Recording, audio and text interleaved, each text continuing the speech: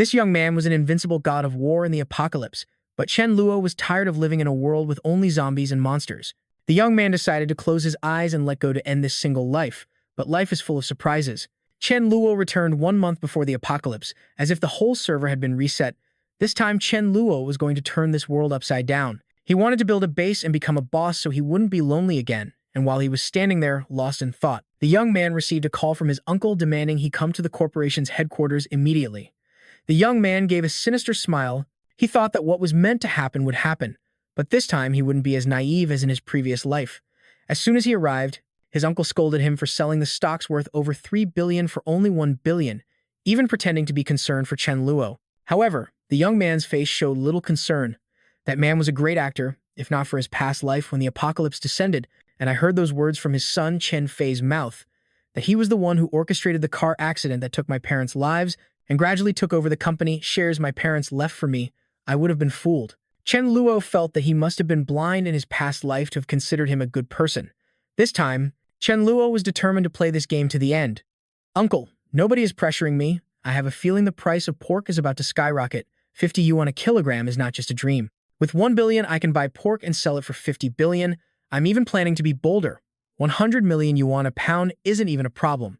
Hearing this, the uncle was fuming inside but didn't dare to show it, silently cursing that this nephew of his was a delusional dreamer, no different from an imbecile. However, he didn't dare show his attitude, still smiling and trying to persuade. Little Luo, look, how about you sell it to me for 15 billion? What do you think? Chen Luo flatly refused, saying he had already sold it to someone else and had already signed the contract. Getting it back from the hands of that powerful young master was impossible. Suddenly, a phone rang, and Chen Luo decided to step outside to handle his business. The uncle's anger was now visible on his face. This damn brat dares to pull such a fast one on me without a word. I have to teach him a lesson. As he picked up the phone, the person on the phone announced, Mr. Chen, we found a Chinese pastoral dog with black fur and a clipped ear. A photo has been sent to you. Please confirm if that is your lost dog. Chen Luo suddenly froze.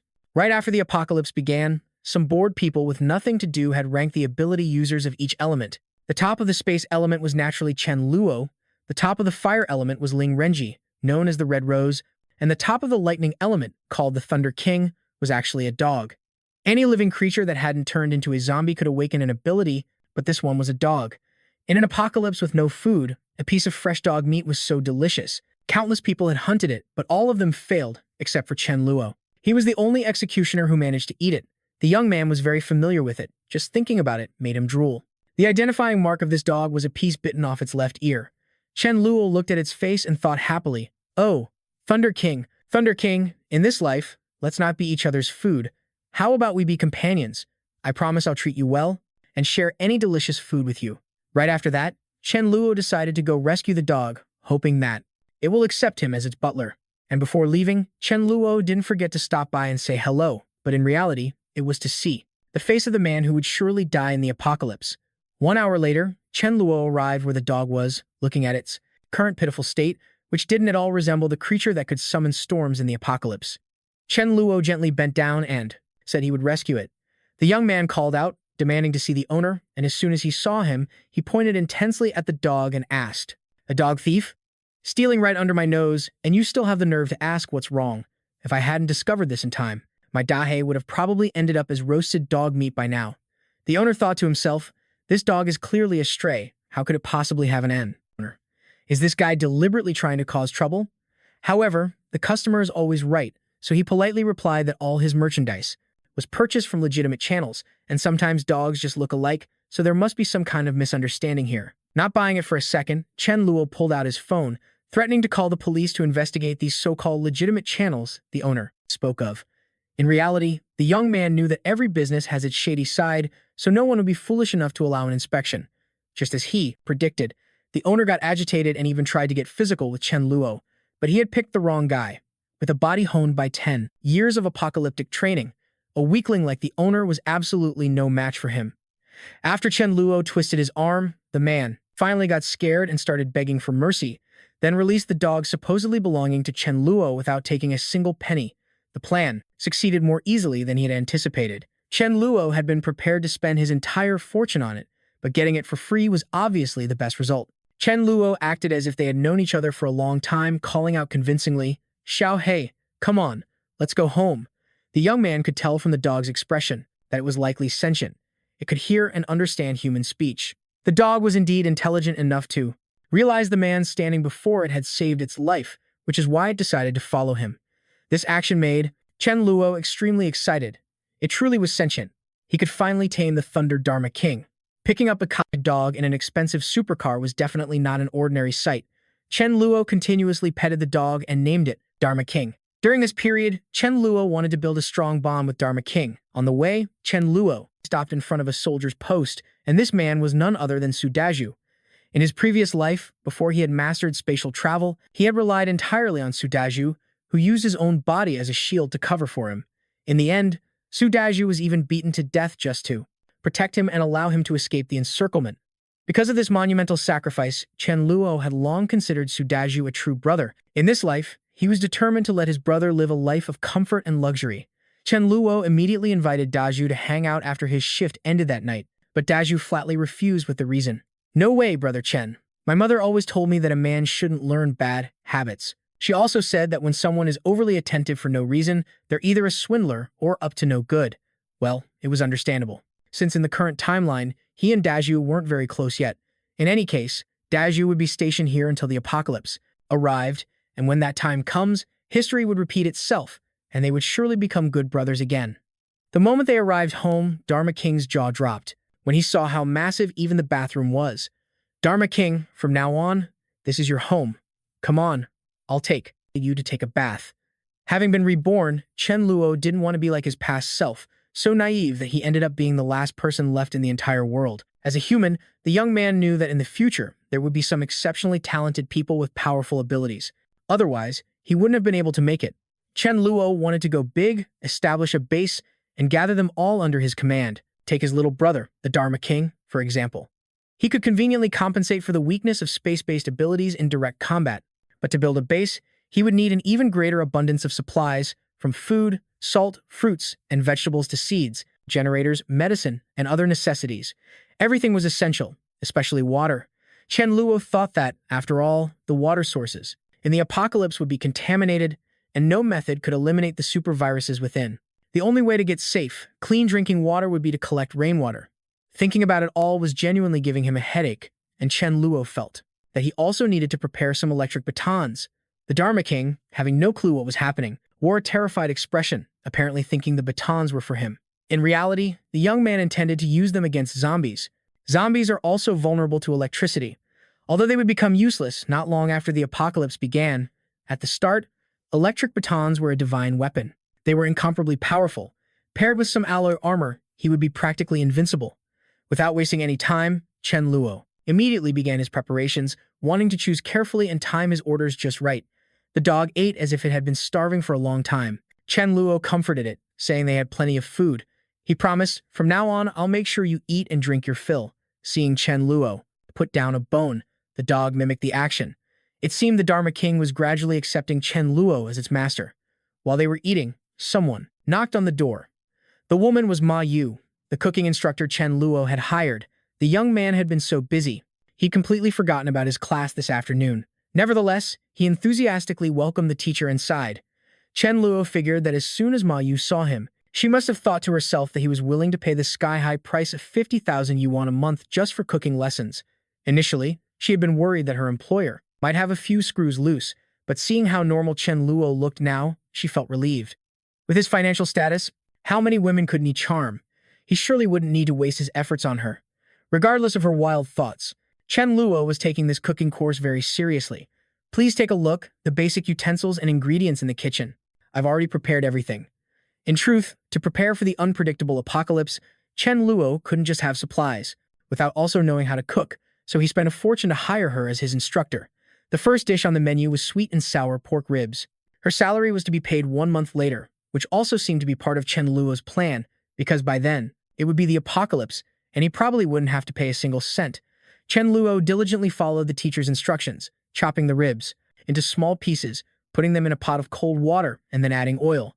Chen Luo was so clumsy that he dumped the entire bottle of oil into the wok, making the instructor wonder if oil was free for him. He couldn't even tell the difference between sugar and salt.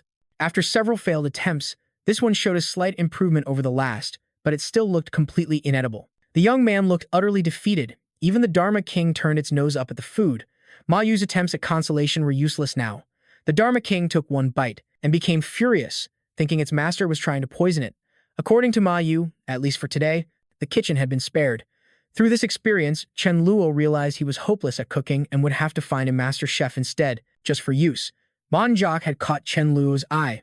He saw that her skills weren't bad. It was a shame that in his past life they didn't know each other, so he had no idea what kind of person she would become in the apocalypse. In any case, it was better to be prepared. No, oh Mongok, I'll just have to see what fate has in store for you. I hope things turn out well for you. While staring intently outside, Chen Luo suddenly spotted the two sisters, Mei Ling and Mi La. Those two were extraordinary. The older sister, Mei Ling, awakened a flame ability, becoming the leader of the flame ability users, and was known as the exquisite spirit flame rose. And the younger sister, Mi La, was even more incredible. She was a light system ability user. Although she was quite weak in combat, she was a very strong support. It was said that in the later stages, she could even use resurrection spells. Chen Luo felt this was not a bad option at all. Only children have to choose. An adult like him wanted them all. The young man immediately called someone and assigned a task. I'm giving you 3 days to investigate a pair of sisters for me. Most importantly, find out what they like to eat. The old saying goes, the way to a woman's heart is through her stomach. Whatever they like to eat, Chen Luo would stockpile it. How could he fear that they wouldn't obediently listen to him later for a bite to eat? Today was May 28th, meaning it was 5 days before the apocalypse. Chen Luo had already investigated the sisters' preferences. Mei Ling liked Sichuan food and strawberry juice, while Mi La liked fish, especially braised pork trotters, and enjoyed watermelon juice. This reminded Chen Luo how delicious braised dishes were and that he should stockpile some more. On May 29th, with 4 days until the apocalypse, Chen Luo bought himself a super cool and awesome set of armor. Although it was very heavy, its main advantage was its safety. Chen Luo was also very thoughtful, buying an extra set to send to Su Dau. 3 days before the apocalypse, Chen Luo went to buy a stun baton. Looking at it, frying a few zombies with one shock would be no problem. 2 days before the apocalypse, Chen Luo splurged on a card.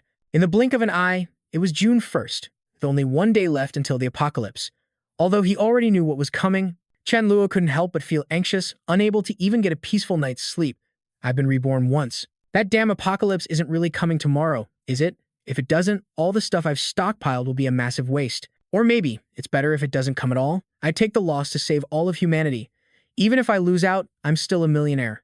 Living a comfortable life in this prosperous era wouldn't be so bad, would it? What's the point of going through an apocalypse that strips away all humanity? At 8 a.m. on June 2nd, about 1 hour and 20 minutes before the apocalypse, Chen Luo called his uncle to tell him they needed to talk. Based on my observations, the price of crypto is about to skyrocket, maybe even 8 or 10 times over. But as you know, uncle, all my money is tied up in pork. I want to use all this stockpiled pork as collateral to borrow about 500 million from you. When that happens, my 500 million could turn into 5 billion. I'll definitely pay you back with interest. Or better yet, just wait at home for me, uncle. I'm coming over to discuss this in person. I happen to miss Brother Fei too, so please have him come over. The boss sounded extremely enthusiastic and told Chen Luo to come right away. As the young man stood up to get his things, he thought to himself, I told you, the apocalypse is also your doomsday. In the car, Chen Luo carefully instructed Fa Wang to wait inside and not to run off anywhere. On his way, he saw Su Dau still standing there defiantly, but it seems he still hasn't anticipated anything. Although in the past life Dau survived just fine without Chen Luo's warning, it was still a matter of life and death, so Chen Luo wanted to give him a little reminder. Hey Dau, let me tell you something. When I got out of bed this morning, I had a really bad feeling, like something big is about to happen. I'm over 900% sure. You absolutely have to be careful today, you must. Although Su Dau had no idea what was going on, he obediently agreed. Meanwhile, both Uncle Chen Jianan and his son Fei were sitting and waiting, discussing Chen Luo. That brat Chen Luo wants to invest in cryptocurrency. He's really not afraid of losing it all. Let me tell you, son, this sector is booming right now, but it has no real value. His son insisted, Dad, but this is a cash cow. Why would we not get into it? Chen Jianan was a bit suspicious. That brat Chen Luo knows I'm against him. Would he really let me make money off this? I'm wondering if there's some kind of scheme here. His son, Chen Fei, replied, I understand. The mentality of investing in crypto is just like gambling. He's in a hurry to spend his money, and very few people know about it. I figure since he made 500 million in such a short time, that's why he came to us. Just as he finished speaking, Chen Luo walked in. His cousin came out to greet him with an incredibly cheerful attitude, as if it were genuine. "Oh, Chen Luo, my dad is still a bit chicken, so why don't you partner with me? If I make a profit from investing in crypto, don't forget about this cousin of yours." Although Chen Luo felt nauseous, he had to suppress it and play along. "Of course not. If I make $1 billion, I'll definitely gift you a supercar." Seeing this, his cousin Fei also came over and hugged him, saying, "Ha ha ha, I'll remember that. No takebacks allowed. I've already prepared a meal for you. Let's go inside and talk while we eat." It was now 9:15, and the moment Chen Luo sat down, he started eating, like he was starving, gobbling everything down without a care for anyone else. While he was eating, a noise came from the maid's room. Chen Jianan told his son to go check on the situation. The apocalypse had finally arrived. Chen Luo followed along, offering to lend a hand in case she needed to go to the hospital. Chen Luo was seemingly dead certain that today, the two of them were really going to die. The moment they opened the door, they saw a horrifying face surrounded by blood. Xiao Fei immediately slammed the door shut. Seeing this, Chen Luo moved to open the door again. "Cousin, didn't we come to check on things? How are we supposed to see if the door is closed?" Ignoring his cousin's attempts to stop him, Chen Luo flung the door open and jammed a taser right into the back of Xiao Fei's neck, causing him to pass out. "Oh, cousin, don't you worry. I won't let you die from a simple electric shock so easily." Chen Luo felt that it would be much more interesting for him to be eaten alive. Just then, his uncle ran over and screamed, "Chen Luo, what are you doing? I'll kill you." At this point, Chen Luo was ready to take them both on. The moment his uncle got close, there was no way he wasn't going to get a taste of the taser. Seeing the old man cower and try to shield himself, Chen Luo sneered. "Ha ha, what's the matter? You think you have an insulated body? What are you covering? No matter how you try to block it, you're still getting zapped." Chen Jianan fell, hitting his head on the ground. His cousin Xiao Fei was still conscious, desperately reaching out for help. Chen Luo crossed his arms and said flatly, "Shut up, stop screaming. I don't have a son like you. Your dad is lying right over there on the floor." Seeing his father's state, an enraged Xiao Fei tried to get up, but was immediately bitten on the back by the monster. Chen Luo found this quite interesting, feeling that it was a spectacular sight. He couldn't enjoy this alone, so he once again used the electric baton to wake up his uncle Chen Jianan. Waking up, the first thing he saw was his son being torn to shreds, and all he could do was beg and cry. "Chen Luo, Chen Fei is your cousin. Please save him, I'm begging you. I admit that I secretly swindled you out of your stocks, but Chen Fei didn't know anything. He's innocent." Chen Luo took the opportunity to ask what other crimes he had committed. The uncle was a bit startled. Why would he ask that? Could it be that he already knew? Once again, Chen Luo leaned in and whispered, "Uncle, think carefully about your answer. Your son can't hold on much longer." Even at death's door, he still stubbornly refused to admit his mistakes. Chen Jianan even threatened to call the police. Seeing that Chen Luo was completely unmoved, he started screaming and cursing, "You animal, with the heart of a wolf, how dare you kill your own uncle and cousin? You're worse than a pig or a dog." At this point, such shameless words were more fitting for him. Chen Luo, finding it an eyesore, slapped Chen Jianan right across the face. My father saw you were useless and kindly brought you to work at the corporation. But what about you? You plotted against him. How do you have the face to say these things?" By this point, his son was no longer in one piece. Xiao Fei was about to be devoured whole.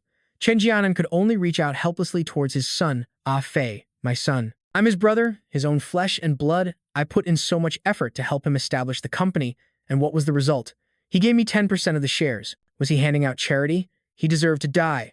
And you, with today's technology, you won't be able to escape." His foul mouth only made his words more grating to Chen Luo's ears. Based on the current stock value, 10% was already worth 1.5 billion. What kind of salaried employee gets 1.5 billion in shares? A man with a heart as wicked as his deserved to pay the price. Just then, the zombie, having finished devouring Xiao Fei, lunged out and bit straight into Chen Jianan's neck. Chen Luo sighed, feeling that his father had truly brought a wolf into their home back then, and what the surviving son could do was only this much. Looking at the zombie in front of him, after letting it eat his uncle alive, Chen Luo also gave it a jolt from the electric baton. Indeed, after turning into a zombie, besides wanting to eat human flesh, they had no interest in anything else. Fortunately, although they didn't know fear, they did feel pain, so the electric baton was still effective against them. And killing them wasn't difficult either. You just had to pierce the spot between their eyebrows, which, while a bit cruel, was very effective. Moreover, this spot between the eyebrows also concealed a treasure, which was the crystal. It was truly the early days of the apocalypse for even the crystal to be of such a low grade. After the apocalypse broke out, whether it was an ability user or a zombie, they would all form such a crystal between their eyebrows. The energy contained within the crystal not only helped speed up the recovery process of an awakened one but also helped them level up. In short, this was a valuable treasure that one should definitely try to collect as much as possible. The size and color of the crystal depended on the target's strength, changing according to the strength or weakness of their power. For a fire-type ability user or zombie, the crystal would be red. For a wind-type ability user or zombie, the crystal would be green. For a space-type ability user or zombie, the crystal would be purple. Initially, Chen Luo had obtained a lightning-type crystal from the head of the Dharma King. It was a dark purple crystal the size of an egg, just as expected from the very beginning of the apocalypse. Then zombies appeared, and as soon as one showed up, Chen Luo spotted it at the gate. Chen Luo was intrigued as the zombie charged at him, and after dealing with it, he proceeded to take its crystal. Dharma King was still sitting obediently in the car but looked out and witnessed everything, thinking its master was truly ruthless. After approaching, Chen Luo said to it, "Dharma King, I think it's probably time for us to awaken. It's not safe outside, so you and I will go home and wait first, and after we've awakened, we'll go out again." As soon as they got home, the sight of several corpses lying around startled Dharma King, and Chen Luo told it to calm down. "You'll get used to it eventually." The young man sat comfortably in a chair and was about to take the first bite of an apple when he saw that Dharma King's body was seemingly undergoing a transformation, as if this was its awakening. After Dharma King awakened, the first one to get a taste of it was none other than Chen Luo. After this went on for a while, it seemed like everything was finally over. The strength of an innate ability depends mainly on two aspects. The earlier the awakening, the more powerful it is, and the faster the ability's growth potential, the stronger it becomes. Dharma King was definitely a genius with lightning-type abilities, and its intelligence had doubled compared to before. Chen Luo felt envious but also bitter, because even though he was a human, he couldn't compare to a dog. While he was lost in thought, Chen Luo's body also began to undergo a transformation, seemingly awakening just like Dharma King. The intense pain made the young man clutch his head. It was absolutely excruciating. Chen Luo felt an equally immense amount of pain. After his awakening was complete, Chen Luo decided to test it out, but his first attempt was a bit too powerful. This spatial attack orb consumed 1/4 of Chen Luo's ability power, but ironically, it couldn't even kill the lowest level zombie in a few seconds. It was better to absorb crystals and try to increase his physical strength first. In the apocalypse, the ranks of ability users were divided from 1 to 10, and above level 10, there was the king rank. Previously, both Dharma King and Ling Yanji were king rank, and in his past life, he himself, Chen Luo, had also been king rank. But after absorbing Dharma King's crystal, he ascended from king rank to another level, a level he was unsure of. Currently, Chen Luo didn't know what it was, and even its effects were extremely vague. The young man felt that with no eating, no drinking, no entertainment, and no one by his side, life was incredibly dull. He might as well be dead. According to his current progress, if Chen Luo absorbed about 20 more crystals, he could advance to a level 2 ability user. Meanwhile, Dharma King still couldn't control itself and was randomly discharging electricity everywhere. He told it to try condensing its body's power in its throat and hold it for a moment, then spit it out in the direction it wanted. Its master spoke, so it obeyed without question. And just like that, it succeeded. Chen Luo petted it and praised it endlessly. Then they decided to head to the cold storage warehouse to continue gathering supplies. Chen Luo pointed towards the supermarket. The world is full of zombies now, so no one cares about food anymore. Dharma King, look, see how big that supermarket is. There must be a lot of stuff inside. A thief never leaves empty-handed, so we have to take advantage of this opportunity. It's all good stuff in there anyway. We can't just leave it for those wandering zombies outside. After saying that, Chen Luo and Dharma King decided to go in. The first thing to do before stepping out was to put on some armor. Chen Luo reminded Dharma King to be careful, telling it to attack when possible and to be flexible, not rigid. At this point, Dharma King understood everything he said and they coordinated perfectly. Chen Luo went out to deal with all the zombies blocking the way in. In the supermarket, one zombie had been missed, still not understanding what was happening, and Dharma King was also extremely confused. Chen Luo ordered Dharma King to separate them, letting the dog handle things on his own while he went into the supermarket. He would handle this quickly and then leave. As expected of a supermarket in a high-end villa district, it had everything, and it was all premium quality. This was the perfect time for some free looting. He opened his spatial inventory and started tossing all the necessary supplies inside. All on his own, Chen Luo zapped zombies with his electric baton while continuously grabbing fruits and snacks. He felt truly satisfied. Seriously. With a large spatial inventory, shopping for free was the best feeling in the world. Just as he stepped outside, he saw Dharma King running for his dear life from a zombie. As the dog ran, he wondered how his master dealt with zombies so effortlessly, while he couldn't seem to manage it. Just then, Chen Luo came out to comfort him, taking out the zombie with the electric baton in one hand. It was chasing Dharma King. Don't worry, buddy. You did your best. With a little more time, you'll be the most amazing dog in the entire world. After hearing that, Dharma King was full of energy again. Now, Master and Pet were heading to the cold storage facility. On their way, a car behind them started honking repeatedly, and someone yelled, "Hey, you in the car ahead. Wait, do you know what's happening? I can't get through to the police." Chen Luo casually replied that it was obvious the apocalypse was here. After hearing this, the man got a little spooked, and then proposed to Chen Luo, "Hey, let's team up. We can watch each other's backs." Chen Luo flatly replied, "Not interested." This drove the man crazy with anger. After speaking, Chen Luo started moving again. To be honest, Chen Luo was thinking about recruiting a few subordinates, but they had to be competent at the very least. So don't blame me for being cold-hearted. After all, my supplies, while plentiful, weren't infinite. He had to be cautious. He glanced around and recalled that there was a shortcut to the cold storage facility. However, it was now completely blocked by a horde of zombies. It looked like he'd have to clear them out to get through. He told Dharma King to just focus on protecting himself. A horde of zombies rushed at him all at once, and the electric baton was his best friend in this situation. A few zombies that tried a sneak attack were also instantly eliminated. They even tried to bite him stealthily, like rabid dogs. But Chen Luo's armor was made of alloy. These low-level fodder zombies couldn't possibly break through it. Hee-hey. In this apocalypse, there's no one around to sharpen your teeth for you. You better be careful or they'll fall out. And then you'll only be able to lick people, not bite them. After saying that, he realized they didn't exactly have a future to worry about.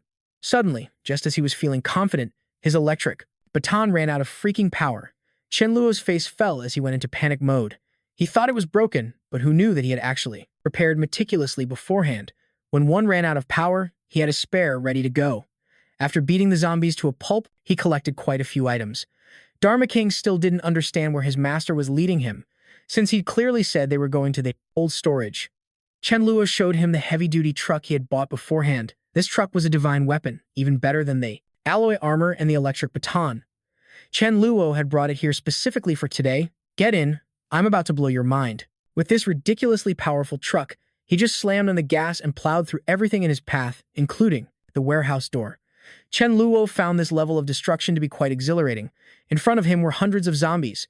If he tried to handle these few hundred zombies with his electric baton, it would be slow and a waste of energy. So, ramming them head-on seemed like a much faster option. Many of the Dharma Kings were increasingly shocked by their master's brutality, while three people on a high perch observed the action of Chen Luo and felt this guy was insanely strong. They thought this heavy-duty truck was much more powerful than other trucks in their cold storage warehouse. The only girl in the group desperately wanted Chen Luo to take her away. However, after observing the man beside her, she concluded that they were neither friends nor foes, so why would he risk himself to help her? Is he your father or something? I think this driver is a pretty ruthless person. Otherwise, what just happened wouldn't have occurred, I'm guessing. This person knows our cold storage has supplies and came here to move them out. After he gets them, he'll just leave, not caring about anyone else. It's better to rely on ourselves than others. We should just rob him directly. Having that heavy-duty truck in our hands is the most reliable option. The moment Chen Luo stepped out, they saw he was wearing a suit of armor. Now they were discussing that if they could just get Chen Luo's equipment, they would be safe. What do you two think? We'll rob him. Since this guy wants to steal supplies from our freezer warehouse, this is just intolerable. The girl decided to go out and start a conversation with Chen Luo, while our hero was still busy collecting crystal cores. "Thank you for clearing out the zombies here and saving us." As soon as he heard these words, Chen Luo was certain they wanted him to take them along. Just as he finished asking her how many other survivors were there, he saw two men looming behind him, already poised to grab his shoulders tightly, to keep him from moving. Damn it, they were thanking me just a moment ago, and now they've turned on me in a flash, even making the first move. Chen Luo felt that life was a complete joke. Harsh circumstances truly twisted and warped human nature. Kindness is the most worthless and harmful thing in the apocalypse. They started asking where the dog on the truck came from, because it didn't look like it had been infected. Chen Luo smirked because he was confident that this time he wouldn't have to worry about his spatial ability being exposed. He then immediately pulled an electric baton from his spatial inventory and gave each of the two guys a jolt of electricity to the chest. After all, dead men tell no tales. The girl was utterly horrified after witnessing this scene and begged Chen Luo not to kill her, but he paid her no mind. "What's wrong? Have you no shame? Huh?" She immediately turned and ran, screaming for help. Chen Luo noted that the girl was surprisingly fast, so now he had to rely on his Dharma King. Obeying its master, it immediately charged forward and bit the girl squarely on the back, causing her to fall. to the ground. Chen Luo immediately zapped her with the electric baton. I've said it before, it's always better to strike first. Now that the obstacles were cleared, Chen Luo could confidently go on a major shopping spree. He collected everything in the warehouse, from seasonings, seafood, chicken, duck, pork trotters, and offal to ready-to-eat fruits and vegetables. After getting everything, his haul was over 60,000 tons of supplies, which was a massive score. For today, he decided to head home and rest first, after which he would head to the grain depot for another major shopping spree. Chen Luo was extremely curious about how Dazu was faring on his side. While driving, a person kept waving, motioning for him to stop the truck. "Sir, please, can you give me a ride for a bit?" Chen Luo looked, and with a glance, he saw the outline of an object under the man's clothes. More than likely, the man's intentions were not good. Chen Luo's survival rule was to never overlook any potential threat, no matter how small or negligible it seemed. He absolutely would not allowed. So, the young man continued to speed on without any sign of stopping, while the other guy kept waving his hands relentlessly. "Stop the car, pal, I told you to stop. Stopping now is impossible. If he dares to block my way then..." Chen Luo would have probably hit him for real. Seeing Chen Luo just zoom past so quickly, the man furiously shouted, "Damn it, are you trying to run me over? You just wait, if I get the chance, see if I don't give you a beating." Unfortunately for him, Chen Luo had heard the words he was muttering. Well, he was just asking for death. Normally, holding a grudge would only result in some backstabbing or petty tricks, but this was the apocalypse. After awakening their abilities, everyone had the opportunity to strike a fatal blow, which could lead to death. Chen Luo was too lazy to do it himself, so he turned to provoke Dharma King, trying to piss it off. "Dharma King, did you hear what he said? He said he wants to eat dog meat." The problem was, while Dharma King couldn't fully understand human speech, it knew for a fact that the man never said the words dog meat. Still, whatever its master said, it had to obey. Dharma King opened the car door and leaped out. It didn't care if the man wanted to eat dog meat or not. Its master said he wanted him dead. Then he absolutely had to die. Afterwards, it shot a bolt of electricity straight at the man, causing him to convulse violently. From inside, Chen Luo directed the final blow. "Don't use your lightning power, Dharma King. In a fight, no matter what, if you hesitate for any reason, it will cost you your life. Only by adapting to the apocalypse can you ensure your survival." Dharma King obeyed, lunging forward to bite the man directly on the neck, doing exactly as its master wished. After it was done, the two of them continued on their way. "The roads in this villa complex are too narrow. This truck probably won't fit," Chen Luo told Dharma King to get out and distract the zombies first. He would park the truck and follow right behind. Quick as lightning, Dharma King leaped out and began barking loudly to startle the zombies. When Dharma King gets away and returns, the horde of zombies will still come back, and at that point, they will become free security for Chen Luo's truck. He wouldn't have to worry about anyone getting close to steal or damage it. Fortunately, Chen Luo's rebirth hadn't caused any major incidents. Daju hadn't turned into a zombie, so he should still be safe. He recalled that in his past life, when the apocalypse began, he had hidden inside the villa complex. He seemed to have climbed a wall and hidden inside one of the villas, but unfortunately, Chen Luo couldn't remember which villa Su Dau had hidden in. He only recalled it was one in the outer section, so it seemed the only option left was to use the old-fashioned method. The young man walked while shouting loudly, "Su Dau, can you hear me? Where are you at?" Dharma King felt helpless, as such loud shouting would surely attract zombies. Its master, Chen Luo, stubbornly kept shouting, "Daju, if you can hear me, give me an answer." Luckily, Daju did hear Chen Luo's voice and recognized it was brother Chen. However, the woman beside Su Daju stopped him. "Daju, don't go over there. That guy is nuts. He isn't even afraid of attracting zombies. If he wants to get himself killed, fine, but please don't drag us down with him." Su Daju thought she had a point. Still, it was strange. With brother Chen's intelligence, how could he not know that doing this would be extremely dangerous? Why would he use this method to find him? Chen Luo kept shouting, "Can you hear me, Daju? Don't be afraid." Su Daju decided to open the door and check things out anyway. However, before he could even step outside, he saw hordes of zombies chaotically running towards Chen Luo's location. The young man took this opportunity to zap them with his electric baton. Su Daju witnessed it all. After seeing it, she continuously praised it. The girl next to her was also scared out of her wits. The power of that electric baton was immense. If only she had it too. Reveal himself and shouted, "Brother Chen, I'm over here." As expected, Chen Luo was very happy that Daju was okay. However, seeing Chen Jing standing beside him made the young man's mood sour instantly. "Damn, how could I forget that green tea bitch? She's extremely dangerous. In my past life, When there wasn't enough clean water to drink, she was afraid the tap water was dangerous. So she used Dazu as a guinea pig to test it. After Dazu and I teamed up, she came up with all sorts of ways to show affection to both of us.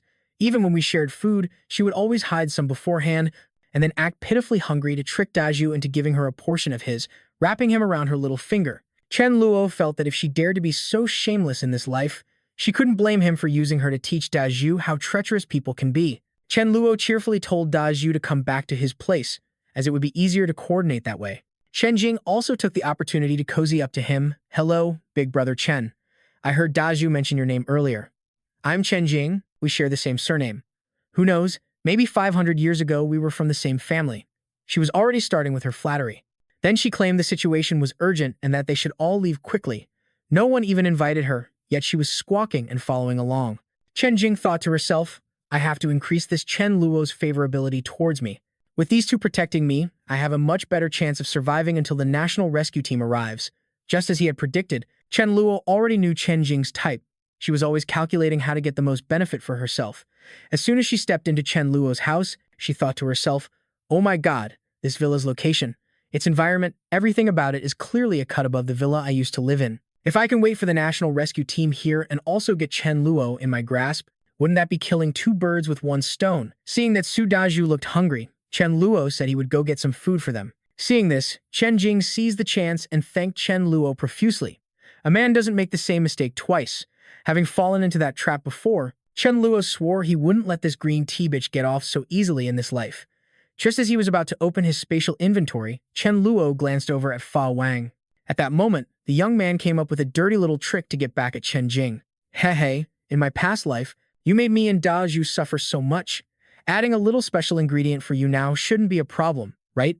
The young man immediately walked over and vigorously rubbed a piece of bread on Fa Wang's butt. Afterwards, he calmly arranged the bread on a plate and brought it out as if nothing had happened. "This is all I have left in the house, so please make do." Being kind-hearted, Su Dau was very worried about Chen Luo and even told him to keep it for himself. Knowing this, Chen Luo had already set aside 2 pieces of bread for Su Dau, while the girl, Chen Jing, only got 1. "You're a girl, you have a smaller stomach. 1 piece should be fine for you, right?" She also put on a great act, enthusiastically replying yes, yes, but inwardly, she was sighing in frustration. "Just 1 piece like this, how the hell is this supposed to fill me up? But whatever, if Su Dau eats his fill first, he'll have the energy to find food for me later." Chen Jing had just taken 1 bite when she felt the bread tasted strange, as if it had gone bad. Meanwhile, Fa Wang, watching from afar, he couldn't help but feel sick for the girl who was eating the bread he had just wiped on his butt. "She actually dared to eat bread I wiped on my butt. That woman is unbelievably disgusting." Witnessing this, Chen Luo felt incredibly thrilled. Although it was fun putting this wench in her place, for the sake of the future, he needed to quickly expose her true colors and then get away from her for good. The situation was dire, zombies were everywhere and food was scarce, so Chen Luo thought that they needed to figure out a way to get to the supermarket by the gate for some supplies. True to his character, Su Dau stood up and volunteered. "Brother Luo, let's go. I'll cover you. You just handle the electric baton, and as long as I'm not dead, I guarantee the zombies won't touch a single hair on your head." But this plan wasn't foolproof, as 1 electric baton could only take out about 4 zombies. Chen Luo, feeling like a fish back in water, wanted to use this opportunity to teach Chen Jing a lesson she'd never forget. "I've already checked it out. There are way more zombies at the community supermarket than that, but I have a much better idea. Hey you, with such a petite frame, you must be a fast runner, right? So you'll be the one to lure away the zombies. Daju and I will head into the supermarket for supplies, and we'll meet back at the villa later."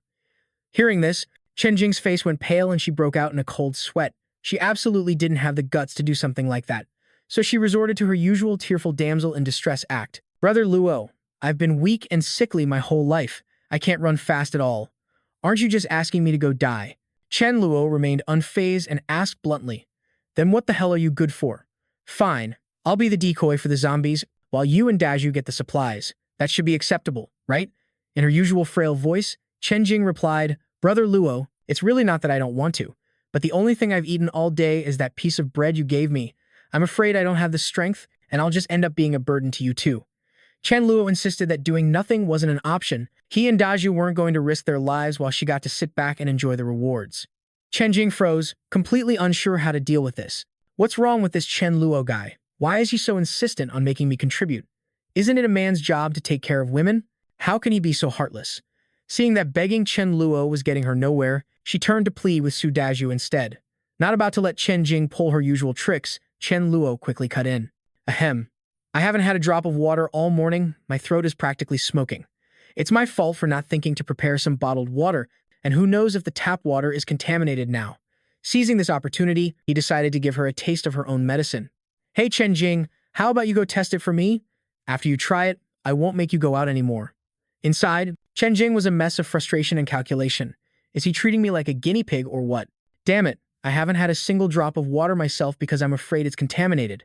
She was so selfish that she actually had a bottle of water in her backpack, but because Su Dau was always hovering nearby, she hadn't dared to drink it. She was afraid that Su Dau would ask for a sip, so she decided she'd rather suffer from thirst than give any away. This left Chen Jing's own throat completely dry. Putting on her pitiful expression again, Chen Jing continued, I can do the laundry and take care of daily chores for you too.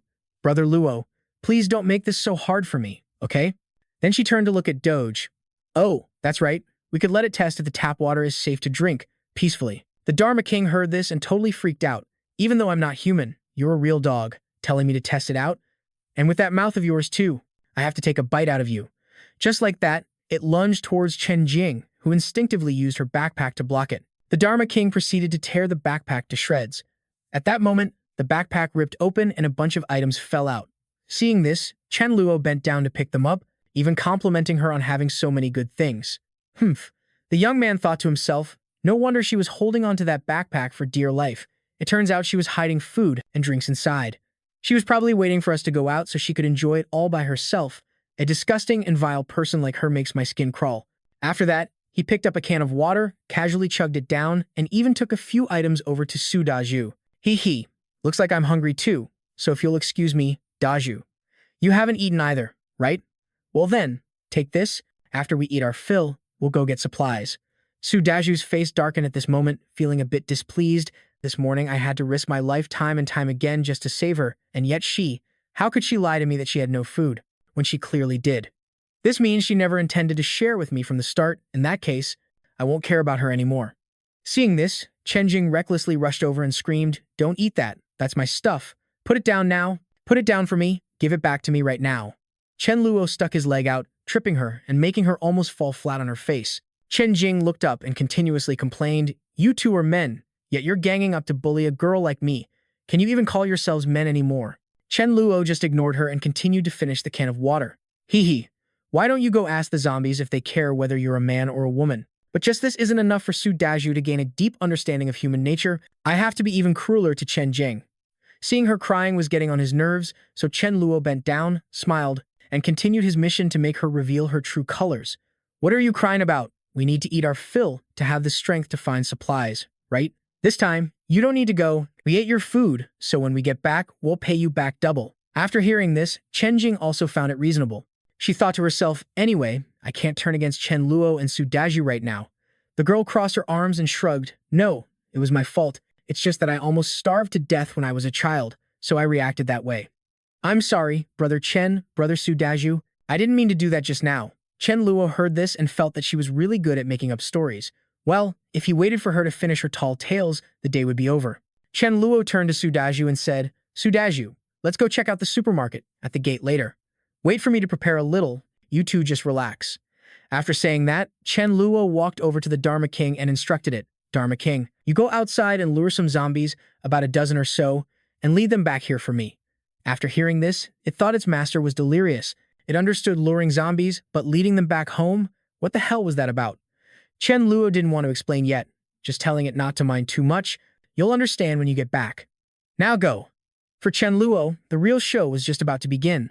The young man brought out a bowl. The strong smell of garlic was so overwhelming that Chen Jing couldn't stand it and pinched her nose shut. Su Dau asked Chen Luo, What are you making so much garlic water for? Chen Luo also replied with a bright smile, You two wouldn't know, but earlier, when I was coming back from outside, I saw someone copying what they do in the movies, stringing a large chain of garlic and wearing it. I saw with my own two eyes how those zombies were scared and backed away continuously, not daring to take a single step forward. It seems like everything is falling into place. It's just a shame that reality in the movies. The effect was the complete opposite. The stimulating smell of garlic smeared on a person was much more attractive to zombies. Chen Luo then continued to provoke her, but unfortunately, There wasn't much garlic in the house, only enough for 2 people. Later at the supermarket, they would have to see if they could get more garlic. Then, a loud noise came from the door. Chen Luo listened for a moment and asked, "Shesh, do you two hear that? It sounds like a horde of zombies is approaching." Chen Jing's face turned pale at this moment, and she didn't understand what was happening. Chen Luo was very curious. When faced with this zombie horde, would Chen Jing finally choose to face it with them, or would she snatch this life-saving garlic water? The noise grew louder and louder, and Chen Jing became more and more terrified. "No! This is bad, that sound. It's the sound of the iron gate being broken down." To lure the tiger into the trap, Chen Luo put on a very convincing act and even poured the bowl of garlic water on himself, then urgently told Daju, "Quick, use the remaining bowl of garlic water." Su Daju turned to look at Chen Jing for a moment, hesitating slightly. Although he disliked her now, she didn't deserve to die. The number of zombies this time was clearly not small. If he used all this garlic water, wouldn't she die? Before she could even register Su Daju's kindness, Chen Jing's greed exploded. Only 1 bowl of garlic water left meant that only 1 more person could survive. Chen Jing didn't hesitate, immediately snatched the bowl of garlic water and poured it all over herself. This action made Su Daju even more disgusted. "I was already planning to give you that bowl of garlic water." Right at that moment, Chen Luo exposed her true colors to him. "Do you see clearly now, Su Daju? After the apocalypse, don't be kind to just anyone, because some people are no longer worthy of being called human." Chen Jing finally realized in horror that she had been tricked. "Chen Luo, you dare to trick me?" Chen Luo then replied bluntly, "Did I trick you or did you jump into the trap yourself? Did I hold a knife to your throat and force you to pour garlic water on yourself? Let me tell you the truth. Zombies are extremely attracted to the smell of garlic. You're a dead woman." Chen Jing was completely devastated, and she panicked more than ever. "No, that can't be true. Tell me it's not true. I just wanted to live. What's wrong with that?" Chen Luo replied frankly, "Nothing's wrong with that, but it's wrong for you to take advantage of and bully a kind and honest person, especially when that person is my brother. To borrow your own words, we all get to live, so what's wrong with sacrificing you?" Chen Luo decided to take off the armor that had been doused in garlic water and threw it into his spatial inventory. Chen Jing was about to die, and dead people can't keep secrets. As for Su Daju, Chen Luo would tell him the truth that he had awakened his spatial ability. Chen Jing still couldn't believe she had fallen for one trick after another. "Armor? So you were prepared from the start, no wonder you dared to pour garlic water on yourself." Chen Luo turned to Su Daju, "Find a room and hide in it, because right now, you being here will only get in the way." At this point, Chen Jing could only kneel and beg, trying to use a honey trap. "Brother Chen, please spare me this once. I'll do anything you want from now on." Chen Luo stated bluntly, "I want you to die. I'll spare you after you're dead." Just then, the horde of zombies broke into the villa. Chen Jing cursed Chen Luo resentfully, but it seemed this would be the last time she'd ever curse anyone in this life. "You bastard named Chen. What did I ever do to you that you've been targeting me since the moment we met?" As soon as she finished speaking, the smell of garlic on Chen Jing attracted the zombies, who rushed in to tear her apart. In the end, she was bitten to death. After everything was over, Chen Luo realized he seemed to have miscalculated. His home of over 10 years was practically ruined. At that moment, Su Daju came out, still hesitating and not understanding what was happening, when Chen Luo stopped him. "Hold on, Su Daju. Now is not the time for you to share your thoughts. This house is so filthy, there's no place to even step. Hurry up and help me clear out this pile of bodies." Half an hour later, the sky had darkened, and they had just finished cleaning up the pile of bodies and throwing them all outside. Chen Luo's entire body was completely exhausted. "It would be great if I had a cute maid. Then there would be someone to help me clean up the bloodstains." As soon as he finished speaking, the young man thought of Ma Yu. She was a very suitable choice, beautiful, and also a quick worker, but he had no idea if she was still alive now. After thinking for a moment, the young man decided to dismiss that stray thought, regardless of whether Ma Yu was alive or not. For now, he'd let the apocalypse take its toll first. That way, when it was his time to shine, it would be easier to recruit people. But the urgent matter at hand was cleaning up all this blood, which he definitely didn't want to do, but he couldn't just stand by and watch if he made Su Daju do it. So, there was only one option left. Chen Luo's final choice was Fa Wang. Shrugging off his bad luck, he bent down and gave a smile that couldn't be any friendlier to Fa Wang. "My dear Fa Wang, watch closely. You have to get water like this, and you have to wash the rag like this to get it clean. This place of mine is all natural hardwood flooring, so you must wring it out completely. In short, the task of cleaning the house is all on you. You can only eat after you're all done." Fa Wang's face was the picture of helplessness, the fate of a dog, getting bullied for doing nothing. It could only resent its life and think, "Master, you're even more of a dog than I am." Meanwhile, Su Dau was worried they didn't have enough supplies, so he suggested to Chen Luo that they go to the supermarket to find some things. At this point, Chen Luo revealed that the supermarket by the entrance only, so there was no need to rush because he had something much better. After that, the young man invited Su Dau upstairs for a few drinks. Witnessing such a lavish spread of food left Su Dau speechless with shock. Did all this food just appear out of thin air? Brother Chen, what in the world are you doing? Seeing Su Dau so bewildered, Chen Luo had to explain. Dau, have you felt any changes in your body? Su Dau started to think and realized that since noon, after having a headache for a while, his physical strength had increased quite a bit. Chen Luo revealed, actually, you've had that kind of change since before the apocalypse even started. If we were to say Su Dau's change is a strength-based ability, then Chen Luo's would be a space-based ability. Chen Luo explained further, I suddenly discovered I could control a bit of spatial power. Plus, I kept having a feeling that some kind of disaster was about to happen, so I stockpiled some supplies. Su Dau now looked like he was starting to understand somewhat. Chen Luo felt that this explanation would sound less absurd than him being reborn, and it would also make it easier for Su Dau to accept. After pouring a can of beer, Chen Luo handed it to Su Dau and said, I also have a feeling that we are going to become good brothers. Come on, don't worry so much. In this big world, eating is still the #1 priority. Su Dau was still hesitant and felt it was a bit wasteful. There's too much food here, so Su Dau wanted to clear some away, leaving just 2 or 3 dishes would be enough. Chen Luo felt that if they couldn't finish the food, Fa Wang would take care of it, since it was. Having not eaten yet, Fa Wang, who was in the middle of cleaning, was also quite moved, let alone being offered leftovers. Back when I was wandering the streets, even having rice water to drink was a luxury. Thank you so much, master. However, after looking at himself, Fa Wang cried his eyes out. After all, is this floor mopping job really meant for a dog? After eating their fill, Chen Luo gave Su Dau some crystals and told him to absorb the energy from these crystals, as it could rapidly increase the user's power. After hearing that these crystals were dug out from the brains of zombies, Su Dau was completely stunned. Now, the two of them would go back to their room to absorb the crystals, and Chen Luo didn't forget to remind Su Dau that if he couldn't take it anymore, he should stop immediately. And also, not to call him Brother Chen anymore, just calling him by his name would be fine. Back in his room, while absorbing the crystals, Chen Luo thought, how strange. Based on my experience from my past life, absorbing 8 crystals at once should have been the limit. But now I've already absorbed 20. By the 20th crystal, he felt a slight headache, and it seemed he had leveled up. What is going on? In my past life, it took a full 14 days to level up. Right now, it's only the first day of the apocalypse, and I've already reached level 2. Chen Luo was at level 2 of his spatial ability, and moreover, he felt like he could still absorb many more crystals. The young man was extremely curious about the limit of this absorption session, so he decided to test it to the very end. As of this moment, Chen Luo had absorbed 42 crystals. Not only had the young man absorbed 42 crystals, but he could also condense a void sword. Although he could only maintain it for 5 seconds, in his past life, it wasn't until level 7 that he had the ability to comprehend the void sword. Following his current progress, while in his past life it would have taken until level 9 for him to control the void sword to use it, perhaps in this life he might be able to barely use it by level 4. Chen Luo leaned back, imagining all the wonderful possibilities. There was also the dimensional blade, which required king level to control. Maybe he could also unlock it sooner. Just thinking about it made the young man feel amazing. As soon as he opened his eyes, Su Dau was continuously praising how effective the method Chen Luo mentioned was. I feel like my power has increased a lot after absorbing about 7 I think.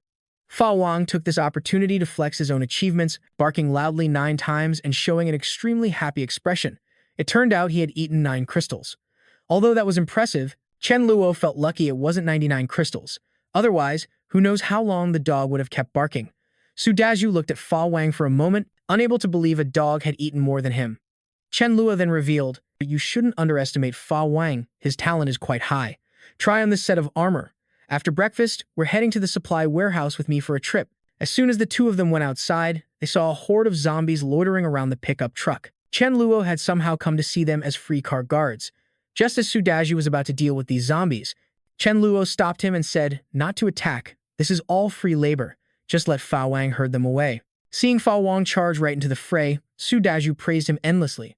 What a brave little puppy, not afraid of any danger or hardship. Su Dau even felt that this dog, Fa Wang, was more useful than he was.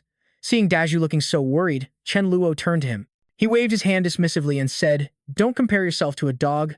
There's nothing it can do that you can't. Everyone has their own strengths. Su Dau was surprised, because was there really anything in this world a dog could do that Chen Luo couldn't? After hearing the answer, he was completely flabbergasted. That's right, it dares to eat poop, do you?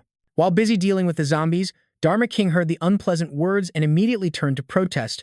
Woof woof, that's slander. I don't eat that stuff. Finally, they arrived at the grain depot. Chen Luo found it very strange since there were quite a few employees at this depot. Surely someone must still be alive. Even though they had made such a loud noise, they didn't hear anyone crying for help. Daju thought that grain depots usually have basements, so it seemed like everyone had hidden down there, which is why they didn't hear the vehicle. As soon as he got out, Chen Luo saw the entrance to the basement and they decided to go in and check it out. After taking just a few steps, they came across a skeleton in a crawling position. However, there wasn't a single scrap of flesh left on it. Normal zombies are messy eaters and would never clean a body so thoroughly. Could there be some kind of small, mutated creature in the grain depot? Could it be ants or rats? However, both of these species live in colonies, so their numbers would definitely not be small. Chen Luo felt that he couldn't take the risk. It was okay if they found nothing. Survival was the most important thing. Suddenly, a squeaking sound echoed out and they saw a swarm of rats rushing towards them. Chen Luo urgently shouted for everyone to run. However, Dharma King didn't seem to get the message. It looked like it wanted to face the rats. Chen Luo reminded it to be careful, as a huge number of rats were chasing them because they were craving human flesh. Human flesh is the best. Charge. A rat lunged forward and bit Chen Luo squarely in the back, causing him to stumble and fall. What the hell? In a situation like this, there was absolutely no room for hesitation. Su Dau was also being attacked by rats all over his body. They teamed up to give these rats a taste of their electric batons. Luckily, the electric batons were strong enough to zap them to death, but the rat from before was clearly a mutant. In reality, whether it's survivors, zombies, or mutated creatures, their strength increases gradually, but there are always individual mutations. They can expend more of their life potential to make their strength skyrocket. Although they grow much stronger, their lifespan is also shortened. But running into one of them was a real pain, like stepping in dog poop, just indescribably unlucky. Seeing Su Dau fall, the rat felt this was its chance and immediately lunged at him.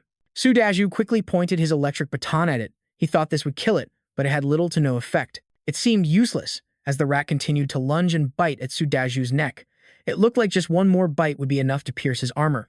Seeing Su Dau in danger, Chen Luo wanted to help because this Rat King's strength was at least level 3, maybe even level 4. There was no ordinary way to kill it in a short amount of time. Moreover, they were surrounded by too many rats. If Chen Luo hadn't broken through to level 2 last night, he would have definitely been a goner today. The Rat King looked towards Chen Luo and thought, "That little baton will never be a threat to me." It silently warned Chen Luo that after it finished off Su Dau, it would come for him next. Fight to the death. As for Tranlac, his only hope now was the void sword that could only materialize for a few seconds. The young man rushed forward, activating his power to land a single strike. There was no escaping at this range. After taking this hit, not even its ancestors could save it. After obliterating it, Tranlac picked up the crystal core. This crystal core was huge, and so was its incisor. Tranlac felt he wasn't strong enough, so he called to Dai Tru over to see if he could pry it out. After trying their best, the two managed to collect the giant Rat King's tooth, and they continued down into the basement. Dai Tru was extremely curious at this point, wondering just how large Tranlac's spatial ability was. Seizing the chance, Tranlac flexed. "It's not that big, only about the size of this grain warehouse." "Hey, Dai Tru, you absolutely cannot let it slip that I've stockpiled so many supplies. Remember, no matter who it is, you can't tell them." Dai Tru promised that even if he were beaten to death, he wouldn't reveal this secret. Suddenly, the entire basement went pitch black. It seemed the power had gone out and they needed to hurry back home. Wait a minute, night fell, and they finally made it home. Tranlac turned to Dai Tru and said, "Dai Tru, that Rat King today was too dangerous. In my opinion, it's safer for us to stay home and level up for now. Based on my current crystal absorption rate, it will take at least more than 3 days for me to reach level 3. If you get too bored at home, you can use this to play games or watch movies."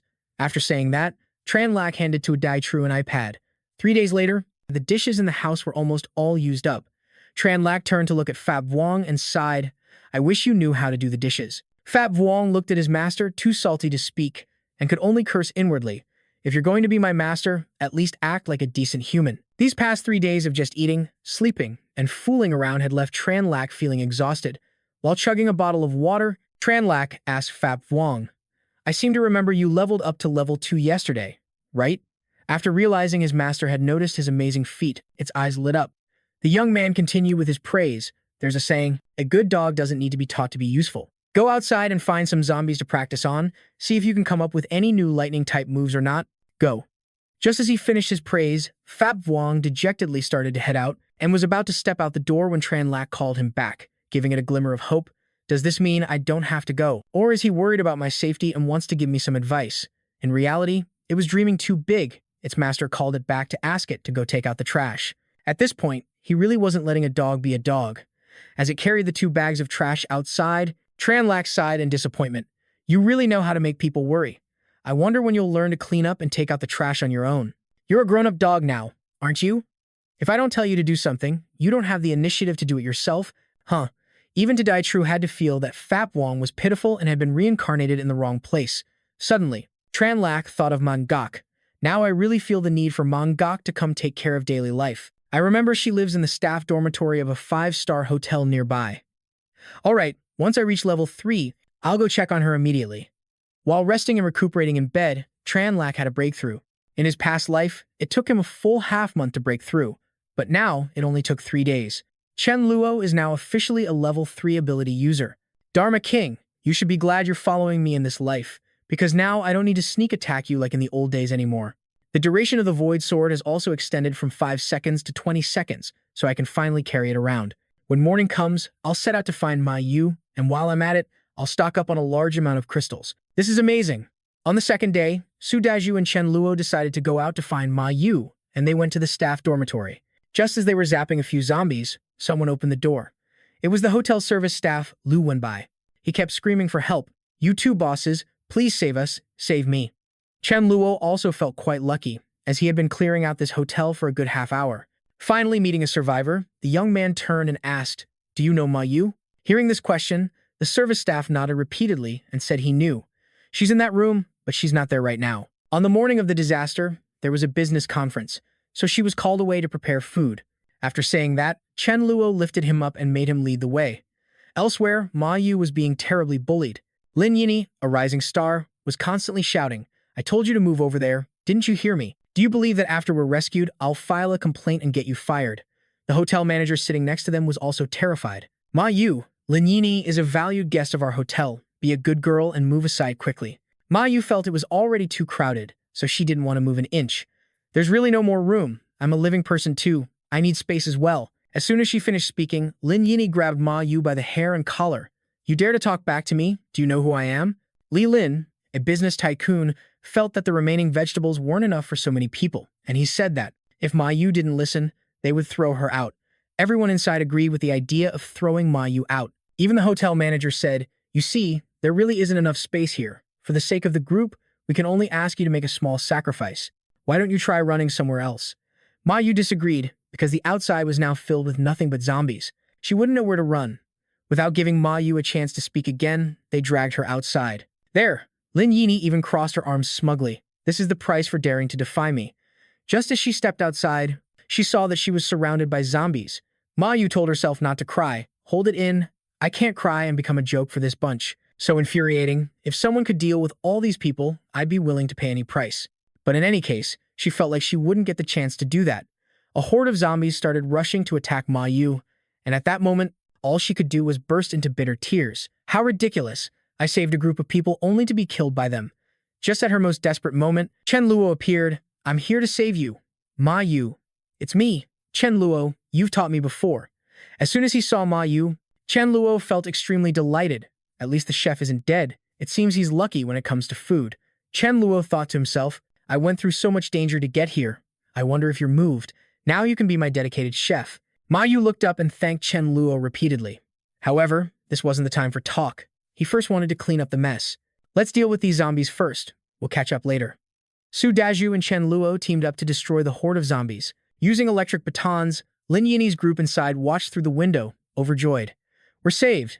After 5 days of holding out, we're finally saved. After exterminating the zombies, the entire group emerged and repeatedly thanked their 2 heroes for saving them. Hello, you two. I'm Lin Yini. It's a pleasure to meet you. While greeting them, she thought to herself, if only these 2 were my fans, that would be perfect. However, Chen Luo was perceptive and sensed that something was wrong with Ma Yu. He turned and asked, What's the matter? Let me handle whatever it is for you. Ma Yu was still holding back her grievances. Chen Luo, But it's my fault too. Why did I even have to save them? Chen Luo sighed after hearing her. See, that's why being a good person is so hard. The hotel manager came forward and made an offer.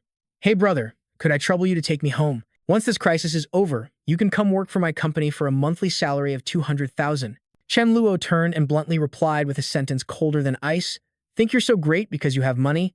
I despise people like you who repay kindness with hatred." Su Dau couldn't stand the sight of it either, and immediately turned and slapped the guy so hard he went flying, spitting drool. The hotel employee standing there witnessing it was terrified out of his mind. These two have some serious nerve. The people here are all big shots. Aren't they afraid of revenge? However, since they were in a dire situation, they didn't dare act high and mighty and immediately swallowed their pride to plead. "Hey, you've already helped your friend get her revenge. We were truly in the wrong, but as long as you get us to safety, you can name your price." During the apocalypse, Chen Luo lived by a single principle. If you are my enemy, then given any opportunity to let you die, I will absolutely not pass it up. Chen Luo turned with a bright smile and said, "Even though you all offended one of my people, rest assured, I won't bother killing you. I'm just going to tie you up. As for whether you live or die, that's up to fate." At this, the manager started pulling rank and tried to threaten them with the law. Finding his words unbearable, Su Dau had to clap back. "So, did you think about the law when you threw her out?" Lin Yini knelt down, continuously begging to be saved. "Please save me. I'll agree to anything." This seductive act only disgusted Chen Luo. "Oh, this one. Is your first instinct to drop your pants when things go south? Please. I hate filth." With that said, the young man grabbed a rope and tied her up tightly. But Lin Yini, true to her nature, put on a seductive act. "It's been a few days since I've showered, so being a little dirty is unavoidable. You could always give me a bath. So much talking gives me a headache." Chen Luo stuffed a gag in Lin Yini's mouth to shut her up, then left, leaving them to their fate. Only the hotel employee remained, frantically shouting as he ran after them, begging to go with Chen Luo. The young man turned to the employee and asked, "What makes you think you're worth me taking you in?" With that, Chen Luo handed the employee a baton and issued a challenge. "Go outside and kill 10 zombies, and I'll let you join." Of course, who would dare to do that? But if he didn't, Chen Luo was also adamant about not letting him join. So, Chen Luo couldn't take him on the team, but he still had the decency to give him a few things. "I'll give you 3 minutes to choose some supplies, then I'll escort you back to your dorm. Consider it my thanks."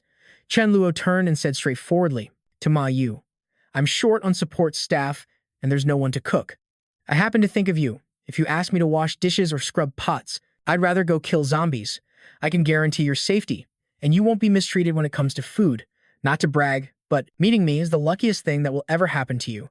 So what do you think? Will you agree to join me? With such a good offer, who wouldn't agree?" Ma Yu nodded eagerly. "Welcome to the team. After I bring that guy back, we'll head home and have a proper celebration. And of course, you'll be cooking." As soon as they got home, Chen Luo asked Ma Yu about her space and powers. "What I just told you, those are my and Daju's abilities. What about you? During these past 5 days, have you felt anything or awakened any abilities?" Ma Yu held her head, trying to remember, and realized that on the 3rd day, she did feel a slight headache, but she wasn't sure if she had any powers. Because she always felt hungry, she didn't pay much attention. Chen Luo smiled and replied, "Awakening an ability on the 3rd day isn't the best, but it's definitely not bad. Now then, listen to my instructions and try to slowly feel the energy inside your body." Ma Yu then closed her eyes and a flame appeared in her hand. Chen Luo was extremely surprised with a hint of joy. Fire? If an ability user's fire is used for cooking, the food will be delicious. This means she's a super chef too. I've found a real treasure. Half an hour later, Ma Yu had prepared a lavish feast, and the food smelled amazing. A real chef's cooking really makes a huge difference. Both Su Dau and Chen Luo ate their fill as if they'd never had a better meal. This tofu dish is so soft and fresh, I was going to find Ma Yu was the right call. After eating, Ma Yu also cleaned up the pile of dishes. Chen Luo felt that he hadn't chosen the wrong person. He told Ma Yu to leave the dishes for now. "Let's go check out your room first." The young man told her that for the time being, they would stay home to level up their abilities. Chen Luo said he would explain the specific method for leveling up later. A few days later, Chen Luo finally reached level 3. At this rate, he estimated it would take another 10 days to reach level 4. The young man felt he should also go out to gather more crystals and find the sisters Mi Ling and Mi La to complete his team. 10 days had passed, and Chen Luo wondered if they had experienced the hardships of the apocalypse yet. Although now wasn't the best time to recruit them, he should still check on them to prevent someone else from getting to them first. After all, it was a healing ability. To not have someone with such a power in his grasp would be a heavenly punishment. Chen Luo decided to go out with Su Dau to collect crystals. Before leaving, he didn't forget to instruct Ma Yu. While we're not here, you are not to open the door for anyone, no matter who it is or what excuse they use. Even if someone is dying in front of you, you must not open it. Keep the windows shut tight, don't stick your head out, and definitely don't go outside. If anything happens to you, you're on your own." After saying that, they left. By this time, it was already getting dark. After a session of feeding the zombies electric batons, they had collected about 500 crystals. Chen Luo stretched, feeling that this was good enough. He remembered the Flower Sisters lived in the residential complex just ahead, so he decided to check on them. According to his memory, they lived in building number 3, room 2011. Chen Luo then bent down and commanded Fa Wang, "Go up to room 2011 on the upper floor and sniff to see if anyone is inside." Fa Wang felt this was the first time it was being asked to do a proper dog's job. However, after sniffing for a while, it seemed. It was growling angrily and barking nonstop, and it turns out it had found a white cat that was crying because it got bitten by the Dharma King. That's why it was wailing. Chen Luo thought the cat was so cute that he wanted to take it home as a pet, so he went out and told the Dharma King, "Don't hurt it." Suddenly, as he got closer to the cat, Chen Luo heard a human-like voice, "Boo-hoo, get this stupid dog off of me." Chen Luo realized this cat had telepathic abilities. What an unexpected jackpot, I have to get my hands on it. He put his hands on his hips and scolded the Dharma King for being rude, then lifted up the cat. It seemed just by looking into each other's eyes, the cat and Chen Luo could understand each other's thoughts. "I didn't provoke it. I didn't tease it. That dog just bit me for no reason. I'm so pitiful." Seeing this, Chen Luo also thought to himself in response, Yes, so very pitiful." The cat continued to use its telepathy to ask, "Do you have any dried fish? I can sense that you have some." Chen Luo was extremely surprised. How could it know? On what basis? But he didn't mind feeding it. After all, once it eats my food, it will be my cat. While he was still petting the cat, a girl standing on the floor above shouted, "Let go of my Mi Fan." It turned out to be Mi La, and this cat, Mi Fan, was hers. However, in his past life, Chen Luo had never seen this cat, nor had he ever heard the two sisters mention it. Mi La came down looking angry. "You, give Mi Fan back to me." Chen Luo felt that this trip was already more than worth it. Mi La came down and snatched the cat, then looked at it affectionately and apologized. It seems that the two sisters, Mi Ling and Mi La, are not living together right now. After all, if Mi Ling were here, she definitely wouldn't let her sister risk coming down alone. After snatching the cat, Mi La turned to leave abruptly, but the cat kept struggling. "Let me go. He has dried fish on him. I want to eat dried fish. He has dried fish. He's not a bad person." The cat kept struggling and jumped down, then ran back to Chen Luo, looking at him with sparkling eyes. "Mi Fan hasn't had dried fish in over 1 week. Please give me one." Chen Luo wanted to take this opportunity to win over the younger sister. He bent down and told the cat, "The shopping mall out there definitely has dried fish. How about I take you there? Does everyone want to team up to look for supplies?" Before Mila could even answer, the cat answered for her, "Yes. I can sense that this person has no ill intentions. He can be trusted." Mila was still a bit hesitant, and seeing this, Mi Fan also got annoyed, clinging tightly to Chen Luo. "Then you don't go. Let me go with him. You can just stay home as usual, and wait for me to bring food back for you."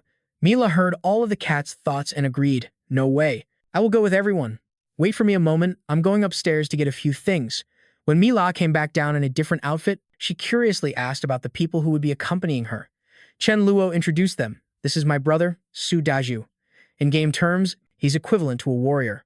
Also, this dog is my partner. His name is Dharma King, and he's a lightning-type mage. You can call him the Lightning Dharma King." Mila was extremely surprised, a dog that could shoot out lightning. It seems it wasn't just Mi Fan who had special abilities.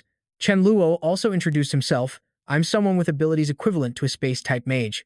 Then he turned to ask Mila, who replied shyly, "You probably already know that Mi Fan has the ability to communicate with others. My name is Mila, and the special ability I suddenly gained is equivalent to a priest, but it's still." As they greeted each other, a horde of zombies rushed over.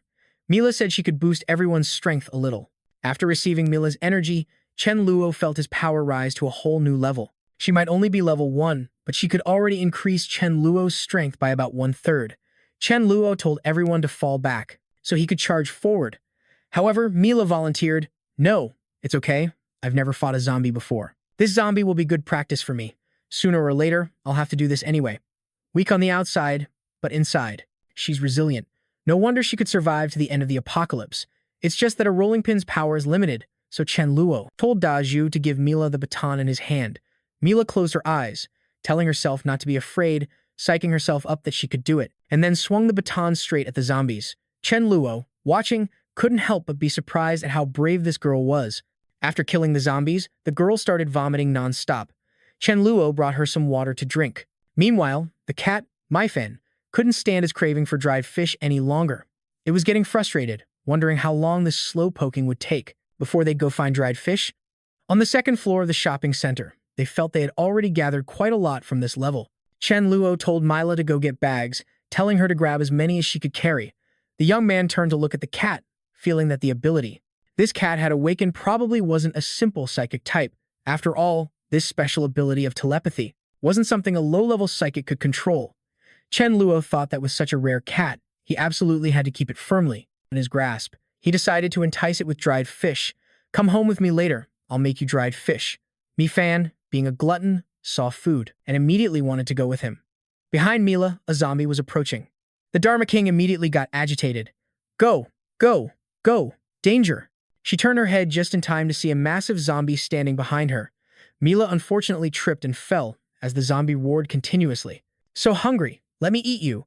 The girl scrambled to run away but ended up bumping into Chen Luo, who was standing in front of her. Chen Luo sighed upon encountering another mutant.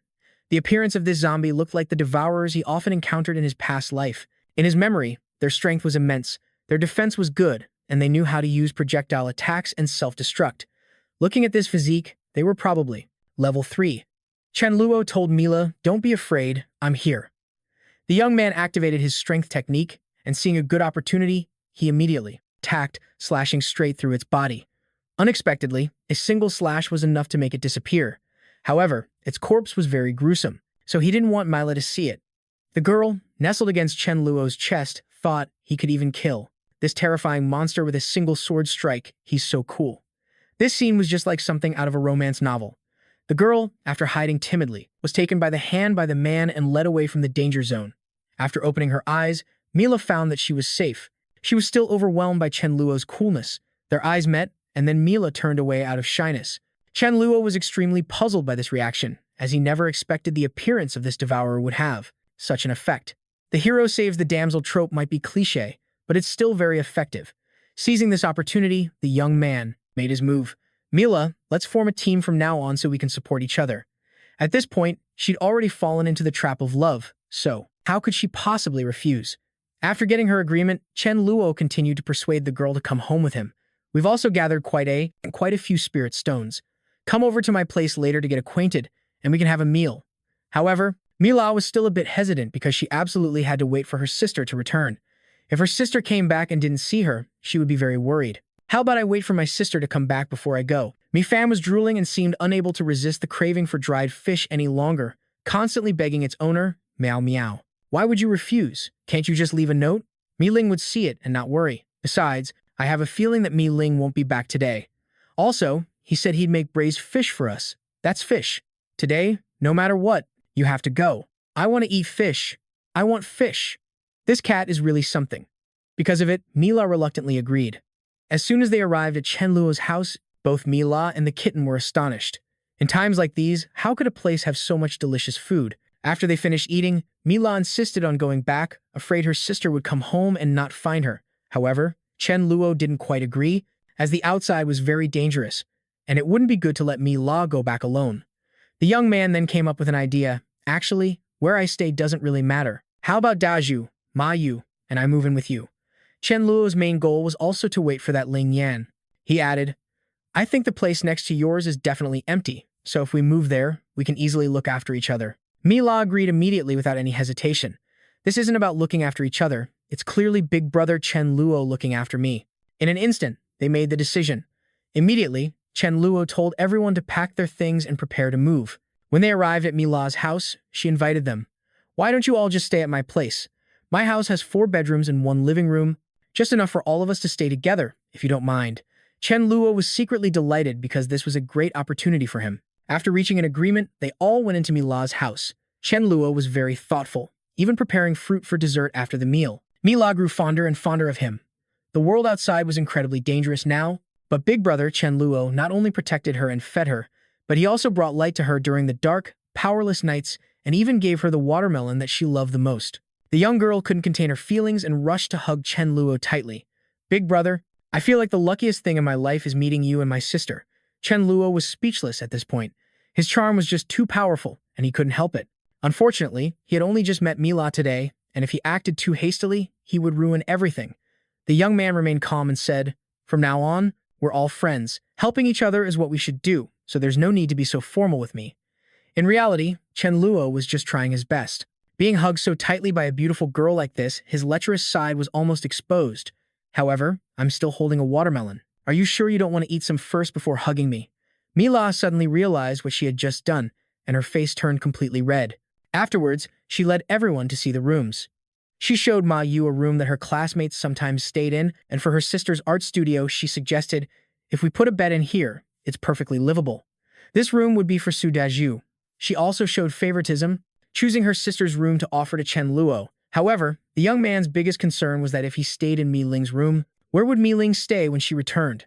After hesitating for a moment, he decided to just go with it and worry about it later. Chen Luo suddenly remembered he had forgotten something, then took out the spirit stones and gave them to Mila. After teaching her, he told Mila to go back to her room and give it a try, and he also went back to his room to rest. As soon as he entered the room, he saw the cat rolling around, rolling on the bed with an expression of pure bliss. "Damn it, why are you here?" This cat is not only gluttonous but also a pervert. It jumped over and hugged Chen Luo's arm tightly. "Tonight I'll sleep with you, and tomorrow I'll sleep with Mila." Chen Luo was utterly speechless. "Oh, you even know how to be fair like that? What a wicked cat. Well, might as well kill two birds with one stone.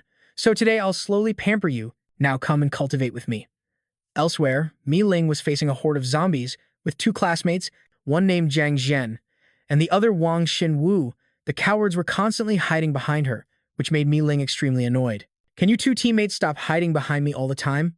Unable to contain her anger, Mi Ling threw a punch and unleashed her flame ability. At this point, her flame ability was already too depleted. Even though she had advanced to level 2, she couldn't continue to deal with so many zombies. While fighting, she suddenly thought of and worried about her younger sister. "It's so hard for me to survive, so what is my frail little sister supposed to do? Has she starved to death at home yet? Or was she eaten by zombies while she was out looking for supplies?" Seeing her standing there in a daze, her two classmates, the cowards, thought Mi Ling had already eliminated the zombies, and asked, "Which way do we go next?" Mi Ling, looking distraught, raised her hand and pointed ahead, saying, "This way, we're almost there." Her heart was still in turmoil. "Mila, I left you a piece of chocolate, so you must survive. You have to hold on until I get back." Mi Ling had no idea that her sister at home was living like a queen, eating delicious food every day. Today, Chen Luo even planned a barbecue for them. Ma Yu confidently declared that while it couldn't compare to a first-class chef, it was definitely no worse than eating out. "So now I'll get things ready. Just tell me what kind of meat you want to eat." However, grilling produces a lot of smoke, so we can't do it indoors. Chen Luo suggested everyone go up to the rooftop to grill. Suddenly, Mi Ling's voice echoed. "Mila, Mila, are you there?" As soon as she heard this voice, Mila joyfully recognized her older sister's voice. The second most excited person was Chen Luo, because he had finally waited for Mi Ling to return. The two sisters were truly very close, but when they looked out, they saw two complete strangers appear out of nowhere. Those two guys stood there, looked at each other and thought, the older sister Mi Ling is the campus beauty, and unexpectedly, her younger sister Mila is just as stunning. It wasn't a waste of effort for us to accompany her all the way back from school. They were planning together on how they could win over the two sisters, Mi Ling and Mila. While they were happily exchanging glances, their eyes landed on Chen Luo. They wondered to themselves, who is this guy? Why is he with Mila? After all, we never heard that Mi Ling had any brothers. Before her older sister could ask, Mila introduced him. "Sis, this is brother Chen Luo. While you were gone, it was thanks to brother Chen Luo taking care of me that I was able to stay fi until now." The older sister looked at her younger sister for a moment and felt relieved. After all, Mila's complexion looked great. It seemed she was indeed being taken care of exceptionally well. The two classmates felt that Mi Ling had been cold and distant on their way here, not easy to get close to, while her younger sister was so pretty. They decided to make their move and shifted their target to Mila. Zhang Zhen made his move first. "Little sister Mila, you must be hungry, right? I have some bread here, take it and eat."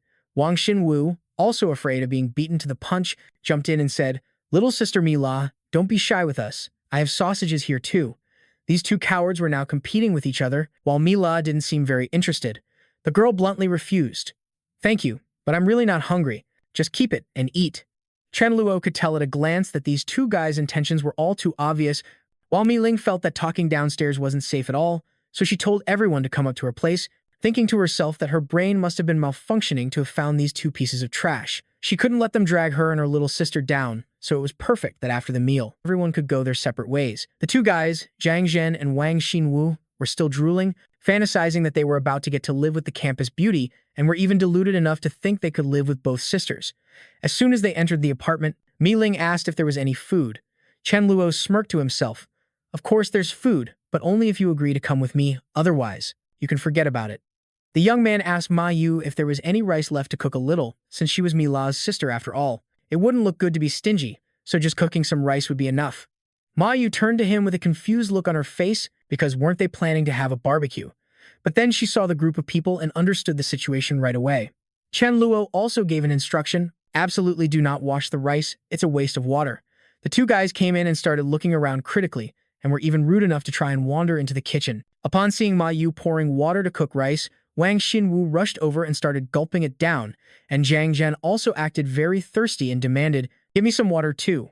Ma Yu found these two so incredibly rude that she glared and snapped, "Can't you pour it into a bowl to drink? If you drink like that, what is everyone else supposed to do with that water?" The two guys started to grumble. "Do you have any idea how tough our journey here was? It's just a little bit of your water, so what's the big deal? Cut us some slack, it won't happen again."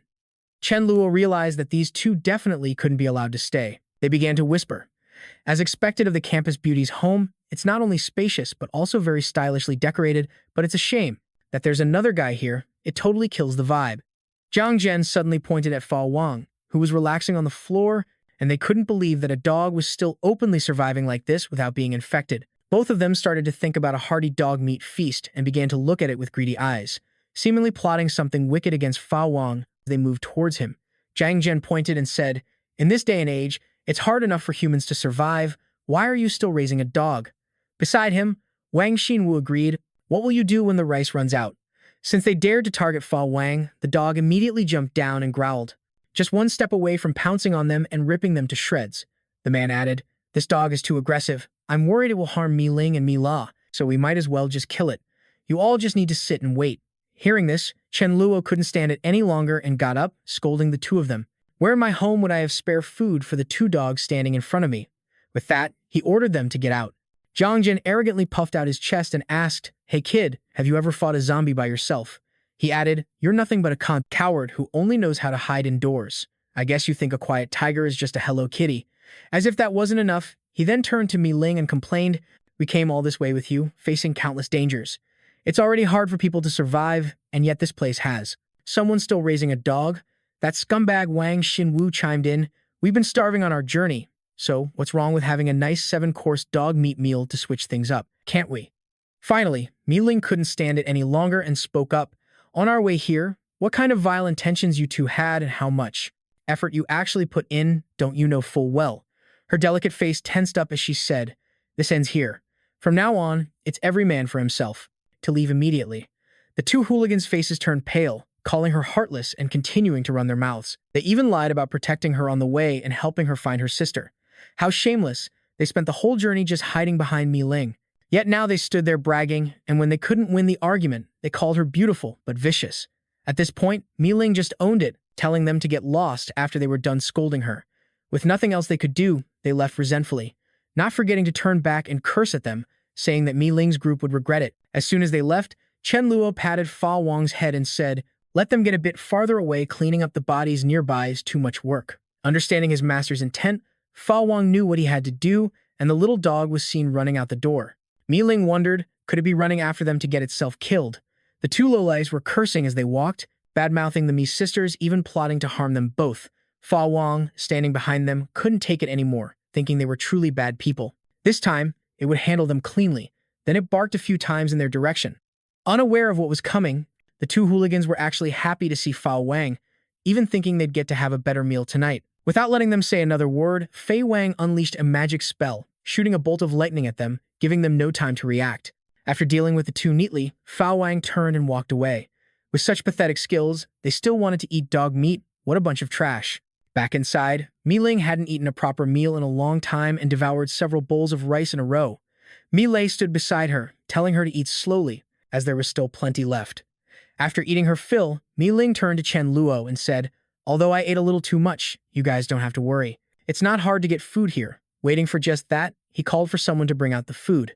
Afraid she had eaten everyone's share, Mi Ling immediately turned and apologized with a red face. If there wasn't enough food, she would go find more. Chen Luo said there was no need, then turned to Ma Yu and said to prepare some food, no more barbecue. He sat there and made a quick list.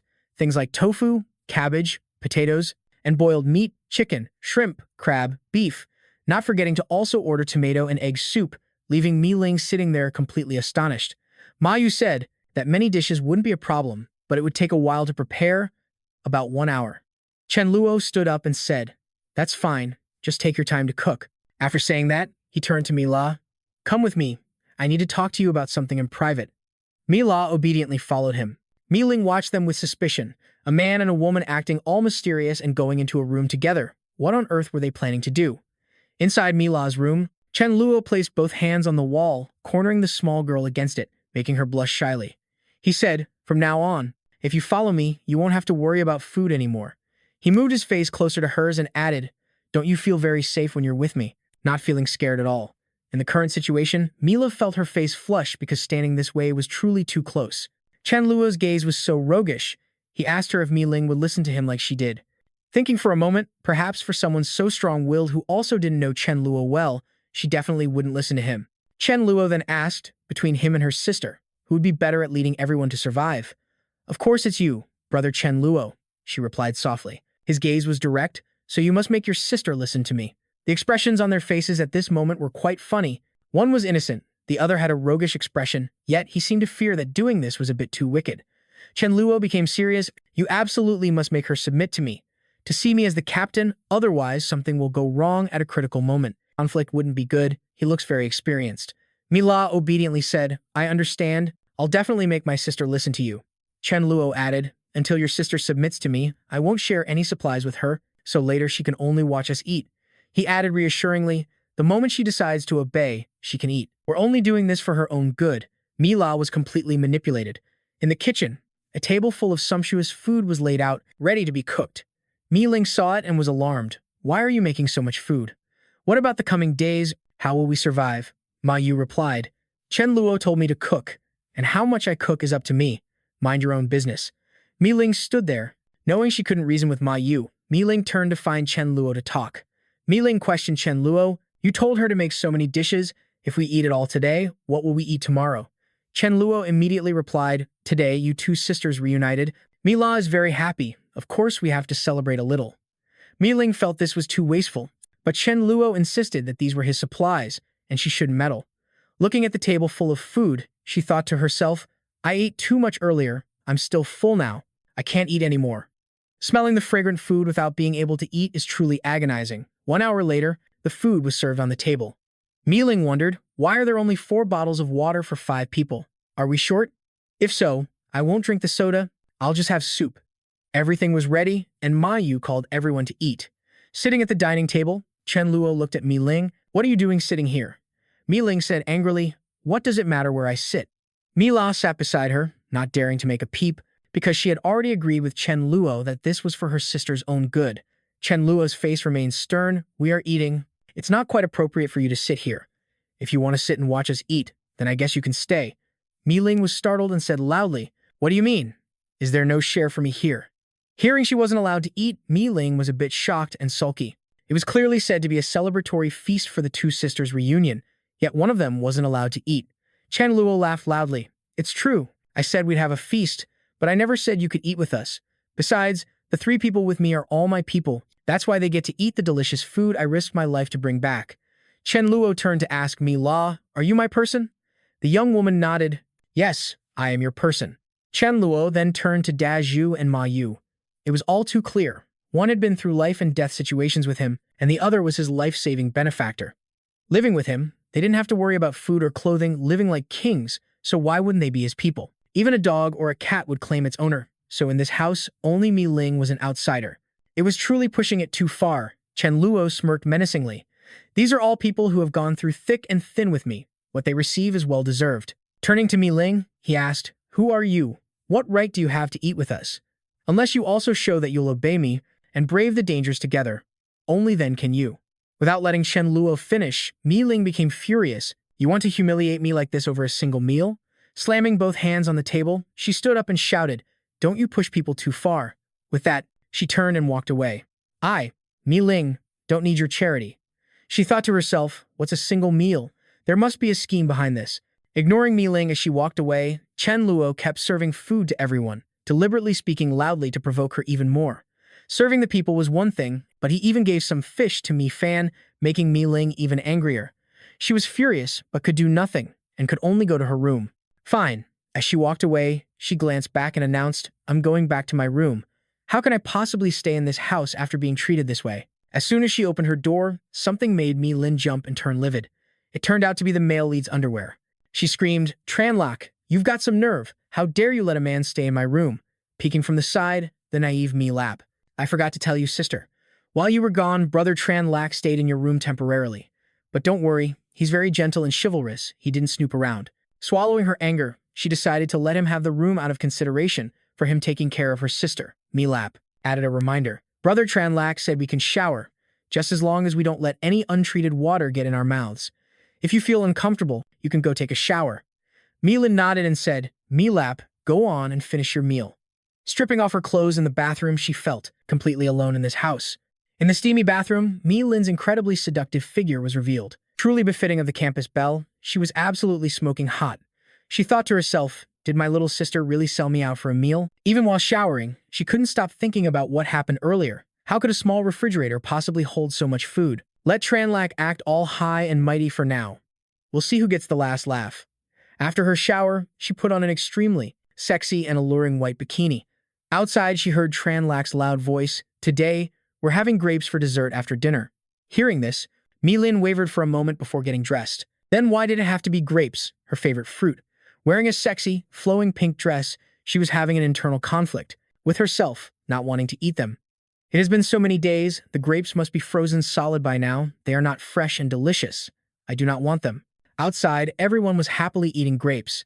Mi Ling peeked out and called Mi La over, telling her to come to her room. Chen Luo saw Mi Ling and thought she was truly worthy of being the school's beauty queen, with her looks, abilities, and great figure. So alluring, it really gets you worked up. Chen Luo taunted her, Mi La, hurry back, these grapes are very sweet. I will save some for you, which made Mi Ling even more furious. Over here, Chen Luo held up a bunch of grapes, eating them skins and all, and deliberately taunting Mi Ling. He is definitely doing this on purpose. As soon as they got to the room, Mi Ling, I grabbed Mi La's 2 hands and pinned her to the bed. You've got some nerve, Mi La, siding with an outsider to provoke your older sister. The position of the two was extremely suggestive. Mi Ling raised a finger and tickled Mi La's armpit. What's the deal? Why? Didn't you speak up for me just now? Mi La laughed out loud. That tickles. Stop it. I'm telling you, we've really become a team. She added, to avoid disagreements at critical moments, everyone tacitly agreed to make brother Chen Luo the team leader. Brother Chen Luo was afraid you wouldn't listen, so he intentionally did that to you. He discussed this with me beforehand, and I also thought it made sense. Mi Ling was suspicious. Have you been brainwashed? As expected, the young are easily swayed. Mi Ling sat up, as long as he has enough ability, of course. I will listen, but for him to use such a dirty trick, does he think that just one meal is enough to make me submit? Although Mi La cared for her sister, there was nothing she could do. What do you want to do? Continuing to be this stubborn isn't the solution. Mi Ling said decisively, if he wants me to listen to him, then he has to prove it with his strength. She put her hands on her hips. I will fight him, and we'll see who gets the last laugh. Taking off the sexy dress, she put on a very tough-looking outfit and headed for the door. Mi La asked where she was going, and she replied that she wouldn't dare eat a certain someone's food. Of course, she had to go out and find her own. A bit worried about her sister, she looked from Chen Luo to Mi Ling and said, It's late. What if you run into danger? She turned to Chen Luo for help. Chen Luo, my sister wants to go out. Please talk her out of it. Chen Luo replied, I'm sorry, Mi La, I have no reason to stop your sister. However, if you're worried, let her take Mi Fan with her. He can predict any danger. Mi La pouted, staying with Chen Luo. Isn't that good enough? Women are such emotional creatures. To add another layer of safety, Chen Luo also had Fa Wang follow her. Fa Wang wasn't too happy about it either, having to go out and suffer in this heat. Mi La wanted to go along too, so she could help her sister if needed. Chen Luo agreed, reminding her to stay safe and bring the electric baton. The whole group, 1 person, 1 cat, and 1 dog, went out together to follow Mi Ling. Chen Luo sat there laughing, thinking he probably shouldn't be using such methods, but in his past life, Mi Ling had caught him taking food and kicked him right in the butt. He had held a grudge about it ever since. He really knew how to hold a grudge, getting kicked in the past life and being determined to tame her in this one. However, Chen Luo also thought he couldn't let this continue. He had to seize the opportunity to subdue Mi Ling. About 10 minutes later, Mi Ling returned with a pack of instant noodles in her hand. Looks like it's beef noodles for dinner tonight, even though it's not as good as you guys' food, but I'm satisfied with it.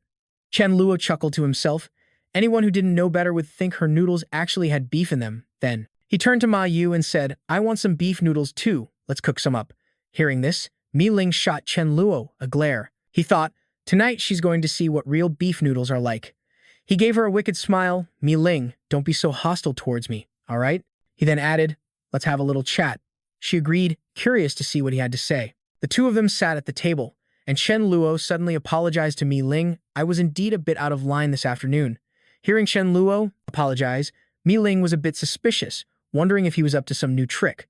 What do you mean by this? He replied, my apology is sincere.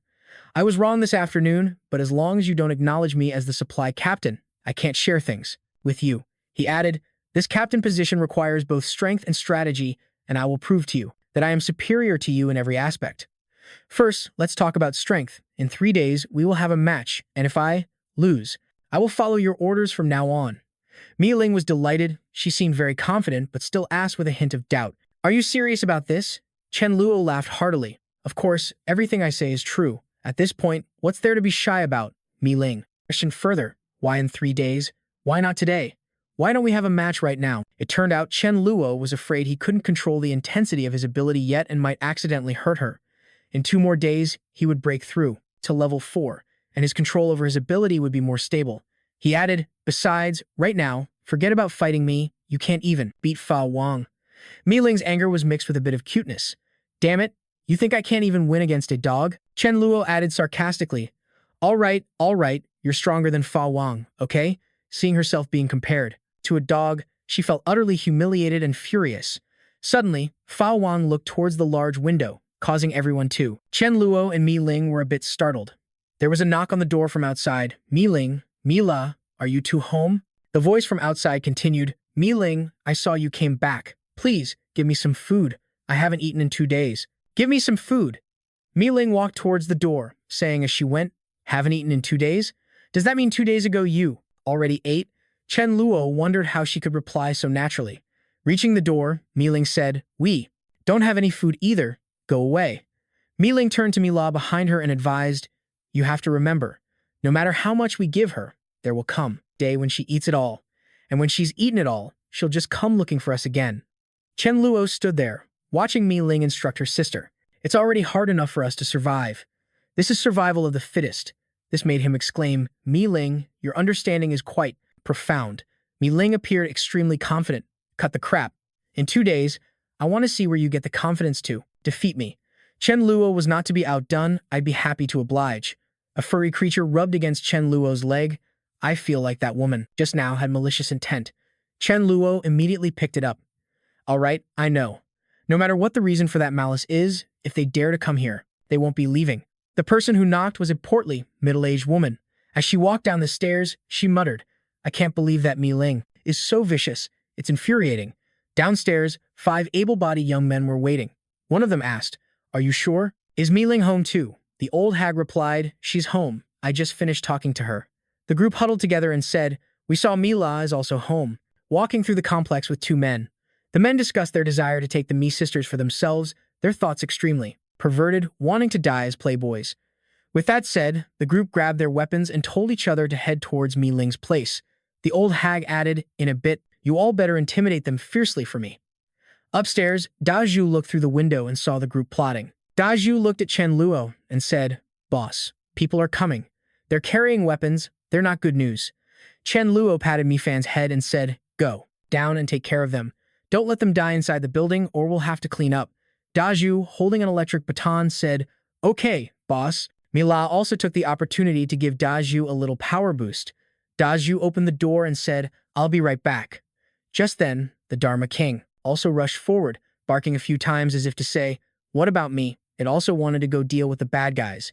Chen Luo stood upstairs, looking down to observe the situation. On the side, Mi Ling stole a glance at his side profile and blushed, startled. Looking a little longer, she thought, This guy gets more handsome the more you look at him. She also wanted to see if one man and one dog were really as formidable as they seemed. The two of them stood next to each other by the window looking down below, hearing the loud barks of the Dharma King.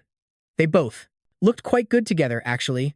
A voice echoed from below, "Brothers, look, we've got dog meat for dinner tonight." As he spoke, the 5 young men from before surrounded Da Zhu. Beside him, the Dharma King was still barking non-stop. The moment one of them spotted Da Zhu, he was immediately sent flying back by a blow from a club. Seeing their brother get hit, the remaining guys were a bit panicked, but one of them reassured the others. "Don't panic, let's all rush him. We can overwhelm him with our numbers." Da Zhu stood still and let them wail on him. Even after hitting him as much as they wanted, it had no effect at all. Only now did they realize he was no ordinary person, he was an ability user. But that wasn't all. To their shock, from behind, the Dharma King unleashed a lightning attack on them, startling them. How is this dog also an ability user? Before they could even process it, they were knocked flat on the ground by another swing from Da Zhu's club. Upstairs, Chen Luo seemed somewhat. He praised the Dharma King, even though he'd never taught it to draw attention. It had learned on its own. What a smart dog. All 6 were down, and Chen Luo told Mila, "Go and dig the crystals out from the foreheads of those 6 people. For me." The girl was startled, her face clearly showing panic and fear. Pointing to herself, she asked, "Me?" Chen Luo confirmed, "Yes. Even though you're a support, you still need to experience this firsthand to avoid freezing up and having it affect your combat ability." Beside them, Myling also chimed in with her support. "It's something you'll have to do sooner or later, so you might as well do it now and get used to it." Mila wondered if this was revenge for not backing her sister up at dinner.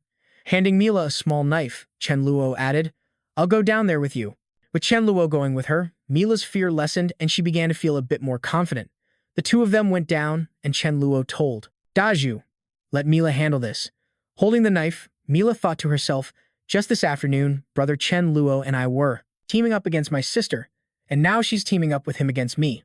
Mila whimpered and turned to the Dharma King for help. "How about you help me?" The Dharma King looked away smugly, pretending not to hear. This wasn't something the dog should be doing. The small knife slowly sank into the corpse's forehead. The image was a bit gruesome, so it was censored. With one hand, Mila retrieved the crystal while gagging violently. She still wasn't used to this. After collecting all the crystals, she gave them to Chen Luo, and he encouraged her, "Go on and throw up. You'll get used to it eventually. Your brother Da Zhu was the same way. When we get back, have Sister Yu make you some beef noodles to make up for what you lost." Everyone returned home, and a bowl of beef noodles piled high with meat was placed in front of Myling. She looked at it in shock. "Are you people eating beef noodles or just a bowl of beef? Who puts this much meat in beef noodles?" Handing the bowl of beef noodles to Mila, Chen Luo encouraged her. "This biggest bowl is for you." Mila's face was still a little sad and scared, and she thanked Chen Luo, but it was clear she couldn't stomach anything right now. Her mind was filled with nothing but bloody images. Meanwhile, Myling couldn't swallow her anger either. The next morning, Chen Luo and his group of 4 were at the table, eating fried scallion pancakes. The dish was delicious, and Myling wanted some too, but she was in a standoff with Chen Luo and refused. Even though she was very hungry, at lunchtime, she still couldn't bring herself to eat at the same table with Chen Luo's group. And again, lunch consisted of more delicious food. The delicious aroma filled the air as Myling sat there gnawing on dry rations. She thought to herself, "Let's see what you all eat next. I know exactly how big my fridge is. How could I not know?" That evening, she looked at the table full of dishes and wondered, why is there still so much food? The fridge in this house is so small. They should have emptied it after just 2 meals, right? Myling dashed over to the fridge and threw it open to check. Before her was a refrigerator packed with food. Vegetables, meat, and fruit were all fully stocked, leaving her completely baffled. She immediately ran over to Chen Luo and demanded, "Why is the fridge full again? When did you go out? Even if you did, there's no way you could find such fresh food." Just then, Mila came over to explain to Myling, "Sister, brother Chen Luo is actually a spatial ability user. He can store several years' worth of food." This left Myling wide-eyed and speechless with shock. Now angry, Myling demanded, "Why didn't you tell me sooner?" Mila put on an innocent face. "Sorry, sis. I forgot." She then turned to Chen Luo. "Anyway, as we agreed in 2 days, we'll have a duel. If you lose, you'll have to do exactly as I say." Chen Luo simply replied, "Don't worry, I'll do my best," and try harder to meet her request. Maybe they could fight tomorrow. Myling was confident she would be the winner, and Chen Luo would have to kneel and call her big sister, then offer all his food to her.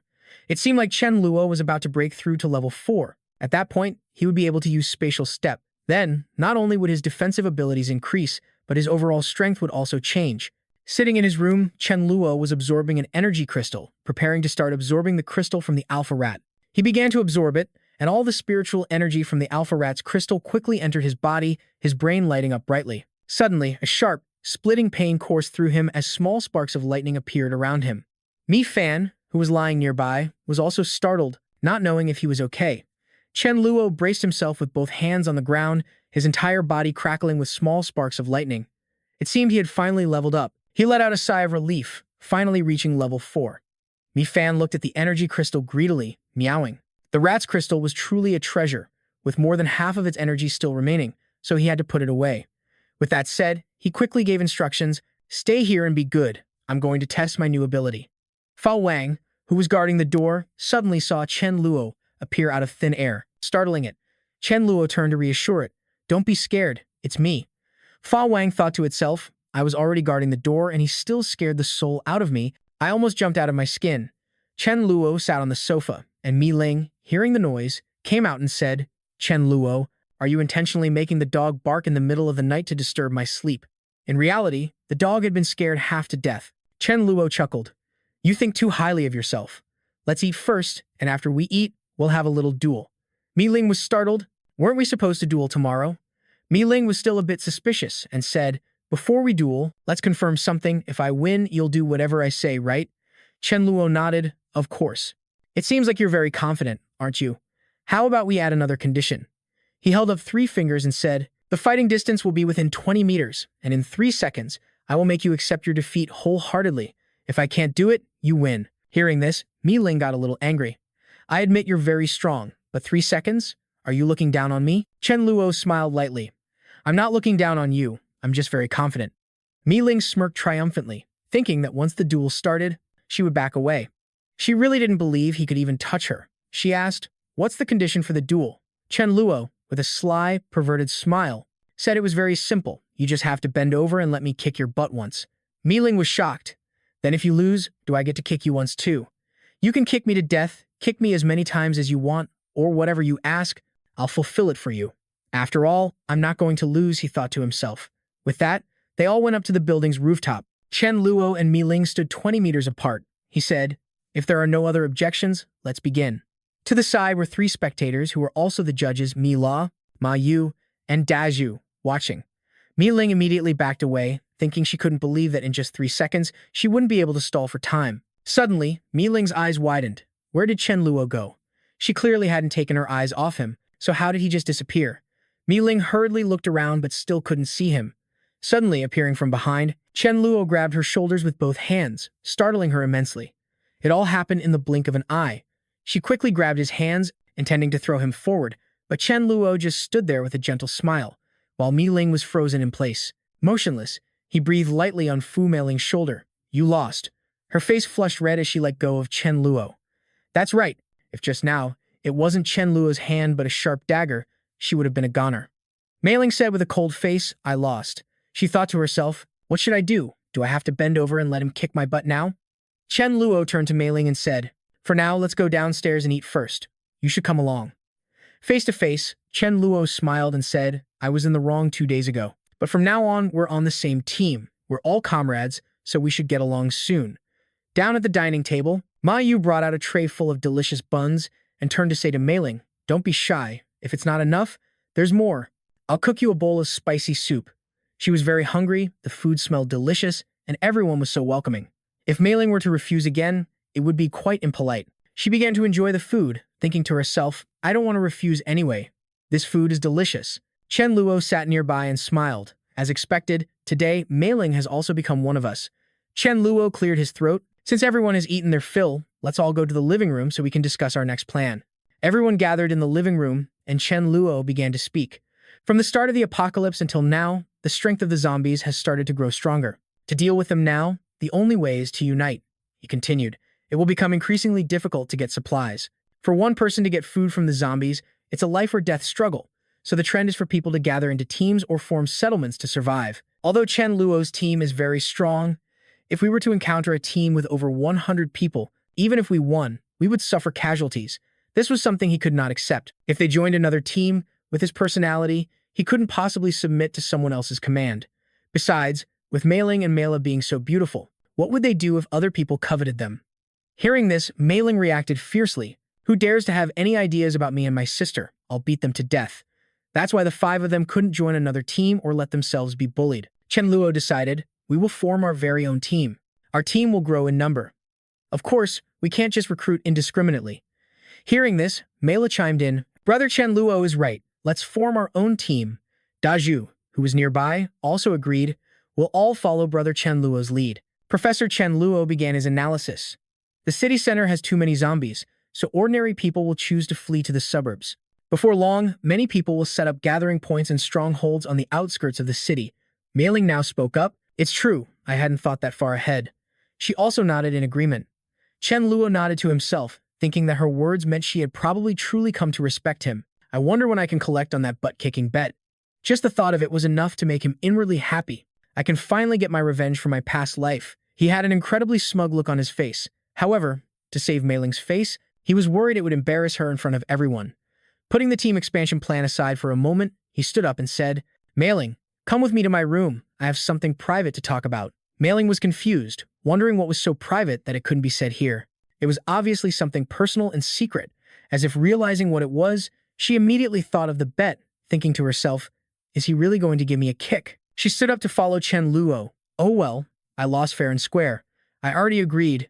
So what's the big deal about one kick to the butt? Into her room. She placed her hands on the wall, stuck out her butt, and said, all right, if you want to kick, then kick. Seeing her standing straight, Chen Luo told her to arch her back more, his tone dripping with sarcasm.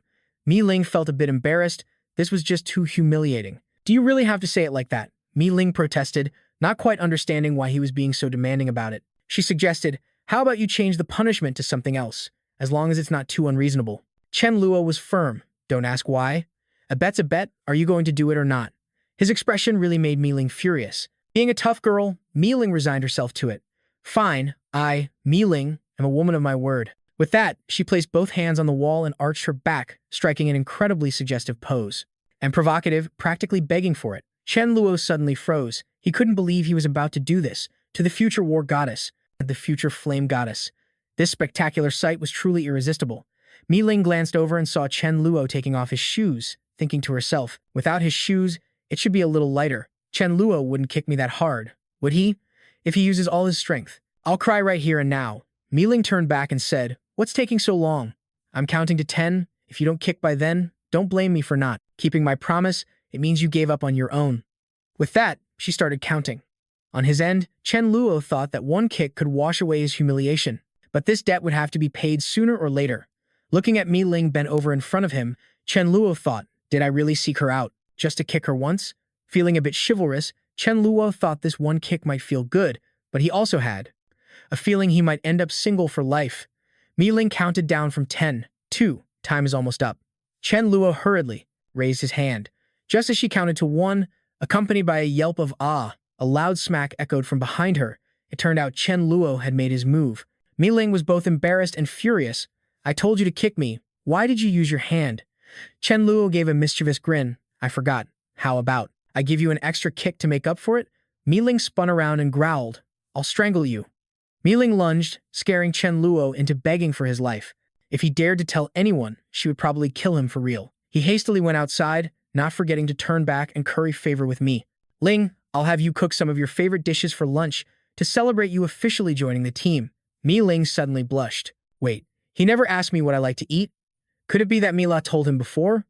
At noon, looking at a table full of food, Mei Ling thought that if it weren't for Chen Luo, she might never have eaten these dishes again in her life. As she thought, she began to eat, heartily and without stopping. Gradually warming up to him, Mei Ling proactively raised her glass to Chen Luo, saying, thank you for taking good care of my little sister. Outwardly, he said, it's what I should do, don't be so formal, let's eat. But inwardly, he was thinking, if you're going for one, you might as well get the whole set. While everyone was eating, Chen Luo proposed, this is a densely populated residential area. It will attract survivors. The supplies and the old terrain are not suitable for us long term, so after we eat, everyone should pack up. Tomorrow we'll move to my old villa. Also, while we're on the move, we'll keep an eye out for any suitable members to recruit for the team. It was a pretty good idea. That way the number of people would grow, giving him more peace of mind, and it would also be a good chance for Mi Ling and Mi La's group to get some practice. While sitting in the truck, Chen Luo suddenly heard cries for help from outside. Brother Fang, please, just leave us. You have to run." Outside, a group of people was surrounded by zombies, with 3 of them standing in front. Then one person stepped forward to stop them, turning back to say, "Cut the chatter. If we die together." It turned out they were under attack by bronze-type zombies. He could have escaped by leaving his 3 teammates as zombie fodder, but he chose not to. The man, Brother Fang, pleaded with Chen Luo for help. "Big bro, if you can save us, please do. I, Fang Yu, will definitely repay this great kindness." Inside the car, Chen Luo thought to himself, "This guy is decent. He can be recruited." He smiled, nodded, and said, "All right." As soon as he finished speaking, the Dharma King leaped from the car, preparing to make a move to save them. Following the command, the Dharma King unleashed a lightning attack. He felt like his eyes were playing tricks on him, awestruck by the dog's power. Fang Yu and Shu Lam were overjoyed to be rescued. Fang Yu bowed his head to thank Chen Luo for saving the 4 of them. Chen Luo asked what had happened and if they had awakened any abilities. Fang Yu introduced himself as the oldest of the 4, saying it was the 3rd day since he awakened his ability, which was enhanced strength and a stronger physique. This is Yang Xuan, with ice abilities, awakened for 5 days. This person is Li Fei with electricity abilities, also awakened for 5 days. He even joked cheerfully, "I can't even compare to the dog you're raising." The last one is Shu Lan, who can control sand and stone, awakened for 7 days. The 4 of them worked at the same company and had been comrades for many years. Today, they went out to find some supplies but unexpectedly ran into poison-spitting zombies and nearly lost their lives. Chen Luo also introduced himself and then offered to have them join his team, with him as the leader, of course. Fang Yu very respectfully thanked him. Since Chen Luo had saved their lives, it would be truly ungrateful to refuse. Chen Luo had the 4 of them sit in the back of the vehicle. He had originally stopped to see if there was anything worth taking, but now that there was nothing important, there was no need. There were more supplies on the streets and in the shopping centers anyway. From the car, Chen Luo spotted an unoccupied apartment and told the 4 of them to stay there temporarily, saying he would come back for them later. Mi Ling felt that these 4 people were indeed not bad. Not only did they have the courage to kill zombies, but they also didn't abandon their teammates in a life-or-death moment. Chen Luo was also quite satisfied with them, but people's hearts are hard to read, so he reminded everyone to still be a little cautious. He assigned Mi Ling and Mi La to pick rooms on the 3rd floor, while Dazhu and Sister Yu would stay on the 2nd floor. Afterwards, everyone would clean up a bit, and Dazhu would go with him to the place next door to meet them. As soon as they reached the door, he heard them talking about the Dharma King, saying that even the 4 of them combined wouldn't be a match for it. Chen Luo walked over, cleared his throat, and asked if they knew how to cook.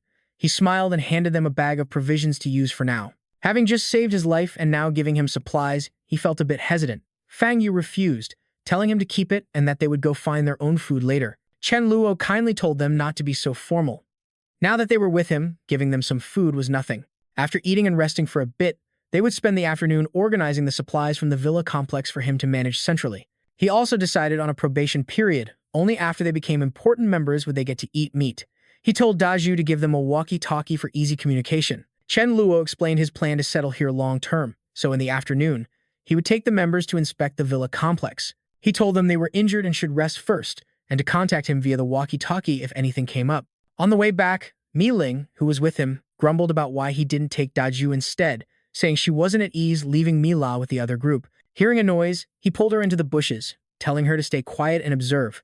A bus stopped, and a person with a figure with flowing white hair appeared. It was Mu Tianji. Seeing her, he remembered that he had forgotten about a lackey like her.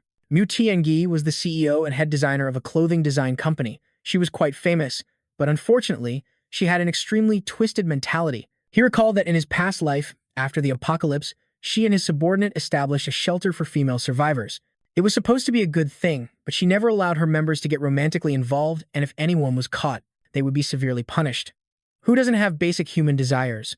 Besides, she herself was busy trying to curry favor with Mi Ling. Later on, she even died for Mi Ling. Only after Mi Ling took over as the new captain did the rules gradually relax, allowing male survivors to join. Perhaps Mu Tiange brought his former subordinate here to gather supplies. It seemed that under his influence, Mi Ling and Tiange were destined to meet earlier. He glanced at Mi Ling, thinking it was good that someone was trying to suck up to her. When Mi Ling noticed his suggestive look, he feigned innocence. He also seemed to recognize another person, Shu Yun, the woman, standing behind Mu Tianji. She was a very powerful ice-type ability user. It was a pity she died so early in his past life. just like in his past life. Mu Tianji approached Mi Ling to strike up a conversation first. Mi Ling wasn't very interested and replied perfunctorily. She introduced that her team was founded entirely by women, inviting Mi Ling to join them. Mi Ling apologized and declined the offer. Because she already had her own team, Mu Tianji curiously asked if Chen Luo was her boyfriend, and he immediately snapped at her for the completely irrelevant question. He turned and left to catch up with the others, needing to use the time to deal with the surroundings. Mu Tianji glared after him, thinking he was a greedy and lecherous man who was monopolizing a beautiful woman. She would definitely make Mi Ling see his true colors. She had her team temporarily stay here, and they began to split up to search. Mu Tianji started thinking about how to make Mi Ling see Chen Luo's true face, so she would then join her. That evening, Mu Tianji came to talk to Chen Luo, wanting to cooperate with him on something. He was curious and asked about it. 3 miles to the east, there was a shopping mall with a lot of supplies. If they could get the supplies there, the food would be enough to last for 1 year, and the daily necessities would last for more than 10 years, but there were also many zombies there, so she wasn't sure of the success rate, so she wanted to cooperate with him. After they succeeded, it would be a 30-70 split. After all, her side had more people, so naturally, they would put in more effort. He remembered that shopping mall was the place where he and Mi Ling had encountered the mutant zombie. He had already taken all the supplies from inside. Knowing this, Chen Luo immediately refused, saying he was very cowardly, and there were at least several hundred zombies inside, so he didn't dare to go. Mu Tianji's disdain was obvious, thinking if he was a coward, fine, but why didn't he even try to hide it? How could Mi Ling choose such a useless person for her team? Chen Luo waved his hand in bitter farewell. In truth, she wanted to pull a stunt at the shopping mall, making him reveal his wickedness in a moment of danger and take the opportunity to eliminate him. But the fish didn't take the bait. Out of options, she thought of asking someone else for help. Chen Luo watched her go, knowing that she wanted to pull these tricks to get rid of him, all because she wanted to be by Mi Ling's side. In his past life, he hadn't realized Mu Tianji was so malicious. He originally didn't want to act against her, but since she had bad intentions first, he would find someone to eliminate her. Seeing Fa Wang, he immediately knew what he needed to do. Who would be on guard against a dog? The next morning, Mu Tianji went to find Jiang Feng Guang. Why call him Brother Feng? He wouldn't dare accept that title, just asking her to call him by his real name, Jiang Feng. On the outside, he was all yes ma'am, but on the inside, she was cursing this rotten scumbag. If it wasn't for Mi Ling, there was no way she would have sought him out. However, the wind-based ability that he had awakened was truly powerful. She came here today to ask for his help with something, wanting him to use his wind to lure the zombies over to Chen Luo's place. She wanted to punish that scumbag. This Jiang Feng was very agreeable and immediately consented to helping President Mu, since he also hated the scumbag. But more importantly, there had to be something in it for him when the job was done. Mu Tianji knew exactly what he wanted if he succeeded. She would let him join her team. He smiled and agreed to the deal. In truth, he also wanted to take out that scumbag, but his own strength wasn't enough. He also longed to be near Wang Ling on Mu Tianji's team. He remembered that Da Zhu worked as a guard for that villa complex. He couldn't find him last time, so he had to find Da Zhu this time. According to the plan, Jiang Feng lured the zombie horde straight toward Chen Luo's villa. Once the trap was sprung, it would be bad news for the scumbags. Suddenly, Chen Luo and Da Zhu appeared right in front of him. Jiang Feng was extremely surprised to see Da Zhu together with Chen Luo. Fa Wang saw a bad guy and immediately pounced aggressively. Luckily, Chen Luo stopped him, making the situation extremely awkward for him. On one side was his friend, and on the other, the squad. He couldn't harm his friend just to join a team of women. Friendship triumphed. Jiang Feng led the zombie horde away from there. Chen Luo recognized Jiang Feng. In his previous life, they had been something like friends. He helped them lure zombies to buy time for gathering supplies. It was just a shame that his method was a double-edged sword. Just a few days later, he was torn to shreds by zombies. His death in the past life was truly pathetic. After turning back around, he greeted Da Zhu and apologized for scaring him with the zombies just now. Da Zhu happily greeted him back, knowing that he wouldn't lead zombies over to harm him. Chen Luo, on the other hand, knew better, asking if Mu Tianji had told him to bring the zombies here. Jiang Feng was shocked that he knew this and suspected he was the so-called scumbag. Chen Luo asked if anyone else knew about him leading the zombies over. Jiang Feng answered honestly, telling him that she wanted to punish the scumbag and would appear at the most critical moment. Chen Luo was left speechless by his naivety. A piercing scream echoed out. This roar belonged to a level 5 zombie that had transformed into a mutant. A bus came speeding from the distance. Mu Tianji kept accelerating toward the zombie horde, convinced she was going to rescue Mi Ling and win her heart. The bus slammed right into the horde of zombies. though one managed to dodge just in time. The zombie began to unleash its attacks, spewing fire toward the two girls. The flames grew larger, made even more dangerous by the fact that there was a gas tank on the bus. Mu Tianji stopped the bus and yelled for everyone to run. She tried to calm the other girls, telling them not to be afraid. She said she would use the fire to burn them to death and ordered everyone to charge. The zombie also raised a sword and moved in to fight. It kept charging straight for Mu Tianji, and she couldn't understand why it was targeting her. She grabbed another woman by the shoulder and quickly yanked the woman in front of her to take the zombie's attack. Chen Luo watched from the sidelines. She was truly getting what she deserved. He wanted to use this chance to collect the mutant's crystal, which would contain a huge amount of energy. In a moment of desperation, Mu Tianji used one of her own team members as a human shield. Everyone who saw it was horrified, her heroic facade completely shattered, who once majestically led everyone to escape the apocalypse. The moment she saw Chen Luo, she was secretly delighted, planning to use a coward like him to hold off the zombies. He walked over and added a few scathing remarks. At a critical moment, you'd use your own sisters as shields? Was that really a good idea? Chen Luo slapped her straight across the face, and only then was she shocked by his strength. From behind, a zombie also came over and gave her a beating. Mu Tianji lay sprawled on the ground, groaning in agony. Mu Tianji's right-hand woman, Shu Yun, stepped up to risk her life against the zombie so her sisters could escape. Chen Luo was very impressed by Shu Yun's brave and independent spirit, and he couldn't just stand by and watch. He summoned a sword into his hand, preparing for battle. Shu Yun's courage was valuable. He couldn't let her die. The zombie attacked Chen Luo with fire, but his figure vanished in an instant. He suddenly appeared behind the zombie and sent it on its way.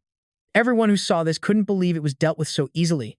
He was truly too powerful. Seeing Shu Yun frozen in shock, he reminded her, "Throw the gas canister now. If you wait for it to explode, we're done for." She had just thrown it into the air when it exploded. She then collapsed to the ground, sobbing, as the battle was finally over.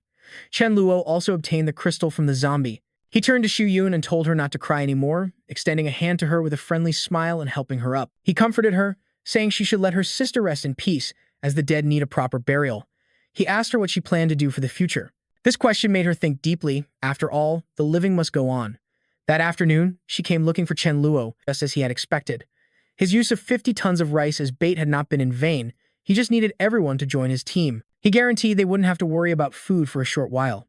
Shu Yun hesitated, saying she would go back and discuss it with her sisters and let him know later. Just a short while after, he smiled arrogantly, as all the girls were already standing at his door. The group, now with 20 remaining members, joined him, becoming his team and would have to follow the rules he set. First, they must absolutely obey orders at all times. If they join and then don't follow commands, he won't show any mercy. Of course, there won't be any shady business. Second, don't tell him you're scared or can't do something. In his place, there's no distinction between men and women. Everyone is the same in a fight. Third, if anyone wants to find a partner, they should try to find one within the group. It's not forbidden to find someone from the outside, but that person must marry into and join their group. This is mainly to prevent the talented people he worked hard to train from being taken away, and more importantly, to avoid those with ill intentions from investigating their internal secrets. Everyone agreed there were no problems. Chen Luo sincerely thanked them for their trust. For the time being, Shu Yun would be in charge of everyone.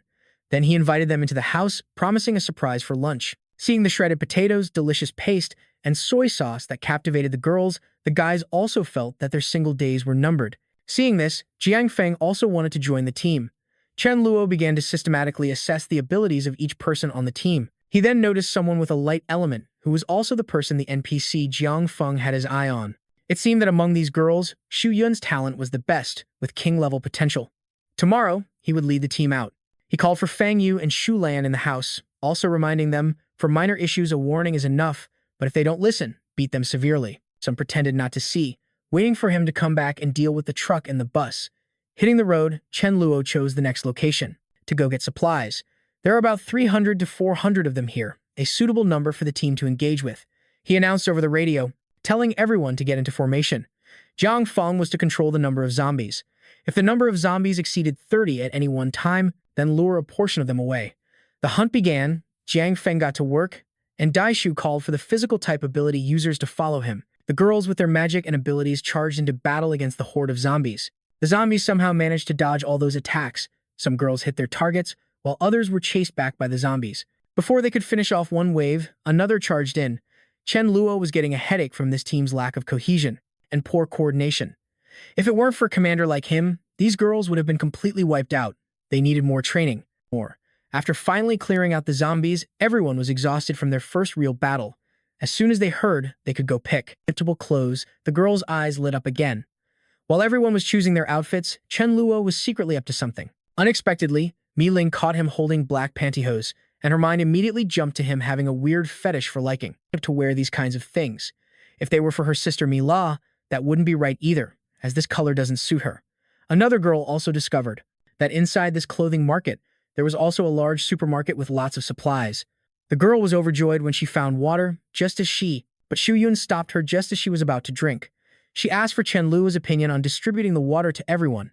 He smiled in satisfaction and agreed, dividing it so that each person got 2 bottles. Mila felt it was so good to have him. Since following him, she had never been hungry or thirsty, and what's more, she also received care and attention at all times. There was something she had been thinking about for a long time, and she was determined that tonight, no matter what, she had to lay her cards on the table with him. That evening, while Chen Luo was sitting in his room, Mila came looking for him. Having Mila knock on his door at night made Chen Luo start having wicked thoughts again. She shared with him about that afternoon, saying that only after seeing the situation of sister Xu Yun and the others did she deeply realize how fortunate it was to have him around. Mila became even more hesitant. Wanting to speak what was hidden in her heart, she clasped her hands together, looking at him with eyes full of affection, and expressed her desire to be his girlfriend. Chen Luo had also been waiting for this moment for a long time, and he immediately agreed. This happiness seemed to come too suddenly. Mila wasn't quite ready yet. Chen Luo looked at her mesmerized, expressing his feelings. In the current situation, no one knew how long they would live. Having today didn't guarantee tomorrow. He wanted to speed things up. His sweet words convinced her. He began to make his move on her, and Mila wrapped her arms around his neck. Just as they were about to do the deed, Chen Luo saw something, and they both held each other, looking in one direction. It turned out the little cat Mi Fan was still in the room, so he mercilessly threw it out.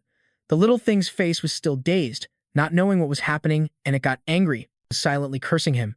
Mi Ling went out and happened to see Mi Fan scratching at the door. Mi Fan tattled, saying Chen Luo was in the room bullying Mi La, and even exaggerated that Mi La was very uncomfortable. It was sure that he was afraid it would help Mi La, so he threw it out. Mi Ling wanted to go in to see what was happening, but the Dharma King barked loudly, not letting her pass. As she reached the door, before she could even knock, she heard sounds of passion from the two of them. She hesitated. After all, Mila was willing, so she wouldn't know what to do if she barged in. She had no choice but to accept it, watching her little sister get tricked by a wolf. Anyway, this was bound to happen sooner or later, so she just turned away. After a passionate night, Chen Luo was in a great mood, even asking Sister Yu for 2 eggs and took out 10 kilograms of pork to treat the team members. Sister Yu wondered why she didn't see Mila anywhere. Just then, Mi Ling came over and blurted out that she might have been harmed by someone. Truly, a woman's intuition sees everything. Sister Yu went ahead, and Chen Luo wondered how he was going to deal with Mi Ling. Mi Fan was still angry about last night, so it refused to eat. Its face grim as it warned him that its anger would have very serious consequences, so serious that not even one dried fish could appease it. Not one would do, finally settling on 20 before it would forgive him. Chen Luo said he could hold it during the day, but at night it had to sleep alone. After all, he was a family man now and couldn't sleep with it anymore. And it shouldn't even dream of sleeping with Mi La. Lunchtime arrived and everyone gathered together for a meal because it was such a special and joyous day. So he raised his glass and invited everyone to eat. Everyone raised their glasses to thank their wonderful captain. Outside, a car was passing by, and they caught the smell of braised pork coming from inside the house. Li Hui smelled the irresistible aroma and wanted to eat, but his companion reminded him they still had the urgent task of solving their drinking water problem. Just as everyone was eating, the 2 men came over to trouble them for a moment. He wanted to trade food for clean water. Chen Luo happily agreed, telling Xu Yun to get 2 bottles of mineral water to trade with them, instant noodles and sausages in exchange for water. The 2 of them thanked her. When Li Ming told his sister it was time to leave, she became a bit curious and asked if everyone here was a member of the same team. He asked the 2 of them one more time if they wanted to join his team. Chen Luo then gave them a requirement to prove their eligibility to join, which was to kill 10 zombies. They could use weapons for help, but they couldn't rely on any external aid like a vehicle, and they had to retrieve the crystals from their heads. After hearing the task, the 2 of them turned and left to complete it. Chen Luo hoped that the 2 of them wouldn't let him down. Li Hui realized that the existence of these crystals wasn't a secret after all. Li Ming said that there were plenty of intelligent people out there, and besides, for Chen Luo's team to have so much meat to eat, it meant they were anything but simple. Even though Chen Luo only asked them to kill 10 zombies, he decided they would kill 20 to further prove their worth. Just 1 hour later, the pair had completed the mission, returned, and successfully joined the team. Li Ming introduced himself and his sister. He was a warrior class, while his sister Li Hui was a shaman. Chen Luo was quite curious about what a shaman could do, so she gave him a little demonstration. Seeing it, he was overjoyed. This was the dark element. Later on, when she leveled up, whether it was through studying curses, summoning the undead, or direct attacks, she would be an immense help to his entire team. A very good one at that. He called Enjok over to cook an extra portion of braised meat for the two newcomers, saying today was a joyous occasion, so everyone gets a share. As night fell, Chen Luo was restless, pacing back and forth in his room, wondering if Mi La had finished absorbing today's crystals. He told Mi Fan to go sleep with Mi Ling tonight because he had some private business to attend to, but she silently refused to leave, so he stormed out in anger. Mi Fan couldn't understand why he didn't need her at night anymore. He went to Mi La's room, and as soon as he arrived, he suggested they have some fun tonight. She pouted and pulled the blanket over herself, saying she couldn't because she was still sore. Chen Luo pulled her into his arms, saying there would be plenty of opportunities later, so he would try to hold back. He said that, but in the very next breath, he asked if she could try using a healing spell on herself, which made Mila blushed, beet red, completely speechless. The next morning, their objective for the day was to head to the southern part of the Yulin district to gather supplies. That area was densely populated with both residents and zombies, so they had to be extremely careful. Chen Luo reassured everyone not to worry too much. They would just use the vehicles to deal with the trailing zombies, then get out and move off the main road, while the elemental attackers and the others protected the front. Jiang Feng would try to control the number of zombies and got to work. Jiang Feng lured the zombies to follow him. Xu Yun commanded everyone to prepare to aim at their targets and attack, and the people in the vehicles followed her orders, aiming straight at the zombies and opening fire. It was actually not bad. Their abilities were much stronger than on the first day, and as for the small cars, everyone worked together to move and toss them onto the opposite road. Inside the car, Chen Luo held Mi Fan and observed the team, and while scratching Mi Fan's back, he heard it scold him, "Don't do that randomly, it still hurts." The sentence was exactly what Mila had said the previous night, which made his jaw drop. He asked where it learned that from. It said that he only told it not to look, but didn't say it couldn't eavesdrop. So yesterday it had jumped onto the balcony of Mila's room to eavesdrop and almost fell. He playfully threatened it, saying it knew too much and to be careful or he'd silence the cat permanently. 30 minutes later in the Yulin district, Chen Luo told everyone to grab a weapon and prepare to get out of the car to kill zombies. Mila saw many shops and thought they would have a lot of good stuff. He had everyone split into 4 teams to check the shops, forbidding anyone from acting alone. Any supplies they found were to be moved directly to the truck. Everyone eagerly gathered rice, noodles, oil, and meat, and someone even discovered a nearby supermarket that hadn't been looted yet. Mi-Ling thought that a supermarket of that size might just have what she needed. Xu Yun saw her rummaging around sneakily in a corner, so she went over and asked Mi-Ling what she was doing so mysteriously. Oh, it turned out she was grabbing some ultra-thin condoms. Seeing this, Xu Yun's face turned beet red, thinking Mi-Ling wanted to use them with Chen Luo, since the two of them had an intimate relationship. Mi-Ling explained it was just a misunderstanding, but Xu Yun had already changed the subject and went off to do something else. Actually, she only took them because she was worried about Mi-La. Over on Chen Luo's side, he felt someone watching him, and when he turned his head to look, sure enough, there were many survivors. An old woman saw that he seemed to be a kind-hearted person and asked for a watermelon. This was followed by a barrage of flattery from the people upstairs asking for food, which left him stunned, silently cursing these shameless people. When he said his leg hurt and he couldn't bring it upstairs, he was scolded for not respecting the old and caring for the young. And then they started causing a commotion, calling for everyone to come see Chen Luo taking away their supplies. They had been too wary to come down because they were afraid of the zombies, but seeing his team take care of the zombies, they rushed down to stop him from taking their supplies. They held all sorts of weapons in their hands as they walked towards Chen Luo, and even wanted to call for Chen Guang's group of youngsters, but unfortunately, that group had already turned on them. An auntie stepped forward and spoke up, calling them thieves and robbers, getting more worked up as she scolded them for being young and uneducated, saying their elders hadn't taught them properly. Chen Luo asked this group of shameless old people if this place was their home. The bald old man said it was his younger brother's supermarket, and now that his brother was gone, it belonged to him, demanding that Chen Luo leave the truck and go back where he came from. "Hey uncle, old man, drive that car into their residential complex." Chen Luo stepped closer, telling them to get lost. That bald old man then challenged Chen Luo to hit him, saying that if he dared to, the old man would just lie on the ground and not get up. Chen Luo had never in his life seen anyone make such a request. He slapped the old man right across the face, fulfilling his wish, and the old man crashed to the ground. The crowd gathered to see old Li lying motionless, but being used to his habit of playing the victim, they simply praised Chen Luo.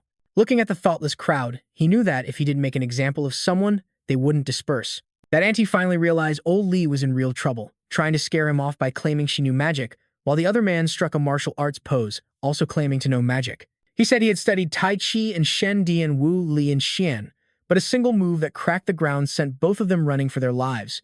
Just then, Chen Guang appeared with a few of his men. Chen Luo found him vaguely familiar because they had crossed paths in his past life when he was still weak. Chen Guang laughed and said that old Li was always cursing at them, but they let it slide out of neighborly respect, never expecting him to die at Chen Luo's hands. This time, Chen Guang had come to befriend him and ask for his help. The two shook hands, and Chen Luo cheerfully asked what help he could possibly need, since Chen Guang's group had nearly 1,000 households and abundant supplies. They still had many supplies yet to be collected, but 2 days ago, a zombie dog that looked like a husky and could use lightning appeared, and it was extremely fast. Moreover, it possessed some intelligence.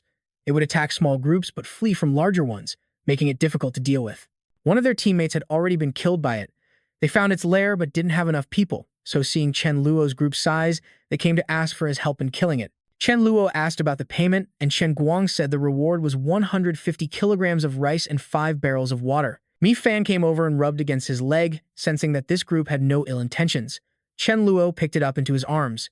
He told his people to continue moving supplies, while he himself would go inside to check things out with Fa Wang and Mi Fan. Chen Guang was worried seeing him go in alone, but Chen Luo simply said he had a dog with him. Chen Guang was baffled that in the middle of an apocalypse, Chen Luo was not only keeping 2 pets but also traveling with a group of girls. Mi La offered to go with him. Chen Luo affectionately handed Mi Fan to her, telling her to be a good girl and wait there for his return. Chen Guang enviously watched this public display of affection. The two of them started moving. Chen Guang mentioned that zombies usually roam this garden and asked Chen Luo how he dealt with them. Chen Luo smiled at Fa Wang, saying the method was very simple. Use a dog to control them. Watching Fa Wang, he silently praised its intelligence. Soon, the group entered a house where the strong stench of blood wafted out from the doorway. When the door opened, Fa Wang barked loudly and immediately dashed towards the zombie dog. It was both agile and graceful, dodging all of the zombie dog's attacks with a speed that was startlingly fast. When it was Fa Wang's turn to strike, it used a thunderous move. Unexpectedly, Fa Wang had even managed to learn a new skill on the spot. That zombie was quickly taken down, and the fight was over. Chen Luo smiled, announced that their cooperation was concluded, and asked for the supplies as agreed. Everything was resolved to Chen Guang's utter amazement. Realizing Chen Luo's formidable strength, he wanted to form a partnership with him. He confidently shared that each of his men had killed at least 10 zombies, that they were daring fighters and were extremely reliable. Furthermore, they had plenty of supplies, enough to eat and drink for half a year without any issues. Chen Luo confidently let him know that he alone could easily kill his entire group. Chen Guang expressed that was precisely why he chose to cooperate with him. The strong don't team up with the strong, only the weak rely on them. Seeing his strength, Chen Luo temporarily agreed to let him join, but on the condition that everyone follows his commands. At that moment, one of Chen Guang's subordinates ran over to report that Zhang Liang had been injured by a zombie. They were even shooting fireballs, causing many people to flee. Seeing this, Chen Luo told Mi La to follow him. Chen Guang worriedly asked Chen Luo to find a way to treat him, and a single glance was enough for them to understand each other. Mi La used her healing spell to save him, and the miraculous magic saved his life. Chen Luo still told Chen Guang to consider joining the team, then he and Mi La left. Chen Guang asked his team members for their opinion on cooperating with Chen Luo, and after considering the benefits, the whole team agreed to join. So with the decision made, he led the entire team to join them. Chen Luo warmly welcomed all the new members who had joined the group. He then told everyone to move to his place that night. The scene changes to a certain villa, where a group of people were going crazy, beating someone up because they couldn't stay in the villa. Unfortunately, there weren't many supplies, so they continued searching in other villas. Xu Lan and Fang Yu, standing aside, observed them as they were about to enter Chen Luo's house. Xu Lan wanted to pretend she didn't see anything and leave, but Fang Yu refused to stand by and watch their things get stolen. So the two of them decided to go out and say something, and if they didn't listen, then they would fight and then run to stall for time until Chen Luo returned. Xu Lan suddenly saw a convoy returning. It was Chen Luo's convoy driving in from the gate of the residential area. From a distance, he saw many vehicles, guessing that some survivors had entered the villa area, and not only that, they had even come to the gate of his house. The other group was surprised to see so many women. Among the crowd, Chen Luo recognized the green tea girl, Chen Jing, who was seeking to rely on Lu Shi. That thug saw the truck with supplies and immediately demanded half without hesitation. Big brother Lu Shi gave him a slap, disciplining his shameless subordinate. What he was interested in right now were the two beautiful women in front of him. Acting like a decent person, he told his brothers to leave. In Chen Luo's memory, he was a poison-type ability user. No matter what, he couldn't let him release his poison gas. Otherwise, it would be like a fart from a skunk, both stinky and toxic, making you nauseous for days. Mi Fan, beside him, reminded him that this group was full of malicious intent. The subordinate asked him why he let it go so easily and got a knock on the head for it. In reality, he was planning a sneak attack on Chen Luo. Before the subordinate could even praise him, an explosion right at his head made him scream in panic. Chen Luo wouldn't let them off so easily. He used magic to take care of all of them. He wouldn't do something stupid like waiting for them to strike first before counterattacking. Since he already knew they were a threat to him, they couldn't expect to leave. He remembered from his past life that a portion of the zombies would evolve to level 1. Before they evolved, he absolutely had to move Chen Guang's supplies over. At this moment, there was the sound of a knock on the door. On the 3rd floor, there was only him, Mila, and Mi Ling. The thought of Mila actively seeking him out made him excitedly go and open the door. When he opened the door, he saw Mi Ling instead. Mi Ling shoved something into his hand that we all know what it is. When he opened it, he saw a bag full of condoms, which startled him. She blushed and said she was only doing this for Mila's sake. She was worried because Mila was still young, and it would be another 2 years before she was of age. If he intended to become a father, then she was just meddling. After saying that, she quickly bolted and ran away. Chen Luo looked at the bag and smiled, accepting her kind gesture. He happily skipped to Mila's room to find her. More and more zombies were able to use magic, and he thought this was a true form of evolution, which was a very dangerous and terrifying development. Chen Luo acted like a true leader, vowing not to lead everyone to their deaths. He then began to share what he knew about the zombies' patterns. Level 1, zombies that can use magic are actually just like them, possessing various special abilities and a certain degree of intelligence. The best way to deal with them is using a 4-person formation, with 2 warrior class and 2 mage class members. Even though they have evolved, they are still no match for you all. If you encounter them in large numbers, you can just run. Now, he was going to teach everyone a little trick for dodging magic. He asked Mi Ling and Xu Yun to attack him with their magic so he could demonstrate. Mi Ling, a fire element user, and Xu Yun prepared to strike. Chen Luo dodged the attacks with ease and composure as everyone watched with their jaws on the floor. They couldn't stop praising how amazing he was. It seems impossible to dodge a spell only after you see it coming, but he was able to predict the trajectory of their magic by watching Mi Ling's and Xu Yun's hand gestures, allowing him to dodge ahead of time. You just need to pay attention and predict the spell's trajectory to dodge preemptively, which makes dealing with level 1 zombies incredibly easy. Mi Ling felt unconvinced and wanted to try attacking him one more time, but Chen Luo dodged it just as easily. Unexpectedly, a moment later, he was hit square in the face. As expected of the war goddess, flame goddess Ling, her combat instincts were truly powerful. A level 1 zombie would absolutely not have that kind of predictive intelligence.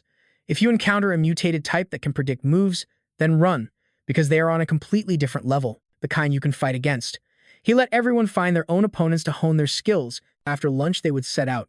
Today counted as half a day. Each person needed 3 level 1 crystals, and any team that failed would be punished as a whole, with no dinner for them when they returned.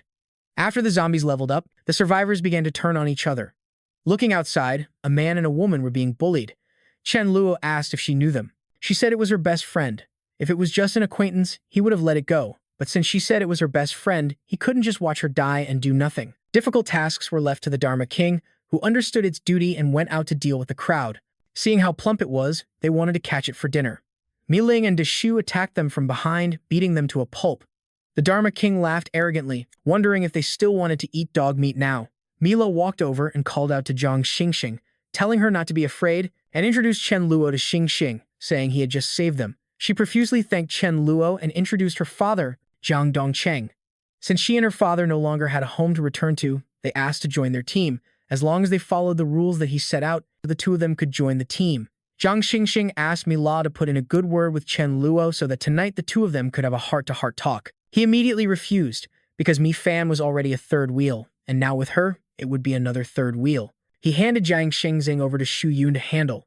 When they got back, she was gobbling down her food with great relish, and she wondered why Mila wasn't eating with them. Xu Yun explained that Chen Luo is the boss, and she's just an employee, so eating together would be awkward. But Zhang Xingxing thought she was secretly eating something better, blaming her best friend for not bringing her along. Meanwhile, in Chen Luo's villa, he told Mila that she needed to observe her friend for a while longer. The matter between the 2 of them could not be revealed. Besides, everyone in the team has their own value. Let's see what she can do first. As long as she's honest, even if she has no real strength, he will arrange a logistics position for her. There's urgent news. More than 10 cars have suddenly appeared at the gate of the villa complex. With about 50 to 60 people, they're probably survivors who fled here. He tells everyone to gather at the community gate immediately. Shu Yun immediately informs the sisters to form up and gather at the community gate. The nosy Jiang Xingxian asks, "Are we about to fight?" Shu Yun asks her what her ability is, and upon hearing she has a strength-type ability, she arranges for her to stand in front of her. Not wanting to take on such a dangerous responsibility, she tries to switch with Li Hui. She's an assistant and was placed in the rear by Chen Luo. When Shu Yun tries to pull her, she starts crying, saying she and Mila are best friends and they can't do this to her. While she's screaming and resisting, Mila appears, telling her not to be afraid and that she needs to experience it a little. Mila reassures her and says she'll be by her side, promising to help her be confident and will quickly heal her if she gets injured. At this moment, Jiang Xinxian notices the speck of buttercream on Mila's mouth, and she starts to suspect the relationship between Mila and Chen Luo. Thinking she's someone who sacrificed her body to be with him, Jiang Xinxian grows even more jealous of Mila when she refuses to speak up for or help her. Chen Guang stops the other group from entering the villa, telling them to go elsewhere, but they become even more insistent on getting in. Just then, Chen Luo arrives, and the man, seeing he's a weak person, also politely speaks about his team's lack of supplies, saying his people haven't eaten or drunk for a day, hoping he could spare some supplies. But Chen Luo can't just give them away. He can only trade. 1 crystal from between a zombie's eyebrows can be exchanged for a bottle of water or 1 kilogram of rice. The man is shocked that he revealed the secret of the crystals, and seeing the team that arrived is all female, he starts to get cocky. He puts his hands on his hips, annoyed, and repeats the trading conditions to his teammates.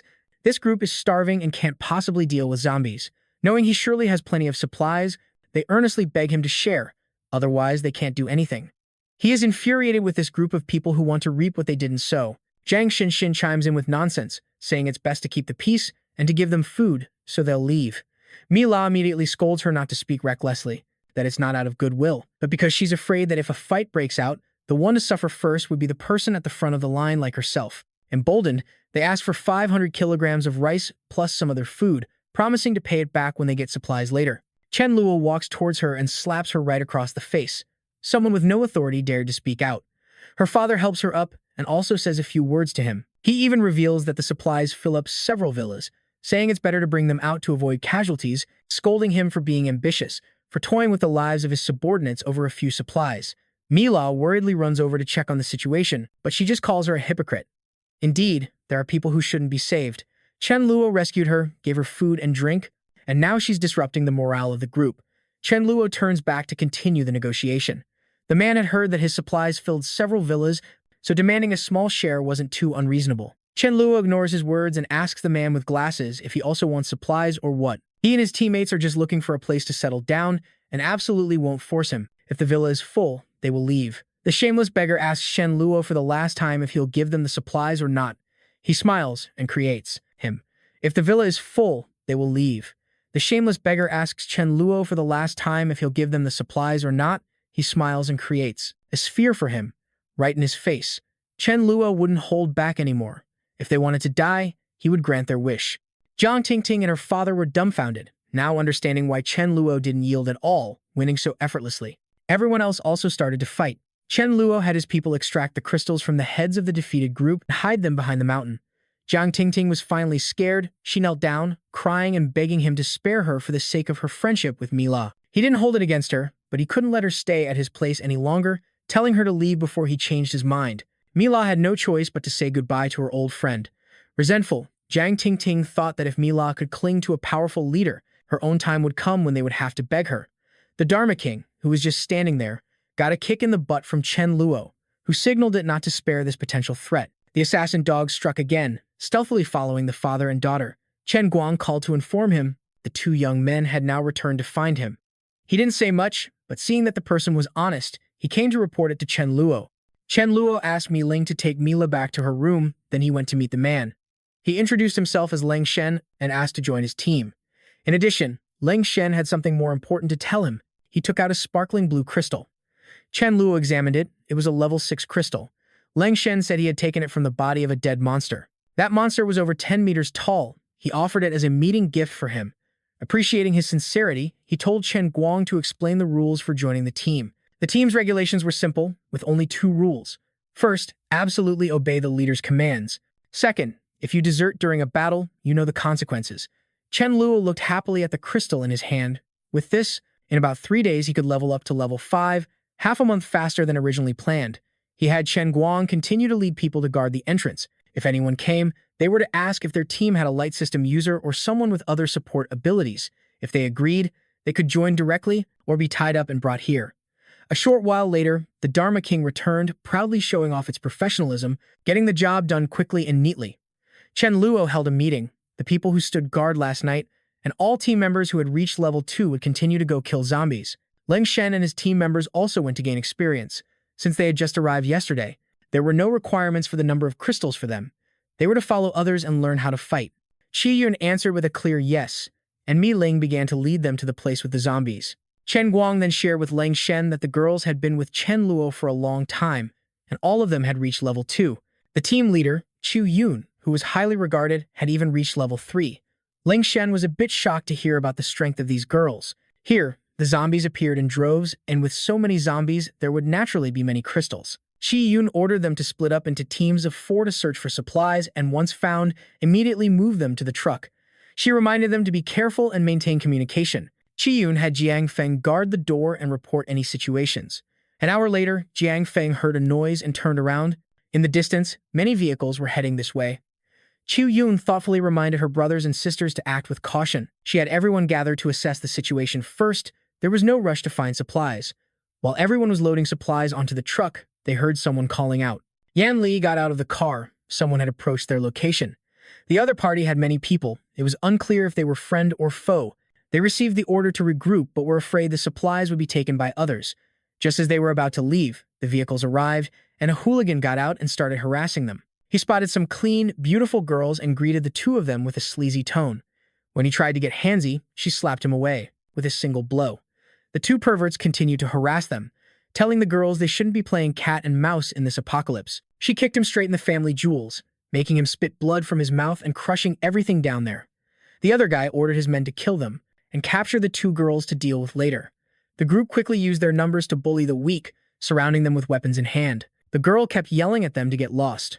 So the thug, Hazy, attacked Yan Li, swinging a wooden club right at her. He smashed it hard against her head. Yan Li collapsed to the ground, and he continued to curse at her. Just then, someone called out Hazy's name. It was Yuan Bao, who was passing by in a car. He said it was nothing serious, just some wretched woman who tried to hit him, so he was just teaching her a lesson. Indeed, this Hazy was vicious, but his strength wasn't bad either. He didn't reprimand him too harshly, only reminding him not to go overboard and that there would be no exceptions next time. As the two thugs were laughing smugly, a voice told them to stop. He had just turned to ask who it was when the guy next to him was shot straight in the face. Yuan Bao also got out of the car to see what was happening. It turned out to be Shu Yun, who had used a bow to shoot the man and save her friend. Yuan Bao used his Earth Shield technique to retaliate. When their two abilities collided, they both dissipated, giving them a glimpse of each other's strength. Both of them became wary and couldn't act recklessly. She demanded they return her person. Surprisingly, Yuan Bao told Hazy to let her go. But unfortunately, Yan Li had already been beaten to death. Shu Yun broke down in tears, blaming herself for not leading the team well and for letting this happen. That disgusting Hazy just laughed at the sight. Shu Yun suppressed her rage and turned to leave. Once Chen Luo arrived, they would not know peace. He even shouted at her to get lost but to leave the truck behind for him. Shu Yun bit her lip in fury at them and retreated. The pervert Hazy asked Yuan Bao why he didn't keep the pretty ladies. Having had enough of this guy, he slapped him across the face, warning him not to cause any more trouble because that woman was not easy to deal with. Still unafraid, he argued that they had more people. So how could she dare to be reckless? He guessed they were stationed nearby and that he would find a chance to investigate, otherwise they would surely face retaliation. Back at Chen Luo's villa, Shu Yun returned and recounted the entire incident to him, taking the blame for her poor management. Chen Luo just sighed. Shu Yun had actually done the right thing. Acting recklessly at that moment would have been irrational. Everyone had fought alongside him. If they died at the hands of zombies, he would have nothing to say, but he would not accept one of his own being bullied by others. He became enraged. A blood debt must be paid in blood. Chen Luo led everyone on the team to get revenge. No one could bully his people and get away with it. From above, Hazy saw a group of people approaching for revenge. They had returned surprisingly fast. Chen Luo's entire team had arrived at Yuan Bao and Hazy's location.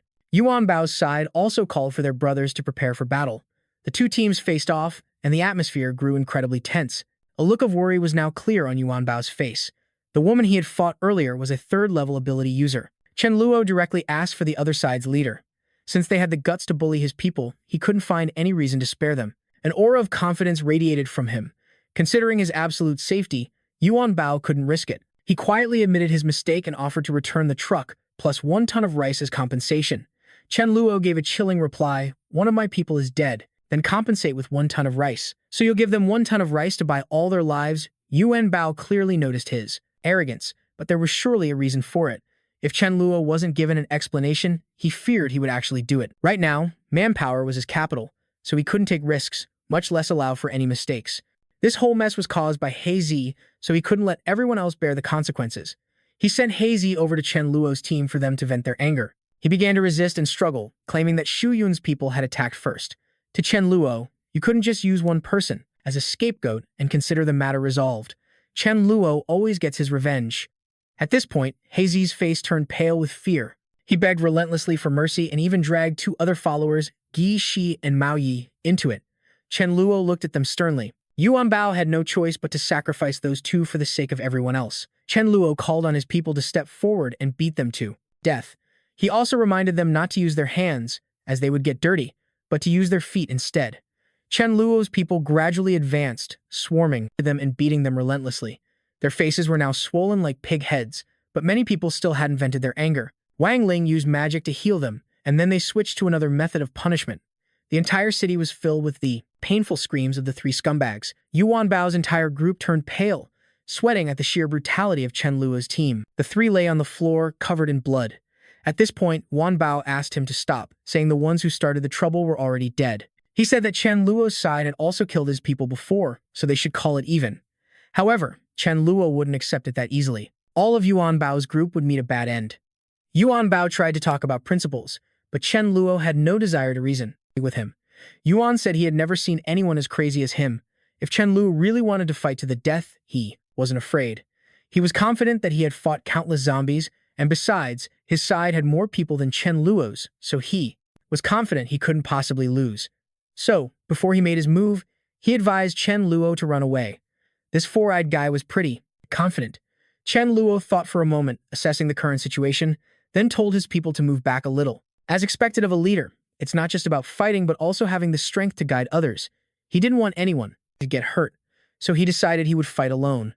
Yuan was surprised by this action from Chen Luo. He didn't understand. Could it be that he wasn't afraid of dying? The bespectacled Yuan thought Chen Luo was just trying to act like a hero and was actually just a competitive brat who wanted to crush his authority. If Yuan sent his underlings to attack now, it would be a huge loss of face, so he chose to go one-on-one with this kid. He thought this was also a perfect opportunity to strike fear into the hearts of others. Chen Luo opened his palm, and a large sword with a blue glow materialized from it. He quickly rushed in front of Yuan, who at that moment finally realized things weren't looking good. He quickly retreated and raised his hand to summon sand to block Chen Luo, but could these small sand dunes possibly stop him? Chen Luo scoffed. Did he really think he could deal with him using this pathetic bit of sand? The sword slashed down in front of him, a flash of blue light streaked by, and it was all over. The arrogant young man collapsed. His underlings frantically shouted his name, but how could he possibly answer now? Brother Yuan's life had been snuffed out, defeated in a single blow. What in the world was that ability? Everyone was stunned by this turn of events. Chen Luo simply turned calmly and gave his people a wink. The beauty, he thought to himself that having a wife who cared was a good thing. The recent victory didn't make Chen Luo conceited. He felt it was completely normal, like swatting a mosquito, so there was nothing to be proud of. Then he turned to resolutely deal with the guys who had bullied his people. They fearfully begged for mercy, but it was too late. They couldn't run, nor could they stay. In the end, they still fell to his sword. Over here, his 2 subordinates' jaws dropped in astonishment. They never expected their boss to be this strong.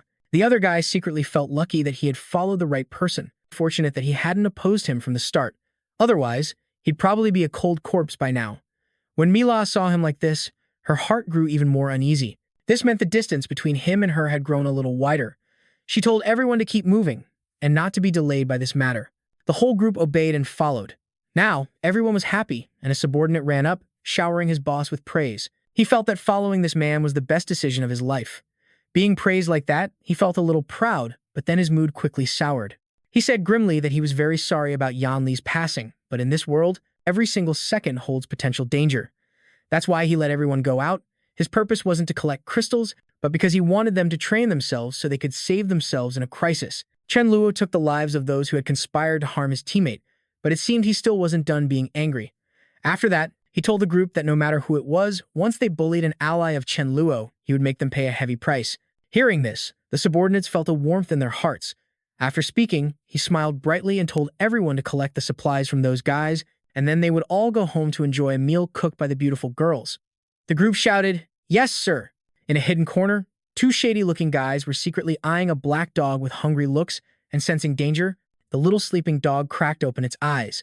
It looked so chubby and cute, but that just made the two guys drool even more. It seemed they had been starving for days. The red-haired guy, Su Dau, was about to run out and grab the dog when his companion pulled his arm to stop him. The red-haired guy wondered why he was being stopped. The other guy patiently explained that he was afraid the dog would run, and chasing it would waste too much energy, so he suggested it would be better to find some bait to. He planned to take a dump to feed the puppy, let it fall asleep, and then gobble it up. She'd have thought this was a good idea, and they both revealed a wicked smile. The Dharma King watched these two fools, who didn't know life from death, walk right into a trap of their own making. Not only that, but they also wanted to use such a disgusting method to harm it. This time, these two lunatics were done for. The Dharma King had a wicked expression, stood on its hind legs, and raised its tail in anger, while streams of golden light appeared around it. One guy was stunned by the black dog's strange behavior, while the other was completely bewildered. He didn't know how a dog could emit electricity like that. His face turned pale with fear, and then he told the red-haired guy to run, afraid that if they stayed a moment longer, they wouldn't even have their lives left. But there was no way they could come and go so easily. The Dharma King shot out electricity to catch the two lunatics, and the current release was so strong that it stunned both of them. Seeing it so angry, Chen Luo asked if these were two intruders. It turned and walked away in annoyance. Actually, it was more like these two wanted to feed it poop.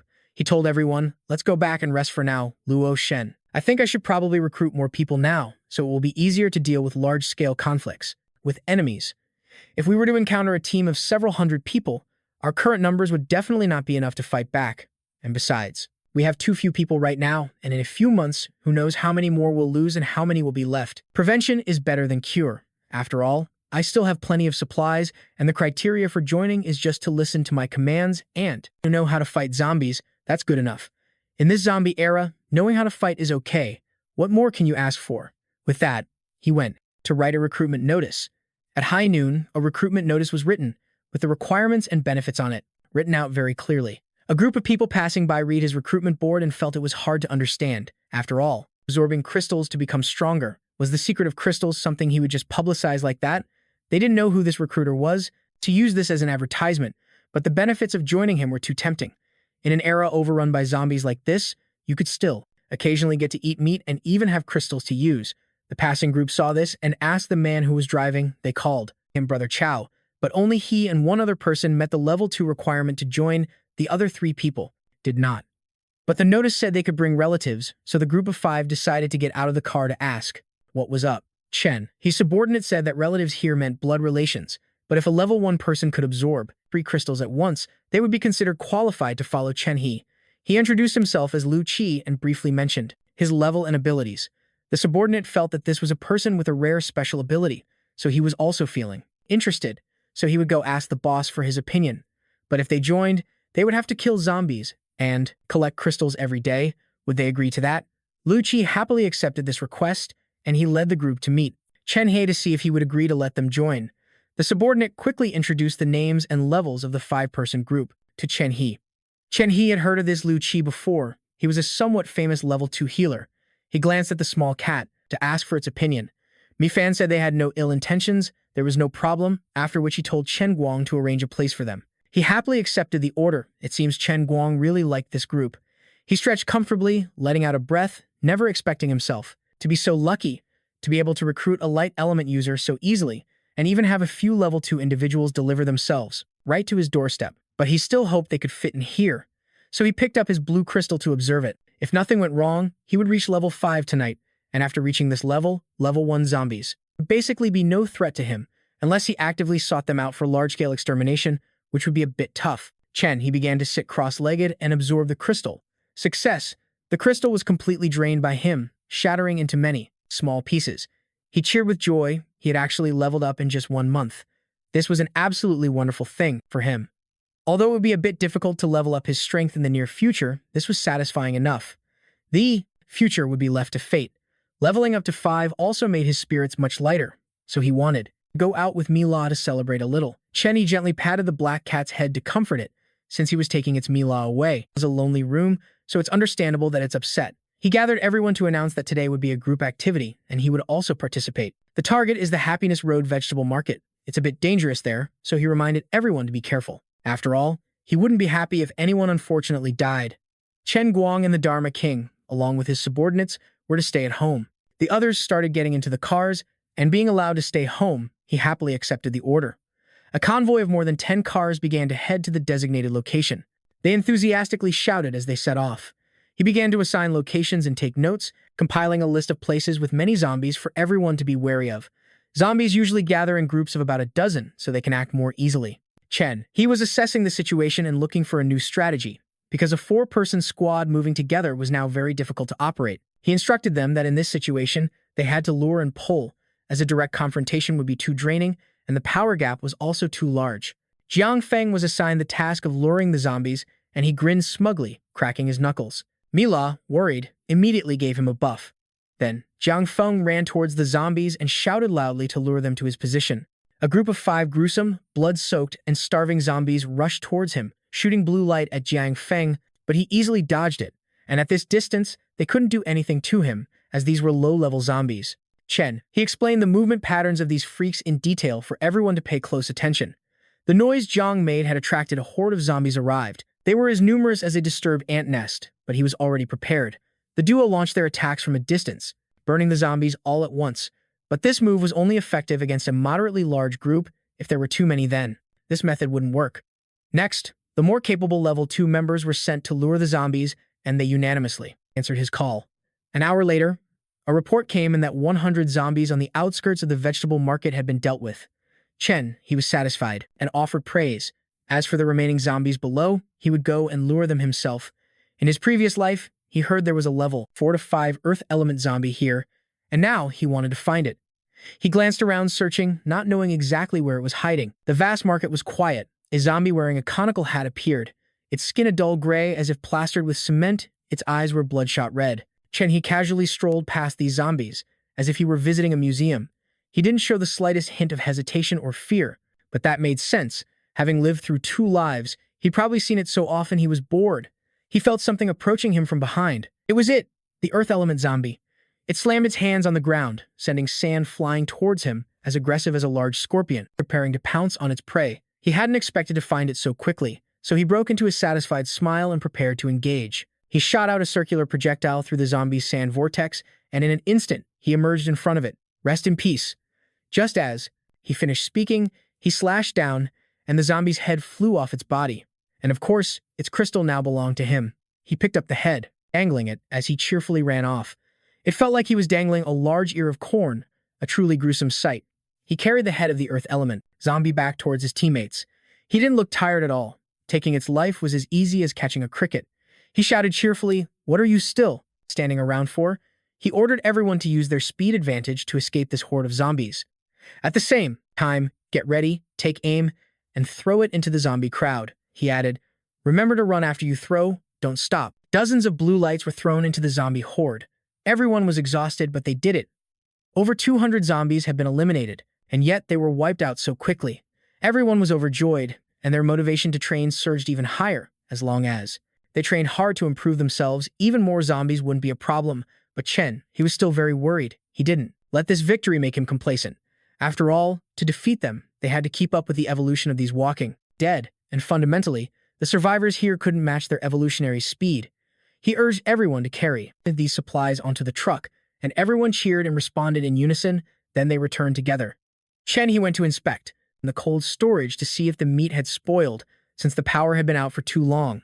He was thinking of moving the meat from his personal space here, then pretending to discover new supplies later to share with the other members. He was satisfied with his plan and let out a smile. 2 hours later, in the freezer area, his truck was blocked by a stranger, who said he was waiting for something, but before he could finish, Chen, he stuck his head out and told him not to block his way. One look, and the man knew he wasn't someone to mess with.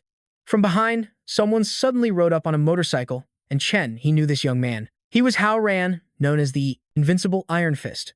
He approached a guy named Long to ask for a chicken he had just caught to save his mother, who was about to pass away but wanted to eat a bowl of chicken soup before she died. As long as Long gave him that chicken, he would sell his very life to him, but Long disgustedly refused. His lackeys behind him also started mocking Hao Ran, and they even wanted to drive him away. Chenny smiled to himself, getting the idea to recruit Hao Ran. After all, to trade a chicken and get such a good person in return. If Long passed up such a great deal, then of course he wouldn't be polite. Hey, I have a chicken and a cook. If I fulfill your request, will you sell your life to me? Hao Ran was startled by his words, but he said he needed a bowl of chicken soup first. Chen, he agreed. After all, the one thing he didn't lack was food. It's true that the rich are always generous spenders. He told Dazhu and Mila to switch vehicles, while he and Hao Ran would go check on his mother's condition and also bring her to his place for more convenient care. Hao Ran agreed with his suggestion. Chen, he waited downstairs for Hao Ran to carry his mother down, and he was quite surprised, not expecting her to be so weak. Hao Ran said his mother had terminal cancer, and Chen, he looked at her with pity, his face showing sadness, telling Hao Ran to bear his grief. He really wanted to help cure her, but Mila's skill level wasn't there yet. Afterwards, Chen, he said, he would arrange for someone to cook the chicken soup for his mother.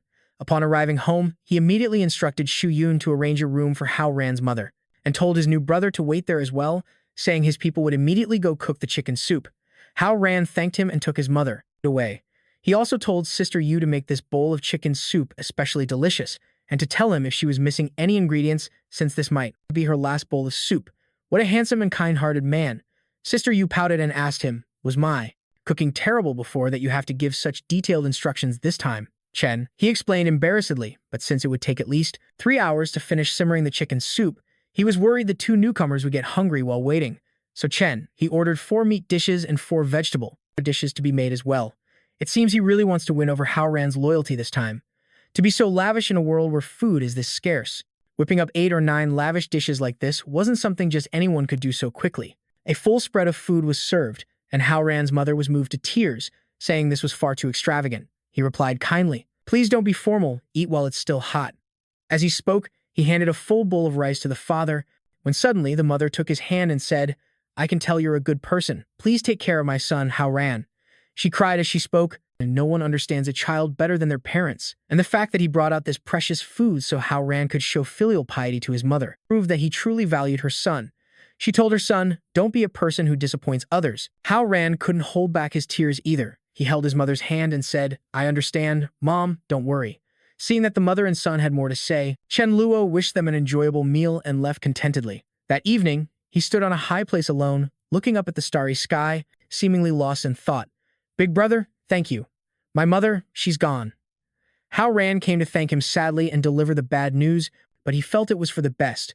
At least his mother would no longer have to suffer the pain of cancer. Chen Luo patted his shoulder to comfort him, and Hao Ran said with a determined look, just you wait and see how I perform from now on. Hao Ran had already decided that he was his big brother, and he would follow him for the rest of his life. But in truth, even without him saying it, Chen Luo was confident that based on his skills and talent, Hao Ran would get back on his feet very soon.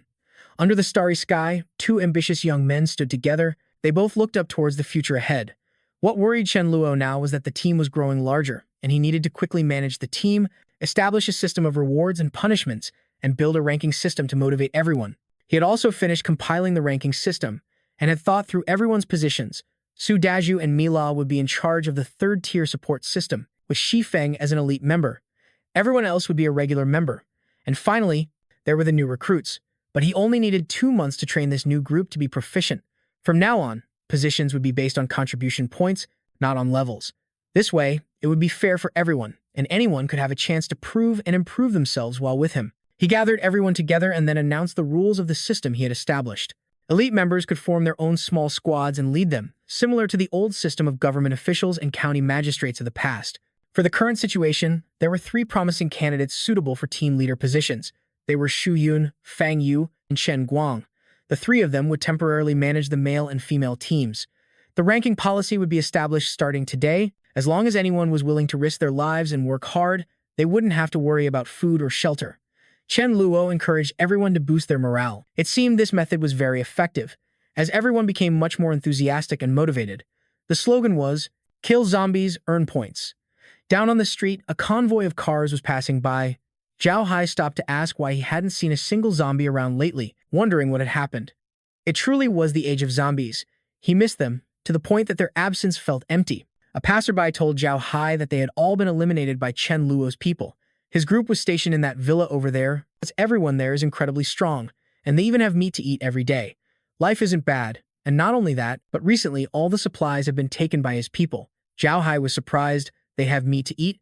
In these chaotic times, just having a full stomach was already a luxury, let alone getting to eat meat.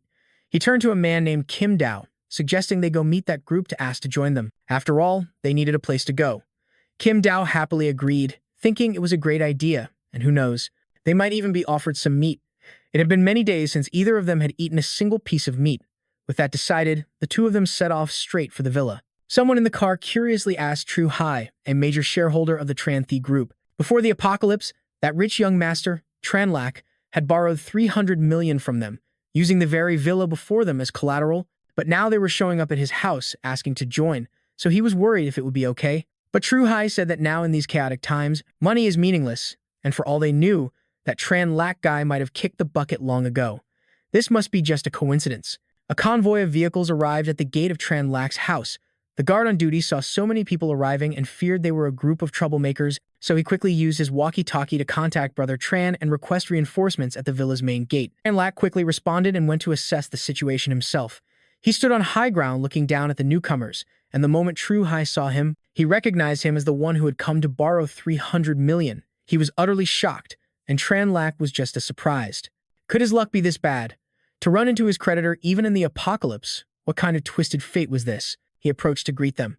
The meeting between the debtor and creditor was a bit awkward, but times had changed. The money was useless now, so what good was being rich? Tru Hai could tell at a glance that he was the one in charge here. Tranlac didn't deny it, that Tru Hai was a true opportunist. He said the 300 million loan was past due, so with interest plus principal, the total came to 330 million. But since the situation was special, he wouldn't ask for penalties or interest. He planned to ask for a favor, yet still tried to collect a debt. But who did he think he was dealing with? Did he think he could just ask and get paid? Truly naive. Tranlac might be handsome, but he was also thick-skinned.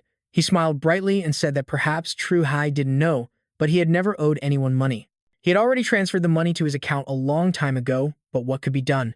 With zombies everywhere, communication signals, Wi-Fi, and all that jazz were cut off, so he had no way to prove he'd made the transfer. And on Tru Hai's end, there was no way to check either, right? So Tru Hai was left fuming, while Tranlac beamed like a flower, thinking how could he possibly be done for money in his second life. In his dreams, the person behind Tru Hai shouted angrily, "This scammer, for such a large sum of money, how dare he lie like that?"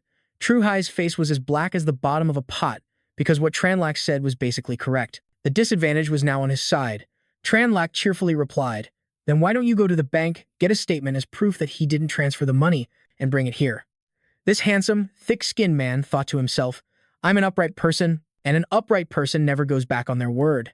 But since they did lend him money to repay the favor, he would give them 1 ton of rice, and they'd call it even.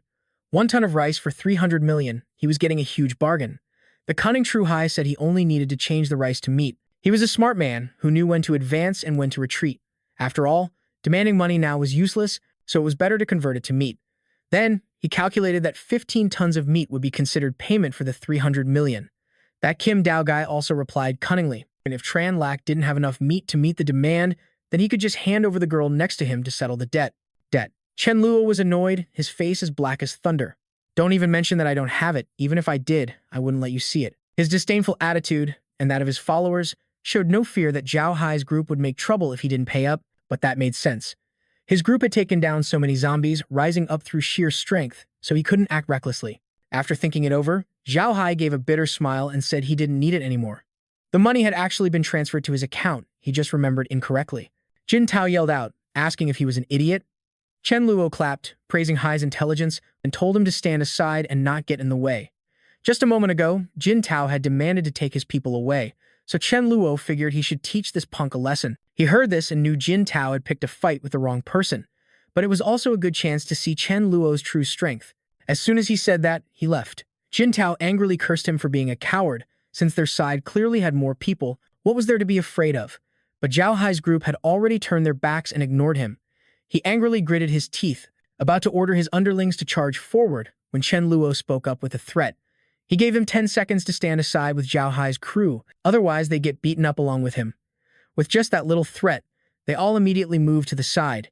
He angrily cursed them for having no guts. After speaking, Jin Tao channeled his energy, and 2 streams of blue light appeared, looking like will-o'-the-wisps.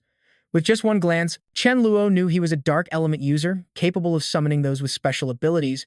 It was a pity he couldn't recruit such a person for his own team. Just as he finished that thought, Jin Tao summoned a horde of skulls in black cloaks, holding long scythes and standing around him awaiting orders. They looked just like the Grim Reaper from the movies. This was the Skull Legion he was most proud of. Anyone targeted by these guys would be sent to hell, their souls captured, never to be reincarnated. The description alone was enough to give you goosebumps. It's true that evil people always play with demonic things.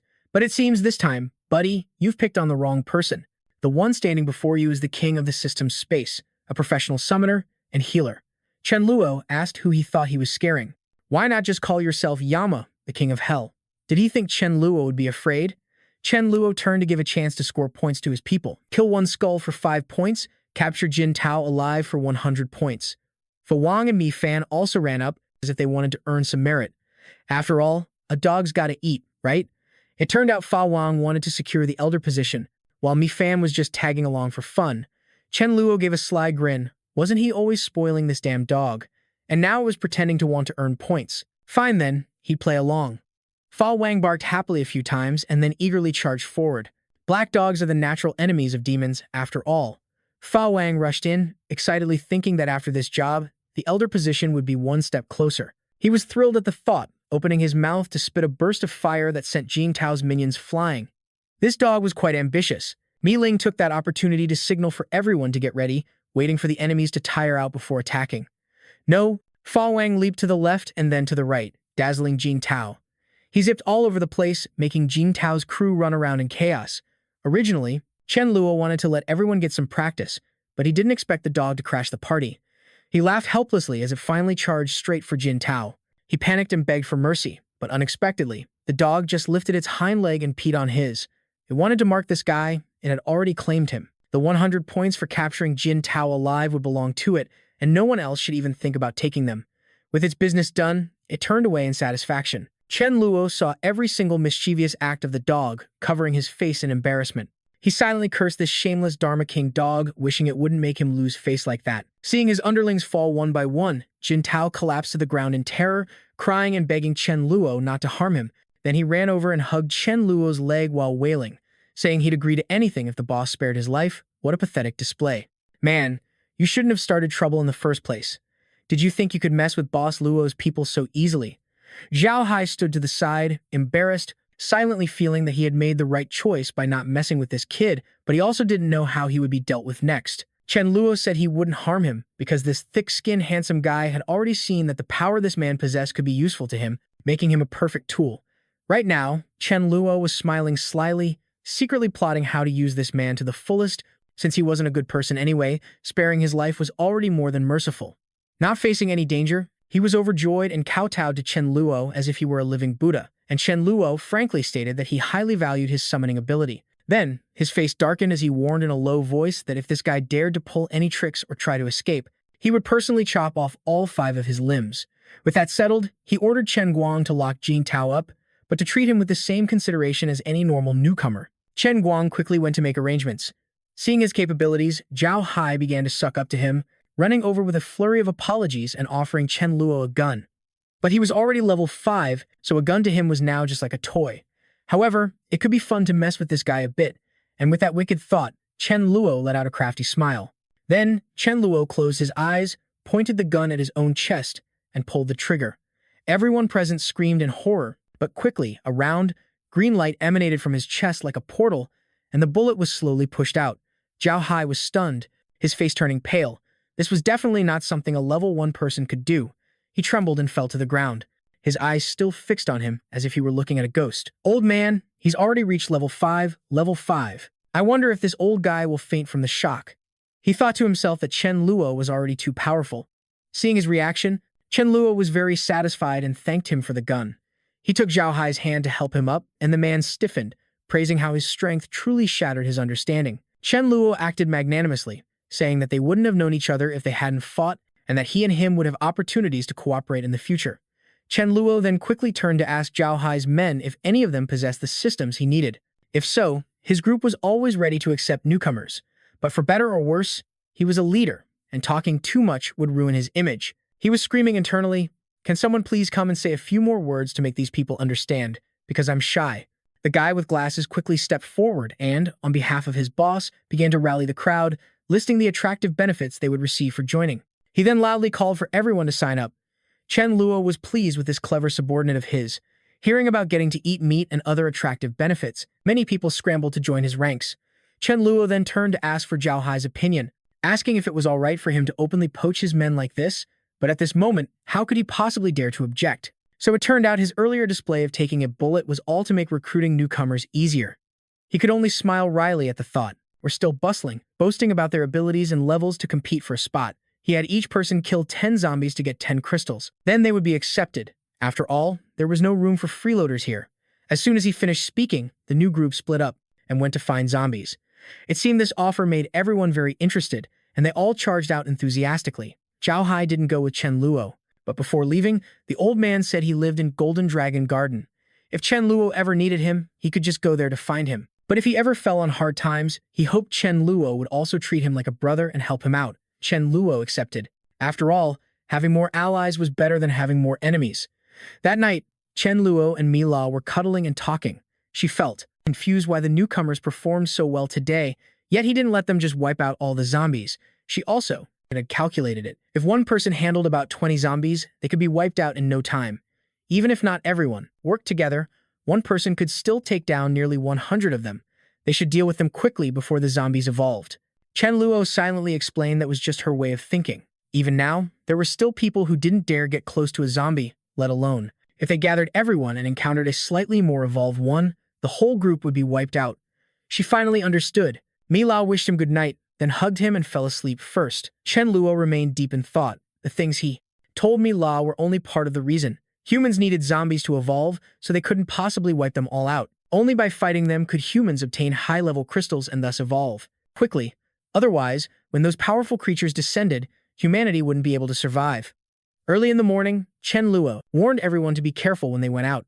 The zombies were getting stronger, and according to his calculations, today was the day they would evolve to level 2. He watched the line of cars leave, not forgetting to shout after them, reminding everyone to be careful once more. This natural selection process would inevitably lead to casualties. People without abilities wouldn't be able to survive in this world later on. While he was thinking, Mi Fan suddenly had a bad feeling. It felt that Mi Ling would get hurt, but it wouldn't be life-threatening. Mi Ling, Mi La, and Wang Dazhu also had the Dharma King. Normally, they always acted together, so in a normal situation, she absolutely wouldn't be in danger, but she would still get hurt, though it wasn't life-threatening. Chen Luo picked up Mi Fan and looked at it, wondering if he should go with them to protect them. He was about to go, but then thought again. If he handled everything himself, how could they get stronger? If they couldn't train themselves and endure some hardship, they would end up like canaries, protected in a cage. Even if she eventually reached the king level, she wouldn't be the sole flame empress from her past life anymore. But then again, this cat was really amazing. A level 1 ability user could only sense a little something at the most critical moment, yet it could know about the dangerous event so far in advance. Chen Luo dotingly petted Mi Fan. It was about time he gathered some high-level crystals to tame this cat. Being petted made Mi Fan very happy. Meanwhile, Mi Ling's group was fighting zombies but seemed to be having some difficulty. Mi Ling was frustrated, not understanding why before. Just a few hits, take them down. What on earth did these zombies eat today to become so tough? She carefully observed them, certain that the crystals on these things are also much better than the old ones. With that said, she unleashed a massive fiery palm strike, incinerating the zombie that was advancing towards her. Wang Dazhu judged that the level 2 zombies weren't much stronger than the level 1 ones, and Mi Ling also found taking them down to be quite easy. Mi Ling was thrilled, thinking they could collect a few more crystals today. From a distance, a zombie watched all 4 of them. It realized they weren't the normal humans it usually ate, and it was also alone, so it decided to be more cautious.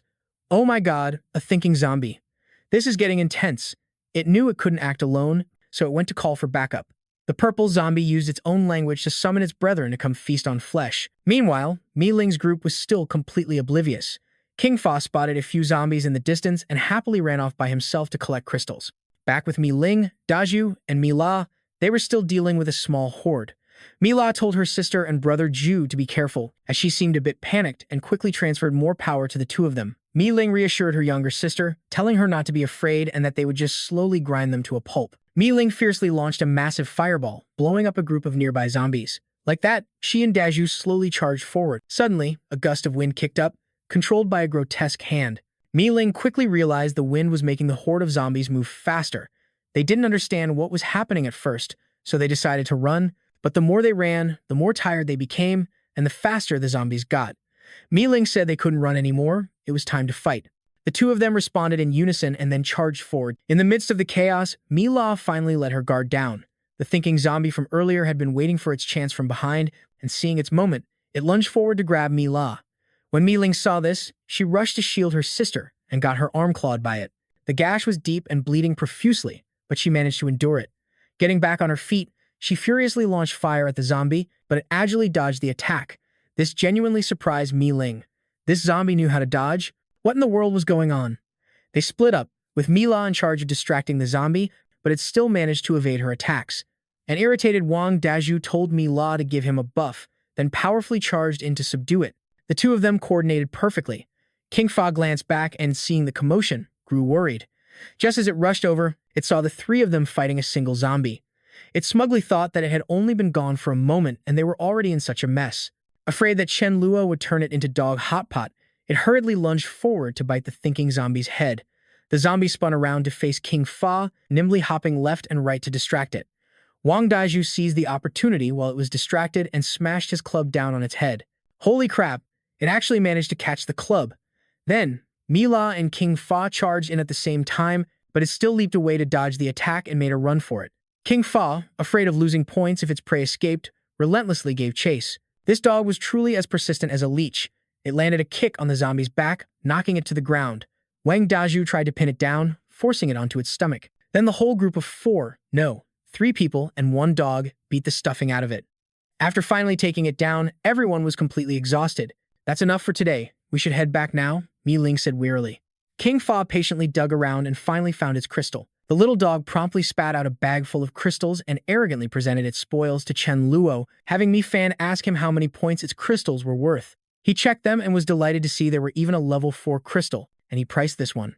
Fa Wang received 100 accumulation points, its eyes lit up, and it stuck out its tongue trying to act cute for its master. Chen Luo quickly fed that level 4 crystal to Mi Fan, hoping it could also level up quickly. Fa Wang complained resentfully. The crystal it had worked so hard to get now belonged to that darn cat, but to it, the crystal didn't mean much. It didn't really need it anyway.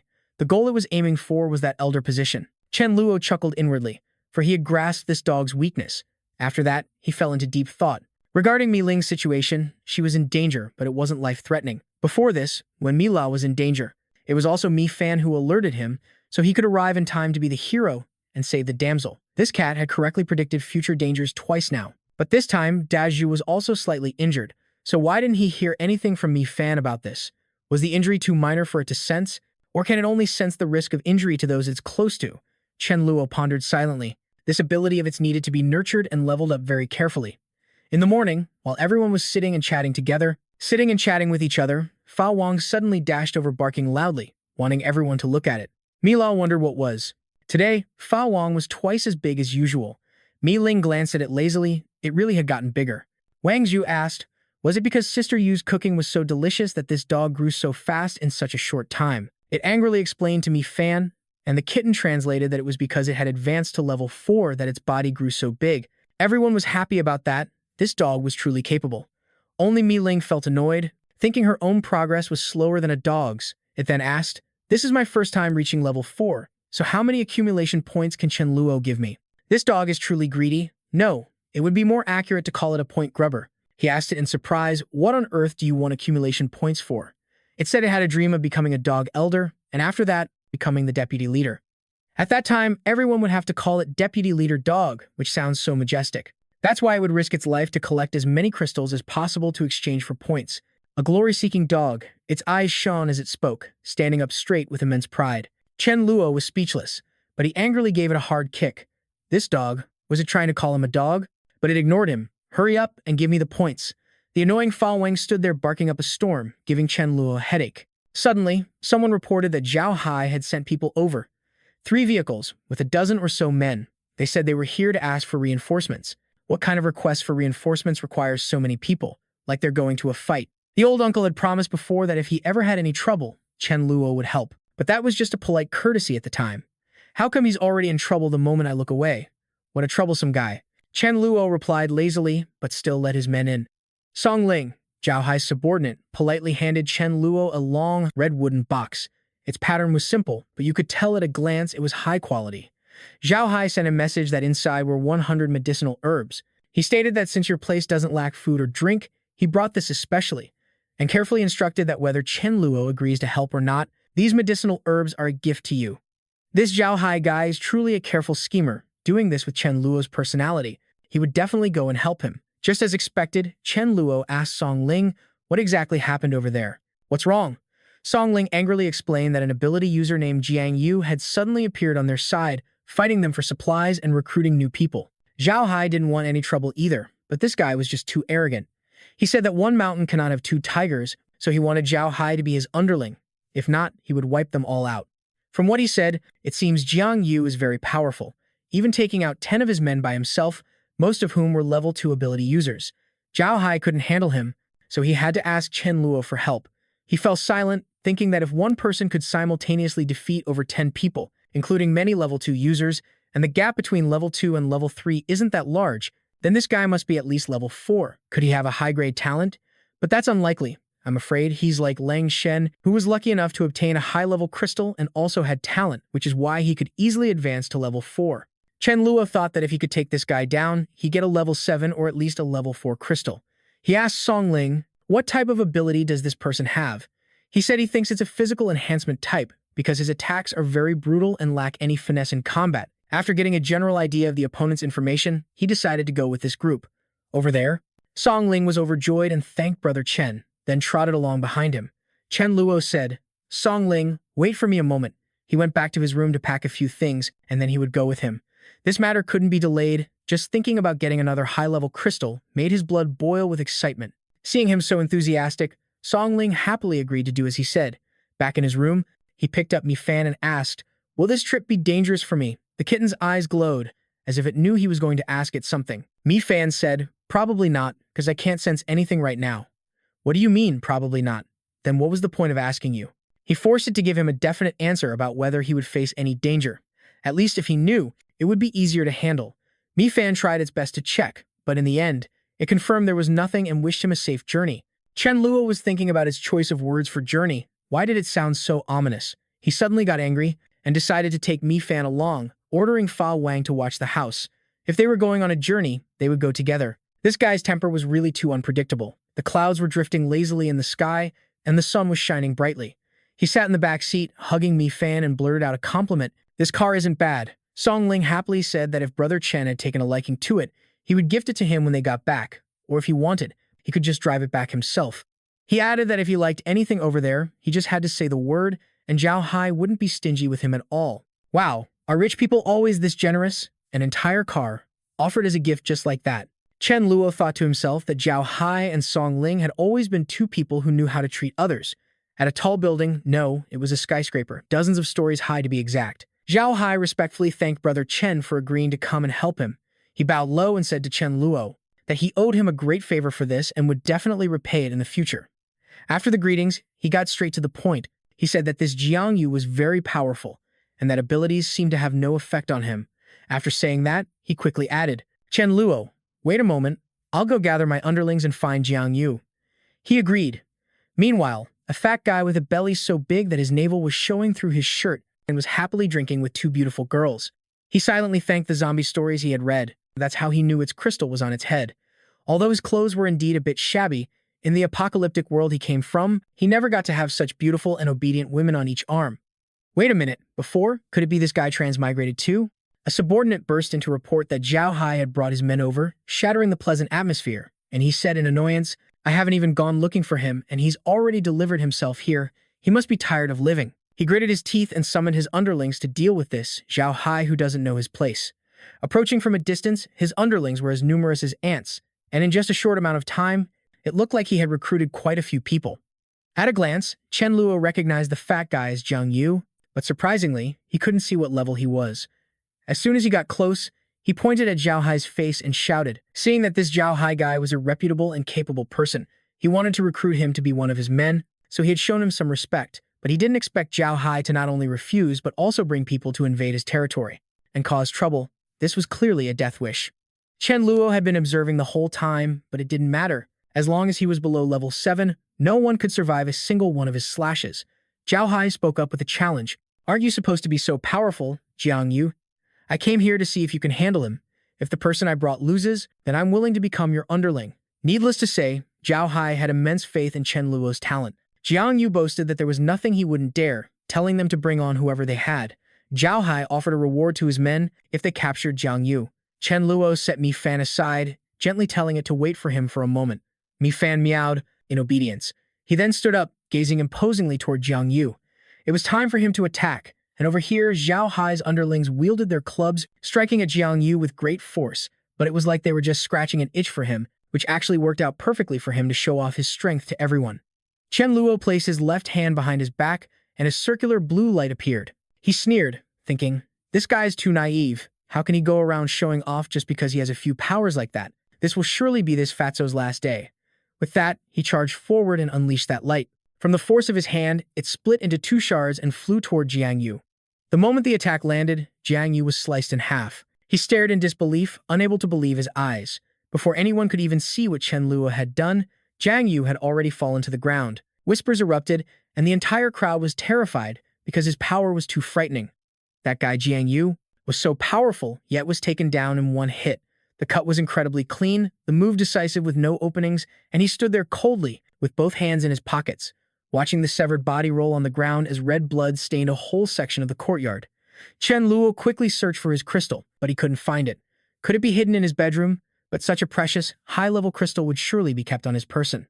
Seeing him rummaging for a while without success, Songling quickly knelt beside him, saying he was very good at finding things and that he would help him look. Chen Luo stepped aside to make way, and the guy nonchalantly stuck his hand down the front of Jiang Yu's pants and started searching. Chen Luo's face went pale as he stared blankly at the action, wondering to himself, isn't Songling bothered by this? What if that part of him also absorbed a crystal and mutated? A moment later, he found it, and Songling held up a blue, diamond-shaped crystal. Observing it, it was truly huge compared to the usual ones. Chen Luo held out his hand to take it, and Songling carefully placed the stone onto Chen Luo's palm. A level 6 crystal, but only 4/10 of it was psychic-type stone. He would let Mi Fan absorb it. This little cat was really getting lucky. Zhao Hai, who was standing nearby, thought to himself that Chen Luo had really hit the jackpot this time. Then he quickly told the remaining members of Guang Wu's faction not to panic. For now, they should all focus on taking down Zombie B together. His words implicitly confirmed that he had no intention of wiping them out. This was just a personal grudge between him and Guang Wu. That fatso had brought this on himself. In front of everyone, Zhao Hai guaranteed that any of Guang Wu's men who followed him now wouldn't be mistreated. If they agreed, they just had to step over to his side. Having gotten the crystal, Chen Luo wasn't interested in staying any longer, so he made the excuse that the house couldn't be left unattended and bid his farewell. Zhao Hai thanked him once more, saying he had been a huge help. If he ever needed anything in the future, he could just come find him. Zhao Hai also asked if he needed a few men to escort him back. Chen Luo refused, but he really liked this yellow Bentley and wanted to take it home. Since they were offering, why say no? After all, it wasn't like they were short one car. Zhao Hai happily handed over the keys, even saying that if he found any more nice cars in the future, he would send them his way. As the car drove away, Zhao Hai carefully told Songling to pass the word that from now on, their people should be a bit more respectful when they encounter Chen Luo. At a critical moment, it could even save their lives. Knowing someone powerful really pays off, isn't that right, my man? It's a good thing we didn't give Mr. Chen a hard time about that 300 million debt earlier. The ever-shrewd Songling knew that this was, of course, the right thing to do. On the way home, seeing Mi Fan engrossed in a show, Chen Luo curiously asked if it was really that interesting. He'd seen both it and Fa Wang glued to the screen every day. It replied that it was indeed quite interesting. It turned out it was watching a fortune-telling show, and it even sighed in awe that the person on TV was even more skilled than it was. Seeing that it was so down, Chen Luo chuckled and comforted it, saying the Taoist priest's finger-counting was all fake, while the things his little cat predicted were real, so it shouldn't compare itself like that. Comforted, Mi Fan happily closed its eyes, mimicked the finger gestures, and said it would read Mi Ling's fortune. He watched its antics and couldn't help but praise how cute the little thing was, but he wondered if it had actually learned finger-counting divination from television. Suddenly, its eyes shot wide open, and it said it foresaw a big bust omen for Mi Ling. Chen Luo was shocked and cursed, asking if it was serious. He panicked and sped home, frantically asking again if it was a terribly bad omen. Mi Fan insisted it wasn't trying to scare him. Chen Luo slammed on the gas pedal, feeling like this was going to give him a heart attack. Getting such dreadful news out of the blue, how could his weary old heart handle it? The brand new car tore down the road. When they got home, both he and Mi Fan stared wide-eyed in shock. A whole group of people stood there with swollen faces, covered in red and purple welts. Chen Guang sulked and explained that earlier, while they were training by the artificial lake, they ran into a thick swarm of over 2,000 bees. Everyone struggled to fight them off, and this was the result. Chen Luo said he would inspect the villa complex again to prevent this from happening again. He worriedly asked Mila if she was okay and if she was hurt anywhere. Mila gently said she was fine and wasn't injured. Noticing Mi Ling wasn't there, he asked Mila with concern, "Where is your sister? Is she all right?" Mila blushed and stammered that it was nothing major. Then she leaned in to whisper in his ear, whispered to Chen Luo that her sister was stung by a bee, and the sting swelled up really big, so she went back to her room. Chen Luo wondered what spot was it that required such shy whispering. Mila blushed, pointed to her chest, and said it was that spot. Mi Ling's had swollen up very big. He was stunned and asked Mi Fan, "Could it be that the terrible omen you mentioned was about this? So the misfortune was about her chest?" Mi Fan casually replied, "That's right. It clearly foretold a big chest. Who told you to make such a big fuss?" Mi Fan made Chen Luo's head spin. At 5:30 in the afternoon, on a deserted road, a young boy was sitting and holding a young man in his lap. He cried out, "Don't go." The man weakly told his younger brother, "After I'm gone, please ask to join that villa complex. It's very safe there, and you won't have to worry about being harmed by people around you." He looked at his brother and said tearfully, "If we go together. You're the only family I have left." The brother weakly said he was about to die, and after he's gone, to take his crystal so that he would have enough to qualify to join Chen Luo's team. Just as he finished speaking, he stopped breathing. The young boy hugged his brother and sobbed, "I now have the 3 crystals needed to get to that place, but you're not by my side anymore." Crying, he dug out his brother's crystal, his heart filled with resentment because why didn't they fight the zombies together? It was already hard enough for a whole group to fight, let alone just the 2 of them. He bit his lip to hold back the pain. If it weren't for the requirement that everyone needed a 3-star crystal to join his ranks, his Anne wouldn't have had to die. He blamed all of his misfortune on Chen Luo. A determination for revenge surged and consumed his thoughts. He wanted all of Chen Luo's people to accompany his brother in death. At 9 o'clock in the morning, that young boy brought the crystal to Chen Luo, asking to follow him. Mi Fan quickly warned Chen Luo, "This person intends to harm you." He was surprised. He clearly had no grudge against this kid, so why would he want to get rid of him? The young boy asked patiently, "Can I join now?" Chen Luo stood up and said, "Of course," then asked the boy to take a walk with him. He told Mi Fan to go back to the room first. The boy's face darkened menacingly, but he still followed. A slap flew out, and the young boy spat blood as he fell backward to the ground. Chen Luo bluntly grabbed his collar and asked threateningly, "Why do you want to harm me? Or did someone send you here to assassinate Chen Luo?" The young boy was terrified that he knew his purpose so quickly. He clearly hadn't done anything yet, he said aggrievedly. "I have no grudge against you. Why would I want to harm you?" He claimed he sincerely wanted to follow him, but Chen Luo's patience was limited, and he didn't have time to play cat and mouse with this kid. He punched the other side of his face, making him spit another mouthful of blood. Unable to take it anymore, he finally revealed his true purpose. He angrily unleashed an attack, with a blue light on one side and an orange flame on the other. Chen Luo was surprised this was a dual ability. The boy angrily said, it was only because of Chen Luo's harsh selection criteria that his brother had to die. While he was here casually sitting and petting a cat, he really deserves to die. Chen Luo was taken aback. How did this suddenly become his fault? Did he create the apocalypse? Was the hardship this kid suffered his doing? Or did he force him to join his side, that he was now being blamed and hated for it?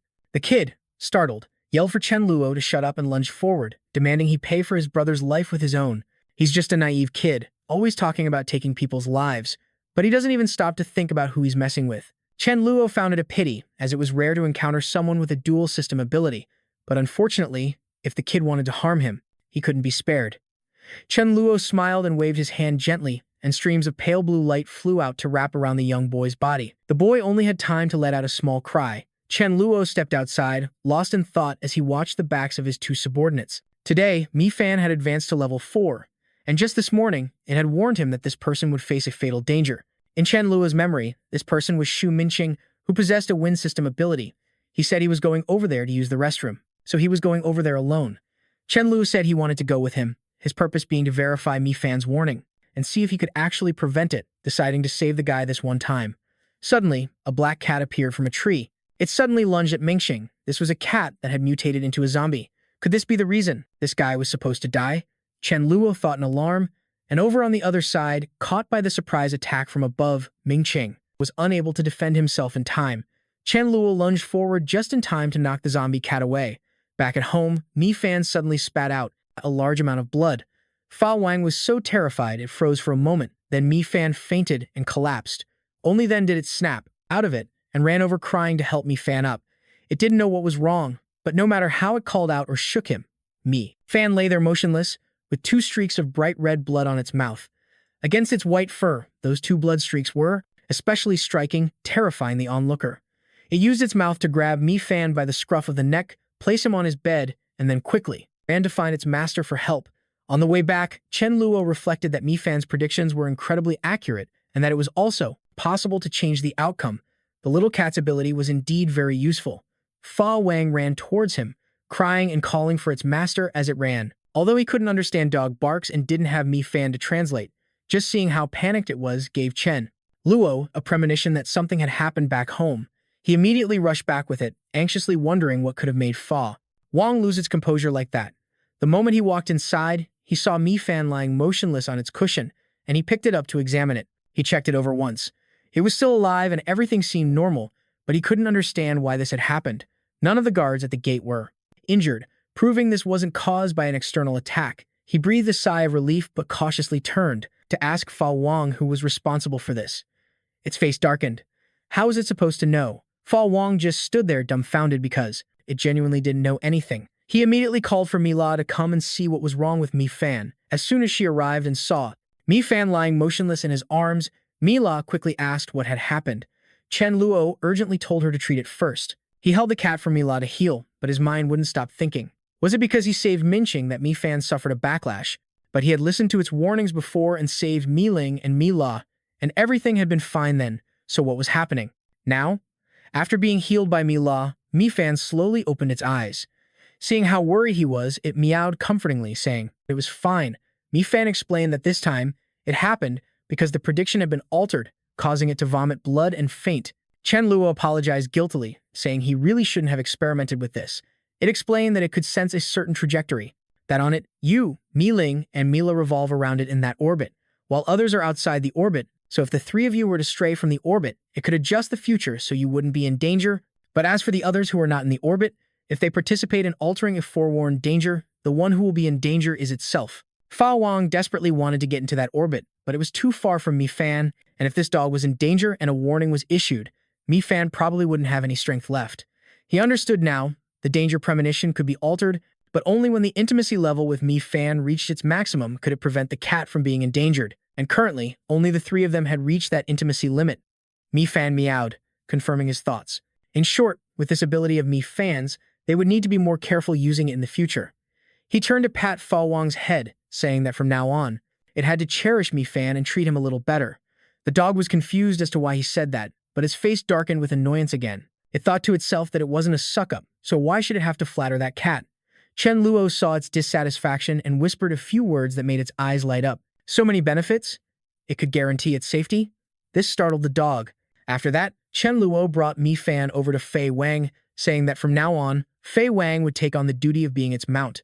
This dog was truly self-serving. Just a moment ago, it was defiant and unyielding, but now, after hearing about Mi Fan's benefits, it enthusiastically stepped forward and said it would protect this cat well. 1 month later, Chen Luo was talking with everyone, just as they had seen in the past few days. In just a short time, a portion of the level 2 zombies had begun to evolve. Everyone was buzzing with discussion. Someone mentioned they had run into a level 3 zombie yesterday. It was truly terrifying, and another person said they hadn't even reached level 3 yet. This is just asking for our lives. They won't keep evolving, will they? Everyone was scared and panicked. Chen Luo calmly reassured everyone, saying that newly leveled up zombies only had a few upgrades and a little more intelligence. Their evolution was not the same as humans. Of course, he would also give everyone time to train and adapt more. For the next 3 days, as long as they obtained 1 level 3 crystal per day or exceeded the crystal quota, they would get 2 points. After 2 days, the target would increase slightly, and they would be awarded 3 points. He was focused on setting out rewards so that everyone would be motivated to train. Suddenly, a subordinate ran in to report that Zhao Hai had sent someone over with news to discuss with him. Chen Luo looked bored. Why was this guy here again? Every time he came, there was trouble. He had everyone disperse and split into teams to train while he went to see what the troublesome Zhao Hai's person wanted. Seeing him arrive, Song Ling politely greeted him and said that this time, Brother Hai had told him to bring him some news. Chen Luo coolly told him to speak. Song Ling slowly explained the details, saying that someone at the toll station next to National Highway 30 was organizing a trade fair, wanting to let everyone gather and discuss how to get through these times. Therefore, Zhao Hai wanted to ask if Chen Luo's side would be going. Chen Luo stroked his chin and thought he had some recollection of it, but in his past life, he hadn't gone. Reborn, his current goal was to find elite individuals to recruit and then establish a powerful base to survive these nightmarish apocalyptic days. And this trade fair was the perfect place to network. It offers more contact with the outside world, making it perfect for recruiting new talent. How could he possibly miss such a great opportunity? Before they knew it, the day arrived. The sky was clear and blue. Down on the street, a guy with blue hair stood waving and fawning over potential customers, trying to entice them. Behind him stood 3 long-legged women in revealing outfits, and the price for one session was 5 kilograms of white rice or a single level 2 crystal. He guaranteed the game was not a ripoff, but what kind of game could cost so much? Turns out, he was selling the women's company. Chen Luo's face darkened with disgust. Even in the apocalypse, this man was still exploiting women for profit, and besides, he considered himself an upright person. This kind of sordid business disgusted him, so Chen Luo turned to leave. The man tried to run after him and pull him back, but Zhao Hai stopped him. The fair even had a stall selling liquor, and people were bustling about dividing up the work. Some were decorating and welcoming guests. The scene was almost like it was before the apocalypse. Chen Luo told his group to buy whatever they liked and play any games they wanted, but he reminded them to let him know if they spotted anything good. As for Chen Guang, Feng Yu, Shi Ran, and Da Zhu, those 4 would go with him. Everyone agreed in unison and split up. They noticed a spot where a large crowd had gathered. Figuring there must be something good, they headed over to check it out. Chen Luo's group loudly asked people to make way, but in reality, they were just shoving people aside to push their way through. 2 men were about to fight, and one of them was Long. The same man Hao Ran had begged for a chicken, but was refused. Even now, Chen Luo was still a bit surprised by that chicken. It turned out that his chicken had pecked at the other guy's brother's hair and got dealt with for it. Long wanted compensation, but his opponent would only agree to hand over 5 tons of rice and not a grain more. If Long didn't agree, they could settle it with a duel. Long backed down and pleaded softly, "Can't we negotiate a little?" Chen Luo stepped forward and said that if the other guy wouldn't agree, he could sell it to him instead. Chen Luo offered 2 level 2 crystals for the chicken.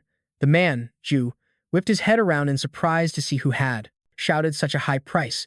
It was just a chicken. That was overvaluing it. Zhu refused to concede, arrogantly stating that because the chicken had injured his brother, it had to be sold to him. He then angrily lunged at Chen Luo, but was suddenly sent flying by a punch from Hao Ran, landing hard on the ground. The cheek where he was hit swelled up like a hornet's sting. Even after being hit like that, he still ran his mouth. Whose brat is this kid anyway? He then announced his name was Zhu Mingliang. He claimed that he was always the one doing the bullying and had never been treated like this before. If they dared to touch him again, he would take care of all of Chen Luo's people. Paying no mind to the madman's words, Hao Ran cracked his knuckles and said, "Big bro Chen, let me handle this." Chen Luo happily agreed, knowing full well what his man was capable of. Hao Ran charged forward to fight 3 of them by himself. Chen Luo thought it would be strange if that guy Jiang Long wasn't regretting this whole mess. Hao Ran beat those guys to a pulp, and every single one of them was left, sprawled on the ground. The remaining goons quickly realized he was a physical type ability user and tried to create some distance, but he was too fast. Hao Ran was already on them. One of them yelled, "Everyone, move in and attack him." But the words had barely left his mouth when a fist was already in his face. He took them down effortlessly, one by one.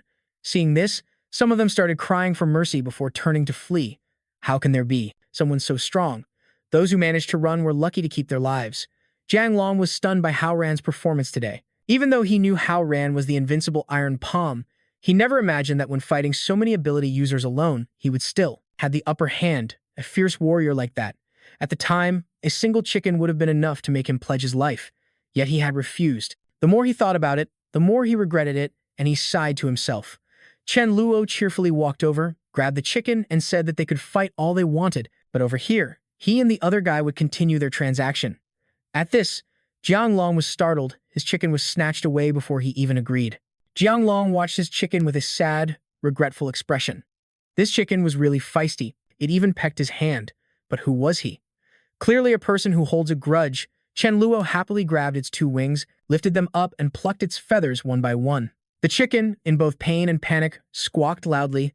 Then he darkened his face, flashed a sinister smile, and told it, if it didn't behave, he would pluck every last one of its feathers. The chicken seemed to understand human words. It laid still obediently, not daring to struggle anymore. He put it into a large sack and carried it around the fair to look around. Suddenly, he heard a loud announcement about some interesting game, which required at least 2 people to register. Vans with loudspeakers circled the fair, making announcements. The event organizer was finally about to show his face. Chen Luo took Hao Ran and Da Zhu with him, while the others were free to go and have fun. It was already noon, with the sun shining down covering the entire fairgrounds, yet there were still many people participating. Zhao Hai had arrived early and even saved a spot for Chen Luo. Seeing him approach, he happily waved him over. Just as he sat down, he saw the organizer approaching from a distance. He was Ye Gaofei, the heir to the Ye Corporation, a very cunning young man with quite a few connections. Zhao Hai gave Chen Luo a brief introduction to this guy. Chen Luo thought to himself, this Gaofei guy isn't important, but what's important is the person next to him, Long Yu, who has the weapon ability. He can transform into all sorts of weapons, and in his past life, aside from Mi Ling and Mi Luo, he was also a king rank. He thought slyly, if he could recruit him, should he have him turn into a sword or a magic staff? But he didn't know how to win the man over. Ye Gaofei went up on stage to give a speech and made enticing offers to recruit new members. Chen Luo was surprised. Their side actually had 3 level 4 individuals, while his side only had 4 level 4s plus a dog and a cat. This Gaofei guy was truly formidable, which meant he must have a lot of high-level crystals. He said he had 2 pieces of good news to share. First, as long as one reaches level 4, the water pollution problem will be resolved, and it's even fine for a level 3 mental type user. Water is the source of human life, so having water means we can live. But Chen Luo already knew that contaminated water would lower a person's potential, and whoever drank it was doomed. As for the second matter, he took out a red crystal from his chest. As soon as he saw it, Chen Luo knew it was a level 6 crystal, but still weaker than his own. He said, there were probably many people here who used level 3 crystals and noticed they were very different from level 1 or level 2, but the one in his hand was much higher, so high that his current level couldn't even identify. His people leveled up so quickly thanks to sharing this very crystal. Hearing this, Zhao Hai was both surprised and alarmed. He turned to look at Chen Luo, thinking he must have used many high-level crystals to become so powerful. He continued, saying he had researched the crystal absorption rate and the speed of human growth. Chen Luo didn't understand why he was revealing all this valuable information. What on earth does he want to do? He said he wants everyone to know about this because he doesn't want to see them slaughtering each other anymore. He wants to gather everyone to unite as a collective, and he won't force anyone. This collective will jointly govern and elect a council of elders. Anyone here who is skilled can run for a position, and all decisions will be made by a vote from the council of elders. Chen Luo listened and understood that he was doing this to recruit more people. Everyone thought he was a good and honest person. A large number of people supported Mr. Ye and wanted to follow him, thinking that if they followed him, they would be well protected. A sassy woman with her hands on her hips said, Mr. Yi said it's all voluntary, but if anyone doesn't join, then later on when we're fighting for supplies, don't blame our people if we meet again for not being courteous. This was clearly a threat, yet he dared to say it wasn't coercion. What a whitewash! Zhao Hai looked contemptuously at the shrewish woman in front of him. It was obvious she was sent to speak on behalf of that Yi fellow, while he was still playing the part of a noble and selfless person. Suddenly, the crowd started buzzing, passing around a piece of information. It was a recruitment letter from Ye Gaofei with sappy content, promising to protect everyone's safety under the principle that everyone is equal. The problem was, he secretly gave these recruitment flyers to the trusted subordinates of various teams to sway them. Even without their leader's consent, quite a few people secretly signed up. A trick like this still couldn't get past Chen Luo. He continued to smile smugly and said, everyone please think it over carefully, and then come register. We are all brothers. Chen Luo looked at him with disgust. He was truly a man full of schemes, but in his past life, he had indeed never heard of this Ye Gaofei. He guessed the man would play himself into a life-threatening situation, but that was fine. After he kicks the bucket, he would go find Long Yu, show some sincerity, and recruit him to his side. What a great idea, a man said to Zhao Hai. This Ye Gaofei is truly outrageous, acting all high and mighty just because he's strong. If Zhao Hai agrees, He would call on more people to teach this brat who doesn't know his place a lesson. Just now, there were also many people who disliked this Gao Fei, which was understandable. How could they like someone trying to poach all their people? Zhao Hai turned to ask for Chen Luo's opinion on whether he should join in. He simply said, "When little kids fight, I don't participate." Zhao Hai immediately smiled in understanding. In a secluded spot, Chen Guang brought 3 new people to introduce to Chen Luo. He leaned in and told Chen Luo to be careful, because the requirement of only choosing level 3 survivors had attracted a lot of attention. He, Chen, smiled cheerfully and said, "I understand. I wonder if these 3 were planted to infiltrate my inner circle. When I get back, I definitely have to ask Mi Fan." As soon as the thought crossed his mind, Chen Luo told everyone to return to the villa. This time, Chen Luo drove his own car. He had only brought a few people with him this time, so there were about 5 vehicles in total, including his. Suddenly, a girl appeared, hiding behind a large tree trunk. Chen Luo was surprised to see her. This was Meng Yin, the nature-based ability user who possessed the seed regeneration skill. He immediately ordered the cars to stop and delightedly went over himself. A treasure like Meng Yin, he absolutely had to have. Recruiting her to his side would be very useful later on. Seeing so many people, Meng Yin retreated in fear. She lamented inwardly, "Xiao Yu, hurry back and get me." When Chen Luo saw her running away, he called out after her that he meant no harm, but she cried out in fear, silently calling for Xiao Yu, thinking that if he didn't save her soon, they would never see each other again. The more she thought about it, the faster she ran, but Meng Yin realized she couldn't escape their sight, so she had to use her last resort. Meng Yin closed her eyes and transformed into a white rabbit, and feeling wronged, she used all her strength to run as fast as she could on all 4 legs. Meng Yin thought that rabbits were very fast, and as long as she ran forward with all her might, they wouldn't be able to catch her. But Chen Luo was still faster. He reached out from a space-time vortex and finally grabbed her by the ears, lifting her into the air as she panicked. She struggled, wondering to herself if Chen Luo was part rabbit to be so fast.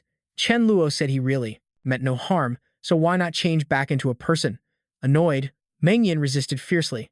Chen Luo held the rabbit in his arms and said, "It's too dangerous for you to be out here alone, so you should come back with me?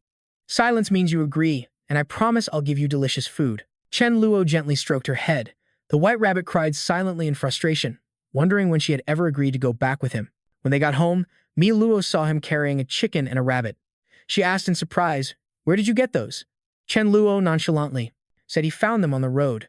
He suddenly let go, startling the teary-eyed white rabbit, and as soon as she hit the ground, the rabbit quickly transformed back into a person. Meng Yin found herself kneeling on the ground in defeat. Mi Luo was startled. This was the magic that she had heard about. After transforming back, an annoyed Meng Yin yelled that she had been living peacefully in the wild and he was the one who captured her, and he dared to say he just found me. Feeling a bit guilty, Chen Luo quickly changed the subject, telling Xu Yun to bring Meng Yin some good food. She defiantly crossed her arms and said, "I'd rather starve to death than eat your food." Chen Luo patiently smiled and said that girls shouldn't speak so aggressively. A little later, he walked by and saw Meng Yin happily eating, so he teased her. "Didn't you just say you wouldn't eat my food?" She replied casually, "I'm not at the point of starving to death yet, and since I'm not dead, of course I can eat." As she spoke, she pouted and stuffed her mouth with food. Chen Luo thought to himself that this girl was truly shameless. He quickly sat down beside Meng Yin and told her to keep eating as he explained that he brought her here because he saw her using her powers on plants, so he guessed she was a nature-based ability user. His base was desperately in need of someone with nature abilities, which is why he brought her here. As long as she could grow vegetables, eating meat every day would be no problem at all. She pouted and said, "Well, since I've already been brought here by force, I don't really have a choice but to agree, but I can also use this as a chance to investigate. If you really are a good person, then I'll bring Xiao Yu over as well." Meng Yin schemed in her head, considering the negotiation settled. He gave Meng Yin a large bag of seeds, entrusting everything to her, and then turned to leave. Before he went, Chen Luo didn't forget to wave goodbye and tell her it was a pleasure working with her. Meng Yin watched him leave, feeling bewildered. Just as he stepped outside, he ran into Dazhu, and Chen Luo told him, "Mi Fan just reported that 3 of the newcomers are spies." The ever-efficient Dazhu said that he and Hao Ran gave them a good beating, and they confessed everything. Dazhu continued his report, saying 2 were sent by Ye Gaofei, and 1 was from Qi Lin. Chen Luo ordered him to take care of them all, but not to make a big scene. Meanwhile, he wanted to secretly tail Zhao Hai, so he sent Song Ling. He said respectfully, "Brother Chen, sorry to bother you again."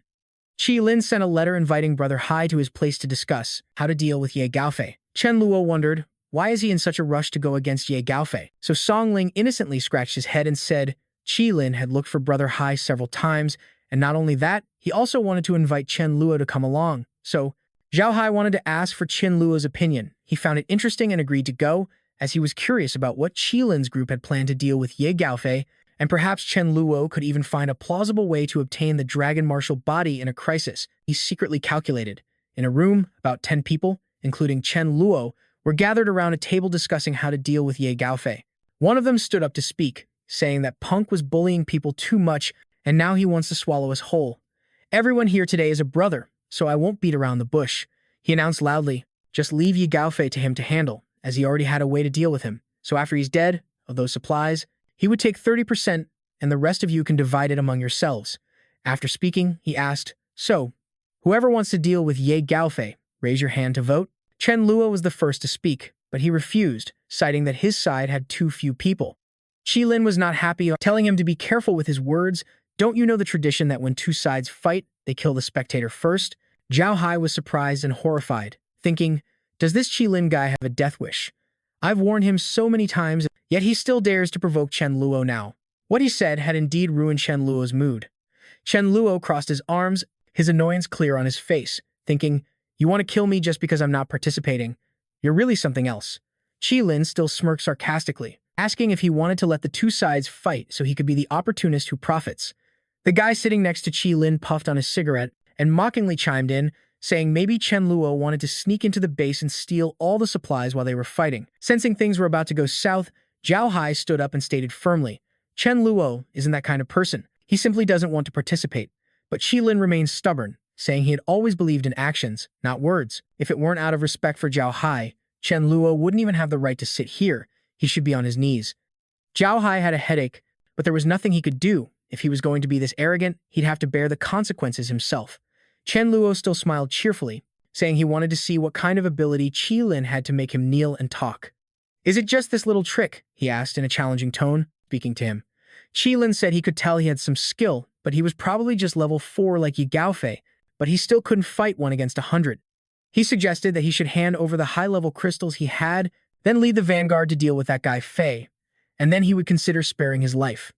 It was unclear what this Qi Lin guy had eaten to be speaking so boldly. Chen Luo was intrigued, realizing why he had planted a spy and persuaded Zhao Hai to pull him in. It turned out it was all just to deal with him. Qi Lin had his underlings surround Chen Luo, shouting at him to hand over the high-level crystals and not to move, otherwise the outcome would be very ugly. Throughout all this, he had maintained a calm demeanor. Looking at him, he said he really didn't want to make a move on Qi Lin, because he knew if Qi Lin were gone, Gaofei might not be defeated, and the outcome of his past life would be thrown into chaos. But unfortunately, he kept forcing him to act. As soon as he finished speaking, Chen Luo was already standing behind Qi Lin, at a speed so fast that he hadn't even had time to register it.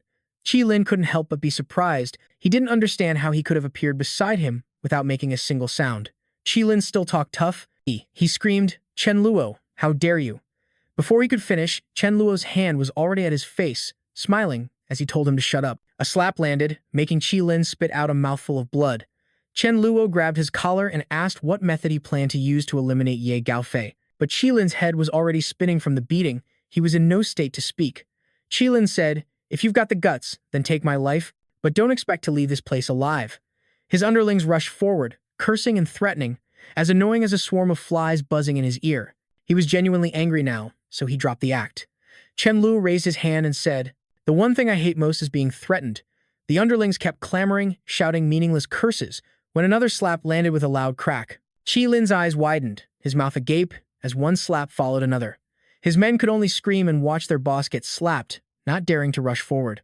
Chen Luo's face darkened as he asked, are you going to talk or not? His voice carrying a hellish tone that sent a chill down their spines. Qi Lin had been beaten until his teeth broke, tears streamed down his face, and blood flowed endlessly from his nose and mouth, but he stubbornly said, I've been on the streets since I was 13. I've seen it all. Haven't you eaten? If you're so tough, then just kill me. Chen Luo was annoyed. It seemed this guy was tough and had some guts. With that thought, he squeezed his neck tightly. You might be valuable, but it's a pity you didn't know your place and cross me. Chen Luo applied a little pressure, and the sound of cracking bones came from Qi Lin's neck. The underlings finally couldn't take it anymore and rushed forward to save their boss. He let go of Qi Lin, whose body fell limply, like a piece of paper down. How troublesome. Do I really have to take Gao Fei's life myself? The thought displeased Chen Luo. What followed was a scene that shocked everyone present. The crowd buzzed with discussion, wondering if Chen Luo was even human. How could one person chase down and kill several hundred people like that? Is he really only a level 4? All of this was witnessed and heard by Zhao Hai. He wearily put a hand to his forehead and said, I knew it would come to this. This was the price for provoking Chen Luo. Most of Qi Lin's underlings were no longer breathing, though a few managed to escape. Chen Luo was like an Asura from hell, come to claim lives. But he wasn't happy, sighing. Fighting them alone really wasn't satisfying. There were too many people, I couldn't catch them all. What a peculiar way of thinking. After finishing, he put on an innocent and friendly face, stood with his hands on his hips, and said with a smile to the crowd, Don't be afraid, big brothers. I don't take the lives of onlookers. As long as you don't provoke me first, I've never been one to start trouble, he continued. Besides, I'm not like Yi Gaofei. I have no intention of eyeing your subordinates here. The reason is simple. I can't afford to feed this many people. After witnessing such a terrifying scene, who would dare to object?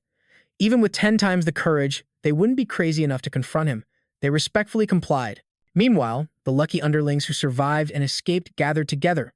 They sought a way to eliminate Chen Luo for revenge, but their own abilities weren't enough, so the group decided to find Ye Gaofei since he was also a level 4. Not only that, he also had 3 other level 4 individuals by his side. They believed they could subdue him. Early in the morning at Gao Fei's base, someone came screaming for Long Yu. Long Yu came out to ask about the situation.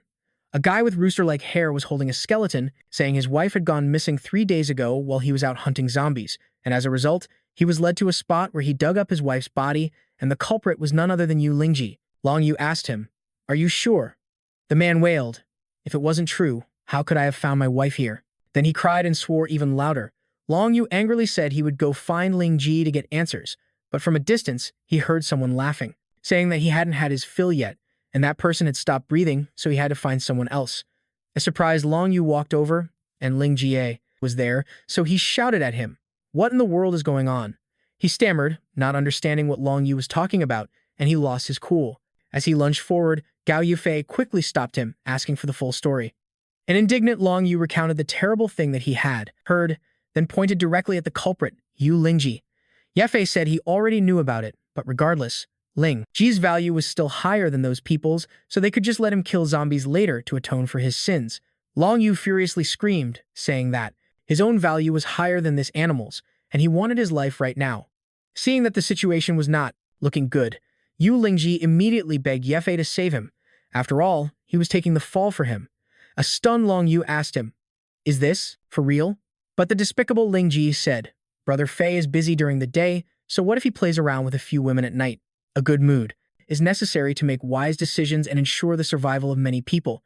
Long Yu angrily berated him for not leading everyone to fight zombies for supplies, instead just letting them eat and wait to die, and now he was even leading the charge and toying with women.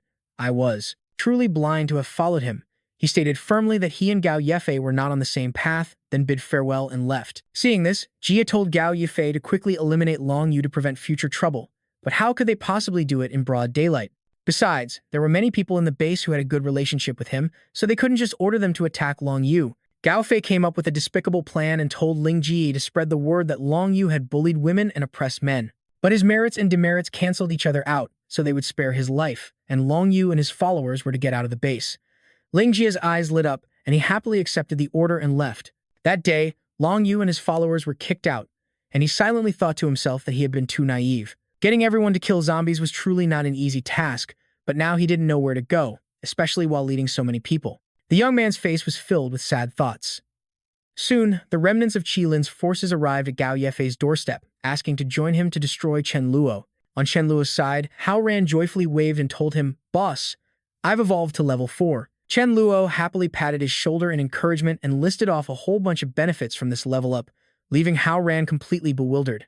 To put it simply, aside from the other important points, Chen Luo advised him to focus on training his fists. Hao Ran said that he used to be a boxer, so he also felt that using his fists was the most natural for him. But now that his boss had suggested it, he would definitely give it a try.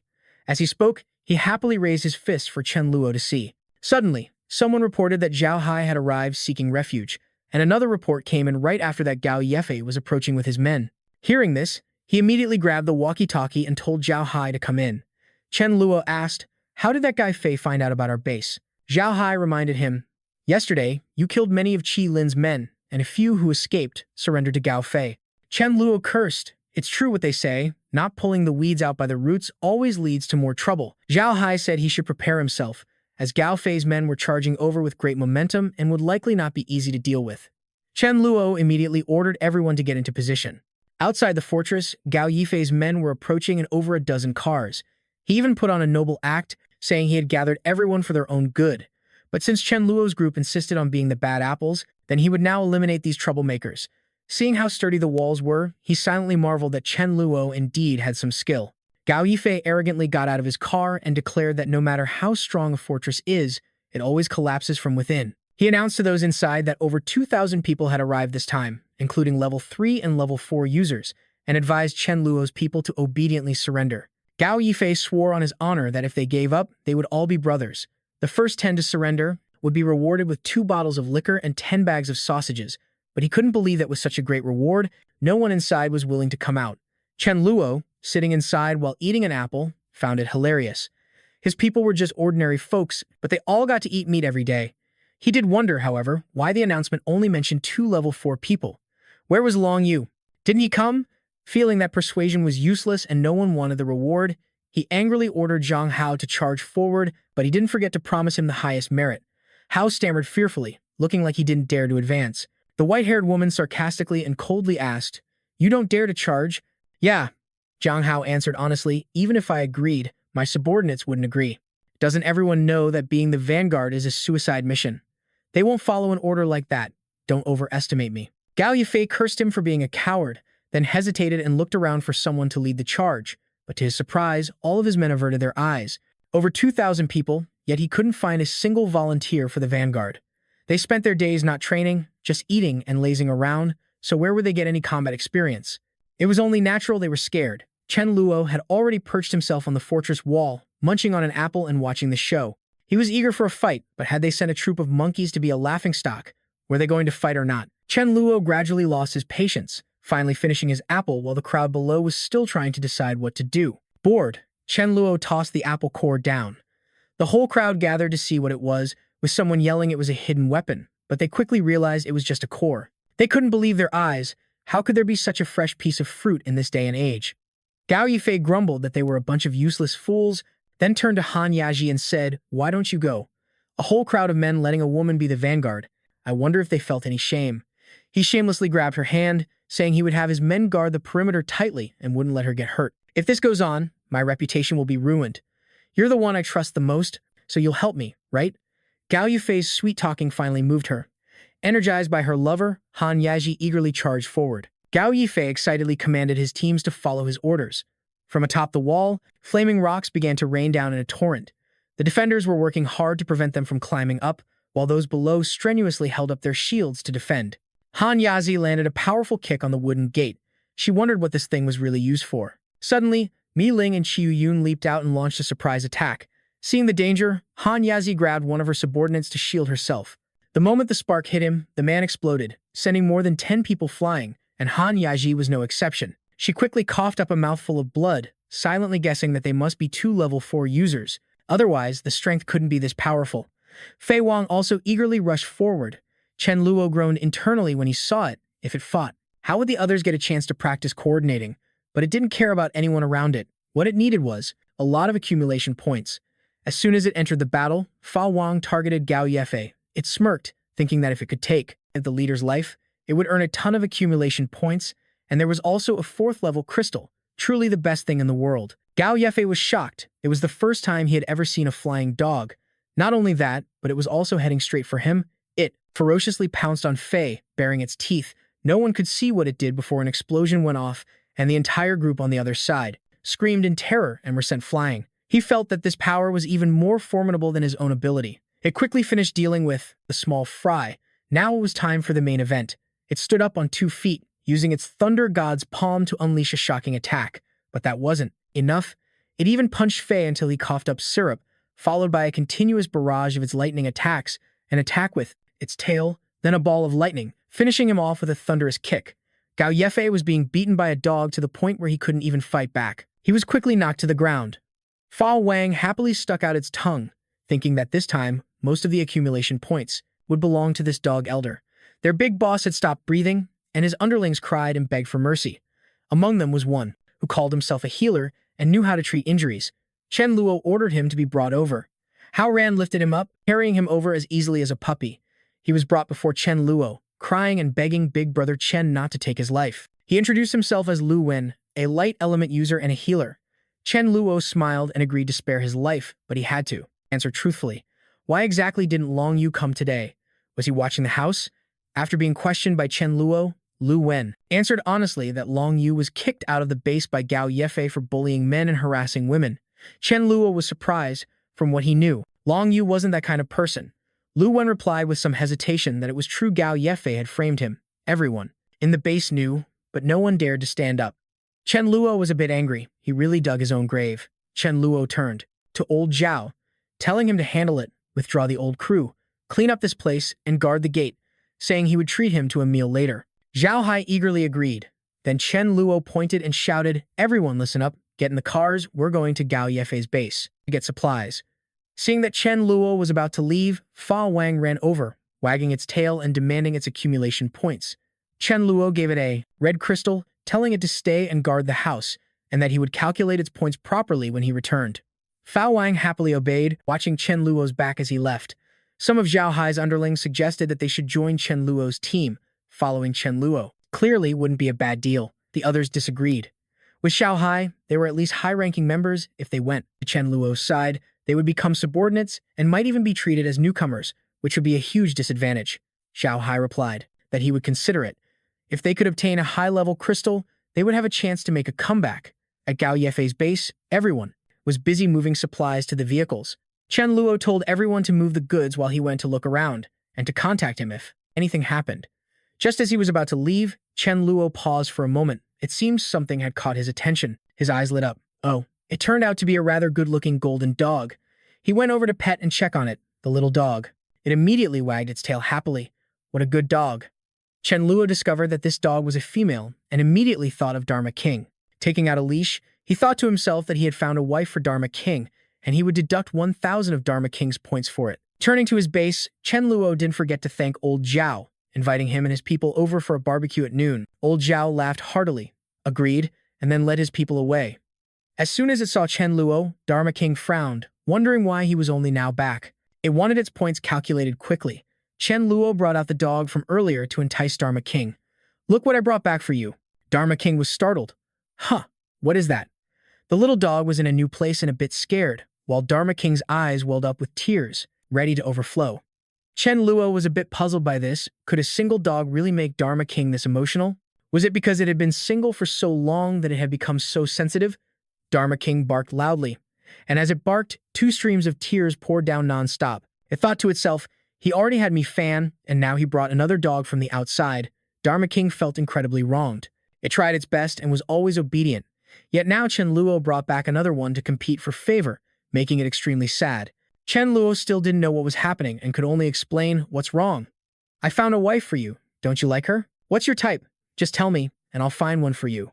Only then did Dharma King stop crying, so it turned out Chen Luo was finding a wife for it, and here it was thinking otherwise. Dharma King glanced at the little dog, saw it was a bit timid, and felt it was fundamentally unworthy of its own heroic valor. Seeing this, Chen Luo immediately realized Dharma King didn't like this golden-furred dog. Since Dharma King didn't seem to like it, Chen Luo decided to give it to the ladies to keep as a pet in the morning. As for the points, he called Mi-Fan over to translate. The 3 of them huddled together to calculate, including points from Ye Fei and many others. It turned out Dharma King had earned quite a few points.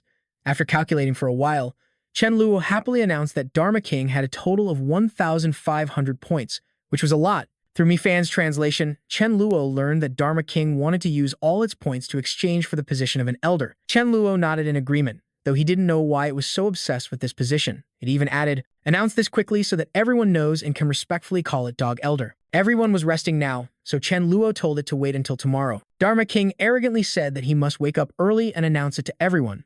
The next morning, the fragrant smell of barbecue filled the air as Zhao Hai's group arrived, looking at the meat with great excitement. They didn't know how long it had been since they last ate meat. For them, this was truly a luxury. Zhao Hai had helped Chen Luo quite a bit, so one meal was nothing. Later, He would even give the old man another 100 pounds of beef to take with him. They thought he was being kind, but it turned out he was just afraid the beef would expire and was looking for a way to get rid of it. Before they started eating, Chen Luo stood on a platform to announce something important to everyone, which was that a member had recently shown outstanding performance, earning 1,500 points and meeting the requirements to become an elder. He smiled happily and told the crowd, "I will now announce the new elder." The crowd below buzzed with excitement. 1,500 points. I wonder when I'll ever have enough. This person is surely very powerful. They discussed amongst themselves. Could it be that someone obtained a very high-grade crystal and offered it to the leader, ascending in a single step? Not letting everyone wait long, Chen Luo called that member out for all to see. Today, Dharma King was even wearing its purple outfit, designed in an elder's style, looked quite impressive. It held a staff in one hand and with the other, took off its hat to greet the crowd below. Everyone was extremely surprised, never expecting the first elder to be Fa Wang, a dog. A dog was considered a member and could even become an elder, but many agreed that if it was Fa Wang, it was understandable because its strength was immense. Even teaming up, they couldn't defeat it. Not to mention, when Chen Luo wasn't around, the base was always guarded by Fa Wang. Chen Luo said to everyone, "What are you staring at? Hurry up and call him Elder Dog." From now on, Fa Wang is officially an elder.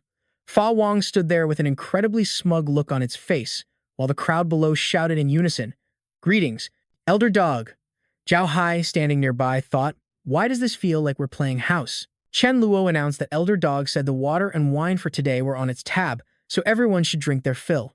Fei Wang barked loudly from the stage and the crowd below shouted in unison, "Thank you, Elder Dog." It sounded like Fa Wang had been set up by Chen Luo. Meanwhile, Long Yu had just heard the news that Chen Luo had killed Gao Yefei and Han Ya, and that his team had many level 4 power users. There were even some of a higher level. A team member also reported that they were recruiting more people at the base up ahead. Seeing this, Long Yu immediately told everyone to go over and check out the situation. Outside, a large crowd was standing in front of the registration table. The delicious smell of grilled meat wafted from inside the base, a truly great perk. Many people thought that if they joined, they could eat meat too. Chen Luo slapped the sign and said, "You expect to eat without making any contributions? To eat, you must at least be an official member. All the rules are written on this sign." Chen Luo told Long Yu, "Our base only accepts people from level 3 and above." Returning to his team, Long Yu was a bit troubled. The joining requirements were a bit strict, as not all of their members had reached level 3. Someone suggested that those who were level 3 or higher should register first, and they would soon become official members. Long Yu agreed to let the brothers who were level 3 join first, while he would stay behind to support the lower-level brothers. A younger member with glasses added, "Anyway, their team is considered elite, so we might have some grounds to negotiate terms.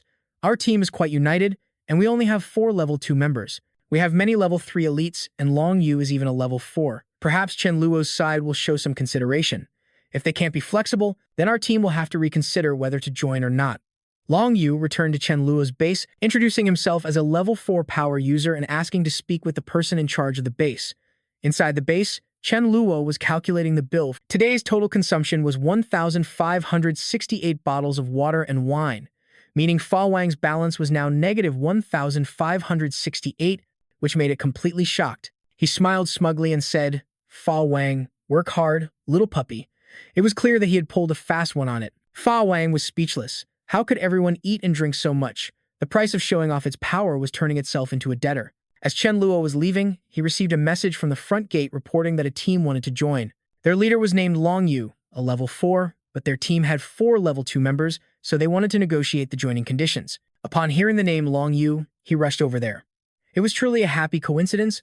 A member with king-level talent had suddenly shown up at his doorstep. Chen Luo went out to greet Long Yu, telling him that he was aware of the situation with their conditions could be met. But he wanted to know why he wanted to join him, and Long Yu answered honestly that it was because the management style of Chen Luo was very similar to his own thinking. He also wanted to wipe out all the zombies, making the world beautiful again soon. Chen Luo pondered, so that's how it was. But unfortunately, zombies weren't something you could just wipe out because you wanted to. Chen Luo asked Long Yu what his ability was. It turned out Long Yu could control metal. His offensive power was average, but he could transform his body into metal, giving him very strong physical defense. Chen Luo thought, this blockhead, his talent is not just about turning his body into metal. With that thought, he said, "Very strong, you say? Let me see for myself." Long Yu's expression was very confident. He spread his arms and said to Chen Luo, "Bring it on." Chen Luo clenched his fist and said, "Long Yu, be careful." Then he smiled faintly and threw a punch. The moment Chen Luo's hand touched Long Yu, trails of blue light followed his fist. He wanted to use this method to give Long Yu a little reminder. Long Yu was knocked back, and he wondered in disbelief. How is this possible? Long Yu thought that even a level 3 ability user's attack wouldn't make him feel a thing, but with just one punch from him. Meanwhile, Chen Luo had only used 50% of his strength. Chen Luo added, "Have you ever met a metal-type ability user who could smelt metal, reassemble it, transform it into different shapes, and make it sturdier and sharper?" Long Yu wanted to try, but what Chen Luo wanted wasn't to change the metal's shape, but for Long Yu to turn it into gold, which startled him a bit. Chen Luo took out a gold ring and said, "Long Yu, familiarize yourself with the structure of the gold element and give it a try." Still filled with doubt, Long Yu reached out his hand and began to use his ability. The gold ring levitated between their hands, and from the outside, it was unclear what was happening. Long Yu was stunned. He had succeeded. He couldn't believe he had done it. Chen Luo was certain that Long Yu's own potential was truly immense. For now, the duration of his metal transformation was short because his level was still low, but the higher the level, the more solid the metal would become. Chen Luo analyzed further. You can change the structure of metal, forge extraordinary weapons, and making equipment is even better than fighting on the battlefield. Long Yu gradually understood the point. Chen Luo, as happy as if he'd won the lottery, welcomed him. "Long Yu, welcome to the team." Knowing Long Yu hadn't eaten, he invited his team to join the feast. Soon, night fell, and the area outside the base grew quiet, with only the faint lights of the patrol team visible. A girl named Xiao Yu looked towards the base. It turned out she came here to find Xiao Mengyin. She began to use her own ability, activating her invisibility, and a pink glow enveloped her body. Her body became invisible to everyone's eyes, allowing her to easily slip past the patrol team outside. Inside the base, Menjin was happily eating a chicken leg. It had been a long time since she had eaten so well. In her hands was a big bowl of fried chicken legs, and she was gobbling them down. Seeing Menjin sitting there, Xiao Yu burst into tears. She was afraid Menjin was suffering, starving for days, and she had risked her life to find her, only to see her here eating fried chicken. Outside, the Dharma King sensed an intruder and immediately went to report to Chen Luo. Hearing this, Chen Luo and the Dharma King, one man and his dog, moved quickly. He wondered where the person on duty went to have allowed an intruder to get in. Menjin was a promising talent. He couldn't afford to lose her. He burst through the door, saw the stranger, and demanded, "Who are you? How did you get in here?" Menjin explained that the girl behind her was her friend, who had an invisibility ability, so she snuck in. Chen Luo was still a bit suspicious, thinking to himself that an invisibility ability was truly rare and he must recruit her for his team. He said that seeing Mengyin outside alone was dangerous, so he kindly brought her back to the base. He began his talent recruitment pitch, using Mengyin as an example, adding that his place had many other girls who could befriend Xiao Yu, and she wouldn't have to worry about food. Xiao Yu wondered what she would have to do if she stayed. Chen Luo assigned her the task of using her invisibility to go out and hunt mutants. Xiao Yu then asked if mutants were a type of powerful zombie, completely different from the ordinary zombies, and wondered if she had encountered them before. It turned out that on her way here, she had seen a dead zombie, but the surroundings were still frozen and its body was covered in a cold aura, so she didn't dare to get recklessly close since she didn't know the situation. Chen Luo deduced that if a living person had killed the mutant, they would have taken its crystal, so it seemed this was a conflict between zombies themselves, possibly meaning a higher-level mutant was active nearby. Chen Luo asked for the location so he could go check in the morning. Xiao Yu pointed towards a pastry shop about 1,000 meters in the direction she indicated. The next morning, Zhao Hai ran over in a panic to find Chen Luo. It seemed something major was happening. Chen Luo asked, what on earth happened that made Zhao Hai so terrified? He tremblingly lit a cigarette, saying he felt they should leave this place quickly. Zhao Hai nervously recounted that there was a zombie 100 meters away, which in the blink of an eye appeared next to his subordinate and then effortlessly blew that person away. It was truly powerful. While smoking, Zhao Hai said, "It's incredibly strong, impossible to deal with, its speed is too fast, and the wind blades it uses are terrifying." Chen Luo suspected, could it be the high-level zombie, the mutant that attacked Xiao Wu? Song Ling added that it killed several of their people, and they only escaped because they ran fast. Based on its direction of movement, it might be heading towards Chen Luo's base soon. While standing with Zhao Hai's group, Mi Fan suddenly came over and said, "Chen Luo, you're about to be finished."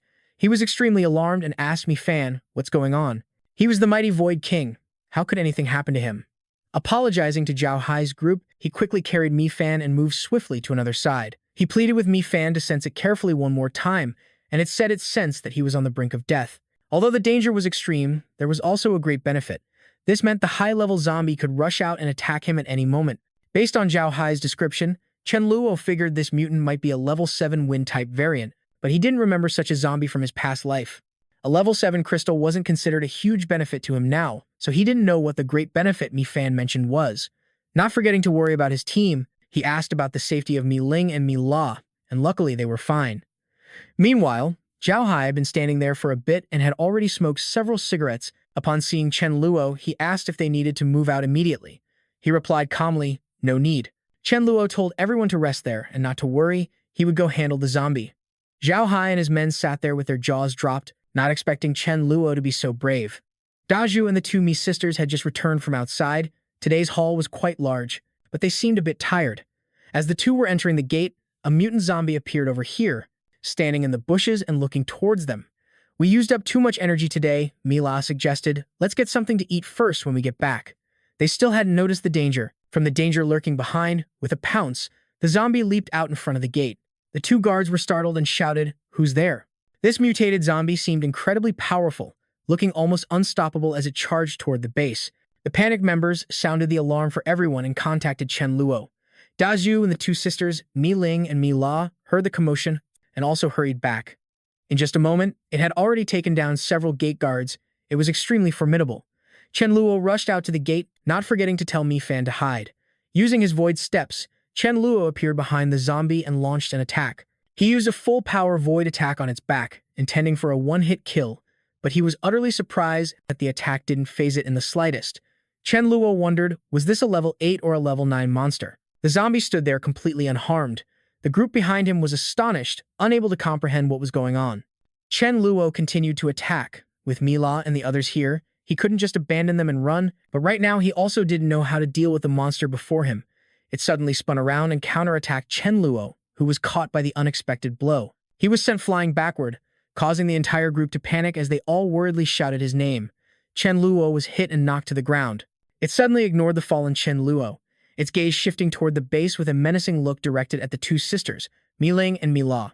Could it be that zombies also like pretty girls? Chen Luo thought. If he couldn't win the fight, his only option was to use Void Walk to lead them away, but he hadn't fully mastered this skill yet. However, the situation was desperate, so he had to take a gamble and see what happened. With that, he approached Daju, Mi Ling, and Mila's group, telling everyone to hold on tight as he prepared to activate his skill. Chen Luo's face contorted with effort as he activated the skill, which clearly drained a significant amount of his energy. In a flash, he teleported outside the base, but Mi Ling, Mi La, and the others remained behind. It seemed the ability had failed. Meanwhile, the zombie was attacking Mi La, leaving her terrified. Seeing Mi La in danger, he panicked, thinking he would be left all alone again, just like in his previous life.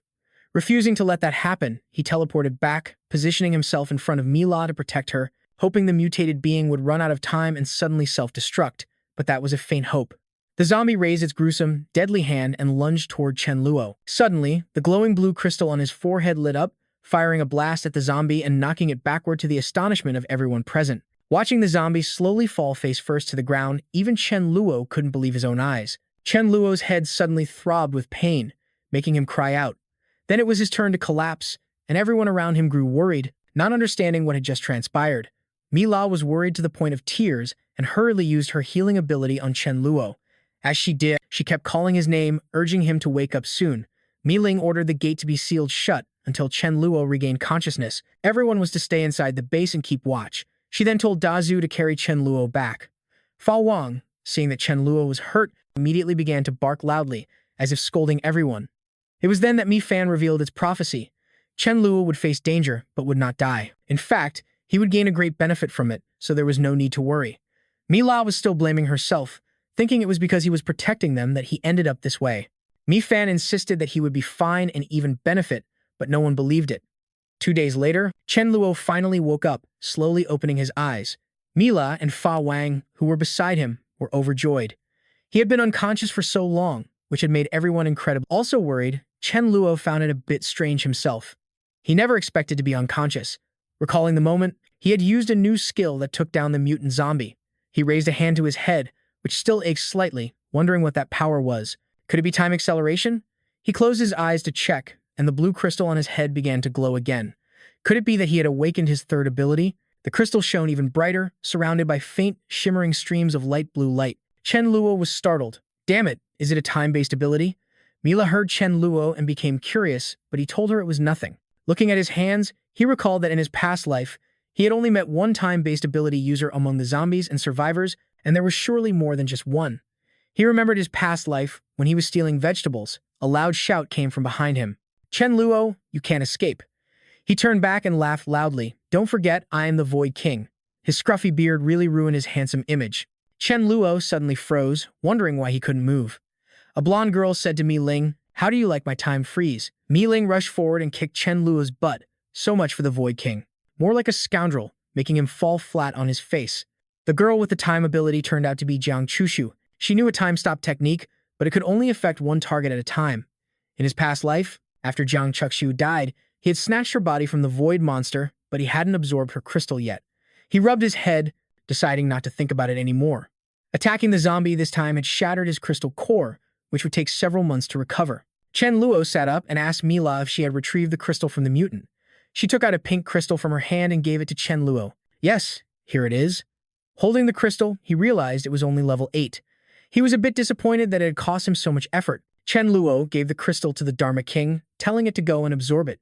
He told it to return it to him when it reached level 5. The Dharma King turned its head away to the side, afraid that its accumulated points would be taken. Chen Luo had to explain that he wouldn't take its points, and moreover, reaching level 5 first might come with a reward of 500 accumulated points. Hearing this, it eagerly snatched the crystal. 500 accumulated points was no small amount, so it immediately went to absorb it. Mila was worried that Chen Luo must be hungry after being unconscious for 2 days, so she said she would ask Sister Yu to cook some delicious food for him, but he stopped her, telling the Dharma King to pass a message to Mi Ling. He added, tell everyone that I'm awake, and then have everyone eat a great meal to celebrate. The little dog wagged its tail and obediently listened. Chen Luo turned to Mila gently. Thank you for working so hard to take care of me these past few days. Chen Luo hugged Mila, thinking how nice it was to have someone care and worry about him, much better than the lonely life he had in his past life. Somewhere else, a young man was riding a large elephant, surrounded by many people. He said, I gave you all a chance and you didn't take it, so now you can't blame me for being ruthless. With that, he sent the elephant to attack the crowd in front of him. The crowd shouted, you're not so tough. You're just relying on an elephant that's not even as strong as a dog. If you're so great, go find it. The young man was puzzled. How could something so absurd be true? His elephant was the invincible under heaven. How could anything be stronger, let alone a dog?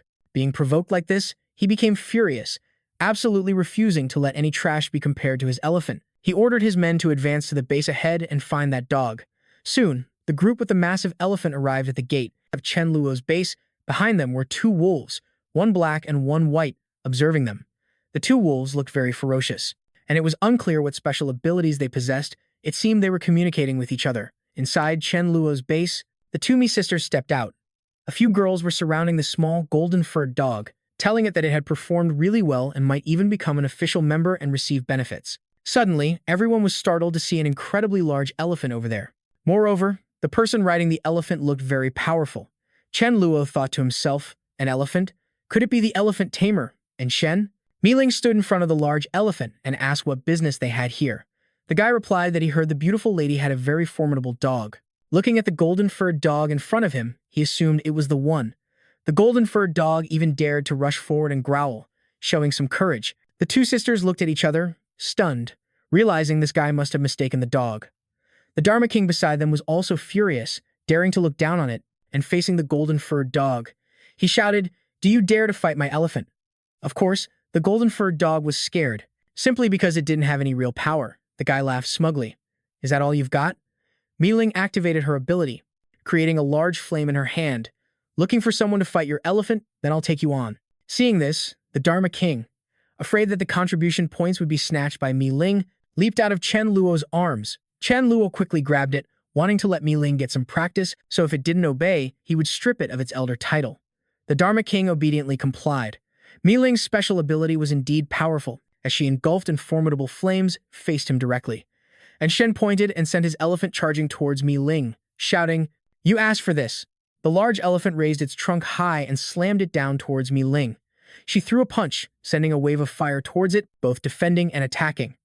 Chen Luo watched from the sidelines and suddenly realized this was one of Mi Ling's skills.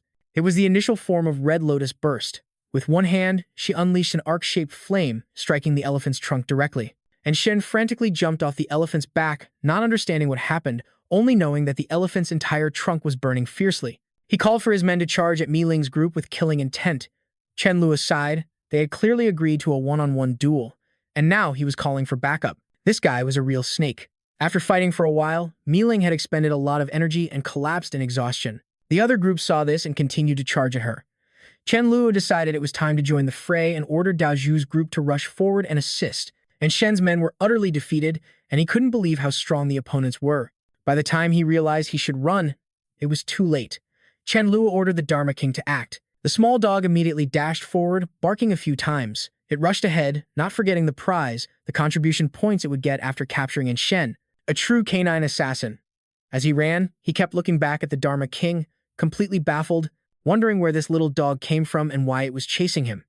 While running, suddenly, the two wolves from before leaped out in front of Shen, blocking his path and making him uneasy. They took turns lunging at Shen. Meanwhile, the Dharma King was a bit confused, not knowing where these wolves came from. Fearing it would lose its contribution points, it leaped up and struck Shen on the head. If it let them handle this, it would lose 100 contribution points. He was knocked to the ground, and the two wolves were also a bit startled, unsure of the small black dog's abilities. The Dharma King looked at the white wolf. It developed feelings, its eyes sparkling and a little drool escaping its mouth. Seeing the white wolf's harmonious features, it seemed to have fallen in love. Seeing this, the two wolves tucked their tails and ran, and Fa Wang seized the opportunity to give chase. "You're not getting away this time, comrades," it lunged forward and pounced on the white wolf, knocking it onto its back.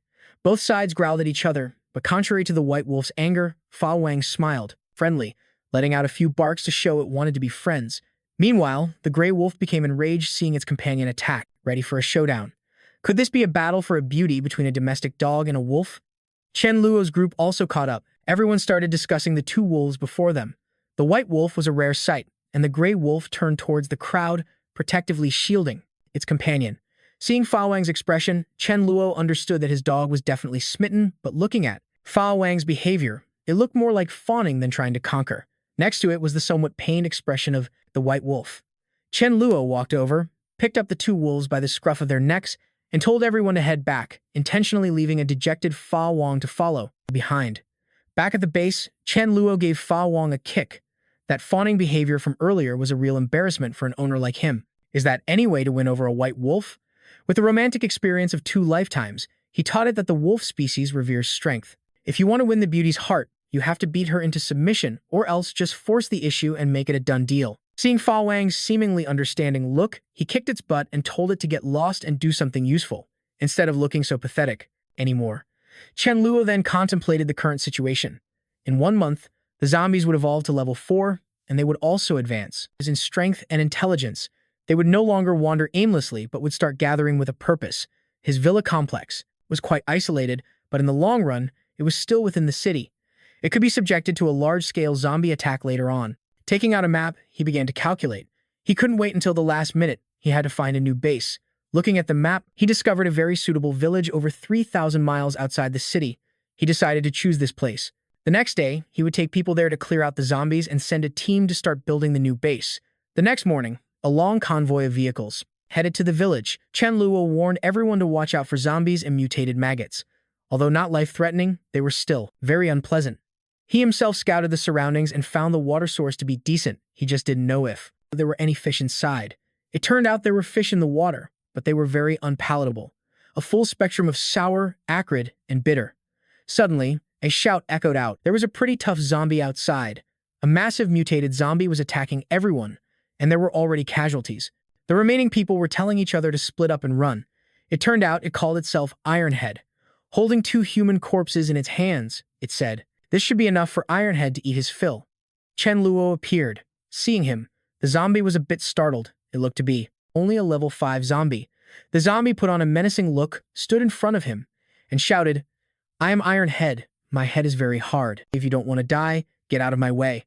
Without letting it say another word, Chen Luo launched an extremely powerful kick into its stomach, causing it some pain, and it screamed, "I said my head was hard, not my stomach." And yet, upon hearing that, Chen Luo immediately kicked it again right in the crotch repeatedly. While kicking, he said, "Is your head still made of iron now?" This time, the zombie's assets were likely smashed to bits. It clutched its crotch. It was unclear if a zombie could feel pain there, but its body was trembling slightly. It stared at Chen Luo and said, "You don't know where the head is. It's right here. Hearing that, Chen Luo leaped up and launched a kick, squarely in the zombie's face. If you insist, I'll oblige. You truly are courting death. The zombie collapsed, the lower part of its head completely shattered. Only then did it realize the person before it was truly terrifying, just too powerful. Not giving it a chance to stand up, he dashed towards it, then continuously unleashed a barrage of slaps, hitting it so relentlessly it couldn't fight back. It was only at this moment that it started begging for mercy. At this point, its iron head was no longer an iron head, but a blockhead. Chen Luo said with a grim face. It clutched its head and knelt, otherwise it would be a goner. Realizing this zombie was a physical type, he considered taking it back as a training partner for Haoren, Dazhu, and Mi Ling. Escorting it behind a car, Chen Luo ordered it to stay put, forbidding it from escaping. The zombie obediently listened. Trying to escape now would mean instant death. Somewhere on the coast, a giant mutated crab appeared. Around it were streams of green aura, and it was leading a massive army of pincer crabs. It seemed as if they were planning to attack the mainland. Inside a building, people were discussing the swarm of mutated sea creatures. Outside, they could control the ocean waves, causing immense damage to the assets and people of this base. Many suggested moving further into the city. The leader clenched his fist tightly and said, "We can no longer stay in the coastal city." That was Feng Zhengqing, the leader of base number 5. He called for everyone to prepare supplies and vehicles, as they would depart the next morning, for Chengdu. His subordinates acknowledged in unison.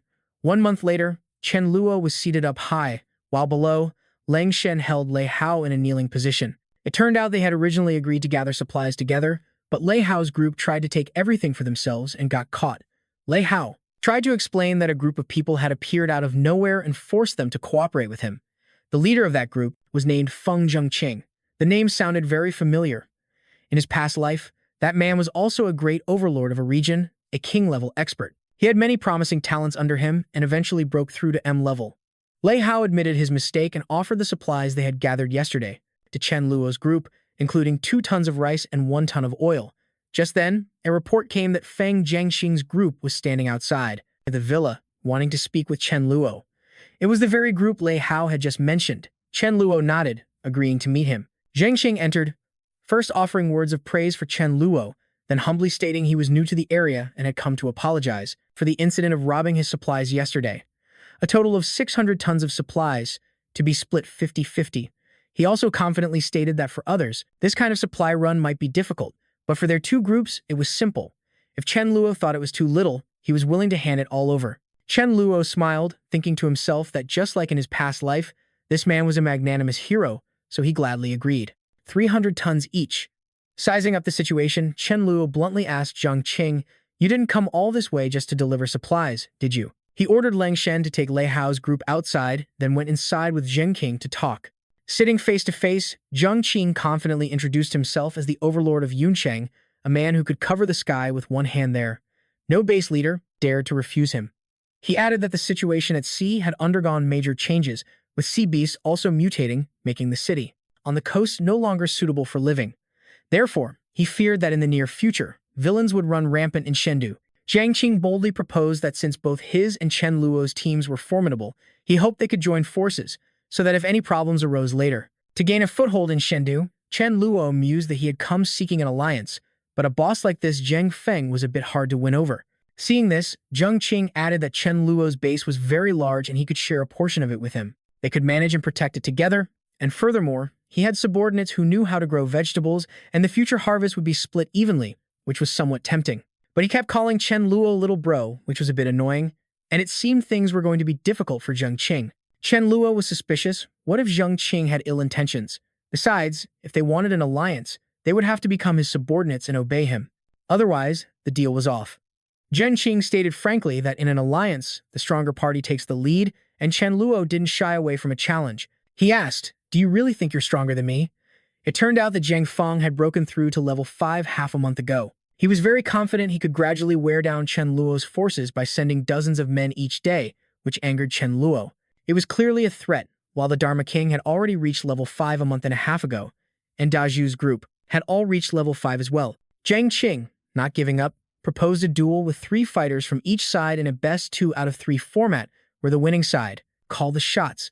Chen Luo readily accepted the proposal, and they both stood up. Chen Luo said frankly, "There's no time like the present.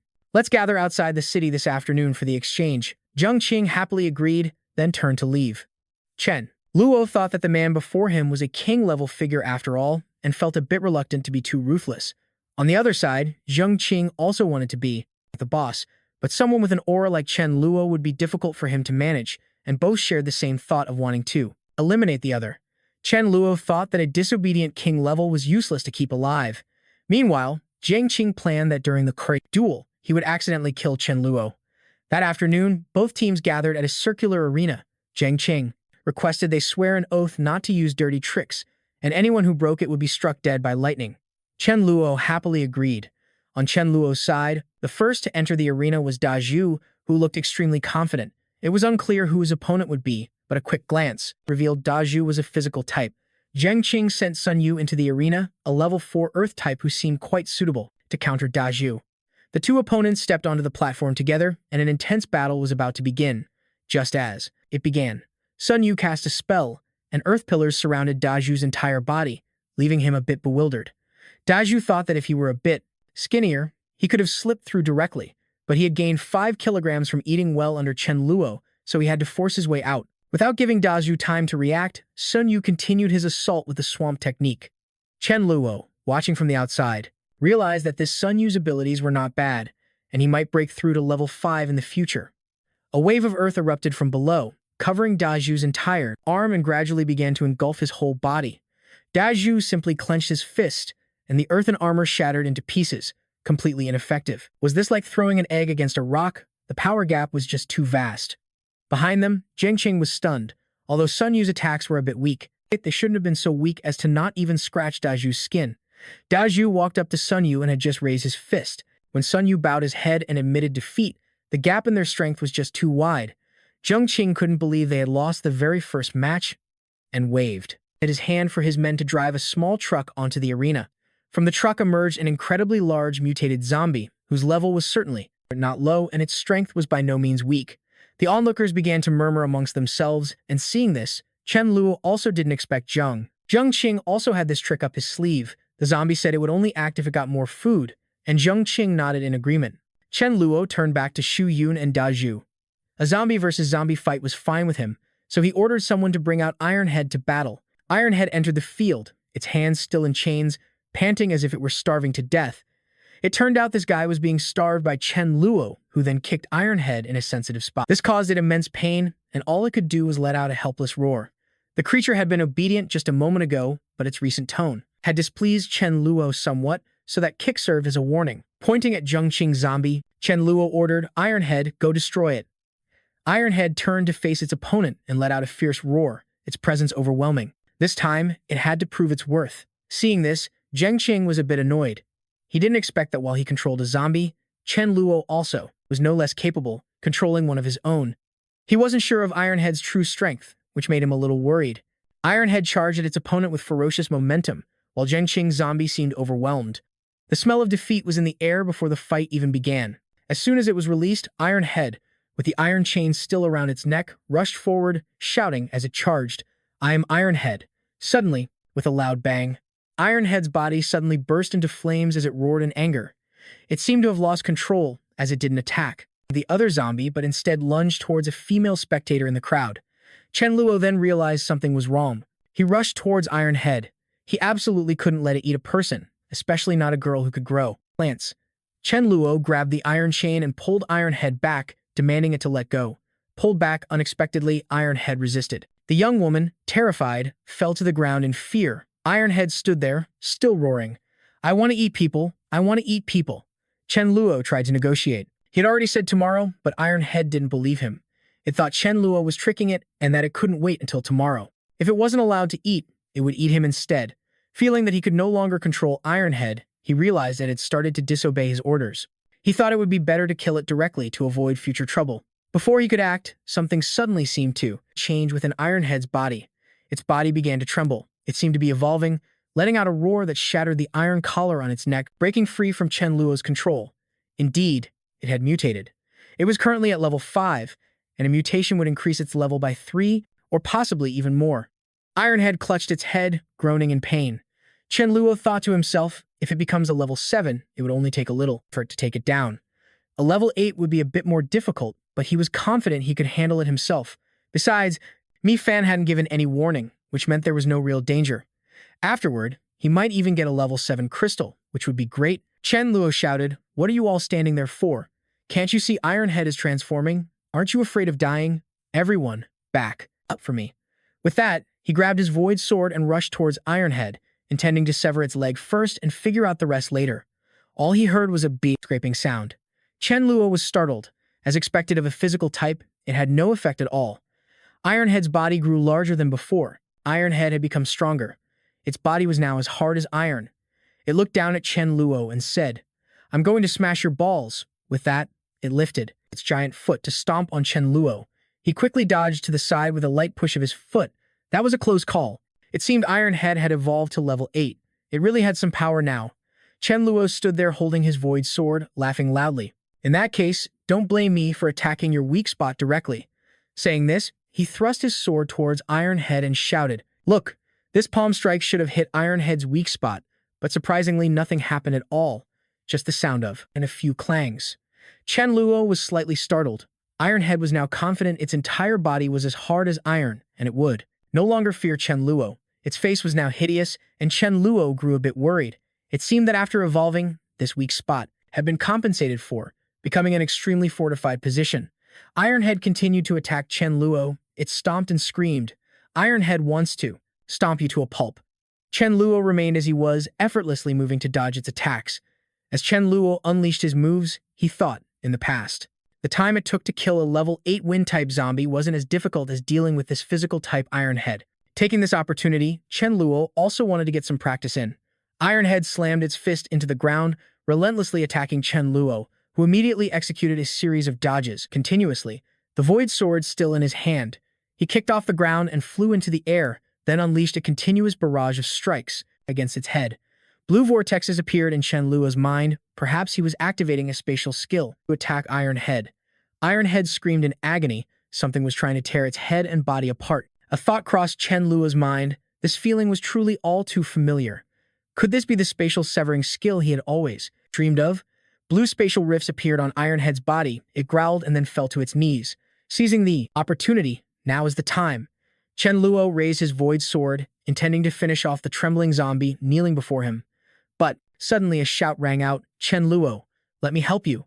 A red vortex shot straight towards Ironhead, making Chen Luo wonder what was happening.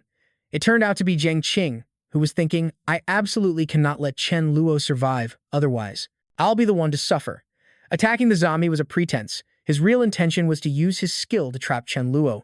He intended to use this situation to eliminate Chen Luo. Chen Luo was calm, completely unharmed, and shot a slight glance towards Zhang Qing. On his side, Zhang Qing was startled and a bit scared. Even though he had used his ultimate move, it still didn't injure Chen Luo. Chen Luo turned to look at Zhang Qing and said, "Next time you try to deal with me, remember to turn the fan speed up a bit." Ironhead was still sprawled on the ground. Zhang Qing made an excuse. "I wasn't paying attention, and my hand slipped. My apologies," with a pained smile. Chen Luo then resumed his attack on Ironhead's waist, causing it to cry out in pain, admit its mistake, and apologize to Chen Luo. This was probably its new weak spot. Finally, he delivered a decisive blow that sliced its body in two. The last words it managed to utter were, "What a miserable death." Chen Luo breathed a sigh of relief. It's finally over. The two pieces of the zombie's body fell with a thud in front of him. Zhang Qing was worried. From the size of this body, he could tell it was a level 8 or level 9 zombie. Yet Chen Luo was able to kill it so easily. Chen Luo walked over to retrieve the crystal from inside the zombie's head. Realizing how formidable Chen Luo was, Zhang Qing began to regret his sneak attack. Only now was he truly convinced and wanted to acknowledge Chen Luo as the leader. Chen Luo turned back and said, "That sneak attack just now didn't seem very fair." Zhang Qing hurriedly explained, "You have to believe me, my hand really slipped." Chen Luo swung his hand and slapped Zhang Qing, sending his head flying back with a spray of blood. "Are you too smart or am I too stupid? Ask your own men if they believe that nonsense." He slapped his left cheek again. "You keep calling me little brother. Who exactly is the little one here?" Zhang Qing's face was swollen from the slaps. He admitted he was the younger one, not daring to talk back in the slightest. Chen Luo turned his gaze towards the crowd. Zhang Qing said, "According to the agreement, the loser must join the opponent's team. What does everyone else think? Miss, what will you do?" The girl quickly honored the agreement. Chen Luo added, "Find the talented individuals in your group After all, you know them better than I do." The girl honestly pointed out the talented people for Chen Luo to recruit. Zhang Qing stood by, furious but helpless. He stood there, accusing her of biting the hand that fed him, but figured he could always recruit more subordinates later. He could rebuild his strength in another city. Zhang Qing turned to beg Chen Luo, asking only that he spare his life. He would personally persuade his subordinates to join Chen Luo's team. Chen Luo agreed that he and his people would not lay a hand on him. Zhang Qing turned to his subordinates and announced their disbandment, telling everyone to join Chen Luo's team. He said he was no longer worthy of being their leader. With that, he immediately fled, thinking that Chen Luo had already given his word. He wouldn't go back on his word that quickly, would he?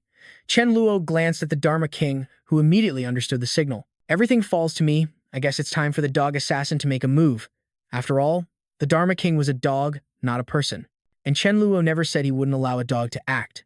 Zhang Qing ran for his life, stopping for a moment to rest, relieved that Chen Luo hadn't sent anyone after him. There were no people, but there was a dog. Zhang Qing turned around to see the Dharma King already standing behind him, and he couldn't believe it. This dog had actually caught up to him. The moment the thought crossed his mind, the Dharma King lunged forward, with electricity crackling around its body. Its eyes filled with killing intent. It rushed right in front of Zhang Qing as if to give him a big hug, causing Zhang Qing to panic completely. Only then did he realize that he wasn't even a match for one of Chen Luo's dogs.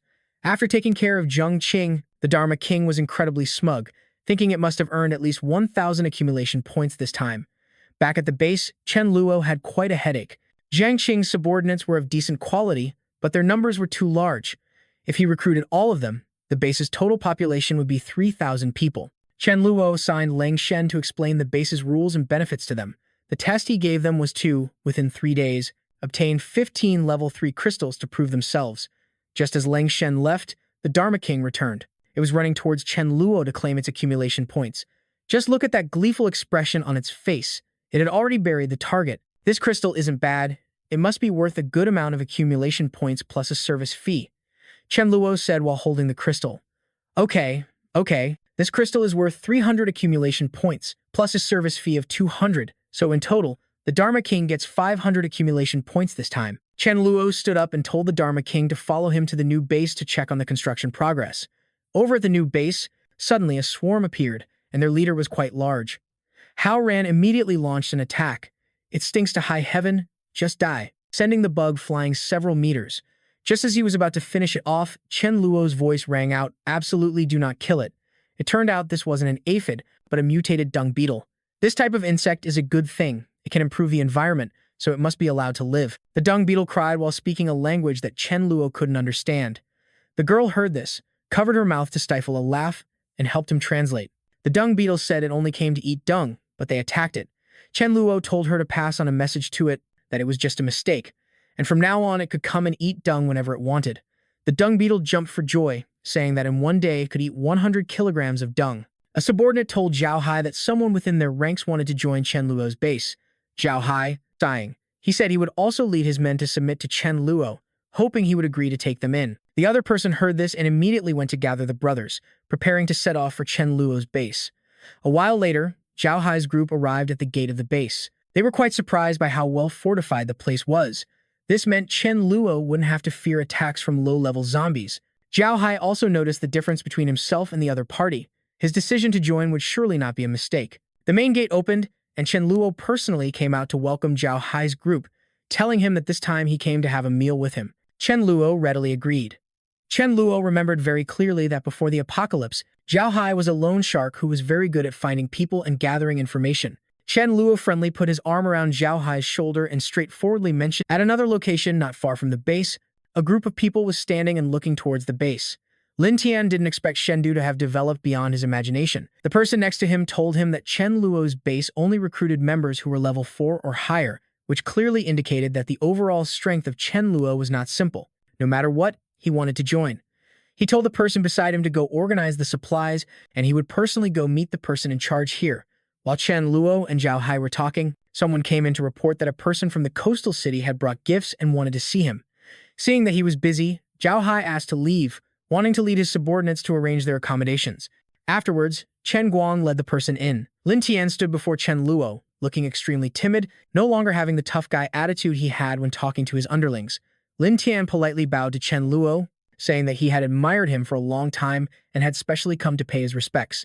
Chen Guang handed the list of his gifts to Chen Luo. Chen Luo was surprised to see that this person was Lin Tian.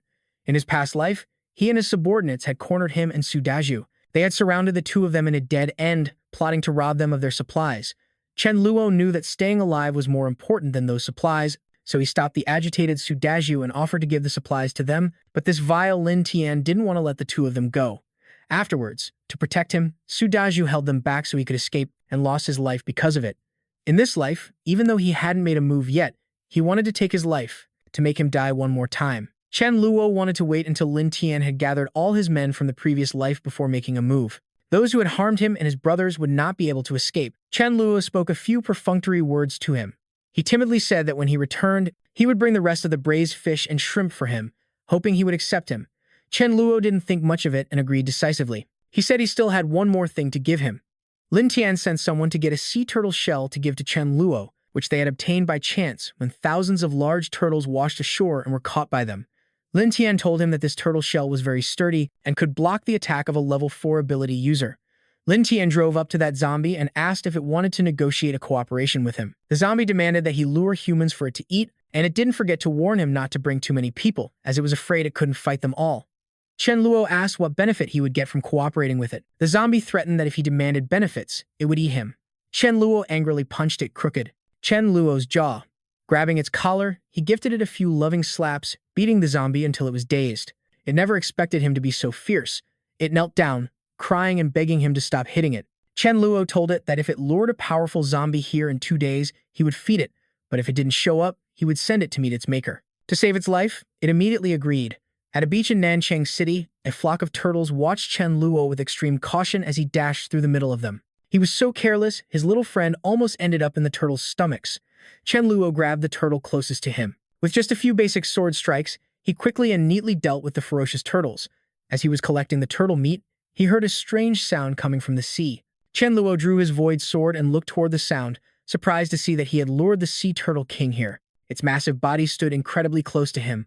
Facing the sea turtle king, Chen Luo showed no fear.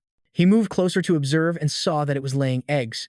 The sea turtle king's offspring would surely have a powerful bloodline, and the idea of stealing its eggs to tame the hatchlings popped into his head. He was quite close, and it wasn't long before it discovered him. Chen Luo prepared to attack. Even though it was extremely dangerous, he still wanted to try to kill it and steal the eggs. The sea turtle king thrust its long, massive head out to attack him. Chen Luo dodged out of the way of its attack. He moved closer to its neck, seized the opportunity, and brought his sword down. But unfortunately, its defense was too strong, and his single strike wasn't enough to take its life.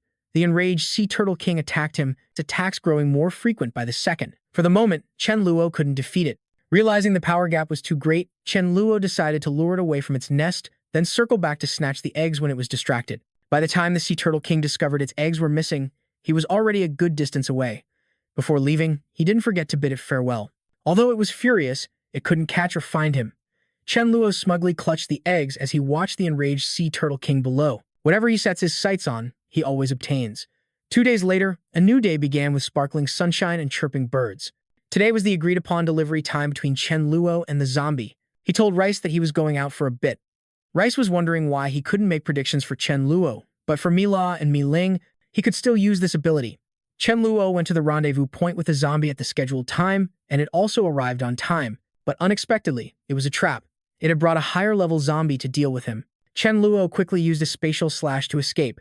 To his surprise, the other zombie was also a spatial-type mutant, and its speed was at least level 9. It quickly caught up to Chen Luo. With his current abilities, Chen Luo could deal with a level 8 zombie, but a level 9 one was still a bit overwhelming. Before he left, Rice had predicted that he wouldn't be in any danger. This power burst prediction reassured Chen Luo somewhat. The other zombie noticed that he was also a spatial type, which was exactly what it wanted. His spatial trap was quickly discovered by it. The other zombie suddenly attacked him from behind. Fortunately, Chen Luo reacted in time, using his void sword to counterattack, but the level 9 was too strong. His sword couldn't even cut it. The other zombie was enraged. It roared as it lunged at him, wanting to devour Chen Luo's flesh immediately. Its claws grazed his arm, drawing blood. Chen Luo decided to use time acceleration to attack the zombie from behind. Currently, he still had great faith in Little Rice's predictive ability that he wouldn't be in danger, so he attacked with his sword aggressively towards the zombie. Seizing the opportunity, he quickly used time acceleration, and thankfully, his method was effective, successfully reducing the zombie's lifespan. The zombie under his sword trembled uncontrollably, its life force being drained away rapidly. Chen Luo hoped he would succeed in taking it down. Suddenly, the zombie turned back to face him. Its eyes were filled with hatred, wanting to take his life instantly. Just as the zombie attacked Chen Luo, its lifespan ran out at that very moment. It collapsed at Chen Luo's feet. It was a close call, but he had successfully defeated that zombie. The treacherous zombie that had lured it here, upon seeing its accomplice defeated, immediately wanted to turn tail and run, but how could its speed possibly match Chen Luo's? In the blink of an eye, he was standing right in front of it. Chen Luo smiled amicably and spoke to it, causing its whole body to tremble as it begged for its life. After all, this zombie was quite weak, and Chen Luo didn't want to kill it. He gave it a piece of sea turtle meat, wanting to use it to kill other, more powerful zombies. Chen Luo happily returned with the crystal. He could use this crystal to advance to level 7. As soon as Chen Luo returned, 2 people brought him intelligence reports. One piece of news was about zombies, and the other was a list of recent ability users. Chen Luo picked up the list of ability users, and the name Qin Yuanjiang caught his attention. This person could be a level 5 ability user, possessing the powers of Earth Burst and Earth Binding, with elite combat skills. According to his memories from his past life, he could become a king-level expert in the future. He wanted to recruit this person as his subordinate. Chen Luo told the 2 to go gather information about Qin Yuanjiang. Not only that, but he also wanted to personally go and recruit him. At this moment, Chen Luo received a call. Someone was being hunted and was begging for their protection. Chen Guan on the other end said the man was willing to offer a level 7 nature-type crystal and asked him how to handle it, whether to protect him or just take his stuff and kick him out. Chen Luo thought about it, although this guy had clearly run into unsolvable trouble to come to them. He could also use this opportunity to establish a protection service. As long as someone could offer him something good enough, he would provide protection. Chen Luo was very enthusiastic and told Chen Guang to pass on the message. He would personally protect this Gu Shan if anyone wanted to cause trouble for him in the area of Old Zheng's base. His subordinate came in to report that Gu Shan had submitted to Chen Luo with the crystal, and most importantly, their base was about to be attacked. Upon hearing this, Old Zheng slammed the table in anger. The subordinate advised him to calm down, since they couldn't possibly defeat Chen Luo. Old Zheng said that although he couldn't, he could borrow someone else's strength. Old Zheng quickly went to the door of a large room, standing outside and calling for someone named Zhen Tai. Inside was actually a zombie that was over 2 meters tall. Its level was definitely not low. The zombie leaned back and asked if it didn't help him, would he stop feeding it? Before he could even try to suck up to it, one of the zombie's underlings ran in to report someone had broken into their base. Before the other could finish speaking, he was sliced in 2 by a sword, instantly kicking the bucket. The zombie saw this and stood up. Old Zheng worriedly turned his head to look at the intruder. Behind Mo Ning were the corpses of zombies lying everywhere. He stood confidently in front of that zombie. Do you want a K-word yourself? Or should I do it for you? He didn't wait for its answer. He decided to take matters into his own hands and finish it off.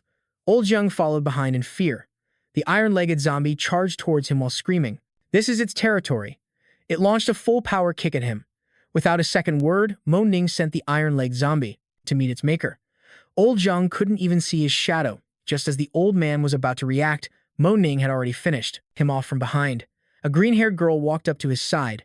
Mo Ning said, this zombie's strength wasn't bad. She put on a fawning and flattering expression, praising his strength as the best in the world, and also complimenting him for being a rare space type, a level 6 ability user.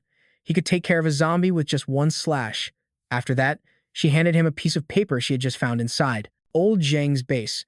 It was a promotional flyer for Chen Luo's protected area.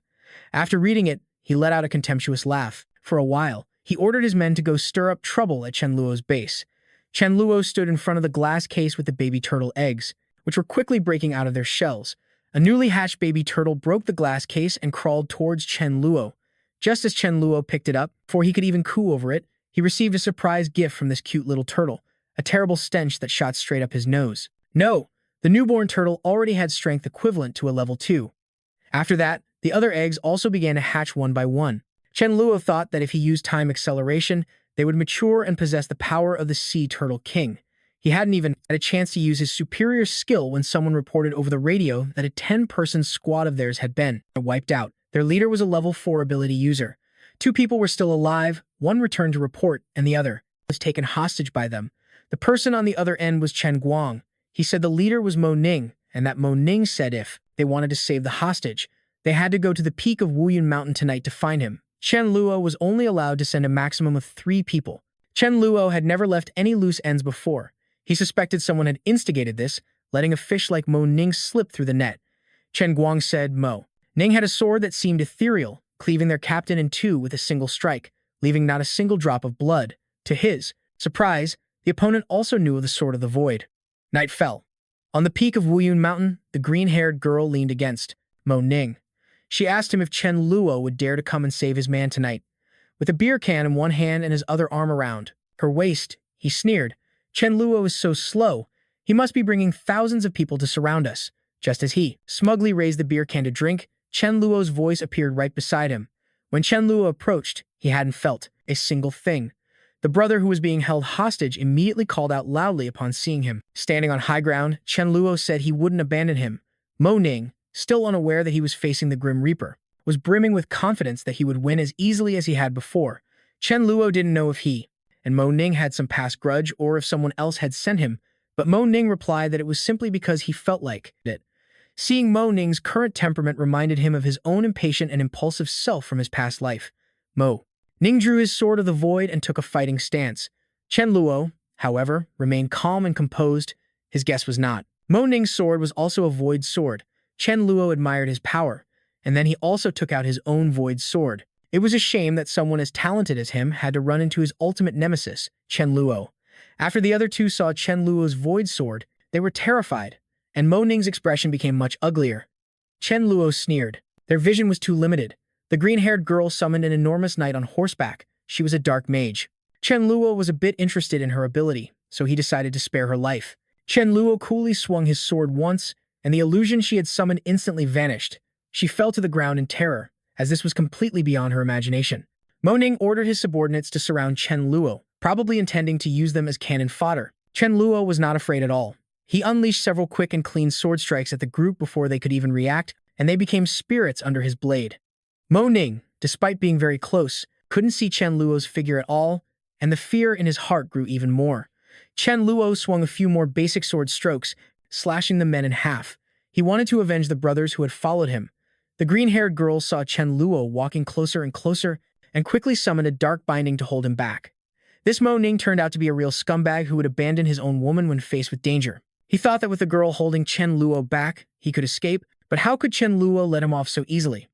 In the blink of an eye, Chen Luo appeared right next to them. The cowardly Mo Ning immediately begged him to spare his life.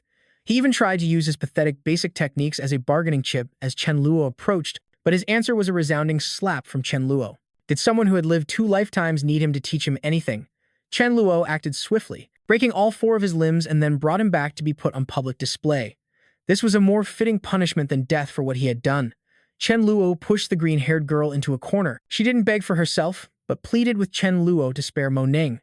Chen Luo slapped her face a few times and said, as long as she behaved, if the plan was completed 2 months ahead of schedule, he would let her see him. Her eyes welled up with tears, and she immediately agreed. Chen Luo instructed his subordinates to watch her and prevent her from committing suicide. Chen Luo thought to himself, he brought her back for the sole purpose of having her help him summon a level 7 zombie so he could obtain its crystal. Just as he walked out, he saw Zhao Hai already waiting. He asked him if he needed something. Zhao Hai stepped closer, saying the base had just taken in thousands of people from Shendu. Among them was a pair of siblings, the older brother named Chen Ti. Shen was a wind-type ability user, and the younger sister was named Zhao Zi, a mental-type ability user. He said that Zhao Zi had the ability to influence minds, causing a zombie's mind to fall into chaos. Chen Luo showed a pleased expression and asked Zhao Hai to keep an eye on the siblings for him. Chen Luo thought that if Zhao Zi had telepathic abilities, she would be very useful.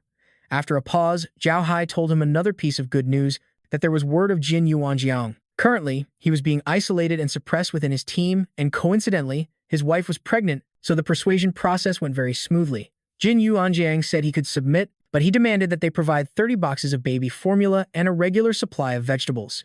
Chen Luo agreed instantly, without a second thought. They walked out of the basement together. Chen Luo told Zhao Hai to have Su Dau and Haoran bring 3 more cars. He would transport the supplies himself. A moment later, Chen Luo brought the supplies Jin Yuanjiang had requested and opened the trunk for him to inspect them. Jin Yuanjiang was a bit surprised that Chen Luo had agreed to his request. The supplies in the car were incredibly essential and complete, but he had another request. Jin Yuanjiang said he hoped Chen Luo would allow his wife to rest at the base and do logistics work, as she was pregnant. Chen Luo closed the trunk. This was a request he could grant, but the man would have to work to cover his wife's share, using his contributions to exchange for supplies. Under the sea turtle king swam towards the pearl clam, loudly calling for help. With tears in its eyes, the sea turtle king said its children had been stolen and asked the pearl clam to help find them. The sea turtle king was very surprised when the clamshell opened, revealing a girl inside. She was the pearl clam after having transformed into a human with a beautiful figure no less stunning than any woman on land. Although she could now transform, she still couldn't switch between her human and clam forms at will. She had also given herself a name to be more human, calling herself Haiji, the daughter of the sea turtle king congratulated her on her breakthrough. It could sense its children's location and asked her for help, but Haiji needed the sea turtle king's landsmen to watch over her clamshell. Her strength would also be greatly reduced on land. The sea turtle king immediately agreed, as it was extremely worried about its precious little children. Chen Luo's group was heading back to the base. While sitting in the car, Chen Luo heard a voice in his head. It was Zhao Zi, using her telepathy to contact him. She relayed a message from Mi Ling, telling him to return quickly, or something would happen to Mi Ling and Mi La. At the base, there was a level 7 mage king, while Mi Ling, Mi La, and Shu Yun were all level 6. He didn't think any danger could threaten their lives, but despite that, he still wanted to hurry back to the base first, leaving Su Dau with the rest of the group. Chen Luo flew in like a gust of wind, anxiously calling for Mi La. He was displeased to see the little rice grain's calm demeanor when he had risked his neck to get back while she was so relaxed. The little rice grain casually said, "Now that you're back, there's no more danger." Zhao Zi sent a telepathic message telling him that a monster about 8 meters long was invading the base.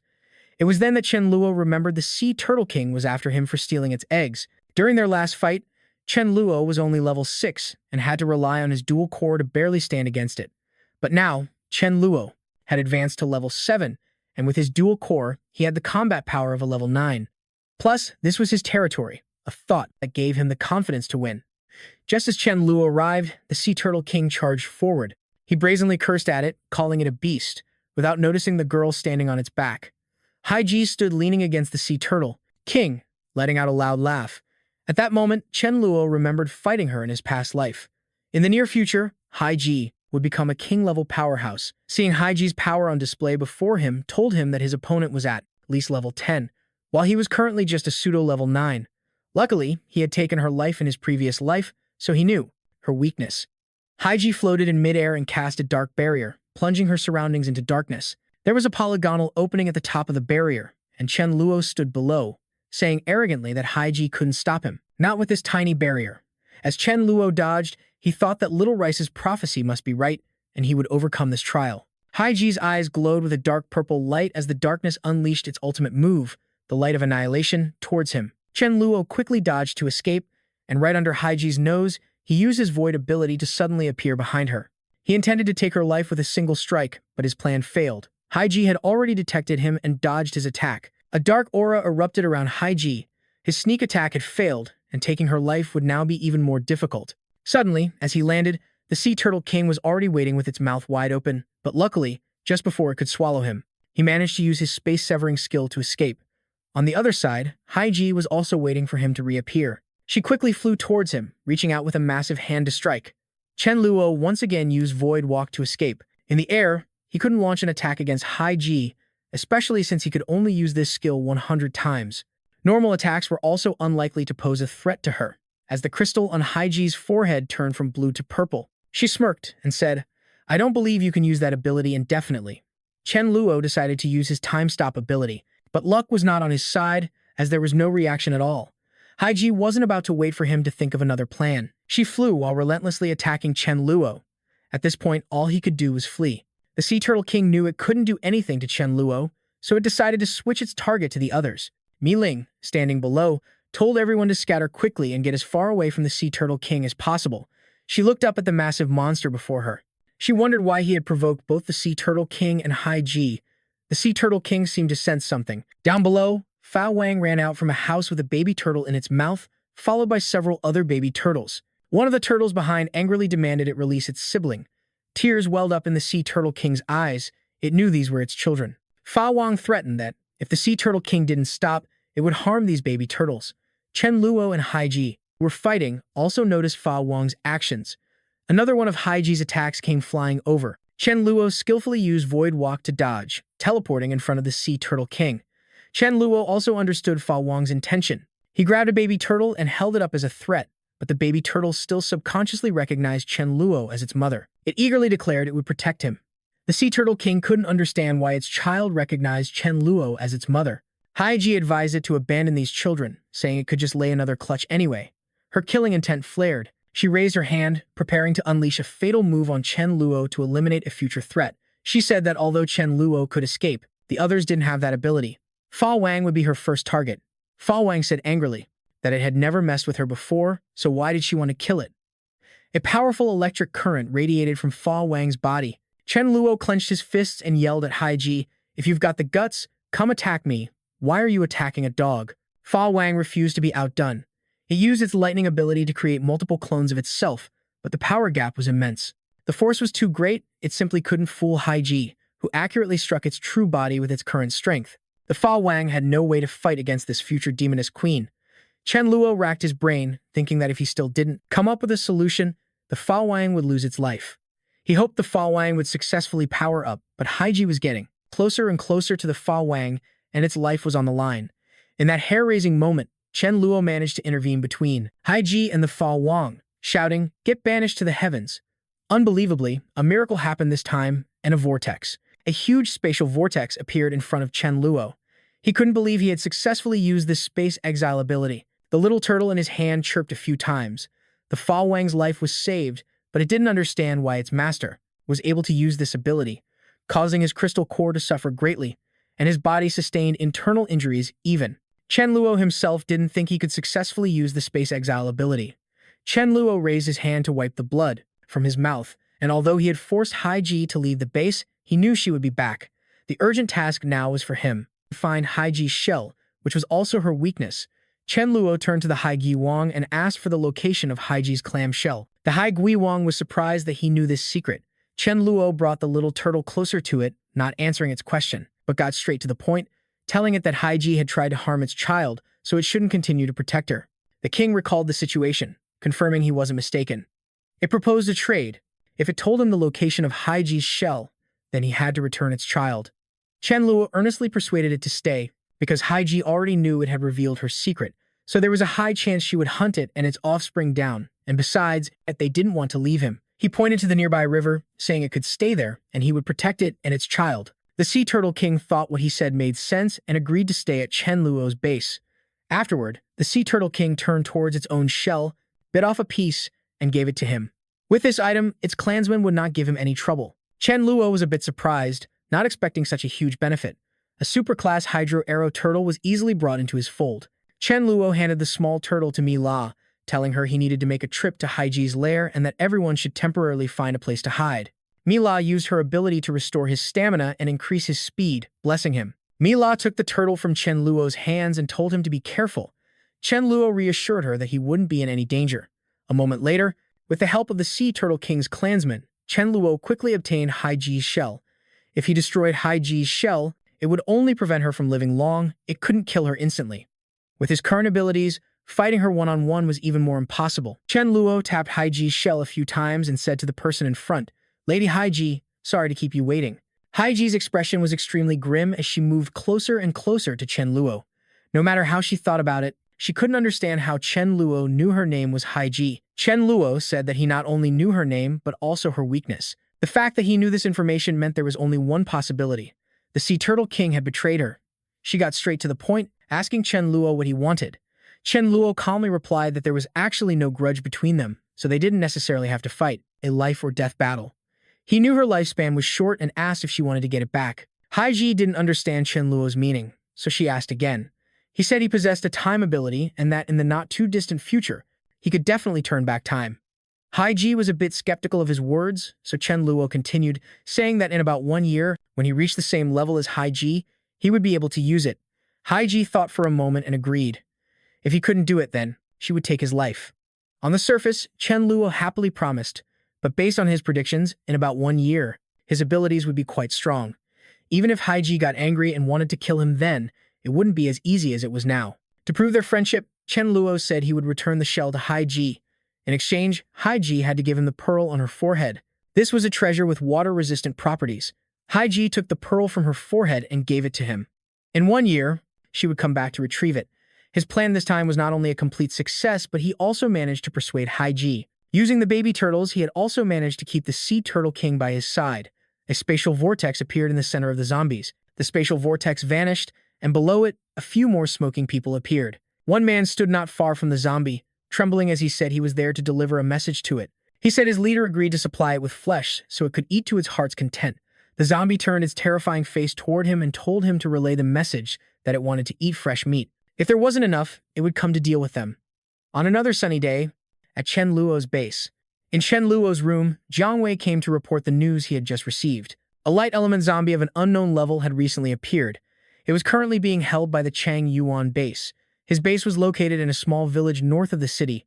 Chen Luo told Jiang Wei to return first. He had a time acceleration skill, so these mutants were no match for him.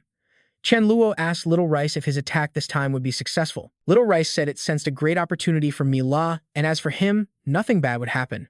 Chen Luo knew he wouldn't be in danger and became very excited. It seemed Mi La's opportunity was that light element crystal. In Chang Yuan's room, he was leisurely lounging on a chair drinking wine, thinking that as long as he killed the mutant he was raising and obtained its crystal, he could break through to level 6 or 7. Just as he was feeling happy, one of his underlings ran in and urgently told him someone had broken into the base and was heading to the mutant's room.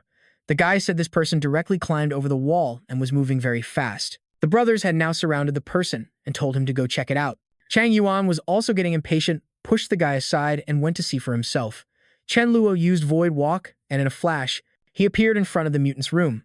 Inside the room, the mutant was carving the flesh off a person who was still very much alive. The person screamed in agony, begging for their life. Chen Luo kicked the door open and strode in coolly. That zombie still had no idea its doomsday had arrived. It still thought he was the next meal that group of people had prepared for it. It actually wanted to cut off his ear to see how it tasted. The zombie ate while telling him to slice off his own hand for it to eat. Chen Luo calmly walked closer to it. "You bastard, is that how you talk to your father?"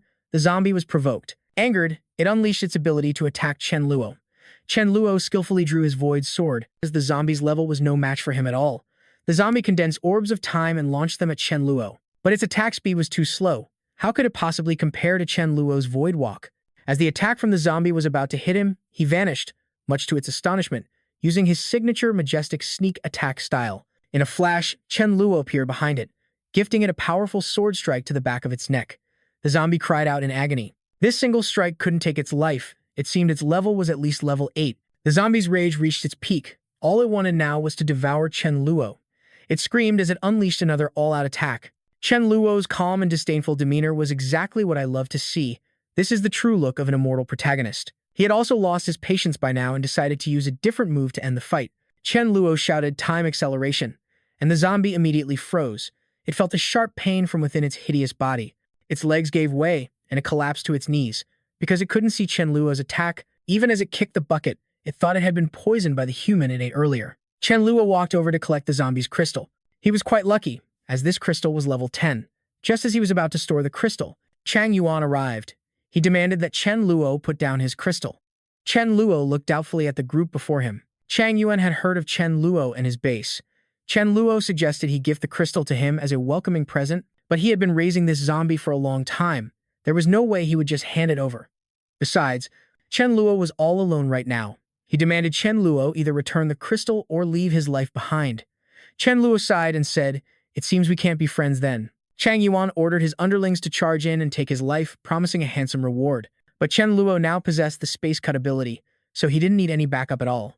The effect of this move was similar to the Void Sword. Chen Luo waved his hand, and a blade of energy appeared before him, shooting towards Chang Yuan. Taking Chang Yuan's life was far too easy for him. In an instant, the energy blade sliced through Chang Yuan's neck, and his head immediately fell to the ground, to the utter shock and terror of his underlings. Jiang Xuan put on a fawning smile and stepped forward, saying, "Chang Yuan deserved a croak for daring to oppose you."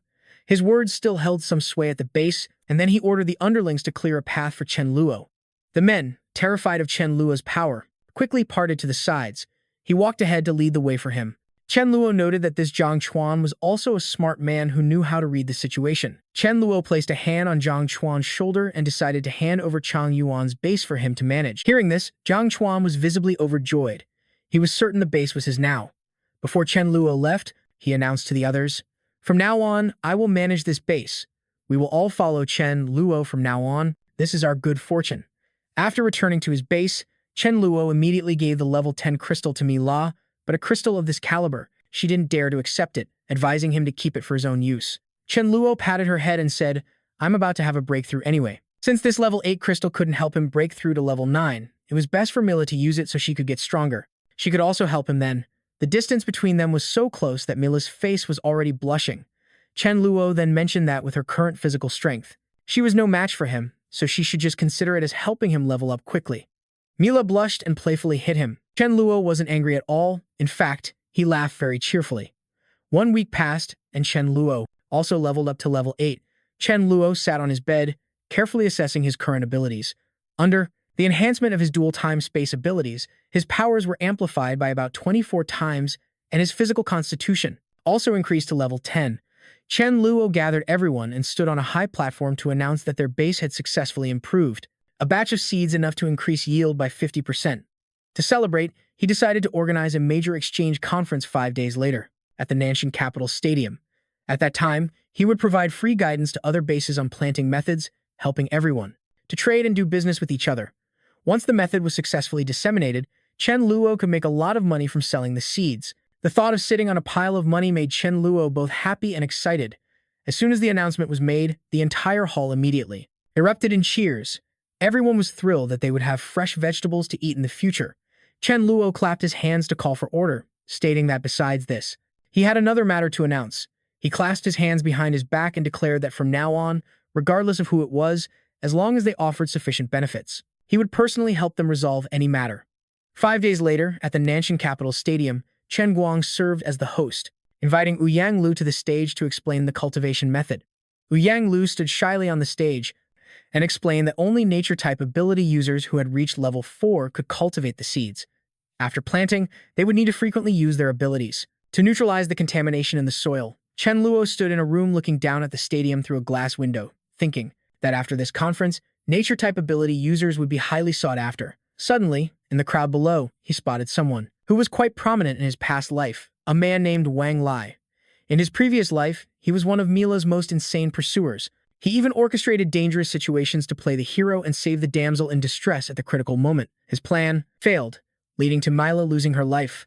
That was also the moment Mi Ling awakened her resurrection ability, which she used to bring Mila back to life. Chen Luo was now debating whether to use him as a catalyst to awaken Mi Ling's ability. On the stage, Ouyang Lu announced that their seeds could double the yield and the selling price would be increased by 20%.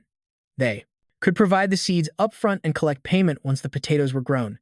Then, Chen Guang moved on to the next topic, Chen Luo's peace plan. He told the crowd below that their base could handle all sorts of jobs, big and small, to help people. As long as they offered items of sufficient value, the base would help resolve their issues. Just as Chen Guang finished speaking, someone in the crowd offered a level 7 crystal to hire Chen Luo to take someone's life. All eyes immediately turned to him. Chen Guang asked whose life he wanted to take. The man, holding the level 7 crystal in his hand, said his name was Deng Xianhong and he wanted to hire Chen Luo to kill Feng Long, a man-eating demon, because the monster had eaten his brothers. The entire hall buzzed with discussion again. No one thought someone would do such a thing, as they hadn't yet reached the point of having to resort to cannibalism, human flesh to survive. The person next to Feng Long asked him what was going on, and he immediately said he was careless last time and let Deng Xianhong escape, vowing to take his life once they were out. Before he could even make a move, Deng Xianhong had already walked over, pointing directly at him. Feng Long angrily told Deng Xianhong to just wait for him to come and take his life. Chen Guang was momentarily unsure what to do, so he turned to look at Chen Luo.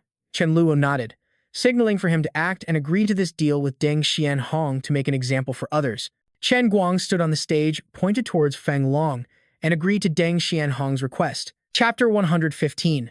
Feng Long's big brother immediately stepped forward to intervene, asking if Deng Xianhong had any proof to prove his words. Deng Xianhong stated firmly that he saw it with his own eyes and it couldn't possibly be fake. The other man immediately retorted that his word alone couldn't be counted as evidence.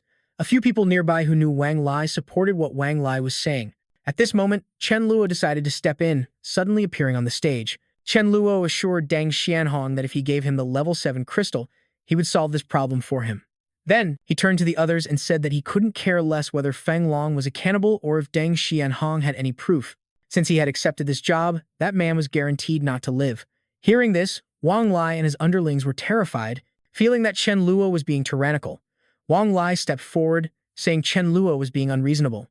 They had no grudge between them, but Chen Luo didn't care at all.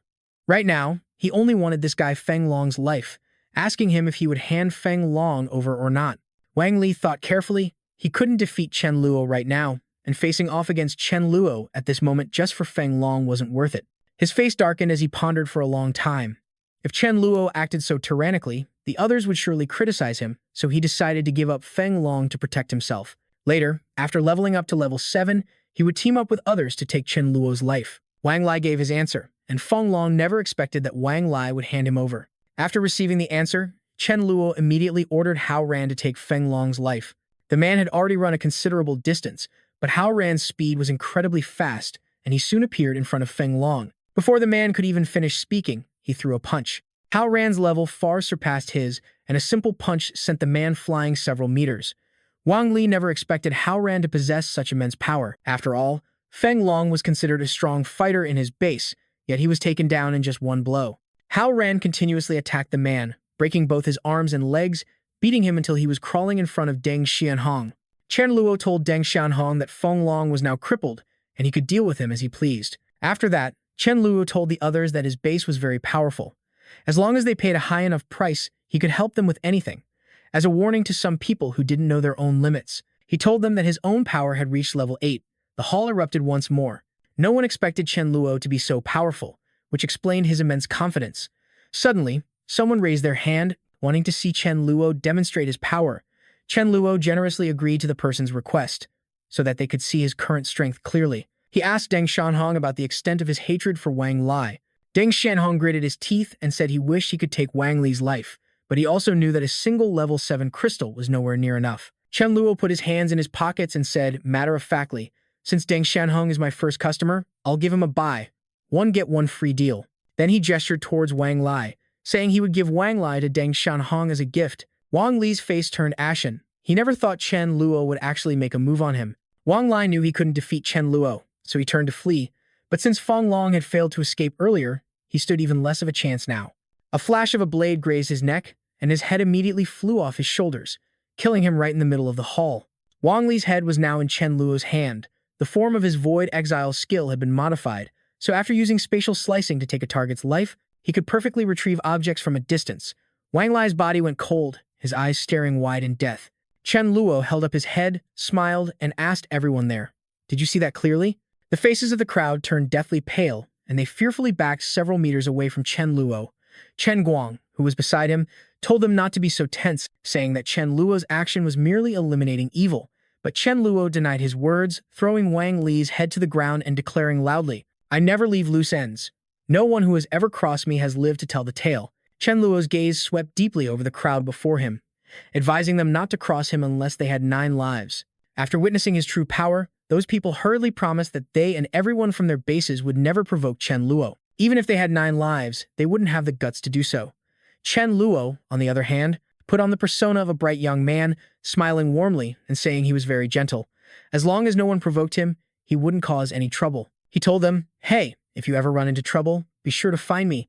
Now you can all go register to get your seeds for planting." Chen Luo walked a short distance before turning back, smiling warmly at them and saying he trusted they would be good for their word and not skip out on paying him. The group, who hadn't even had a chance to relax, heard his words and all shouted in unison, assuring him that they would pay him on time. If any base failed to comply, they would step in and deal with it on his behalf. Behind the stadium, Su Dau reported that he had just received news about a zombie named Bing Lin, who had established a base called the Bing Lin Society. Chen Luo had a vague memory of this zombie named Bing Lin, although it wasn't the first to reach the king level.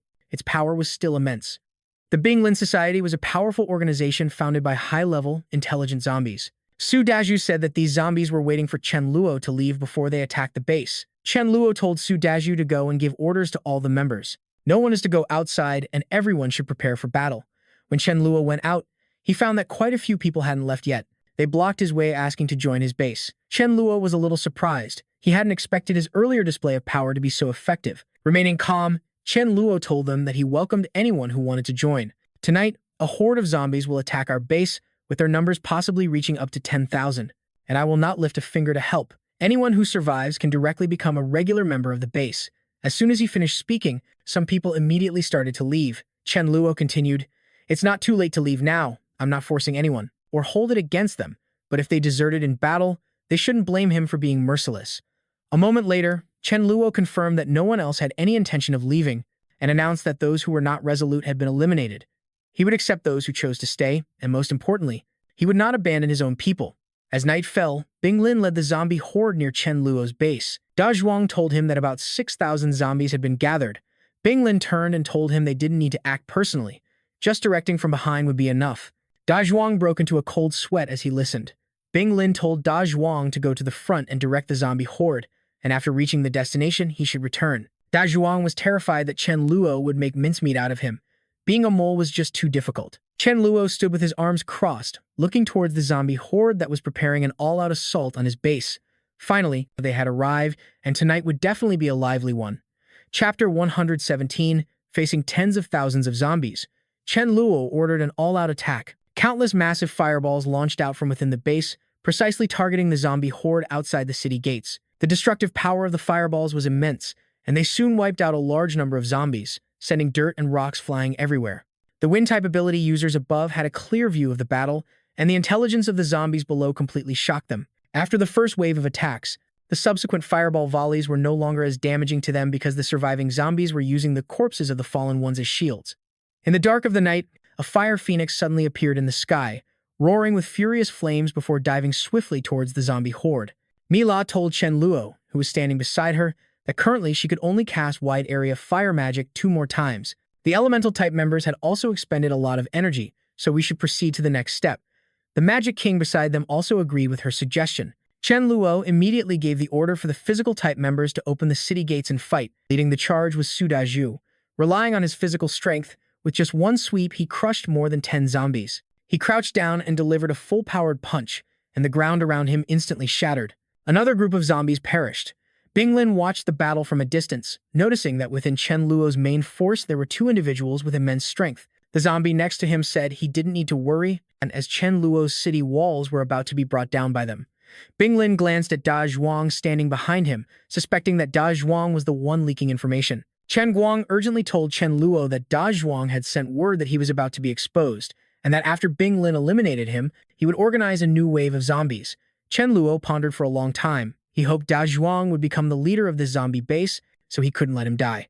So, if he just eliminated Bing Lin first, wouldn't that solve everything? With that said, Chen Luo vanished, but not before instructing Mi Ling and Mi La to take command of the battle situation here. Meanwhile, Da Zhuang was beaten to the ground by Bing Lin, who demanded to know why he had betrayed him.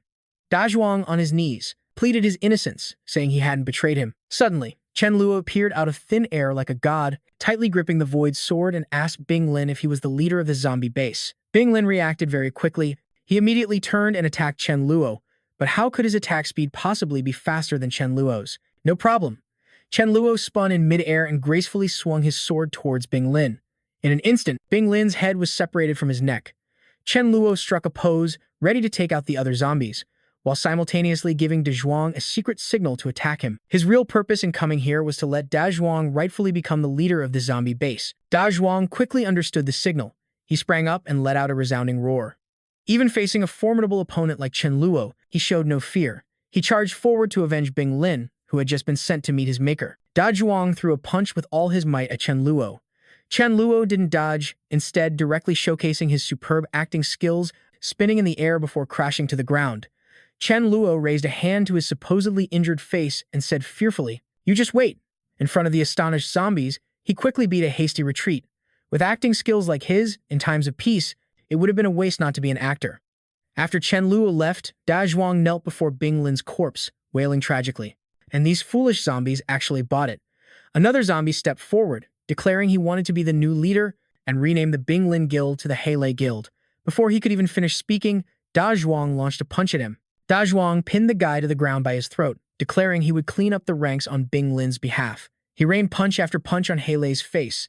The guy knew he was no match for Da Zhuang and begged for his life, promising to acknowledge Da Zhuang as the new boss. But Da Zhuang refused to spare him, wanting to make an example of him for the other zombies. After Heilei was finished off, Da Zhuang stood up and addressed the crowd of zombies. Before he could even finish his speech, the other zombies had already agreed to make him their leader. As he turned to leave, he announced that they were all brothers, that from now on they were an alliance, and that brothers share their spoils. He told the zombies to wait while he changed his clothes, promising to return immediately. Not far from that spot, Chen Luo was already waiting. Da Zhuang walked over, waving towards him. Chen Luo said he would do his best to nurture him and help him grow stronger, telling him to lead the zombies to disperse for now, but to continue operating the zombie base and recruit other zombies with high intelligence and talent as his subordinates. Then, Chen Luo tossed him a crystal, telling him he could use it to contact him anytime he was in trouble. As long as he worked diligently, he wouldn't be shorted on rewards in the future. Da Zhuang looked at the crystal in his hand, grinned, and said he understood completely. Chen Luo returned to his base, surprised that the zombies had been so easily fooled by his acting. They came quickly and scattered just as fast. He had reaped a good harvest of crystals from this encounter. Suddenly, Zhao Ziyi sent a telepathic message to Chen Luo, saying that Haiji had found a level 10 creature. She urged him to come help quickly so he could complete his level up and fulfill his promise. Chen Luo happily told Zhao Ziyi to send a message back saying he would be there right away. In a flash, Chen Luo arrived at the seashore, calling out Big Sis while waving at Haiji. Haiji generously tossed him several crystals. This was a huge score for him. Calling her Big Sis was definitely worth it. Chen Luo called out to her even more enthusiastically, asking Haiji where the level 10 creature was. Haiji said it was an ice elemental fish in the sea and told him to wait a moment to team up with her to kill it. 10 minutes later, as Haiji fought the fish, she asked Chen Luo if he had prepared his skill yet. The fish whipped its tail towards Haiji, and she impatiently yelled for him to hurry up and kill it. Chen Luo looked at the fish flying through the air and used his cutting technique, unleashing a spatial tear towards it. But unexpectedly, the fish managed to dodge the attack. It then opened its massive maw and lunged at Chen Luo. Its speed was too great, and Chen Luo couldn't dodge in time. Caught off guard, Chen Luo was hit by the attack. His entire body was frozen solid, except for his head.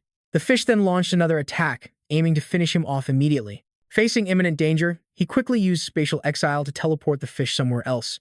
Haiji came over to help him break the ice covering his body, asking if he knew the fish's exact location. Chen Luo said it was about 30 miles to the east and, from what he could tell, it was likely exhausted. Haiji stood aside watching him retrieve the fish's crystal. He calculated that with just 4 or 5 more crystals, he could advance to level 9. As he extracted the crystal from the fish's body, Haiji suggested he try eating the hairtail's meat, but Chen Luo found the flesh of mutated beasts hard to stomach. Haiji earnestly explained that many years ago, while she was resting on the seabed, a piece of meat fell into her body. She immediately felt excruciating pain, as if her entire body was about to explode, and the piece of meat began to automatically digest inside her. She tried to vomit it out, but couldn't, thinking she would surely die if it continued. Fortunately, at that very moment, the Sea Turtle King passed by, and upon seeing her state, immediately ate the rest of the meat himself. After being saved, she began to grow continuously stronger. The Sea Turtle King also experienced a massive leap in strength because of this incident. She told Chen Luo that although that piece of meat was painful to eat but had miraculous effects, ever since she ate that mysterious piece of meat, ferocious fish have always targeted her. She could sense that this hairtail fish had also eaten that mysterious piece of meat, but Chen Luo was still half believing and half doubting. He felt that the way Haiji and the Sea Turtle King leveled up after eating that mysterious meat was quite similar to consuming high-grade crystals. Haiji said she could sense the mysterious meat still existed inside the hairtail fish's body, with a lot of undigested energy remaining, so she felt they shouldn't waste the meat of this hairtail. Chen Luo picked up the hairtail to examine it. If it could make him stronger, a slightly unpleasant taste wasn't something he couldn't endure. He hoped Ma Yu could make it more palatable, and if he couldn't finish it, he could share it with the other members. On a beautiful sunny day at sea, a beautiful mermaid was sunbathing. Ning Chang smiled as she looked at the newly arrived seal. The seal cried, saying its older brother had been murdered. Ning Chang asked if he had been killed by the bloodthirsty great white shark. The seal shook its head and said no. The one who murdered its brother was a sea clam. Ning Chang followed the seal into the sea. She didn't know who this sea clam it mentioned was, and scales began to appear on her legs. The seal begged her to avenge its brother. The mermaid, Ning Chang, swam ahead, telling it to lead her to the culprit. Haiji was surprised to see the two of them suddenly appear before her. Haiji sized up Ning Chang for a long time, unsure if she was human or fish, but her strength seemed decent. She could be a gift for Chen Luo. Haiji launched a direct attack on Ning Chang, but her strike was easily blocked. Haiji realized that her strength was far greater than the hairtail fish's. Unable to win, Haiji decided to flee to save her life. Ning Chang moved incredibly fast, and in the blink of an eye, Haiji was frozen solid by her. The teary-eyed seal then spoke to Ning Chang to immediately take Haiji's life, but she also wanted to ensnare Chen Luo in her net. Over here, Chen Luo tossed the hairtail fish in front of Ma Yu, asking her to make this hairtail a bit more edible. Ma Yu rolled up her sleeves and decided to braise it, while Chen Luo helped her prepare the hairtail meat, then handed the rest over to her. A while later, the braised hairtail was ready, and Ma Yu told him to have a taste to see how it was. Ma Yu pouted as she watched Chen Luo spit all the food out. It turns out mutated creatures are really hard to eat. Chen Luo looked at the bowl of braised hairtail on the table. He didn't want to eat this hard-to-swallow stuff at all. Just then, Fa Wang happened to pass by the kitchen, drawn in by the fragrant smell inside. Fa Wang zipped past, looking through the glass door and seeing Chen Luo secretly snacking without sharing with it. Inside, Ma Yu and Chen Luo saw Fa Wang standing there, sniffing deeply at the aroma coming from the hairtail meat. Chen Luo quickly put some hairtail meat into its bowl and pushed it over, inviting it to eat. After eating, Fa Wang's belly was full, and it lazily sprawled on the ground. If the hairtail meat really had an effect, then no matter how bad it tasted, he would eat it. Suddenly, Zhao Ziyi sent him a telepathic message, telling him that something had happened to Haiji. Someone had severed the connection between her and Haiji. That person also told her to relay a message. If he didn't go to He Island within 3 days, located 3,000 miles east of the coast, Haiji would lose her life. Chen Luo thought, "You were able to sever the connection with Zhao Ziyi. You're probably a psychic type, and your strength isn't low either." Without another word, Chen Luo dashed off. To be able to capture Haiji, you must be at least level 10, a level 10 psychic type. Chen Luo was getting antsy. He quickly asked Baby Rice if he was in any danger, but it only said he wouldn't be in danger for the next 3 hours. But with such a long distance, by the time he reached the meeting point, more than 3 hours would have passed. Besides, Baby Rice's ability has a cooldown, and if he brought Baby Rice along, he would also have to protect it. Chen Luo gritted his teeth. He wanted to see who could take the life of the Void Monarch. Chen Luo came face to face with Ning Chang, the one who had just imprisoned his sister. Tzski. Her outfit is really saving fabric for the country. Looking at Chen Luo, Ning Chang thought to herself, "Isn't he Haiji's younger brother? But why can't I see through his true form?" Thinking this, she asked, "Are you the sea god?" Chen Luo put his hands on his hips and replied, "No, I am the Sea King." That answer left Ning Chang dumbfounded. She had no idea what a Sea King was. Chen Luo questioned her, "Why did you capture my sister? What did she do wrong?" And he received an answer from Ning Chang that it was because Haiji had killed the leopard seal's brother for no reason. If she were let go, who knows how many more innocent lives would be lost at her hands. I won't allow such a dangerous and indiscriminate killer to exist in the ocean. Although Haiji was still tied up, she yelled for Chen Luo to run away quickly. She appreciated his sentiment, but he was absolutely no match for Ning Chang. Chen Luo scratched his head helplessly, telling Haiji not to worry so much. If she claims they kill indiscriminately, then he would tell her, "Big fish eat small fish eat shrimp. The strong prey on the weak is the law of survival. What's wrong with Haiji hunting for a little food?" With that said, he pointed right at the fat seal and yelled, "Don't you eat fish? Then what do you call all the fish you eat? If you're going to be a hypocrite, just say so. Why do you have to make excuses for yourself?" But the fat leopard seal remained determinedly angry. "I don't care. I must avenge my brother." Ning Chang also arrogantly agreed with Chen Luo. She was the big fish now, and Chen Luo's sister was a very small fish, so his sister was the prey. Chen Luo had to accept his fate of being killed and eaten by her. Chen Luo realized that reasoning with her was useless. Ning Shuang was stubbornly determined to attack. He then unleashed his space-severing technique, but Haiji tried to stop him because Chen Luo was no match for Ning Shuang. However, Chen Luo's target was never Ning Shuang, but that fat leopard seal, and he launched his attack at the seal. This enraged Ning Shuang, who thought he must have a death wish. Facing Ning Shuang, he used spatial travel. In an instant, he was standing next to Haiji, moving so fast that Ning Shuang couldn't even see it. He continued to use the space-severing technique. Chen Luo grabbed Haiji's hand and told her to hold on tight. He would get her out of there. Then he turned to look at Ning Shuang and laughed mockingly. "Haha, are you sure you want to chase after me naked?" Ning Shuang was shocked to realize that Chen Luo had somehow blown off her clothes. She used her hands to cover her exposed body. As for Chen Luo, he just kept laughing mockingly. Then he took Haiji's hand, not forgetting to stick his tongue out at Ning Shuang one more time before leaving. Haiji looked at him very gratefully. She had truly escaped because he decided to kill the leopard seal, which was how the two of them managed to get away. The leopard seal's sense of smell is very keen. If he hadn't killed it, Ning Shuang would have found them even if they ran. Right now, the sea was no longer safe for Hai Ji. He led her away to take refuge and asked her to bring the seashell along. Hai Ji knew the situation was unfavorable and agreed with Chen Luo's decision, but one day she would return to kill Ning Shuang. Meanwhile, Chen Luo thought to himself, he never expected that undersea creatures would become so powerful. He wasn't truly invincible when facing creatures that were superior, the danger was still immense.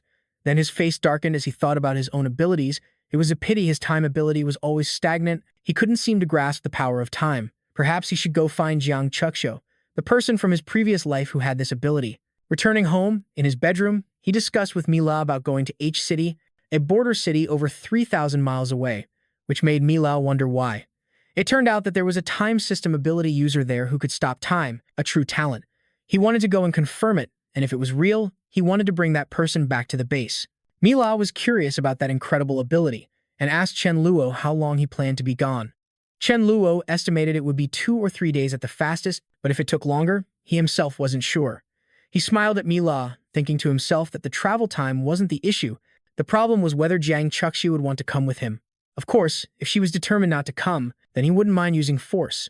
The next day, with a backpack on and a walking stick in hand, Chen Luo finally arrived in H City. Looking around, he thought to himself, but I only know that in my past life, Jiang Chushu migrated from here. I still need to ask around to find out her specific location. After searching for a while, he saw a group of people in the distance. He approached and asked a man with a full beard, "Brothers, may I ask something?" He asked the man about Jiang Chukshu, and the man turned to look at him, another one trying to be a kept man. Then the man, enveloped in smoke, told Chen Luo that she was his boss's daughter, and since he had offered him a smoke, he offered a piece of advice. Our boss is a level 6 powerhouse, don't get any funny ideas. Furthermore, our base doesn't accept useless people. Chen Luo confidently pointed at himself, I'm not useless. I'm a level 5 physical type. Then he thought to himself, there's no way. With an M-rank physique, who would dare doubt that I'm not a physical type?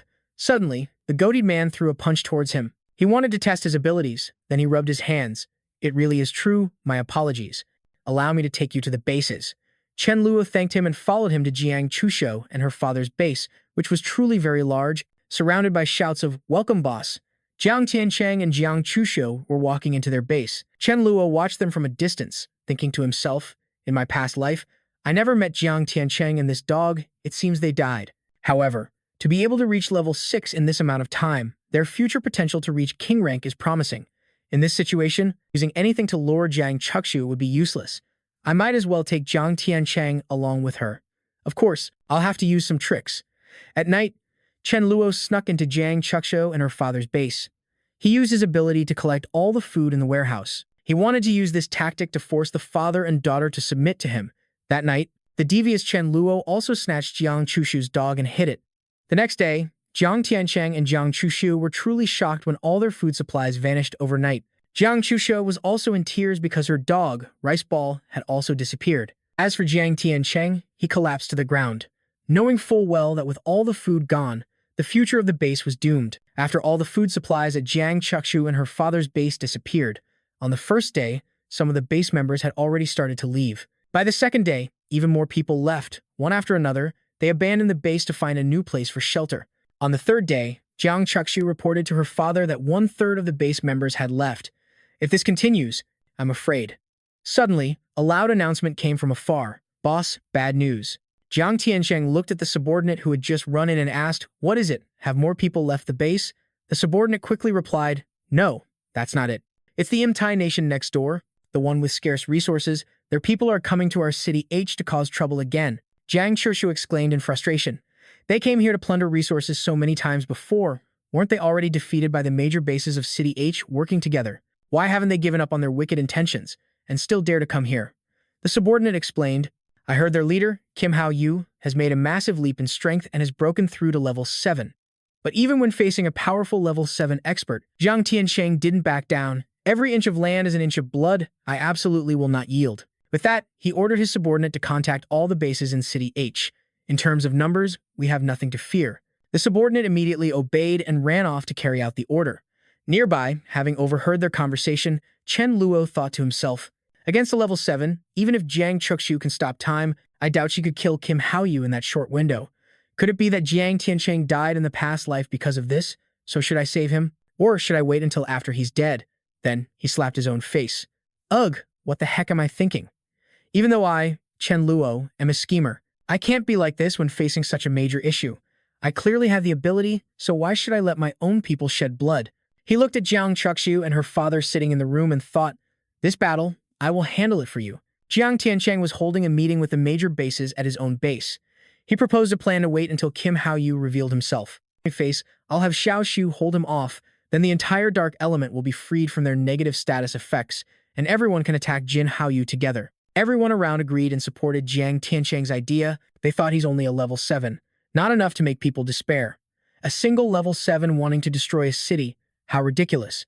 But they were completely underestimating him. A subordinate ran inside to report that Jin Haoyu was already within 5 miles. Hearing that news, Jiang Tiancheng ordered everyone to go out and face the battle. Suddenly, from the crowd, a subordinate rushed forward. He laughed maniacally, ha ha ha, for the glory of the Yaotai nation, death riot. Then he exploded with a bang. A cloud of poison erupted from his body, causing everyone to scream, and Jiang Tiancheng also collapsed from the poison. He thought to himself, I can't believe the man who followed me for half a year was a traitor, a level 5 poison type who self-destructed. Although it's not fatal, it still makes it so our abilities can't function smoothly. Hearing the commotion outside, Jiang Chusha ran inside. She asked her father, what's wrong? Why was there an explosion? Jiang Tiancheng, kneeling on the ground, said they fell for a traitor's plot. The people around were in the same condition as Jiang Tiancheng. They didn't know what to do, as they couldn't even use half of their strength. Jiang Tiancheng thought that if they didn't organize a head-on counterattack, he feared even more people would die. They could only risk it. Suddenly, Chen Luo walked inside, despite the protests. They said a meeting was in progress, so Chen Luo couldn't enter, but he arrogantly declared, don't worry, I alone am enough. The injured Jiang Tiancheng and his men looked at him and said, young man, do you know how many people are out there? At least 10,000. The men helped each other up. Jiang Tiancheng's expression was not good. He spoke up. Get a grip. Do you really think you can take on 10,000 by yourself? Don't let the pressure get to you and start having delusions. Do you need me to snap you out of it? Passion is good, but don't just try to show off. Later, you can help deal with Jin Haoyu. But Chen Luo just smiled and said, you guys just close the main gate and watch. Hey, after I kill them, you'll come with me. How about it? Saying that, he pointed at Jiang Chusho. Jiang Tiancheng stood protectively in front of Chusho. Young man, now is not the time to show off. Let's go together. When we close the city gate, you can help us buy some time so we can recover a bit. Chen Luo looked at them and thought to himself, in my past life, I just fooled around in Shendu and never participated. Now that I have the chance, I might as well put in some effort. Outside, things were far from peaceful. Outside the base, Jin Haoyu approached with a baseball bat in hand, followed by his horde of subordinates.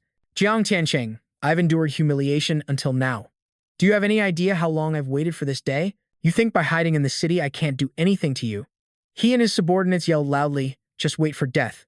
Meanwhile, above the city walls, Chen Luo flew up to face Jin Haoyu's 10,000 men, causing the subordinates on the wall to gape in shock while Jin Haoyu stared at Chen Luo, his face darkening. How can this guy fly? Jiang Tiancheng wondered, isn't he a level 5 physical type user? Jiang Chushu looked on with admiration, so amazing. How can he do that? While everyone was still wondering what was going on, Chen Luo flew towards Jin Haoyu. You're the one who's going to die. Jin Haoyu commanded all his subordinates, all attack Chen Luo. Chen Luo arrogantly said, being the first to experience my damaging ability in a large area is your honor. He thought to himself, considering I'm the only one who possesses an area of effect damaging ability, anyone below level 7 is guaranteed to die under my spatial suppression speed. With that thought, he unleashed a spatial pulse, causing everything to explode with a massive boom. Jin Haoyu's surrounding subordinates were all injured or killed, but he remained safe behind an earth shield. He smirked, thinking, I thought he was so tough, but wasn't he just blocked by my earth-type shield? Chen Luo, seeing this from above, said, do you really think I can only strike once? As he spoke, he condensed energy in his hand, startling Jin Haoyu below. He unleashed his attack towards Jin Haoyu, a 15-hit spatial pulse combo. From atop the city wall, Jiang Chusho and Jiang Tiancheng watched this. How is this possible? Didn't he say he was a physical type? What level of ability user must one be to do this? Jiang Tiancheng watched with his jaw dropped as Chen Luo defeated Jin Haoyu. No wonder he was so confident, saying he alone was enough. Could he be a god descended to Earth? Down below, Jin Haoyu unleashed his gravity technique, which surprised Chen Luo. This is a gravity technique. Jin Haoyu quickly ordered his men, I've slowed him down, let's run. Chen Luo admitted that Jin Haoyu's gravity technique was effective, but he then used Void Walk, which surprised Jin Haoyu and his men. My explosive speed is about 200 meters per second, but you've reduced it by 5 meters. He then continued to attack Jin Haoyu. He could reach level 7, so he must have a high-grade crystal on him. Jin Haoyu sensed something was wrong and quickly used the Earth Escape technique to flee, but it was too late. Chen Luo raised his hand and smiled. Don't waste your effort. I'll be taking your crystal. He then slammed his hand on Jin Haoyu's head, causing him to bleed from his eyes and spit out blood. Jin Haoyu completely collapsed to the ground from a single blow by Chen Luo. Up on the city wall, Jiang Tiancheng wondered, a single slap could kill Jin Haoyu. Who on earth is he? A subordinate reported, Mr. Jiang, he came for the young miss. I guess there's a 90% chance he likes the young miss. Jiang Tiancheng thought that liking little Shu was a good thing. That would be great. He looked at Chen Luo walking over and thought to himself, he's a talented individual, his strength is unbelievably powerful, and he's patriotic too. There's nothing to criticize in other aspects. If he could really end up with little Shu, then I could rest in peace even if I die in this apocalypse. But then Chen Luo suggested to Jiang Chuxue, so, coming with me? Leaving Jiang Chushou at a loss for words. Jiang Tiancheng immediately put his arm around Chen Luo's shoulder and told him he wanted to talk in private. He invited him into a room, poured him some water, and said, with your strength, you came to my base for little Shu, right? How about this? You stay at our base and be the vice leader, or even the leader. I'll help set you two up. What do you think? He offered to have Chen Luo stay in H City, but Chen Luo wanted to take Jiang Chushou with him, which made Jiang Tiancheng think, I want you as my son-in-law, but you want me to be a lonely old man? Nevertheless, he still agreed. All right, that's fine too. If you marry into my family, you don't need a bride price. I can give you my entire fortune, but if my daughter marries out, you'll have to offer some betrothal gifts. At a time like this, money is meaningless. Just give me 200 pigs. Chen Luo looked at him and said it, but this was an impossible task. At this point in time, there were no live pigs left, and finding even one was difficult, which made Jiang Tiancheng feel smug. He was glad that Chen Luo found it difficult, thinking he had to quickly shut down this idea of Chen Luo's and keep him here. With that in mind, he said to Chen Luo, either give up on your plan or stay at my base. Chen Luo knew full well that the man was making things difficult for him. Besides, why should he even have to trade with him? Then he spoke directly to Jiang Tiancheng. Mr. Jiang, what time do you think it is? This caused Jiang Tiancheng to misunderstand, thinking he was asking for the time. He checked his watch and replied, it's 4 o'clock in the afternoon. After that, Chen Luo stood up. What he meant was that in the current era, order was collapsing. Jiang Tiancheng didn't have the right to negotiate terms with him. He also threatened Jiang Tiancheng, saying he could kill without blinking an eye. The Imtai kill people, and so do I. Which left Jiang Tiancheng stunned. Why was he acting like a well-behaved son-in-law just a moment ago, only to suddenly turn hostile? If Chen Luo wanted to forcibly take Jiang Chushue, Jiang Tiancheng would be completely unable to stop him. He made this clear to Jiang Tiancheng and also told him that he wouldn't want his daughter to be crying while following him. Meanwhile, Jiang Tiancheng was still shocked by how quickly Chen Luo's demeanor had changed. Seeing that Chen Luo refused to yield, Jiang Tiancheng asked, tell me, where do you plan on taking her? Chen Luo immediately told him that he wanted to take Jiang Chusei to Chengdu. There, he also had a base. He wanted to create the strongest base, gathering many of the best survival elites of the apocalypse. This was also his purpose for taking Jiang Chuxu. Chen Luo also offered that if Jiang Tiancheng wanted to come along, he could come with them. He could join his base or live on his own. He had no malicious intent, but he absolutely had to take Jiang Chushou with him. How this situation developed would depend on Jiang Tiancheng's attitude. Then he walked past Jiang Tiancheng, preparing to leave the room. Chen Luo turned back and also informed Jiang Tiancheng that, according to his astronomical observations, in a while, City H might be completely submerged. If Jiang Tiancheng didn't leave now, he would be forced to leave then anyway. He gave Jiang Tiancheng 1 day to think it over. After speaking, he left the room, and as he stepped out, he happened to run into Jiang Chushu in the hallway. I was just looking for you, Chen Luo said. He looked at Jiang Chushui and asked her to try using her skill to immobilize him. Jiang Chushu knew that her ability wasn't an immobilization technique, but was related to time. He told her to try it. Then, Jiang Chushu activated her ability, causing time to freeze. At that moment, Chen Luo felt a flow of energy within his body. Sure enough, his body became completely unable to move, but the power within him was still flowing. He wondered, what's happening? In his past life, when he was frozen in time, everything except his mind would stop functioning. But now, his power can still work? Could it be because he had awakened a time ability? Only time can counter time. After that, Chen Luo broke free with a wave of his hand. He told Jiang Chuxie to try one more time. Jiang Shuxi thought to herself that she could only hold him for 3. He's incredibly strong. She also mentioned that she could only use this ability one more time, as using it too many times was not possible. After she used her ability on Chen Luo, his own time power activated in response. From Jiang Chushu that Chen Luo realized the problem.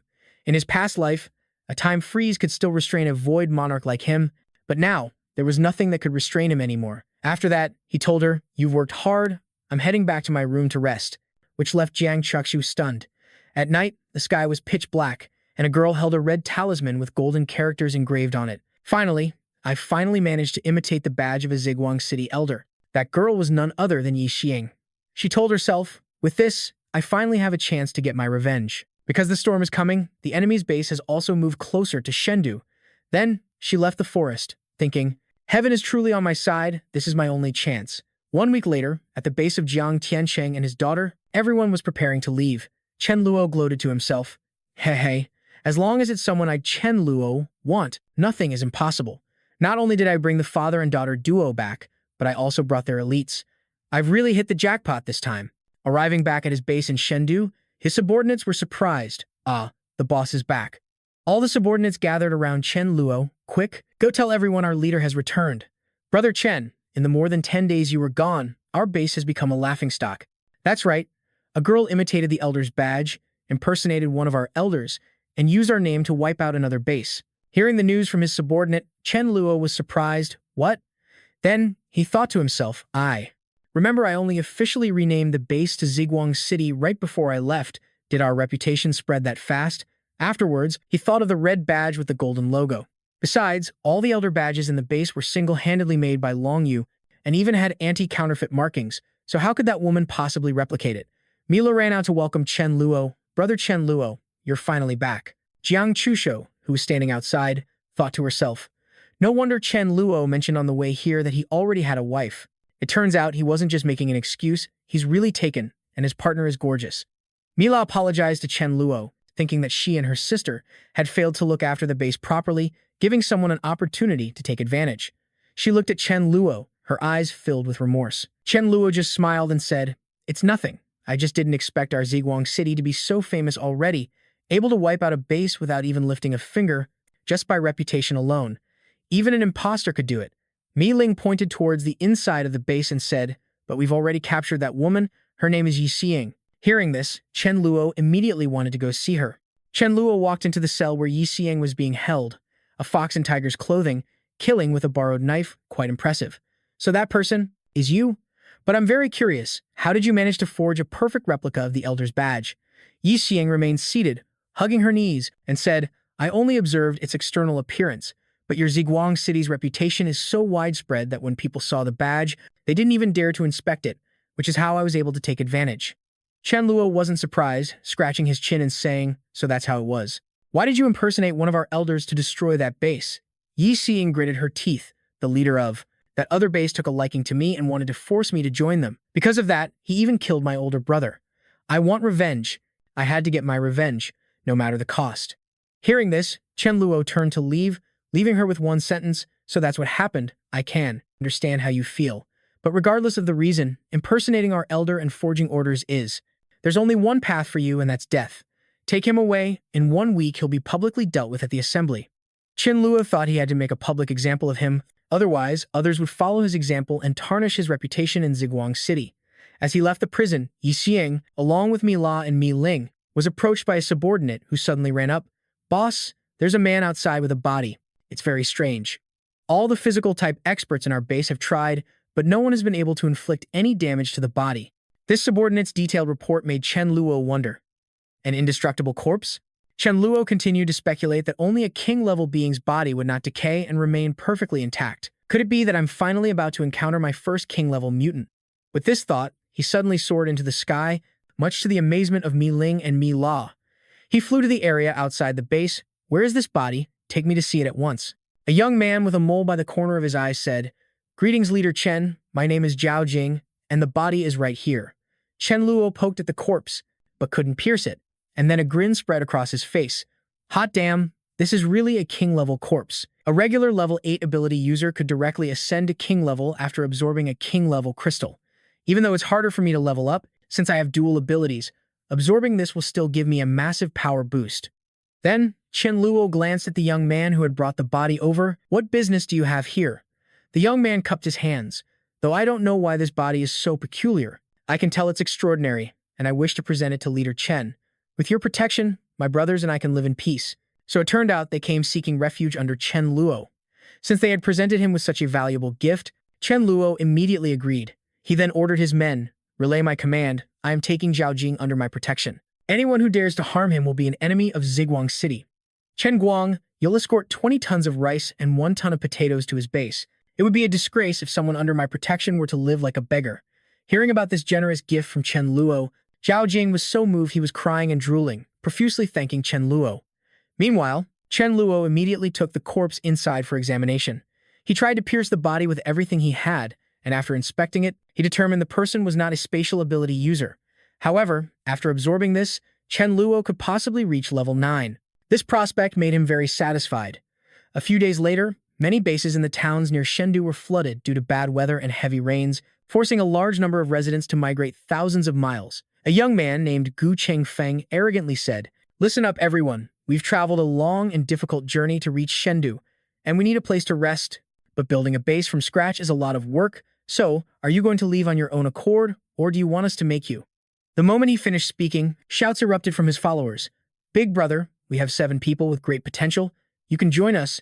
Don't be ungrateful. That's right. We're being generous. We can give you 10 minutes to decide. If you don't surrender, not a single one of you will be spared." These shouts started to affect the people inside the Ziguang City base. On the Ziguang City side, Chen Luo's men weren't taking it lying down. What's so great about being level 7?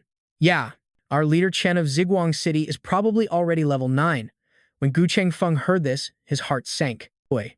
One of Chen Luo's subordinates thought to himself, the difference in our numbers is a bit too large, and they have a level 7 powerhouse.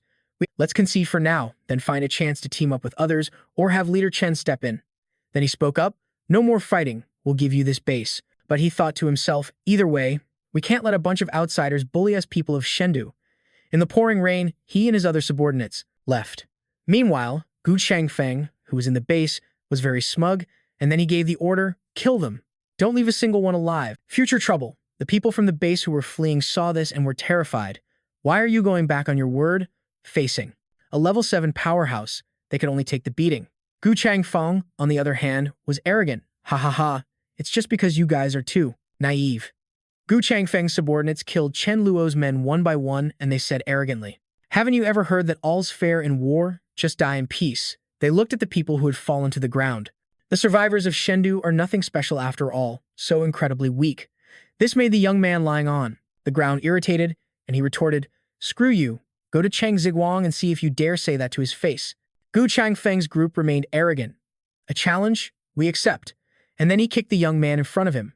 Gu Changfeng ordered his men to gather information about Cheng Ziguang. At the same time, with thunder and lightning, more and more people flocked towards Chengdu. A girl in a hat thought, "I, Ling Weiwei, never expected that after being away for 2 years, I'd return to this heartbreaking Chengdu. 2 years ago, I was depressed at work and under a lot of mental pressure, often irritable and angry, even having violent and frightening thoughts." She recalled her past, when her mind was hazy, and she even attacked a poor stray dog. Then she thought about that dog. "I'm sorry, little dog. If I ever see you again, I'll make it up to you."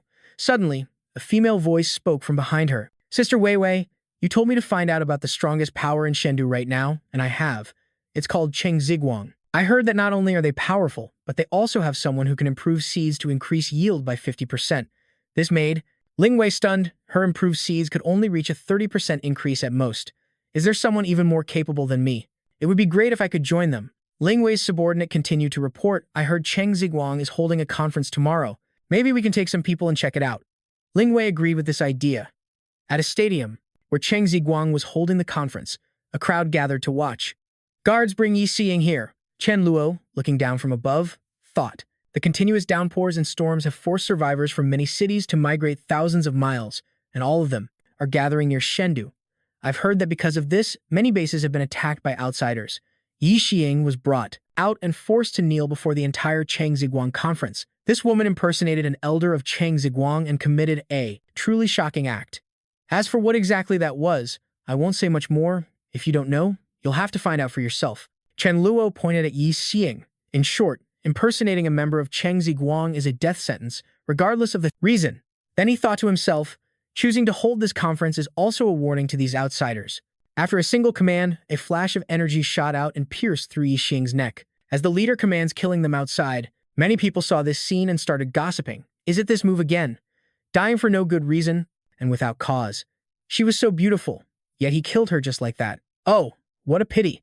Leader Chen is as domineering as ever. You can't afford to cross him. Outside, Gu Changfeng observed the scene and thought to himself, are my eyes playing tricks on me? A moment ago, I think I saw a fleeting black crack. Suddenly, an announcement rang out. That's right, announce it again. We are now changing the recruitment conditions.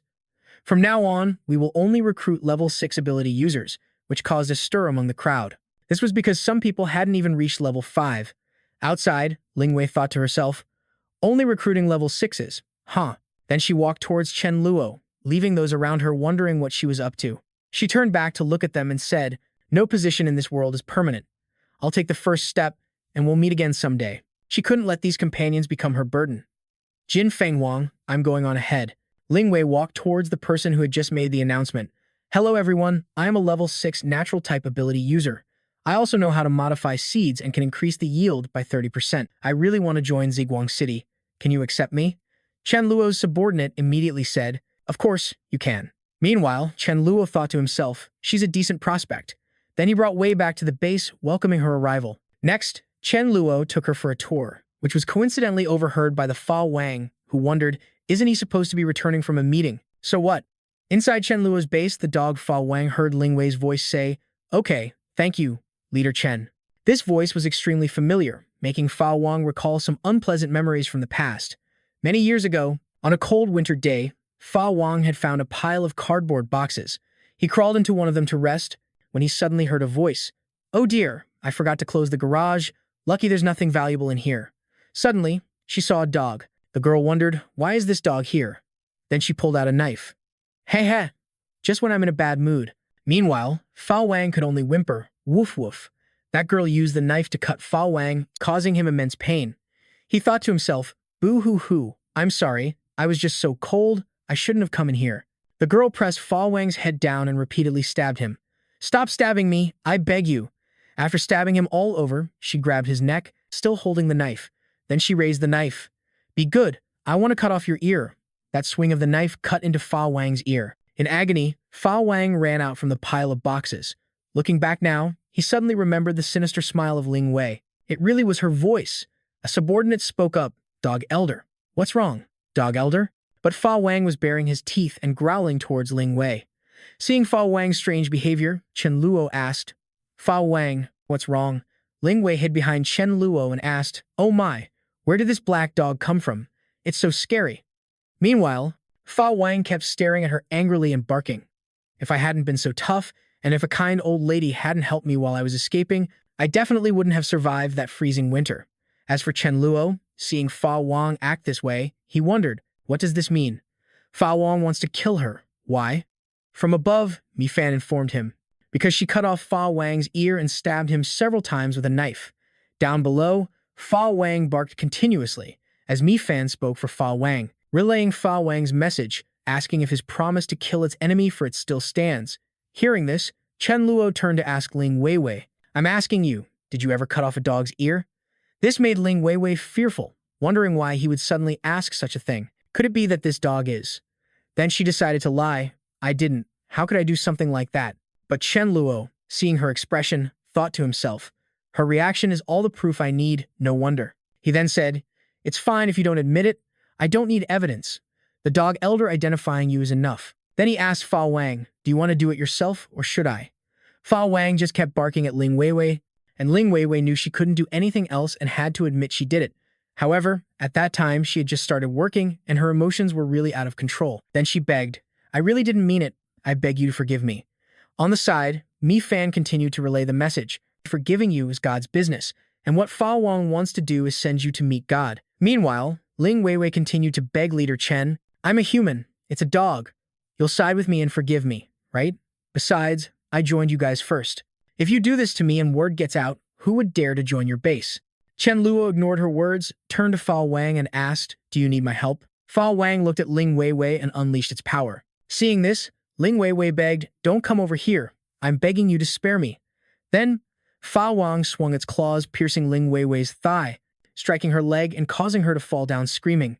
Ling Weiwei clutched her head in pain. Her screams were endless. Chen Luo looked towards Ling Weiwei and Fa Wang. Her condition isn't quite right. It looks like under extreme emotional stress, she has awakened a second ability. Fa Wang thought, awakened a second ability? That's actually pretty good. I was afraid one slap would kill her, but now I don't have to worry. Meanwhile, Ling Weiwei kept clutching her head and begging it to stop, begging Fa Wang to stop. Suddenly, she screamed, "Ah, you beast! I told you to stop." A dark shadow appeared. "I want to kill all of you." Fa Wang continued to face Ling Weiwei head-on. Chen Luo wondered from the side, what is it thinking? Then Chen Luo waved his hand to create a space. "All right, but don't fight inside the base. Destroying the plants and flowers is not good." Fa Wang barked twice to show it understood. Then he opened the space, sending both Ling Weiwei and Fa Wang inside. He stood there thinking, "I'll leave things here to Fa Wang." I really didn't expect Ling Weiwei to be stimulated to the point of awakening a second ability. You can tell she has the dark element. Fa Wang, meanwhile, continuously used its skills to attack Ling Weiwei. From the outside, witnessing this battle, Fa Wang is already level 8. Are its attacks really ineffective against her? Fa Wang continuously launched its skills at Ling Weiwei, a monster with an incredible defense level. Ling Weiwei, in her monster form, spoke, "You little dog, are you trying to give me a massage?" Hearing this, Fa Wang relentlessly launched attacks at Ling Weiwei. Chen Luo, watching intently from the outside, focused on the battle. "I'm definitely not seeing things. Fa Wang's attack speed is decreasing, and its power also seems to be weakening." He watched Fa Wang attacking Ling Weiwei. Fa Wang shouldn't be slowing down like this. Could it be that the monster transformation of Ling Weiwei also has a curse effect? Ling Weiwei laughed arrogantly. "Ha ha ha. What's wrong, little dog? Are you already getting tired? Come on, I'm right here. Come and hit me." On Fa Wang's side, it also realized what was happening to its body. It seems to be getting more and more tired. Suddenly, it leaped up and launched an attack at Ling Wei. Ling Wei struck back. The Dharma King was sent flying into a wall. Lying in the rubble, it wanted to hold on and attack again. It was no longer the dog from before. It was the Lightning Dharma King. It was determined to kill her. The Dharma King charged straight at Ling Wei. But it seemed Ling Wei was absorbing the Dharma King's power. The Dharma King didn't realize it, but Chen Luo, who was watching from the sidelines, saw it clearly. The situation was not good. It seemed this monster was also absorbing a portion of the Dharma King's speed and strength, becoming more and more formidable. Ling Wei spoke up. "Little puppy, the despair and pain you've experienced is about to happen all over again, and no one can help you." She stood arrogantly before the Dharma King. "Is that all you've got? Ha ha ha. I gave you a chance and you didn't take it." Then she kicked the Dharma King. "Useless thing. What makes a dog like you think you can fight me? The dog elder? More like a worthless mutt." The Dharma King was sent flying, spitting out a mouthful of blood. On the side, Chen Luo was surprised to see the Dharma King get injured, but the Dharma King struggled back up, and purple lightning bolts appeared around it, making Chen Luo think, "What is this? I never saw the Dharma King with purple lightning in my past life." The purple lightning bolts gathered and shot towards Ling Wei, catching her by surprise. The lightning enveloped Ling Wei, causing her body to explode. At that moment, Chen Luo felt that this power was incredibly terrifying. He ran over to check on the Dharma King to see if it was okay. The Dharma King was lying flat on the ground and let out a woof. "I didn't ask for your help, so you can't take my points." Chen Luo petted the Dharma King and asked, "Dharma King, what was that electrical aura on you just now? I've never seen you use it before." The Dharma King didn't know how to explain it to Chen Luo, so it decided to demonstrate directly. It blew a puff of air from its mouth. Chen Luo thought, just one puff created a strong gust of wind. Could it be that it has awakened another ability? Then Chen Luo told the Dharma King to blow a little harder to see if it could create a tornado. The Dharma King took a deep breath and blew out a powerful gust. This made Chen Luo happy. "Excellent, you've awakened dual skills too. It seems this Ling Wei was actually a great benefactor." Then he thought to himself, however, usually, nature-type transformations turn into various animals, not a monstrous thing like this. Could it be an ability fusion? A nature-type ability fused with a dark-type ability, resulting in a black monster. He picked up Ling Wei's crystal and thought, if this ability fusion theory is true, doesn't that mean awakening abilities earlier is more beneficial for ability fusion? Then me and the Dharma King. He looked back at the Dharma King. "Damn it, I feel like I have to try even harder, or I'll really be worse than a dog." After the fight with Ling Wei, Chen Luo and the Dharma King had a speed competition to see who could get back to the base first. If the Dharma King wins, I'll give it 100 points. If it loses, I'll deduct 100. Chen Luo thought to himself. "No way. I'm not going to lose. Chen Luo looked at the Dharma King with a friendly smile. Of course, we won't use Void Walk. The Dharma King thought to itself, without Void Walk, I won't lose to you. Chen Luo shouted, begin. He and the Dharma King started their race. The Dharma King zipped ahead and was already near the base entrance, making him think, how is it so fast? I can't keep up. Chen Luo thought angrily, damn it, I can't lose to a dog. How is it so fast? I can't keep up. Chen Luo thought angrily, damn it, I can't lose to a dog. He used Void Banishment, which surprised the Dharma King, and by using Void Banishment, Chen Luo arrived at the entrance of the base. He smirked triumphantly at the Dharma King, who knew he had lost, and accused Chen Luo of tricking him by using Void Banishment. Chen Luo patted the Dharma King's head and laughed. I said I wasn't allowed to use Void Walk, not that I couldn't use Void Banishment. Meanwhile, the Dharma King's eyes welled up with tears of anger, unable to believe he had been tricked out of his 100 accumulated points. This was all because I was too naive. In the inner courtyard, Mi Fan walked around a flower. Look quickly, Chen Luo. A flower has bloomed here. It's so beautiful, it wasn't here yesterday. Chen Luo sat down and warned Little Rice, this flower is poisonous. Although it smells wonderful when it blooms, it will make you feel nauseous. It's better to get rid of it. Suddenly, Mi Ling's voice came from nowhere, asking for the poisonous flower. To study and observe it, mutated plants also have many benefits. Perhaps it can solve the hairtail fish's picky eating problem. Hearing this, Chen Luo immediately agreed. He also told the members of the base to pay attention. If they see any plants, they should bring some back for Mi Ling. At night, Chen Luo was cultivating in his bedroom. He let out a couple of shouts while sitting on his bed, sweating and gritting his teeth. This feeling meant he was about to level up. Then he breathed a sigh of relief. He had advanced to a level 9 ability user. He lay exhausted on the bed, wiping his sweat.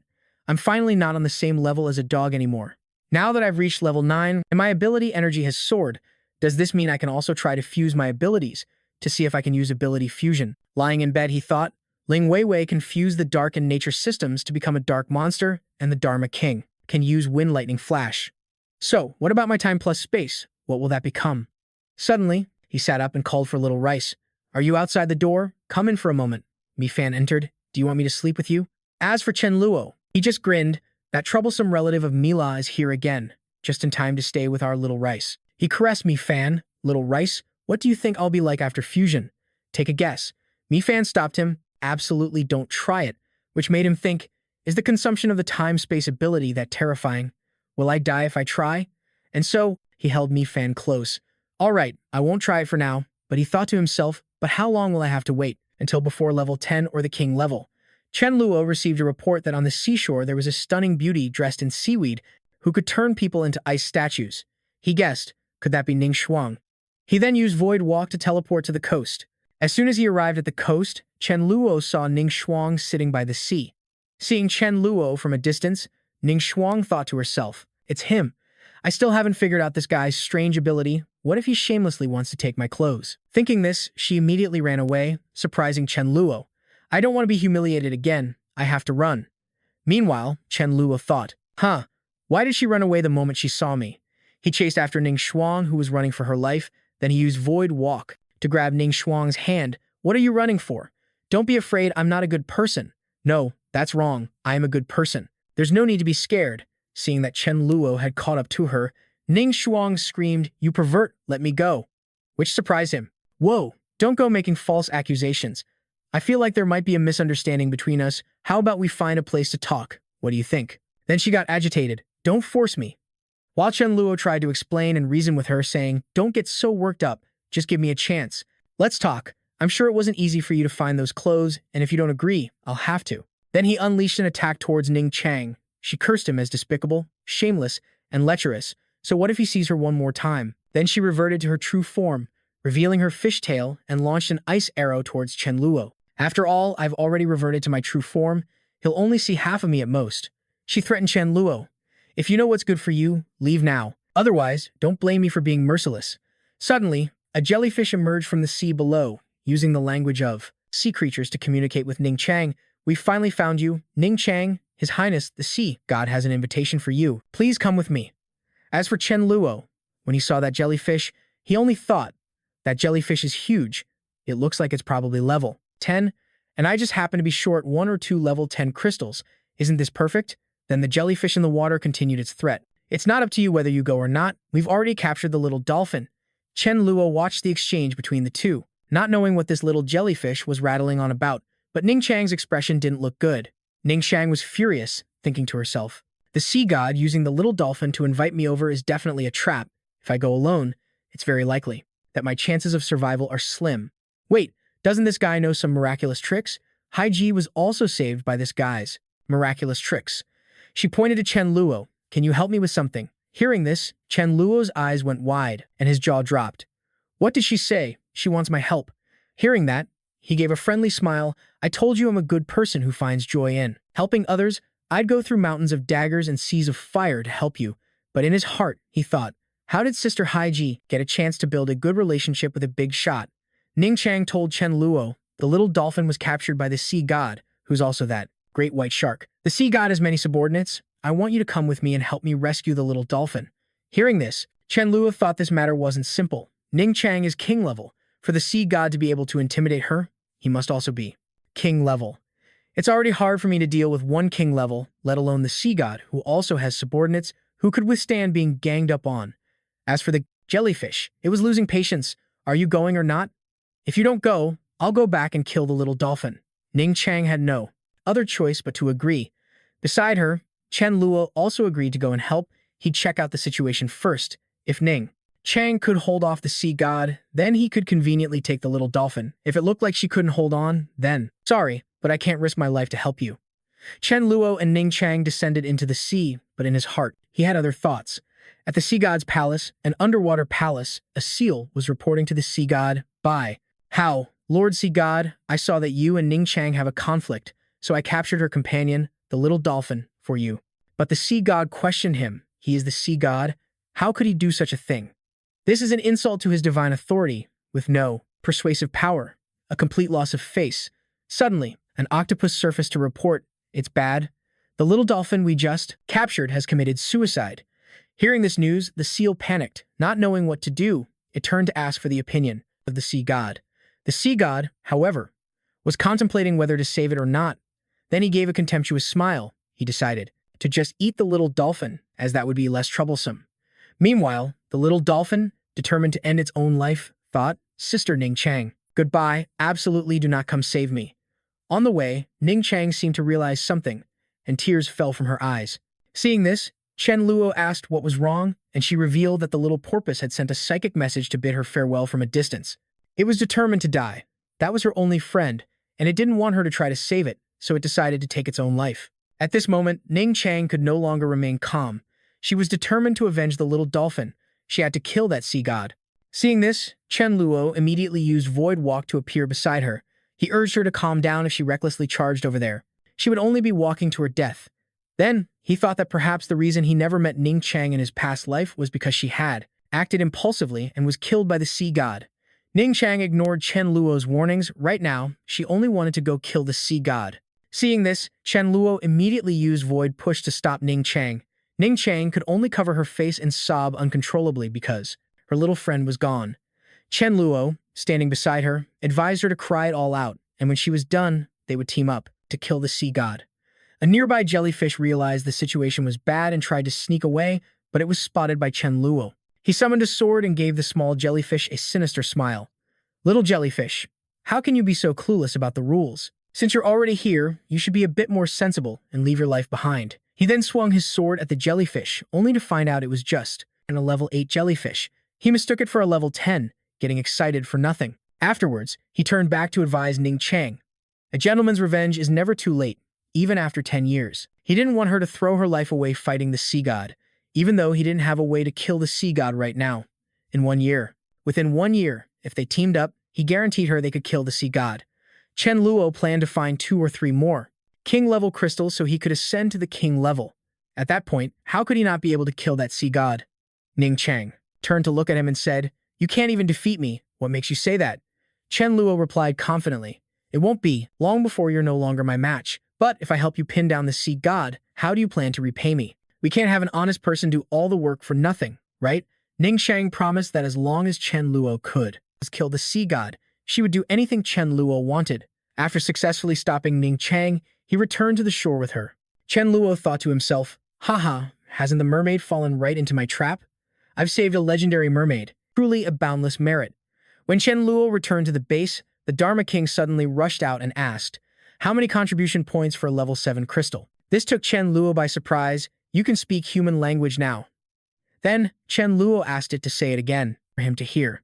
The Dharma King immediately said, "How many contribution points for level 7, level 8, level 9, and level 10 crystals?" This made Chen Luo overjoyed. "Everyone, come and see. The Dharma King can talk." But the Dharma King was thinking, is it really that big of a deal? Don't you sometimes not speak like a human either? As Chen Luo was about to enter the inner courtyard of the base, he happened to run into Dahai. "Dahai, you've lost a lot of weight." The man named Dahai, holding a file, replied, "Having food to eat is already good enough. Who isn't skinny in this era? I'm here to give you a document." Inside the file was a record of all the information on the nearby bases that had come to station themselves at Shendu. Chen Luo took the file and began to study it. Lu Tianju knew, 25 years old, from City Gay, with over 630 subordinates, and investigations show she has a natural type ability over 3. A month ago in Kathang City, she reached level 6, and by mastering a powerful transformation, she could temporarily gain level 7 abilities. She is kind and treats her subordinates well, but lacks decisiveness, and has mastered various transformations, including the Firebird and the Thunderwolf. When he saw the name Lu Tianju on the list, Chen Luo remembered that she was the only future king-level nature element user. Looking at the file in his hand, Chen Luo thought to himself that Lu Tianju was a good prospect, a very good one, and that maybe he should personally show his sincerity and see if he could recruit her directly. After all, Lu Tianju is not a fool, nor is she an ambitious woman. He continued reading the file and decided that personally showing up to recruit her would most likely succeed. Besides Lu Tianju, there was Gu Changfeng, a 27-year-old male wind element ability user who was a domineering person and leaves no loose ends, with a base of over 2,000 members. This was also someone Chen Luo was paying attention to, as this guy would also become a king-level user later on, and unexpectedly, he had also come to Shendu. However, since he was so prickly, recruiting him wouldn't be easy. Afterwards, he handed the file back to Dahai and said, "The information is pretty good. You've worked hard."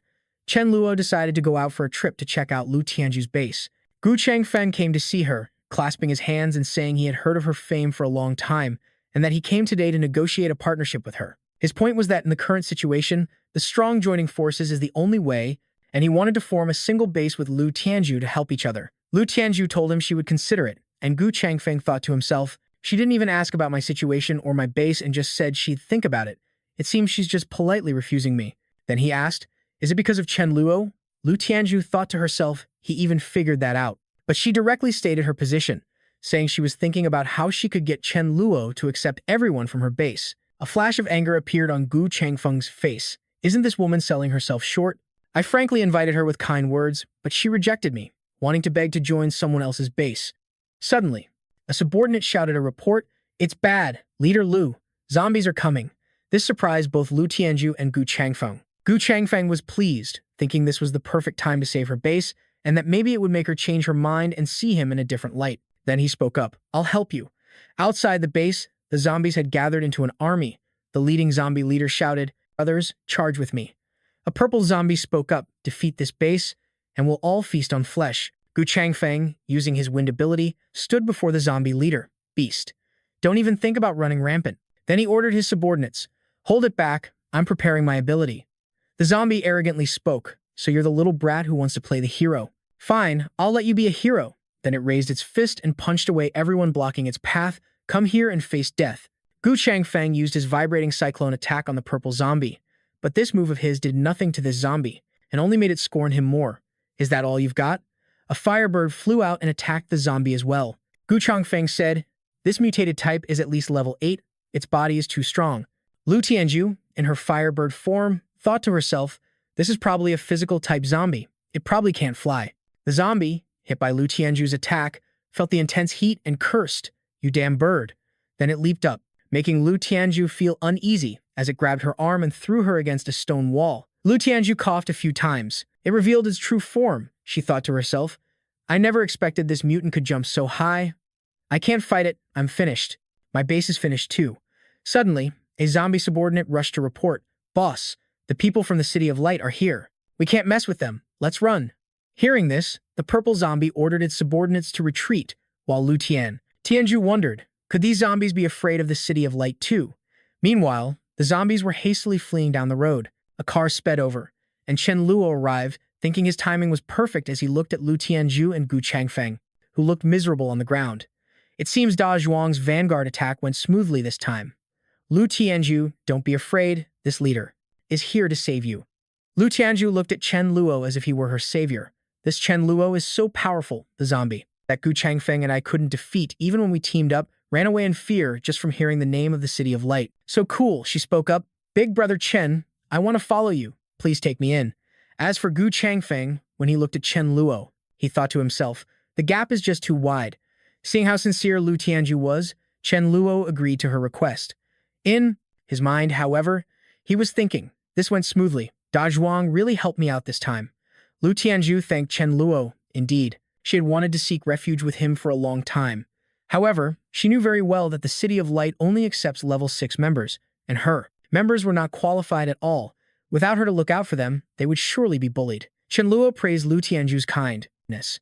He proposed that he had another external organization where Lu Tianzhu could place her people. There, everyone would have to fend for themselves, but he could guarantee they wouldn't be bullied.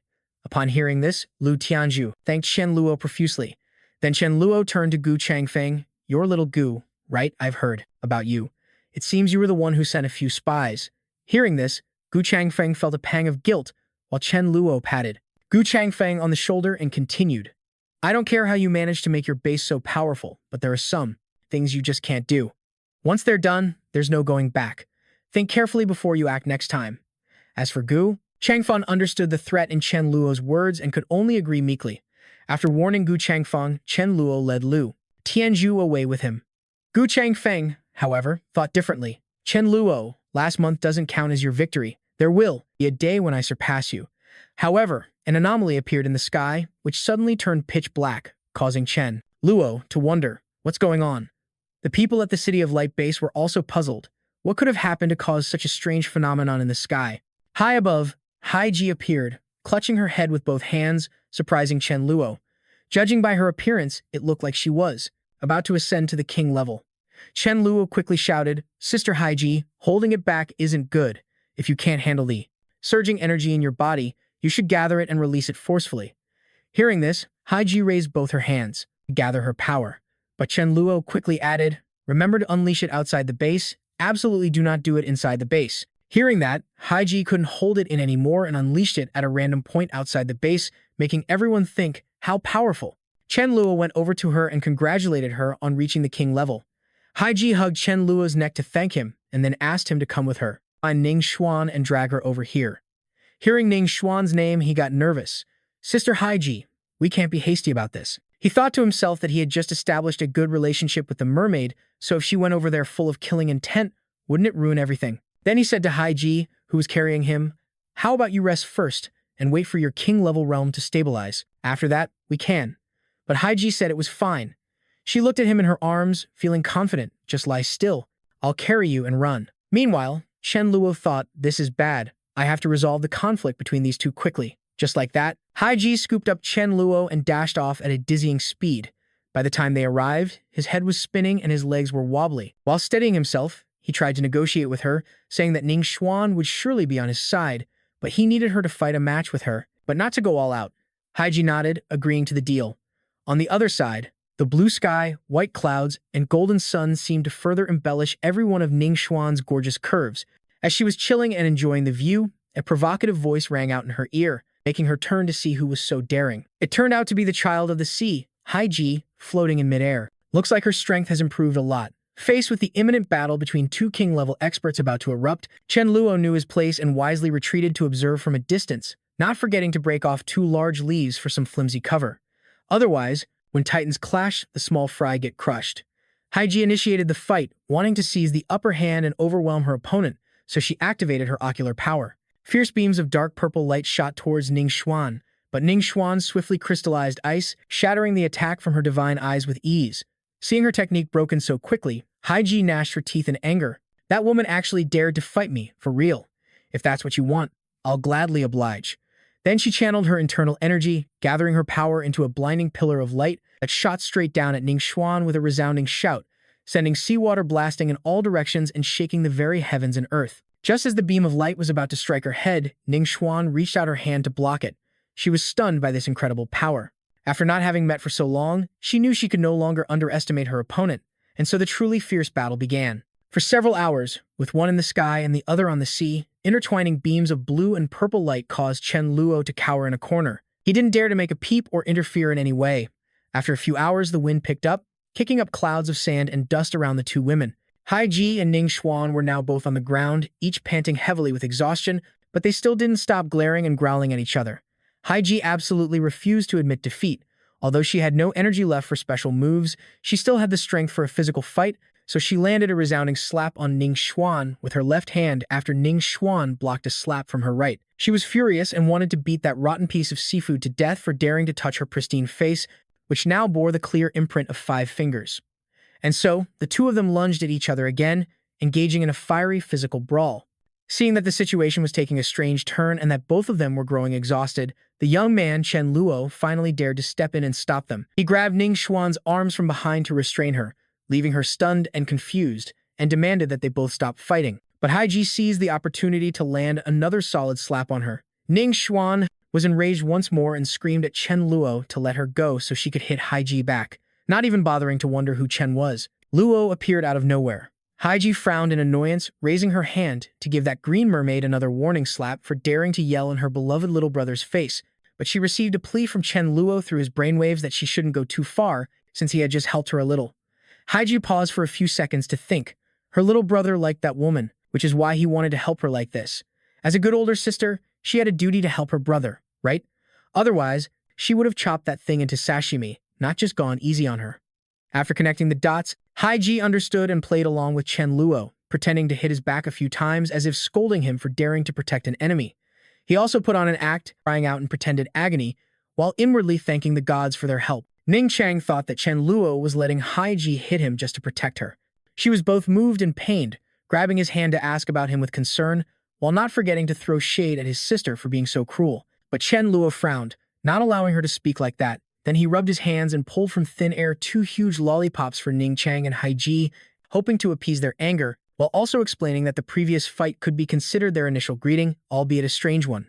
From now on, they would officially be important companions in the fight against the sea god. But Ning Chang was still upset, accusing Haiji of abusing a teammate, and even tried to persuade Chen Luo to become her little brother instead, as she had developed a good impression of his chivalrous act earlier. Chen Luo could only laugh it off and try to make peace, saying he would only accept Haiji as his one and only older sister.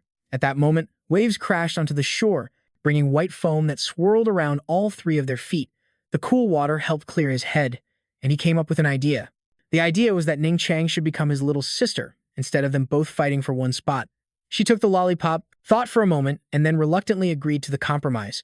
Seeing that they had both cooled down, Chen Luo began to discuss their strategy again, specifically that in about a month, when he had barely reached king rank strength, then his mission would be to hold off the sea god's minions, while the two of them would team up to deal with the sea god himself, ensuring a higher chance of success. At Chen Luo's invitation, Ning Chang also agreed to go to their shared base so everyone could get to know each other. With their combined abilities, their coordination would be seamless and smooth by then. Time flew by, and soon it was the night of half a month later, with a crescent moon hanging in a sky full of twinkling stars over the quiet city. Chen Luo officially hit M rank, while his soul had reached king rank, meaning even the ultimate moves of other king ranks couldn't easily take him out. Chen Luo rotated his wrists and twisted his body to sit up, wondering if he could still use the dimensional blade from his past life, and as he was lost in thought, he suddenly felt something lumpy by his feet. It turned out to be the white furball Mi Fan. It looked up at him, its jade-green eyes seeming to glow in the dark, reminding Chen Luo of its superpower. He immediately asked it to make a prediction for him, about whether with his current abilities, he would be okay using his space-time ability. Mi Fan meowed once in agreement, its eyes never leaving Chen Luo, as it focused its power to see for him. Just a moment later, it stood straight up, on its 2 hind legs like a person, its 2 front paws making an X sign to indicate no. Its eyes were squeezed shut, because if he acted recklessly, the consequences, while not fatal, would be. The risk of turning into a tree person was extremely disadvantageous. Chen Luo frowned, silently assessing that this cat's abilities were a perfect match for its master. But he was also puzzled by the energy consumption of this ability. However, new skills had to be tested while they were hot, so he decided to let Mi Fan rest in the room while he went out to test their effectiveness. Following the moonlight, Chen Luo's figure flickered in and out of existence, each reappearance taking him over 2,000 meters further. This was Void Walk, and this time, if used for escaping, no one would likely be able to catch up. He then tried swinging his hand, and sharp, cold blue lights formed a vortex that shot into the void, slashing through space with dry, cracking sounds. That was the dimensional blade, which was also an offensive ability he had learned after reaching king level in his past life, with terrifying power that could not only take the lives of other king level individuals with ease, but also severely injure those above king level. With that, Chen Luo strode toward a rather large mountain, gathering all his strength and pushing it in that direction, his eyes hardening as if locking onto the target, while he silently lamented the fact that although this power was strong, he hadn't yet reached a high enough level to use its complete version. The mountaintop suddenly buckled, taking the full force of the massive destructive blue light from his hand, and let out a thunderous roar, directly splitting the entire mountain in two like a stale cake. Just as the mountain collapsed, Chen Luo also flopped to the ground, panting heavily. He felt as if the power in his body had been instantly drained, and the crystal was on the verge of shattering. As he tried to regulate his breathing, he found himself facing the sky, bathed in moonlight. He considered not using this skill again unless it was a last resort, needing to save his strength for tomorrow, when he would take Ning Chang to find the metal-type white shark Wei Shen to settle a debt. He figured he would just need to bring a few more people along and it would be fine. The next morning, Chen Luo and a group of people gathered at the seashore to discuss the sea god's temple. Escorting them today was also the old turtle sage, a massive and spiky upgraded version. After everyone reached an agreement, they set off under Ning Chang's guidance, heading out onto a dike in the middle of the vast ocean. After about 10 minutes, Ning Chang suddenly stopped and announced that there was a shabby-looking palace ahead, and Wei Shen was on the sandy beach right there. So, the whole group landed and headed in that direction. Wei Shen, with a loyal purple hue, was lounging under the cap eaves enjoying the fresh air when he was disturbed by the noise outside. It turned out to be the young man Chen Luo showing off to the scattered sea creatures nearby, telling them not to block their path unless they wanted to become a 7-course sashimi platter. It's hard to say if his threat actually had any effect on them, or if they just looked at him with boredom and didn't bother to react. But, in Haiji's eyes, it was pure admiration. She kept gushing about how her little brother was the absolute best. Just then, Ning Chang's voice cut in, pulling the group out of the current lovey-dovey atmosphere. Arrogantly clad, Bai Hao was actually wearing a top-tier suit of armor. This type of armor was once worn by a monster, and its design was identical to what Chen Luo remembered from his past life. He stared at him in astonishment, his gaze wavering intensely with countless questions. Could it be that the monster had killed him to steal it from his body, because the abilities of that item were famously miraculous, or were he and that monster one and the same? Bai Hao stood up, seeing Ning Chang and the group approach, couldn't help but mock them with a few taunts. He leisurely stepped closer, the silk flaps of his robe fluttering behind him in the sea breeze, which made him look even more powerful. Chen Luo remained still, his demeanor strangely calm. His eyes were glued to the man's every move. He lowered his voice to tell the others about the armor's function, which had the ability to automatically release energy for protection when attacked, and before its energy source is completely depleted, its owner cannot get even a single scratch. Haiji quickly proposed a plan to shatter the armor, which would solve a big part of the problem, but unfortunately, she only received a helpless shake of the head from Chen Luo, because if that treasure could be so easily destroyed, wouldn't it just be junk? Even he wanted to take it for his own use. And so, the group once again fell into a thoughtful impasse, unaware that Bai Hao had already gotten extremely close. To him, the people before him weren't even worth a flick of his finger, so he alone was more than enough to take on their 3 highest-level members. Facing such an enemy, it was still the big sister, Haiji, who launched the first attack, hoping to overwhelm him with a powerful stream of mystical purple light, but strangely, her entire ability was absorbed by the stone embedded in Bai Hao's armor in the blink of an eye. He was now levitating high above, looking down on her. He burst out laughing, as her attack was nothing more than a cat's scratch to him. Did she really think she could injure him with that level of skill? Right after, Ning Chang also made her move, crystallizing her ability into shards of ice. Sharp blue spikes shot towards him in an attack, but they had no effect, as he nimbly dodged them. Even if a spell managed to hit, his thick, hard armor couldn't be pierced. At this moment, Wei Shen laughed triumphantly, arrogantly challenging them to launch more powerful attacks, leaving Ning Chang stunned by his magical power. It suddenly surged so quickly. The surrounding area fell silent, as no one else dared to step forward and challenge him. He wasted no time lunging forward, his hand clenched into a large fist, ready to add another glorious victory to his name in his life's history. But just as his fist was inches from Chen Luo's face, it stopped dead in midair. Wei Shen was utterly confused. He tried to regain control of his body, but it was useless. His entire body felt as if it were wedged between solid rock. It turned out that before he attacked, The young man leading the other side had already planned one step ahead. He knew that void banishment wasn't a permanent solution. It couldn't solve the root problem and could only deal with the external threat. He excitedly turned to Jiang Chushu and told her to quickly use her time-stop spell on that stinky fish man over there. However, the time-stop spell only worked on a king tier for 3 seconds, so Chen Luo flash-stepped to teleport behind Wei Shen, making every second count. Wei Shen was now even more bewildered, having no idea what the boy intended to do. He could only watch as the boy stripped him completely naked in that short time, and once he had the armor he wanted in his hands, Chen Luo grinned brightly and chanted the Void Walk spell. He quickly teleported the whole group far away, leaving behind the stark-naked merman, now free from the spell. He snapped back to reality and started screaming, demanding back his armor. The group had finally succeeded in humiliating Bai Hao, and they even managed to steal a spoil of war from him. So after reaching the sea, Chen Luo decided to put on the suit of armor, petting a sea turtle and instructing it to take them. The rest of you go ahead, Haiji, Ning Chang, and I have another mission to complete. We'll catch up later. As the three of them split from the group, a worried Mila suddenly leaned out from the turtle's back, swirling her hands in a circular motion. She created a shimmering green light that shone upon the three warriors, a blessing called the heavenly directional auspice for their safety. The little girl then reluctantly waved at them until they faded into the distance. Chen Luo, Haiji, and Ning Chang also gathered their spirits, adjusted their attire, and turned to prepare for another fierce battle as planned. Then, they suddenly ran into the ferocious Bai Hao, and Chen Luo immediately stepped in front of Haiji and Ning Chang, telling them to back away, as this could be a good opportunity for him to test the effectiveness of this new armor. The two beauties were momentarily surprised and somewhat wary of the formidable opponent before them, but they ultimately agreed to his proposal out of trust. It looked like this battle was going to be interesting.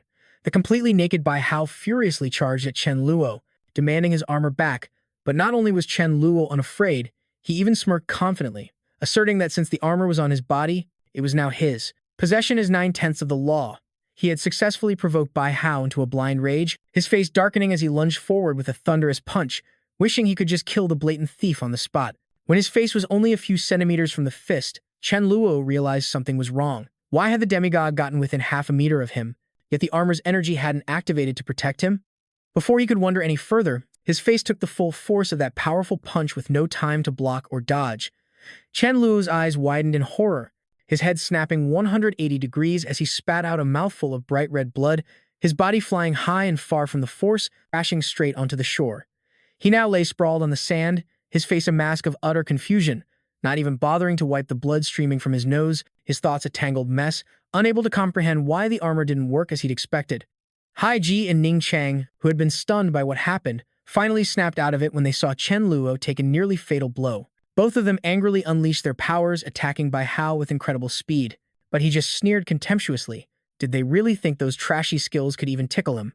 Unwilling to waste more time, Bai Hao concentrated his power into a dazzling golden vortex around himself, deflecting the attacks from Ning Chang and Haiji. His defensive power was incredibly strong. Then, he swung his arms and straightened his body, rising high into the air within a terrifying waterspout, revealing his true form as a giant shark. Chen Luo suddenly had a bad feeling and yelled at Haiji, "Get away from there!" Just then, the demigod opened its hideous maw full of sharp fangs and lunged through the water. Fortunately, Ning Chang acted quickly, freezing the water beneath him to hold him in place. Haiji breathed a sigh of relief and quickly dodged away. Not wanting to become shark food, she turned and saw Chen Luo waving at her. Realizing the kid wanted to coordinate with her to use their ultimate move, Dark Devour. Haiji nodded in agreement, though still panicked by what just happened.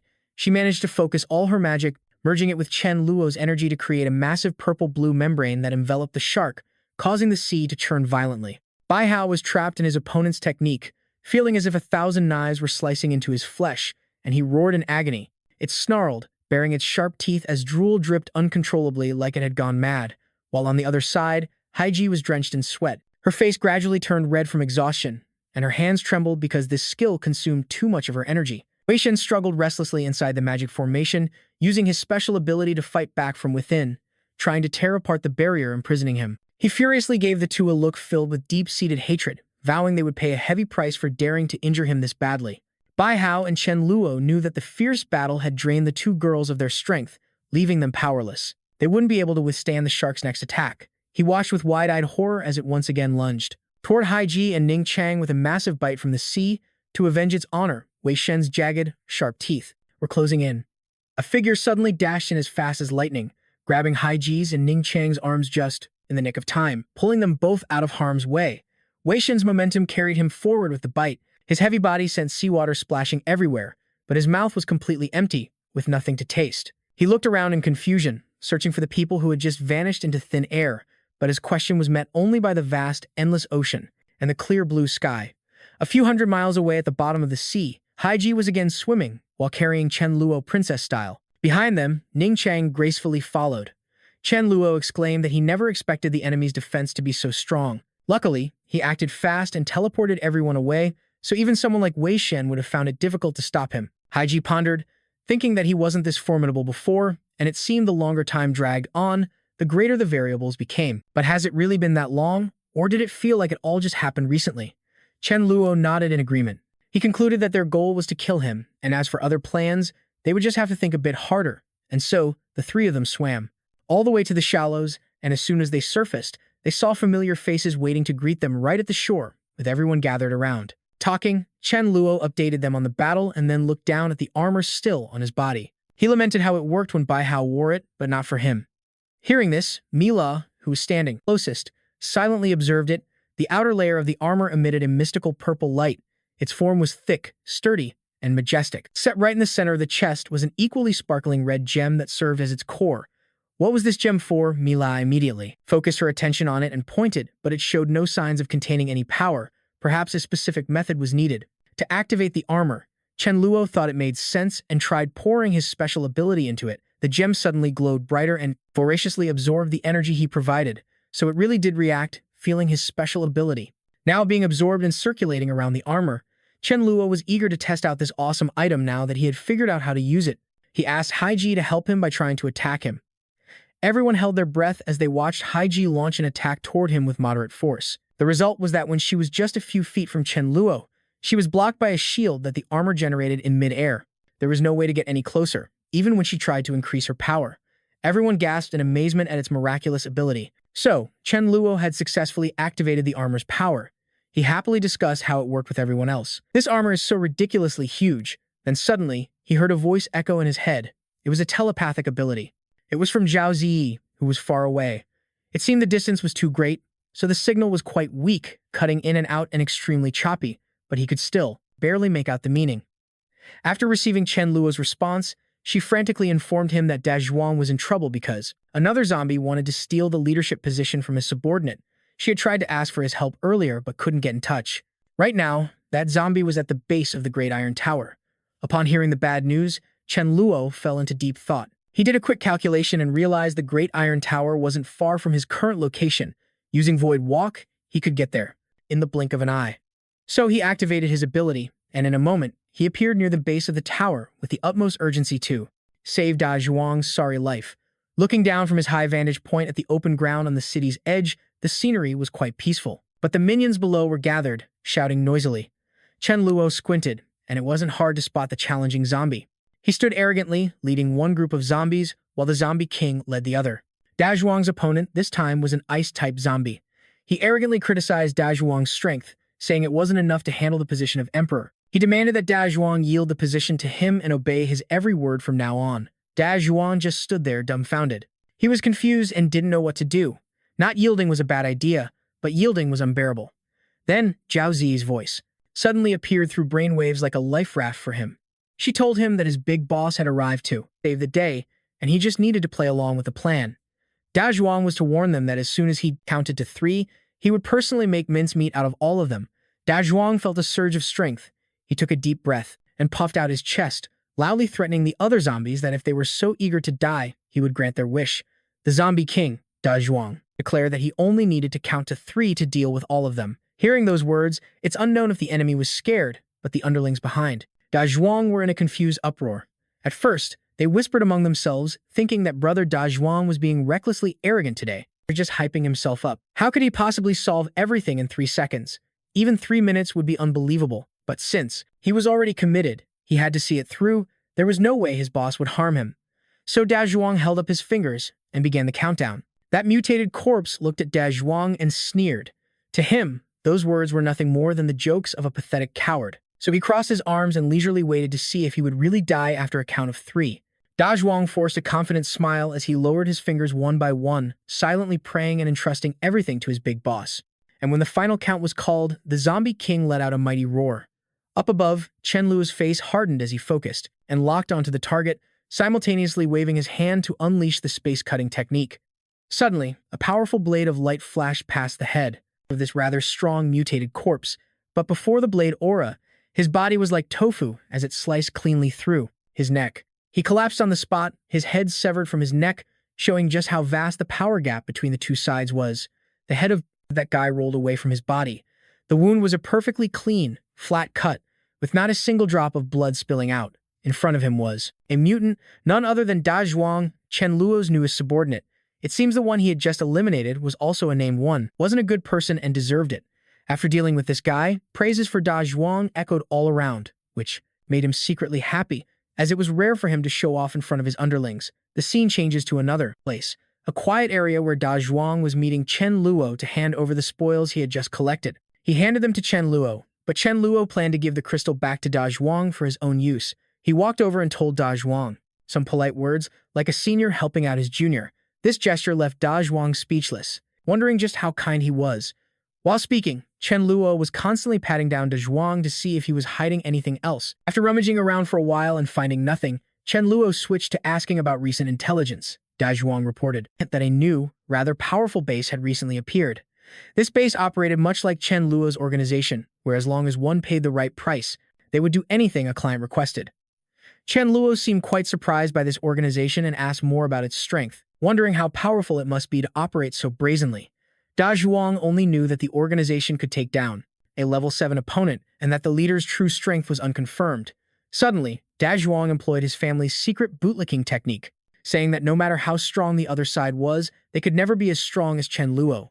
Hearing this, Chen Luo immediately asked for their address. He wanted to go over and deal with the guys who dared to steal his business. Below a large building were the two words, Tianmen. After disguising themselves, Chen Luo and Da Zhuang arrived at the place Da Zhuang had just reported. Looking at the huge building in front of them, he found the place quite impressive, and he wanted to go inside to see who was strong enough to dare compete with him. Just as they entered the gate, Chen Luo was stopped by the guards. Disguised as someone seeking an audience, he offered a reward. It was an extremely tempting one, an M-grade crystal.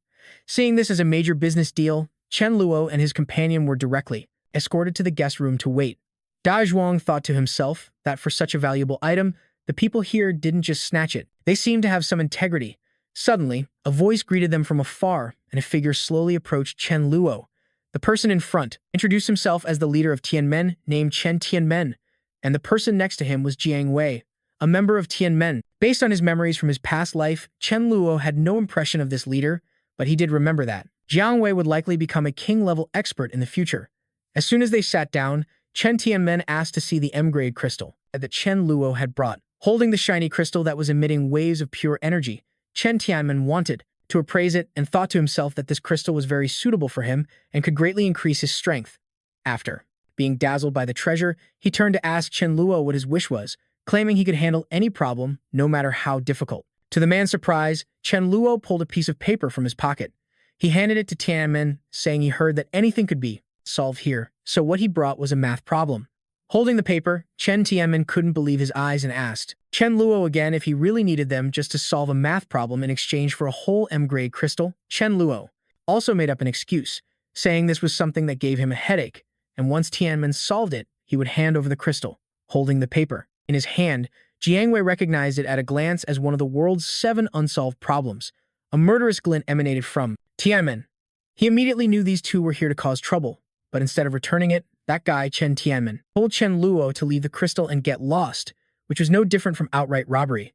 He began to play his dirty tricks. It seemed everything was going according to Chen Luo's plan, as he remained calmly seated, mocking the Tianmen group. Chen Tianmen just chuckled, knowing that while many people disliked his business practices, messing with him was no easy feat. He let out a signal whistle, and suddenly, 500 of his big, burly underlings, who had been hiding in the corners, aggressively advanced. They moved to surround Chen Luo and his companion, making it impossible for them to leave. He boasted that he was someone who had reached level 8, but in reality, he was only level 6. He was bluffing to intimidate his opponent and make them back down. At this point, Chen Luo also revealed that he was a level 10 expert, and his purpose here was to stop Tianmen from continuing its business. Instead, only he would be allowed to operate. The underlings, who were acting tough just moments ago, immediately broke into a cold sweat upon hearing Chen Luo's words, finding it hard to believe how someone could have reached level 10 so quickly. Chen Tianmen assumed Chen Luo was bluffing just like him. He sneered contemptuously, not taking Chen Luo seriously at all. At this moment, Da Zhuang, sitting beside him, whispered to himself that this guy was about to kick the bucket. He was still oblivious to the danger hanging over his head. Chen Tianmen continued to point and threaten Chen Luo, when suddenly, while he was still talking, his arm suddenly detached from his body without a single drop of blood. He cried out in agony, screamed. Before he could even react to what happened, his other arm was also severed, again with a clean sword strike, without a single drop of blood. Chen Luo nonchalantly blew on his finger and asked the Tianmen guy if he dared to speak so arrogantly again. Only then did the guy realize it was Chen Luo's doing, his head covered in sweat. But even now, after losing 2 arms, he still couldn't believe it was caused by such a young-looking man. Without giving him any time to recover, 2 more slashes came out, and both of his legs were also cut off. Chen Tianmen collapsed in agony. At this point, Chen Luo slowly approached him. Chen Tianmen, now limbless, had only a terrified expression on his face. Did he believe that Chen Luo was level 10 yet? Watching the young man before him effortlessly cripple Chen Tianmen, Jiang Wei hadn't even seen him use any special moves. This was definitely a genuine, bona fide level 10 master. At this moment, perhaps rage had clouded his mind. Chen Tianmen still ordered his underlings to charge and attack Chen Luo, and the whole group immediately rushed forward, surrounding Chen Luo from all sides to cut off his escape. He wasn't scared at all. Instead, he calmly waved a hand, and waves of energy slammed into the charging men, sending them flying backward, tumbling left and right. Seeing this display of power, Chen Tianmen couldn't deny it any longer. This was definitely level 10 strength, but he still couldn't believe someone in the world had already reached level 10. Looking at the terrified Jiang Wei beside him, Chen Luo had the idea of recruiting this guy, but he still had to give him a small test. Chen Luo made a proposition. Today, only one of the 2 could leave alive. Clearly, in this choice, Jiang Wei was in complete control. The limbless Chen Tianmen could only lie there and accept his fate. This Jiang Wei was also a man who knew how to read the room. He knew if he didn't finish off Chen Tianmen today, he wouldn't survive, so he quickly delivered a kick right in Chen Tianmen's face, causing him immense pain and splattering blood everywhere. He cursed while ruthlessly kicking Chen Tianmen, trying to win Chen Luo's trust. He knew this was the only way he could easily escape. Seeing the situation unfold before him, watching them turn on each other, Chen Luo just smiled, satisfied with Jiang Wei's performance. Seeing Chen Luo's ruthless actions with no way back, Jiang Wei told himself he must never cross this guy in the future. After dealing with Chen Tianmen, Jiang Wei immediately ran over and bowed his head, pledging his allegiance to follow Chen Luo. Seeing him like this, he also thought to himself that this guy was quite the opportunist, and if given the chance, he would surely betray him in the future, so it was best to be cautious. However, Chen Luo didn't need loyalty from Jiang Wei. He just needed this guy to work hard and treat him as an underling to run errands. Taking Chen Tianmen's crystal in his hand, Chen Luo realized this was a level 6 dual ability crystal, which was extremely rare and comparable to a level 7 one. And to think that guy dared to lie to him, he truly deserved to die. Chen Luo handed Jiang Wei an introduction card for his base, Shuguang City, and told him to go meet the person in charge named Jin Yuanzhang. Chen Luo gave him a mission to only recruit people from level 6 and up. Jiang Wei took the token and nodded profusely, and before leaving, Chen Luo didn't forget to make Jiang Wei carry the head of Chen Tianmen for a lap around the streets. Da Zhuang was curious about where Chen Luo planned to go after finishing things here. He recalled the bases being built around the area and decided he wanted to check on Jin Yuanzhang first, while Da Zhuang could head back to their base ahead of him. On a sunny morning, on a busy street, stood a towering building where Chen Luo had just arrived. He came to check on Jin Yuanzhang's current situation, who reported while pouring tea that a new base had recently appeared in Chengdu, one that was no less impressive than their Shuguang city. Chen Luo found this a bit interesting and wanted to hear what was so formidable about this base. Yuanzhang had heard rumors that the other side had a level 9 expert who had once displayed his power, so the information couldn't be wrong. His name was Yi Yu, and hearing this name, Chen Luo immediately recalled memories from his past life. He had heard of this name because he was very famous, having awakened dual wind and fire abilities upon reaching level 10, and especially because he was an incredibly lucky person. This guy had obtained king-grade crystals 3 times, and as for other crystals, they were countless. Chen Luo drooled thinking about his luck and suddenly had the idea to wait for that guy to find crystals and then he would come and snatch them. Little did Yi Yu know that from now on, his luck would also belong to Chen Luo, a fortune that was no different from a curse on his life. After thinking it over, Chen Luo instructed Jin Yuanzhang to continue with the recruitment plan as usual. As for Yu getting in the way, he would go and warn him personally, and he also planned to plant a mole next to Yu to make it easier to snatch his crystals. He suddenly remembered that Yu used to have a very loyal follower named Wang Jiangi. This guy was a fickle person, which made him a perfect candidate for a mole. He used his void-walking skill to search for that guy, who would be his next target. Suddenly, Chen Luo appeared in the air above a station. It seemed the person he was looking for was here. There were two people here, Yu and Wang Jiangui, talking with each other.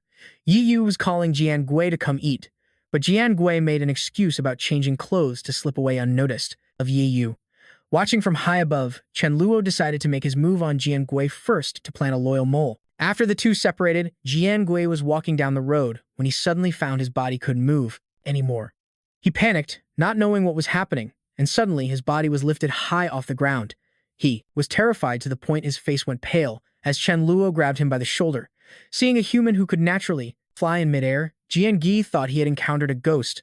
Before he could even steady himself, he was grabbed by Chen Luo and pulled back down to the ground. In the blink of an eye, they were on the ground, and Jiangui stared in horror at the man before him who could fly. Really, he thought this could only be an immortal from the legends. Without a second thought, he fell to his knees, thinking he was lucky to have met an immortal, and this immortal had even sought him out. Seeing this reaction, Chen Luo couldn't help but be surprised. In a luxurious restaurant, looking at the exquisite dishes covering the table, Jiangui couldn't help but drool while glancing at the man beside him, inviting him to eat. Jiangui wondered, is this really an immortal? He quickly picked up his chopsticks and took a bite, thinking the delicious flavor seeped into his mouth, and the meat melted the moment it touched his tongue, making him sigh with pleasure. He had never eaten anything so delicious. His heart was moved. Sometime later, after eating his fill, Jiangui collapsed onto the sofa in exhaustion. He only regretted that his stomach was too small to finish all of this food. Suddenly, a group of people advanced toward the two of them. Jiangui stood up and volunteered to take care of them, but Chen Luo stopped him. With just a slight wave of his hand, a blast of light shot out, sending the entire group flying 100 meters, where they collapsed, unable to get up. Seeing that his companion could, with a single wave of his hand, send 100 people flying, if that wasn't an immortal, what was?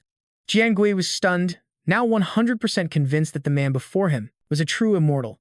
He hurriedly knelt down to pledge his allegiance to Chen Luo, willing to accept any task without refusal. Seeing him kneeling in submission, Chen Luo had achieved his goal. He instructed Jiangui to stay by Yeyu's side, and whenever Yeyu got his hands on something good, he was to report back to him. Hearing this, Jiangui was stunned.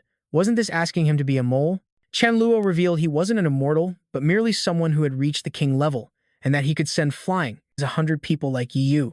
He then persuaded Jiangui to trust and obey him, holding out a precious crystal core in front of Jiangui. Seeing the crystal core, Jiangui's eyes lit up as he eagerly accepted it, listening attentively. Chen Luo's persuasive words. He nodded repeatedly, promising to do a good job on his assigned mission, and after everything was settled, Chen Luo used his power to teleport Jiangui, who in an instant was back home, holding the crystal Chen Luo had just given him. He was ecstatic. A moment later, a loud voice called out to Yeyu, and looking up at the sky, Jiangui immediately recognized that it was the immortal he had just met, Chen Luo. Standing in the sky, in front of many witnesses, he looked like a god descending to the mortal world, which led to a lot of excited gossip. In front of Chen Luo stood Yeyu, who looked at the man before him, not recognizing him. Chen Luo revealed his identity, saying he came to meet Yeyu after hearing of his reputation. He slowly descended to the ground, standing in front of Yeyu, and expressed his hope that they could each mind their own business. Yeyu seemed to casually accept this warning. He even invited Chen Luo for a few drinks to get to know the stranger better. Chen Luo flatly refused, then suddenly raised his leg. He stomped one foot on the ground, causing dust and smoke to fill a 10-meter radius as the earth trembled. Seeing the power of the man before him, Yeyu was stunned, certain that he was many times stronger than himself. In the distance, Ji Gui witnessed Chen Luo's majestic presence, his eyes shining brightly, becoming even more convinced that this man was the immortal from the legends. After the successful intimidation, Chen Luo turned to leave, promising to have someone compensate for the damage he had just caused. Yeyu stared at the man, drenched in a cold sweat. He had always thought he was the strongest, but who would have thought the guy in front of him was 100 times stronger? After Chen Luo left, Yeyu ordered his subordinates to absolutely not provoke or fight with anyone from Ziguang City. Flying through the sky, Chen Luo planned to visit Mi Ling to check on her. At a large base, this was the base that Mi Ling managed. Entering the room, Mi Ling saw Chen Luo sleeping on a chair. Mi Ling slowly approached, bringing a cup of tea towards Chen Luo. Hearing Mi Ling offer to give him a shoulder massage, Chen Luo shot up and immediately agreed, sitting still to enjoy the rare moment of relaxation. As Mi Ling massaged his shoulders, she started to report on the current situation at the base, but Chen Luo stopped her right away. He turned and whispered that he had left her here to hone and improve her abilities, so he had complete trust in her decisions. Mi Ling sighed, wondering where she and her sister would be wandering now if they hadn't met Chen Luo. Chen Luo immediately thought she would be the lord of a city, perhaps living even better than she was now. Suddenly, Chen Luo looked at the plate of fruit that had been prepared on the table. He remembered his past life, when even such an ordinary fruit was a rare treat. He wondered where Mi Ling got this kind of fruit. Mi Ling, caught off guard for a moment, casually replied that she got it from the mountain near the base. If Chen Luo liked it, she could get more. Chen Luo had a much more direct method. He planned to go up the mountain and uproot 2 trees himself. The scene shifts to a nearby mountain, where Chen Luo had found the fruit that made him so nostalgic. Suddenly, he looked to the side, and Chen Luo saw a type of plant that piqued his interest. It was the illusory fruit. Looking at the ripe, juicy fruits on the plant, Chen Luo couldn't help but feel excited because this fruit had many benefits for cultivators. While he was engrossed in admiring the berries, a beam of light shot fiercely towards Chen Luo. Startled, he quickly dodged to the side. It turned out this was a sentient plant. Chen Luo swiftly used his void walk technique, and he unexpectedly yanked the entire plant out by its roots, the rumbling sound echoing throughout the forest. Underneath the roots, who would have thought, was the home of a colony of hundreds of rats. Seeing their homes stolen by the young man, they became furious and charged forward one by one to attack Chen Luo. But for Chen Luo, this mob could be sent flying with just a single wave of his hand. The rat colony, seeing that the enemy was too strong, turned and fled in a hurry. Chen Luo couldn't help but be delighted with his prize. While he was happily carrying the plant back, behind a nearby rock, there was a giant rat, which appeared to be the leader of the pack. It silently memorized the enemy with eyes full of hatred. Another day passed. Chen Luo had just bribed an informant yesterday, and today there was already news that Yi Yu had obtained a high-grade crystal. Chen Luo had to admit that Yi's luck was incredible. He stood atop a building in Ye Yu's base, looking at the backs of him and Jie Gui. Ye Yu was completely unaware of his presence. At Chen Luo's place, he remained carefree. Kegi went to eat some dried meat because something good happened today, and Chen Luo watched him from a high vantage point. After thinking for a moment, he figured that for someone like Yi Yu, a precious item like the crystal would definitely be kept on his person. He used the void shadow to feel Yi Yu's bulging pocket and cut a small hole. After finding the crystal, he pulled the crystal back into the void shadow without anyone being the wiser. Although he was very excited when he heard about the high-grade crystal, it was actually a level 10 crystal. But that was fine, as it was a light element crystal. It would be beneficial for Mi La. Just then, Yi Yu faintly felt that his pants were no longer as heavy and bulky as before. He looked down at his pocket only to discover that it had a hole in it, and the crystal was gone. Yi Yu frantically told Qi Gui to quickly retrace their steps with him along the path they just took, because his crystal had vanished into thin air. Qi Gui outwardly agreed obediently, but inwardly, he was filled with admiration. Chen Luo, you truly are a god. Even your thievery is so clean that no one had a clue. On a certain mountain, a girl was practicing Chen Luo's space ripper technique. She used this technique to slice off the head of the man standing opposite her, who only had time to let out a piercing scream. This girl was Yin Ling, Chen Luo's disciple, and she was being cornered by a group of people.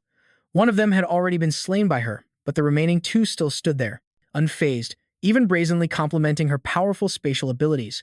They praised her, but said that against an ability user level 7, it wouldn't have much effect, so they advised her to surrender without a fight, and the fact that they liked her was supposedly an honor for Yin Ling. After speaking, he told the others to leave so he could take her on alone. He launched a storm of ice swords toward Yin Ling. As if she had been waiting for this very move, Yin Ling focused her energy and activated Void Shift. A reverse Void Shift opened up, redirecting Li Liang's ice sword storm back toward him and Ning Feng.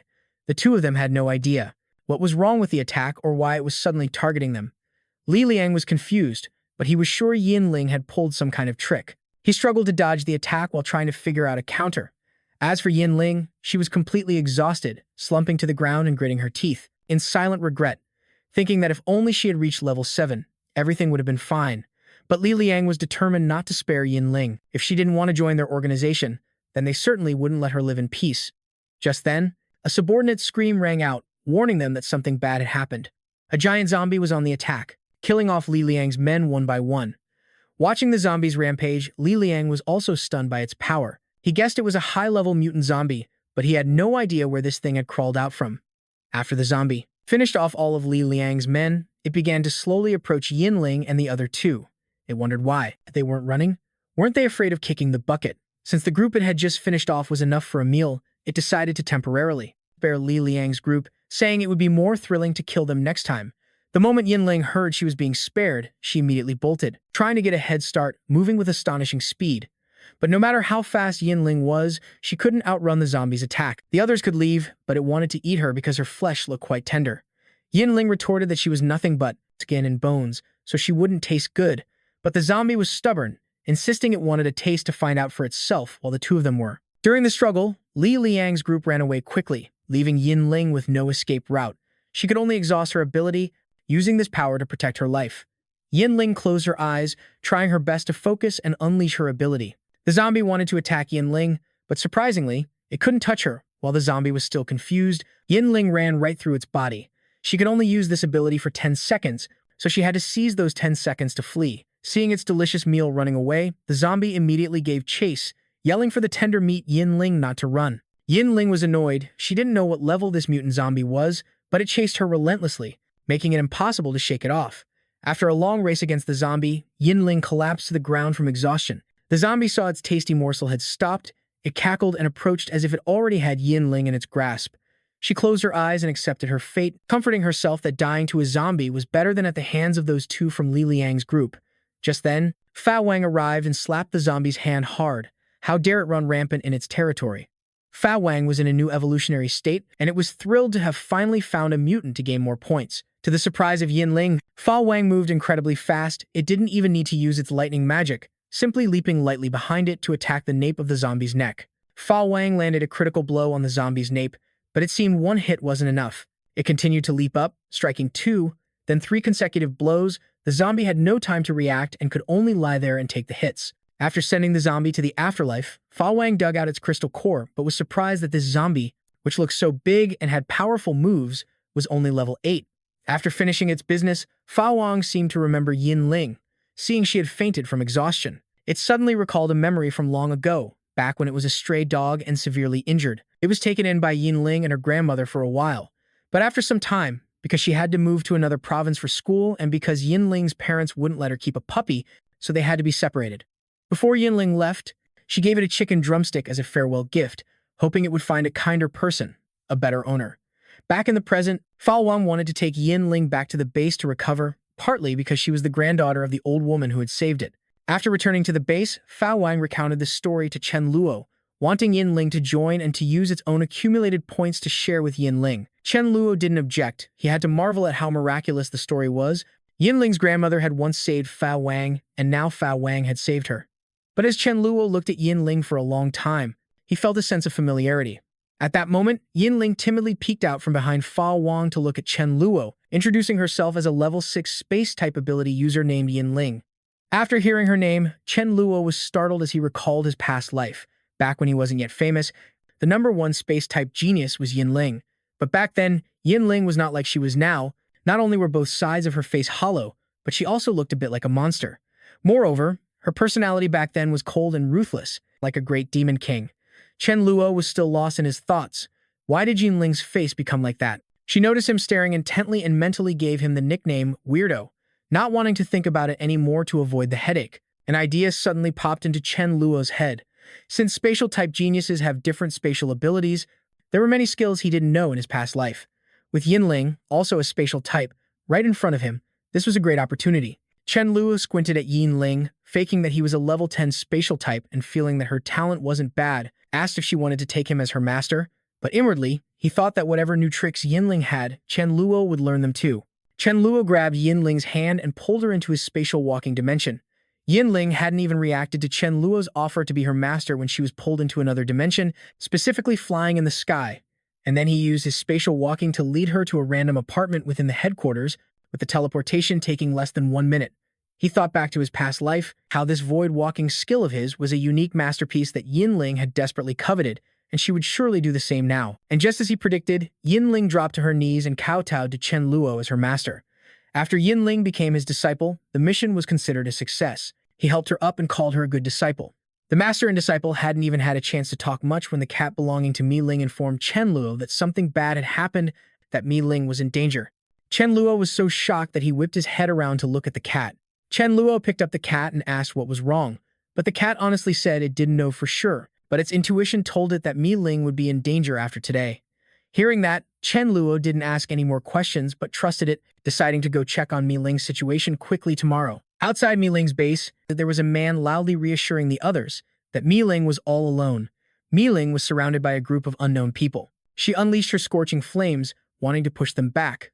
As someone with high self-esteem, she despised these weaklings with little energy who thought they could corner her. Mi Ling charged straight at them, dashing at full speed towards one of the leaders, intending to incinerate him with her flames. Before the group could even react, they were burned by the flames and crying out in pain. Mi Ling felt lucky that this group wasn't strong.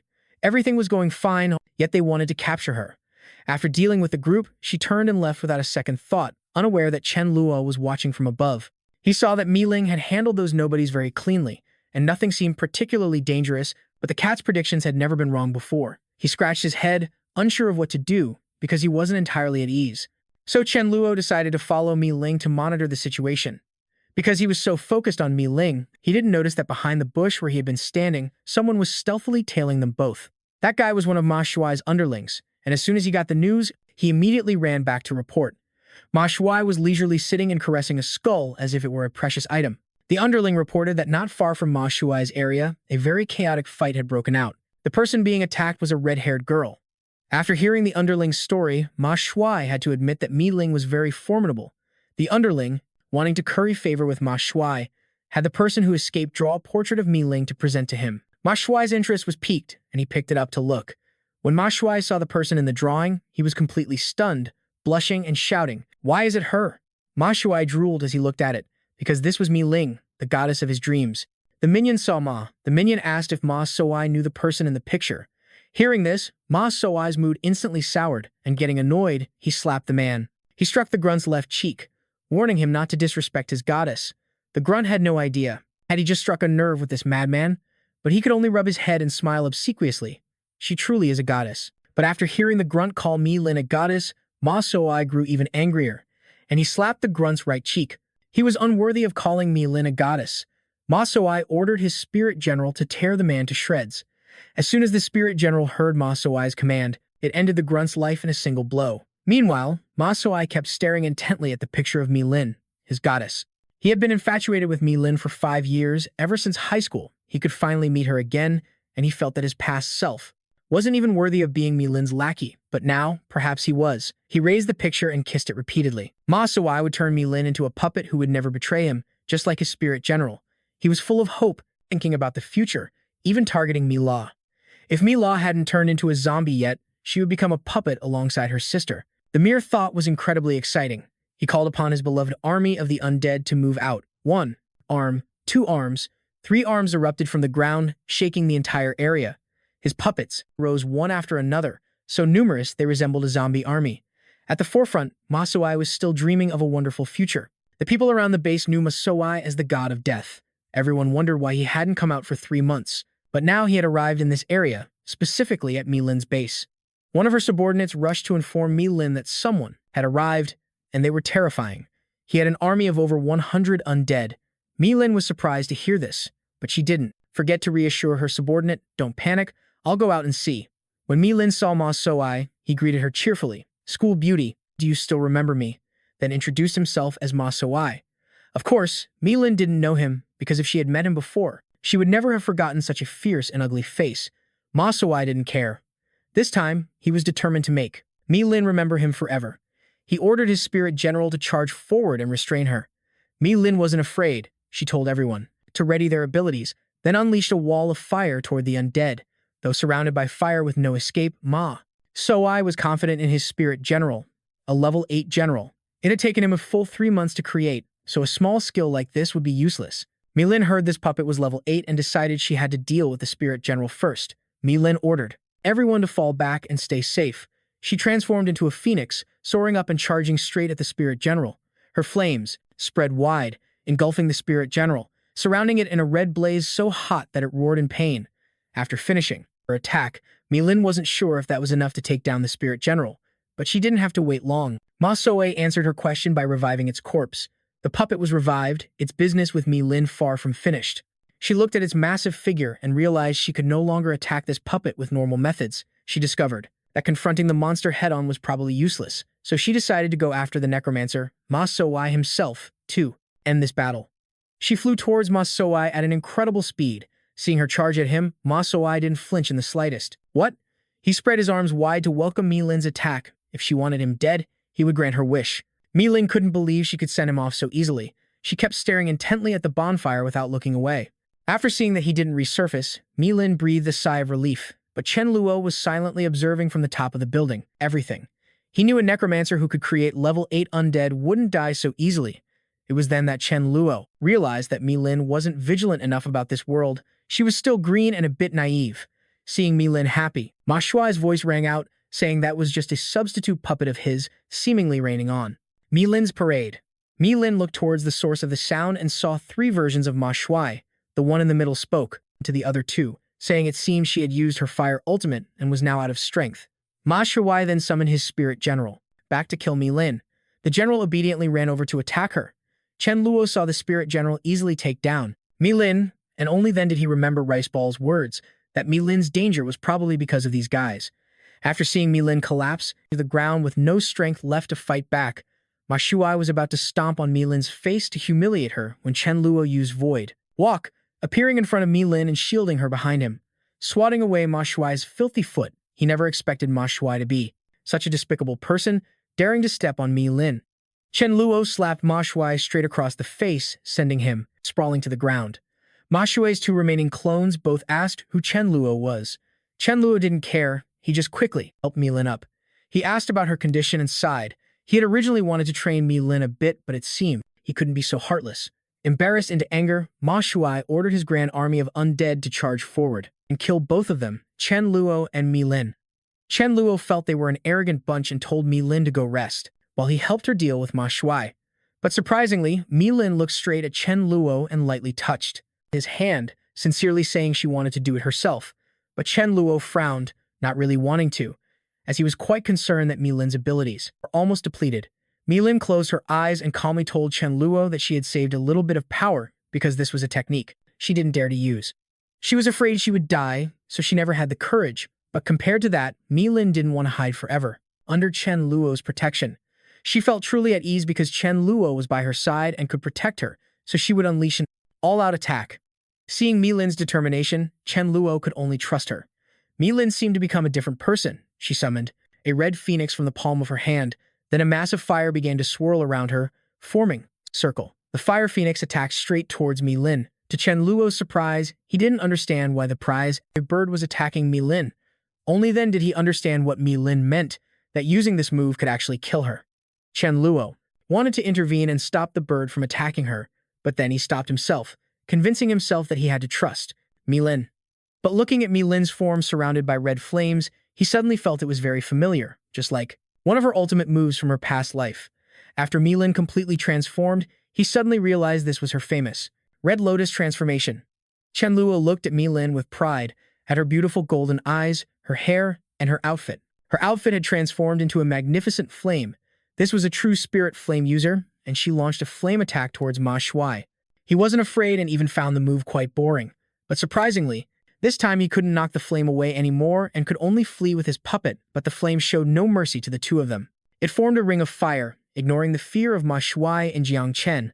Chen Luo watched how Mi Ling handled these 2, breathing a sigh of relief while also feeling proud.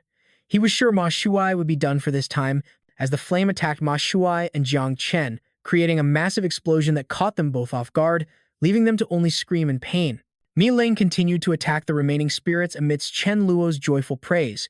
After finishing everything, Mi Ling fell freely from the sky, her clothes tattered from the flames.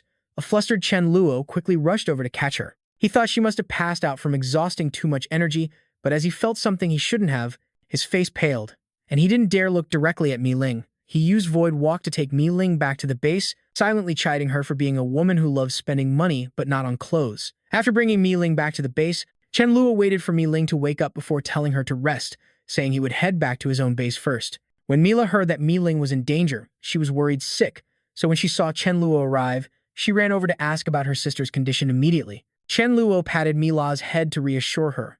saying Mi Ling had even advanced to level 8 and had mastered the Red Lotus transformation, so reaching level 9 would be a natural progression, and few would be Mi Ling's match anymore.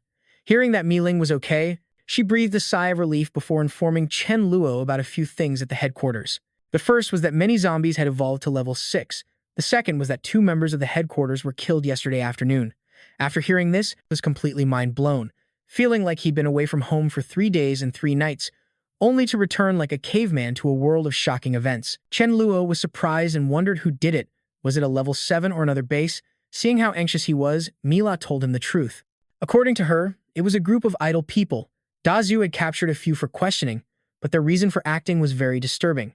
Mila analyzed in a low voice that the group no longer wanted to live because they had to eat rats and foul insects all day. People who were tired of living like that were capable of anything.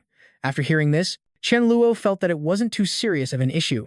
He lay his head on Mila's lap and told her to pass down an order.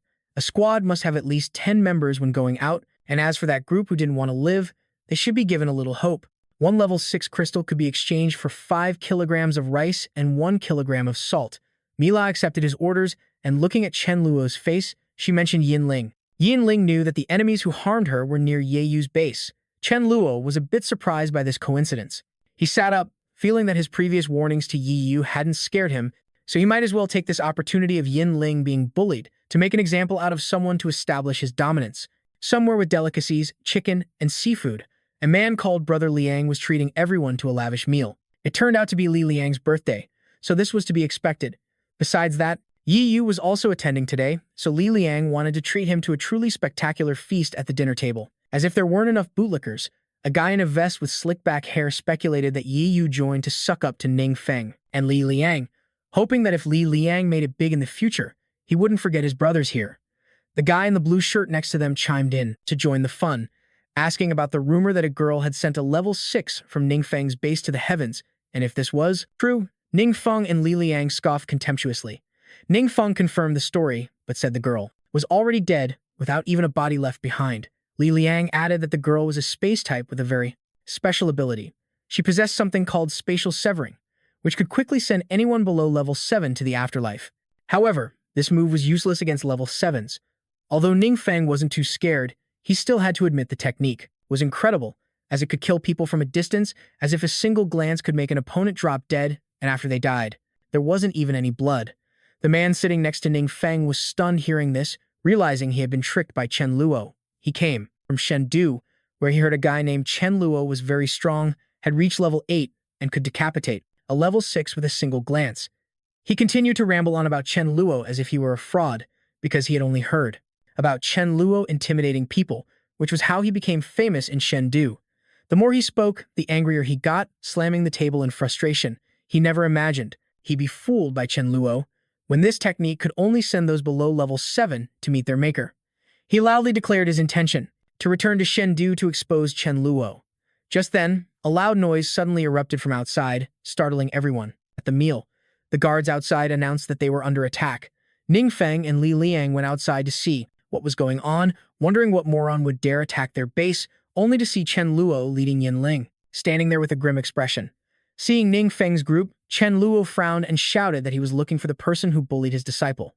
Ning Feng's group wasn't surprised that Chen Luo came for revenge, but they were shocked that Yin Ling wasn't dead and was still standing there tattling to Chen Luo. Hearing this, Chen Luo turned his head in displeasure. He didn't want to bully someone weaker. Before he could finish, the voice of a rather unfamiliar man cut him off, remarking "Speak of the devil," as Chen Luo had appeared right on cue. He then continued to mock Chen Luo for going through the trouble of tricking them, scorning his trick of killing people with a look, specifically his spatial severing, which could only send those below level 7 to paradise and was useless against those above level 7. Chen Luo found this guy very interesting, as it had been a long time since anyone had spoken to him with such an attitude. Chen Luo guessed he was probably only a level 7. Chen Luo gave him a cold look. He was really eager to show him whether his technique was effective against people above level 7 or not. Before the man could even react to the situation, he was struck by an invisible force. A gash appeared down the middle of his head, and another completely severed his arm. The man could only feel the pain spreading throughout his body, but not a single drop of blood was shed. The only thing he consciously realized was that he had been tricked. He looked towards Ning Feng's group, demanding to know why they had tricked him. Li Liang's group was horrified watching him get sliced up, and they kept backing away, still in denial because they hadn't been affected when Yin Ling used this move. The other guys, at the table, saw Chen Luo act without mercy, completely severing the head of the man who had just disrespected him, and began whispering among themselves. It was only then that they found this Chen Luo guy familiar. He was probably the leader of Ziguang City, and they were in awe when they saw him. He could unleash an attack without even needing to touch the body of a level 7. Initially, Chen Luo didn't want to send anyone else off. He only wanted to send off the ones who had bullied Yin Ling, but their attitudes were so outrageous, he had no choice. The atmosphere was extremely tense when a man arrived and broke the tension. The newcomer was Yi Yu, and Ning Feng and Li Liang acted as if they had found their mother hen, obediently hiding behind him. Yi Yu wanted to protect them, so he tried to make an excuse by saying they didn't know Yin Ling was his disciple. Yi Yu humbled himself before Chen Luo, hoping he would give him face and spare Ning Feng and Li Liang's lives, letting the matter drop. Chen Luo didn't answer right away, he just looked at Yi Yu and sneered. Did he really want to protect those two guys? Yi Yu didn't answer. Instead, he pulled out a level 7 spatial-type crystal. He tossed it towards Chen Luo as a token of apology. Chen Luo caught the crystal, and he knew this Yi Yu guy was trying to win people over, but if he gave him face, how could he establish his dominance? Not letting Chen Luo refuse, Yi Yu looked at him and guaranteed that if his soldiers ever offended him again, he would personally send them off. Chen Luo didn't care. He simply handed the crystal to Yin Ling. He had no intention of sparing those two guys, because until now, no one who had offended him had ever lived, and offending his disciple was even less permissible. Forget Yi Yu's soldiers, even if it were Ye Yu, Chen Luo wouldn't show mercy. Hearing this, Ning Feng and Li Liang knew they couldn't escape, so they sneakily tried to run away. Chen Luo pretended not to see them, deciding he would still give Yi Yu some face since he had compensated his disciple with a crystal. Chen Luo's expression suddenly darkened as he unleashed a void slash, deciding to kill only the ringleader. He decapitated Ning Feng, and as for Li Liang, he only severed his arm. The two were hit by the slashes and couldn't escape. They could only scream in despair. After avenging his disciple, he turned and waved to Ye Yu, warning him not to mess with his Ziguang City. He should only try something shady if he could stand up to an M-class like him, because Chen Luo's way was to completely annihilate his foes, leaving no future problems. Yi Yu was livid but couldn't do anything to Chen Luo. He couldn't beat him and didn't dare to curse him, so he could only grit his teeth and curse silently, waiting to see how long he could keep up his arrogance. After all, when he lost the M-class crystal, he had already found another one. It happened during a hunting and scavenging trip when he unexpectedly came across a king-level mutant.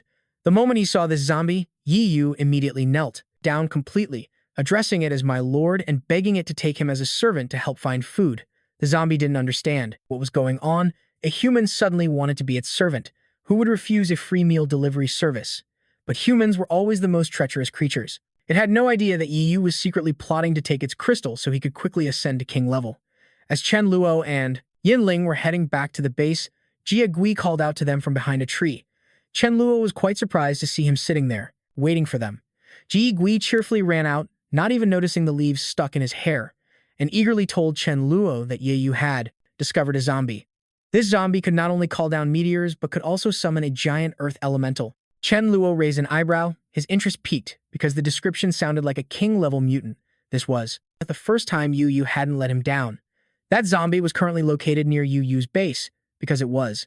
Since it was classified information, Yi Yu only trusted him and a subordinate named Yi Heng to bring raw meat daily to that mutant. Chen Luo told Jie Gui to send him a telepathic message tomorrow before delivering the food, and he would come.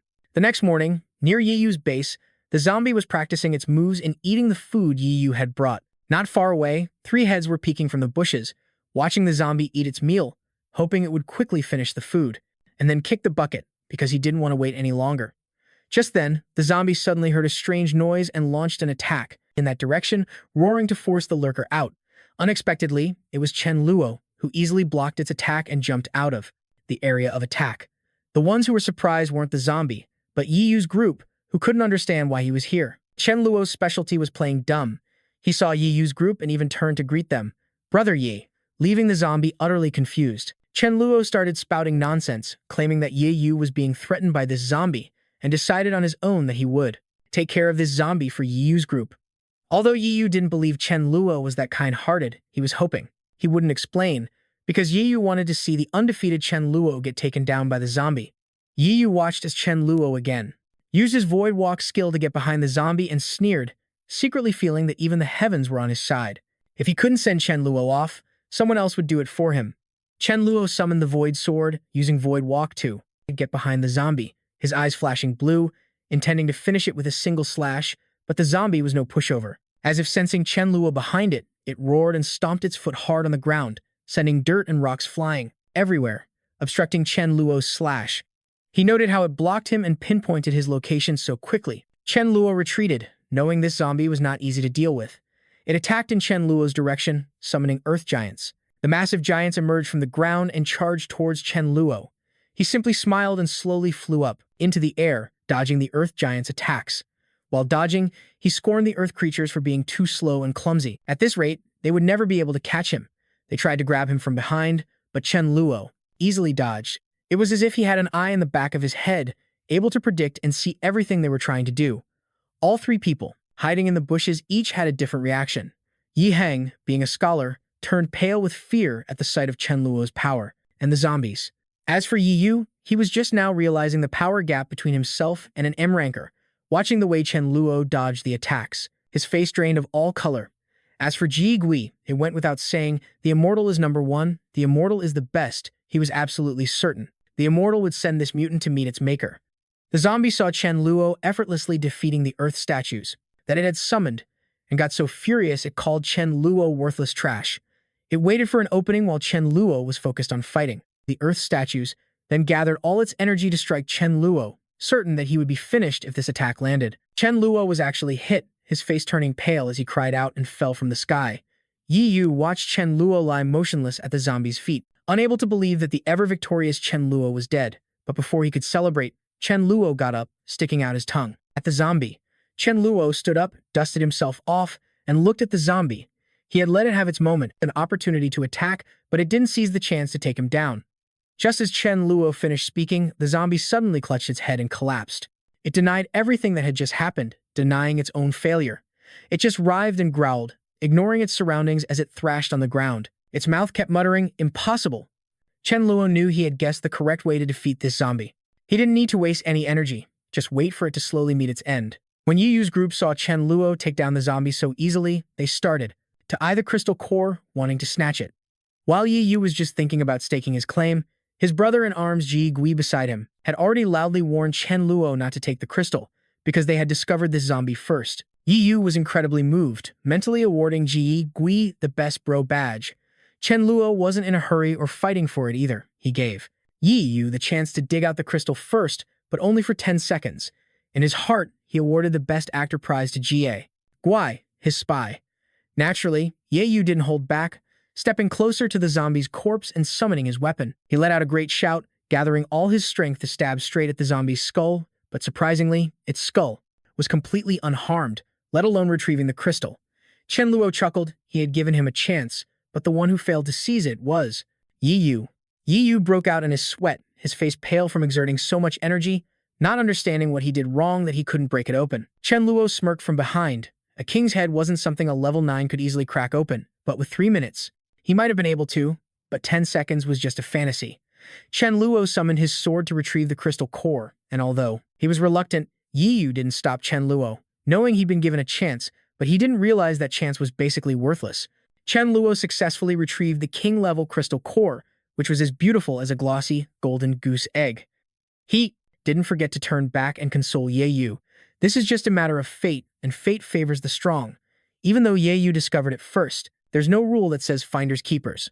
After this little chat, Chen Luo turned to leave, leaving Yi Yu so shocked his face lost all color. He just sat there, stunned and motionless, while Ji Gi and Yi Heng went to support their boss. Ji Gi added fuel to the fire, calling Chen Luo despicable, since they were clearly the ones who discovered it. Yi Heng, on the other hand, sided with Chen Luo. He observed that Chen Luo didn't seem to harbor any ill will towards them, and advised Yi Yu not to treat him as an enemy. After careful consideration, Yi Yu suddenly glanced at Yi Heng. He didn't believe Chen Luo could have known about this place on his own. He suspected that Yi Heng had tipped off Chen Luo, because he had been away for a while right when Yi Yu discovered the mutant. Yi Heng felt terribly wronged and awkwardly explained to Yi Yu that he had a stomachache at the time from eating some strange meat, and wasn't a mole for Chen Luo. Ji Gi believed Yi Heng wasn't that kind of person, and couldn't be a traitor, because the traitor was the cunning Ji Gui himself, of course. But Ye Yu was very sure of his own thoughts, believing that Ji was naive for trusting Yi Heng. A person's heart is hard to fathom, and even though he didn't want to believe it, the truth seemed to be right in front of him. Yi Heng still called out, "Brother Yu," as he was truly loyal to Yi Yu for having saved his life once. Yi Yu gave Yi Heng no chance to explain, certain that Chen Luo must have offered him some kind of benefit, because as soon as Chen Luo took the crystal, Yi Heng immediately started speaking up for him. Yi Heng was utterly exhausted, feeling utterly wronged by the suspicion. He no longer wanted to explain himself. Yi Heng only said he wanted to return this life to Ye Yu, because Yi Yu had been the one to save him. The hot-headed Yi Yu flew into a rage, striking straight at Yi Heng's head. Yi Heng lay still and accepted the blow, thinking to himself that he no longer owed Yi Yu anything. If Yi Heng died, the job of being a spy would become much harder, as there would be no one left to take the fall. Ji Gi decided he needed to be a bit more discreet. Yi Yu muttered to Ji Gi that they had eliminated a mole, then kicked Yi Heng's corpse away to vent his anger. Ji Guai had no choice but to play along with Yi Yu. Suddenly, Chen Luo appeared by Yi Heng's body, watching Ye Yu's retreating figure and feeling sorry for him. Because Yi Heng's talent was not bad, he would have reached king level in the future. And moreover, he was extremely loyal to Yi Yu in his past life, never abandoning him even at the moment of death. If he felt sorry for Ye Yu, he felt 10 times sorrier for Yi Heng, whose unwavering loyalty led to him being framed as a spy and killed all because of his own appearance. He decided he would bury Yi Heng as a way to make amends. As he was preparing to bury Yi Heng, he saw the man's arm move slightly, and only then did he realize Yi Heng wasn't actually dead. Meanwhile, Yi Yu slapped his forehead, suddenly remembering he hadn't carved out Yi Heng's crystal, and after all, Yi Heng had a level 7 crystal which would be very useful to Ji Gi. However, when the two turned back, they saw from a distance that Chen Luo had already carried Yi Heng's body away. Seeing this, Yi Yu became even more certain of his suspicions. Yi Heng was definitely a mole. Because if someone was dead, you just take their crystal. Why would you need to take his entire body? At the Jinyuanjiang base, a branch of Ziguang City, Chen Luo carried Yi Heng's body back and shouted loudly for the light system users to come and help.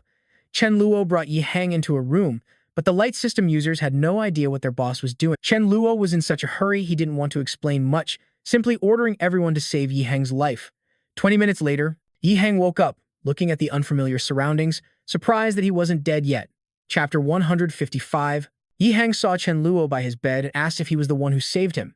Chen Luo denied it, lying that he just couldn't bear to see Ye Yu carve out Yi Heng's crystal, and since he saw the man was still barely breathing, he brought him back to try and save him, not expecting him to actually survive. Of course, Yi Heng wouldn't believe that Chen Luo would be so kind to an opponent. Chen Luo didn't care about Yi Heng's suspicion. Everything he did was for the continuation of the human race. He didn't need Yi Heng to believe him. He just gave Yi Heng two choices. One, join Chen Luo's base, and he would allow Yi Heng to observe his actions before making a final decision. Chen Luo turned and told him the second choice was to act as if he had never saved Yi Heng, and that he should just kill himself, and of course, he would give Yi Heng time to think. After finishing his talk with Yi Heng, Chen Luo returned to his room to absorb the king-level crystal from the zombie he had stolen from Yi Yu. His body had been starved for a long time, and absorbing it now felt like being brought back from the dead. Chen Luo had to quickly reach king level, otherwise, the longer he waited, the more king levels would appear in the sea, and if they gathered, even letting Ji Haiji become the sea god wouldn't be enough to suppress them. Furthermore, only after Chen Luo reached king level could he complete the Trinity plan, which would allow the human race to survive, and for the sake of humanity, he could only sacrifice Ye Yu after careful consideration. All this talk of moral philosophy, yet Chen Luo scoffed at himself, knowing full well he wasn't that noble. Just then, there was a rather timid knock on the door. It was Yi Heng, who had come to announce his decision. Yi Heng stated the decision he had been contemplating. He considered himself to have died once already, so this time he truly wanted to live. Chen Luo gave his orders. From now on, Yi Heng would start as a regular member. Although just a regular member, Chen Luo believed that with Yi Heng's talent, he would soon succeed. Chen Luo took a stroll around his base. He suddenly remembered it had been a long time since the last battle that he had been to the sea, and the supply of fish at home seemed to be insufficient. He might as well go catch some seafood now, and while he was at it, scout the situation at the sea god's palace. Chen Luo flew up, looking down at the sea god's palace, and felt something was strange. Why were there only underlings of Bai Hao around? Where was Bai Hao? Was he sleeping or out? The thought was too much of a headache, so Chen Luo ignored it. Whether Bai Hao was there or not, he would still make his move. While choosing his prey, a black, spirit system killer whale swam past Chen Luo. How convenient. Chen Luo used his dimensional blade to attack the killer whale. He had to get his crystal. The whale was leisurely swimming about when it was suddenly sliced in two. Chen Luo caused such a huge commotion, yet Bai Hao still didn't appear. It seemed he really wasn't home. The remaining sea creatures watched the killer whale get dispatched. They turned their eyes to Chen Luo, unable to believe he had reached level 10. It was too terrifying. Chen Luo put on a grim face, threatening the sea creatures.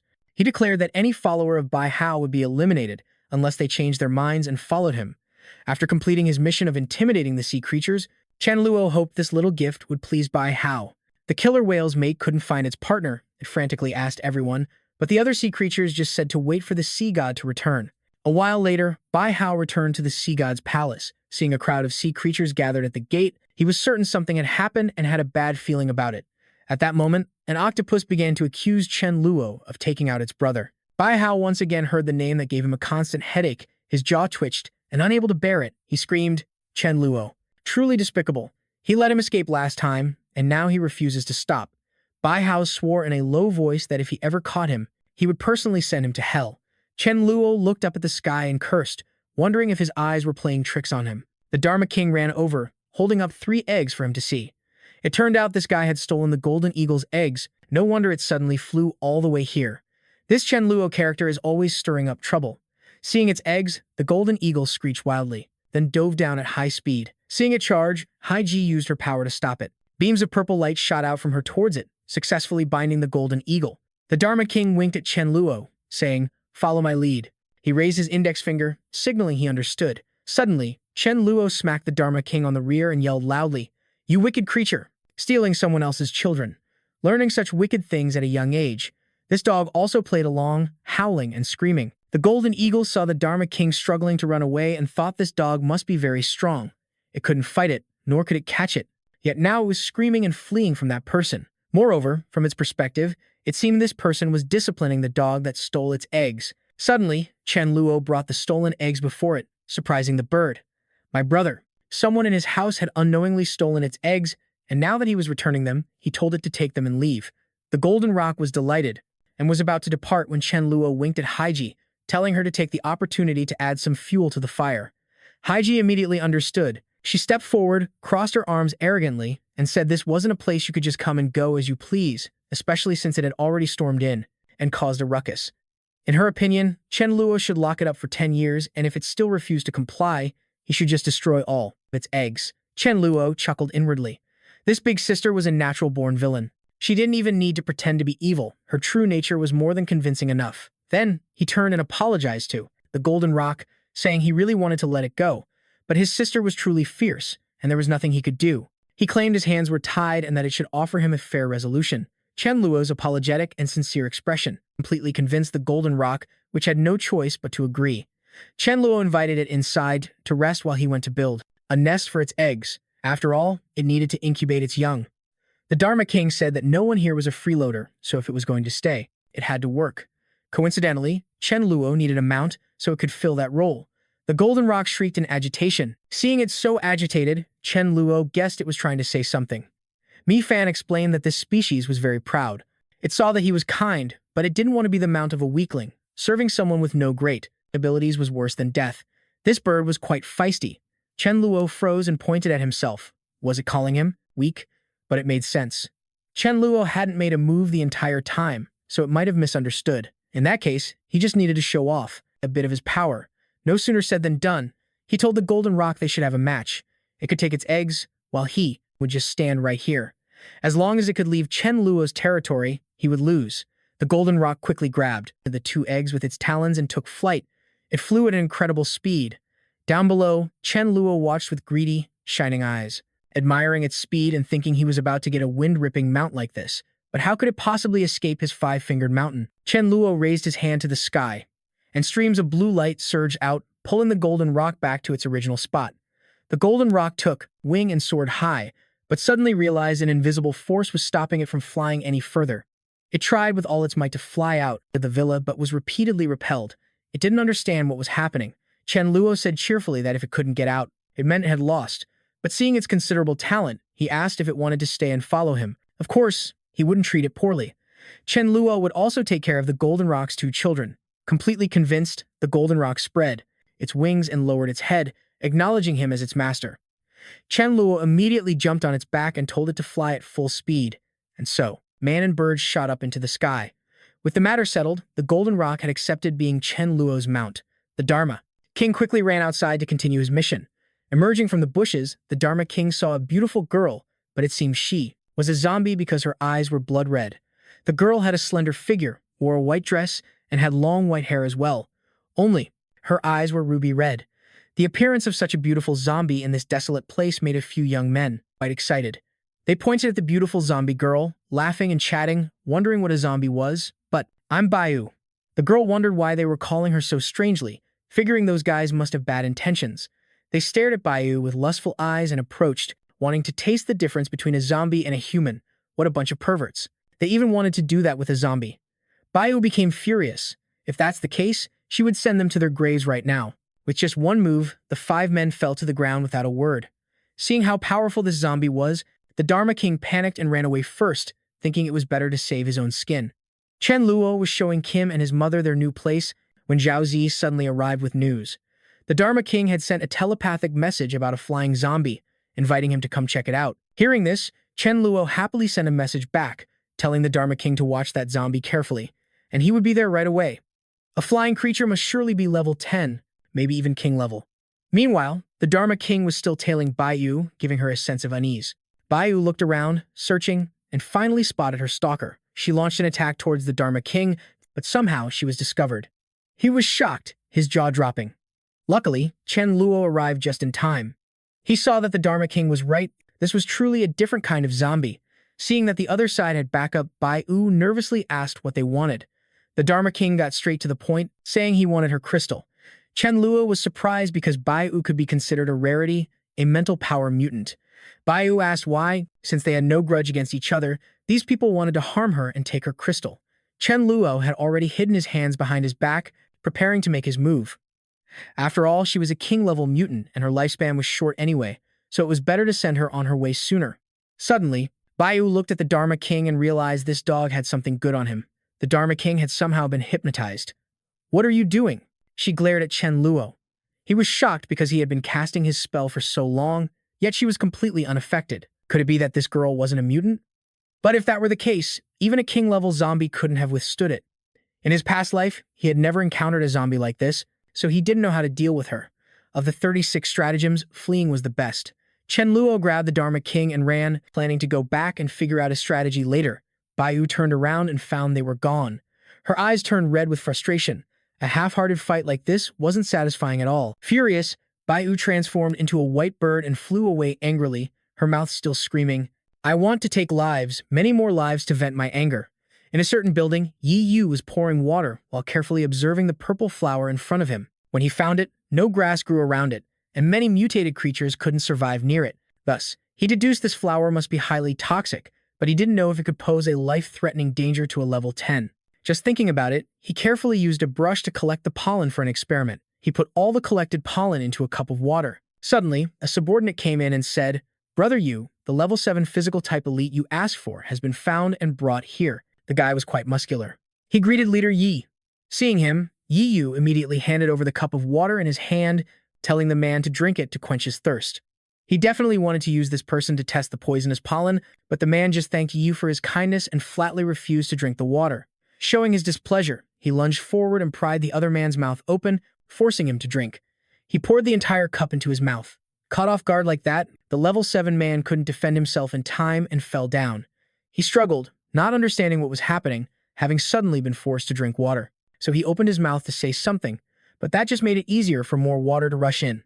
As soon as he drank it, he started screaming. Blood poured from his eyes and mouth, his face turned purple, and he struggled to breathe. Yi Yu remarked that the poison was incredibly potent. It spread the moment he drank it. Seeing this, the subordinate became terrified and asked if this was okay. After all, this man was a level 7.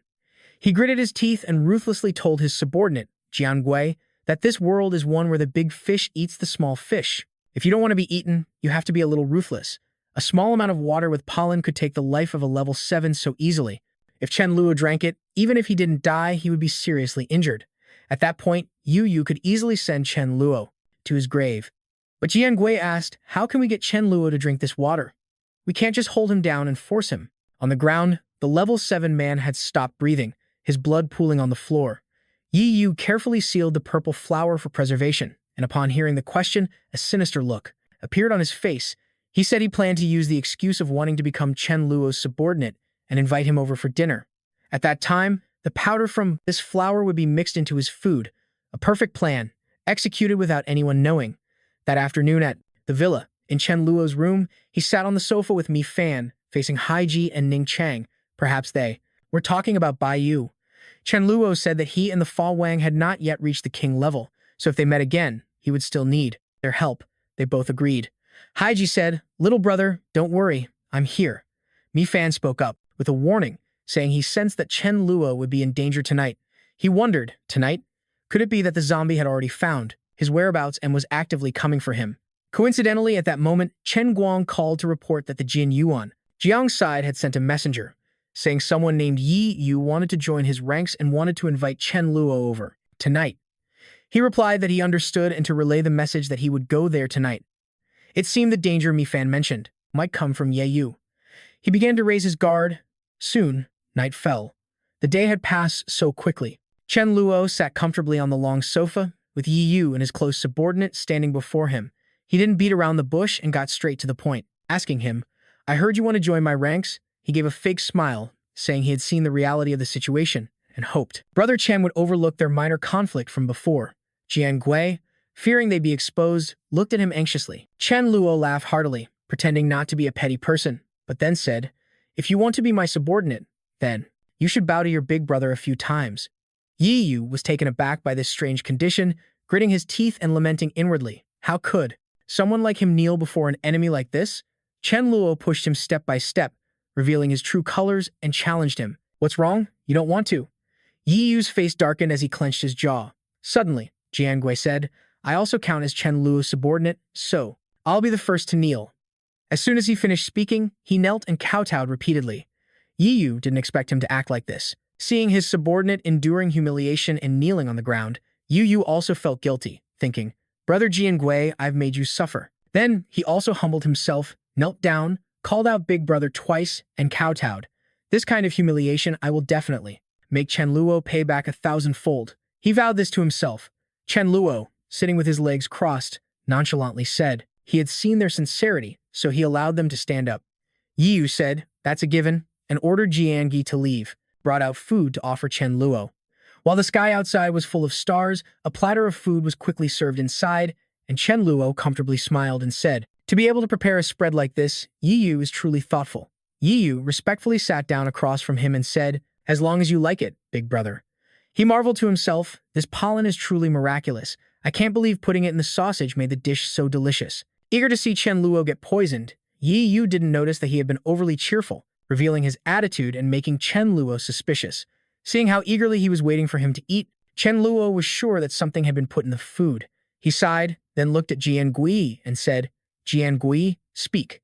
Suddenly being called out, the man was startled. "Suddenly," he exclaimed, reporting to the true leader, "This sausage is poisoned.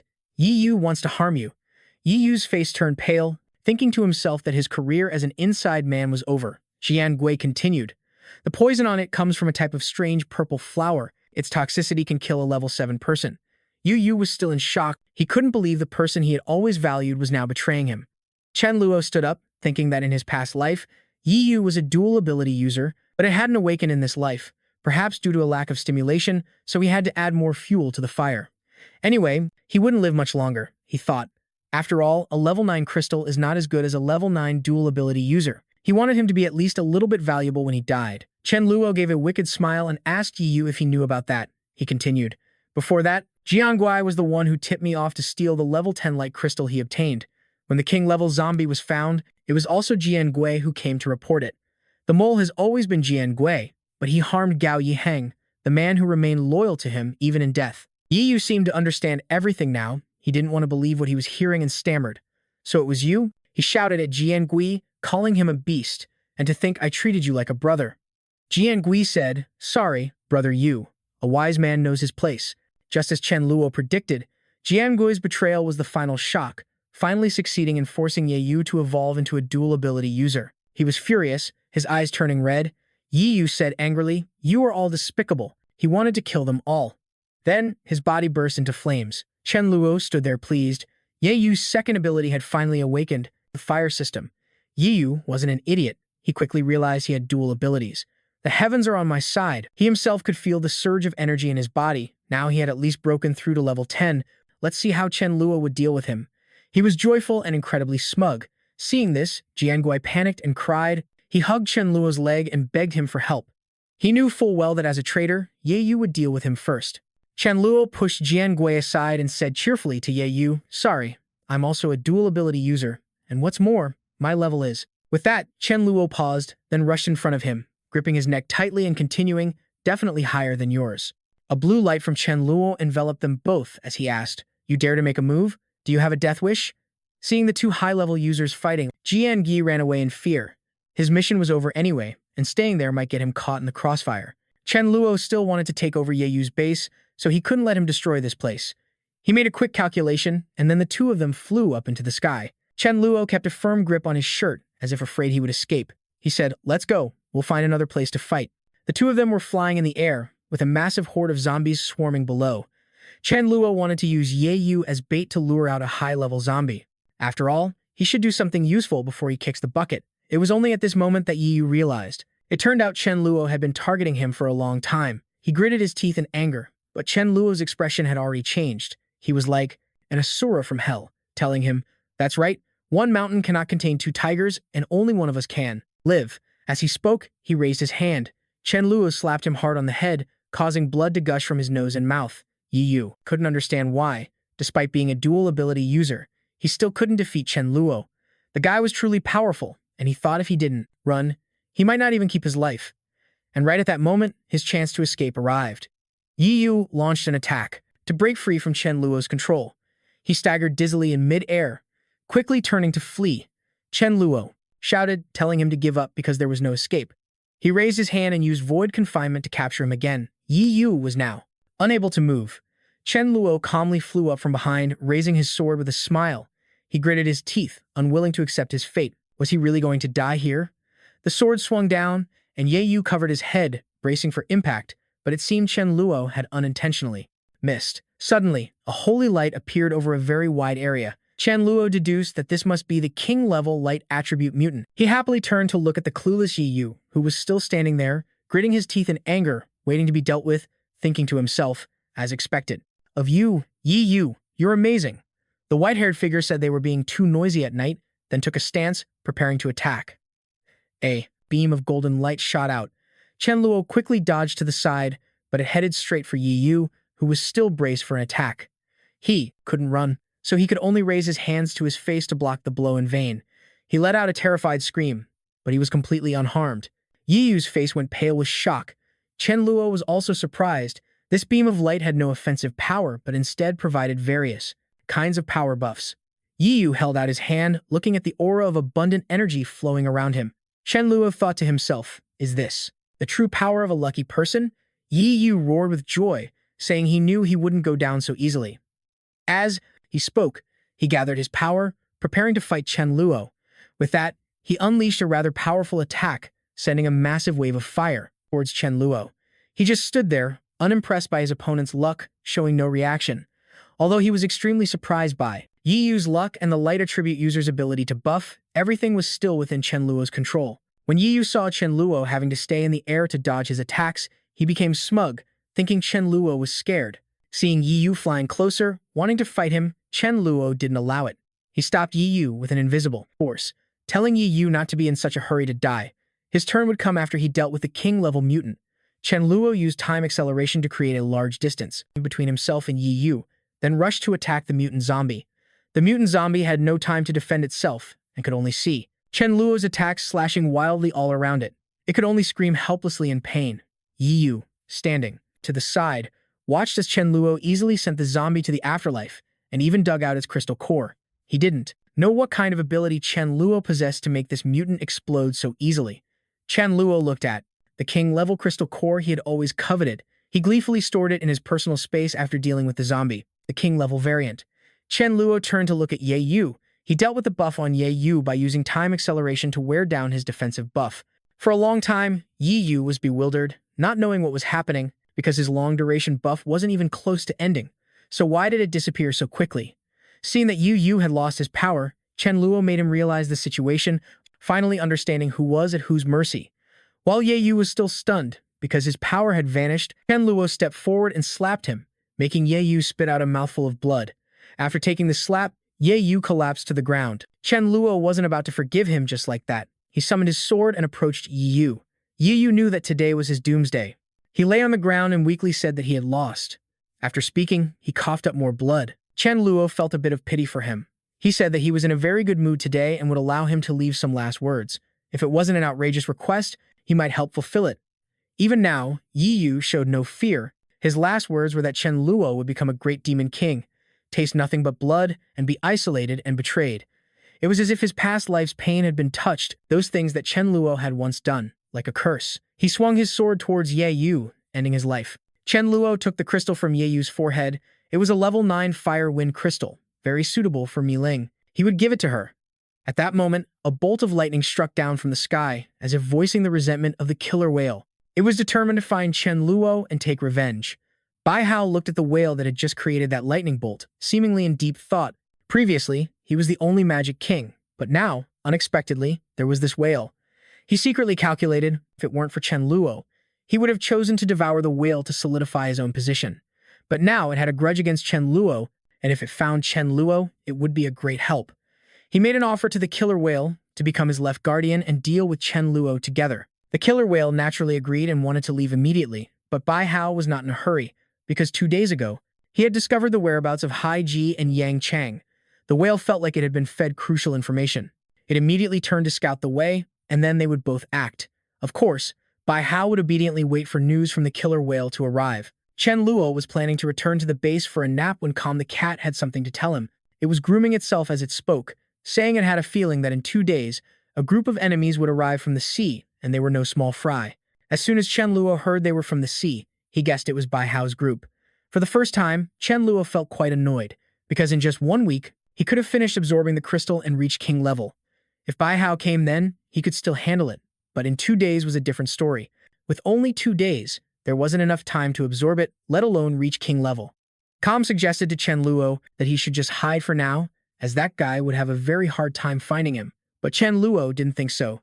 If it were just him alone, he could come and go as he pleased, but now Chen Luo had a large organization and great responsibilities. If he ran, his members wouldn't be able to cope. For now, he could only face Bai Hao head-on. Calm comforted him, telling him not to overthink it. It might be dangerous, but it felt that nothing major would happen to Chen Luo, because Chen Luo wanted to fuse his abilities, and it felt this was the opportune moment. Chen Luo was like someone who had a difficult math problem solved by Calm. He happily hugged it. That's right, he could still use his ability fusion to deal with Bai Hao. After talking with Fan, Chen Luo went into the room to see Mi La. Seeing her reading with glasses on, he got worried that she had become nearsighted and asked about it. But that wasn't the case. Mi La just felt that reading with glasses on added to the atmosphere. Agreeing with her, he also thought the glasses suited Mi La and told her he had obtained a light-type crystal. Chen Luo reached around Mi La and took out the light-type crystal. Mi La didn't want to accept it because it was too precious for her. Chen Luo didn't care. He urged her to take it and reach level 10 quickly so she could help him more later. Beneath the sea, God's palace. Bai Hao summoned his subjects to hunt down Chen Luo for revenge. He proclaimed Chen Luo's crimes in front of the other sea creatures. Chen Luo was the enemy, the one who had slaughtered their brethren, and was now on land, so they should go ashore with him. But the sea creatures seemed reluctant. Some were afraid of not having legs. Others were very slow on land and couldn't fight effectively, so they wanted to stay and guard the palace. Hearing everyone's refusals, the killer whale shouted, "No more excuses." The sea god and Qi Zhong would transport them, and if anyone still refused to go, it would beat them to death. Just then, a seagull flew over and transformed into a white-haired girl, saying she also wanted to go with Bai Hao's group. Bai Hao clearly didn't know who the seagull girl was. He wondered why some random bird would just fly to his palace and say she wanted to join. What utter nonsense. She hadn't even had a chance to introduce herself when the white bird spoke up, saying it had brought her here. Her name was Bai Yu, and she was its friend. After being introduced by her friend, she began to speak more about herself. The moment she met Chen Luo, he had captured her attention. However, in terms of power, Bai Hao was a sea god, but was weak, while Chen Luo ran whenever he saw her, so she advised Bai Hao to still mobilize his forces to deal with him. Bai Hao was not pleased that the seagull girl dared to mock him. After the operation was over, Bai Hao decided he would eat her, but on the surface, he agreed to let Bai Yu tag along. 2 days later, sharks and the killer whale carried octopuses and starfish on their backs, heading out together to surround and attack the city. When the two beasts flew ashore, they saw Chen Luo standing before them with Haiji and Yang Chang, as if he had been waiting for them. Chen Luo even mocked Bai Hao. "Hey big bro white shark, don't you call yourself the sea god? You're not very punctual. You made me wait forever." Seeing Chen Luo standing before him, Bai Hao was surprised, wondering if Chen Luo already knew he was coming here to find him, or was there a traitor in the organization? After a moment's thought, Bai Hao dismissed it. He called Chen Luo a little thief and demanded his armor back. But Chen Luo wasn't scared. He had earned it through his own skills. If Bai Hao wanted it back, he'd have to prove he had the ability to defeat him first. As he called out his move, he thought to himself that if Bai Hao had arrived, this might be the opportunity that Little Fan had predicted for him. Chen Luo smiled. It was the perfect chance for him to try fusing his time and space abilities. But to his surprise, Chen Luo saw his future self with long hair and a scruffy beard. His eyes widened in disbelief, and his jaw hung open, an expression of pure shock that words couldn't fully capture. As if suddenly realizing something, he grinned and reached his hand out towards the future Chen Luo. It turned out to be the effect of his space ability, using his own power from the future, the power of a future Chen Luo who was above king level. He was at the emperor level. A brilliant light shone, connecting him in the present with the Chen Luo from the future. Chen Luo accepted the emperor level power, and now possessing this energy, he wasn't afraid of the 3 king level opponents like Bai Hao. He swore he would make Bai Hao and the others. Ahem, one toe at a time. Seeing Chen Luo smirking, Bai Hao charged towards Chen Luo, asking, "What are you smiling at?" Last time, one of his punches gave Chen Luo a bloody nose. This time he would give Chen Luo panda eyes. Seeing Bai Hao attacking him, Chen Luo had only one thought in his mind, hoping that Bai Hao would take his time, because summoning the space-time was almost instantaneous, but the process of granting the power was a bit slow. Of course, Bai Hao didn't care, he just kept attacking, shouting. This time if Chen Luo dares to run, I'll go into Chen Luo's city to capture and kill him. The problem was, no matter how loudly he shouted, Chen Luo couldn't hear him. Chen Luo thought he was screwed, but Bai Hao couldn't hit him. Chen Luo was bewildered, and Bai Hao was just as bewildered. He had no idea what kind of ability this was. Why couldn't his techniques touch Chen Luo? Seeing Chen Luo being attacked by Bai Hao, Haiji and Ning Chang wanted to protect Chen Luo while he was absorbing the energy, but Chen Luo shouted for everyone to retreat, asking for 2 minutes of time. But not hearing what Chen Luo said, Haiji and Ning Chang still advanced, focusing her technique to launch a swift attack on Bai Hao. Chen Luo, inside the energy circle, was surprised because everyone was still acting as if they couldn't hear what he was saying at all. He speculated, could it be that everyone has been hypnotized? At this moment, a red-eyed seagull flew in front of Chen Luo. Seeing it, he started to feel that this technique from Haiyu was a bit familiar, possibly the same one from last time. The seagull revealed its true form, and Chen Luo finally realized it was indeed the one he and the Dharma King had met before. Realizing she wasn't an ally, over where Haiji and Ning Chang were, the killer whale launched a massive bolt of lightning dangerously towards where the two of them were standing. Ning Chang wanted Haiji to snap out of it and dodge to the side, but this lightning bolt was extremely fast, and Haiji knew she couldn't dodge it in time. Haiji forcefully pushed Ning Chang, causing her to fall hard to the ground, while she herself moved forward, standing in front of Ning Chang and gathering energy to counter the killer whale's attack. At this moment, an eye appeared in the sky, right behind the killer whale and Haiji. This was Haiji's technique, and she shouted loudly at them, "Are you tired of living?" Ning Chang also got up and created a ground formation spell, from which razor-sharp ice bones emerged from within, heading straight for Bai Hao, intending to take their lives. Bai Hao easily dodged them. After all, he was king level and couldn't be easily injured by such things, though it was a bit troublesome. He looked at Haiyu behind him, telling her to prove her abilities.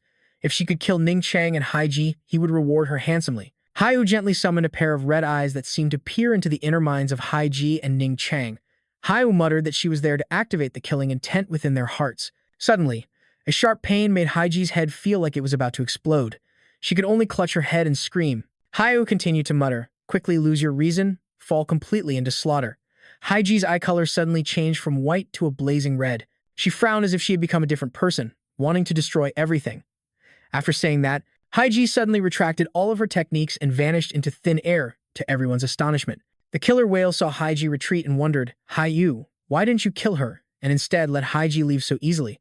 Bai Hao didn't understand what was happening either. He asked Hai Yu if she was empowering the sea forces, though he still had many questions. But Bai Hao didn't want to waste any more time here with Chen Hao's group, so he called the killer whale to charge into Chen Luo's city with him. To carry out a massacre, Chen Luo was still absorbing energy, only able to watch helplessly as Bai Hao entered the base. He grew anxious, wondering just how much longer the summoned forces of this space-time Zhao Huan could possibly dawdle. Upon entering Chen Luo's base, the killer whale and Bai Hao arrived at a place that was quite different from the rest. It seemed to be where the core members were gathered. The killer whale unleashed dark lightning, deciding this place would be the start of its slaughter. It roared in anger, calling for those inside to come out and taste its fury, to pay with their lives for its younger brother. At that moment, Dazhu rushed out to stop it, shouting that as long as he was there, the killer whale couldn't hope to achieve its goal. The killer whale, as if it had lost all reason, shot a high-voltage current straight at Dazhu, scornfully thinking that he alone could stop it. Before Dazhu could make a move, Mila rushed forward and used her guardian's power to block the killer whale's dark lightning. However, Mila's protection couldn't withstand such a powerful attack and shattered, but it was not without effect. Because the killer whale's attack had been redirected, it was so surprised its jaw dropped. Beside it, Bai Hao suddenly seemed to see something he had been searching for a long time. He frowned, staring intently at Mila, or more precisely, at the bright red glowing object on her. He said with annoyance that the supreme divine armor gemstone that Chen Luo had stolen from him was nowhere to be seen. It turned out Chen Luo had given it to her, leading him to conclude that the relationship between Mila and Chen Luo was not simple. Bai Hao wanted to kill Mila, because killing her would surely break Chen Luo's heart, but it wasn't easy to touch Mila with Ning Chang behind her. She attacked Bai Hao, warning him that if he wanted to touch Mila, he would have to get through her first. While Bai Hao was caught off guard, Ning Chang unleashed a massive wave of ice, freezing him into an ice statue. Seeing Bai Hao frozen, the killer whale wanted to lend him a hand. It fired a bolt of lightning even larger than before towards Mila. It wanted to kill her to avenge its younger brother. This lightning bolt was faster and stronger than the last, heading straight for Mila. She could only stand there stunned as if her soul had left her body. Fa Wang had to run out and shout loudly, trying to snap Mila out of it and tell her to get away. He moved to support her, but just as Fa Wang blocked the attack and before he could counter, Hai Yu used her enchanting eyes on him. Muttering a spell, a mark appeared on Fa Wang's forehead. He froze in place, his eyes glowing red as he turned and flew towards her. Mila was both startled and worried, seeing Fa Wang's change. At that moment, Ning Chang's technique could no longer hold Bai Hao. He broke free from her ice, which meant she suffered a backlash and coughed up some juice. Ning Chang lay exhausted on the ground. She hadn't expected 3 king-level opponents to appear at once. If she wanted to hold them off until Chen Luo returned, she could only use that one technique. She gathered all her remaining energy, closed her eyes in exhaustion, and activated it. The technique was Frost of Sorrow, and perhaps this was her final move. She managed to freeze the killer whale, Hai Yu, and Bai Hao. Before passing on, she silently said goodbye to her friends from the City of Light and the most special person she wanted to thank. And the one she wanted to apologize to was Chen Luo. At that moment on the coast, the present Chen Luo and the future Chen Luo finally managed to merge his energy, successfully advancing to the Emperor level. As soon as he succeeded, he immediately used Spatial Walk to enter the headquarters, cheerfully warning the sea creatures that an Emperor had arrived and their doom was now sealed. But before he could even kill a single sea creature, he saw Mila holding Ning Chang, crying uncontrollably. Her mouth never stopped calling Ning Chang's name, while Ning Chang just lay there, as if she were dead. Chen Luo, now alarmed, asked what had happened. Mila sobbed hysterically, explaining that Ning Chang had sacrificed herself to protect her. After telling Chen Luo the whole story, Mila hugged Ning Chang again, crying and blaming herself for being useless.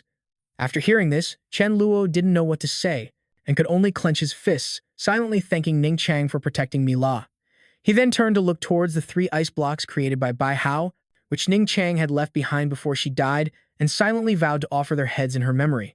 While Chen Luo was still frowning and thinking about how to deal with them, a brilliant green light from behind caught his attention. It was Mila, who was using a green light to save Ning Chang, not her usual yellow one. She channeled her energy while muttering as if hypnotized, repeating over and over that she didn't want her to die. Mila kept expending her energy like this, but to no avail. She could only helplessly plead for Ning Chang to live again. Looking at this energy, Chen Luo felt it was somewhat familiar. He guessed it might be a resurrection technique. He worried that using it so recklessly might force Mila to pay a steep price. But then he suddenly remembered that Ning Chang had sacrificed herself for Mila, so of course Mila couldn't just stand by and do nothing. But no matter how much energy or how much time Mila expended, it was all in vain. Ning Chang showed no signs of waking up. At that moment, Bai Hao broke free from Ning Chang's ice block. He was furious, exclaiming that being trapped for so long was quite impressive. However, such a delaying tactic was ultimately useless against him. He declared that everyone in Twilight City would die today. As Bai Hao was laughing maniacally, a familiar hand suddenly shot forward, aiming right for his right cheek. That hand belonged to Chen Luo, who had used void teleportation to get close to Bai Hao, delivering a slap that sent a mouthful of blood flying. Chen Luo corrected his previous statement, saying that today would be Bai Hao's judgment day, not anyone else's in Twilight City. Bai Hao was sent flying by Chen Luo's slap, spinning several times, unable to stop himself. He could only spin helplessly while spitting up blood. When he finally came to a stop, Bai Hao looked up at Chen Luo, unable to believe what he had just felt. It was unbelievable. How could Chen Luo possess such immense power? He kept denying the possibility. Bai Hao channeled energy into his fist, wanting to return the favor to Chen Luo, but the latter didn't seem to care, simply standing still and waiting for the punch. Bai Hao thought Chen Luo would be knocked out by this lightning fist of his, but even though he put his full power into it, Chen Luo blocked it with ease. The killer whale, seeing Bai Hao at a disadvantage, gathered energy and fired it towards Chen Luo, wanting to help Bai Hao defeat him. It concentrated lightning energy in its mouth, forming a massive orb. It executed its annihilation lightning blast technique, firing it at Chen Luo, but Bai Hao knew that Chen Luo could teleport instantly and easily dodge it, so the killer whale's attack would not be able to hit him easily. It was as if Chen Luo could read Bai Hao's thoughts. He guessed Bai Hao was thinking he would use instant teleportation to escape. Bai Hao's eyes widened. Bai Hao's eyes widened in surprise at being seen through, but contrary to his speculation, Chen Luo simply lifted him up to face the killer whale's world-destroying thunderstorm. This time, Chen Luo wasn't going to run. Instead, he would use Bai Hao to block the attack. He saw the attack coming towards him and wanted to dodge, but he couldn't escape Chen Luo's grip. Of course, Hai-Yu couldn't be left out of the fun. Chen Luo had already cast Void Imprisonment on her, pulling Hai-Yu towards him. Chen Luo held up Hai-Yu and Bai Hao to receive the killer whale's attack, as if offering them both as a sacrifice to avenge Ning Chang. Hai-Yu found herself restrained, not understanding why she had suddenly appeared here and was about to take the full force of the lightning ball. She struggled desperately but couldn't break free, and finally, the lightning ball struck Bai Hao's group, causing an unprecedentedly massive explosion, leaving only a piercing scream and no sight of any bodies. It seemed Hai-Yu was dead, but she had managed to use her psychic powers to escape the blast, but she couldn't escape Chen Luo's grasp. Chen Luo stomped his foot on her head, scorning her for having such weak psychic abilities. It was truly disappointing to him. Hai-Yu looked up at Chen Luo, not understanding why her psychic powers, which were effective against others, had no effect on him. Chen Luo didn't answer her. Instead, he pressed his foot down on her head until it was crushed, with blood splattering onto his face. Bai Hao watched in horror as Chen Luo took down Hai-Yu, because Hai-Yu was also king level, yet Chen Luo had killed her so easily. The killer whale witnessed Chen Luo's power and was startled by how overwhelming it was. It knew it stood no chance. The killer whale decided to turn and flee.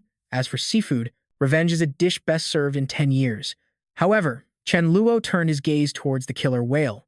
Would he let it escape so easily? He used Void Walk to appear in front of the killer whale, intending to send it to meet its brother.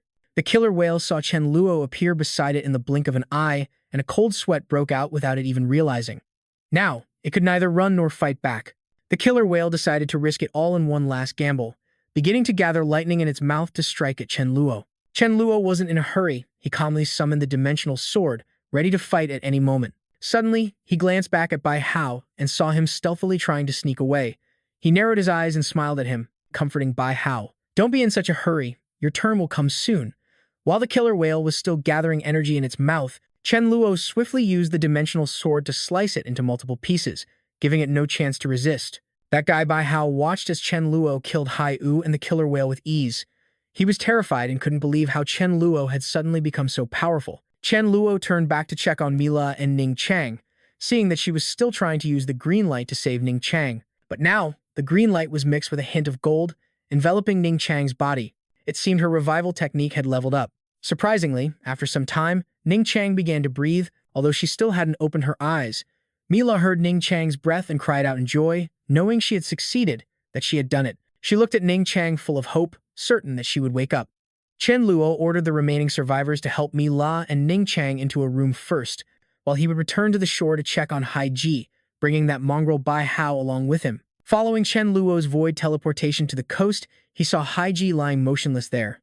He didn't know what was wrong with her, running over while loudly calling out to her. As soon as he saw Haiji, he immediately scanned her energy to check her condition and felt relieved that she had only fainted from excessive energy consumption. Next, he turned his gaze sternly toward the sea, ready to do what he had to do. He looked at the M-class sea creatures frozen in a large block of ice, planning to fully utilize their energy as part of his strategy. Previously, Chen Luo had rushed to make Haiji the sea god precisely because he wanted to subdue them. But seeing Haiji's unconscious state, Chen Luo decided to become the sea god himself. Chen Luo threw Bai Hao to the ground and repeated his words that anyone who followed Bai Hao, he would kill on sight. But it seemed everyone had treated that statement as if it were just wind, so his death was well deserved. Bai Hao, however, didn't think so. He lay on the ground, bleeding profusely, and looked up at Chen Luo, clearly seeing that Chen Luo was intentionally slaughtering the sea creatures. Suddenly, Chen Luo grabbed his head as if he had become a different person, staring intently at him and saying, "Bai Hao has usurped your divine position. You are the true sea god, or rather, the sea king. Bai Hao is just an impostor who dared to trouble you. Today, Chen Luo would sacrifice Bai Hao to the heavens." Chen Luo used void imprisonment, tossing Bai Hao straight into the sky like a chicken, not forgetting to tell the sea creatures below, look closely at what the power of a true god is. The frozen sea creatures began to panic and fear Chen Luo's power. They started to make comparisons. Bai Hao was king class, yet had no power to resist Chen Luo. On top of that, they now called to each other to look at the sky. A golden beam of light split the sky in two, illuminating the entire area. Bai Hao refused to submit, yelling at Chen Luo to stop posturing. Chen Luo just waved his hand, looking at him with disdain without saying a word. Bai Hao flew into a rage, striking directly at Chen Luo, asserting that he was the sea god. But before he could even finish forming his attack, he was struck by a blue phantom. This technique was so powerful that he had to revert to his original shark form to have any hope of resisting it. However, not only did he fail to block the attack, but his shark body was sliced in two, dying before he could even gasp. That blue phantom didn't stop after cutting through Bai Hao. It also slashed the ground, creating a massive chasm, while the pressure around it shot out scorching red sparks. After witnessing the battle, the sea creatures finally began to submit to Chen Luo, acknowledging that this was truly the power of a god. They apologized to him, clamoring for forgiveness for not recognizing their sea king and being tricked by that shark into helping him. Chen Luo just spoke in a low voice to the trembling sea creatures below, asking if they were willing to follow him now that he would be the sea king. The first one to agree to follow Chen Luo was a seal. It stepped forward to greet the Sea King and swore its eternal loyalty to him. Seeing that it was the first to step up, Chen Luo decided he would grant it power and also to shock the other sea creatures a bit more, making them easier to subdue. He decided to use time acceleration to turn this ordinary seal into a king-class being. The seal only saw a cluster of blue lightning gradually surround it, followed by waves of pain seeping into its body, reaching its brain. Its head ached to the point of bursting. It couldn't think anymore and could only scream out loud. A moment later, from a seal it had transformed into a girl with a stunningly curvy figure, and she looked up at Chen Luo. She could feel a power just like the black killer whale, and she knew she had reached a level equivalent to king tier, overjoyed and wanting to flatter Chen Luo. The seal bowed down and kissed the tip of his shoe, calling Chen Luo Lord Sea King and repeatedly calling him a god. She had truly submitted to him. Ignoring the seal's flattery, Chen Luo turned his gaze toward the other sea creatures that remained. Chen Luo guaranteed that if they followed him for 1 year, they could obtain this kind of power, but he sneered inwardly. After all, they were a bunch of M-class creatures, so even if he didn't accelerate time after 1 year, these sea creatures would basically reach king tier anyway. The moment he finished speaking, the entire group knelt down on the surface of the sea, shouting out 4 words, "We greet the Sea King." Just then, the loud cry of a golden rock caught the attention of Chen Luo. He saw it was flying in the direction of the base. The golden rock wouldn't cry like that for no reason. So, he decided to quickly wrap things up here, then return to the base to see what was happening. Chapter 168, at the headquarters, specifically in the golden rock straw nest, 2 golden rock eggs had hatched. Emerging from the eggs were 2 baby golden rock chicks, crying loudly for their mother. As soon as Chen Luo returned to headquarters, he ran in the golden rock's direction and witnessed the 2 baby golden rock chicks hatching like 2 chickens. He couldn't help but squint and smile, as this was a happy occasion for the headquarters. Chen Luo looked at these 2 little ones, and then he negotiated with the golden rock, saying he had a way to make them grow up fast. If the mother golden rock wanted, he would do it right now. Seeing the mother golden rock agree, he used void walk and told it to follow him, conveniently picking up the 2 small golden rock chicks like 2 golden chickens. After all, making the little golden rocks grow up in the blink of an eye was a top-tier skill, and he had to show it off in front of everyone. Chen Luo brought the 2 golden rock chicks to where the sea creatures were, introducing the golden rock as his mount, which had served him well, so he was preparing to reward it. He told the sea creatures to watch carefully as he was about to make its children grow up rapidly. Of course, the idea of growing up so quickly was absurd, and the sea creatures still couldn't understand what Chen Luo meant. Although they didn't understand, they didn't dare to object or ask questions, merely remaining silent and watched him. Chen Luo placed the two golden rock chicks in front of him and used time acceleration to channel power into them. The two golden rock chicks just sat there blankly, watching Chen Luo work his magic without the slightest bit of resistance. Surprisingly, in just a short amount of time, the two golden rock chicks transformed into two giant golden rocks with sleek golden feathers. The sea creatures were stunned by this supernatural event. They couldn't believe their eyes, constantly staring at the two golden rocks. If they weren't dreaming, then Chen Luo's ability was simply too powerful. Feeling that the demonstration was over, Chen Luo casually ordered the mother golden rock to take her children back home. At this point, the seahorse became flustered and spoke up, asking Chen Luo that it also had a child and wondered if he could help its child grow bigger too.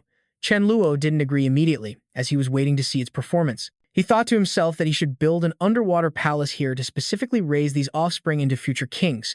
After securing the loyalty of the sea creatures, Chen Luo sent them away, telling them to wait for him for 1 month. Bring the females from the coast. If you have their young in your hands, they will think twice later, even if they intend to disobey. After settling everything, Chen Luo used Void Walk to return to the base, feeling very cheerful. His good mood didn't last long before his heart suddenly ached sharply, making him unable to use Void Walk. His vision blurred, and he couldn't see clearly ahead. Ultimately, Chen Luo decided to land in the forest, where he threw up a mouthful of blood. His body staggered, and his face was pale from the loss of essence. Chen Luo could feel the power he borrowed from the Emperor level had vanished, and his crystal felt like it was about to shatter. Right now, all he could do was clutch his chest and regulate his breathing helplessly. Chen Luo staggered toward the base, realizing it seemed only when he reached the king level could he easily use the fusion ability without having to pay a price. A few days later, on a nondescript day, Chen Luo and Mila finally had some downtime, the two of them, like the Condor heroes, sitting on Dajin and enjoying the breeze. Mila was observing the surroundings when she suddenly looked down and saw a pitch-black patch, but she didn't know what it was. Chen Luo also looked down. He saw a swarm of black creatures with rather long tails and large red eyes, like they were mutants. He was certain they were rats.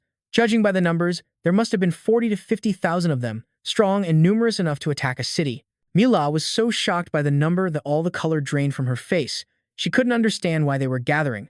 Chen Luo, of course, didn't know either, but they were still 700 to 800 miles from Ziguang City, so he wasn't concerned. Hearing this, Mila felt as if she had taken a tranquilizer and was no longer worried. After flying a bit further, Mila and Chen Luo discovered a swarm of flying ants, all gathered into a massive army, and he had a bad feeling about this. Because while the rat swarm was a surprise, it was one he could have anticipated. But for both types of creatures to mobilize on such a massive scale was something he couldn't have predicted. Something must have happened. Chen Luo and Mila decided to head back to the base first. With such an unpredictable phenomenon, they had to quickly warn the other members to prepare and be on high alert. That night, Chen Guang reported to Chen Luo that 50 miles out, a large number of moles and giant ants had been spotted, and they would likely reach Ziguang City in over an hour. Chen Luo didn't expect that they would actually charge Ziguang City. Although he didn't know the reason, it didn't matter. He would treat this as a test for the members of the headquarters. Chen Luo ordered Chen Guang to gather all the members and prepare for battle. An hour later, after all the members in the city had assembled, Chen Luo announced that this time he would not be taking part. Everyone would have to rely on themselves. Chen Luo pointed toward the swarms of rats and ants. He didn't care what methods they used. They just had to stop them, even if it meant dying. Everyone roared a slogan, vowing they would succeed and not let the rats and ants get a single inch inside the city. Feeling that wasn't enough, Chen Luo continued. If they failed, the food stored in the base and the crops being grown would all be gone. From then on, everyone would have to hunt rats for food. All the people shouted, "Protect the food, protect the base," and charged forward together to fight them. The swarms of rats and ants surged forward as if seeking a life-or-death battle with Ziguang City. Everyone bolstered their spirits, ready for the fight. The scene of the battle was utter chaos, with only flashes of fire and ice attacks seen heading toward the mutated rats, sending them flying everywhere, torn to pieces and scattered about. Up in the sky, the winged ants were struggling against a fierce gale, which pulled them into a vortex, their wings and legs torn off and scattered. For the rats that had climbed onto the cliff, continuous lightning bolts struck at them, preventing them from climbing any higher or even surviving. Just then, the leader rat seemed to discover something. It turned back and called for its underlings to follow it. It turned out there was a cave deep underground, and the rats swarmed down into it. The cries of Chen Luo's army echoed everywhere, They were already struggling with threats from the sky and the ground, and now they had to face enemies from deep underground. They began to feel overwhelmed, nearly exhausted at this point. They needed someone with an area of effect attack to stop the rat swarm. An ice-type user, a girl named Shu Yun, stepped forward. She unleashed a blizzard on the flying ants, trapping them in a vortex where they couldn't struggle or escape the eye of the storm. However, when she tried to press the attack and wipe them out completely, a protective layer formed around the flying ants. Her blizzard technique was fundamentally unable to break through. Shu Yun quickly ordered the level 7 members to prepare their strongest skills, while the others would combine forces to attack the ants' energy shield and try to defeat them. But the flying ants weren't useless either. They could launch psychic attacks. Every ant was launching attacks towards Chen Luo's soldiers. Shu Yun realized this when she saw someone collapse from an ant's psychic attack. She warned the others to be careful because they could attack psychically and to focus on providing her with cover.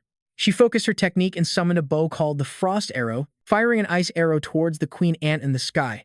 The queen ant saw the ice arrow flying towards it, but before it could use its psychic power to block it, the arrow was already upon it. It could only stand there, stunned and motionless. Everyone saw the queen ant sealed in a block of ice and breathed a sigh of relief. At that moment, Shu Yun quickly ordered everyone to leave the city with the urgent mission of killing that queen ant.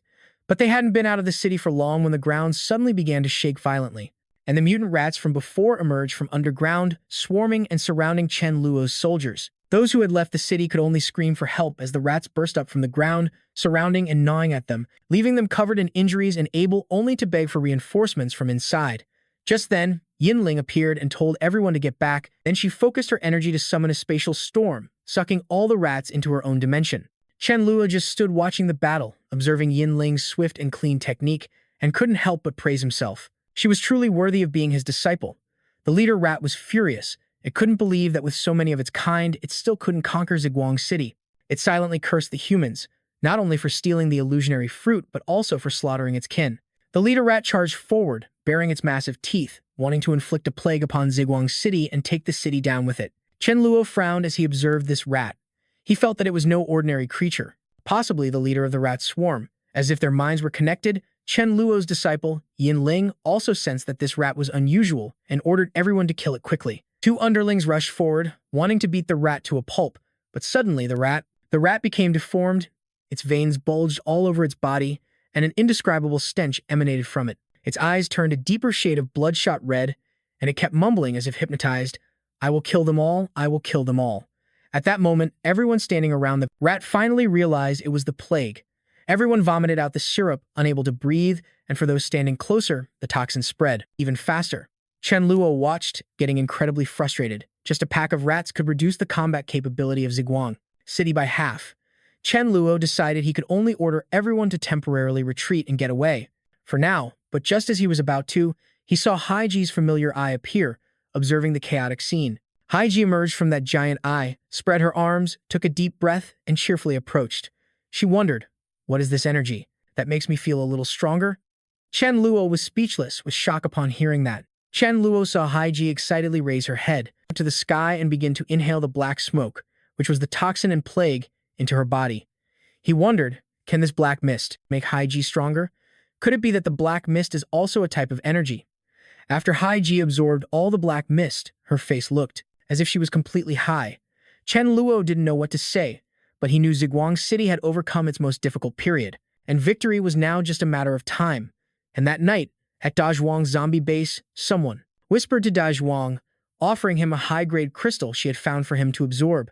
Then, once Da Zhuang became stronger, they would have a chance to go to Ziguang City and regain their honor. Da Zhuang was bewildered and thought he had gone through so much trouble to find a wife, yet all day she thought about attacking Chen Luo. Da Zhuang had no choice but to first calm Jingju down, advising her 1,000 times not to act alone.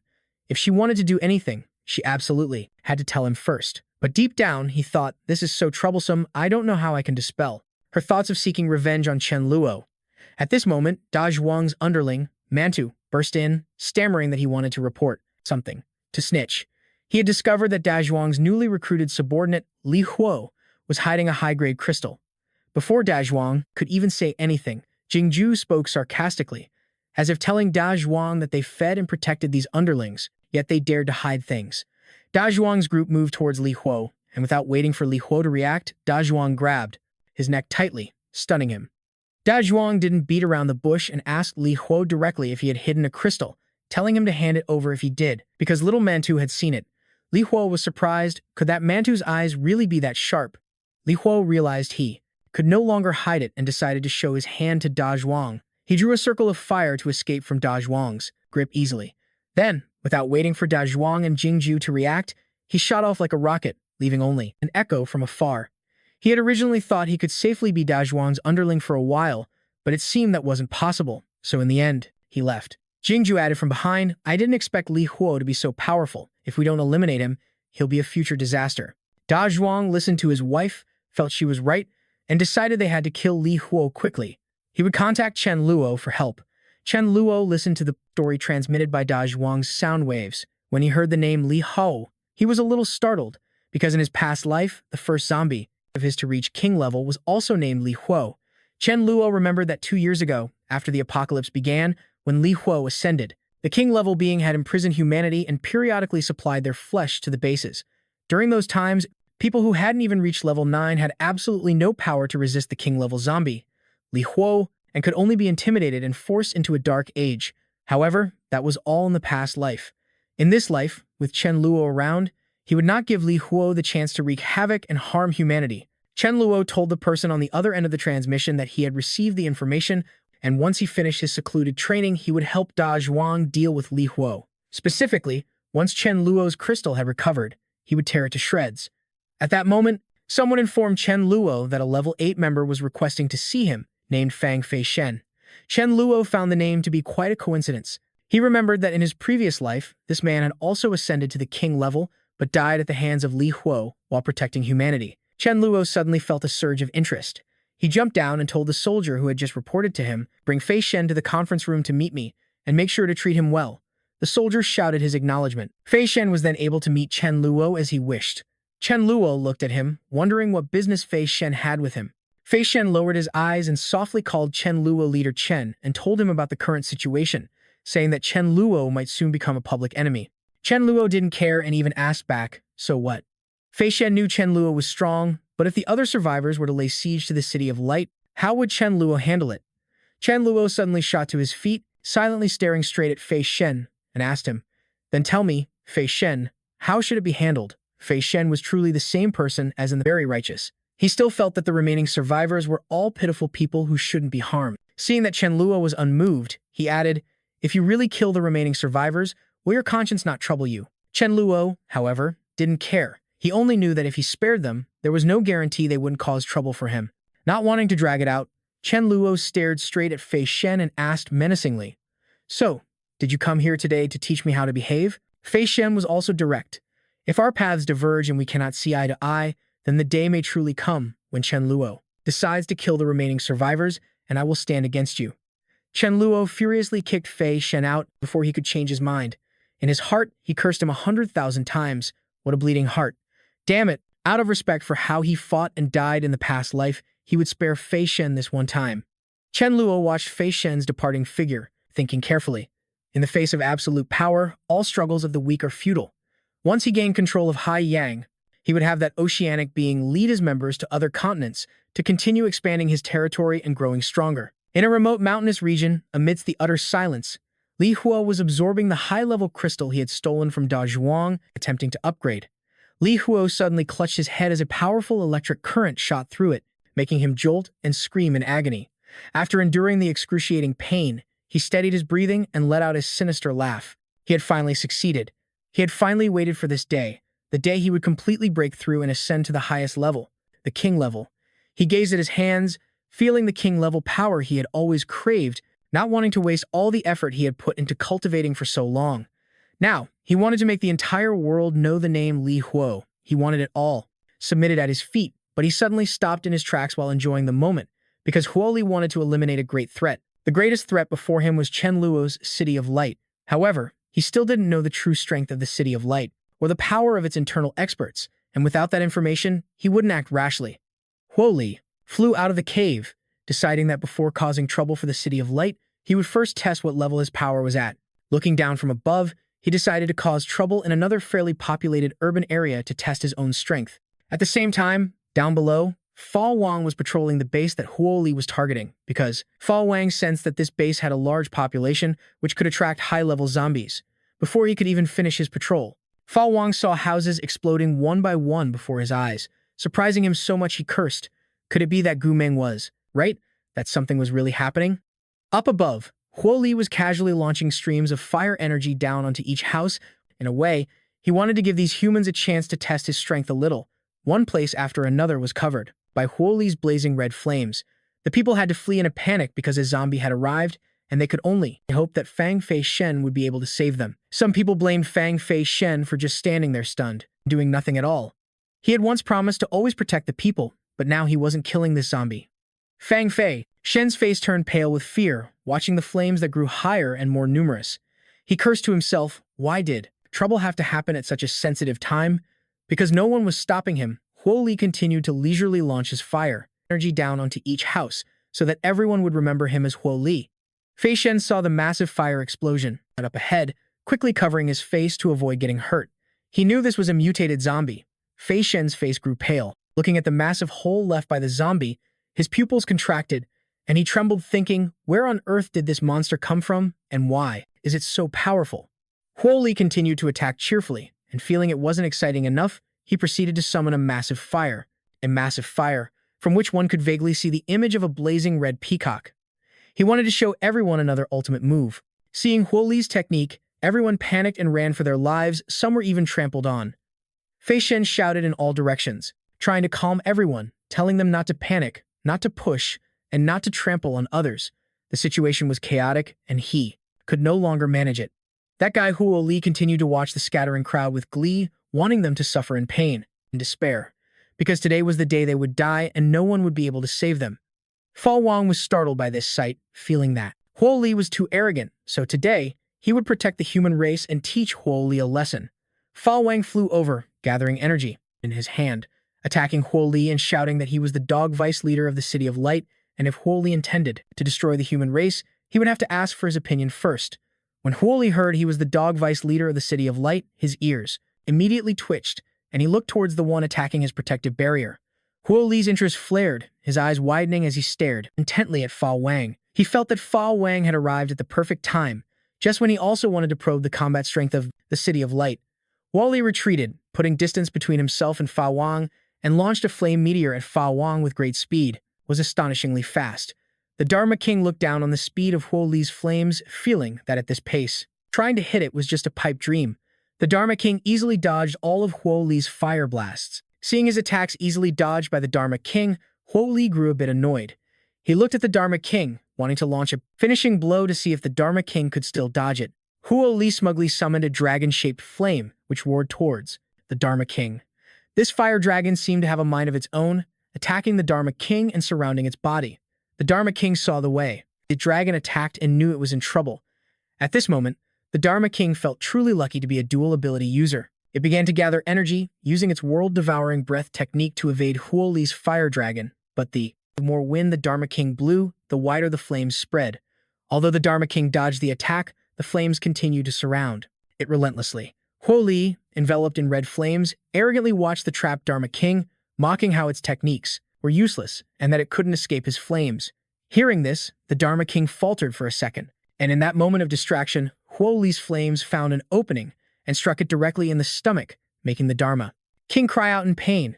Before the first hit could even register, a second one followed, with the flames forming a vortex and continuing to strike the Dharma King directly. Only then did it belatedly realize it had carelessly underestimated its enemy.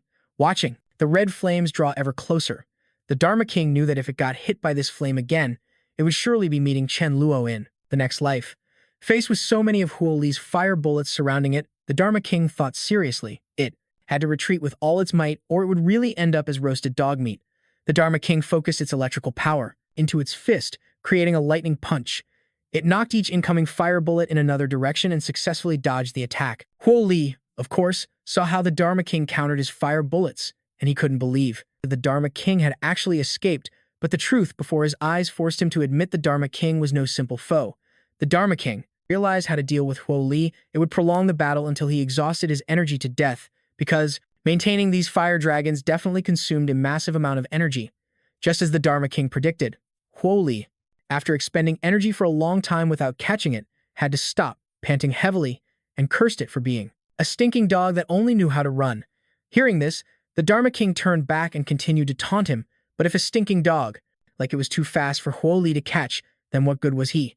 After a while, Huo Li also realized that the Dharma King wanted to drain his stamina, so he stopped attacking it. Looking at its retreating back, Huo Li thought he had no way to take down the Dharma King. But if the Dharma King wanted to protect humans, then he would have a way to make the Dharma King not dare to run away. He didn't believe everyone in the City of Dawn was as powerful as the Dharma King, so he decided to capture someone to see if the Dharma King would still turn a blind eye and run away alone. Huo Li leaped down from the sky, landing in front of Fei Chen. He gripped Fei Chen's neck tightly, pulling him closer, and interrogated him about the base of the City of Dawn. If he let him there, he would spare Fei Chen's life. Fei Chen gritted his teeth in pain, though, so he still answered that he didn't know, because in Fei Chen's mind, if Huo Li found the location of the City of Radiance, many more innocent people would have to die. Seeing that Fei Chen refused to talk, he grabbed him by the neck and lifted him into the air, then unleashed a flame that engulfed Fei Chen, causing him to scream in agony from the burning. Despite being threatened, despite being burned, Fei Chen still gritted his teeth and said nothing. He just kept repeating that he didn't know, even as the flames scorched him, because Fei Chen didn't want to do something so conscienceless.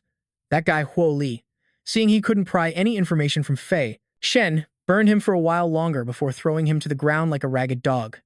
Fei Chen felt exhausted, thinking to himself that death would be a release for him. The Dharma King was running leisurely when it noticed Huo Li was no longer chasing it, so it had to turn back and continue to taunt him, mocking him for not giving chase anymore. It was as if Huo Li's pride had been struck. He suddenly tensed up and let out a shout, a pale red ring of fire enveloping him. But nothing special happened. Huo Li collapsed as if out of energy, looking up at the Dharma King. It didn't know what Huo Li was hiding in his gourd, so it kept a safe distance and continued to provoke him to come closer, to keep chasing it. Huo Li went crazy. He screamed, calling the Dharma King a stinking dog, saying the Dharma King had forced his hand. At that moment, streams of red fire erupted from the ground like geysers, attacking towards the Dharma King. The Dharma King struggled to dodge each wave of the fire formation, not understanding why the speed of this guy Huo Li's attacks had suddenly increased so dramatically. While the Dharma King was still focused on thinking and finding a way to catch this madman down below, Huo Li had already matched the Dharma King's speed, grabbing its leg and intending to use the fire formation to burn the Dharma King in midair. A lightning user and a fire user struggled against each other. The fire user wanted to finish off the fire user, Dharma King, in one blow. But when the Dharma King saw the attack he was about to use, it was startled with fear, because if this move really landed, it would be crippled, if not dead. For its own life, the Dharma King gathered all its remaining lightning energy to block this attack from Huo Li. A purple lightning aura surrounded the Dharma King, the electric shock, so painful that it forced Huo Li to let go of the Dharma King's leg. He was terrified and wanted to land gently and retreat because he suddenly felt this was a bad omen, but there was no escape. The Dharma King used its heavenly thunder skill to attack, and Huo Li could only use his flame shield to defend himself. As they both finished their moves, a massive, thick bolt of lightning struck directly down upon the fire element protective circle.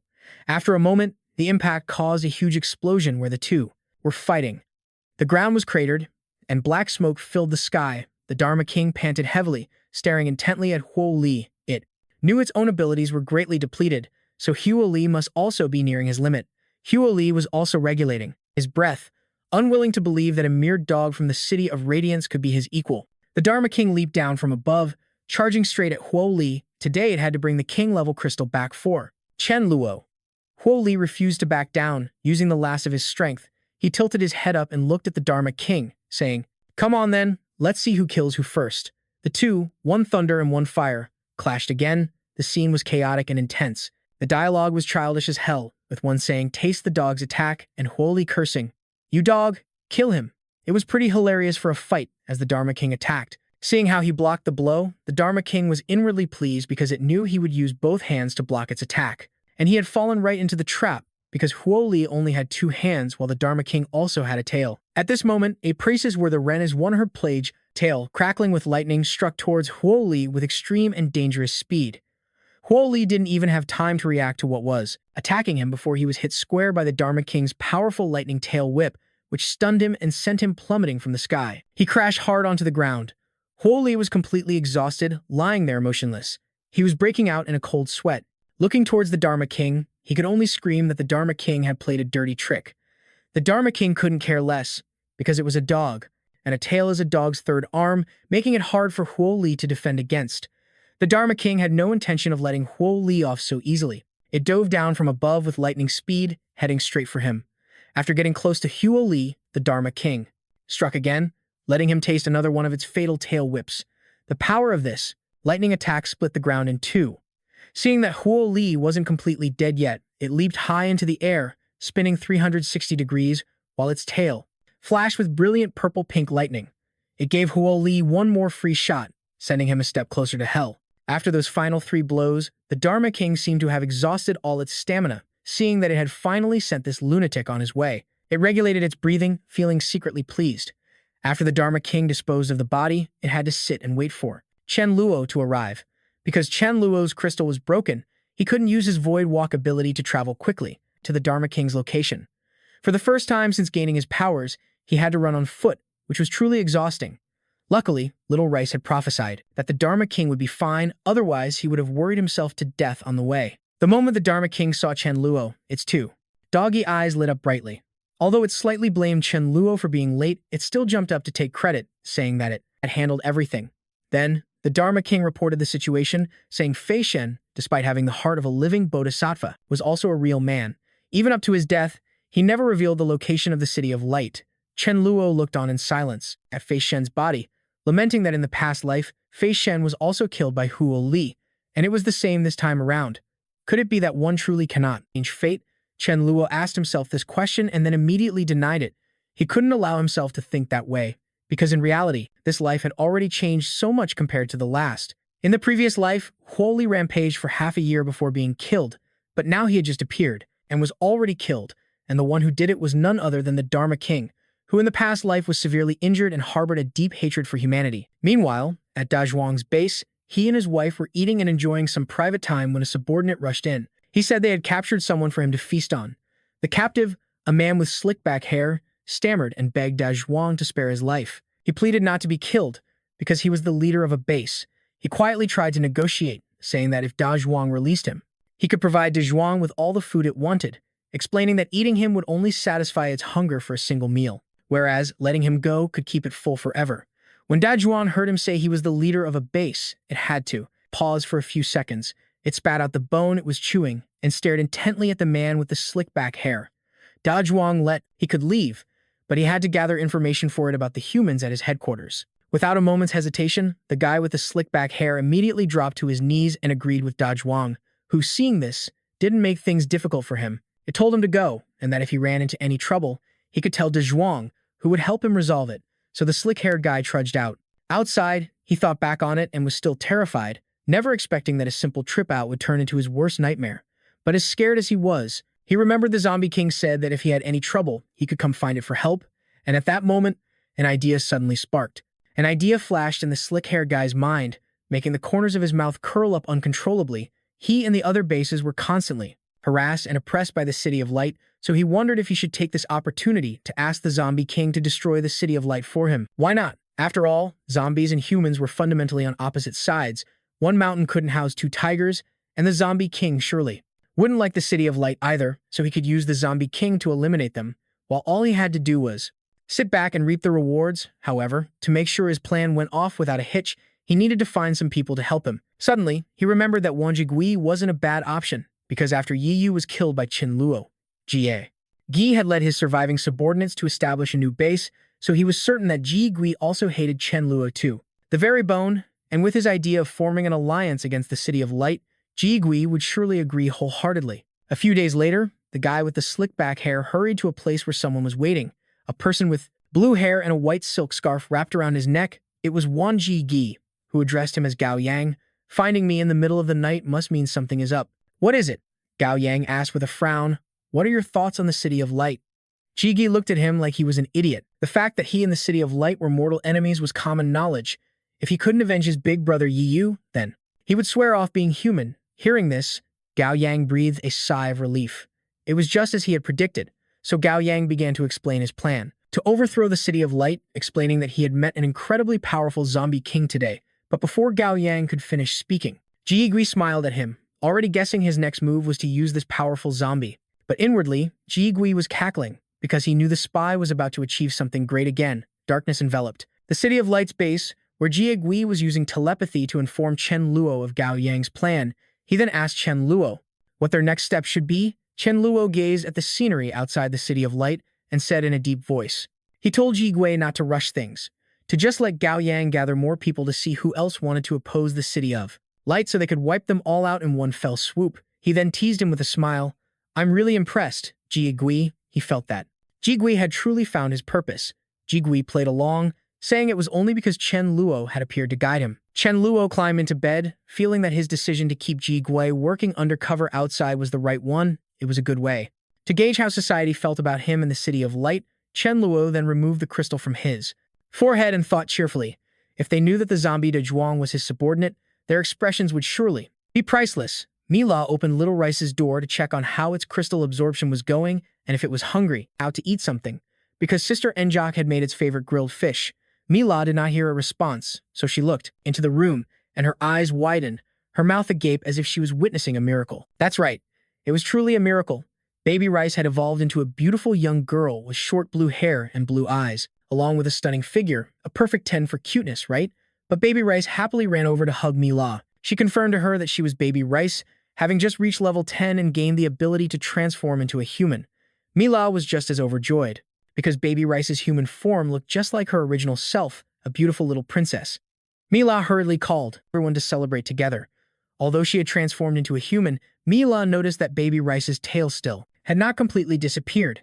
She voiced her question, and the little one looked at her tail, also not knowing why it hadn't vanished.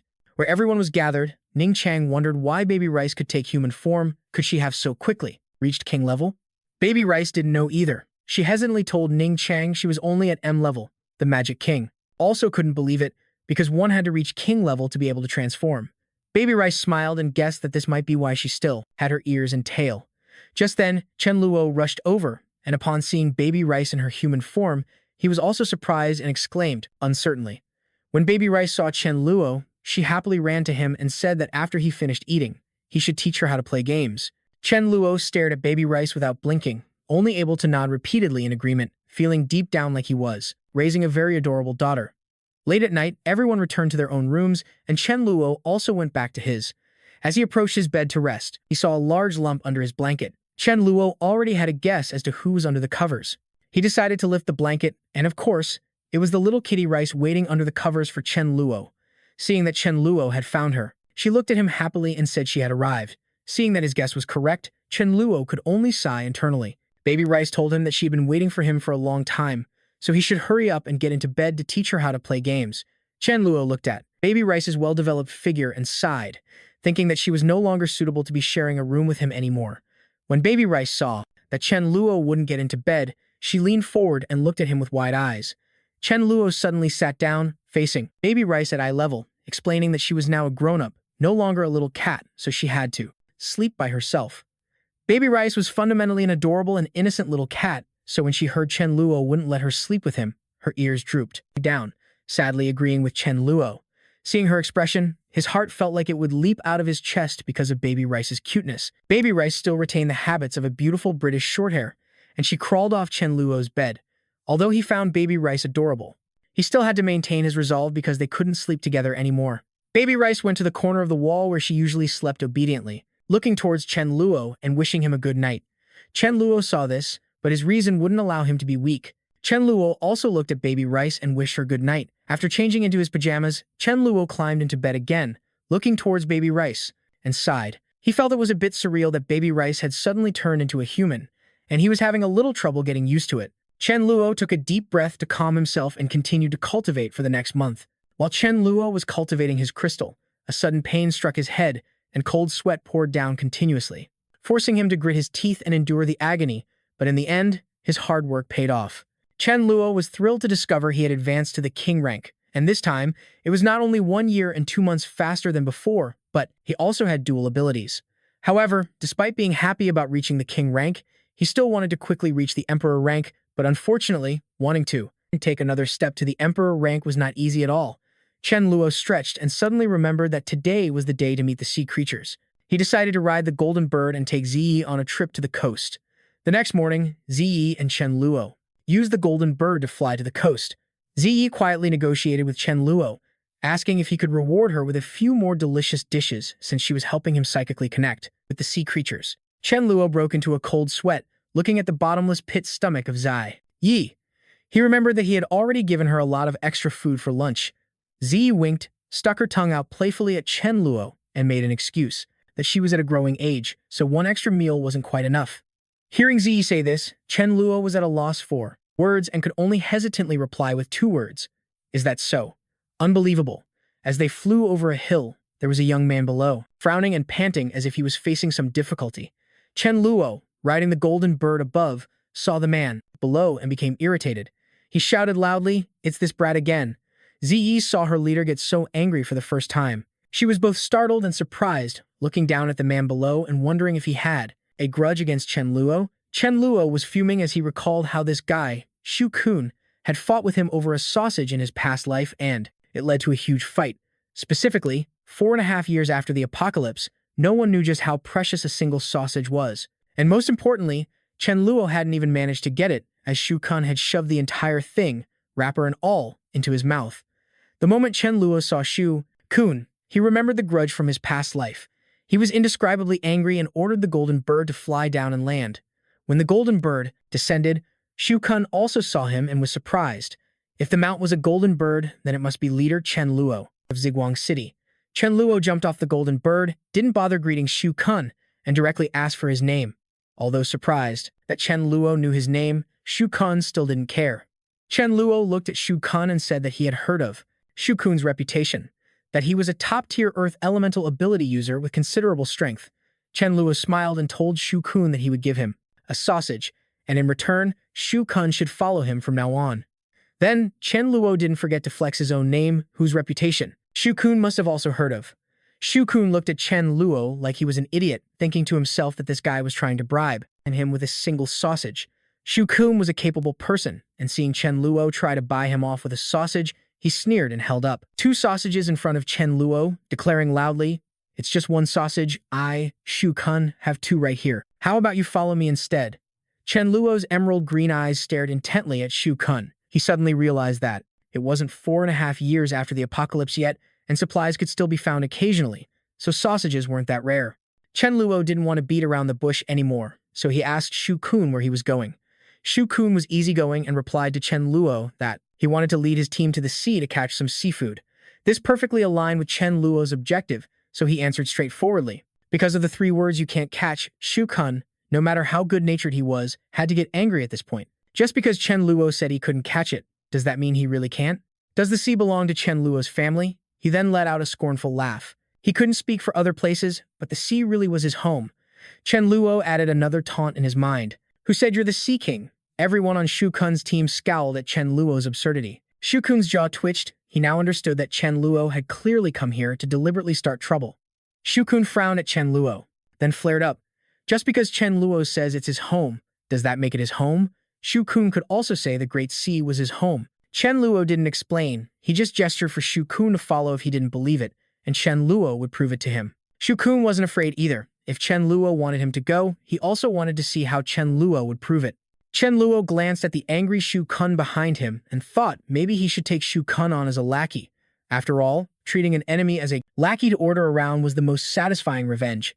Just then, a group of people ran from the sea towards the shore, and they saw Chen Luo and Shu Kun's group, telling them not to come over and to run away quickly because there was a monster behind them. Chen Luo and Shu Kun saw the crowd of people hastily fleeing and were slightly startled. Among them, one person stumbled and fell in front of Chen Luo. He kept muttering, "A monster! There's a monster! It chased us all the way here." That monster was terrifying. Chen Luo looked at him with a puzzled expression. Where's the monster? At that moment, a girl in Shu Kun's group also sensed a powerful aura ahead. There was a truly strong monster, so strong it was terrifying. She suggested to Shu Kun that they retreat quickly. Hearing this, Shu Kun frowned with worry. To protect everyone's safety, he agreed. Suddenly, a hand gripped Shu's hand tightly, preventing him from retreating, gripping so hard that Shu Kun could feel the pain. At this point, Shu Kun's team was about to turn and leave when they saw Chen Luo gripping Shu Kun's hand, saying in an arrogant tone, With you here, what are they afraid of? Just then, the monster everyone feared charged forward. Its eyes were completely white, and it had the form of a young girl with black hair. It laughed maniacally as it chased after people. Chen Luo recognized this monster because this was Gu, the seal he had enchanted. He saw Shu Kun's confusion, but still didn't let go of his hand. Shu Kun urged Chen Luo to stop bluffing and run, because this was definitely a monster. At that moment, Gu flew high into the air and unleashed a massive electrical discharge that covered the surrounding area, wanting to kill everyone, but Chen Luo from below watched it wreaking havoc, then growled its name, Gu, who gave you permission to act so insolently before me? Shu Kun, standing beside him, was shocked. The word shocked couldn't even begin to describe his feelings right now. Shu Kun looked at him as if he were an alien, unable to believe Chen Luo. That powerful monster just now was Go, but Go seemed to have lost all reason. It just kept laughing and discharging electricity, randomly, while muttering, kill, kill, kill. I want to kill them all. Down below, Chen Luo was so embarrassed he could die. If he had pants, he'd want to pull them over his head. Shu Kun's entire team behind them watched Chen Luo's posturing and broke out in a cold sweat, but inwardly, they were silently cursing Chen Luo. Just keep showing off. Chen Luo didn't need mind reading to know what they were thinking, which made him even more annoyed with Gao. Chen Luo cursed Gu under his breath. You damn dog. It had clearly killed so many people that it had completely lost its mind, treating his words like a passing breeze. Since it had lost all face, it had to come crawling over. Chen Luo used his energy to pull Gu towards him, causing Shu Kun, who was standing nearby, to jump in shock, not understanding why the monster suddenly charged at him. When Gu was brought before Chen Luo, its sanity finally returned. It saw that its great king was in front of it, and it jolted, as if waking from a delirium. It quickly bowed down, prostrating itself at Chen Luo's feet, calling him the Sea King, to the astonishment of Shu Kun's group. But Chen Luo didn't let it off just because of its submission. He lifted his foot and kicked it, sending Gu flying into the distance. It had no time to defend itself and could only take the full force of Chen Luo's kick, letting out a useless cry. Afterwards, Gu once again prostrated itself at Chen Luo's feet, showing its loyalty, not knowing what mistake it had made. Chen Luo simply told Gu that it had lost its mind, that he had just called for it, but it dared to ignore him. Gu's face paled upon hearing Chen Luo's accusation. It couldn't believe that it had clashed with Chen Luo while it was out of its mind.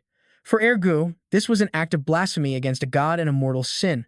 Gu remained kneeling at Chen Luo's feet and began to slap its own face with its hands, while endlessly apologizing to Chen Luo, begging for forgiveness for its momentary lapse in sanity. Gu went from slapping itself to kowtowing repeatedly, hoping Chen Luo would forgive it. Shu Kun watched this scene from behind, utterly astonished. Shu Kun couldn't believe his eyes. A monster as powerful as Gu was acting as meek as a dog in front of Chen Luo. Just how powerful must Chen Luo's abilities be to command such loyalty? Shu Kun instinctively bit his nails, his eyes fixed on Chen Luo as he broke out in a cold sweat. He didn't understand what Gu meant by calling Chen Luo the Sea King. Could it be, as he suspected, that Chen Luo used the tactics of a scumbag to seduce this monster into willingly becoming his servant? Chen Luo didn't rush to punish Gao. He just grimly ordered it to gather at the seashore first, and he would pass judgment later. Terrified, Gu fled, not forgetting to say yes to Chen Luo. After Gu left, Chen Luo continued to lead Shu Kun's group towards the beach, deep in thought. He had previously wanted to give Gu's crystal core to Mi Ling, but it wasn't the right size. Now that it has lost control and killed many people, this was truly a godsend excuse. The sea creatures had already gathered at the beach, just waiting for Chen Luo to arrive. When they caught a glimpse of Chen Luo's figure, they shouted in unison, "The Sea King has arrived," and called for everyone to come and pay their respects to Lord Sea King. Seeing the grand arrangement they had prepared made Chen Luo quite pleased, as it gave him a lot of face. Meanwhile, Shu Kun was so stunned he was speechless.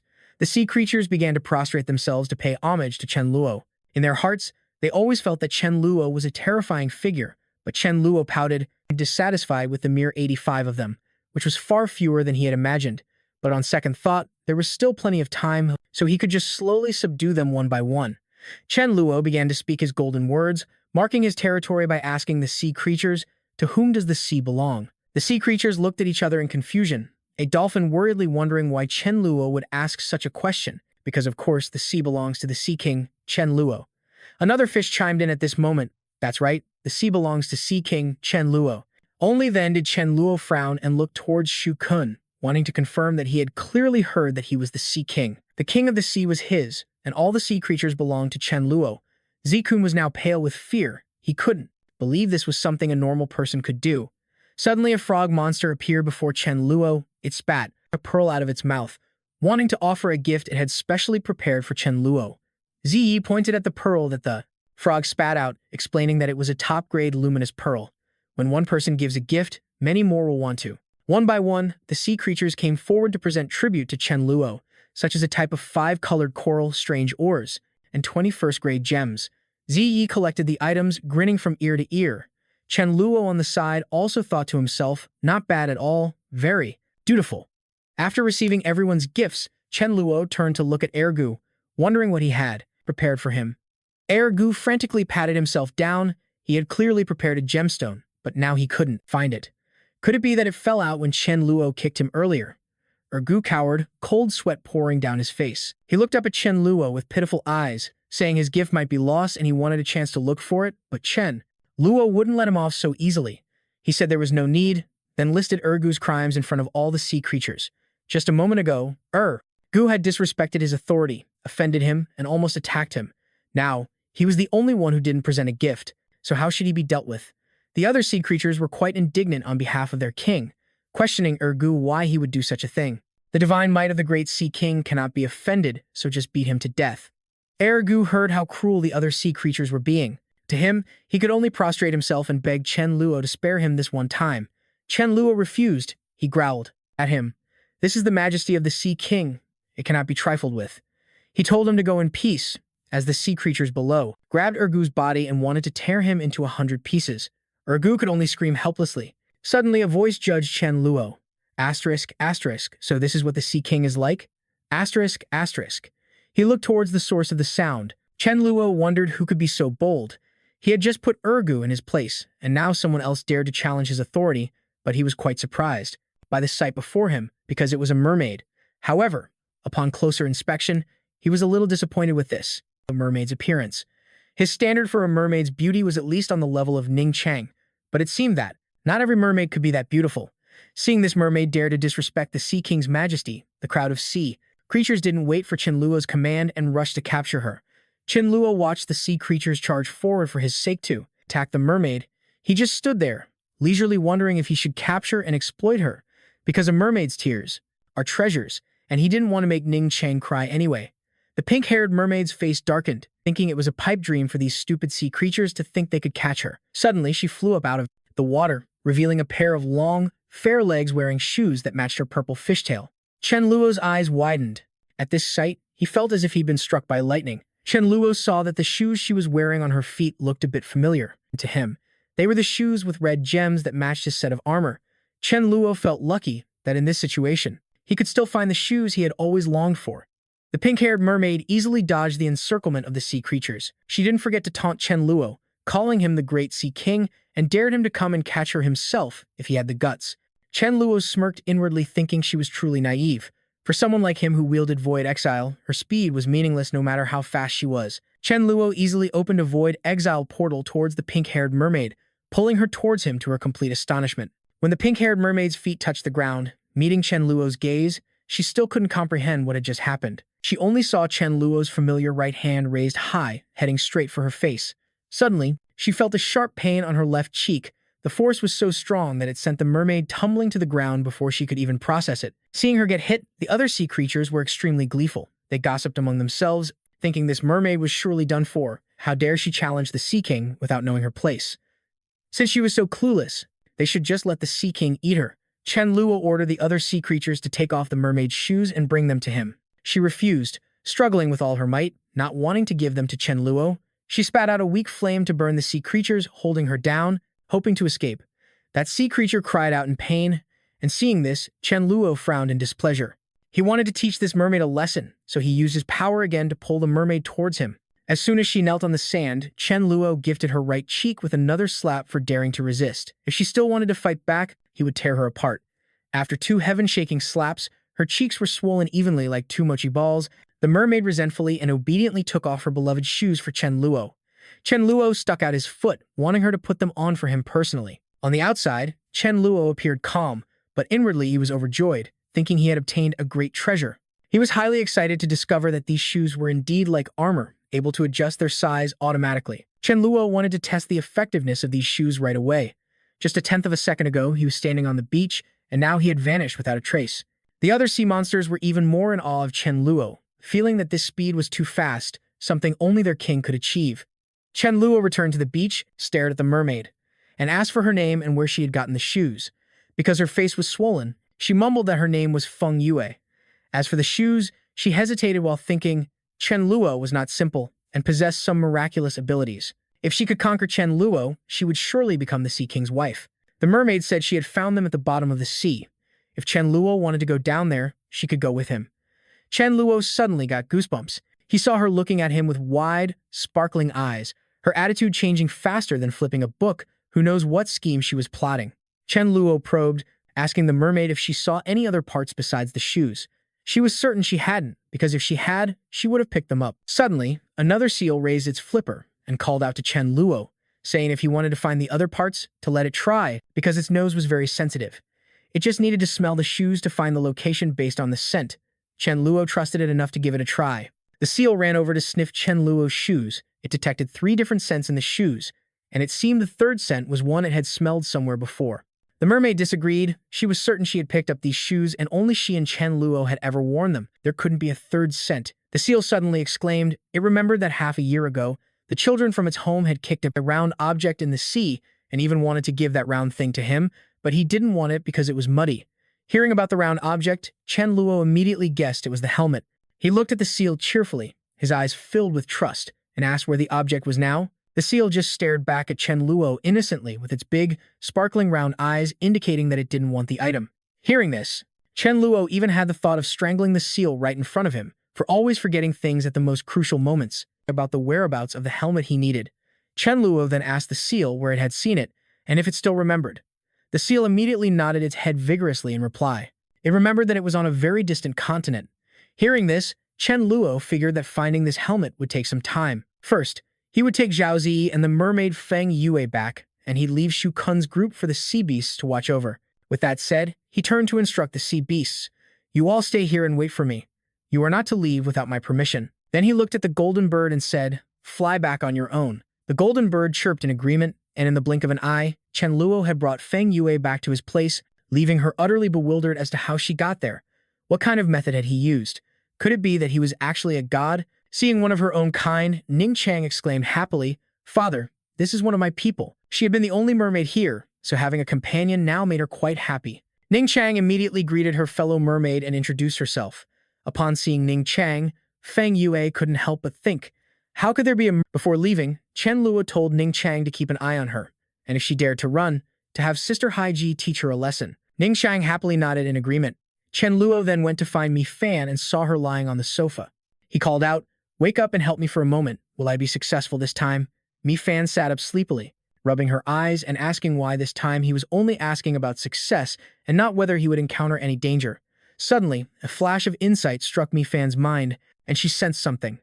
Looking at Chen Luo, Mi Fan said that he was about to reach a turning point in his destiny. Chen Luo immediately wondered what a turning point of destiny meant. He must have been curious about where his fate would ultimately lead. With an innocent expression, Mi Fan continued to explain that the task he was about to undertake would have an enormous impact on him and could even affect many other people. Mi Fan's answer made Chen Luo a bit pensive, wondering if the impact would be good or bad. However, Mi Fan didn't know whether it was for better or worse, her tail wagging playfully. As for Chen Luo, he stood there with a happy smile. Mi Fan, who had recently gained her human form, sat beside him looking adorable while Chen Luo sat lost in thought. So, finding the helmet and the other armor pieces would cause a massive impact. Thinking it over, this suit of armor was truly abnormally powerful. He wondered if the cause of the apocalypse was somehow related to this suit of armor. Perhaps after assembling the full suit, he could uncover the reason for the world's end. At that moment, he turned to Mi Fan and asked, So, will anything happen to me? The little cat girl replied, No. For the next 1 month, you won't face any danger. As if by habit, Chen Luo beamed and affectionately patted Mi Fan's head. I got it. He thought to himself, if there's no immediate danger, there's no need to overthink it. He should just go find it. In another blink of an eye, Chen Luo appeared before the sea beasts and turned to the seal, asking, The continent you just mentioned, where is it? How far away? The seal, obediently and honestly replied that it was to the west. If I swam at full speed without stopping, it would probably take 3 days, and based on that speed, Chen Luo calculated that the place must be north my continent. With that, Chen Luo grabbed the seal, lifted it up, and dragged it away. "You're coming with me for a trip," and began to speed up. In just half a day, the two of them, one person and one seal, appeared on the shores of North my continent. The seal was utterly terrified. They had arrived in just half a day. "You truly live up to your name, Lord Sea King." The seal pointed into the distance where a group of people was standing. "Lord Sea King, it's right over there." Chen Luo also followed the seal's gaze towards the crowd. "I forgot the exact location, but I've spotted that round helmet." In front of Chen Luo, the group of people was confused about what was happening, saying to each other, "What the heck?" Chen Luo pointed and ordered the seal, "Find it now. Even if you have to dig 3 feet deep, you have to find it for me." The seal raised its flippers with a cheerful face. "As you command, Lord Sea King." Accepting the order, the seal turned to the sea and said, "Where are you guys? Stop hiding and come help me search." Immediately, a large number of seals rushed in from the coastline. Seeing this, Chen Luo was also momentarily startled. Chen Luo continued to instruct, "The helmet might be buried in the sand due to the high tide. Don't just search on the surface, dig it up for me." The seal raised a flipper. "As you command." Watching the seals dig around, Chen Luo found this scene somewhat familiar. It turned out this scene was exactly like when those monsters descended, and they also dug 3 feet deep, as if they were searching for something. He was startled. Could it be that they're just like me, searching for the armor? It was very likely. Chen Luo started to compare his own thoughts with those of the monsters. Previously, he was worried that survivors would hinder his search, so he cleared the scene. Could it be that the monsters were also afraid that humans would get their hands on something, so they chose to annihilate humanity? He remembered when he had buried himself, those monsters were still searching relentlessly. Furthermore, he didn't know where those monsters had come from in the first place. While lost in thought, the seals shouted, "We found it! We found it!" Chen Luo rushed over. This smell was identical to the one in the scout's shoes. Holding the helmet, Chen Luo took it to the sea to wash it. With the helmet in his hands, he suddenly wondered why there was a hole in this helmet. It looked like it was shattered by an attack. Could it be that the previous owner of this armor was killed by some creature that smashed his helmet? If so, where was his body now? A series of questions popped into Chen Luo's mind, all without answers. He recalled that in his past life, all the ocean creatures had swallowed some kind of mysterious flesh, which caused them to transform. Could the flesh they ate have been the owner of the armor? He reasoned further. So perhaps this person was shattered into countless pieces that fell into the sea, and with their leftover flesh, they caused the sea beasts to advance to the king level and even allowed Bai Hao to break through to the emperor level. Looking at the helmet in front of him, he suddenly remembered that the center of the chest plate also had a red wood gem just like this one. Suddenly, the gem began to glow, emitting an incredibly dazzling green light. Countless strange words appeared in Chen Luo's mind, and he was shocked. This was the language of those monsters that he had heard in his past life. The helmet continued to emit the sounds of that strange language, making him feel like he wanted to open Pandora's box. At the same time, inside the Shu Guangming base, Mi Fan dropped the fish she was holding. Mi La, who was next to her, asked, "What's wrong?" It turned out Mi Fan had sensed something in the future. A disaster would strike soon. Pink streams of light appeared around Mi Fan, and she began her calculations. She was trying to figure out how long it would be until the disaster struck, reminding everyone not to disturb her while she made her calculations. Chen Luo couldn't believe this black gemstone also had a communication function, and he wondered if the monsters could use it to locate them. If that was the case, it would be extremely dangerous. Wouldn't that mean he had personally opened Pandora's box? He recalled his past life when the monsters only began to descend 5 years after the apocalypse. He speculated that maybe it was because someone had found the helmet and the gemstone, leading the monsters to them. This made him a little worried. Indeed, many dangers were on the horizon. Jumping ashore, he thought to himself that it was fine, they would face whatever came their way. After all, in his past life, the monsters had arrived in waves from weak to strong, so they could be dealt with gradually. At the moment, crystals were scarce, and resources were also lacking. If one came, they'd kill one. If a pair came, they'd kill the pair, which would just mean more resources for cultivation. 10 minutes later, a message came through on the shore. "Leader, you need to come back. Mi Fan is looking for you." Chen Luo wondered. Could Mi Fan have made a new discovery? Stomping his foot, Chen Luo instructed the seals and other sea beasts before he left. "Continue to wait for me here." They all answered in unison, obeying his command. Chen Luo quickly returned to the base. He found Mi Fan and asked, "Did you discover anything?"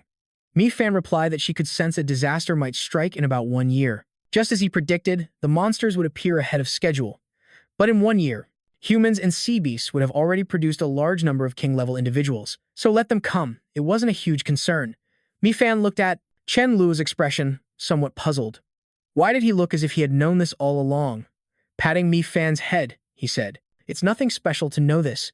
You are a great demon king, but I am the great demon king of time and space." Besides, he now had mastered the powers of time and space. Chen Luo sat there with a smile. Let the monsters come. This time, he would make sure not to run away and would deal with them decisively. Mi Fan, who had just taken human form, still hadn't gotten rid of her old habits. She turned to Chen Luo and said, "Great Demon King, it's good that you have a plan, but that mermaid you just brought back isn't being honest.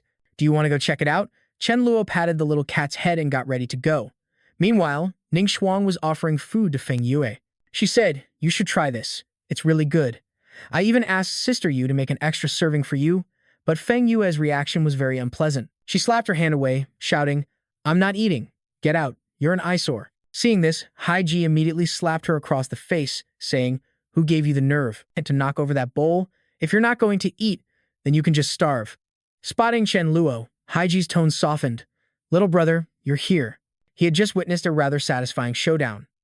Seeing the food spilled on the ground, he remarked that it was the tomato beef brisket Ning Shuang loved most. It was a complete waste, truly ungrateful. Feng Yue immediately approached Chen Luo, trying to get on his good side. She begged Chen Luo to let her stay by his side, but Chen Luo hadn't brought her back to be a decoration. At this thought, he raised his fist and punched her square in the face. He had already given her a chance, but she refused to appreciate it. In that case, he would stop being polite. Feng Yue was sent stumbling backward from the blow, completely terrified. "Lord Sea King, how could you?" On his end, Chen Luo just wanted her to cry more to produce more pearls. Without letting her finish her sentence, Chen Luo swung his hand again, slapped her again across the face with a loud smack. Feng Yu, dizzy and crying her eyes out, wondered why Chen Luo was hitting her. She looked pitiful, but who cares? Seeing her cry but not produce any pearls, Chen Luo was extremely curious. Was her crying not heartbreaking enough? Why weren't there any pearls? Chen Luo thought to himself as he continuously slapped Feng Yue's face relentlessly, making her cry a river. Seeing this, Haiji spoke up, "Little brother, are your hands getting tired? How about you let me take over?" He then asked Haiji, "Before you came back, did she use up a large amount of her powers?" The pearl tears are formed by the condensation of supernatural abilities, so could it be that her powers are insufficient, which is why she can't cry pearls? Chen Luo thought so, but Haiji said that wasn't the case. Chen Luo stomped on Feng Yue, who was under his foot, and said, "I thought all merfolk had this miraculous ability, but it seems only Ning Chang is special." Chen Luo thought, "In that case, what value does this Feng Yu have left?" On the ground, she was channeling her energy, a red aura surrounding her, as she screamed, "I'll take you down with me." Before Chen Luo even had to act, Haiji used her own power, unleashing her skill while saying, "You think you have the ability to do that?" Haiji looked at Feng Yu and launched her attack, activating the curse of agonizing torment, and immediately, streams of red energy began to enter Feng Yue's body. Hit by the attack, Feng Yue collapsed and rolled on the ground, her head throbbing as if it were being split apart. Chen Luo turned to Haiji and said, "Ask her how she managed to reach the king level, see what she knows." Haiji pushed Chen Luo away. "You go rest, leave this to me." Chen Luo nodded, thinking to himself, "I feel like Haiji's strength has increased a lot, it's truly terrifying." His top priority was to develop everyone's power to fight against the monsters that would come in the future. Right now, the number of zombies was insufficient for the members to kill any more. It was time to go to another continent to find more crystals. Chen Luo returned to the seashore, and the sea beasts saw Chen Luo and greeted the Sea King in unison. Chen Luo thought that in this life, he must make good use of this Sea King title to cross the continent. Standing before the sea beasts, Chen Luo offered his praise, especially to the large seal that had performed meritorious service, so he would grant it a reward. Within 1 week, it would reach the king level. Hearing this, the large seal was overjoyed and thanked Chen Luo profusely. Upon hearing that, all the sea beasts were incredibly envious of the seal and all wanted to work hard for Chen Luo to earn their own merits and be rewarded. Seizing the moment, Chen Luo laid out a task for the sea beasts. In a few days, he would bring a group of people for the sea beasts to transport to another continent, and the smaller ones should not participate. Hearing this, the sea beasts were in an uproar. "Transport humans?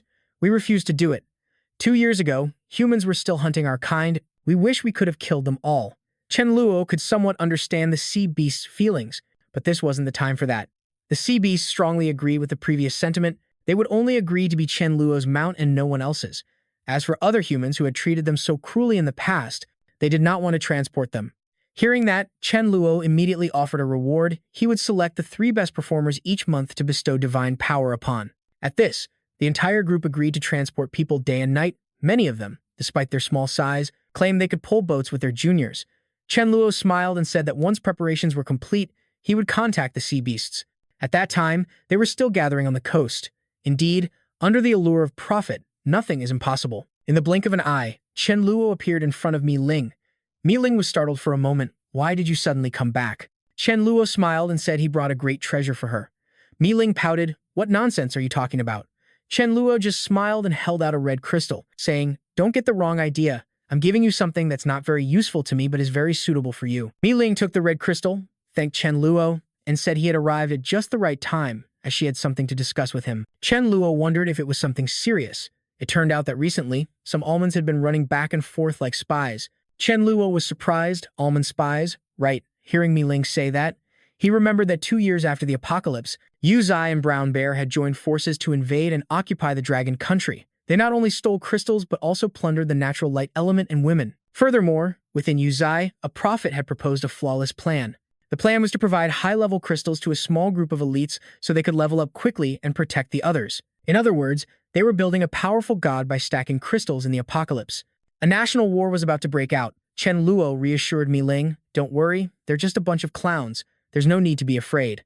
Mi Ling agreed. That's right.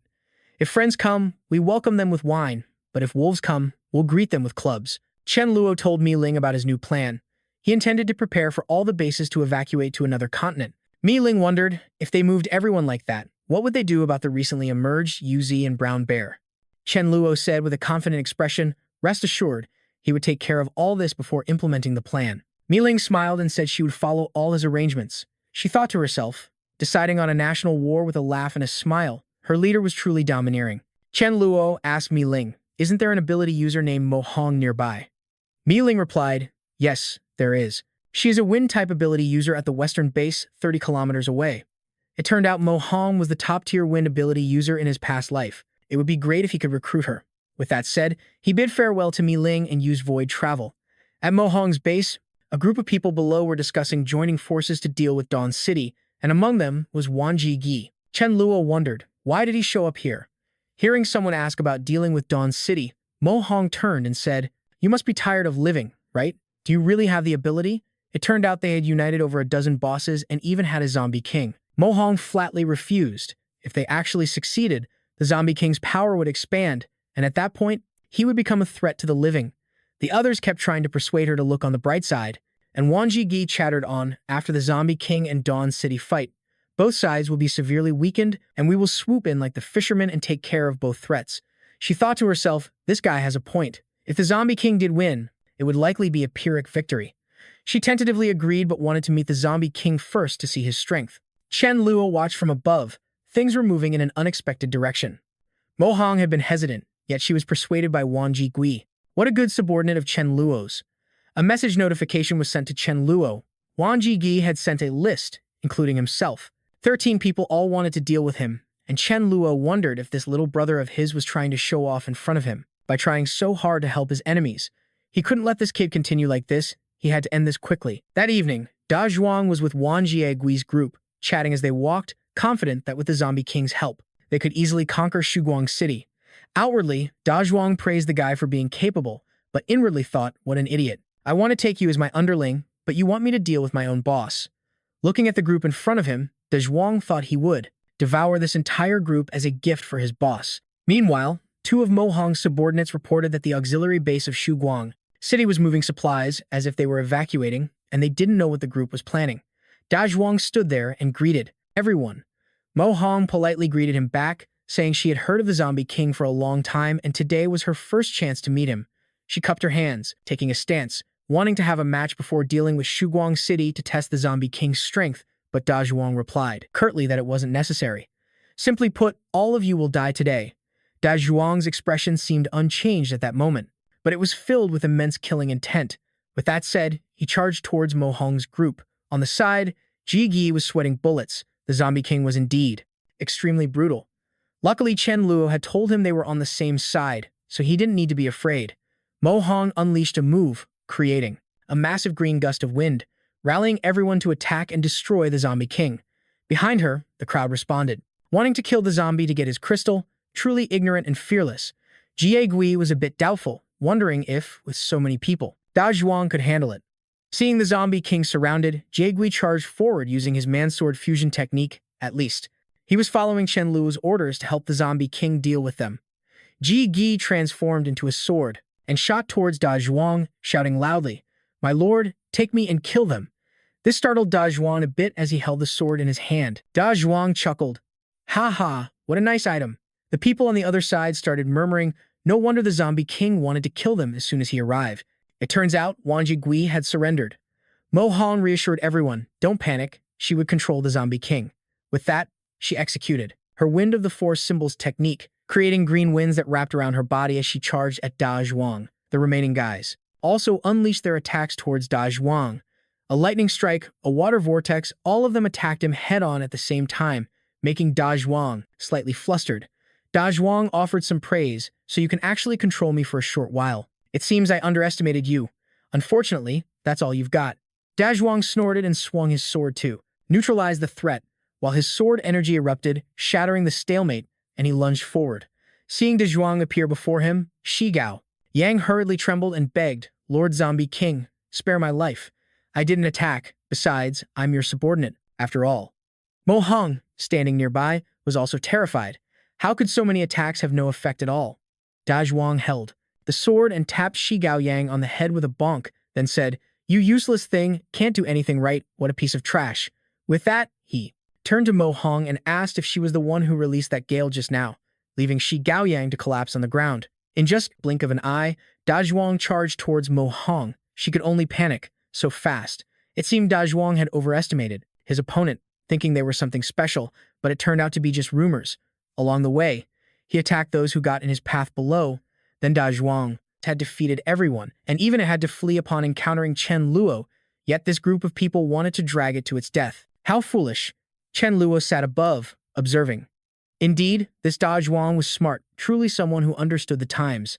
Shigao Yang still hadn't given up, unleashing an all-or-nothing final move on Da Zhuang. This time, he was determined not to hold back against it anymore. Then he summoned a giant rock beast, a massive, colossal stone monster that stood before Da Zhuang, and its appearance kicked up a thick cloud of dust all around. Seeing that Shigao Yang was a summoner, Chen Luo thought that this way, the guy wouldn't have to die so soon. This person could be useful. Shigao Yang shouted loudly, I'll hold it back. Everyone run. Shigao Yang used a gravity technique to hold Da Zhuang in place, while Mo Hong, standing beside him, turned and yelled for everyone to run for their lives.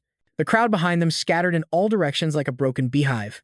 Da Zhuang exclaimed, I almost finished all of them. Chen Luo appeared and called out to Da Zhuang. Seeing Chen Luo, Da Zhuang was overjoyed. Big bro, why are you here? Hearing the zombie king call Chen Luo big bro, Shigao Yang was somewhat startled.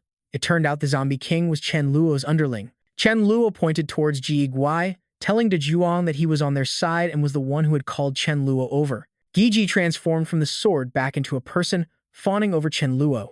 Chen Luo walked over to Shigao Yang, lightly patting his face and said, Not bad. Come with me, let's practice summoning. Shigao Yang was a bit scared. Don't tell me you want to use me to summon. A bug skill card? Slapping him, Chen Luo's expression changed, realizing this guy knew quite a lot. Grabbing Shigao Yang by the collar, Chen Luo turned to Giji and said, You go with Da Zhuang, I have other business, so head back to the base first. As soon as he returned to the base, Yinling ran out from nowhere, calling out, Master, something bad has happened. Chen Luo stood there, listening to his disciple explain. Last night, while she was practicing and researching spatial rifts, she suddenly created a silver-white void gate. Chen Luo tossed Shigao Yang to his subordinates and followed Yinling. As they walked, Yinling explained that the gate was connected somewhere, and moreover, it couldn't be closed, constantly draining her ability. In front of the master and disciple was a rather large blue void gate. Yinling had tried to enter it, but unfortunately, she was repelled. Chen Luo stood looking at it even. He didn't understand what was happening. Chen Luo said, Let master give it a try, and walked towards the void gate only to be immediately pushed back. The repulsive force was truly immense. Even Chen Luo couldn't get through, and he didn't know where this gate led. Meanwhile, Yinling was overexhausted. She probably couldn't hold on much longer.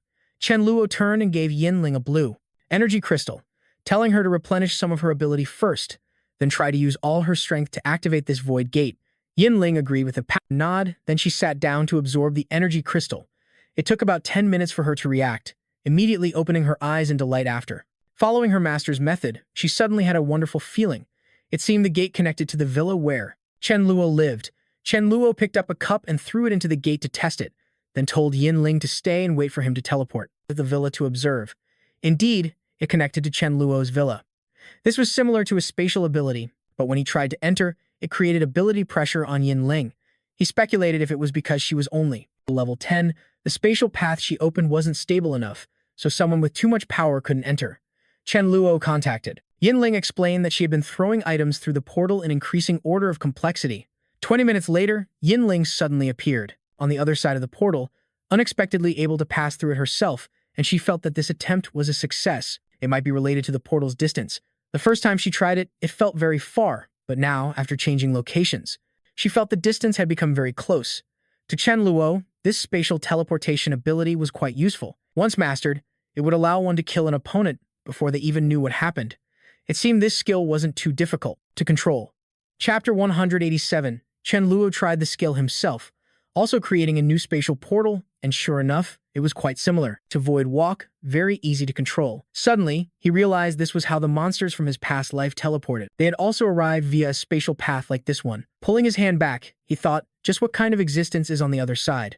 What kind of being could create a spatial path of an unknown distance between planets? Chen Luo scratched his head, thinking that the more you know, the more complicated things get.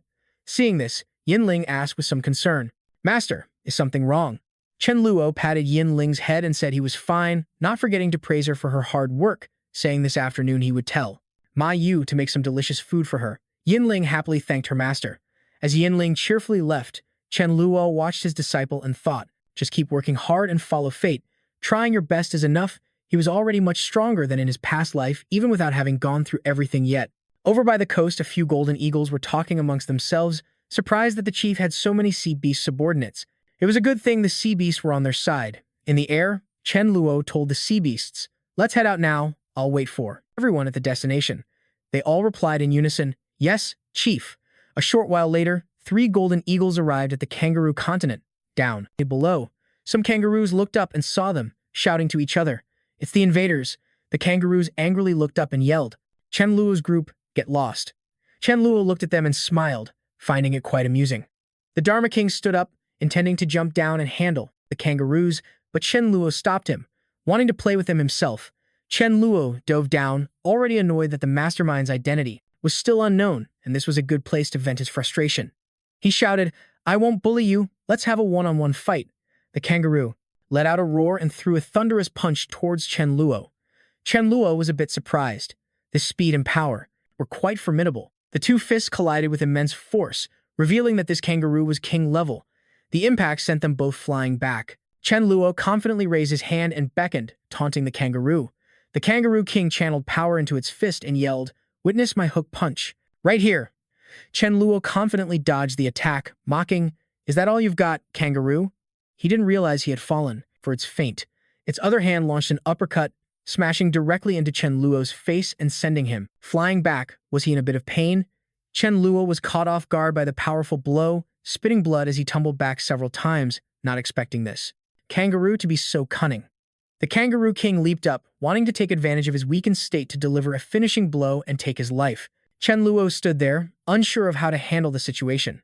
Before Chen Luo could even recover, the kangaroo king immediately unleashed a countless barrage of punches at him, forcing him to just raise his arms to defend. A continuous series of thuds rang out as the kangaroo king continued to punch relentlessly, showing no signs of letting up. The onlookers hadn't seen Chen Luo on the defensive like this in a long time. They chattered freely, some saying I was bullying my little brother, others praising how formidable the kangaroo was, and there were even giggles because it had been a while since they had seen Chen Luo at such a disadvantage. The kangaroo channeled power into its right fist, preparing to throw a right hook towards Chen Luo, but the punch was just a feint. The real attack was a tail whip. Chen Luo realized it was the same feint again and pushed off his feet to dodge backward. Although he only partially dodged it, it still caused him a lot of trouble, and Chen Luo fell back in anger. It hurt a little, but losing face in front of his subordinates was the bigger issue. A pained expression appeared on Chen Luo's face. The kangaroo dared to sneak attack him, and its technique was so fast. Just as he had grasped time acceleration, he decided to use it to change the flow of time around himself, planning to overwhelm the kangaroo with sheer speed. With that, he rushed towards it to attack, and in the blink of an eye, he appeared right in front of it. He couldn't believe it could be faster than him this time, which startled the creature. Chen Luo immediately landed a powerful punch on the Kangaroo King, making it spit blood. Chen Luo continuously threw punches, returning all the earlier blows. The kangaroo couldn't understand why his speed had suddenly increased so much. Chen Luo leaped up, drew back his leg, and unleashed the Foshin shadowless kick, aiming straight for the Kangaroo King. Hit by the incredibly powerful kick, it couldn't even see how Chen Luo had attacked anymore. That single blow sent it flying backward into a boulder, causing immense pain as it coughed up blood. The kick had completely defeated the Kangaroo King. Accelerating 5 times also drained his stamina and special abilities 5 times as fast, so he felt a bit tired. The creature staggered to its feet and turned to run away. Seeing this, Chen Luo shouted, "You coward! Why run away just because you can't win?" Then he pointed forward. "I'm the Void Monarch. Who do you think you are to escape?" He used Void Exile, pulling it back. He stepped on its back and asked, "Say it again. Who's getting lost?" The kangaroo cried out in pain, Me. Please spare me. I'll get lost." It seemed like he wasn't satisfied yet, so Chen Luo threw another punch, sending it flying into the air.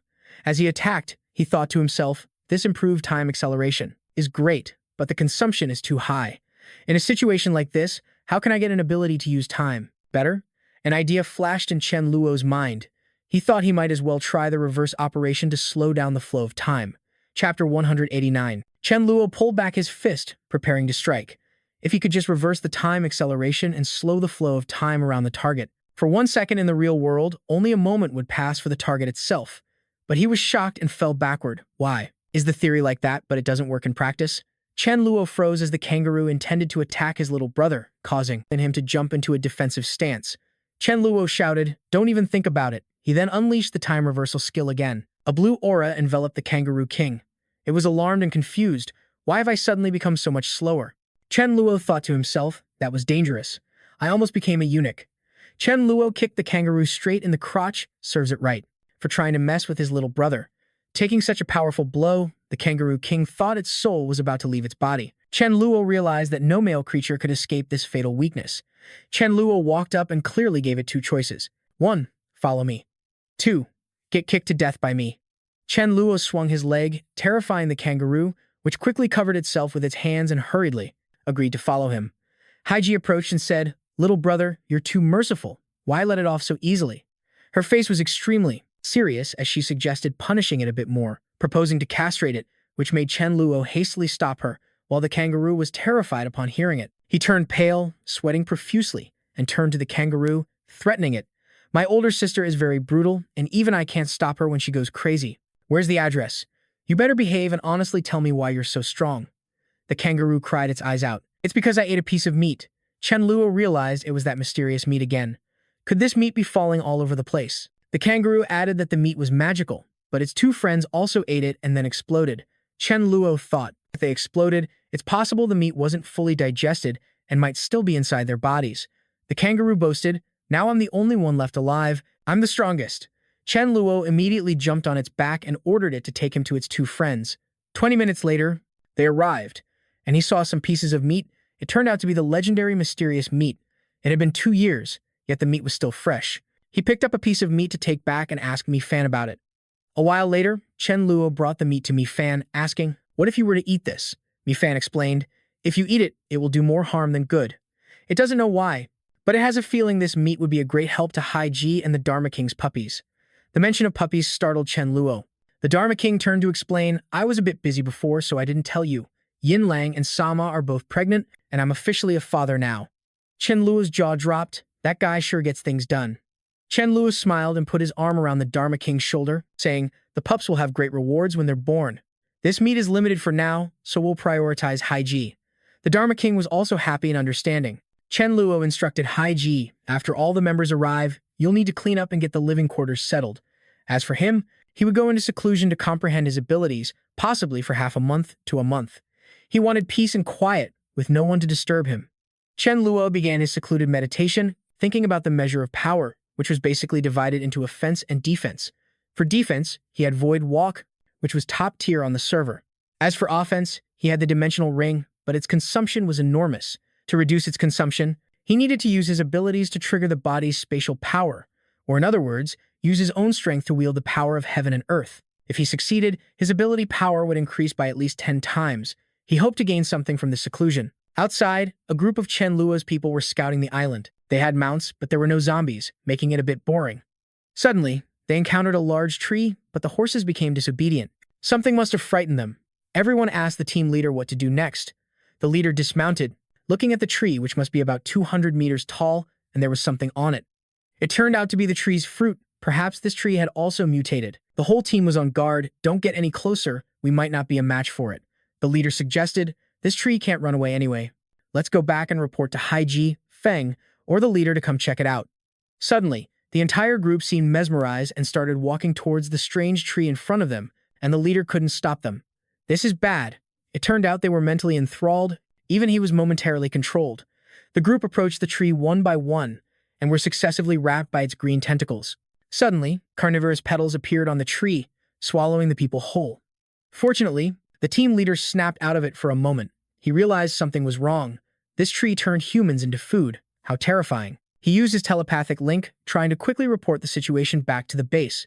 Back at the base, the message was received. About the situation reported by the captain of Squad A. Zhao Zi told Mi Ling that they had just heard horrifying screams. Fearing the others had already perished, Mi Ling instructed Zi to send a message to everyone, warning them not to get near that tree. Zi quickly followed the order and sent the message. Mi Ling was furious, vowing that whatever ate so many people would definitely pay the price. Mi Ling relayed the information to Haiji, but with Chen Luo currently in seclusion, they were the only powerful ones left. Mi Fan rushed over to stop her, saying she couldn't go out because it meant certain death. Mi Ling was startled. Death? Was it really that terrifying? Haiji proposed going herself, but Mi Fan still stopped her, saying Haiji was also not suited for this mission. Mi Ling was confused. Something would happen even if Haiji went. After all, she was the second strongest expert at the base. Mi Fan was adamant, telling them to trust his judgment, that neither of them could go. Mi Fan insisted that Chen Luo himself had to go. Only he could handle the situation. Chen Luo was still in seclusion, surrounded by a white circle that had void cracks appearing on it. Suddenly, he realized that time seemed to have stopped, but it wasn't quite like that, which was a bit confusing. Yet he could feel time ceasing to flow around him. Even a stronger attack wouldn't be able to touch his body or injure him. He was speechless at this moment. This was an incredible ability, and he wished for an attack to happen right now so he could test it out. Suddenly, Mi Ling called him, saying something had happened. He wondered what could be so serious. Mi Ling explained that while exploring, the team members discovered a giant tree with a bizarre ability to devour people. Mi Ling added that the situation was now critical, and it seemed even Haiji couldn't handle it. This worried him. Even Haiji couldn't handle it. Could it be an Emperor-level threat? Mi Fan had said that only he could deal with it. If that was the case, then it posed no danger to him. Chen Luo told everyone not to rush, saying he would head over immediately to check the situation. Chen Luo teleported in front of the tree, and upon seeing the members hanging from it, he wondered if they were still alive. Suddenly, a fragrance wafted into Chen Luo's nose, and he realized it was a scent-based attack. He quickly composed himself, thinking that was dangerous. He was almost captivated by the scent. Chen Luo then launched a void attack at the tree. He didn't know what kind of fruit it was, but he wanted to take it back for examination. That single attack had sliced off 3 berries, and the strange tree was probably in agony. So this was the fruit. It smelled truly fragrant and incredibly enticing. His void exile attack had plucked the fruit with ease. After putting in so much effort to bear fruit, only to have it stolen, the tree became enraged and launched an attack at Chen Luo. To Chen Luo, this attack was completely ineffective. He wondered, aren't you just supposed to be a punching bag? The tree's roots trembled slightly, but it wasn't done yet. The ancient tree began to summon a storm of lightning down upon Chen Luo, who hastily dodged. If I were any slower, I'd be fried meat. That was really dangerous. With that thought, he used Void Walk to fly up, completely evading the lightning storm. Chen Luo smirked. After failing once, it immediately unleashed all its killing moves to try again. He didn't expect this tree to have dual dark and lightning abilities, as a dense barrage of black lightning continued to strike down. Judging by its current power, he realized it had likely just reached the king level, making its strength comparable to his own. Up in the tree, everyone was screaming for help as several flowers with grotesque teeth began moving towards them. It eats them to increase its strength, and after consuming a few people, its abilities immediately recovered. How demonic. Chen Luo was enraged seeing his members being devoured. He grasped the void in his hand and rushed forward to attack the ancient tree. Chen Luo shouted, "Who gave you permission to eat members of Zigwang?" This time, the ancient tree was in for a world of hurt. Chen Luo flew towards the ancient tree, using a technique to sever its roots to save the people, but rescuing them one by one was a bit time-consuming. After everyone fell down, he used Void Exile, teleporting each person through a void gate. Chen Luo thought it would be faster to just deal with this tree directly, so he flew into the air and unleashed a dimensional ring attack, intending to slice the tree in half. However, this ancient tree had some skill after all. His recent attack couldn't pierce through its trunk. Suddenly, the ancient tree spoke. "Did you come here for these humans? I'll release them. Can you stop?" It turned out it was trying to make peace with him. Chen Luo landed and nodded towards the ancient tree in acceptance. However, looking at the losses, they were quite heavy. The team of 200 was now just over 100. Ziguang City had never suffered such a great loss. Chen Luo thought to himself, "First, I'll rescue and bring the members back to safety. Then I'll come back to deal with this tree later." With that, he ordered the members to return. Upon arriving, Chen Luo took out the fruits he picked from the ancient tree and asked Mi Fan what would happen if he ate them. Mi Fan's eyes lit up, his ears twitching. "This fruit is incredibly beneficial for you." Hearing this, Chen Luo didn't hesitate any longer. He picked up a fruit, took a large bite, and chewed with a look of pure delight. This fruit seemed to be very sweet. After just a few bites, he began to feel his crystal energy increasing. The crystal on his forehead glowed, reacting to the newly absorbed energy. A pink light emanated from the fruit. It turned out that eating this fruit had a similar effect to absorbing crystals. If that's the case, he didn't need to kill this tree for now. He could keep it around to exploit before dealing with it later. Moreover, he could let Meng Yin see if it could be improved. Chen Luo returned to the ancient tree, which immediately became defensive upon seeing him. It had eaten a few people, but in exchange, he took some fruits, so it considered that fair. It didn't know why he had come back. Chen Luo retorted angrily, "How is it fair when you killed 96 of my people? That's one person per fruit, and since you wronged me, you'll pay 10 for one. That means you have to compensate me with 960 fruits before I'll spare you." Hearing such a large number, it immediately attacked him, cursing him for being shameless as it struck. Chen Luo stepped back to dodge and then reassured it, "Don't get agitated. I can help you bear fruit faster." A bit skeptical, it asked, "You want to help me find food?" Oh, Chen Luo was taken aback. It seemed they were talking at cross purposes. He had thought he could use his time ability to speed up the fruiting process, but it actually bears fruit by eating people. Hearing that, he immediately pulled the corpse of a king-tier zombie from his space and told it to try eating that. Seeing this, it immediately extended a root to take the zombie corpse from Chen Luo's hand. As it began to absorb it, it asked excitedly, "What did you feed me that contains such powerful energy?" Chen Luo put his hands in his pockets and jumped back a bit to see how it would bear fruit. He would then consider cooperating with it. However, it also needed time to digest, so he had to wait for one day. Early the next morning, Chen Luo returned, and what greeted his eyes was a large, round, juicy fruit that had just grown. Seeing him, the ancient tree immediately asked if he had any more food like yesterday. It wanted to eat a lot more, as that would allow it to make the fruit even higher grade. This, which greatly surprised Chen Luo. Could it possibly bear fruit equivalent to a king-level crystal? Hearing that, Chen Luo then took out another king-level zombie corpse and gave it to the ancient tree, telling it to eat, while he would wait here for it. On the third day, another berry was born. This time, the fruit seemed very powerful. Its quality appeared to have increased quite a bit. The ancient tree explained, this was its current ability and limit. It couldn't produce higher quality fruit at the moment. Chen Luo jumped up and plucked the fruit, making the tree cry out in pain. Holding the fruit in his hand, the energy was immense. The fruit produced this time was truly equivalent to a king-level crystal. Chen Luo thought to himself, if he had this giant tree, he wouldn't need to rely on other crystals. Just by absorbing its fruit, he could reach the emperor level. The ancient tree turned down and asked if he had any more food. Chen Luo from the void took out zombie corpses, asking if he provided it with low-energy beings but in large quantities, could it still produce fruit of the same quality as before? It immediately replied yes, but the time would be much slower. Then it extended some of its flowers to take the zombie corpses and absorb them. He realized that if he supplied this tree with enough corpses, after a certain period of time, it would yield a fruit equivalent to a king-level crystal. He immediately turned to make a deal. He would supply it with countless corpses, and after it bore fruit, they would split it 50-50. It eagerly agreed, even flattering him that a kind person like him was truly rare. Chen Luo turned and returned to the base. Unfortunately, there were too few zombies on this pocket continent, so it might be better to send some members to the neighboring U continent to check things out. Inside the base, Long Yu's voice called out loudly, "Dharma King, Dharma King." He sounded very urgent.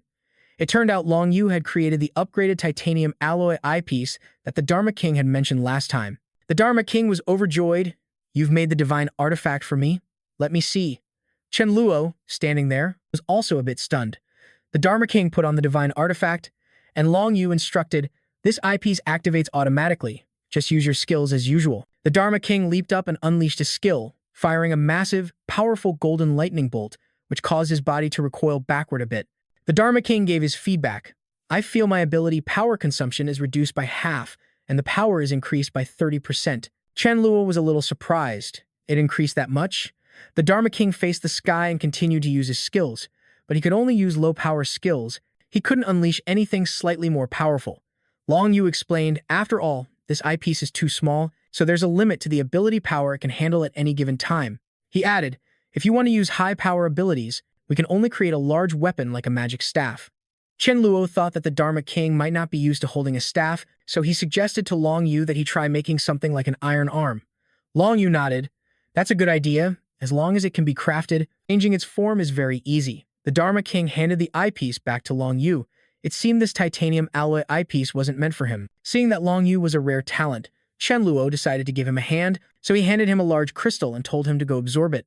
After he finished absorbing it, Chen Luo could see if he could help Long Yu rank up quickly. While Long Yu was absorbing the energy, Chen Luo used time acceleration to help him shorten the absorption time. Only 5 minutes had passed, but Long Yu felt as if several days had gone by. He wondered how Chen Luo was able to do that. Chen Luo decided to tell him the secret of his time ability, since there would be many situations where he would need to use it in the future.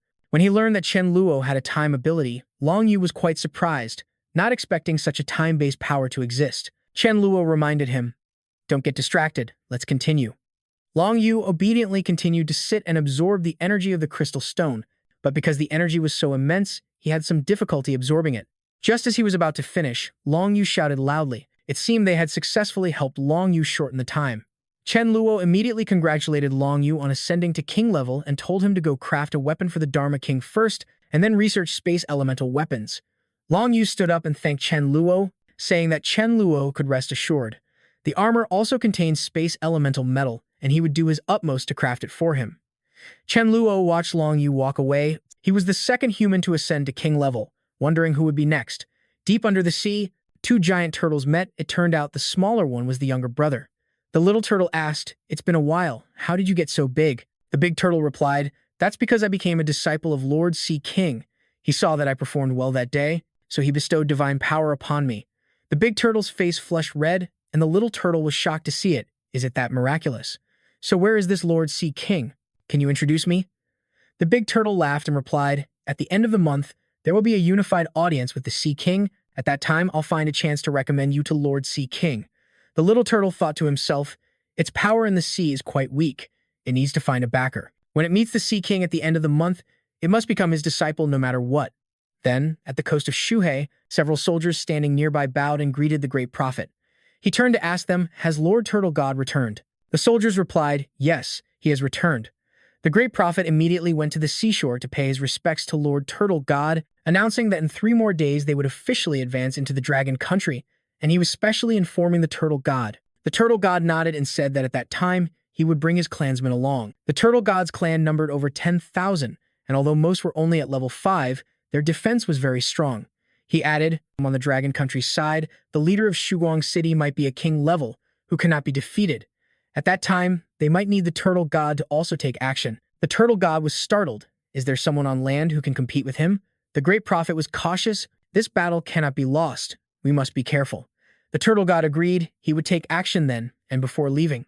He didn't forget to tell them to collect the exquisite treasures he needed. The great prophet bowed in obedience. The Turtle God thought, just in time, I can use them as a tribute for Lord Sea King. At a base in the U continent, someone reported, "Leader Arthur, I've investigated thoroughly. This time, nearly 3,000 people from the Dragon Country have infiltrated our U continent." The person added, "They came by sea and are currently active in the coastal areas." Arthur was furious when he heard this. Those insolent people from the Dragon Country, they dare to kill my people. "The 12 knights, hear my command." He raised his hand to the sky and ordered, "Take your retinues and immediately march out with me." Below, they shouted in unison, "Yes, sir." Over here, Hao Ran's and Xiong Wenhui's group were sitting around a fire. Behind them was a massive pile of zombie corpses. This was a task assigned to them by Chen Luo. If it wasn't enough, they were to kill more. One of them sensed that more than 3,000 foreigners had recently arrived with ill intentions. Xiong Wenhui shouted, "So what if they come? Let them come.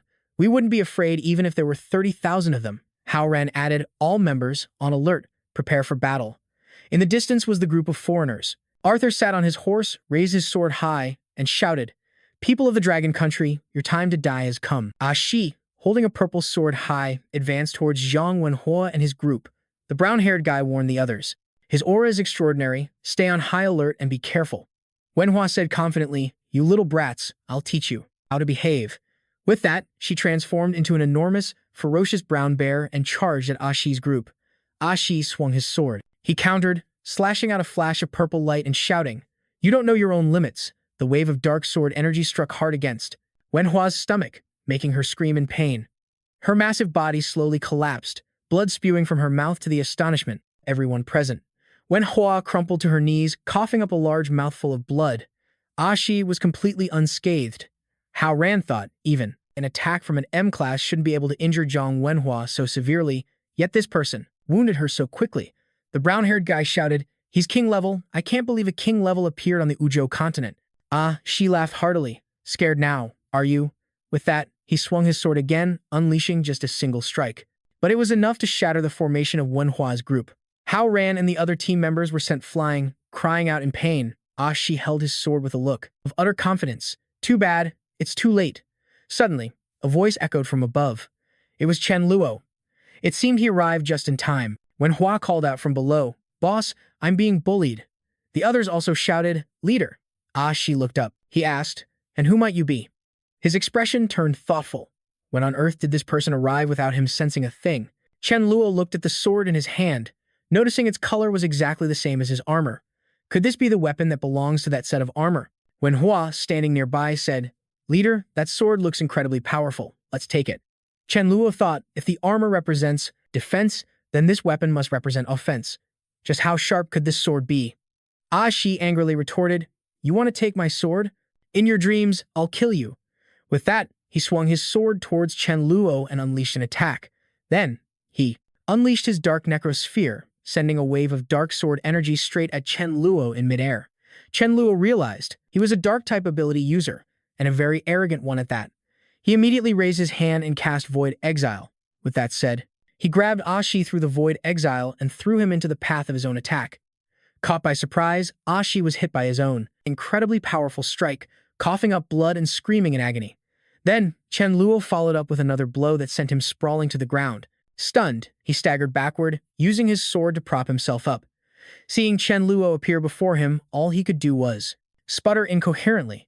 Chen Luo raised his hand to use his ability, saying just before he struck, "Your toy doesn't look half bad. Give it to me." With a single slice, the void severed Shi's arm, causing him to scream in pain. The ferocious bear then attacked the now helpless man. He had used his weapon to bully her before, so this time she wanted to fight him again. Chen Luo had a feeling about the sword in his hand. He was certain this was the weapon from that armor set. He just didn't know what power this sword held, or what kind of strength it could grant him. Its sword energy was similar to his own energy pulse, except its range and power were much greater.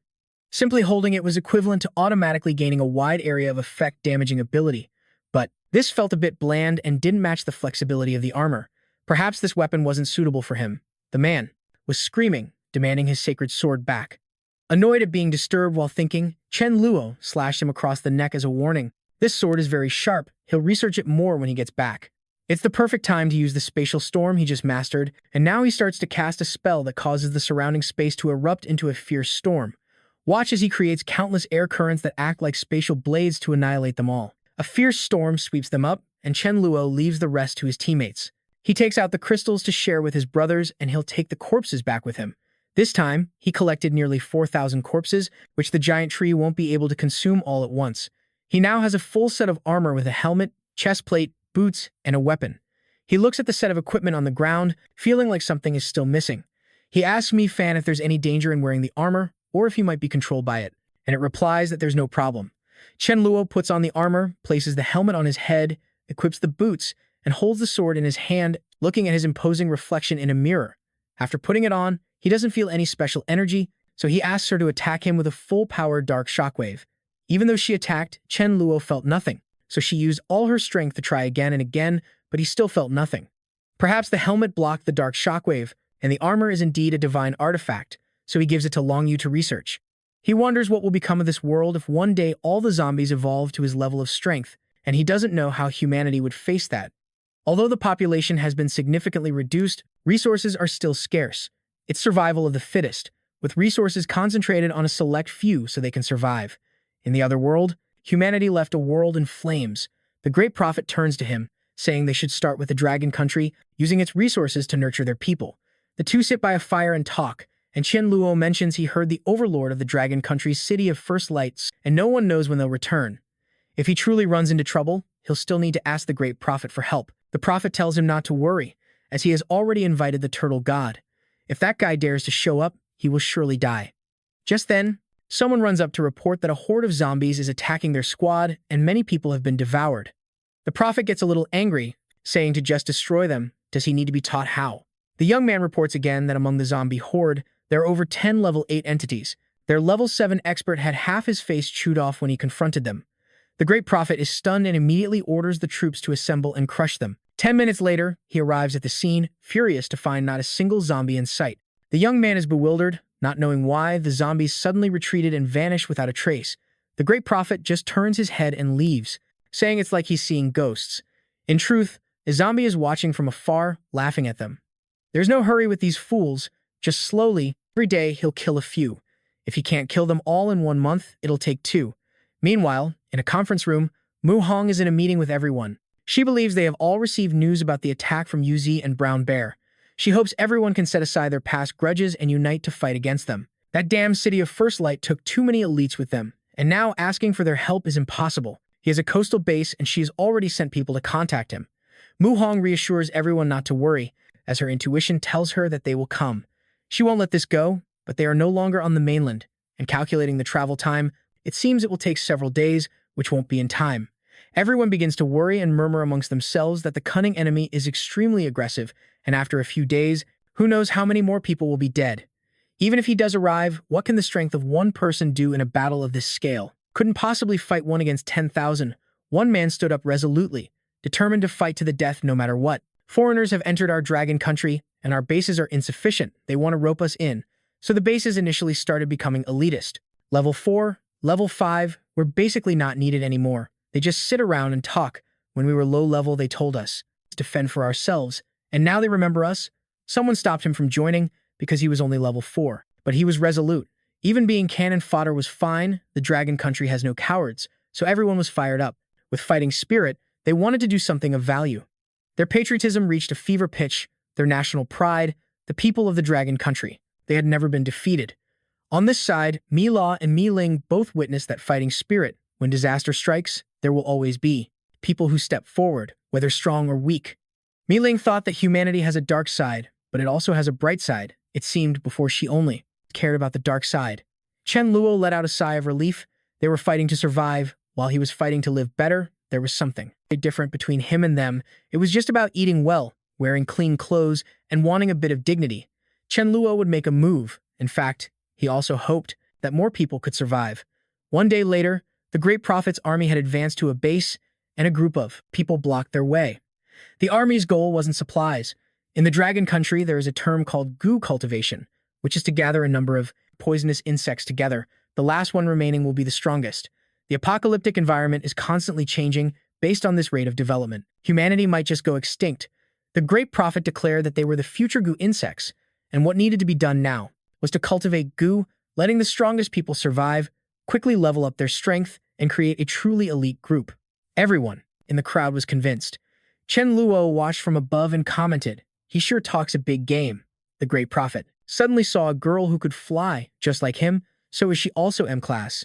He ordered his army to advance forward. In front of Chen Luo, no one could escape. He immediately used Void Banishment. A spatial cage had locked tightly inside. Chen Luo propped his chin on his hand to watch the show. He was right. Resources really do need to be concentrated. Thank you for gifting these resources, and now just watch quietly. The spatial cage tightened around him more and more. No matter how he tried to break through, he couldn't escape. Chen Luo ordered the army to kill them all. That group of people was beaten senseless and screamed in terror. A powerful force attacked them relentlessly. Then, she also used a dark magic bullet to attack and eradicate them at the root. No wonder the Zombie King said at the beginning that if it met Chen Luo, it would have to tuck its tail and run. Now the scary one wasn't just Chen Luo anymore. This was no longer a battle between two teams, but a complete steamroll. This was a one-sided match. The Dharma King couldn't let Chen Luo take all the spotlight and jumped into the battle. He used a pillar of lightning to attack. them. Cries for help echoed endlessly. No more fighting. They didn't want to fight anymore. The great prophet screamed, Chen Luo, damn you. Where is Lord Turtle God? I beg you to save them quickly. The great prophet, trapped in the spatial cage, kept urging, why hasn't Lord Turtle God made a move yet? Of course, it was already waiting to flee. As it ran, it thought, this bunch of stupid humans can't even see what the situation is. I don't want to get involved in this terrifying mess. Chen Luo wouldn't let it escape so easily and called for someone to stop it. A death ray shot straight towards it, a dangerous situation. Just now, if not for its turtle shell blocking the attack, it would have been killed by that one blow. Haiji was quite surprised by its resilience, taking such a powerful hit and not dying. She continued to advance, using her light of annihilation, beating it to a pulp. And yet, it still dragged the Sea King into this, saying he would protect it, and if anything happened to it, he would avenge it and wipe everyone out. The moment she stopped, it thought the Sea King's title was truly effective. Haiji asked Chen Luo, is this your turtle? He replied, there are too many Sea Kings, it might have been tricked, but he had never met this one. Keep it here, after dealing with this group of people. He would interrogate it thoroughly. Chen Luo told it to hide its head in its shell and wait, threatening to kill it if it dared to move. And even then, it was still thinking. This is how useful Lord Sea King's title was. An hour later, the great prophet managed to dispel the cage, only to find his entire army had been annihilated. He collapsed to the ground, lamenting that he shouldn't have gone against the dragon country, but Chen Luo thought it didn't matter, since they were already here. Just be more careful in your next life, and don't come to the dragon country again. As he spoke, he launched an attack straight at the man's head. Mu Hong thanked him, but he humbly replied that it was his duty. Hearing continuous cries for help and to be let go, she and Chen Luo turned to look, and it turned out to be the Dharma King spinning that turtle god like a pinwheel. He was at a loss with the Dharma King, telling the Dharma. Wang brought her over. She snapped rudely. You all have some nerve. She is Lord Sea King's person. How dare you laugh at her? Like that, do you have a death wish? She warned, you all are nothing before the Sea King. He then asked her, have you ever met the Sea King? Haiji pointed her sword at him, and then a look of astonishment appeared on the faces of Gui Shen and Mu Hong when they learned the truth that the person, known as the Sea King, was none other than Chen Luo. He kicked her in the face and shouted, go ask your cousin and see for yourself whether I'm the Sea King or not. If I hold the Sea King's Grand Assembly and don't see you there, you're dead meat. Mu Hong couldn't help but be astonished. You're the real Sea King? Do you have several dozen king-level subordinates? Chen Luo was indeed the Sea King, and as for the several dozen king-level subordinates, it was unclear, but he would surely have them soon. Based on his abilities, solving the problem of Servi. Val in the apocalypse. Wouldn't that be too easy? Chen Luo wanted to survive the apocalypse more than any of you. Everything he did was to survive the apocalypse. He did, in fact, have something he needed everyone's help with, and he wanted to ask everyone to help find something, and in return, he would provide 1 kilogram of rice a day. As for safety, there was no need to worry. He would send the people to protect everyone. Everyone present agreed, rushing forward, eager to do it. With no need to fight over it, a group of 100 people, and whoever finds what he wants can make any request of him, and at the same time, each member of the team will receive 100 kilograms of pork. Whoever agrees, stand to the left, and he will make arrangements. The moment he finished speaking, the whole crowd rushed to the left side. After a session of arranging the work, he called Mi Fan to return with him that evening, and he asked if Mi Fan had reached the king level yet. Around 8 p.m., she had reached the king level. She turned to look at Chen Luo. There were 9 months and 16 days left. He pondered, this was the time the monsters would appear. He sighed softly, I know. Although the time was shorter than his prediction, it was still acceptable. He asked further, are there any new abilities? Mi Fan thought deeply. It seemed there were, but she also wasn't very sure. It was predicted that they would reach Blue Star in about 10 years. Suddenly, Mi Fan said, all right, leaving him bewildered about what was happening. He couldn't see anything and asked, what did you do? Mi Fan acted mysteriously. It's not convenient to say right now, don't ask. Anyway, you'll find out later. The next day, at the Ocean Conference, the Lord Sea King had not yet arrived, and everyone was eagerly waiting to see him. It was said he possessed divine power, so they looked up at the sky. The Lord Sea King has arrived. Chen Luo appeared, and everyone immediately paid their respects to the Lord Sea King. One of them approached, knelt respectfully, and said, Lord Sea King, I am your loyal servant of yours. According to the count, a total of 126 members of the Sea Tribe were eligible to attend the conference, but currently, only 112 have arrived, meaning 14 are missing. He ordered a list of all the absentees. Anyone who didn't show up, he was a man of his word, must be killed. These two were already mature sea creatures, so there was no point in raising them further. They were too big, better to find an excuse to kill them. Beiqing paid his respects to the Lord Sea King, vowing to serve him. However, there was someone who didn't kneel to greet him. He had never kneeled before, so he wasn't used to it. Everyone immediately scolded him, insolent. It was clear he didn't respect the Sea King at all, and they wanted to teach him a lesson. Perfect, Chen Luo thought gleefully. This was also an excuse to kill him. A fish appeared. You scoundrels, what are you blabbering about? After speaking, it saw Chen Luo and got scared, trying to flee. He raised his hand and used Void Exile to stop it from escaping. Witness the divine power of Chen Luo. It was thrown into the sky, screaming about what he had done something to it. He winked at Jiang Chuxu. Coordinate with me. Use time stop. He was really being impatient, so if she had to act along, she would do her best. Before she could even act, Haiji had already lunged at the fish. The crowd below was in awe, wondering, why isn't the fish dodging? It was because the Lord Sea King had suppressed it with his divine power. It wasn't that it didn't want to run, but that it couldn't. What mysterious and terrifying methods. 2 years ago, he was the Sea King, bestowing the grace of his divine power upon all the sea tribe, helping the fish of heavenly selection to evolve. Otherwise, that fish wouldn't even exist now, but it used the divine power he gave it to grow stronger without any gratitude, so its death was not a pity. In reality, Chen Luo was using this opportunity to trick them all. Everyone who heard this believed it completely, vowing to obey and perform well. He praised them for their filial piety.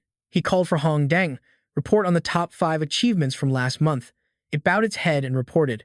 5 minutes later, they had finished reporting everything. At the end of the conference, he let them follow him, promising to bestow divine power upon them later. Guishen wondered why his achievement was at the top, yet he wasn't chosen.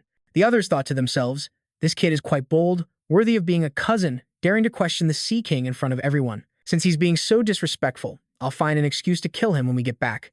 He told him that he had already ascended to the king level. Ascending requires a lot of divine power, and your achievements are not yet sufficient. Keep accumulating, and when the time is right, I will grant you the divine power to ascend beyond the king level. Hearing this, he was overjoyed and eagerly agreed. Haiji, who was beside him, also expressed her desire to go with him. This is my companion Pearl. It can enhance the ice element, although losing it will greatly reduce my strength. But she was willing to offer it to him. Chen Luo shyly refused. Oh, how could he possibly take her belongings, especially something so precious? She tried to persuade him again, saying she had no other gift to offer, so he finally accepted the pearl. He thought about keeping Bei Bei and Hongdeng as his handmaidens.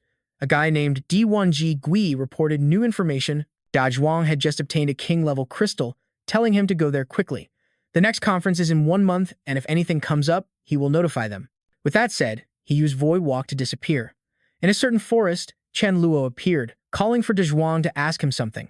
I've farmed a king level 1, haven't I? Good job. He was also surprised to have just obtained a good crystal. Just then, Chen Luo arrived. He immediately thought that Brat Wanji Gui had snitched and that he couldn't keep him around anymore. He had no choice but to hand over the crystal. Chen Luo was also confused as to why Da Zhuang was being so proactive today. He was crying a river inside. He was reluctant, but giving it to Chen Luo was better than letting it affect their brotherly bond. He stated that his success today was all thanks to his support, so this crystal must be offered to him. Understanding his subordinate's feelings and not wanting to upset him, Chen Luo let Da Zhuang keep the crystal to use when a monster appeared. Da Zhuang's subordinates probably included over 10 king-level individuals and about 2,000 level 8 supreme level 1s, which was also a considerable fighting force, not to be underestimated. This time he came to visit Da Zhuang and also told him to save any high-level corpses he obtained in the future, as he had a use for them. Da Zhuang agreed, saying that if he needed them, he had plenty of subordinates and could even farm a few hundred of them. Chen Luo refused. There's no need. I'll let you know if something else comes up. Da Zhuang then pointed and told him to take that brat Wanji Gi away with him. Knowing the guy was a spy, he was looking for an excuse to get rid of him, and that brat went and messed with his subordinates, and he couldn't stand it anymore. Chen Luo was stunned to hear this. He even flirts with zombies? This guy's taste is really too extreme. Wanji Gui grabbed his leg, begging the immortal, saying he didn't want to stay here anymore, eating raw mutated meat every day. His life was worse than death. Chen Luo was forced into a difficult situation, so he had to agree to let the matter go. Arriving at Ziguang City, as soon as Chen Luo got home, Mi Fan ran out to welcome him back, jumping onto his lap. What happened to make her so excited? It turned out she had good news and wanted him to go with her, as she had a fateful opportunity to give to him. For Mi Fan to call it a fateful opportunity, it had to be something extraordinary, but she couldn't reveal it for now. In any case, he just had to follow her instructions and use Void Walk to keep up. The two of them jumped off the balcony and set off. In no time, they had arrived on the African continent. It was supposed to be nearby, but Chen Luo couldn't see a thing. Mi Fan said it was because his fate hadn't arrived yet. He should wait here patiently for a few days, as this fateful opportunity was bound to be dangerous. She told him to send her back first and to be careful on his own. Chen Luo was also curious about what could possibly pose a threat to him. Mi Fan jumped through a portal and disappeared. Life is precious, so he decided to put on his treasured armor first. Time flew by. 3 days had passed. Chen Luo was there, looking into a cave. Could this be the fateful opportunity Mi Fan had told him about? Inside the cave was a zombie surrounded by scattered corpses. It was a zombie that had far surpassed the king level. In his past life, Chen Luo had only survived for 12 years and had only ever encountered king-level mutants. As for the emperor level, forget seeing one. He had never even heard of it. The very thought of an emperor-level crystal was incredible. Mi Fan was truly the best. The emperor-level zombie had noticed him long ago and asked what he was doing lurking behind it. Chen Luo gave a friendly smile. "Don't worry, I don't mean any harm. I just want to have a little spar with you." It charged madly toward Chen Luo, wanting to deal with this person who was tired of living and dared to challenge it. The speed of an emperor level was indeed incredibly fast. While retreating, he used Void Walk to leap high into the air, skillfully combining the Void Walk technique with Dimensional Blade to attack. The emperor-level zombie unleashed a technique, throwing a punch straight at the other zombie. But strangely, it didn't even try to dodge. Chen Luo paused for a moment. It had been hit by his Dimensional Blade, but he had also been injured by it, trading blow for blow. This wasn't a good strategy. He had to find a more effective way. The zombie started to get excited when he dodged its next attack. It couldn't believe its eyes.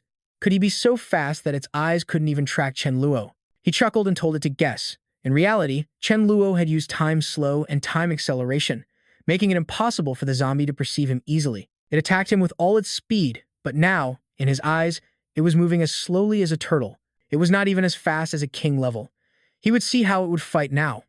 The moment it threw a punch at Chen Luo, he easily dodged it. Chen Luo then summoned the holy sword into his hand, counterattacking to see who would be the one to die. How could a mere zombie like it possibly take him down? It still couldn't believe it. This was impossible. Absolutely impossible. Just as the zombie was about to slash him into 1,000 pieces, Chen Luo chopped off its arm. It was done for now. If it dared to grab him with that arm, he would cripple it. Time slow, time acceleration, and the dimensional blade all used simultaneously. 3 abilities. Although the combat power was immense, the consumption was too great. If he maintained it for much longer, he feared he wouldn't be able to hold out. Chen Luo advanced towards it with the holy sword in hand, aiming for a quick victory. The threat made it terrified. "Didn't you just say you wanted to spar a little?" To save its own life, the zombie admitted defeat. But Chen Luo couldn't let such good prey escape. Letting it run away would be a waste of effort, wouldn't it? It continued to beg for its life. A single, sharp slash of the sword went through the emperor-level zombie's head, finishing it off. Afterwards, he took the crystal from its body. It was indeed a good item. With this crystal, the time it would take to reach the emperor level would be much faster than he had anticipated. Just 1 month later, a strange change occurred within Chen Luo. His entire body felt like it was breaking apart. The level up and the sudden surge of energy flow in his body brought with them intense pain, the agony from every fiber of his being. It made Chen Luo collapse to the ground in pain, clutching his head.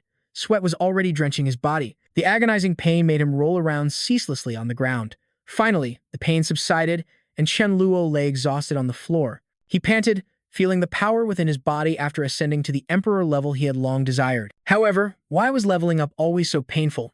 Was this really the correct way to level up? But the pain of each level up was slightly less than in his previous life. Could it be because this time, he was leveling up entirely based on crystals? Furthermore, part of it was due to eating the fruit. Regardless, he had now returned to his peak strength. Next, if he wanted to level up his strength even further, just thinking about it, he shook his head wearily. Well, he decided to put it aside for now. He would cross that bridge when he came to it. First, he should summon the seafood for a meeting. Soon, the 3rd Seafood Congress was held. They were all present, paying their respects to the Sea King. Chen Luo had Hoarding report on today's attendance. According to the report, there were currently 146 sea clans eligible to attend the Congress, and 138 were present. Among them were the audacious ones, who had been forcibly arrested for not showing up last time. Hoarding had them brought forward, and they pleaded in fear to the great Sea King. Begging for its life, it promised never again and swore to be on time in the future. Chen Luo calmly ordered it to be taken away and imprisoned for 1 year. If it was obedient after 1 year, it would be released, he thought to himself, so when he wanted to borrow its crystal, it would also obediently comply. Of course, it didn't matter if it disobeyed, the result would be death either way. And yet, those other sea creatures actually revered him. Additionally, Hoarding had something else to report. He sat with his legs crossed on his throne, listening to her report. Today, among the Sea Tribe members who didn't show up, 2 were devoured by a sea serpent, and she had witnessed it with her own eyes. It was incredibly strong. She feared it was also at the king level. Chen Luo was enraged. How could the sea creatures he had painstakingly nurtured be killed just like that? Despicable. He would absolutely not forgive this act of slaughter. Chen Luo immediately ordered his army of sea creatures to move out now. Set out and find that sea serpent to settle the score. The sea serpent was slithering away beneath the waves, cursing to itself. Damn it. This is infuriating. It had only eaten 2 members of the sea tribe, right? Why was it being hunted down by the legendary Sea King? Of legend? It grumbled as it fled. These sea tribe members were so foolish. There's no such thing as gods in this world. To think a supposed god would hunt it so relentlessly. It couldn't hide on the seabed any longer. This was the Antarctic region. It had to head to the frozen continent and find a hiding spot. But just as it intended to go ashore, a divine hand suddenly appeared, lunging at it, and seized it. The hand gripped the sea serpent's neck tightly, making it struggle and scream in agony. Then, out of nowhere, a whirlpool began to pull it in. Gradually, the vortex engulfed it and disappeared, leaving only the calm water behind. Even after 3 days, there was still no sign of the sea serpent. The sea creatures were berated for being useless. Chen Luo was incredibly annoyed. It was just one sea serpent, and you couldn't find it. What else can you possibly do? Hoarding knelt and reported, "Your Majesty the Sea King, we really did blockade the area, but the great sea serpent vanished as if by magic." Chen Luo gritted his teeth. How could it just disappear like that? Hoarding kowtowed and pleaded with him, "Please give us more time, we will definitely find it." He waved his hand decisively. "I want to see the serpent, dead or alive. Continue the search and don't stop until you find it." Even if the sea serpent had fled onto land, my members should have easily detected it, unless it found a cave to hole up in, without eating or drinking. Otherwise, it's simply illogical. Just then, Chen Luo received a message that the lower part of the armor set had been found. He was surprised. He had the greaves now. He had the system send him the coordinates and immediately rushed over. The location was a farm on the Meizhou continent. Indeed, he could feel that this was the lost item he had been searching for so long. He went and picked up the lower armor piece, thinking to himself that now only the belt was missing for a complete set. Besides defense, what other effects does this lower part have? What is this horizontal line on the knee? It seems like there's a pattern inside, formed by the lines. Just like the other pieces, it automatically adjusted to the user's physique. Chen Luo threw a few kicks to test for any outstanding effects, kicking this way and that, back and forth, but there was no effect whatsoever. Could it be that it only had a defensive function? Elsewhere, Da Zhuang was cuddling with a woman, listening to her flattery. The time for him to advance to monarch level wasn't far off, and he would surely be no weaker than City Lord Jiang Tu of Ziguang City. How could he possibly be a match for you, big brother? However, it's about time you played your trump card. No, as he was thinking, someone appearing in the sky, spewing fire everywhere. The girl told him to look up. A king level had arrived right on time. He would use this crystal as a gift for his wife, and while she was happy, explain his situation to boss Chen Luo. Da Zhuang flew up to counterattack, daring to cause trouble in his territory. He was only following the orders of the great Lord Sea King to come ashore and find the sea serpent. Why was he so unlucky to run into another king level? Oh well, he'd kill it first and then continue searching. He could also collect its crystal and offer it to the great Lord Sea King. After dodging the Shadow Leopard's attack, Da Zhuang moved to counterattack it. He launched an attack at the Shadow Leopard, mocking it for thinking such a weak move could ever harm him. Da Zhuang caught the Shadow Leopard and struck its left cheek with a powerful blow, shouting, "Go to hell." The Shadow Leopard couldn't dodge it and could only take the full force of Da Zhuang's punch. Da Zhuang hit the Shadow Leopard with such immense force that it was sent flying far away, its back slamming hard into a cliff face. It could only grit its teeth and bear the pain. After recovering slightly, the Shadow Leopard immediately roared at Da Zhuang's group, calling them a bunch of trash who only knew how to gang up on someone. Da Zhuang's underlings didn't care because they really were trash. They surrounded the Shadow Leopard, taunting it, "Weren't you pretty tough a moment ago? Did our boss Da Zhuang shut you up with just one slap? Let us handle this Shadow Leopard." The Shadow Leopard showed no fear and continued to curse at Da Zhuang's underlings and threatened to call for backup. "You guys just wait there and die." No sooner had it spoken than it took another kick. This time, the pain was so intense it could barely breathe, lying flattened on the ground. Seeing it finally shut up, Da Zhuang yelled, "You're about to die and you're still running your mouth." Just then, the sea beast brethren flew over, and seeing the Shadow Leopard flattened on the ground, they rushed to ask it what was wrong. Who hit it? Who did this? Da Zhuang looked at the army behind the Shadow Leopard. his face completely blank, unable to believe his eyes. Since when were there so many king-level experts? Even so, he wasn't too worried because Da Zhuang had plenty of underlings. He had the advantage in numbers, so he wasn't worried what these 8 king levels could do to him, but the number didn't stop at just 8. Instead, it had increased to 70. This was clearly an organized and well-staffed army of king levels. No matter how powerful Da Zhuang was, he was no match for so many king levels. He broke out in a cold sweat as he stared at the army of king levels, repeatedly saying it was all a misunderstanding. My apologies, big brothers and sisters. The shadow leopard wasn't about to let it go so easily, and with its back up here, it stepped forward and punched Da Zhuang squarely on the right cheek, shouting, "Didn't you want to gang up on me earlier? So why are you so scared now?" Da Zhuang was completely stunned by the punch, clutching his cheek. He had never expected to run into so many king levels like this, and his only chance of survival was probably to call Chen Luo over. Ignoring the threatening words from the bunch of seafood, Da Zhuang was still lost in his own thoughts. Although he didn't know if Chen Luo, an emperor level, could defeat so many king levels, but Chen Luo always had some miraculous methods up his sleeve. Even if they couldn't win the fight, he could at least help him escape. Meanwhile, at Chen Luo's base, he was sitting with Mi La and checking her current condition. It would take 5 months at most for Mi La to reach the emperor level. Chen Luo couldn't wait, feeling that was far too long. Little Rice sat nearby, watching the young couple with its deep blue eyes before suggesting that Chen Luo use time acceleration.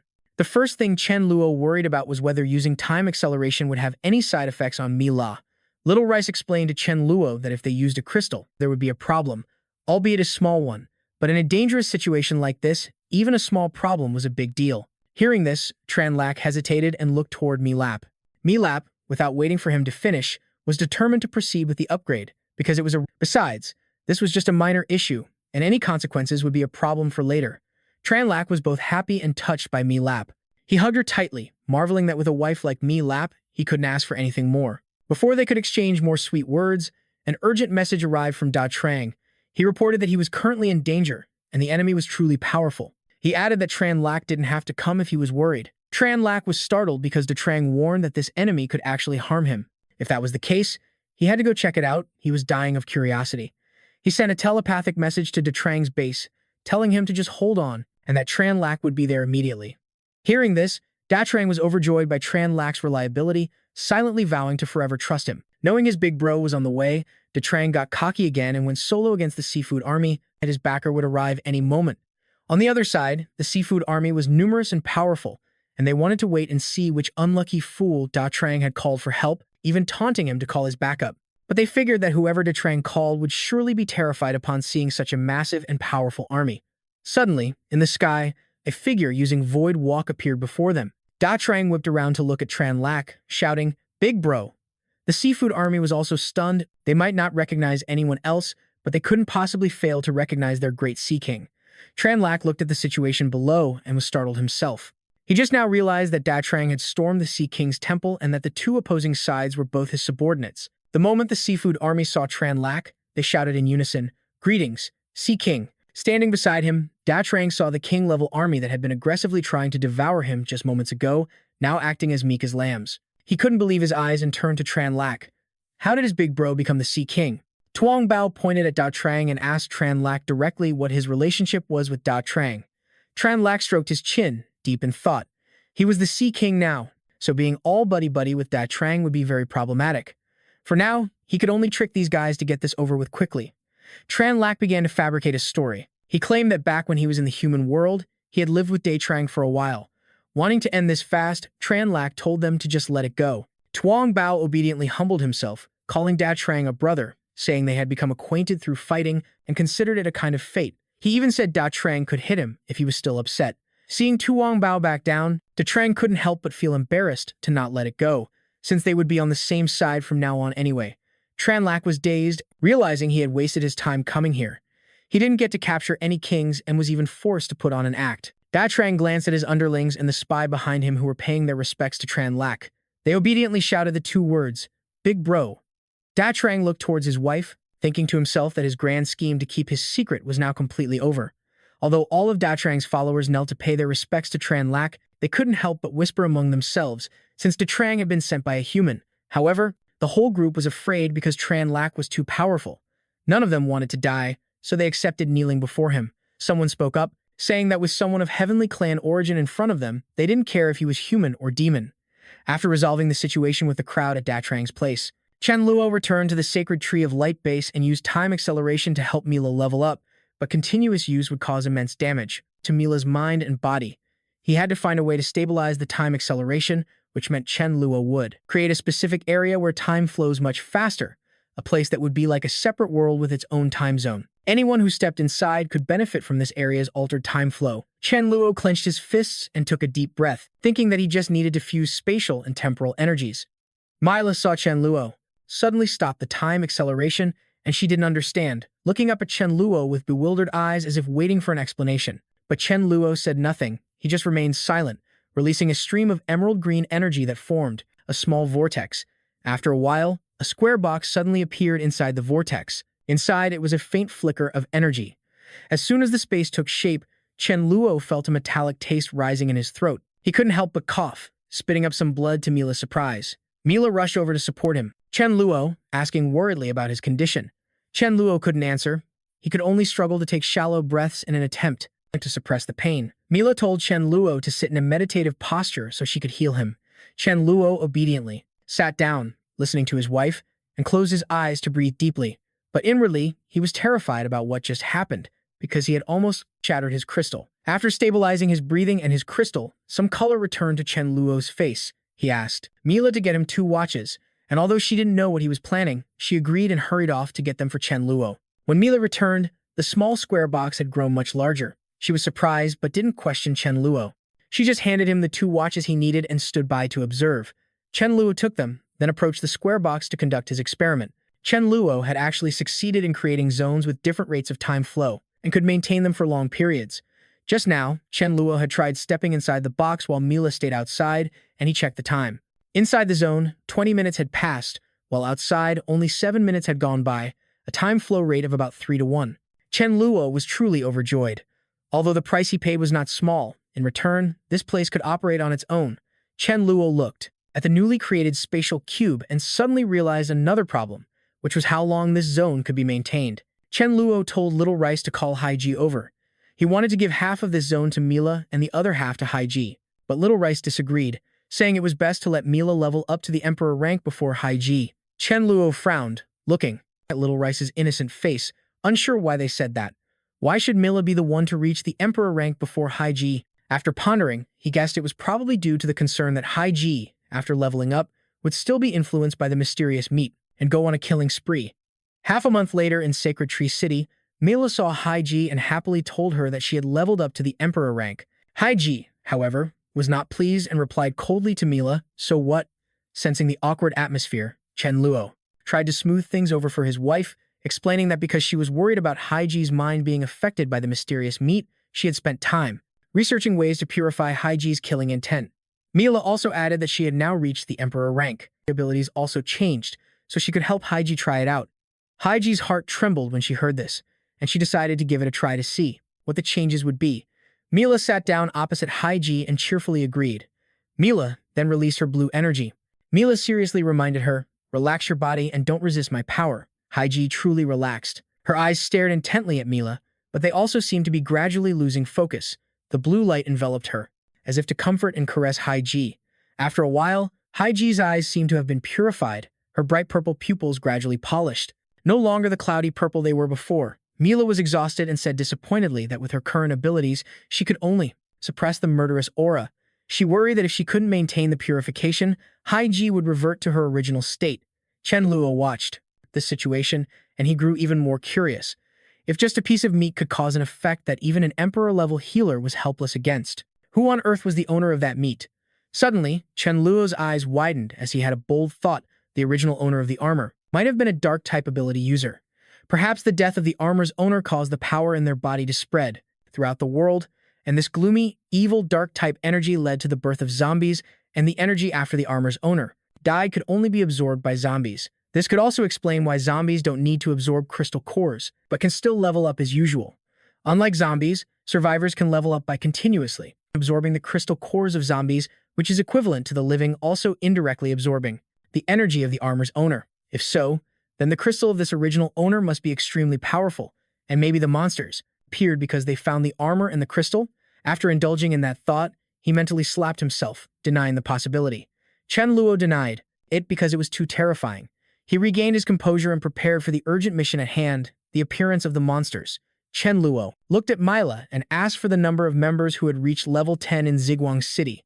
Mila hesitated and said 56 because she didn't remember very clearly. Chen Luo found the number of level 10 members to be too low, so he told Mila to spread the word that he was preparing for them to advance to the king level. Registration would be voluntary. Mila noticed he was tense and touched his arm to comfort him, saying she was sure everyone would sign up, but she was worried whether the current supply of crystals would be enough. Chen Luo understood and pulled her into his arms, telling her not to worry about the crystals. He could handle it and just needed Mila to relay the message for him.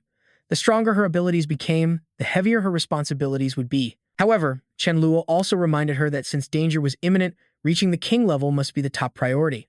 If there were any cowards, Chen Luo would have them executed. As for the sea creatures, he told her to pass on the message that he wanted to hold a grand feast the next day. Mila obediently agreed to the task. Seeing her gentle compliance, Chen Luo placed a light kiss on his beloved wife's beautiful cheek and told her she had worked hard. The situation was that the sea creatures Chen Luo had been fattening up were now ready for their performance, but this matter was not something Chen Luo should handle himself, so he wanted to discuss a matter with Haiji. The next morning, on the beach, all the sea creatures had gathered, eagerly awaiting their sea king, but when they saw his pale face and staggering steps, they couldn't believe their eyes, thinking that Chen Luo seemed different today, somewhat weakened. The weakened Chen Luo looked at the crowd of sea creatures he had raised. Chen Luo asked them if they were truly loyal to him. The sea creatures were confused by his question. Not knowing what to do, they proved their loyalty by vowing that anyone who wanted to harm Chen Luo would have to step over their dead bodies. The ice dragon served him its entire life, and without him, it wouldn't even exist. Their loyalty was witnessed by the heavens, because Chen Luo was their king, which meant they were his subjects. On the outside, Chen Luo still appeared weak, but he was smirking inwardly. He would soon find out who the traitor in the city was. Chen Luo slumped over, sweat pouring down his face, and weakly said that a traitor had appeared among his servants. She took advantage of a critical moment to steal his divine power and take his divine artifact, and even wanted to hunt him down, and that this traitor would be returning soon. Chen Luo entrusted the sea creatures with stopping the traitor for him. Before the bewildered sea creatures could even process what was happening, Chen Luo told them to try and hold her off for 1 hour so he could restore his divine power and fight the traitor. Just then, Haiji appeared behind Chen Luo, shouting loudly, "Today will be the anniversary of your death." She wore Chen Luo's armor and attacked him without a moment's hesitation. The sea creatures saw Haiji attacking Chen Luo and couldn't believe someone would be so insolent. Not only that, but they also noticed the armor and boots Haiji was wearing seemed very familiar, as if they had seen them somewhere before. Haiji looked at the crowd of sea gods, threatening the cowardly sea creatures in a menacing tone. She only wanted to kill Chen Luo, and anyone else who didn't want to share his fate should get lost. The anglerfish, refusing to let its king be disrespected, shouted at Haiji that she was too insolent. Daring to insult Chen Luo and even wanting to kill him, it rallied everyone to charge forward and capture. Every sea monster did its best to block Haiji, not allowing her to get a single step closer to Chen Luo. They unleashed water dragon fists and water arrows, forcing Haiji to desperately dodge. However, all their efforts to hit her were useless. With a single swing of her sword, all the attacks were deflected. Haiji then told them they must be tired of living. At this point, the sea creatures began to panic, truly believing that she had stolen Chen Luo's divine power. Otherwise, she couldn't have defended herself so well, and they didn't forget to praise how powerful Chen Luo's divine artifact was. Haiji confidently stared down at the sea creatures below, her amethyst purple eyes glowing with energy. She told the sea creatures that her counterattack was just beginning. With a single slash, Haiji split the sea where the creatures stood in two, sending them flying into the sky, completely unable to fight back. Chen Luo looked at the current situation, scratching his head and thinking that if he just stood here watching, it wouldn't be good. It wouldn't raise the excitement. Chen Luo decided to charge and attack Haiji, but because he was pretending to be weak, he flew at a very normal speed with no aggressive intent. Before he even got close, without even touching the hem of Haiji's clothes, Haiji watched Chen Luo's act and had to struggle to hold back her laughter. If Chen Luo wanted to put on a show, she would gladly play along. Haiji summoned over a dozen bolts of lightning from the sky to attack Chen Luo. The lightning bolts coursed down her sword, converging into a single beam, striking Chen Luo with no way to escape. But just as Chen Luo was about to take the act a step further, a figure lunged into the path of the lightning, taking the hit for not going all the way. Before Haiji's fin could even touch him, Chen Luo pretended to be hit by a projectile she fired and staggered. Watching Chen Luo's act, Haiji had to struggle to keep from laughing, and if Chen Luo wanted to put on a show and all that, Haiji, would gladly play along. Haiji summoned more than a dozen lightning bolts from the sky to attack Chen Luo. The lightning ran down her sword and converged into a single beam, striking Chen Luo and leaving him no room to escape. But just as Chen Luo was about to continue his act, a figure suddenly rushed into the lightning, taking the blow for Chen Luo without any regard for their own life. Chen Luo was also very surprised by this, seeing Hoarding's figure lying on top of him, taking a fatal blow for him. She kept screaming, "Do not harm the king!" But no matter how many times she shouted or how powerful she was, Hoarding couldn't escape Haiji's technique. She coughed up a mouthful of blood, hacking violently. Chen Luo worriedly asked about her condition. Hoarding was weak from blood loss, yet she kept muttering that she was the most loyal and could perform the best. Chen Luo was deeply moved as he watched. He had to admit that Hoarding was a very good, very loyal person. Witnessing this scene, even Haiji clicked her tongue, moved. She watched and clapped her hands in pity, because even if that were true, Haiji still couldn't spare Chen Luo. Haiji decided to deliver the final blow, summoning a dark barrier to envelop an area of the sea. Inside the barrier, bizarrely shaped monsters began to surface, and it was then that Chen Luo added fuel to the fire to rile up the seafood. "I'm about to recover my divine power, so do your best to stop Haiji. Her defense is powerful, but her forces are limited. If you can take out a few of them, you can defeat her." The sea creatures seemed to be filled with renewed faith and strength, and they charged toward the barrier, aiming to attack the minions Haiji had just summoned, all while cheering each other on to press forward. "We can pin Haiji down without breaking her armor. We have to control her first." Haiji looked at the chaotic scene, completely speechless. Although this was a revenge drama directed by Chen Luo, she still felt unhappy seeing her seafood in a state of crisis. At that moment, Bei was no longer attacking. Hoarding turned sharply to ask what she was doing. Bei brazenly stated her reason. "Chen Luo is about to go down. Following him is just asking for death. I just want to find someone to lean on." Although he had anticipated it, hearing it with his own ears still made Chen Luo feel disappointed. He could only let out an "oh." He didn't notice a turtle approaching him from behind. It grabbed Chen Luo by his clothes, viciously announcing to everyone around that it had captured him. The turtle was ecstatic to have caught Chen Luo, shaking its head back and forth, completely ignoring the fact that Chen Luo was being violently shaken. Capturing Chen Luo, holding him in its mouth, was something Higi could proudly brag about to its children and grandchildren. Chen Luo endured it for the greater good, but his ice-cold glare said everything. Chen Luo was so furious he felt the urge to rip Higi to shreds. Before Chen Luo could say a word, Hoarding fiercely cursed at Higi. "How dare you treat Chen Luo like that?" She launched a phantom palm mental attack at Higi. That Higi was no match for Hoarding, and it took the full brunt of her attack, releasing Chen Luo in a daze. He mentally awarded another point to Hoarding for her timely rescue of her master, proving that he had not trusted the wrong person. At this moment, a soft-shelled turtle came over and pinned Higi's head down, calling him an ungrateful traitor. "Chen Luo bestowed power upon you, but you didn't know how to treasure it. Today, I will eliminate you for him." Just then, Shang Bao charged forward to attack Haiji, shouting for the glory of the great Sea King. Haiji recalled what Chen Luo had once said. To test loyalty, you have to eliminate one or two of them. So, she decided not to hold back anymore and would fight with her full power. Haiji flew high into the air, unleashing her Light of Annihilation technique towards Shang Bao, aiming straight for its heart, causing Shang Bao so much pain that it coughed up a mouthful of syrup. Afterwards, Haiji watched Shang Bao fall to the ground without so much as blinking an eye. Shang Bao crashed heavily, letting out a single shriek before going limp. When the other sea creatures saw Haiji kill Shang Bao, they clamored to fight her to the death, and for the glory of the Sea King, they had to eliminate Haiji.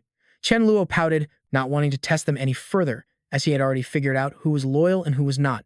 He grimly announced that his divine power was restored.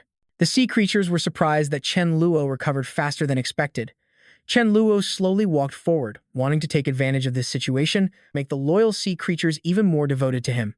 Chen Luo raised his hand to the heavens, shouting, "Let there be light."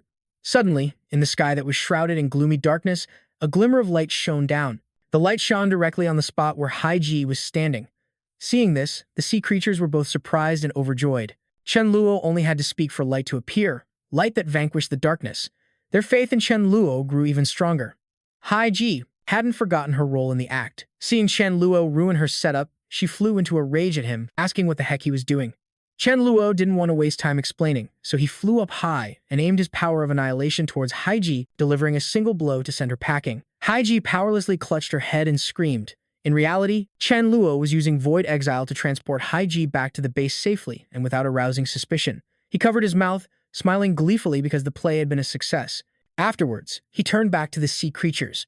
They were overjoyed that he had recovered his divine power, and they didn't forget to show their reverence for him. Because even when fighting a powerful opponent, Chen Luo had defeated her with ease, proving the might of a true god. After the celebration, it was time for punishment.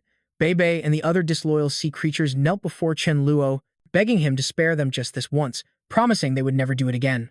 Chen Luo was in no hurry, making them kneel there and forbidding them from moving. Chen Luo walked over to look at Xiang Bao. Hong was insisting to Chen Luo that Xiang Bao was dead.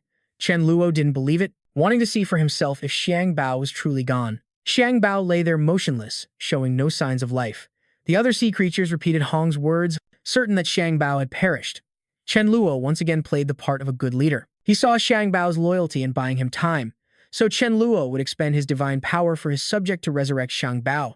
Chen Luo spoke to the sea creatures, acting as if he were making a great sacrifice. Of course, they didn't understand what Chen Luo meant, looking at each other in confusion, unsure if he was serious or joking. How could someone who died be brought back to life?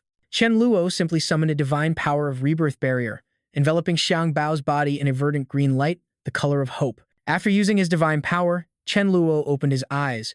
A deep exhaustion was clearly visible, making him look utterly haggard. Xiang Bao rubbed his head and woke up, thinking he had died and was perhaps in heaven. Xiang Bao looked at Chen Luo. Because Chen Luo believed in him, he was resurrected in perfect condition after death. Mila had now ascended to the emperor level and could easily resurrect a king-level being. Chen Luo thought proudly of his wife. He looked up at the sky and saw Mila smiling happily, hiding behind a cloud as she worked to resurrect Xiang Bao. When the sea creatures saw Xiang Bao come back to life, they all broke into a clamor, pushing and shoving one another to get a better view of the miracle. They were proud to see how powerful Chen Luo was, which also meant they no longer had to fear extinction. Their decision to follow Chen Luo had been the right one. From now on, these sea creatures would risk everything and lay down their lives for him. Seeing their morale, Chen Luo rejoiced inwardly, because in the future, his army, these might be the most active ones when fighting. Seeing the monster had revived, Hongdang reminded Chen Luo about Beibei's group and how to deal with them. He coldly turned to look at her, spitting out 2 words, "Kill them." As soon as Chen Luo finished speaking, the sea creatures immediately pounced, tearing apart Beibei and the traitors, ignoring their pleas as no one cared or showed mercy. After they were tortured to death by the sea creatures, Chen Luo pretended to be benevolent, opening a spatial rift to bury them. The sea creatures watched his benevolent act with pride, saying that Chen Luo didn't need to treat those traitors so well, that they got what they deserved. After everything was done, Chen Luo dismissed the sea creatures, and he secretly thought to himself that most of the majority were king level. Suddenly, Chen Luo discovered what seemed to be a bug, because 1 king-level crystal could help a level 10 advance. After advancing, they would obtain 1 king-level crystal, resulting in an extra king-level crystal. Furthermore, a level 10 corpse at the giant tree could never produce a high-quality fruit like a king-level corpse. So if it's a bug, an infinite loop, a voice transmitted to Chen Luo, saying about those level 10 natives, "Don't kill them, let them live." He thought that if he operated this way, Chen Luo could find quite a few king-level crystals, king-level corpses, and high-quality fruits. He moved to the large fruit tree. It happily greeted Chen Luo, shaking its massive trunk, and joyfully exclaimed that cooperating with Chen Luo was the right decision. It would never lack high-grade food again. He tossed a few corpses and asked the tree, "It seems you have dual abilities of darkness and lightning. Chen Luo is providing you with so many corpses now, so why is your strength still unchanged?" The tree caught the corpses he threw and told Chen Luo that it could still feel its strength changing, but it seemed to be stuck somewhere, unable to continue leveling up. He fell silent, thinking because he didn't understand. Could it be that the tree's talent is limited, so it can't continue to grow to the emperor level? The tree started to tell Chen Luo, "Last time you took some fruits in advance, you should do the same this time so I can observe if there are any changes." He agreed since there were plenty of fruits anyway. Chen Luo also truly hoped the giant tree could reach the emperor level, but he was wondering who the next candidate for the emperor level would be.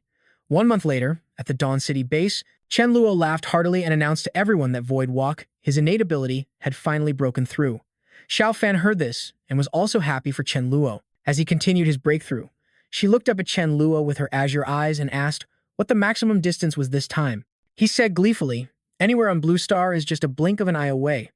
It feels like I can go directly to the moon and stand shoulder to shoulder with the Sunday." Hearing he could go to the moon, Xiao Fan acted cute, hugged Chen Luo, and begged him to take her to sea because she had never been to the moon.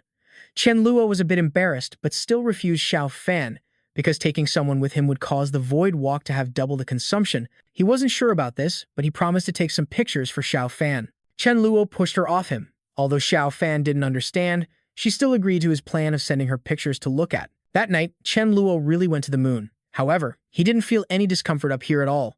Chen Luo looked around and discovered that it seemed after reaching the Emperor level, one no longer needed a spaceship, directly solving the problems of extreme cold and oxygen. Suddenly, he saw a figure in the distance jumping towards him. Chen Luo wasn't sure who it was, a person, an alien, or something else, but when the figure got closer, he was so shocked his jaw dropped because it was an astronaut. The person approached Chen Luo, constantly saying, "Oh my god," to him. Chen Luo was a bit panicked and kept backing away, thinking this person must be a foreigner. Although a little confused, Chen Luo still waved and said hi to the astronaut, but the man blurted out a stream of English, saying, "Thank God I finally saw a living person." Chen Luo had no choice. He had to give the astronaut the simultaneous translator specially made by Long Yu while taking out his own communication earpiece, which was also single-handedly created by Long Yu and could transmit in any environment. The man spoke at length to Chen Luo, introducing himself as an astronaut from the Thap nation who was abandoned on the moon. His name was R. When he arrived on the moon, he lost contact with Blue Star. R had been on the moon for 2.5 years, surviving by using the supplies available at the station. He then asked Chen Luo how he got to the moon and about the situation on Blue Star. Chen Luo found the man quite talkative and felt a bit overwhelmed, but he calmly told him about how the Thap nation had disappeared and that other countries were also about to vanish. Suddenly, R said, "Could everything be related to what I saw?" Chen Luo was taken aback, his eyes seemed to light up. He stood up straight and asked R what he had seen.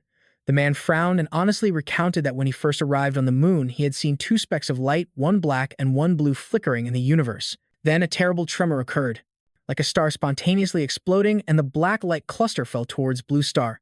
When Chen Luo heard about the black light, he widened his eyes as if he had discovered something. Chen Luo speculated, could that black light be the dark matter ability of the armor's original owner? Because he had previously thought that the armor's original owner might have died at the hands of another and exploded into many fragments on Blue Star. He never expected the truth to be just that, and the timing matched perfectly, but Chen Luo said nothing to R, he only asked his own question. The black light source exploded, so what about the blue light source? The man frowned, trying hard to recall the event, but it was useless. He couldn't see it clearly and couldn't remember because it had been 2 years. R only remembered that their speed was very fast. Chen Luo rubbed his chin in thought. The blue light seemed to be the color of the ice element, so the opponent of the original owner of the armor might have an ice-based ability. After getting this useful information, he decided to leave. Before leaving, Chen Luo left some supplies as a thank you gift. When R saw that he was leaving just like that, he panicked and wanted to keep Chen Luo, but he had quickly disappeared while R was still running after him, begging Chen Luo to stay. Chen Luo found it funny, thinking, why would he want me to stay when I have a lovely wife at home? Welcoming Chen Luo's return was the Dharma King, who excitedly informed him about its promotion to Emperor level. Chen Luo was quite surprised by the Dharma King's speed. Entering the room, he saw Ning Shuang sitting with little Rice. Chen Luo could sense that Ning Shuang had advanced to High King level. Hearing this, she turned her head, raised 5 fingers to Chen Luo, and smugly asked him, "Am I amazing?" Looking at Ning Shuang, Chen Luo felt like he was struck by lightning. He remembered that she had an ice-based ability and was always very special, being the first person to advance to king level without pain, whose tears could also turn into pearls and who had restorative powers. Could Ning Shuang be that blue light source? Then is she suffering from amnesia, or is she just pretending? Seeing Chen Luo staring at her without saying a word, Ning Shuang frowned worriedly. Worried and finding it illogical, he brushed off his thoughts about Ning Shuang, convincing himself with the reason that the previous owner of the armor had died 2 years ago, and the blue light couldn't have left her completely unharmed. Perhaps she was just injured after taking that blue light, causing some part or item to fall off. Just then, Rice suddenly screamed. Its aquamarine eyes stared intently outside. Chen Luo, worried about Rice, asked what was wrong. Rice sniffed the air with its little cat nose. It had just suddenly sensed that a day of crisis was approaching, only half a month away. Hearing this, Chen Luo broke into a cold sweat. He looked at Rice's back and asked if it could sense the outcome of this crisis. Without looking at Chen Luo, Rice said there were too many dangerous twists and turns, but the result could be considered a success. However, it didn't know why. But in a certain sense, it seemed there was also one failed outcome. Chen Luo narrowed his eyes, pondering the word failure. Rice frowned worriedly, wondering why it felt that way. It was like a success, but also not a success, as people and materials were all fine. But why was it a failure? Moreover, it also sensed that the South Pole seemed to hide an extremely big secret, but the time was not yet right. It was absolutely not the time to investigate, and of course, it didn't tell Chen Luo. Chen Luo looked at Rice and asked in a low voice, if it could sense where the danger was coming from. Rice tried to pull information from its mind, predicting that these beings might come from the southwest corner of the Maichao forest. As for the specific time, Rice hesitated, then pointed in a direction and told him it would be around 1 o'clock in the afternoon in half a month. Having gotten the information, Chen Luo didn't ask further, confident that with Rice's guidance, he could know the location and witness the monsters appear with his own eyes. Another day, half a month later, at 12:58, Chen Luo appeared on a cliff, as if waiting for something. He looked at the ground, his eyes unable to help but flash with excitement, waiting for what he anticipated to appear. Suddenly, a streak of blue light shot past him. Chen Luo watched the streak of light, guessing the monsters had passed through a spatial portal. Then, in the clear blue sky, an unusual light appeared with many eye-catching, multicolored rays, and a horde of diverse monsters emerged. They came from another dimension through the teleportation gate into this world. Chen Luo looked down from above and secretly broke into a cold sweat. He glanced at the dark mass below, a monster horde that probably numbered around 500.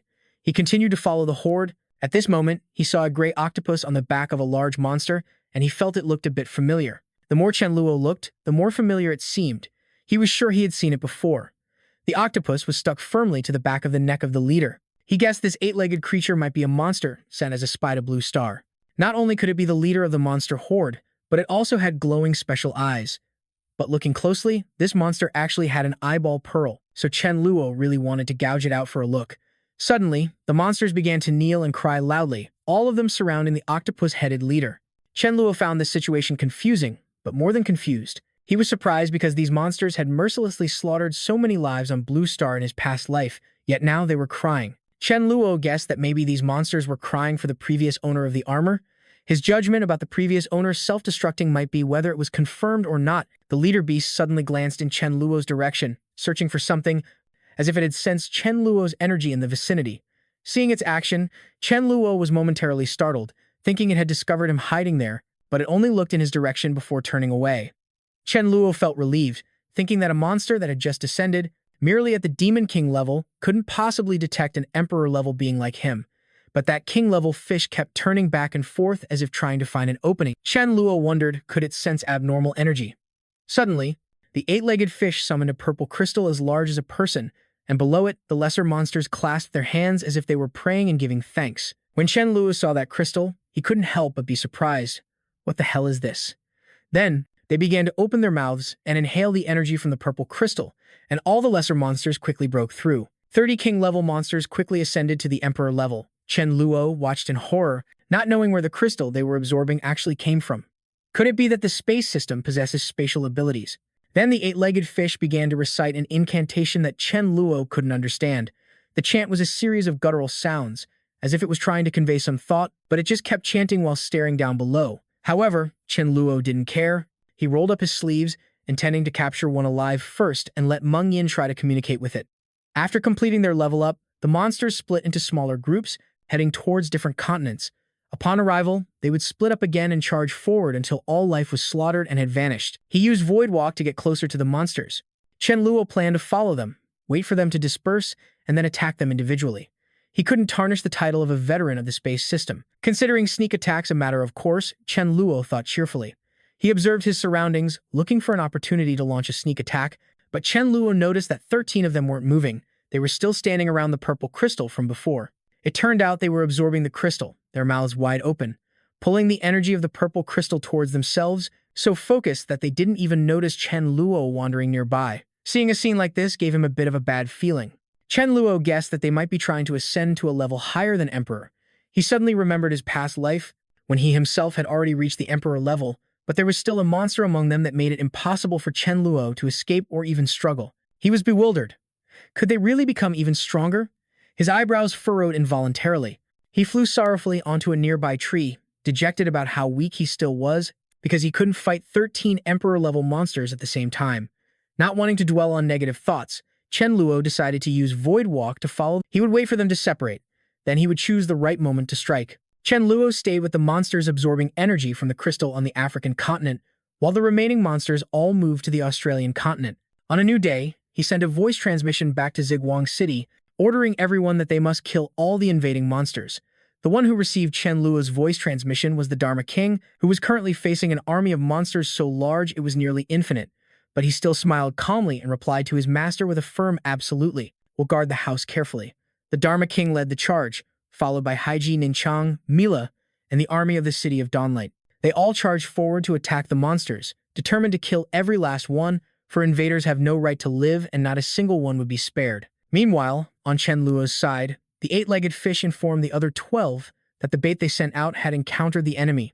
A diamond-faced monster, its face drenched in sweat, spoke up, saying if they are bait, then aren't we also? Bait?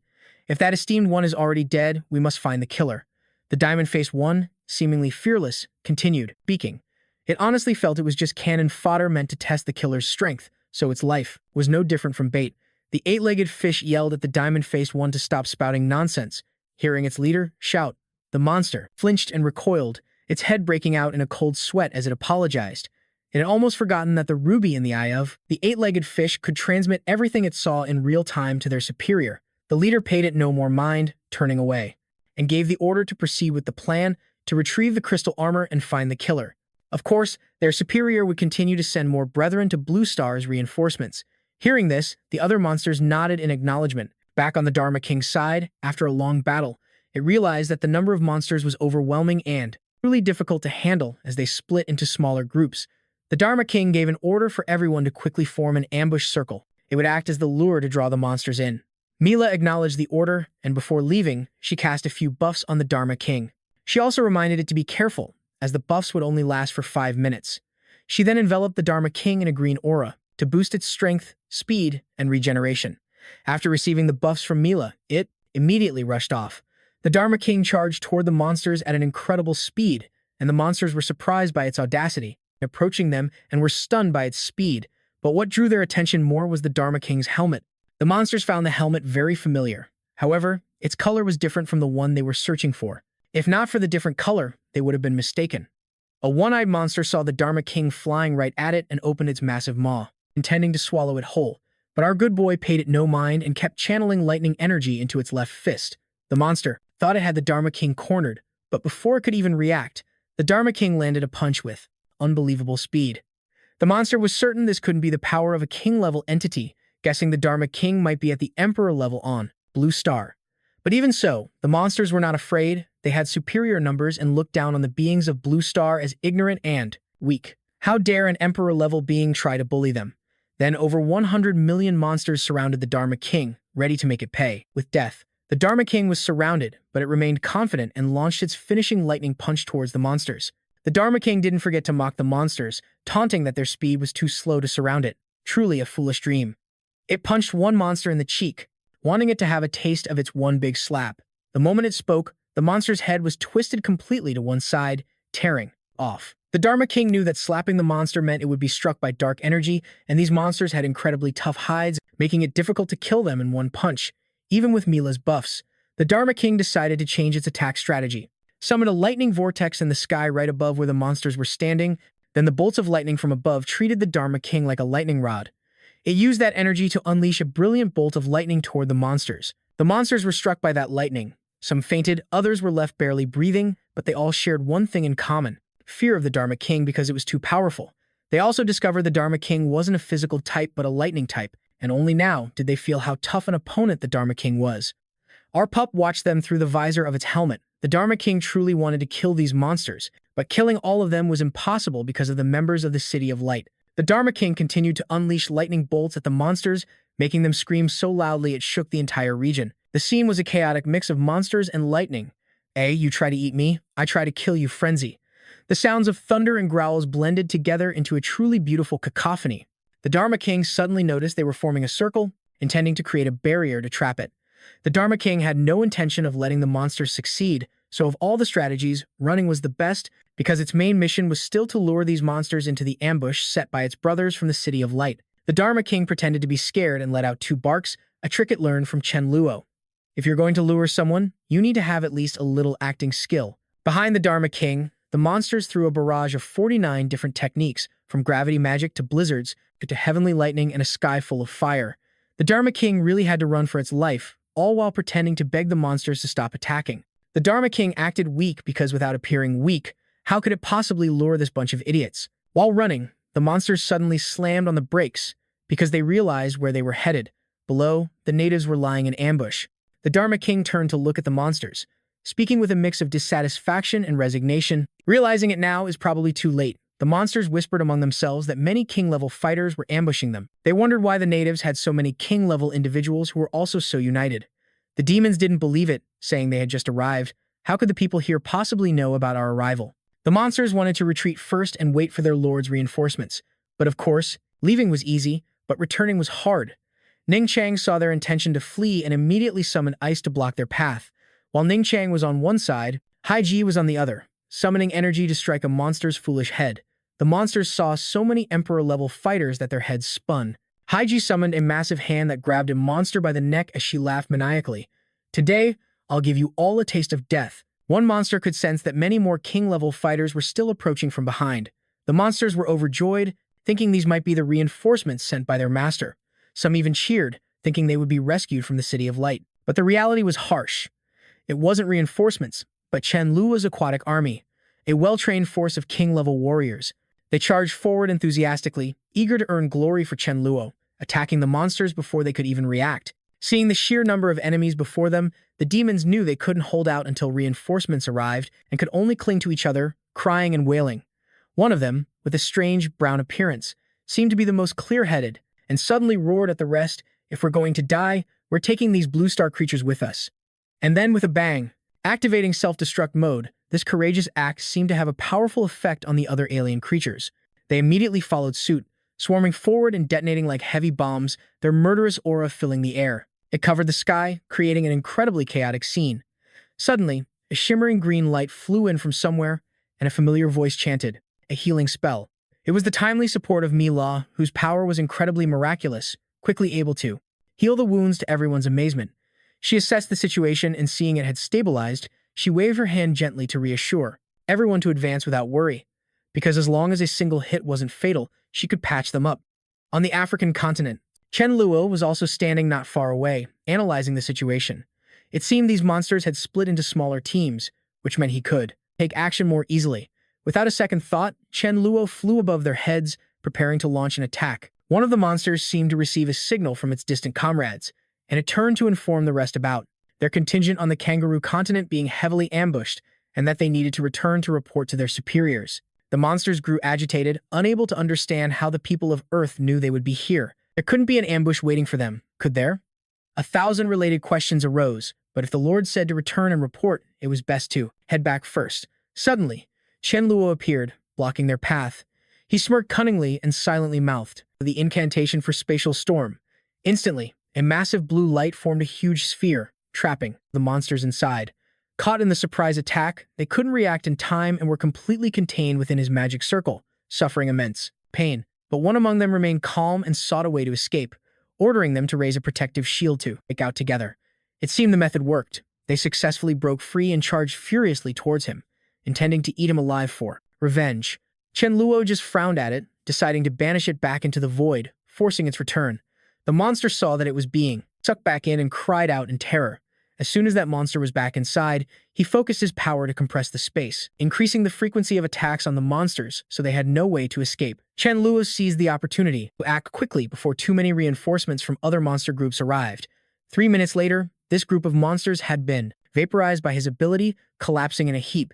Chen Luo put his hands on his hips and looked around, lamenting to himself that he had grown weaker because fighting. This small group of monsters had already consumed nearly half of his power, but he had to quickly return to base to check on the situation with his comrades.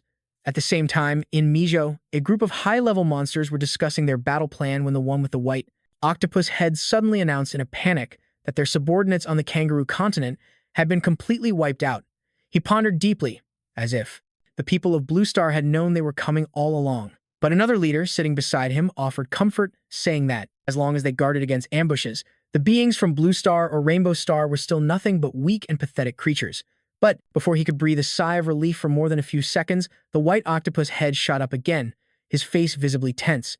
The team on the African continent had also been ambushed. His face darkened as he added that it was, moreover, a space-type user capable of instant teleportation. The monsters could no longer remain calm. They agitatedly demanded to know more about this divine space-type skill. How could it be? Being controlled by inferior people from Blue Star, while superior beings like them did not even know what their leader was mumbling. Pacing around, he never expected that on this strange and distant planet, A genius who had mastered instant teleportation would actually appear, a true rarity. A murderous glint flashed in his eyes. It was a pity that such a talent had to be found at all costs and dealt with immediately, to prevent that person from obstructing his battle plans. After weighing the pros and cons, the ringleader ordered all his soldiers to gather and report back. Once everyone had arrived, they would all go searching together. As for the Z base in Kwangthan, Chen Luo was also holding a large-scale meeting. He activated his power to accelerate time, coaxing everyone not to resist this power of his, but to focus their minds on absorbing the king-level crystals from the defeated monsters.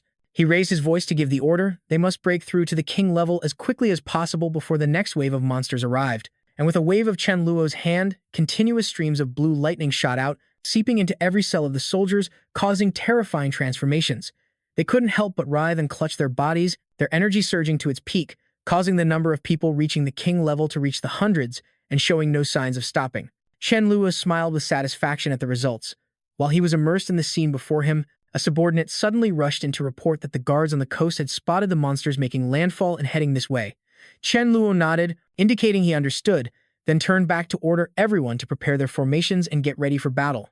With the number of monsters this time, it would surely be a huge horde, forcing them to contact the Corpse King's zombie army for help. Meanwhile, a few hundred meters from the city, the octopus-headed monster expressed regret for not bringing a laser cannon to wipe out the entire Blue Star army with just a few shots. Another monster next to it clicked its tongue. How could they have anticipated a situation like this? If we had it, the laser cannon would be useless against that being's existence anyway. The red octopus nodded in agreement, then ordered Poison Cloud to launch the opening attack.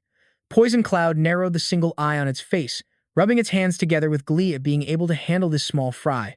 As long as the other monsters provided cover and helped it stop that space system genius with instant teleportation from kicking the bucket. The ringleader spoke up to reassure it. That divine skill is powerful, but its energy consumption is terrifying, and if his ability runs out, the user will surely die. Even for an emperor-level being, the number of uses is limited.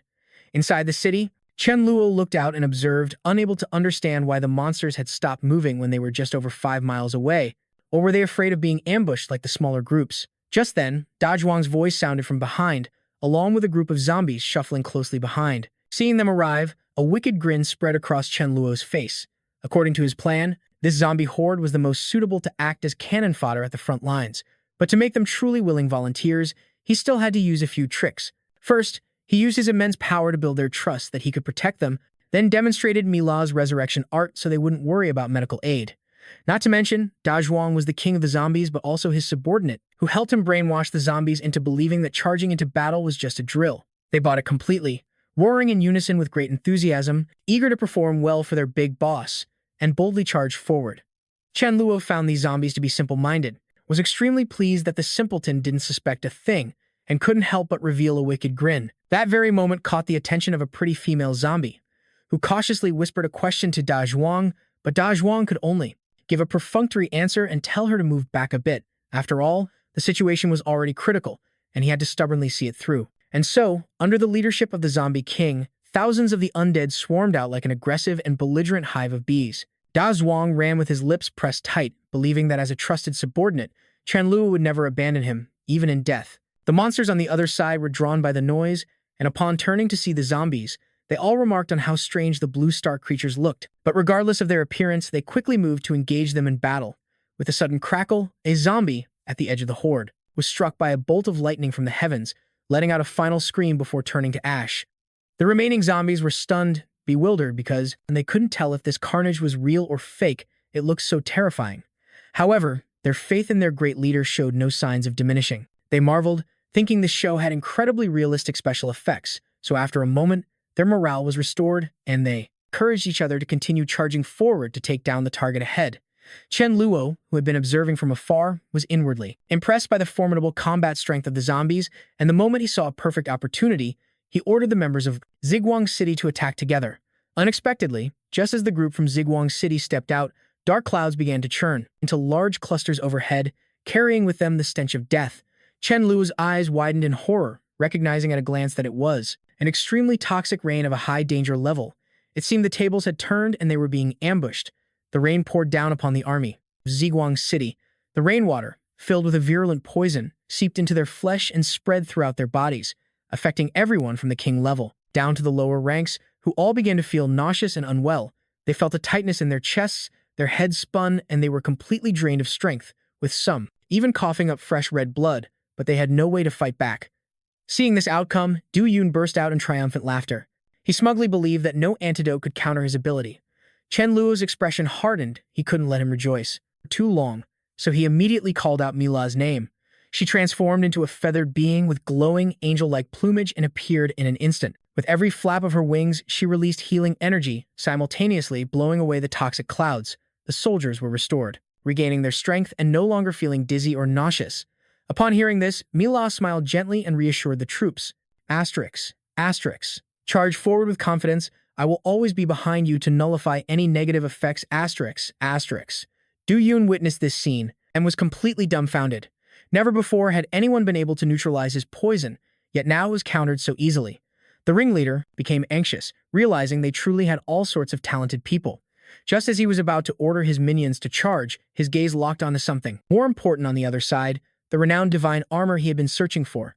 His and his comrades' entire attention shifted to focus on Haiji, who was wearing that familiar purple armor. He thought gleefully that the people from the surface had gathered the armor for him, making his trip worthwhile. They quickly gave chase after she suddenly moved in another direction. Chen Luo was pleased to see this. His plan to lure the tiger out of the mountains had worked by separating the monsters, allowing him to easily deal with the king-level threats first, then focus his forces on the emperor-level ones later. 10 minutes passed, and noticing the target, despite wearing armor, her movements were intentionally slow, which made the monsters finally realize her true purpose. They had been lured into a trap and began grumpily discussing whether to use their trump card on Haiji, since she was only at the emperor level, so she was far from being able to unleash the armor's full power.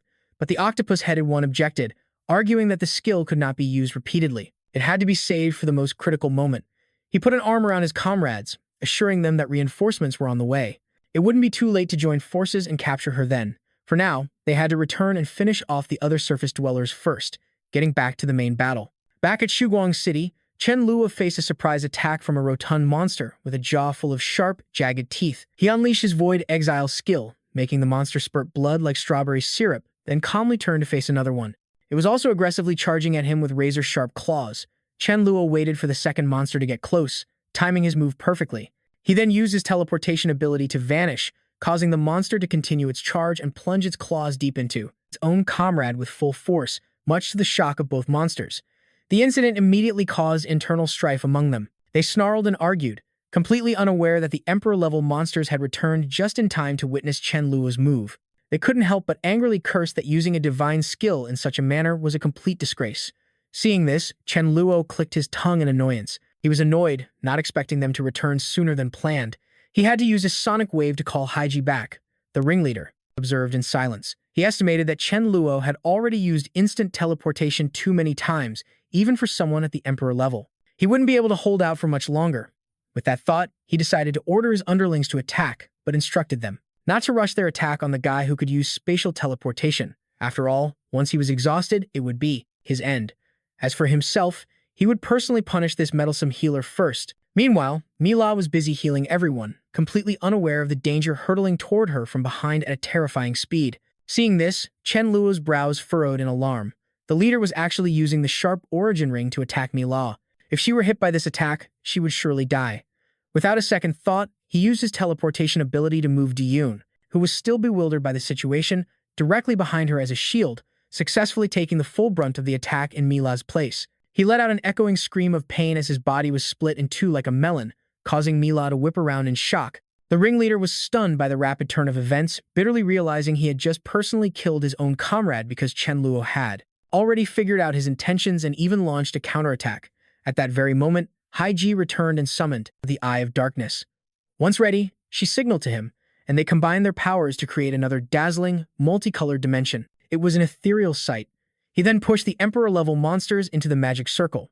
Suddenly, finding themselves on the defensive, they began to panic. They started arguing loudly, unable to understand how he could use instant teleportation so many times, contrary to what they knew. Teleporting all of them into this space was like herding chickens into a coop. The octopus-headed leader truly lived up to his name. He calmly reassured his two comrades, then proposed that they all combine their strength to force their way out of this domain. Unfortunately, Chen Luo was one step ahead, shattering their plan by using his void banishment technique to pull them all in, flying into a vast dimension. with strange purple and blue light enveloping the three high-level monsters. Following the pull's momentum, their bodies and souls gradually blurred as Chen Luo's voice echoed through the four illusory realms. But as if that wasn't enough, Haiji and Chen Luo chanted another spell to create a sturdy barrier that would be difficult to destroy from the inside or out, like a heart-shaped prison. The monsters truly went berserk at this point, becoming confused and agitated by this heaven-defying skill, and realized their bodies had been slowed countless times by the effects of another skill, tipping the scales of defeat firmly against them. Pushed into a corner, the trump card they had been holding back was finally officially revealed. The three Emperor-level monsters fused, transforming into a terrifying monstrous form with a piercing shriek that tore apart the sturdy magic formation, escaping to the horror of the army from Shuguang City. The fusion was colossal and ferocious, seemingly far surpassing the Emperor level. It advanced to confront Chen Luo, using its powerful aura in an attempt to overwhelm him. It was a type of monster he had fundamentally never encountered before, yet Chen Luo remained calm. He calculated that this kind of monster must have paid a steep price to gain such an increase in power, but its weakness was likely that it could only exist for a short time and couldn't maintain its form for long.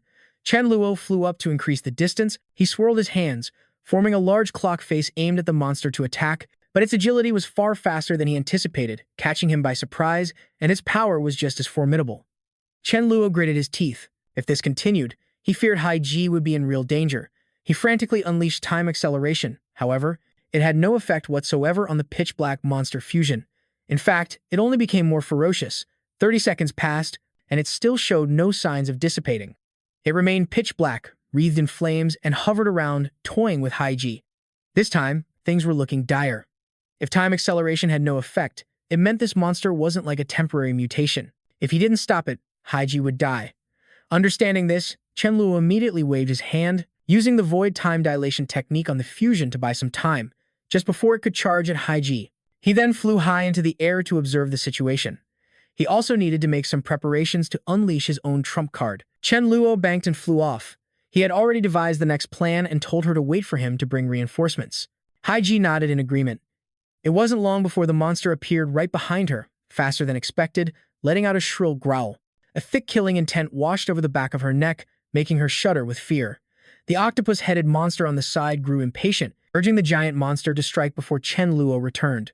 It complied, spreading its claws to create terrifyingly large explosions, laughing with glee. It aimed straight for Haiji, yet seemed intent on destroying everything around her. She bit her lip, trying to think of a plan. If she couldn't fight force with force anymore, her only option was to rely on the speed of her boots to buy more time for Chen Luo. With that, Haiji shot off like a rocket, but she didn't get far before the monster was hot on her heels. It let out a wheezing laugh, as if its nose was stuffed, mocking that she couldn't escape as it lunged for her. She was caught in its palm like a toy doll, with no way to struggle.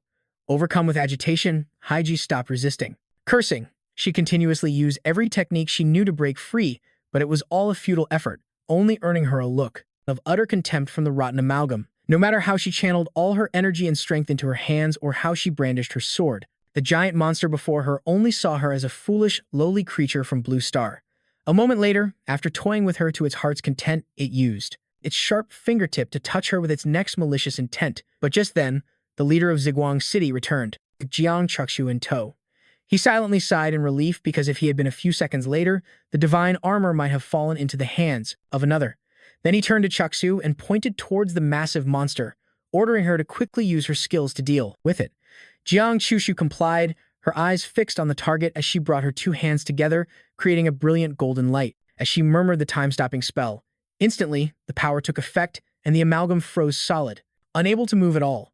The monster faction's leader saw his trump card standing there motionlessly and grew anxious, shouting for it to make a move, but he was only met with its unresponsive back. He was stunned. It was impossible for a mistake to happen at such a critical moment, unless it was due to the newly arrived girl's influence. It turned out this earthling had used a technique that stopped time.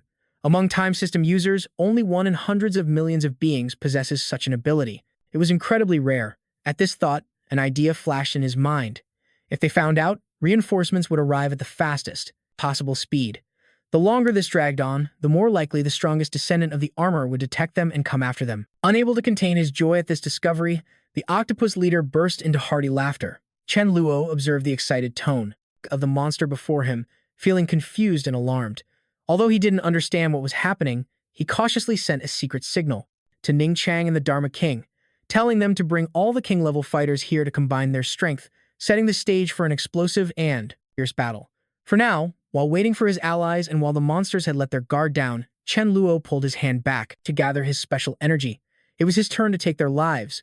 After Ning Chang and the other king-level fighters had fully assembled, Chen Luo ordered everyone to focus their attacks on the giant black monster to carve a bloody path forward. He also struck first. Chen Luo actually knew how to use the Ring of Origin, just like the enemy leader, to shatter the outer defenses of the monster. But it seemed this move had no effect on their trump card. Unwilling to accept this, Chen Luo pursed his lips and shot out a powerful blue slash.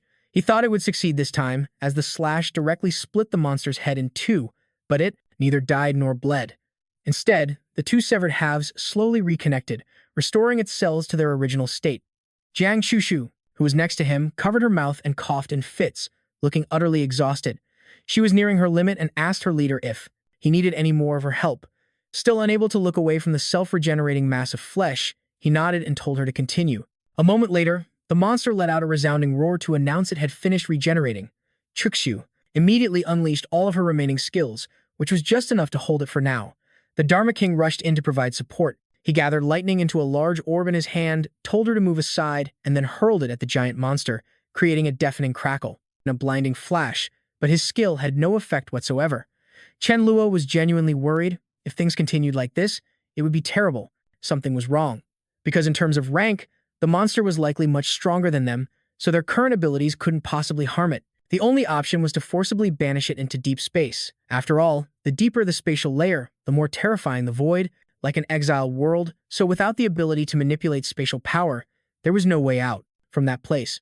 Deciding to trap the monster inside, he sat down cross-legged and asked everyone to hold it down and prevent its escape, then took a deep breath, closed his eyes, and focused his mind to channel energy and create massive void rifts. The square-shaped rifts formed one after another, stacking and growing stronger and more stable until the seventh square was complete, possessing a terrifying gravitational pull around it that would suck you in if you weren't careful. Only then did Chen Luo relax slightly, his eyes filled with the determination to win, and executed the next step of his plan. He turned around, just in time to see the monster bullying the Dharma King, who was barking loudly while it grinned savagely from ear to ear, taunting the small dog. The corner of Chen Luo's mouth twitched, and he took advantage of the monster's carelessness to teleport right behind it as quickly as possible, startling it, and with a swift kick, he sent the dark entity straight into the waiting rift. The rift was ready to swallow it whole, and it tumbled helplessly into the void, only managing to let out a blood-curdling scream before Chen Luo personally slammed the rift shut. The magic circle vanished, and the dark entity was gone with it. He finally let out a sigh of relief. It was unclear if the monster could ever return, but he reassured himself that if he could get rid of it once, he could do it a second time. Chen Luo had regained the authority and composure of a leader, and he instructed, "Everyone, pull yourselves together. Focus all your strength on finishing off the remaining Emperor-level monsters. It's only a matter of time." The entire Shuguang City army roared and charged forward like a storm, with the Dharma King enthusiastically taking the lead with his attacks of dazzling, booming lightning. As soon as the monsters were cornered, the Dharma King gathered dark clouds into massive, swirling clusters, crackling with lightning, and struck them down. On the other side, Ning Shuang used an ice storm to freeze all the monsters, leaving them helpless to endure the assault as the Blue Star Army unleashed all their skills, wiping them out quickly and cleanly. Within just 3 hours, the battle officially concluded with a victory for Shuguang City. Some celebrated being alive, while others mourned the deaths of their comrades and friends. Chen Luo looked down from above at the scene before him, breathing heavily from exhaustion, his heart aching with a bittersweet memory of his previous life, where he was hunted by monsters and had to flee everywhere. The Dharma King appeared again, tossing the enemy leader who was still alive and kicking, but now trussed up like a chicken, over to Chen Luo, along with another monster as a bonus per his request for a separate interrogation to verify the truth. He was secretly pleased that in this life, he could wipe out the monsters and even capture 2 Emperor-level ones alive. After such a tough battle, Chen Luo finally turned and smiled at everyone, giving the order that they could all return home. Amidst the joyful cheers of the soldiers, he returned home but still didn't want to rest just yet, seeking out Meng Yin to ask her to translate the interrogation. The alien monster now looked a bit tense. It seemed it had underestimated the people of Blue Star a bit too much, but it could only console itself by thinking that if it stalled for a little longer, reinforcements would arrive to save it. The interrogation began, and Meng Yin's first question was of course about his identity. It turned out his name could be summed up as Poto. But Chen Luo suddenly noticed something strange about his eye. Poto sensed something was wrong and growled a warning at him. He thought Chen Luo was just trying to trick him with words. Instantly, a crisp slap echoed from the contact between his face and Chen Luo's hand. Chen Luo's face darkened at the insolent prisoner's lies. Before Poto could even process it, Chen Luo forcibly pried out the red stone from Poto's eye. A scream of pain echoed as if to tear the sky apart, scaring a flock of nearby birds into fleeing. After obtaining the gem, he held it and examined it closely, demanding Poto quickly reveal its function. Now blind in one eye, he explained to Chen Luo the stone's magical ability to see anything from a distance. Images and events were transmitted back quickly. Then, he burst out laughing, thinking that this also meant that his clan already knew everything that had happened here. Chen Luo was annoyed by his arrogant attitude. He swung his hand again and gave him a few more slaps to vent his anger, causing Poto to curse him silently in frustration. But on second thought, Poto was just cannon fodder. Making things difficult for him was pointless, because within the next 3 days, the one who was the strongest in the demon clan would personally come here. Perhaps time stopping was the most advanced technique available to avoid being dispelled, but that being could only be held for a split second. He was impossible to fight against. Chen Luo was curious about how strong that person was and how their ranks were structured. Poto explained that the lowest were the subordinates at the Spirit King realm. He himself was a Spirit Emperor, and the black monster they summoned was a Spirit Sovereign. After that was the highest realm achievable by absorbing spiritual energy, also known as the demigod realm. The more Poto spoke, the more excited he became. He smugly added that having enough spiritual energy didn't guarantee one could become a demigod. But the strongest member of his clan was a demigod. Hearing this, Chen Luo gritted his teeth in anger. Across the entire Earth, there wasn't even a sovereign-level being, let alone a demigod, and in 3 days a demigod would descend. Chen Luo racked his brain but couldn't find a way to stop it. He furiously punched Poto right in his face ID, violently interrogating him about their true purpose. Poto suppressed the pain from the recent torture, his breathing ragged as he confessed. First was for the divine armor. Second was to find their ancestor, who was the pillar and glory of their entire clan. But unexpectedly, he had died at some point. This reminded Chen Luo why the monsters were mourning, because their war god ancestor had kicked the bucket, leaving his descendants without a strong pillar of support. Poto revealed that after the demigod realm is the god realm, which their ancestor had reached. But the god realm didn't rely on absorbing crystals to level up. It depended on enlightenment, which was much more difficult. Then, Poto suddenly lowered his voice and smiled. He praised Chen Luo for having the strangest innate talent among all the space-type users he had ever met, saying he would definitely develop into the god realm in the future. Chen Luo stared at him, half believing and half doubting. Could he really do it? Chen Luo snapped back to the violent reality, kicking the monster in front of him so hard his head twisted, enraging him, but he couldn't fight back. Chen Luo demanded he reveal who fought their ancestor back then. Poto struggled to shake his head, saying he didn't have much information about that person, only that they were a god realm ice-type user. But to be able to deal with the ancestor, that person must also be severely injured. Chen Luo pondered that they probably hid on another planet to recover in secret after the battle, making them very difficult to find. However, that also meant that the people of Blue Star truly had a god-level being at present. Bodo suddenly chimed in, proposing that he and Chen Luo cooperate to find that god-level being, but Chen Luo was cautious and questioned why he should cooperate with him. Just waiting for this opening, Bodo enthusiastically described the vast riches of a god-level being. So if Chen Luo agreed to help, they would split half of the resources up to the demigod level with him. Chen Luo couldn't help but scoff inwardly. If he didn't remember being killed by these monsters in his past life, he might have actually believed the offer. But Chen Luo still pretended to hesitate and think it over.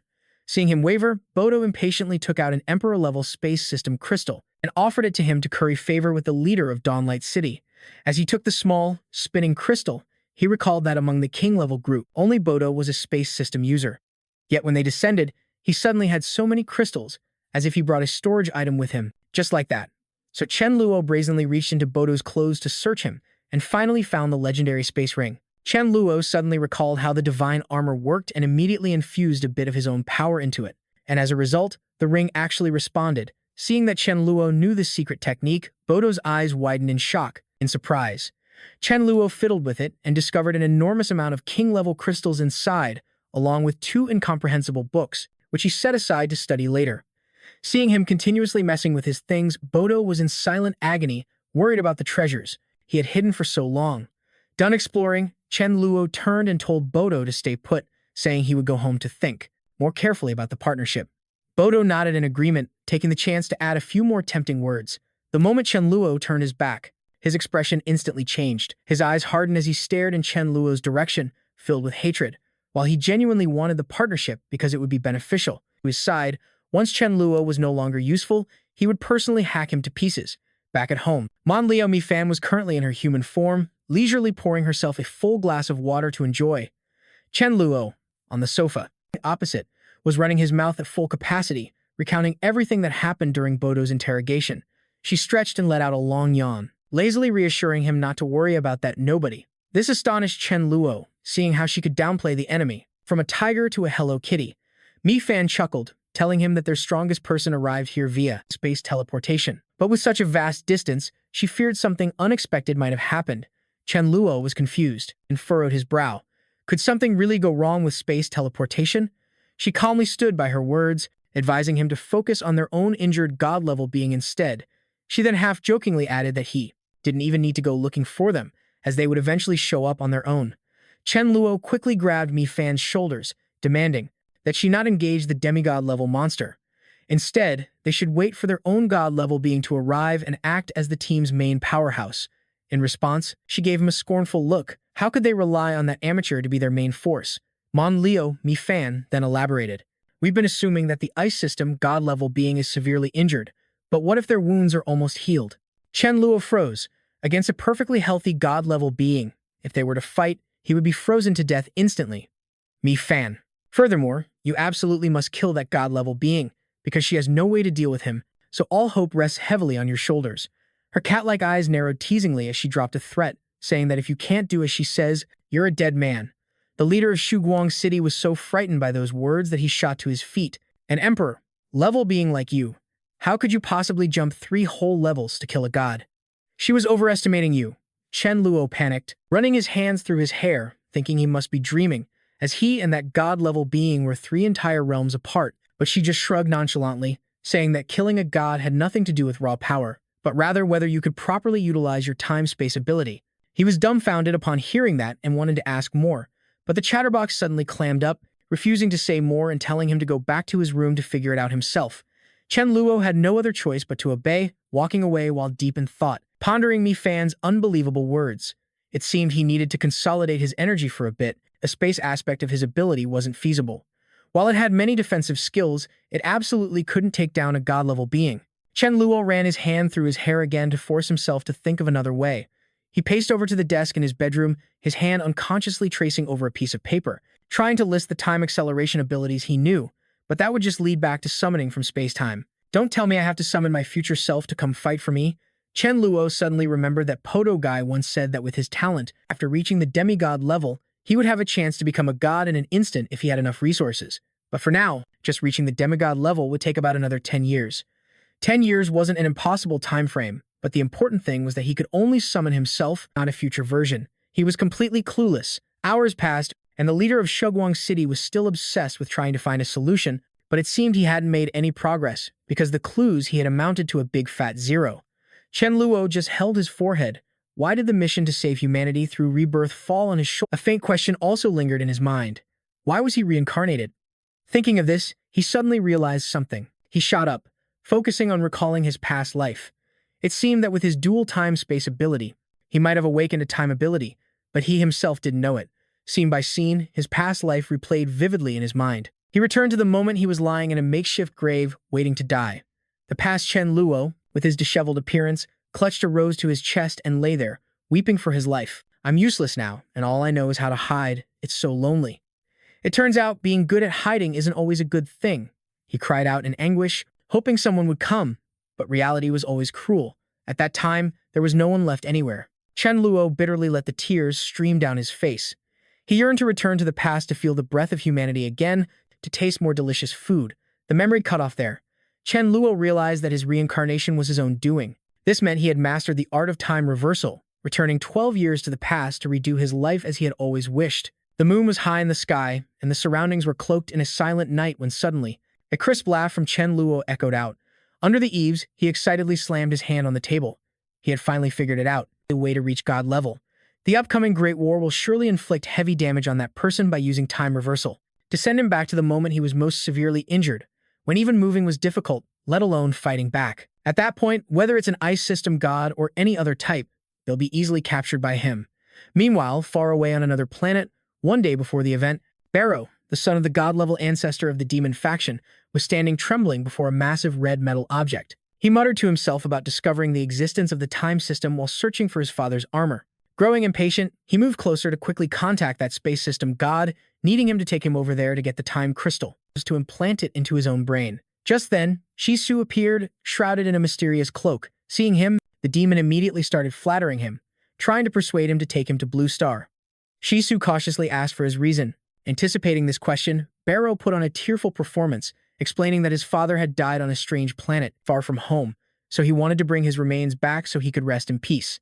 Shisu nodded, seemingly understanding his feelings, but he issued a warning that even when teleporting a demigod, the spatial passage technique could still encounter some very unstable situations. The danger was quite high and difficult to control, so Barrow had to assure him of his courage to bear the consequences. Barrow resolutely bowed in acceptance, not forgetting to take the opportunity to suck up to the Great Lord before him, promising that with his help, there would be no problems. And so, Shisu pulled back his hood, revealing his flowing, golden blonde hair and powerful red eyes that stared down at him. He nodded in agreement, saying he would come for him tomorrow. The next day, as promised, Shisu channeled his power to open the space passage. A fiery red aura of terrifying power surrounded him, making Barrow afraid to get close. He raised his hand, and his ability converged to form a massive black hole hovering in space, possessing an incredible pull. Barrow watched from a distance, unable to help but exclaim in awe. So this is what a space passage looks like. Shisu had just finished and was about to speak to the demon when he suddenly heard a voice. It was Violet, communicating through telepathic sound waves. She told him she had found the answer he was looking for, and not wanting to waste any more time, Shisu immediately prepared to go to her. To Barrow's confusion, he rushed off, but not before telling him that the space passage was complete and he could use it. He himself had urgent business and had to leave first, skipping the final inspection. Not wanting to keep Violet waiting, Shisu pursed his lips, reassuring himself that spatial teleportation was inherently dangerous anyway. If anything went wrong, it would be Barrow's own fault for rushing in, and he couldn't be blamed. Meanwhile, Barrow, completely unaware of what he was about to face, was trying to get the Great Lord to stay for a meal. But in the blink of an eye, the man who was just there vanished, leaving him frozen in shock. Half an hour later, Violet stood by a lake in a flowing purple dress, making the surrounding scenery seem all the more poetic. Then, Shisu's voice rang out, shattering the tranquil scene.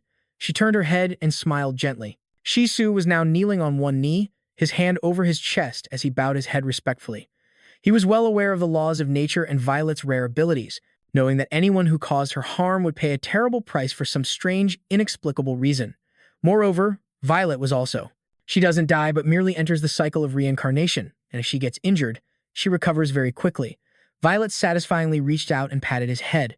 Shisu was well aware that for the past few years he had been like a lowly slave, doing so much for her just to exchange it for a little intimacy, and then asking her to check his karma so he could avoid danger. He then bowed, even lower to receive the answer. Violet slowly read the results. It seemed that in Shisu's future, an enemy would appear, a mortal enemy of the space type, appearing from the void, and it was very likely he would die at that person's hands. Shisu was startled upon hearing this, reflexively snapping his head up. How could he be resigned to die? He anxiously asked for more personal information about them, but only received a shake of the head from Violet. She couldn't know the exact identity of that person, but based on her senses, he would soon get information about them quickly. Shisu's face turned serious. He thought for a moment, then slowly stood up. He would definitely do everything in his power to track down information about his killer and strike them first while they were still in the cradle. Over at the Dawnlight City base, Mifan's voice announced the good news that she sensed, that the demigod-level rookie would face danger during the teleportation process, echoing throughout the hallway. Manhwa suddenly popped his head out to add that he was severely injured upon arrival, so he was no longer a threat to him. Chen Luo felt his spirits lift upon hearing this. He immediately asked for news about the god-level beings. It seemed they were about to appear, but to deal with them, no matter what they said or did, he absolutely had to wait for the right moment. Chen Luo tilted his head in confusion. What exactly was considered the right moment? Mifan also shrugged, indicating she didn't know. But she emphasized once again that he absolutely had to wait for the opportunity to arrive to unleash his counterattack abilities. At that time, he would naturally understand everything. He had no choice but to nod in agreement, so she excitedly grabbed his arm and pulled him to go see the demigod's teleportation point first. The scene then shifts to a distant, strange planet with no signs of life. A giant iceberg had dominated the center for ages, and inside that iceberg turned out to be the god-level ice-type girl from Blue Star that everyone often mentioned, who was recuperating. She suddenly snapped her eyes open, sensing the fluctuating energy of a spatial teleportation approaching, boldly guessing that the descendants of that Oran fellow had come to find him. Ismene shattered the ice and emerged as easily as breaking a piece of candy. She gave a smirk, confident that she herself had made him explode into dust. If it weren't for his divine armor protecting him, he fundamentally couldn't have injured her. She channeled her internal energy and shot high into the sky, her whole body emanating a powerful, cold energy that was hard to overpower. Perhaps her injuries had also recovered almost completely. Now, she decided to move to the place where the energy of the spatial teleportation was fluctuating to check it out and collect the armor of the enemy she defeated years ago. Chen Luo and his pet cat arrived at the teleportation point, where he directly witnessed Barrow's flesh being torn apart by the spatial energy. Sliced into pieces like mincemeat, the warm flesh and blood splattering audibly, which couldn't help but horrify him. Mi Fan calmly watched the scene before her and wagged her tail. There was no need to worry about this rookie, but he was still in shock. He slowly approached to observe, sighing inwardly. This guy traveled 1,000 miles undaunted by hardship, only to needlessly throw his life away for nothing. Just as the giant finished its hearty meal, a tall and imposing figure suddenly appeared right behind Chen Luo, making him jump in shock. He worriedly wondered where she had come from, his eyes glancing around warily. This seemed to be the god-level being Meowmouth had mentioned. Facing that person, he was practically paralyzed with fear, unable to even think of resisting, let alone actually doing anything. The ice-type god-level being merely glanced at Chen Luo for a moment before shifting her attention to the corpse beside him. The aura on the body allowed her to identify him as a son of the Obrian family, and also a demigod who had met a tragic end. Her eyes scanned the area as she made an assessment. The small fry in the corner was likely a human, but no matter how strong a human was, they couldn't possibly defeat a demigod of this level. Suddenly, Mi Fan leaped out, blocking Ismene's path and letting out a loud cry in the language of cats. Chen Luo was so stunned he couldn't stop her in time. Just as she had hoped, Meowmouth successfully caught the god's attention. There were constantly shifting runes on the cat's body, which piqued her curiosity. She had never seen that type of rune before. It was definitely not a normal system, so she couldn't resist immediately pulling out a book to look up information right then and there. Chen Luo was completely baffled, his head filled with question marks. What on earth was his rice planning to show up and immediately scare that god-level being into pulling out a book to read? Just then, Ismene found the information on Mi Fan's runes, and it turned out to be the incredibly rare Peerless Fate system. She looked up and stared intently at Meowmouth, thinking that if she could keep this system by her side, it would be amazing for attracting good fortune and warding off evil, so she gestured to Chen Luo. You, come here. Chen Luo was a little tense, but still walked forward.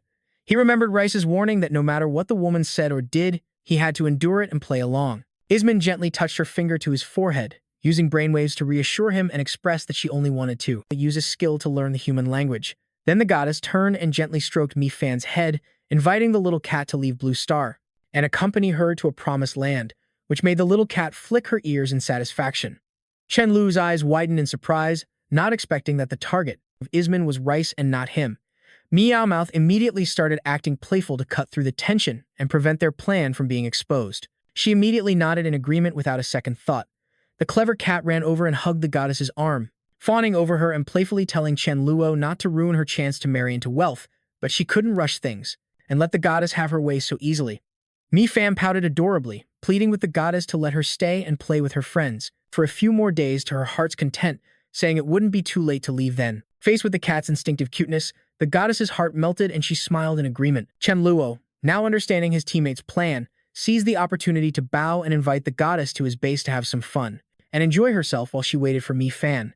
Next, he would have to wait for the opportune moment before returning to Dawnlight City. The high-ranking members all performed a ritual to show their respect. Chen Luo led the way, followed by Mi Fan and Ismene, who had her arms wrapped tightly around the little cat. Upon arriving, she glanced around and arrogantly ordered the leader to kick everyone out of the building, as she wasn't used to being around others and only wanted to be with Meowmouth, with Rice. He could only force a smile and agree to the unreasonable demand. Chen Luo went ahead and asked everyone to quickly change rooms while handing that guy Pooh over to Mi Ling to throw him in jail. As the group shuffled out, Ning Shuang walked past Ismene, catching the goddess's attention. Oh, it's because I sense a rather pleasant and familiar aura. Turns out you picked up and ate an ice soul bead that dropped from me. Chen Luo watched and nodded. No wonder Ning Chang was so different from everyone else. Entering the room, Chen Luo carefully poured a cup of tea for the goddess and took the opportunity to ask why their planet had become like this. She was relaxed, one arm around a girl, one arm resting on the chair, and answered that after she killed old Obrian, his flesh, blood, and dark power had spread all over Blue Star, and she casually apologized for unintentionally harming the other lives on this planet. Chen Luo looked at the person in front of him and couldn't help but feel dissatisfied. Did that nonchalant attitude mean she was truly sorry? But he still prioritized getting more information, so he asked about what triggered the war between Ismin and old Obrian. Hearing this, her hatred flared up, and she glared, cursing that he deserved to die. In the past, when she was still a demigod, that old man, in order to experiment with his dark abilities, slaughtered countless lives on their home planet. She was the only one who managed to escape, so she harbored a burning desire for revenge, vowing to use all her strength to kill him. A blood debt must be paid in blood. At this point, she remembered that Obrian's divine armor was with Chen Luo, because on the armor was his aura, so anyone who wore it would surely be corrupted. He stared at her warily, and Ismin then extended her hand toward him, her long, sharp nails looking menacing, and demanded that he hand over the armor. She said he could keep the holy sword because it didn't suit her. Chen Luo gritted his teeth in frustration. It had been incredibly difficult for him to gather all of this, but if he refused now, it would mean all his efforts would go to waste. Mi Fa noticed his hesitation and spoke up, urging, "Just give it to her." Chen Luo understood that she already had a plan, so he could only close his eyes and trust her. He carefully handed the gleaming divine armor to the god-level being in front of him. She smiled, satisfied with the cooperation from the leader of Shuguang City, which also saved her the trouble of searching for it. After examining the armor to her heart's content, and to avoid making Mi Fa feel like she was pressuring Chen Luo too much, she tossed a fire element demigod crystal to him, since it was useless to her anyway. Chen Luo caught the crystal and couldn't help but curiously ask the goddess if the secret to reaching the god level was absorbing crystals, but Ismin denied it. Although the levels before demigod require time and the accumulation of crystals, ascending from demigod to god is something that happens in the blink of an eye. The key to becoming a god lies in whether a person has a profound understanding of their own attribute or not. "Ah, that's all I'll say for this long lecture," she said. Then waved her hand to dismiss him, which irritated Chen Luo, since this was clearly his house. Annoyed but powerless, he could only give the two of them their private space. He happened to run into the crowds standing around outside, eavesdropping. Chen Luo wanted to tell them what happened, but the hearing of a top-tier being was likely terrifying, so he couldn't risk revealing their plan before the time was right. He could only bring his index finger to his lips and made a soft shushing sound, signaling that it was a secret. A short while later, the sky grew completely dark, and Chen Luo, as the leader of the army, was making his rounds on patrol with a flashlight when he saw a dark shadow move. He immediately turned to look, but saw no one. He suspiciously shone his flashlight all around, but the result was the same, making him wonder if he was hallucinating. In the room at the end of the hallway, which belonged to Jiang Chusho, Ziyi tiptoed inside, asking in a sweet voice if she could sleep with her. After getting her permission, Ziyi smiled brightly, and as she hugged her blanket and started to approach, a dark shadow suddenly appeared right behind Chushu, and the next second, a sharp, spear-like object pierced through her head quickly and powerfully, so fast she died without a sound. Under the bright moonlight, Ziyi saw that the murder weapon was a long, sharpened icicle. The killer was this morning's god-level guest, who was covering the little girl's mouth and glaring threateningly, causing her to tremble uncontrollably in fear. Ziyi tried to find a way to escape, and the only trustworthy person who could save her at this moment was their leader, Chen Luo. While strolling outside, he suddenly heard Ziyi's telepathic message that Chu Xiuwei had been killed, and he immediately rushed frantically in that direction. Chen Luo burst through the door and saw Ziyi, trembling and crying on the bed, next to the rapidly cooling body of Jiang Chu Sui, while the vile enemy sat calmly with her legs crossed in the opposite chair, as if waiting for him. Chen Luo rushed over to check, his face darkening with anger, but he managed to restrain himself in the face of the goddess's taunts, comforting her spirit by vowing that he would definitely kill her in revenge and then bring her back to life. Ismin slowly stood up, using an arrogant tone to cover up her wrongdoing. She claimed the time system crystal was too precious, so she could only resolve the issue with a hollow apology. Then, she suddenly stretched out her hand and lunged at him so fast he couldn't dodge, warning Chen Luo not to let Mi Fan know about this. She lifted him up like a frog, threatening that if he disobeyed, everyone would die. He grabbed the arm tightening around his neck, trying to loosen its grip to gasp for some air, then nodded to agree to her terms. Having gotten what she wanted, she tossed Chen Luo aside, sending him flying and crashing painfully to the ground, then sneered and blamed him for being so weak that she dared to make a move like this. Afterward, she continued, confiding that she herself had personally witnessed the destruction of her family, so she deeply understood the thirst for power, and she would even stop at nothing to obtain the power she desired, because only by wielding great power can one control their own destiny. Therefore, the most bloodthirsty law of this universe is that the strong devour the weak, and that can never be changed. After speaking, the goddess turned and walked away. Chen Luo lowered his head, an agonizing rage boiling inside him, but he had to feign understanding. But, as if still not satisfied and wanting to land a final mental blow, Isman remarked that the space system is indeed somewhat special at lower levels, but once it reaches the god level, it's nothing more than ordinary, so he shouldn't dare try anything foolish with her. Only when Ziyi saw Isman leave did she finally break down, sobbing loudly and hugging Chu Shu, not knowing what to do. She looked up at Chen Luo with pleading eyes. He reached out and stroked her head to calm her down. The poor girl must have been terribly shocked. Chen Luo's expression also became pensive as he considered her words, realizing she wasn't wrong. Even he was the kind of person who would stop at nothing for power. Under the bright moonlight, the stress inside him started to ease. Chen Luo closed his eyes, feeling the night breeze. If might makes right, then they would see who between them was truly stronger. Out in the vastness of space, a stormy energy suddenly materialized, formed by the convergence of many different winds, into a giant vortex, which then aimed directly at Blue Star and accelerated. The next day, the sun was already high in the sky, scorching the skin. Seeing Mi Fan sitting on the eaves all day sunbathing, Isman invited her to go see something. Intrigued, Rice curiously asked what that was and saw the woman spin her hand in a circle to activate the special ability for her aircraft. From high up in the sky, a sleek black aircraft swooped and soared under the god level's control, looking just like a remote-controlled plane, which made Catmouth cheer in excitement and awe. Seeing Rice so delighted, the woman cunningly invited her to go play on it. Rice agreed with a quick nod, so the treacherous Isman took her hand to help her aboard, because once she was on it, Catmouth, she would have to stay by the goddess's side forever. Suddenly, a colossal surge of energy blew in, catching the attention of the two. The goddess frowned as she observed it. It seemed to be storm-type energy. Some natural energy sources that appear in the universe that we often see are fire, thunder, and ice, but the form of this storm energy was truly strange, something even a god-level being like Isman had never seen before. Over on his side, Chen Luo was also watching the storm energy, feeling that its shape resembled his space-time summon technique. Chen Luo pursed his lips in thought, but if he were to compare, he felt his space-time summon was merely a grain of rice, while the thing before him was like the bright moon in the vast, high sky. If that was the case, then he had figured out a way to borrow power from nature. This must be the universe's signal, giving him a suitable opportunity, just as Rice had said. Chen Luo knew his own limits. He knew that his current level was naturally no match for a god level. But if he borrowed the power of heaven and earth, things might be different. No sooner said than done, he channeled his energy and flew straight into the center of the wind energy, hoping that the miracle of an emperor level killing a god level would manifest. The moment he flew into the eye of the storm, he came into Isman and Rice's view. The goddess found it strange, not understanding why that brat would suddenly fly in there. Once deep inside, one could feel its pull was quite strong, creating swirling vortexes of energy that surprised Chen Luo, because this power felt strangely familiar.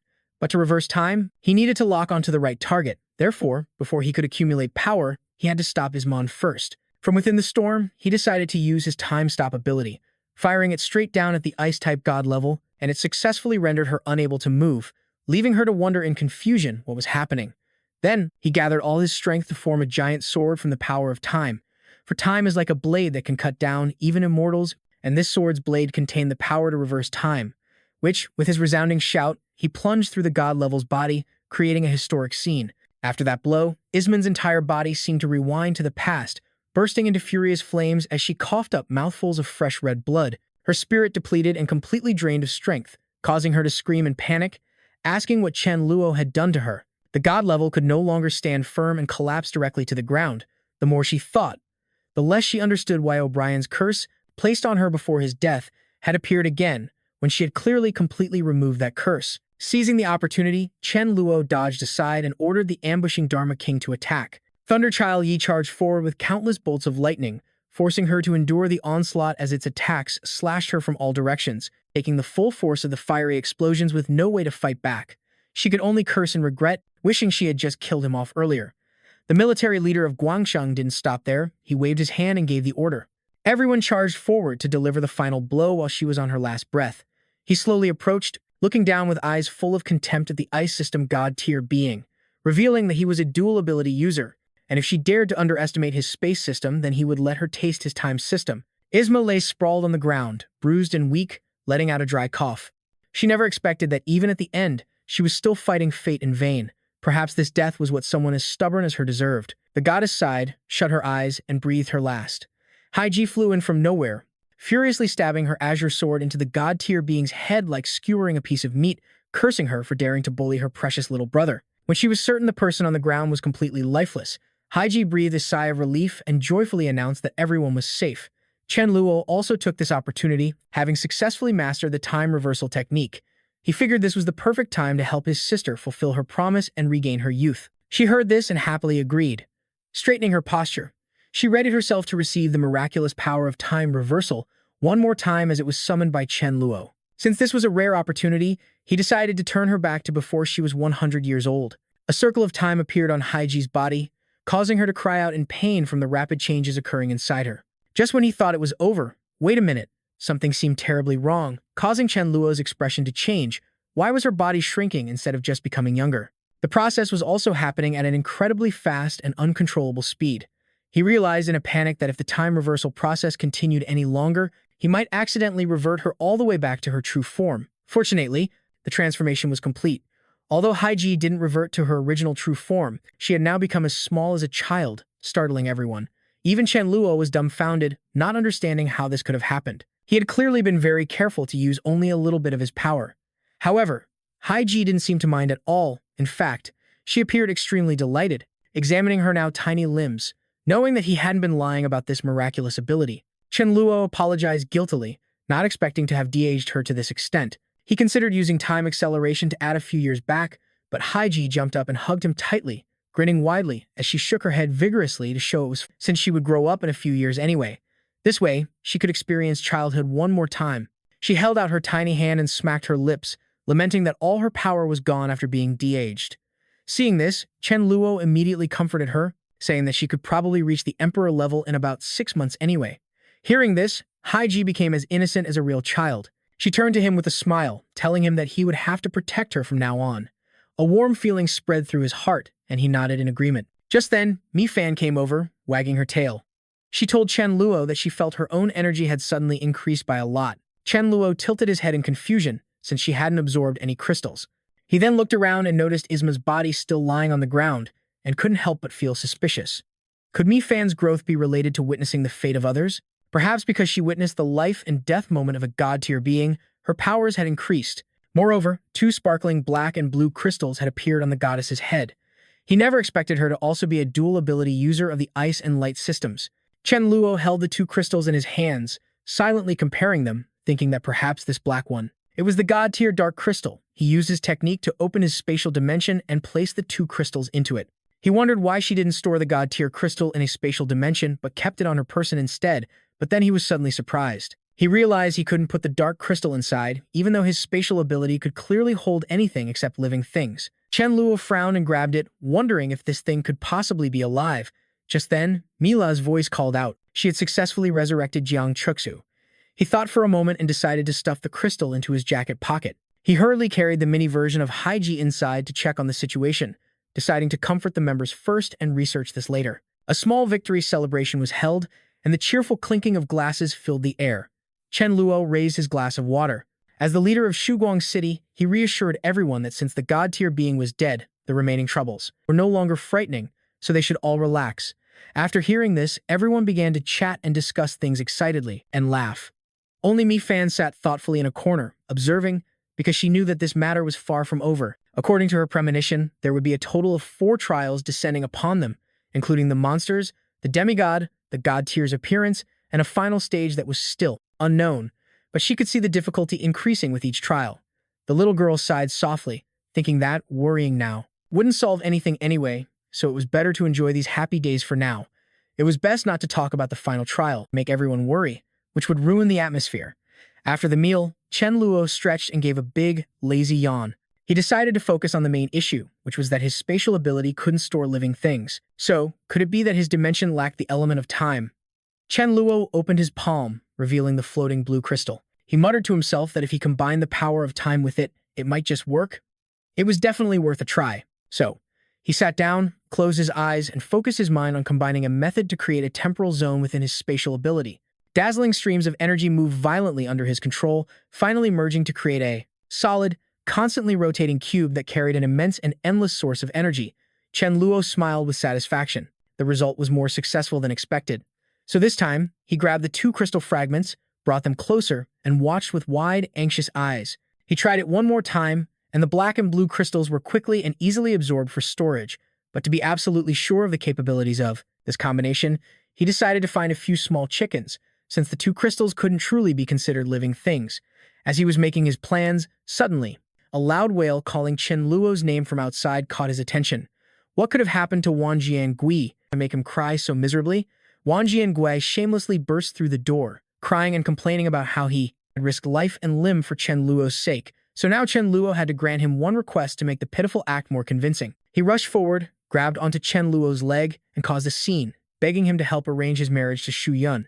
Chen Luo looked down at him, unable to hide his disgust for this kind of behavior, and coldly asked why he didn't let things happen. Naturally, instead of asking him to arrange the marriage, besides, it was hard to believe Shu Yun would ever agree. Wang Jiangui looked up with deceptively sparkling eyes and quickly explained that while Shu Yun was very powerful now, she was also conveniently going bald. He claimed that since he was also a man of talent, they were a perfect match. Hearing this, Chen Luo flew into a rage and chewed him out. That girl went bald fighting to protect everyone, including this useless trash, yet he had the nerve to talk as if she was born ugly. Seeing the situation was bad, Wang Jiangui hurriedly promised to treat Shu Yun well for the rest of his life as long as Chen Luo gave his blessing. Chen Luo thought for a moment, remembering the space-time fusion he had just created. It still hadn't been tested on a living creature, so he smiled wickedly, seeing a good opportunity to make a deal. This troublemaker was currently completely worthless, but instead of using a chicken to test his ability, his boss decided to use the one who willingly offered himself up. He told Al-Wan to step inside. Yet, the man hesitated fearfully, looking at the large vortex and whispering, asking if this thing would have any problems. Annoyed by his cowardice and slowness, Chen Luo lifted his foot and kicked the guy straight in, to avoid wasting more words. Wang Jiangui was suddenly trapped in another dimension, and he panicked, pounding on the barrier and screaming for his boss to let him out. After a long while with no response, Al-Wan grew even more frantic, running around and banging on all sides, begging to be released again, but with a guinea pig delivered right to his doorstep, how could he just let him go? Chen Luo's expression didn't change as he slammed the ability's portal shut, preventing any more noise pollution and making it convenient to observe him for the next few days. If he could hold out, it meant he was tough, but if he died, so be it. 3 days later, Wang Jiangui was like a dried-up tomato, lying limp and giving up, his mouth still endlessly mumbling pleas for his noble boss to let him out, with tears glistening at the corners of his eyes. Suddenly, the familiar circular vortex appeared in midair, violently sucking Wang Jiangui in and tossing him out as he wished, leaving the guy dazed, unable to process what was happening, until his spine hit the ground and the warm sunlight shone on his whole body. Al-Wan cheered with joy, finally back in his beloved real world, but the sound of cracking knuckles snapped him back to the present danger. Several large men reeking of killing intent surrounded and interrogated him, thinking he was the one who tried to blackmail Chen Luo into promising Shu Yun's hand in marriage. To dare make such a demand was to look down on them, so the group rushed in and gave Wang Jiangui a brutal beating, since all three of them were also pursuing Shu Yun. He screamed bloody murder, promising never to do it again. Witnessed by Chen Luo from a high floor, it seemed the kid had been taught a lesson this time. Then, he turned and took out the space ability core, which had shrunk to the size of his palm. If the space ability was this effective, he needed to improve and expand it as soon as possible. When facing an unbeatable danger, he could also bring many members along to escape. A strange sound came from the edge of the city, as if something gigantic was moving. The leader of Shuguang City felt uneasy and personally flew over to see what it was. It turned out to be the great tree with dual abilities that he knew. Chen Luo was extremely surprised to realize it could actually leave its original spot. He immediately flew ahead, blocking the tree's path to probe its urgent purpose, but only succeeded in making it fly into a rage. The reason was none other than it was looking for Chen Luo to hold him accountable. To get him to join the fight before, it had given him many fruits, and he had promised to provide it with food after the battle to replenish them. The problem was that he still hadn't shown up, which made it roar, nearly driven mad. Chen Luo then smiled placatingly and gently explained that, "There's been some business lately, so I was delayed." He sensibly opened his space-time ability and took out large sacks of food for it. Now, he would compensate it with plenty of corpses so it could eat to its heart's content. The gnawing hunger caused the wood spirit to shoot out, sturdy thorny vines that coiled around the bags of corpses and devoured them greedily. Instead of continuing to argue with it, Chen Luo smiled, satisfaction, as it had finally borne fruit, and he wouldn't leave a single fruit for it. The quality of this batch of food was so high grade, which was evident from how quickly the great tree produced such large, plump fruits. Chen Luo stealthily reached his hand behind his back, waiting for the right moment before instantly activating Time Stop. The entire tree trunk instantly froze, unable to resist. He looked up at its sole essence, high above, feigning pity because even if the tree ate it itself, it would have no effect. So he climbed all the way up the tree to pick that fruit, intending to bring it back to the members of Ziguang City to help them quickly increase their strength. After that, he gave a wicked smile and stuck an apple in its place, then gently flew down with his spoils and carefully hid it away. When he felt everything was in order, Chen Luo waved his hand, deactivating his ability on the wood-type monster. Acting on inertia, it brought the apple to its mouth and took a crisp bite. It writhed a bit uncomfortably, wondering why the fruit's taste wasn't quite right, but it couldn't figure out why. Seeing this, Chen Luo chuckled knowingly, suggesting that the difference occurred. It might be due to the taste created by the other monsters, while also reminding it that he had always kept his promise to let it eat one fruit. The scene then shifts to the Poto family's base, where two elders are discussing the disappearance of half-ancestor Barrow on his way to Blue Star, with no communication signals whatsoever. They didn't dare to voice strong opinions because the space-time passage was created by Lord Shi Su. Sevi reassured Selen, saying they should have more faith in his strength and that, even if he ran into trouble, he wouldn't die so easily. But the purple-headed, three-eyed monster Selen remained stubborn a moment later. He was worried, having a bad premonition that Barrow might have encountered that ice system god-tier being, and they needed to find Shi Su immediately to tell him the news about the time crystal. The other green-headed monster, Sevi, immediately and vehemently opposed the suggestion, arguing that if he took action, the time crystal would no longer be theirs. Selen refused to back down, trying to persuade him that only the time system crystal could best entice Shi Su at this moment, helping them find the half-ancestor's whereabouts. Barrow is the strongest remaining member of the Poto family. If something happened to him, everything would be ruined. Saying this, Sevi panicked slightly, his resolve wavering violently. Seeing him become pensive, a frustrated Selen was about to leave when he suddenly spoke up, saying they truly couldn't let the Poto family fall. He didn't want to take that risk, so he strode after the person in front of him, agreeing to go with Selen to find their lord. Meanwhile, in Shisu's main hall, three god-tier beings were present, the supreme beings Lei Xiao, Huang Yao, and the serpent matriarch. Seeing him set up such a grand formation, they couldn't help but laugh and tease him about his wealth, especially since nothing had happened for many days. Shisu sat on his throne with a cold, unchanging expression. He provided the money, and the god-tier beings provided the effort. For every extra day they waited, he paid them for that day. If he wasn't in a hurry, why should they be? Suddenly, a maidservant approached to inform Shisu that two elders from the Poto family wished to see him for a private discussion. He frowned, thinking for a moment, then ordered her to take them to the secret chamber to wait. The secret chamber was dark and damp. Selen summarized the entire story for Shisu, explaining why their clan had rushed to Blue Star so hastily. She further revealed that to obtain the time crystal, one must first defeat a space-type user from that planet. Selen's voice echoed throughout the vast room. According to current intelligence, that person possesses the ability of void travel with no usage limits, a true genius. Beside her, Shisu listened pensively, realizing it was just as Violet had said, he only needed to stay put at home to hear news about the space-type user. Now, no matter what kind of genius he was, he would have no more chance to grow, because Shisu would definitely kill him while he was still weak. With that thought, he nodded slightly to show he understood, not forgetting to promise a reward for the Poto clan upon success. Selen and Seven bowed low, thanking him for this great favor. Shisu frowned, contemplating. The spatial passage he could currently create was not yet able to safely transport a god-level being with 100% certainty. Taking a spaceship was the same, it would take 2 months at most to arrive. The scene shifts to the rooftop of Shuguang City. Chen Luo had just been told by Mi Fan that the danger to him was not yet over, specifically that in about 2 months, he would face an event even more terrifying than Isma, so he absolutely could not let his guard down. Chen Luo pursed his lips in worry. He couldn't possibly ascend to god level in such a short amount of time. But Mi Fan sat down beside him, patting his hand reassuringly. We'll just deal with it when it comes. That was the only option, so Chen Luo let out a long sigh to calm himself and patted her head. Staying alive is what matters most, so you need to use this time to improve your space ability. 57 days passed. In outer space, after a series of lightspeed jumps, the massive spaceship belonging to Shisu had acquired information on Blue Star's existence. As the planet gradually came into clear view, he pressed his hand against the window and observed, his heart swelling with rage as he cursed, Chen Luo, your time to die has come. Shisu's spaceship continued to fly closer to its target. Standing beside him, Sha Mu muttered her calculations. There were a total of 3 god-level beings he had invited, plus several dozen demigods in the other bay. She frowned in confusion. What was his ultimate goal in coming here with such a massive show of force? Could it be that on this resource-deprived planet, there was also a god-level being? But he just shook his head and asked her to go gather everyone else. He was going to tell them the entire story, the reason that led to this war, all at once. After everyone had gathered, Shisu calmly explained everything from beginning to end. He also revealed his desire to eliminate his enemy before he could become god level, nipping him in the bud. The quick-witted Shamu offered a suggestion. She believed that because Shisu had found a rival, a conflict full of hatred had developed between them. Since their paths had never crossed before, so why not try being friends first? Hearing the word friends, the corner of his mouth twitched, scoffing that such a ridiculous concept didn't exist in the universe.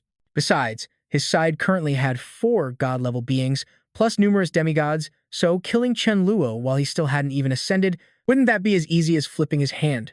Why would he need to pretend to be friends? He decisively turned his head, waving a hand dismissively.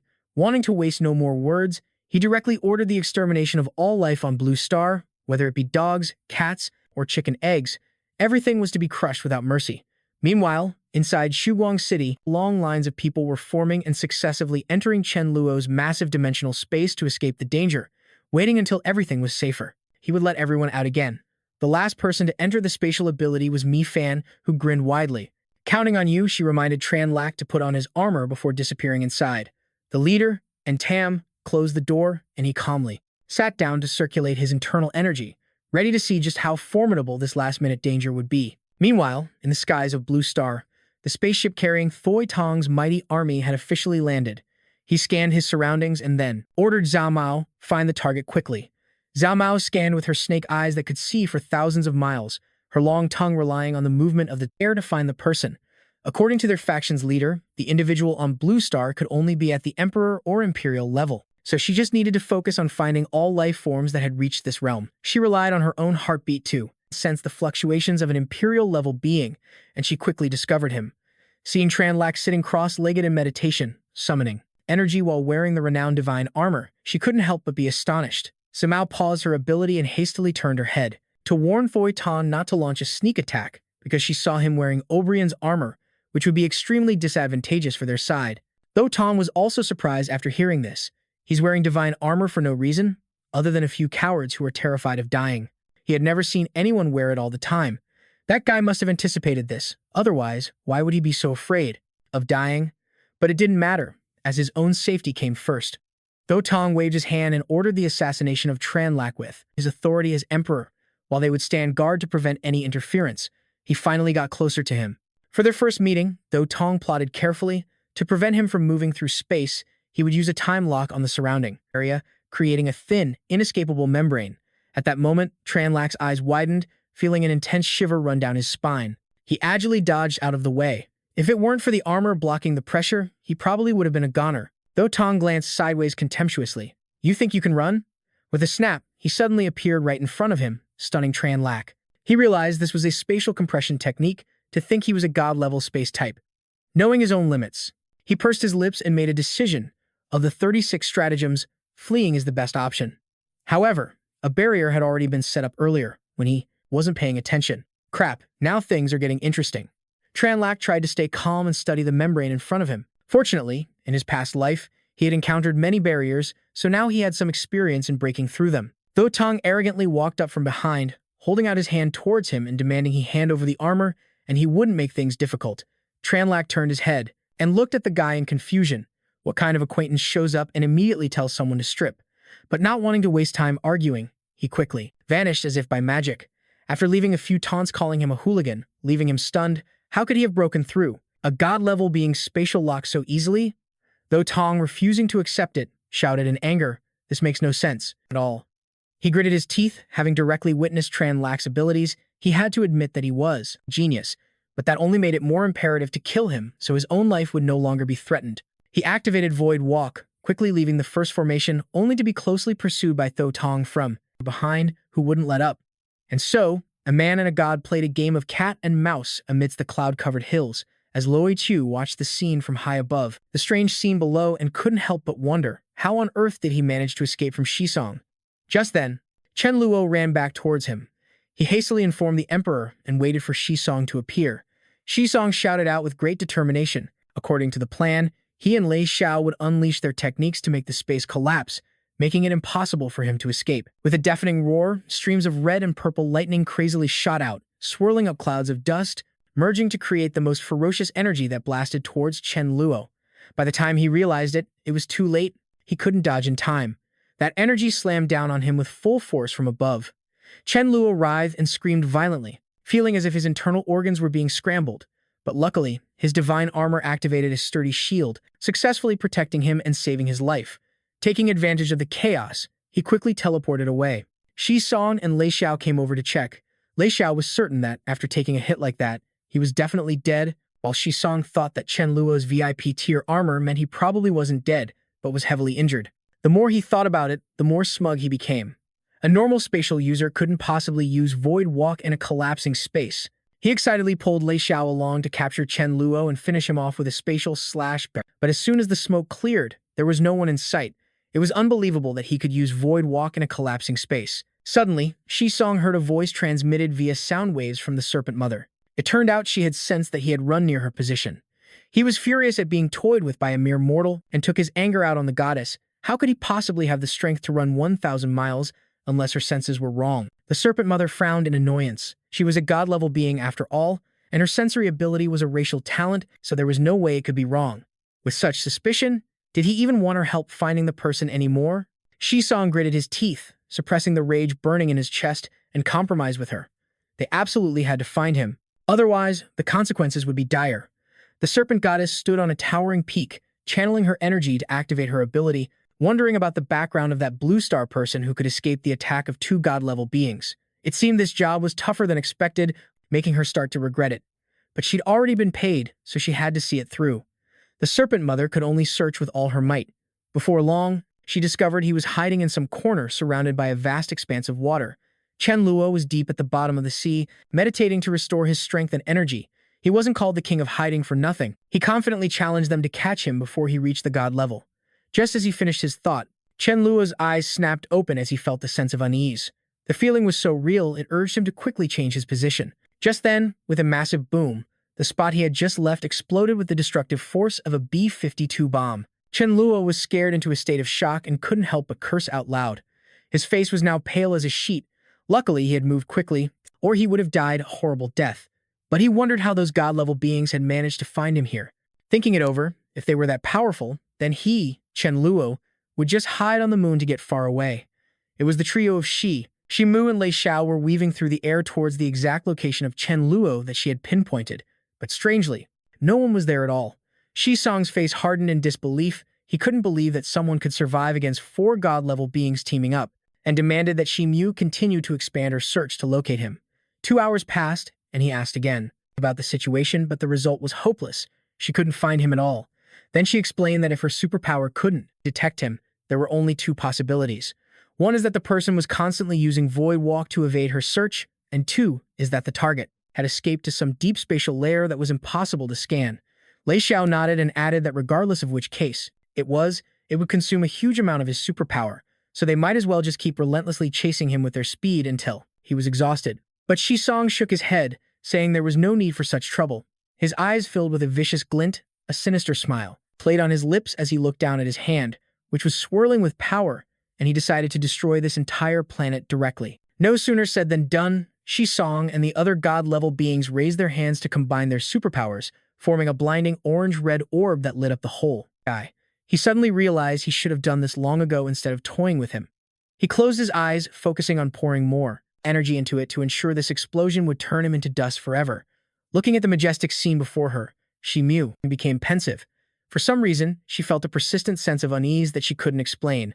At this moment, on the distant moon, Chen Luo noticed a blinding light emanating from the blue star. Even though he was thousands of miles away, he couldn't sit still, sure that that group of god-level beings was up to no good again. He had to risk going back to check things out. Chen Luo hid behind a large rock, observing what that space system god-level being was up to. It seemed he wanted to destroy the blue star. He realized with horror that truth. By now, Shi Song had frantically gathered energy into a massive, brilliant red orb, just waiting to be thrown. Chen Luo gritted his teeth, determined not to let this happen. He rushed out from his hiding spot to stand in front of Shi Song, his stance firm and unyielding. Shi Song's expression changed, turning to shock as he realized that Chen Luo had actually hidden in outer space instead of some deep spatial layer. Just what was the limit of his Void Walk? He stood there proudly, his heart unwavering, as he shouted at Shi Song, calling him a spineless coward for trying to destroy his home instead of aiming for him directly. Those words perfectly provoked him, making him sneer. If You have a death wish? Then I'll be happy to oblige. Shisong growled, "Die." His face was terrifying with rage, while Chen Luo smirked, thinking to himself that his taunt had worked. Shisong's attack was just about to hit Chen Luo, when at that moment, he immediately used Void Walk. The two orbs collided in mid-air, creating a thunderous explosion, while Chen Luo teleported directly behind Shisong.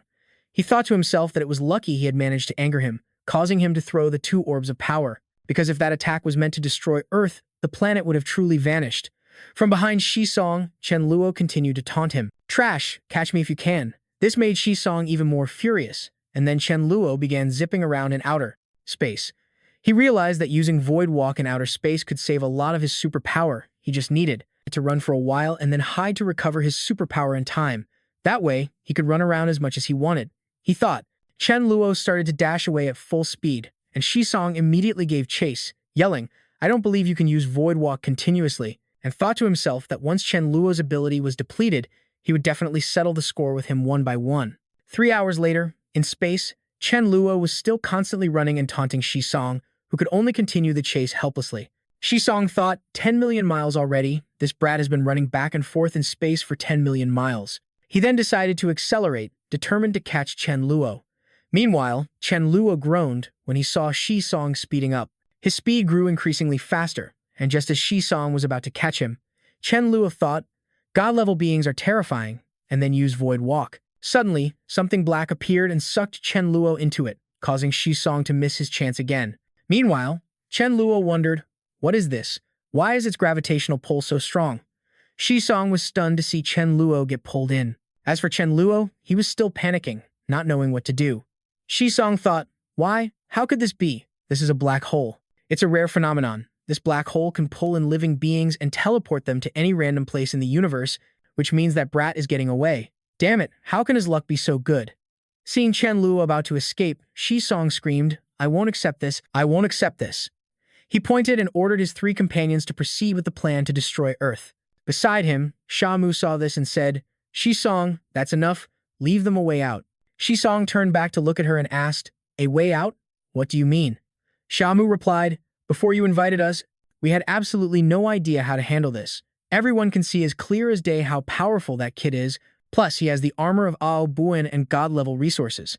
I believe that in just a few more decades, he'll be able to become a god." Shisong retorted, "Void Walk has no offensive power, so what if he becomes a god?" Hearing that, Shamu spoke up. "Actually, it's extremely difficult for him to kill fellow god-level beings like us, especially dual-ability god levels, but killing anyone below god level would be incredibly simple.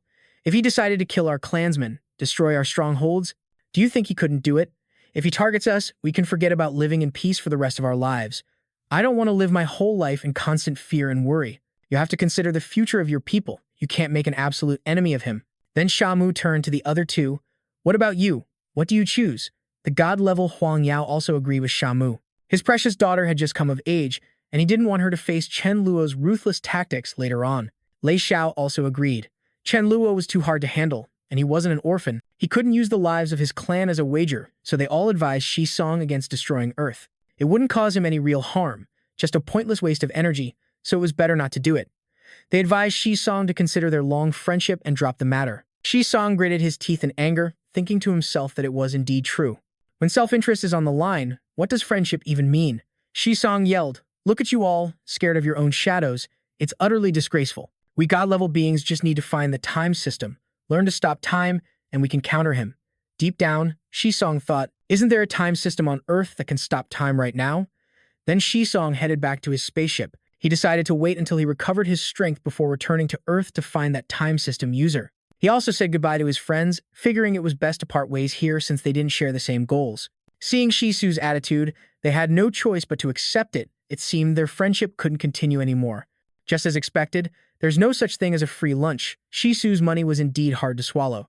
The 3 of them clutched their heads because they didn't have a spaceship and it would take them over a year to get home. In the vast expanse of the universe, Chen Luo was teleported by a black hole to some unknown place. Upon arrival, he felt dizzy and nauseous from being forcibly teleported by that small crystal. Then he looked at his armor, which had been completely ruined by the mysterious teleportation energy. He needed to quickly find a new set of armor. Afterwards, a bewildered Chen Luo looked around, wondering where he was, since he had suddenly disappeared. That god-level being would surely take his anger out on Earth. His home was definitely gone now, so what should he do next? Was he destined to wander this universe? He then scanned the cosmos, looking at one planet after another, when suddenly in the distance, a blue planet appeared in his sight. Huh, there's a planet over there? Not bad. Then he used Void Walk. When he set foot on this new planet, he was surprised that a planet with such fresh air still existed in the universe. The scenery was also very beautiful. He looked at a cave in the distance, thinking it seemed quite suitable for living, but unfortunately, he had too many people with him, so it probably couldn't house them all. With that thought, he stopped and decided to have everyone settle here for the time being. Chen Luo used his ability to release everyone from his spatial storage, and Su Dau was the first to ask about the current situation. Even Xiao Yu and Mi La asked about the battle and how Chen Luo was doing. Chen Luo thought to himself that to avoid crushing their spirits, he should mention that Earth might have been destroyed. Then, he spoke up to reassure everyone. I'm fine, but for certain reasons, we can only temporarily leave Earth. Just think of it as a trip. This place will be our temporary stop. Hearing this, Xiao Yu agreed. Okay, leave the food to me. She then jumped into the water, and after diving in, she surprisingly emerged from the water with a fish in her mouth. She wanted to offer it to Chen Luo. Chen Luo thought, such a filial heart, but who knew if that thing was poisonous or not? Was it even edible? Suddenly, he heard a cat meowing and wondered, where is that meow coming from? It doesn't sound like me fan. Suddenly, the Dharma King caught something. He showed it to Chen Luo. Chen Luo looked at it and guessed this was probably a cat person. Indeed, it was a cat person. It only knew how to meow, had the form of a cat but still had hair, and it stared at them. Chen Luo thought, right, this planet is a suitable place to live. It's not strange for other creatures to inhabit it. Suddenly, Mi Fan appeared from nowhere and meowed. Seeing Mi Fan, it immediately hid behind her, just meowing and crying. Mi Fan translated for Chen Luo, saying this cat person meant that there were many of its tribe in the vicinity and it wanted him to take it home. Mi Fan was also surprised that she could understand it completely. Could it be that Mi Fan was a descendant of the cat people? Chen Luo wondered. Perhaps he had arrived on the legendary planet of cats, and he agreed to take the little cat person home. Suddenly, a strange sound was heard, making everyone confused and wonder what that sound was. It seemed to be a large number, as a horde of cats appeared out of nowhere with a massive number, making Chen Luo's group think to themselves, wow, what an impressive sight. But why are these cats looking at us with such hostility? Mi Fan asked on behalf of the group, why do you hate us? The catkins surrounding them were all furious. Have you been reconditioned or brainwashed? They capture and humiliate us, and you still ask why? Why the hatred? Then they listed a long string of crimes. After hearing the catkins' story, Mi Fan's face also showed anger. Meanwhile, Chen Luo was wondering what on earth they were talking about. Why wasn't Mi Fan translating for him? Then Mi Fan suddenly bristled with anger. Unforgivable. I can't believe they dared to treat our catkin like this. From now on, don't be afraid. I'm here. I'll protect everyone. Seeing this, Chen Luo thought to himself, does Mi Fan really think she's a catkin now? Just as Chen Luo was about to speak up and signal Mi Fan, he suddenly noticed something. A group of flying creatures was approaching them, surprising him as he estimated that these creatures' strength was probably at level 10. They had sinister expressions and a murderous aura. Who are you, and where did you come from? This is one of Lord Ma Sikan's planets. All the cats here are the property of Lord Ma Sikan. This is not a place you are allowed to be. Chen Luo looked at them and thought, so this is a breeding ground for the catkin. The other group continued to threaten them. I'm warning you, Lord Ma Sikan is a great demigod. If he decides to punish you, you won't be able to bear it. But Chen Luo casually replied, all right, then we'll stay a little longer and then leave. However, they didn't agree. They forced him to leave immediately. He wanted to leave too, but where to? Just float around in space? He then flew towards the one who had just spoken, looking extremely displeased. Have I been too polite? He swung his hand and slapped the guy across the face, making his eyes go wide. Was I not showing you enough respect? Then he ordered his subordinates to kill all of Ma Sikan's minions.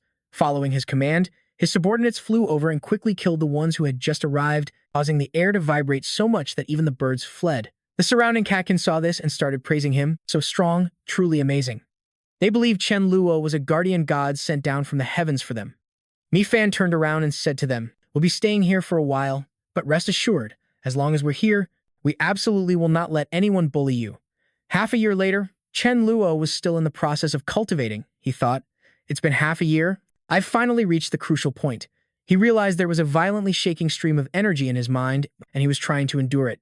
Because as long as he successfully ascended to the demigod level, he could become a god in the blink of an eye afterward. He felt his special ability split into two, each becoming an independent power. The stream of power in his head suddenly shot out, causing him to let out a groan. That power also dispersed into the air and shot up into the sky, making Chen Luo unable to bear it and scream out. Everyone around who saw this scene felt that this power was incredibly oppressive and guessed that Chen Luo had just broken through to a new level, possibly the god level. Down below, Mi Fan she realized he truly does level up by witnessing the fate of others, and she could feel that she was still a long way from reaching her full maturity. Half an hour later, Chen Luo was lost in the stream of power. Strong. Is this my own law? Then he saw footsteps in his mind and wondered what this diagram meant. It represented a satirical racetrack, as if he was running away from becoming a god. Then he realized the law seemed to be telling him that he had completed 85% of the path of Void Walk. This made him even more curious. What? I've only understood this much of Void Walk? After successfully ascending, Chen Luo landed on the ground. Perhaps it can only be considered complete when I can teleport anywhere in the universe with a single thought, right? As soon as he set foot on the ground, he thought to himself, next I need to cultivate the time system. I must make the most of my time. Seeing him land, Mi Luo ran over and hugged him tightly, congratulating him.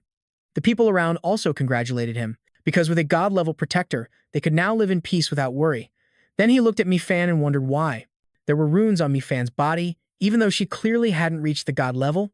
And what was with that color? Could it be that it changes with Mi Fan's emotions? A wicked thought appeared in his mind. If I punch her and make her cry, will the runes on her body turn black? Suddenly, there was a notification. A very weak individual was approaching. It was the culprit who massacred the Miaoians. Hearing this, Mi Fan got excited. Chen Luo will definitely give him 100 slaps. As for Chen Luo, he thought that demigod Ma Sikan, he really picked a great time to show up. But suddenly Mi Fan yelled, "Oh no, we're in trouble." That weakling seems to have seen Chen Luo's light of ascension, realized he couldn't win, and is running away. But Chen Luo reassured her, "Don't worry, he won't get away." Then Chen Luo used Void Walk and appeared behind. "Masakan, since you're already here, what's the rush to leave?" This startled Masakan, who trembled as he turned around, wondering why Chen Luo was here. He had fled the very first moment he sensed danger, without even landing on the Miaoian planet. Chen Luo used Void Banishment to trap him, telling him to come along for a trip. He panicked and cried for help using telepathic communication. "Lord Huang Yao, save me. I've encountered someone who just ascended to god level. Please, save me. You must hurry here." Receiving the message, Huang Yao thought to himself, for over 100 years, no new god-level being has been born in the universe. Who is this newly ascended god? Then Huang Yao told Ma Sikan not to panic, just mention Huang Yao's name. As soon as Chen Luo hears the name Huang Yao, he will surely have to show some respect. Huang Yao will arrive in about 10 odd minutes, so Ma Sikan should just find a way to stall for time. On the Miaoian planet, Ma Sikan stood before Chen Luo, trembling, and said, "Greetings, my lord. I didn't know you were here. If I have offended you in any way, I will definitely apologize." He then introduced himself as a follower of Lord Huang Yao, asking if Chen Luo could show some respect for Lord Huang Yao and spare him this time. Chen Luo thought to himself, who the heck is Huang Yao? I've never heard of him. Then he said, although your attitude is quite good, Lady Mi Fan has said she wants me to give you 100 slaps, not one less. Count them yourself. With that, he raised his hand and slapped Ma Sikan repeatedly. Ma Sikan cried his eyes out. When Chen Luo saw he wasn't counting, he threatened to start over, making him quickly count 1, 2, 3, 4. By the 100th slap, Ma Sikan's face was swollen like a pig's head, and his mouth was spitting blood. After finishing the slaps, Chen Luo, rolling his sore wrist, he asked him who Huang Yao was, demanding an explanation from Ma Sikan. Ma Sikan obediently replied that Lord Huang Yao was an earth element god who had ascended over 30,000 years ago. Chen Luo thought to himself, so that's how it is, but it doesn't matter. There's no one I'm afraid to offend anyway. The most important task now is to inquire about the whereabouts of the space element god. Then, Chen Luo asked Ma Sikan, so, do you know how many space element gods there are? Before Ma Sikan could even answer, a flash of light zipped past behind Chen Luo, and a figure landed on the ground. Ma Sikan rejoiced inwardly. Big brother is here. Seeing Chen Luo, Huang Yao was shocked. Not even a rocket is this fast. This kid is unnatural. It's only been a short time. How could he have already ascended to godhood? Then Chen Luo pointed at Huang Yao and exclaimed, no wonder, so it was you. Seeing Chen Luo, Huang Yao broke out in a cold sweat with a panicked expression. Then he bolted away. He thought to himself, I must tell the others about this immediately. When Chen Luo saw Huang Yao fleeing, he immediately launched an attack. Where do you think you're running? Seeing Chen Luo's attack, Huang Yao raised an earth shield to defend. Then, Huang Yao calmly thought, this kid is enraged right now and can't think straight. If I let him vent his anger, Maybe he'll be able to talk things out calmly. He then retracted his earth shield, thinking further. Even if I can block it, I shouldn't. I'll let him land a hit to gain some sympathy. After all, I'm a god, taking a few hits is no big deal. An explosion erupted behind Huang Yao, making him scream, while Ma Sikan watched on wondering, how can this be? A newly ascended god is beating Huang Yao to the point where he can't even retaliate. But that attack wasn't that fearsome, was it? Seeing Huang Yao's state, Chen Luo paused, wondering, am I really that strong? This god is just too weak. Can someone like me, who became a god while on the run, really intimidate Huang Yao? While dodging Chen Luo's attacks, Huang Yao shouted, "Stop fighting, brother. Let's talk this out. I actually have some good news for you, and besides, you just ascended, so I'm sure there are many things you don't understand yet. Ask me anything, and I'll answer it all." Hearing this, it made Chen Luo pause. What good news don't tell me everyone else except you has died? Hearing this, Huang Yao thought to himself, this guy has a sharp tongue. He then ordered Ma Sikan to step away and stand guard. Ma Sikan had no choice but to obey. Huang Yao informed Chen Luo that Shisu wanted to destroy Chen Luo's home planet as an act of helpless rage, but he was stopped by Huang Yao and the others. Hearing this, Chen Luo thought to himself, Earth still exists, my home is still safe. Huang Yao continued, explaining that he and his friends did all of this because they believed Chen Luo would one day become a god, and it was unnecessary to make an enemy of him, Luo, and they also wanted to use this as an opportunity to resolve their past animosity. So the time element god's name was Shisu. Chen Luo now knew who his enemy was. He agreed to forgive Huang Yao and his two companions, but he would absolutely not forgive Shisu. Chen Luo asked Huang Yao, why is Shisu after me? Huang Yao pleaded with Chen Luo not to make things difficult for him, saying that he knew the answer and wanted to say it, but he couldn't. Huang Yao thought to himself, if I tell him, it would be the same as dragging Zi Luolin into this mess. Anyone who offends Lord Zi Luolin never meets a good end. Wondering if there was someone behind the scenes giving Shisu orders, someone you couldn't afford to offend? Huang Yu replied, yes, but that's not entirely correct. Huang Yu added that the person behind the scenes had absolutely no intention of targeting Chen. At most, they only mentioned matters related to Chen Luo, while Shisu, with his muddled mind, on his own accord caused this trouble. Therefore, Huang Yu advised Chen Luo to identify the right target and not to dig to the root of the matter, lest he end up offending someone else. Hearing this, Chen Luo secretly thought that the person behind the scenes sounded like a formidable figure. In short, Huang Yu couldn't say any more about this matter, and Chen Luo could only ask Shisu himself. Hearing this, Chen Luo agreed, but he also had a question. Was there a realm higher than the god level? Huang Yu took out a coat, spread it on the ground, telling Chen Luo to sit down and talk. He told Chen Luo that he was over 35,000 years old and had been a god for over 30,000 years, yet he had never heard of a level higher than a god. Then Huang Yu poured Chen Luo a glass of water and said that since he had just reached the god level, he likely only possessed one law. If his other abilities also had a law, he would attain a second law. Acquiring more laws is the most important factor in assessing a god's level, but it's not absolute. Then he asked, how far have you progressed with your void walk? Chen Luo replied, 85%. Hearing this, Huang Yu gave him a thumbs up. Excellent. Reaching 100% is enough to ascend to godhood. He also lamented that since Chen Luo wasn't an attack type, no matter how thoroughly he mastered void walk, it wouldn't increase his attack power. But that was fine, as each attribute has countless different types of powers.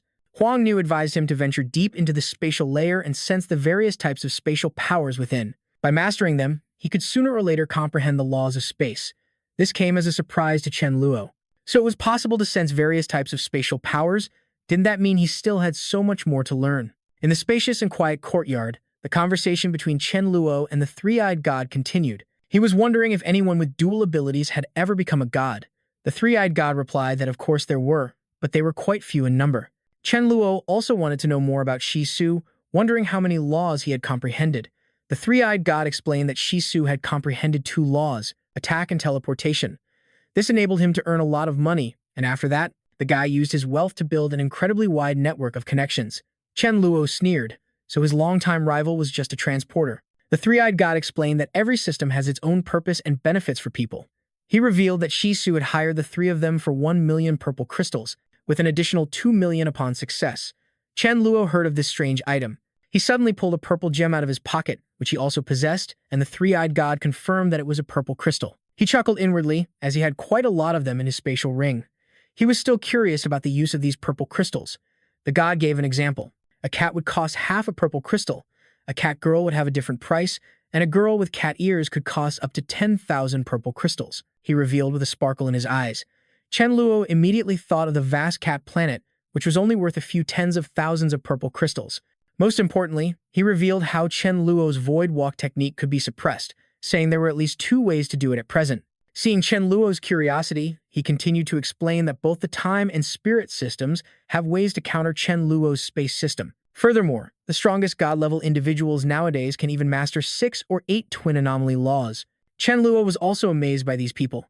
Among them, the one who mastered the law of causality was the strongest, even if they died. They could still be miraculously resurrected. Speaking of this law, Chen Luo immediately thought of the little girl Mi Fan, but right now, her ability was too low, seemingly having no effect on god-level beings. Suddenly, the three-eyed guy opened a book. Inside were 2,800,000 purple crystals, which he offered as an apology gift to Chen Luo.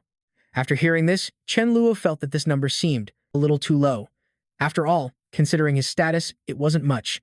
Hearing that Chen Luo wanted more, the three-eyed guy became extremely anxious, grabbing Chen Luo's arm with a pleading look, begging him to accept the purple crystals. Seeing him being so sincere, Chen Luo agreed.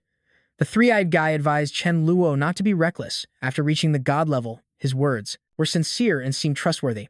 After giving his advice, he said goodbye to Chen Luo and left. Chen Luo was happy because thanks to the three-eyed guy, he had gained a lot more information. He also bid the three-eyed guy farewell as the sky turned to dusk, with pink clouds drifting across the sky. At that moment, Chen Luo was on his way to meet Mi Fan. Recalling the three-eyed guy's earlier words about the law of fate, he worried that if others found out, it would cause trouble for Mi Fan. Chen Luo told Mi Fan it was best not to let anyone see the runes on her body. Mi Fan was surprised but didn't ask many questions, simply feeling that she should agree with Chen Luo. Afterwards, he asked Mi Fan for advice on his future path, worried that Shisu was still hunting him, and he currently lacked the strength to fight back. What he needed most right now was to buy new equipment. After hearing Chen Luo's confession, Mi Fan narrowed her eyes and asked, "Isn't running what you're best at?" It seemed he paid no mind to Mi Fan's words as he suddenly realized he could just go to a store and get things for 0 cost. After talking with Mi Fan, it seemed Chen Luo had made up his mind. He planned to depart for another planet to find suitable equipment for himself. Hearing this, Mi Fan leaped up and hugged him tightly, expressing her desire to go with Chen Luo to keep him company. Seeing how earnest she was, he could only agree to her request. Mi Fan was overjoyed and had a feeling that Chen Luo would find the items he needed. 2 months later, in outer space, Chen Luo was still traveling through space, heading for the planet of Joy. This was one of only 2 level 9 civilizations, and an incredibly famous shopping destination in this universe. Its cities bustling as a melting pot for countless races from across the universe. As long as you had money, you could buy anything here. Chen Luo's group was strolling down the street, and the beautiful women with him seemed amazed by the sights on this strange new planet. Mi Fan asked Chen Luo where he planned to go. First, Chen Luo planned to head straight for the Daxia shopping district, pointing directly at the tallest tower in the distance. He promised the beauties that he would buy them whatever caught their eye. The whole group was overjoyed to hear this, and filled with excitement. After a short ride on the planet's transportation, the group arrived at the Hien Yun Tuan. Chen Luo's group was seated in a magnificent dining room, where Chen Luo was holding the menu and ordering for everyone, looking very generous. Since he hadn't treated everyone yet, seeing Chen Luo's group order so much food, the waiter standing nearby was quite surprised and had to ask again, to confirm if he had heard correctly. Chen Luo directly tossed him a VIP card, and the waiter immediately followed the order and brought out the dishes right away. After a while, only empty plates remained on the table. All the food had been devoured by Chen Luo's group. Everyone found the dishes delicious. After they finished eating, seeing that Chen Luo's group was so wealthy, the waiter immediately handed him an invitation to a private auction. There were quite a few items at this auction that caught Chen Luo's eye. The waiter enthusiastically invited him, hoping he would attend. Looking at the items on the list, which were all things like a defensive helmet, were exactly what he needed. Chen Luo smiled and looked over at Mi Fan, remembering what she had said before, feeling it was truly lucky he brought her along. Chen Luo asked the waiter again about those items, and whether they had arrived yet.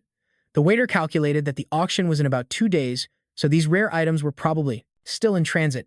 He planned for Chen Luo to make his move when these valuable items arrived, just as planned. 2 days later, after disguising himself, Chen Luo stood before a mirror to inspect his new appearance. The others had already been placed into his ability space by him. He planned to grab the items and then flee, but to move around freely, he needed a new identity. After his disguise, he took the name View Li. At the luxurious auction house, on the brightly lit stage, the auctioneer was beginning his introduction. In the middle of the stage was a large cloth covering the item within. Suddenly, the auctioneer yanked it off, revealing a girl trapped inside. She had a graceful and flawless figure. Seeing this scene, Chen Luo immediately thought of the legendary flower fairies. The bracelet on her wrist was the item used to bind her. After unveiling her, the auctioneer began to introduce the girl, who was an emperor-grade flower fairy from the Duo La clan, and not only that, she could also maintain her beauty for 2,000 years. As he spoke, he cracked a whip towards the girl, and her body fragrance wafted throughout the surrounding audience. He announced her starting price was 100,000 purple crystals. After the auctioneer's call, the entire hall erupted in a commotion, as many people coveted the girl's beauty.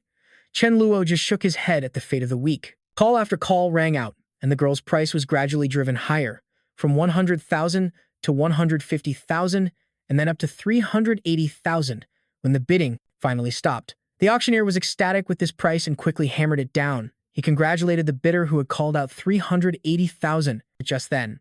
Looking at the pitiful girl on stage, Chen Luo shook his head, thinking there were too many pitiful people in the world, and he couldn't save them all. Not letting the hall fall silent, the auctioneer brought out the next item, a purple flower that radiated a powerful energy. It turned out to be an Emperor-grade Ascension grass, a medicinal herb that could help a user gain Emperor-level potential. The starting price for this item was 300,000. Although this flower was no longer effective for Chen Luo, he had many followers. This flower was very suitable for some of them. Thinking he should give them a small gift, Chen Luo immediately called out a price of 650,000, ending any other covetous glances and easily securing the flower. Next on the stage was a helmet capable of resisting mental attacks, effective against demigod level and a portion of god level attacks. This was truly one of the items that Chen Luo absolutely had to obtain. The most important thing was that this item's price. The price reached 8 million purple crystals, an astronomical figure for many, causing the entire hall to fall silent upon hearing it. However, despite the price, many people still quietly placed their bids, and the item's price gradually increased, million by million. Watching the heated auction, Chen Luo inwardly rejoiced, happy to watch the others fight over it so he could reap the benefits, all amidst the buzzing crowd. The bidding grew more and more intense, with shouts raising the price to 12 million, when suddenly the power in the entire hall went out, leaving everyone bewildered. Not understanding what happened, the auctioneer hurriedly reassured everyone, saying it was likely just a temporary issue with the power line. A moment later, the power came back on, the stage became lively again, and the auctioneer resumed his unfinished program. Just as he was about to call for the next bid, he glanced at the item and was suddenly startled, because the thing inside the glass case had completely vanished. Without a trace, the entire audience erupted in chaos, unable to understand how the item being auctioned could have gone missing. At this moment, Chen Luo had already used Void Walk to return to his seat, inwardly gloating that he had taken it so easily without anyone knowing. After half an hour of searching, the item was still not found. The entire hall was in an uproar, but everyone present was an important figure. It was difficult to search them, and gradually, loud and annoyed voices from the audience were directed at the auctioneer. Although very annoyed, he had to continue the auction, so he hurriedly turned to apologize and quickly presented the next item. The next item was called the Zhu Guo, and it was gently and carefully carried onto the stage by a staff member. It seemed this kind of fruit was very precious, not keeping everyone waiting. The auctioneer immediately explained that this fruit could increase the eater's lifespan by 10,000 years. Chen Luo smiled because he had only come here for the helmet, but this fruit was also extremely rare. He didn't want to pass it up. He figured that since the helmet was just stolen, everyone must be on high alert, so he had to think of a way to use a different method to steal it. He suddenly decided to use Void Walk again. After all, his current identity was View Lai. Even if he was seen, no one would know who he was. Many people were annoyed and didn't want to hear the introduction. They just wanted the auctioneer to start the bidding. The auctioneer stood on the stage, worried this item would disappear like the last one. Just as he was about to state the price, he cried out, his fears realized. The Zhu Guo in the glass case had once again vanished unexpectedly, without a sound, leaving the entire hall in shock. No one could believe an item had been stolen so quickly right before their eyes. Meanwhile, Chen Luo was already settled in his seat, ready to enjoy the show. Very quickly, an investigation team arrived. They deduced that since this item was a living thing, they had a high probability of finding the culprit. A member of the investigation team began to move through the audience, wanting to search each person to find the culprit who stole the Zhu Guo. Suddenly, a staff member approached Chen Luo's seat and requested to search him. Chen Luo smiled because, unlike the spatial storage of others, his own space could hold living things without being detected, so he happily allowed the man to search him. After a while, the investigators regrouped but still found no trace of the Zhu Guo. The audience members started to get annoyed and voice their complaints loudly. One man in the audience became extremely furious. Unable to contain his anger, he revealed that he had been waiting for the Zhu Guo for 50,000 years, because his lifespan was nearly depleted, and without this Zhu Guo, he would surely die. This three-eyed customer demanded that the auction house find the Zhu Guo for him. Chen Luo thought to himself, this guy has been saving money for 50,000 years. Who knows how much wealth he has? An idea suddenly popped into his head. If this guy were to die, his fortune would belong to him, even though he was a god-level being. Lightning system, but Chen Luo was confident enough to take him down. He remembered the lesson from last time, that power is everything, and one must be ruthless. A member of the investigation team stepped forward to calm the situation, as the Zhu Guo was truly lost. But the three-eyed man only had 1 year left to live. He couldn't wait any longer. Hearing this, Chen Luo couldn't help but rejoice inwardly, already devising an easy way to eliminate the guy without much effort. At that moment, the auction house suggested the three-eyed man try his luck elsewhere and would compensate him with 100,000 as travel expenses. Contrary to everyone's expectations, this man suddenly accepted the money decisively, then turned and left. Chen Luo thought it was very likely a trap that the guy had intentionally set up, but now that he was disguised under a different identity, he felt it was worth a shot even if it was a trap. After all, this was a juicy bait. As the three-eyed man walked down the hallway, a piece of paper suddenly floated down in front of him. He looked at the paper in his hand and was stunned for a moment. It turned out the note contained information about the whereabouts of the Zhu Guo he was searching for, and requested to meet him at a nearby location called Planet Hangji for a transaction. Hearing about the Zhu Guo, the man immediately rushed at full speed to the meeting point mentioned in the letter. Watching the three-eyed man leave, Chen Luo slowly emerged from nearby, smiling to himself as he watched his prey fall into his trap. On a desolate planet, as arranged in the letter, Chen Luo met the three-eyed man. As soon as they met, the guy immediately asked about the Zhu Guo's whereabouts. On Chen Luo's side, he cheerfully revealed that the Zhu Guo was in his friend's possession and that his friend was on the way here. In reality, this was just a stalling tactic that Chen Luo came up with to see if the guy had any traps. Hearing this, the three-eyed man's face showed clear anticipation, as if the Zhu Guo was his everything. He didn't forget to threaten to self-destruct and take Chen Luo with him if he dared to trick him. Seeing this, Chen Luo reassured him and began the negotiation. He demanded 5 million purple crystals, a number that stunned the three-eyed man. But that price was too high, especially for stolen goods, so the man countered with 4 million. Seeing him getting agitated, Chen Luo agreed to that price, but this guy was also an old fox who had lived for many years. He found the transaction a bit suspicious and suggested finding more allies, but Chen Luo knew better than to agree to such a request. Ignoring Chen Luo's words, the three-eyed man still contacted his ally, but it turned out his ally was none other than the person who had been hunting Chen Luo all this time, Shi Su. Hearing that name, Chen Luo's expression turned ugly. The three-eyed man then revealed their current transaction location for Shi Su to come check. Chen Luo thought this was no different from leading the enemy right to his doorstep. The three-eyed man had called his ally to ensure the safety of the transaction, but who would have thought his friend was Chen Luo's mortal enemy? Therefore, he decided to send this guy to his grave using his time acceleration skill. Seeing his opponent strike so quickly, the three-eyed man didn't just stand there and wait to die. He summoned a sky full of lightning. Powerful bolts with world-destroying potential shot towards Chen Luo, who then used his Void Walk skill to dodge all of the guy's attacks. Seeing that his attacks couldn't hit his opponent, the three-eyed man grew even angrier. The more he spoke, the more lightning bolts he unleashed at Chen Luo. Then he suddenly shot forward like an arrow towards Chen Luo. Even knowing that Chen Luo was a god-level space user, as the three-eyed man got closer, his hands filled with lightning bolts. Chen Luo then realized this guy was a black lightning user, the same system as the Dharma King. He calmly prepared to face the dense sky of lightning. Chen Luo thought that the Dharma King was already a demigod. If he could absorb the rules of this three-eyed guy, it would be immensely helpful for increasing his power. A continuous barrage of powerful attacks came, but using his Void Walk skill, Chen Luo dodged them all with ease. The more it fought, the more it didn't make sense. The three-eyed being couldn't believe that even with space collapsing, the guy in front of it could still using spatial travel. While the three-eyed man was thinking, Chen Luo continued to accelerate time, causing his lifespan to drain even faster. Realizing this, the three-eyed man knew he was no match for Chen Luo and turned around to flee. But how could Chen Luo just watch such juicy prey escape right before his eyes? He used the Void Banishment skill, forcing the man to turn back. Suddenly, finding his body out of control and even returning to face Chen Luo, the three-eyed man broke out in a cold sweat. Seeing he was about to be caught by Chen Luo, he struggled to say some last words, hoping Chen Luo would spare him, but little did he know that Chen Luo had wanted him dead for a long time, so there was no way he'd be let off so easily. Seeing that the man before him was determined to take his life, the three-eyed man roared in fury. As a god who wielded the rule of lightning, how could he be bullied by some brat?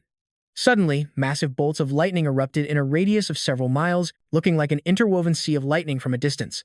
Chen Luo observed his opponent's technique, calculating a countermeasure that would allow him to both dodge and prevent the man from using the opportunity to escape. After a moment of analysis, Chen Luo decided to face the sea of lightning that was storming towards him head-on. Seeing Chen Luo dare to directly confront his attack, the man felt his body become unstable even as he unleashed the lightning. His lifespan was depleting far faster than he had initially anticipated. Noticing the lightning bolts seemed to be weakening and the three-eyed man was running out of strength, Chen Luo unleashed another time acceleration skill, doubling the effect. After so many powerful attacks, Chen Luo seemed completely unharmed, and the three-eyed man began to feel terrified. He resorted to threatening to self-destruct if Chen Luo pushed him into a corner. As time passed, the three-eyed man felt his lifespan dwindling and the energy in his body depleting, to the point where even his most confident ability, mutual destruction, was no longer usable against his opponent. At this point, Chen Luo pushed his time rule to its absolute limit, slowly advancing toward the three-eyed man.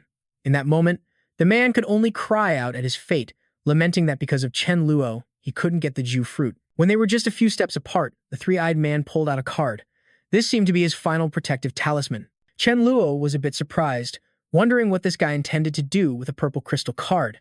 The three-eyed man raised the card high, and streams of white smoke began to rise from it, as if he intended to destroy the card. Seeing this, Chen Luo quickly lunged forward to grab the card, trying to prevent the three-eyed man from destroying it, because it contained a massive amount of purple crystals that were very important to Chen Luo. At that moment, seeing Chen Luo holding the broken card, the three-eyed man laughed loudly, thinking Chen Luo's wish had been thwarted. Once a card is broken, it's useless. Contrary to his expectation that his opponent would be devastated that all his effort was for nothing, Chen Luo appeared completely calm. Looking at the card in his hand, he said he just needed to turn back time to 1 minute before the card was destroyed. Hearing this, the three-eyed man was stunned. Before the man's disbelieving eyes, Chen Luo waved his hand, and the card returned to its original state, as if nothing had ever happened to it. Looking at the new card and in Chen Luo's hands, the three-eyed man fell into despair. This was the last card he could play, and he collapsed to the ground, in agonizing despair. His life force seemed to be nearly extinguished, and he was unwilling to die so soon, but the situation was already decided. There was nothing more he could do. Seeing his opponent about to kick the bucket, Chen Luo couldn't help but feel relieved, letting out a breath, afraid that if he waited too long, something might happen. He raised his hand, and a powerful beam of light shot out. Chen Luo wanted to erase all traces of the recent battle, leaving behind an empty patch of ground. He quickly left this troublesome place at his fastest speed. A moment later, a blonde-haired man flew to the spot where Chen Luo and the other had just fought. He looked all around but still couldn't see any trace of his companion. It turned out this man was Shi Su, the one who had been hunting Chen Luo all this time.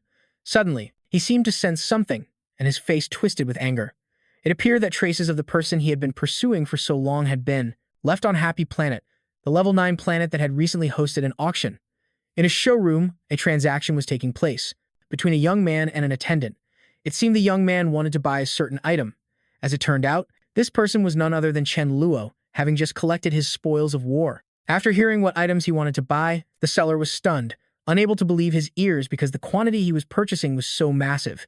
He hurriedly took out a handkerchief to wipe away his sweat, not believing what he heard, so he wanted to ask again just to be sure. Chen Luo looked at the attendant, who seemed as if he had never seen anyone buy such a large quantity before. He asked Chen Luo about his spaceship, because such a huge amount could only be transported by a spaceship, but Chen Luo was in a bit of a bind. He didn't actually have a spaceship, and he couldn't reveal his spatial ability. In that moment of difficulty, an idea struck him. He remembered that in the spatial ring Yiti Man had given him, there was a spaceship. He planned to contact Huang Yao to modify this ship. He handed over the card, containing the purple crystals he had just looted from the three-eyed man to pay. The attendant bowed respectfully and took it. On a distant planet, called Planet Huang Yao, the three-eyed god was communicating with Chen Luo using a long-distance communication device, and Chen Luo was asking about the cost of modifying the spaceship. At the same time, he inquired about the whereabouts of a god-level light system user. Chen Luo was willing to spend 50 million purple crystals if this three-eyed man could help him. Hearing this amount, the three-eyed man was also stunned, feeling that 50 million was just a small number to Chen Luo. Back in the luxurious room after purchasing the large quantity of items, Chen Luo was brought here and treated like a VIP. The attendant discussed the transportation of the goods and hiring someone from another planet. Afterward, the attendant contacted an interplanetary transporter to discuss this particular order. The discussion was successful, and the attendant turned to report back to Chen Luo, but neither of them expected that the transporter who was coming was connected to Chen Luo's mortal enemy. This guy had even learned the true teachings of Shisu. Hearing this, Chen Luo was also stunned. It was true that enemies are bound to meet. He had just killed Shisu's friend, and now his disciple was here. About 10 minutes later, the attendant led a tall man over to introduce him to Chen Luo. This was the man he had just contacted to accept the delivery mission. Chen Luo calmly inquired about the transportation price. The man quickly quoted a price. It would take 10 trips at 50,000 purple crystals per trip. The attendant, standing nearby, widened his eyes when he heard this, because the guy was being too greedy. Hearing the quoted price, Chen Luo thought to himself about the shipping cost. It was even more than the item's cost, but he still decided to swipe his card to agree to the transaction. The transporter was also stunned. This was the first time he'd seen someone accept the price on the first offer without any negotiation. He was still in shock.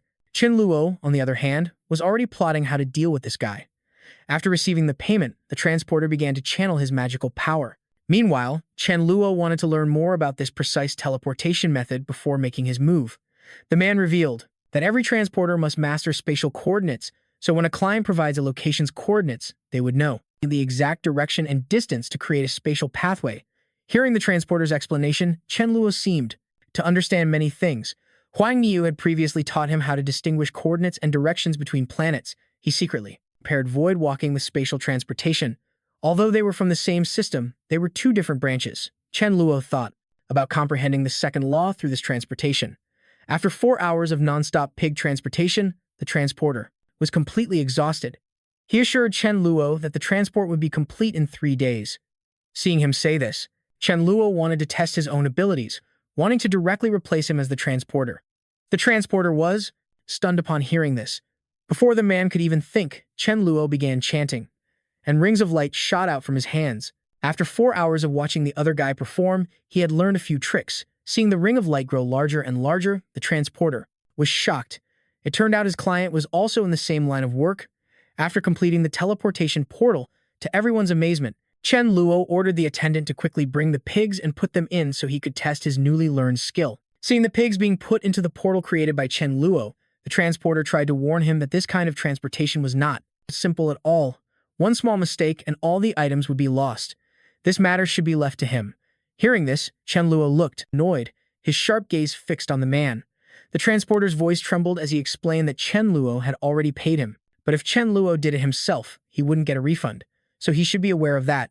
Chen Luo seemed to want to corner the transporter into his trap. He continued to threaten him arrogantly. The transporter reminded him that there were rules here, and breaking them meant even a god-level being would die. Seeing that his plan wasn't working on the guy in front of him, Chen Luo was thinking of how to respond. The transporter didn't forget to mention that he was a disciple of Shisu, and Chen Luo shouldn't mess with him. Chen Luo pretended to be wary of Shisu and said he would let the transporter return to his home planet. Hearing this, the transporter bowed his head and prepared to leave. Watching the transporter's back as he left, Chen Luo planned to finish transporting the items himself before turning to deal with the man. He couldn't help but feel smug about the skill he had learned in such a short time. Suddenly, Chen Luo sensed something flying towards him from space. He thought that the second law had arrived after he learned that new skill. Outside, everyone was looking at a 7-colored beam of light rushing towards the item shop. Someone guessed that the transporter Chen Luo hired must have caused this. The commotion here was quite large and had attracted the attention of 2 god-level guardians of this planet. Flying to Chen Luo's location were the white-haired owl and the golden-haired antelope. Both were god-level, and they flew here thinking the transporter was about to ascend to godhood. They were discussing how there was about to be. It was a great drama to watch as the master and disciple, Shisu, had some internal conflict, but before them stood another stranger. Right now, Chen Luo was enveloped in light, absorbing a new rule. The golden-haired man saw Chen Luo like this, and he immediately realized that this person was comprehending a new rule, not that a new god was being born. Notably, this law was precisely spatial teleportation. After absorbing the light of the rule, Chen Luo felt his level of mastery over the spatial teleportation law was at 33%, a bit low, but for him right now, it was enough to run wild. In a corner far away, the transporter also noticed the commotion and had quietly returned. He was surprised by Chen Luo's comprehension. He even felt like he was dreaming because the young man had just been asking him for knowledge, and who would have thought that after a few minutes, he had comprehended this law? He hurriedly took out his communication device. He had to report this matter to his master, Su, on the other side. Su's expression turned grim when he heard that someone else had also comprehended the law of spatial teleportation, which could potentially affect his business. How could he not be annoyed? Su wanted to know the identity of this newcomer to see what that guy looked like. The transporter immediately took a picture of Chen Luo and sent it to him. Looking at the image of the person before him, it was truly a case of enemies meeting on a narrow road. Su never expected that the person he had searched high and low for was right where his disciple was. Su was also in a bit of disbelief. In his memory, Chen Luo only knew void walk. Why could he now use spatial teleportation to become a god? Su couldn't help but feel annoyed that his rival now possessed two spatial laws. He angrily slammed the table, throwing away the communication stone. His anger must have reached its peak because his enemy had learned the skill he was most proficient in. In one of his rooms, Su was sitting dejectedly in one spot, his hand tightly gripping the communication stone.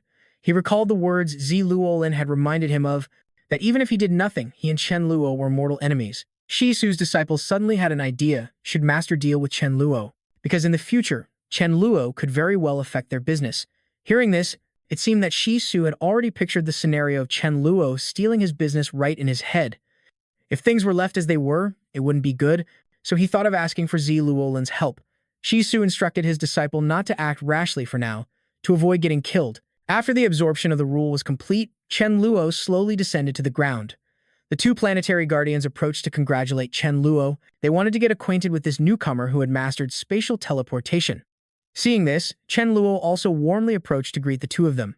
The silver-haired, owl-like man named Jin praised Chen Luo, saying he would have a bright future. The silver-haired man then took an item from his bag, which was a light attribute demigod crystal, as a meeting gift for Chen Luo to get acquainted. Chen Luo immediately thought this gift was very suitable for Mila, and he happily accepted it.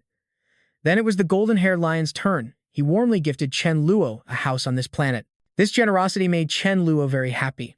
After receiving the gifts, Chen Luo also felt a bit humbled by what the two had just given him, so he invited the two to stay for a meal in his luxurious room. At the dining table were the two people Chen Luo had met earlier that afternoon. The silver-haired, owl-like man warned Chen Luo that since he now grasped the rule of spatial teleportation, he needed to be wary of Su. The golden-haired man sitting beside him also chimed in, because the competition in this field is very fierce. Moreover, Su is someone who possesses two laws and his connections are very. Chen Luo could easily be assassinated, and the blonde guy sitting nearby readily agreed with his companion. Chen Luo raised his glass to thank the two for their well-intentioned warning, but in his mind, he was already secretly planning how to deal with Su. He silently told himself that Void Walk was his greatest asset right now, as the three of them raised their glasses and chatted cheerfully. Late into the night when the moon was high, the silver-haired and blonde-haired men said their goodbyes to Chen Luo, and after seeing them off, Chen Luo seemed to sense something. He turned around to look at an object in a glass case behind him. It was a sack. Curious, Chen Luo slowly approached to examine the sack, and the shopkeeper, seeing this, hurriedly ran over to introduce it. This was their shop's treasure. The shopkeeper explained its origin to Chen Luo. It was a snakeskin bag, made from the skin of the mother of 10,000 snakes. It could hold living things, was fireproof and waterproof. He slowly took the bag out from the glass case to show Chen Luo anything alive tied up and put inside this item could not escape. Chen Luo already had a plan in mind for this item. He intended to use it to capture Su's disciple, so he immediately asked for its price. The shop owner quoted a price of 1 million purple crystals. Hearing this, Chen Luo frowned because the price was too expensive for a mere bag. The shopkeeper quickly explained that the cost of the raw material itself was already very expensive, plus the processing fees and other materials. So that price was the most reasonable it could be. Chen Luo then asked about the whereabouts of the mother of 10,000 snakes, and the shopkeeper revealed that she was a god-tier being, so her shed skin was extremely valuable. Chen Luo was stunned and broke into a sweat upon hearing this. A god-tier being doing it for money. He immediately thought it might be the snake mother he once knew, and after a moment of hesitation and thought, Chen Luo decided to buy the snakeskin bag right away. He took out his familiar card to pay, and after completing the purchase, Chen Luo went outside. He took out his communicator to ask his companion about the current whereabouts of Su's disciple, who was in a place quite far from Chen Luo. In the private residence of Su's disciple, he was sitting alone, muttering angrily because some nobody had easily learned. The principle that he had long dreamed of but had yet to achieve. He slammed the table in anger, planning to eliminate Chen Luo, but he had no idea that something was slowly approaching from behind him. Suddenly, a super large bag descended from above, covering his head. Caught by surprise, he still didn't understand what was happening, and before he could think, the bag Chen Luo just bought had completely enveloped him. Giving him no chance to resist, Chen Luo appeared next to the sack, having just caught the guy, who was struggling inside, still not knowing who had captured him so unexpectedly. Hearing this, Chen Luo immediately gave him a slap, and after hitting him, he found the snakeskin bag to be very elastic, so he gave the guy another good beating. Then Chen Luo and the snakeskin bag used Void Walk to leave the area.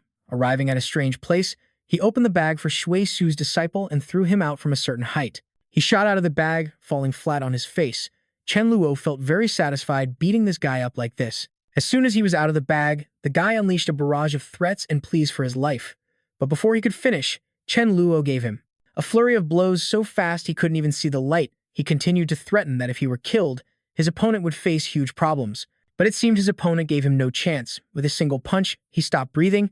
After dealing with Shui Su's disciple quickly, Chen Luo took out his purple crystal card to see how much he had gained this time, only to find a mere 1 million purple crystals in the card. Chen Luo looked over at the transporter who had already kicked the bucket beside him, sighing because he'd heard that transporters had a lot of money. He suddenly remembered that this guy was also a space system demigod, so it was very likely he had hidden his good stuff in his spatial storage.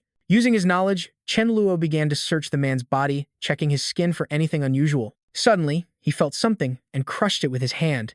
A lifetime's worth of items and resources that the guy had accumulated flew out in front of Chen Luo, who found the guy's amethyst card, a joyful smirk spreading across his face as he checked how much money the man had stashed away. Seeing the number on the card, Chen Luo's eyes nearly popped out of his head. This guy had over 52 million amethyst coins. This time Chen Luo had struck it rich.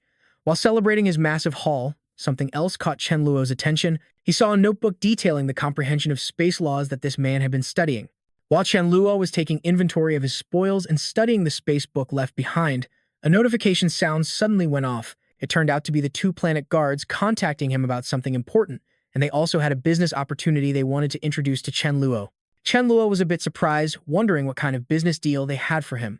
The Golden Mane Lion explained that, although they were planet guards, they couldn't handle god-level opponents, so this planet had set up many teleportation arrays to facilitate reinforcements between locations. Previously, Su had charged a price of 500,000, which was too high, so they wanted to offer this business to Chen Luo for only 200,000, a win-win for both sides. Chen Luo silently calculated just 10 teleports would net him 2 million amethyst coins, but he had just made over 50 million in just a few minutes of robbery.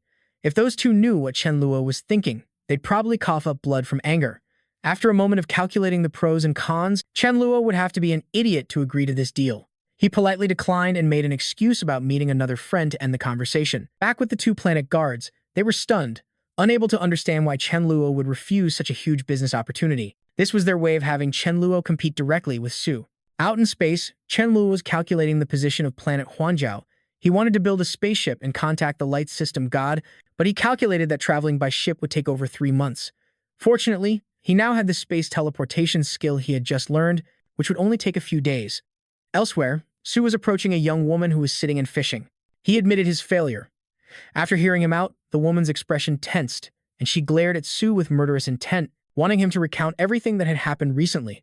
Su respectfully bowed his head and began to detail every event. After half an hour of non-stop reporting, Su knelt and begged the woman for help because his opponent was progressing too quickly. The woman remained calm, continuing to fish, assessing that someone must have helped the guy escape her prophecy. She predicted that the opponent must possess the law of fate to be able to break it because she herself had already reached the elder level in the law of causality, making it very difficult to break a prophecy she created. She suddenly burst out laughing, as if she had figured everything out. It was fate, overriding causality. She stood up, her spirits high with excitement. She muttered to herself about her newfound realization, ignoring the bewildered Su kneeling beside her, who had no idea what was going on. She decided to help Su, but more importantly, she wanted to confront the one who wields the law. Hearing about that law of fate, Shi Tuo was overjoyed. He asked the fortune-teller girl if she could predict when his opponent would finally kick the bucket. The girl's face darkened, and she told Shi Tuo to go back and wait for the answer. Although not entirely satisfied, Shi Tuo was still very cheerful and had faith in the immense power of Zi Luolin, the wielder of the law of causality. He believed that Chen Luo would find it difficult to escape her schemes. After Shi Tuo left, Zi Luolin suddenly froze, realizing something. All of a sudden, she suffered internal injuries and vomited blood, as if she was suffering a backlash from her own divination magic. This backlash caused her significant internal injuries, and she realized The law of space had its own special properties. She cursed in frustration, suspecting that the space element was in no way inferior to fate. But since she had already made her move, she was very confident in her own abilities of causality. In a quiet room, Huang Yao was sitting. Suddenly, a subordinate came in to report that a person named Chen Luo had come to see him. He was surprised because, according to his memory, he only knew Chen Luo possessed void walking but couldn't have possibly reached his location so quickly. He shot up to his feet and instructed his subordinate to quickly invite Chen Luo in, while also summoning a person named Xiao Li for a meeting. On a nearby mountain peak, Chen Luo was admiring Huang Yao's residence, a tranquil and peaceful space. He felt a sense of admiration for such a beautiful scene. In the courtyard, Huang Yao hurried out to welcome Chen Luo. He politely and respectfully poured tea for Chen Luo. Another person also entered. This person was named Huang Li, Huang Yao's daughter, whom he had summoned to meet Chen Luo. Huang Yao wanted to introduce his daughter to Chen Luo, but looking at Huang Li's appearance, Chen Luo shook his head wearily, deciding to pass on the opportunity. For their first meeting, Chen Luo immediately took out a card containing 1,000,000 purple crystals and gave it to Huang Yao's daughter as a meeting gift. Huang Li was visibly delighted and accepted the precious gift. After the greetings, the two got down to business. Huang Yao revealed that for modifying a spaceship, finding Shimu would get him a discount. As for a god-level light element, it was very difficult to find, but he suddenly thought Shimu might know, so he decided to contact her and ask. After successfully contacting Shimu, she listened to Chen Luo's purpose and then confidently stated that she could handle this matter. Hearing this, Chen Luo couldn't help but be overjoyed. He noticed her planet was nearby and decided to head over there immediately. Huang Yao calculated that using the law of flight, it would take about 10 days to get there, but Chen Luo smiled, saying he only needed the coordinates of Shimu's planet. Huang Yao still thought Chen Luo would take him there using void walking. After all, he was a god-level being, so carrying him along would be very exhausting. Without further ado, Chen Luo began to use a newly learned skill, and rings of light began to appear. Watching Chen Luo use this new skill, Huang Yao couldn't help but be astonished, because in just a few months, Chen Luo had already learned a new law. Huang Yao recalled that Chen Luo had become a god in only 4 years, and after 5 years, he had already comprehended a second law. He felt like kneeling down and calling Chen Luo his big brother because this progress was just too fast. Chen Luo was the first person he had ever seen advance so quickly. He couldn't help but feel envious of Chen Luo's rate of development. Chen Luo explained that it would take some time to create the teleportation gate and asked Huang Yao to tell him more about Shi Mu in the meantime. Huang Yao began to explain that Shi Mu's real name is Bai Zhen. She lives with the Snake Clan, a place famous for its delicious food and beautiful women. Before it had a god, Shi Mu's planet was just like the cat planet, merely food on another's plate, but it was fortunately blessed with talent. Shi Mu's talent made her entire clan pour resources into nurturing her, and eventually, Shi Mu became the god of the snake planet, ushering in a new era. She cared for the planet, becoming the mother of 10,000 snakes. She was also a person of great loyalty, using the money she earned to cultivate new talents for the Snake Clan, which is why she desperately needed money and accepted Shi Su's request. But when Shi Su intended to destroy Chen Luo's planet, Shi Mu stepped in to stop him. After hearing Huang Yao's story, Chen Luo felt like he owed her a favor and decided to help her a little to build a connection. After about an hour of creating a teleportation gate, Chen Luo finally completed the skill, and he invited Huang Yao to go with him to the Snake Planet.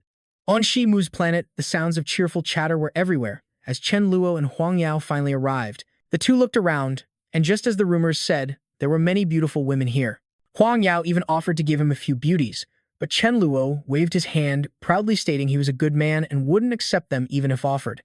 Hearing this, Huang Yao smiled in agreement, and the two gradually walked towards Shi Mu's residence. Instead of contacting her through a servant, Huang Yao directly called out for Shi Mu to greet her guests, a method that gave Chen Luo a new perspective on Huang Yao. He also felt a bit awkward that this guy dared to use such easily misunderstood words. Before them stood the legendary Shi Mu, who came out to welcome them, recalling that they had just contacted her and had arrived in just a moment. Huang Yao explained that this small distance was nothing and that Chen Luo had many more things that would surprise her even more. Shi Mu sincerely clasped her hands and apologized to Chen Luo for what she had done before, explaining that she was only forced by circumstances. Chen Luo cheerfully accepted her apology. No fight, no friendship, and besides, he was grateful that his homeland still existed thanks to her. After a round of pleasantries, the three of them sat down at the table for a proper conversation. Huang Yao revealed that Chen Luo had mastered 2 laws, which was why he could arrive so quickly. Hearing this, Shi Mu also expressed her admiration for Chen Luo, saying it was possible he could master more than 7 laws in the future. She suddenly remembered something, and Shimu abruptly stood up to get an item she wanted to show Chen Luo and Huang Yao. About 10 minutes later, Shimu hurriedly returned, and it turned out the item she went to get was the seed of the world tree, which had the effect of cleansing all pollution. Huang Yao was also surprised that Shimu would give away an item worth 30 million, as she was famous for being frugal and loving money, as if it were her life. Shimu continued to explain about the seed, saying that after it grew into a tree, it could bear many fruits with various functions, helping Chen Luo's homeland develop even more. Not only that, but the tree could also act as a protective shield, and a mature tree could reach the demigod level. Chen Luo looked with surprise at the emerald green seed in his hand. Shimu said that her previous words were a bit of an exaggeration, but she did have a way to cleanse Chen Luo's planet as long as he took her to it. Chen Luo was very happy about this and raised his purple crystal card, intending to pay Shimu, but she generously considered the seed a gift for their meeting and to make amends.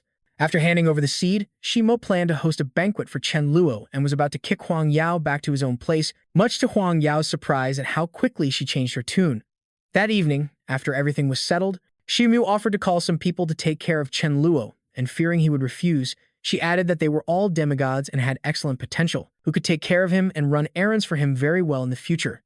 Before Chen Luo could even react, as Thu Lan and Dong Chuk were introduced one by one, Chen Luo suddenly became flustered because he was afraid Mila was still inside his ability space and could see everything happening here.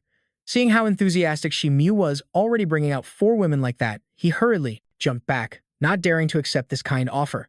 Chen Luo's haste in sending them away made Shimu think that he wasn't pleased with these 4 women and that his standards must be even higher.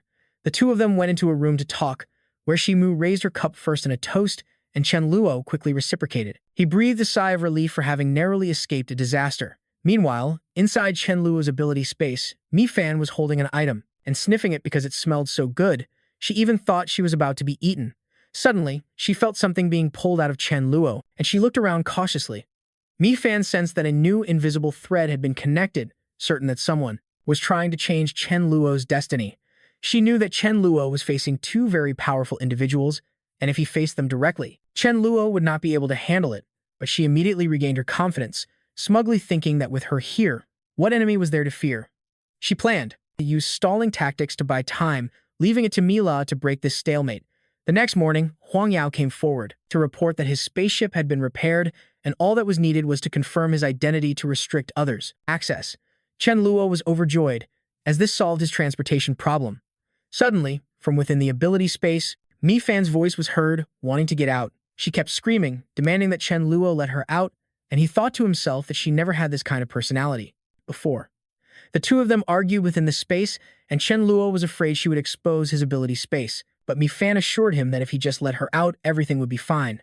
While Chen Luo was communicating mentally with Mi Fan in his ability space, outside, Shimu saw him standing frozen and thought something was wrong with him. Chen Luo quickly explained that he had just woken, and his mind was still groggy, so he would go wash his face before checking on the spaceship. After making an excuse to leave, Chen Luo found a secluded spot to bring the beauties out of his ability space. He thought it was something important, but when he heard that Mi Fan just wanted to get out because it was too boring in the space, Chen Luo could only stare speechlessly at the group of beauties before him. Chen Luo introduced everyone one by one. Seeing so many beauties suddenly appear, Shimu and Huang Yao were also stunned. After letting Mila's group out, Chen Luo suggested they go see the newly repaired spaceship, but Mi Fan suddenly had another idea, wanting to go to the fun planet to play for a few days. She insisted that Chen Luo take her there because there was a lot of delicious food. Chen Luo, he didn't understand why she was suddenly acting like this. He simply thought she was up to her old tricks again, and he felt helpless. He could only agree. He planned to use his spatial teleportation to get there quickly, but Mi Fan wanted to travel by spaceship. Chen Luo explained that it would take several months by spaceship, but Mi Fan was adamant about going by spaceship. But Chen Luo didn't know that Mi Fan was doing all this intentionally to help him stall for time against the dangerous, yet-to-be-revealed enemy. In the end, Chen Luo had to give in to his beauty. 1 month later, the spaceship was taking off into outer space. At this point, Chen Luo seemed to understand something. Mi Fan rarely caused trouble for no reason, but this time she wanted to ride a spaceship for a month, so there must be a special reason. He was about to go and ask her for clarification, but before Chen Luo could say anything, Mi Fan covered his mouth, telling him not to ask anything and to just listen to her. Suddenly, a powerful beam of light approached, chasing after Chen Luo's spaceship. This ball of light crashed straight into Chen Luo, giving him no time to react. He was sent flying by the impact, and before Chen Luo could even see what hit him, he was pinned by the strange object, pinned against the wall. Below, Shamu and the other person were wondering what caused such a loud commotion, looking at the strange object that had just struck Chen Luo. Shamu couldn't help but wonder, but even Chen Luo didn't know what this thing was or why it had flown here. Luckily, among the group was the knowledgeable Huang Yao, who recognized it at a glance as Y metal. Chen Luo had never heard of this type before. Shamu explained that it was a type of metal with incredibly good defensive properties, very suitable for making armor. Not only that, this stone was very valuable, making Shamu and Huang Yao extremely envious of Chen Luo's good fortune. But he didn't see it that way. He felt this was the very reason Mi Fan wanted him to take this spaceship trip. After 2 months of journeying through the universe, Chen Luo's spaceship finally reached Happy Planet, and the group landed. They began to walk around. Seeing advertisements plastered everywhere piqued everyone's curiosity, and a closer look revealed that it was a new game on this happy planet. The instructions for a game called Miracle Wave looked very new and unique. After reading through the rules, Mi Fan expressed a strong desire to play, and Chen Luo even thought this game could help with comprehending the laws. The group seemed very excited, and seeing how realistic the ads were, Shamu and Huang Yao also wanted to join. The whole group went to find a place to play this game, but the price seemed too expensive. After making the purchase, the group decided to find a hotel to rest first. In the hotel room, Chen Luo's group couldn't contain their curiosity and wanted to try it out immediately. Everyone sat down in their positions, and Chen Luo joined in. After sitting down and closing his eyes to focus, his consciousness was transported to a strange place. Looking at the scenery around him, he found it to be incredibly realistic. Chen Luo was curious if he could use his skills like in the real world. Unable to resist, Chen Luo directly used Void Walk, but an error warning image appeared. It turned out that to use it, he had to pay. Chen Luo was at a loss. You had to pay for everything, but luckily he had a lot of money. Chen Luo used Void Walk to scout the surrounding environment, feeling that the simulated environment was 100% realistic. This would be a huge help for comprehending skills, especially since he wanted to gain a deeper understanding of the various laws of space. A voice from the system chimed in, reminding Chen Luo that he should pay attention to the skill books in the game. He should check if any were suitable for him to buy and use, which would help him optimize his combat power. Chen Luo entered a cave, focusing as he walked, sensing that this place was truly well suited for entering different spatial layers, while also concentrating on perceiving the changes in space. He sat down in a corner of the cave and began to analyze and systemize all the laws of spatial power that he had comprehended to this point, hoping to organize them logically. Among them, spatial power was divided into 3 major categories, including functional, defensive, and offensive powers, with each major category being further divisible to smaller branches with distinct applications. Chen Luo thought to himself that the Void Walk he currently possessed could be considered his best defensive ability at the moment, but what he lacked now was an offensive method, powerful attacks to deal with strong opponents outside the game. Fa Wang remarked in awe that this game provides a much better learning experience than comprehending things on his own in the real world, but Mi Fan wasn't happy at all when she just achieved the milestone of dying for the 1000th time. Mi Fan felt awful being bullied by a group of people just because they had spent more money than her in the game, making her think she also needed to spend more money to fight back and win. Mi Fan planned to borrow money from Chen Luo to spend more on the game, but when she looked for him, she found that Chen Luo was still in the game with no sign of wanting to leave. Inside the game, Chen Luo was frantically trying to comprehend the law of time to increase his own power because he believed that even if he comprehended more of the law of space, when facing peak god-level masters, he could only run for his life. Suddenly, a strange stream of power entered Chen Luo's head, causing him immense pain and making him wonder what this power was, and if it was a form of the law of time. While he was pondering this, Mi Fan's voice called out from outside, reminding him about borrowing money to spend more on the game. 5 minutes later, Chen Luo stepped out of the game and told everyone that they should focus on honing their skills, while also ordering everyone to prepare to welcome the members from the Cat Planet and then return to Earth. Chen Luo's rocket sped towards Earth like the wind, and in just a moment, the blue planet appeared before everyone's eyes, giving them a sense of familiarity and safety. Chen Luo leaned down and asked Milan what she was looking at so intently. Milan replied that she was studying the text left behind by Yan, which contained important records related to the god certification. She added that although she didn't fully understand the records, she wanted to suggest that when a person understands 100% of a branch of a law, a qualitative change occurs and they receive a reward from the law itself. Chen Luo asked again to make sure he hadn't misheard, that the law of space could bestow upon him a very large gift if he fully comprehended it. In his mind, Chen Luo calculated that his Void Walk had already reached level 97, and his space transportation skill was at level 74, so if he just worked a little harder, he would have a chance to receive the god certification. After they finished talking, Chen Luo calmly walked out of Milan's room and said goodbye to her, saying that he would continue to train to perfect his remaining skills. Throughout the process of comprehending combat abilities in the game, Chen Luo had accidentally learned a space defense skill, but to him, this skill wasn't very useful in actual combat. Chen Luo thought to himself that Void Walk was already the best defensive skill he had, because it allowed him to evade dangerous situations instead of having to stand and defend directly.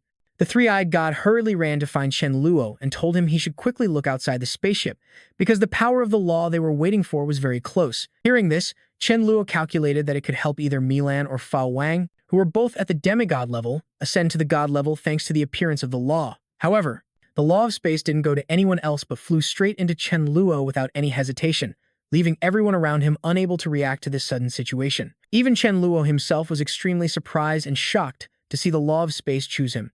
Someone else gave him more motivation to continue his journey of comprehension. Chen Luo sat cross-legged and began to absorb the law that had just rushed into his body, thinking to himself that this law was, even though he wanted a more powerful offensive law. The three-eyed god watched from the side, marveling at how quickly the third law had come to Chen Luo. He decided to call Chen Luo Big Bro from now on, while Snake Mother, standing nearby, also secretly decided that she needed to stick close to Chen Luo. Meanwhile, Chen Luo was still feeling annoyed because a law he didn't want had come to him. He wondered if it was possible to switch it for a different law to supplement his own offensive capabilities. 10 minutes later, Chen Luo finished absorbing the law, but he was miserable because he discovered that this law was spatial defense. The three-eyed god and Snake Mother, standing beside him, didn't understand why their big bro wasn't happy.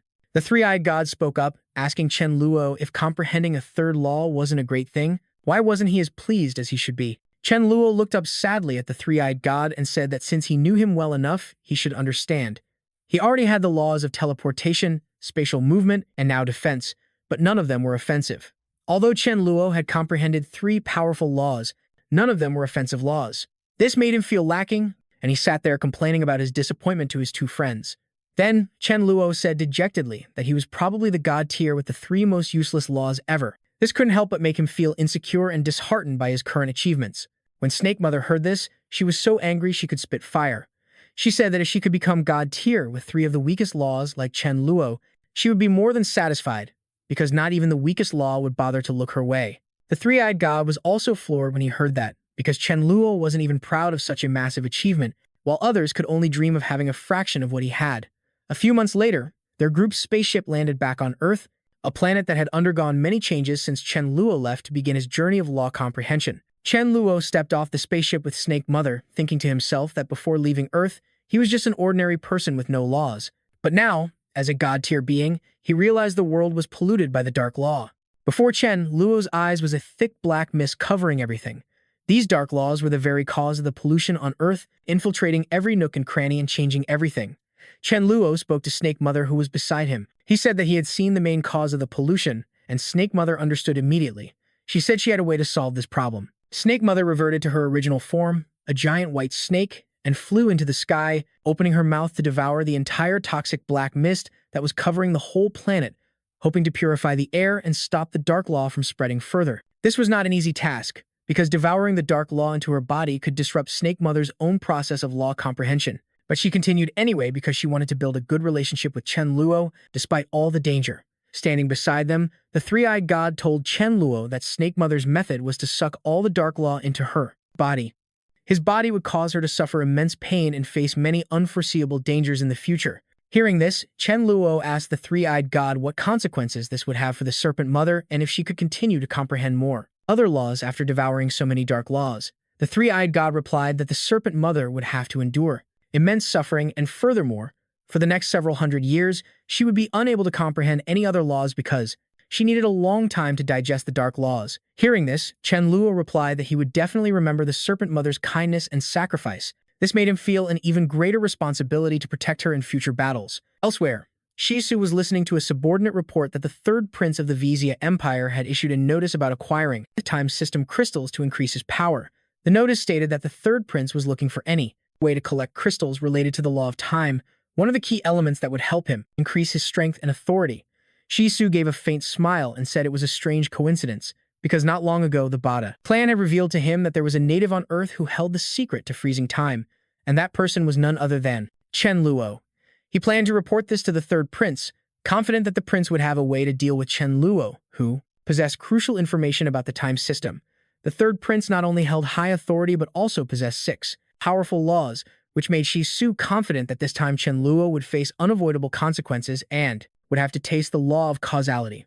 Su created a space portal right in front of him, silently guessing that Chen Luo would never hand over the time system, so he decided to proactively inform the third prince about this matter. He believed that with the third prince's personality, he would definitely not pass up the chance to make a move on Chen Luo, especially knowing that Chen Luo possessed something the third prince coveted. After saying this, Su stepped through the space portal he had just created, silently calculating the next step in his plan. Just a moment later, Su arrived at the grand and vast palace of the third prince, where he would deliver this important news in exchange for a reward. The third prince listened to Su's report with an intrigued expression, especially upon learning that Chen Luo possessed a time system crystal, one of the most powerful laws. He promised that if he could obtain this time system and crystal, Su would receive a very generous reward worthy of his contribution. After Su left, the third prince sat alone in the room, thinking to himself that without this intelligence, he truly wouldn't have known that Chen Luo had managed to possess 2 powerful laws in just 5 years. He couldn't help but feel curious and ordered his subordinates, based on the description of Chen Luo's appearance provided by Su, to immediately issue an urgent notice that anyone who saw Chen Luo on planet Vansi must immediately bring him to the third prince, and at the same time, he also dispatched 2 powerful god-level experts to Earth to find and deal with Chen Luo. Standing outside the palace, Su smiled smugly at his plan to kill with a borrowed knife, marveling to himself that the power of the law of causality was truly terrifying and unexpectedly potent. At the same time on Earth, the Serpent Mother had finished eliminating the source of the dark law. The darkness is polluting the environment, and the next steps will be simple: cleaning up the remnants left inside the Serpent Mother. She silently hoped that Chen Luo would appreciate her efforts and sacrifices and protect this planet after she passed away. That was her greatest desire. Chen Luo then instructed Meng Yin to lead the members of the nature system to unleash their abilities together to accelerate the growth of the world tree, the very thing that could save the Earth. The Serpent Mother then gave Chen Luo a detailed record on how to nurture the world tree, predicting that with continuous effort, in about over 20 years, this tree could reach the demigod level. Chen Luo replied that he was preparing to enter secluded cultivation on Earth for about 100 years to cultivate more power, but the three-eyed god refused to stay, reasoning that his daughter would be old in 100 years. He then didn't forget to try and persuade Chen Luo to become his son-in-law, saying it was fine even if he just took his daughter as a concubine, but Chen Luo pretended not to hear and ignored him. The Serpent Mother also said she couldn't stay because she needed to return and supervise the cultivation of the young ones in her clan.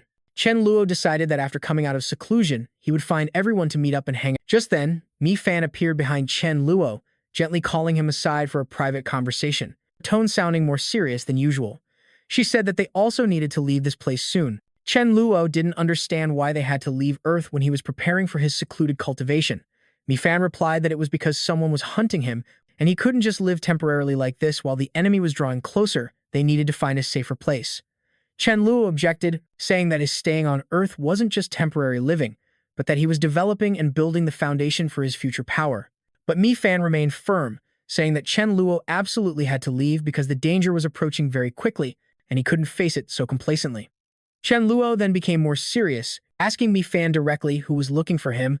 Who was this enemy that made her so worried? Mi Fan answered that she only knew it was an extremely powerful god-level being, and moreover, he knew Earth's exact coordinates, which meant they had no more time to stay here.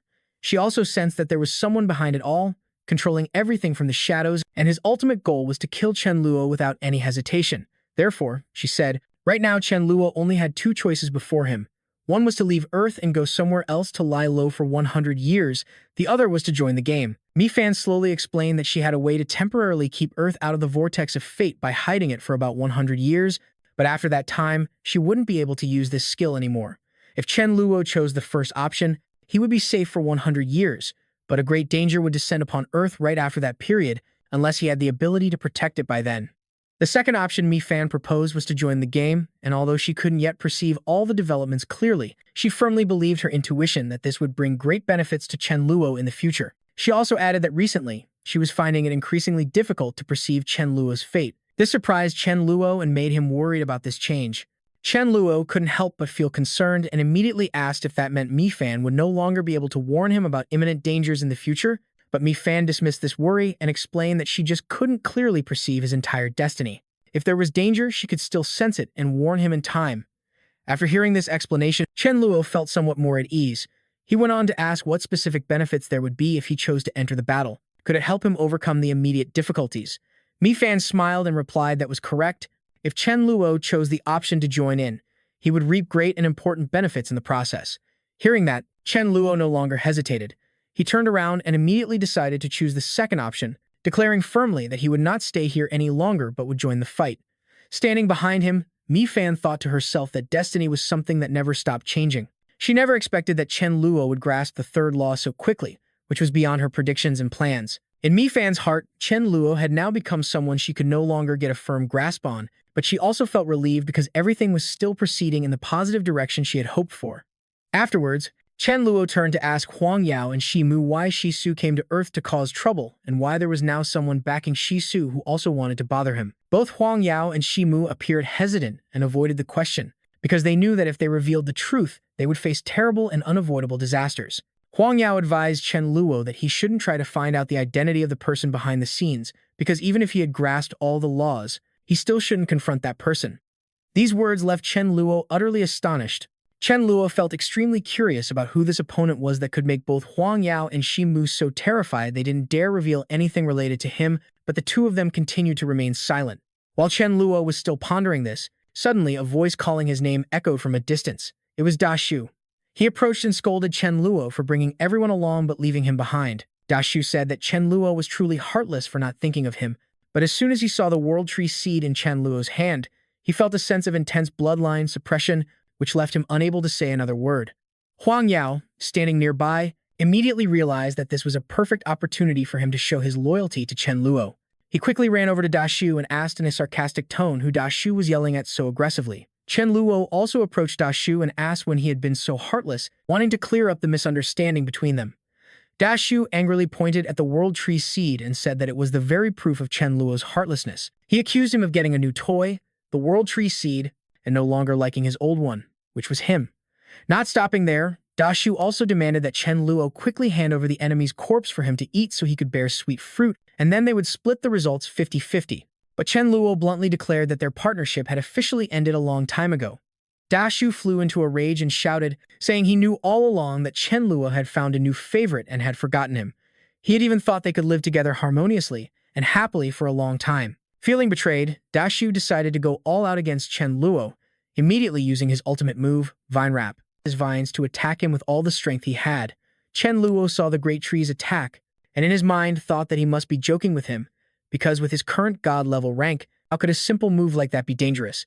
He continued to wonder if the great tree thought he could use this move to scare anyone, then quickly decided to raise his hand and unleash a powerful counterattack, changing everything in an instant. An extremely powerful surge of energy shot from Chen Luo's hand, striking the great tree's trunk directly and causing it to split in two without any resistance. The great tree's death was incredibly swift, as it collapsed on the spot. Chen Luo said without hesitation that he shouldn't blame him for being so ruthless, because it was all his own doing. After taking down the great tree, Chen Luo quickly returned to his original train of thought.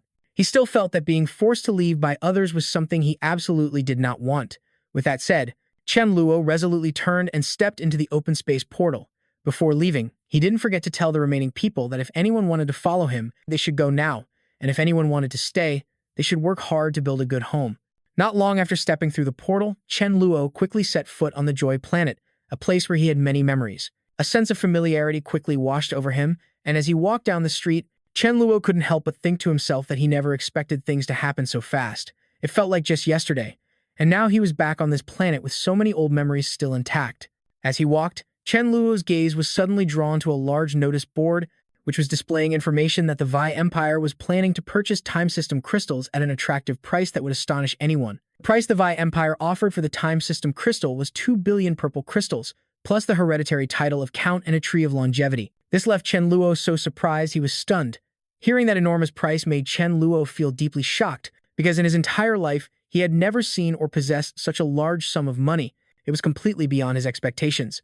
While Chen Luo was still pondering what he had just read, his communication device suddenly beeped, signaling an incoming call. The caller was none other than Richard, which surprised him even more. Chen Luo answered the call and immediately asked why, having just arrived on the Joy Planet, Richard already knew about it so quickly. This made him wonder about the speed of information. Richard laughed and told Chen Luo to wait a little, because he and Sentai were on their way to meet him right now. They would arrive at his location in just a moment, so he shouldn't go anywhere. Hearing Richard's voice, Chen Luo realized that something important must be happening. Richard also reminded him to stay put and not move, to wait for them to arrive so they could discuss things together. Not long after, Richard and Sentai arrived at Chen Luo's location, and they quickly informed him that the third prince had an invitation and wanted to meet him, and they would provide the coordinates so he could go there himself. Upon hearing the mention of the third prince, Chen Luo immediately recalled Mi Fan's earlier warning that an extremely powerful god-level being was searching for him, and he began to suspect that person was the third prince. Chen Luo turned to Richard and said that he didn't know the third prince at all. A prince? Why would he be looking for him, and could it be related to his powers? He was still very suspicious. Richard explained that the third prince might have noticed Chen Luo's special abilities, and that was the reason he went to the trouble of inviting him for a meeting. Otherwise, he wouldn't have bothered. After hearing this and thinking for a moment, he decided he would go meet the third prince to see what the real reason for the summons was, and if there was something mysterious behind it. When Chen Luo stepped into the third prince's castle, a servant was already waiting for him just past the spatial gate. The servant was there to welcome him. This person was very courteous and invited him inside. The servant told Chen Luo that the third prince had been waiting for him for a long time and was eager to meet him to speak in person. Then, the servant led him into the main chamber.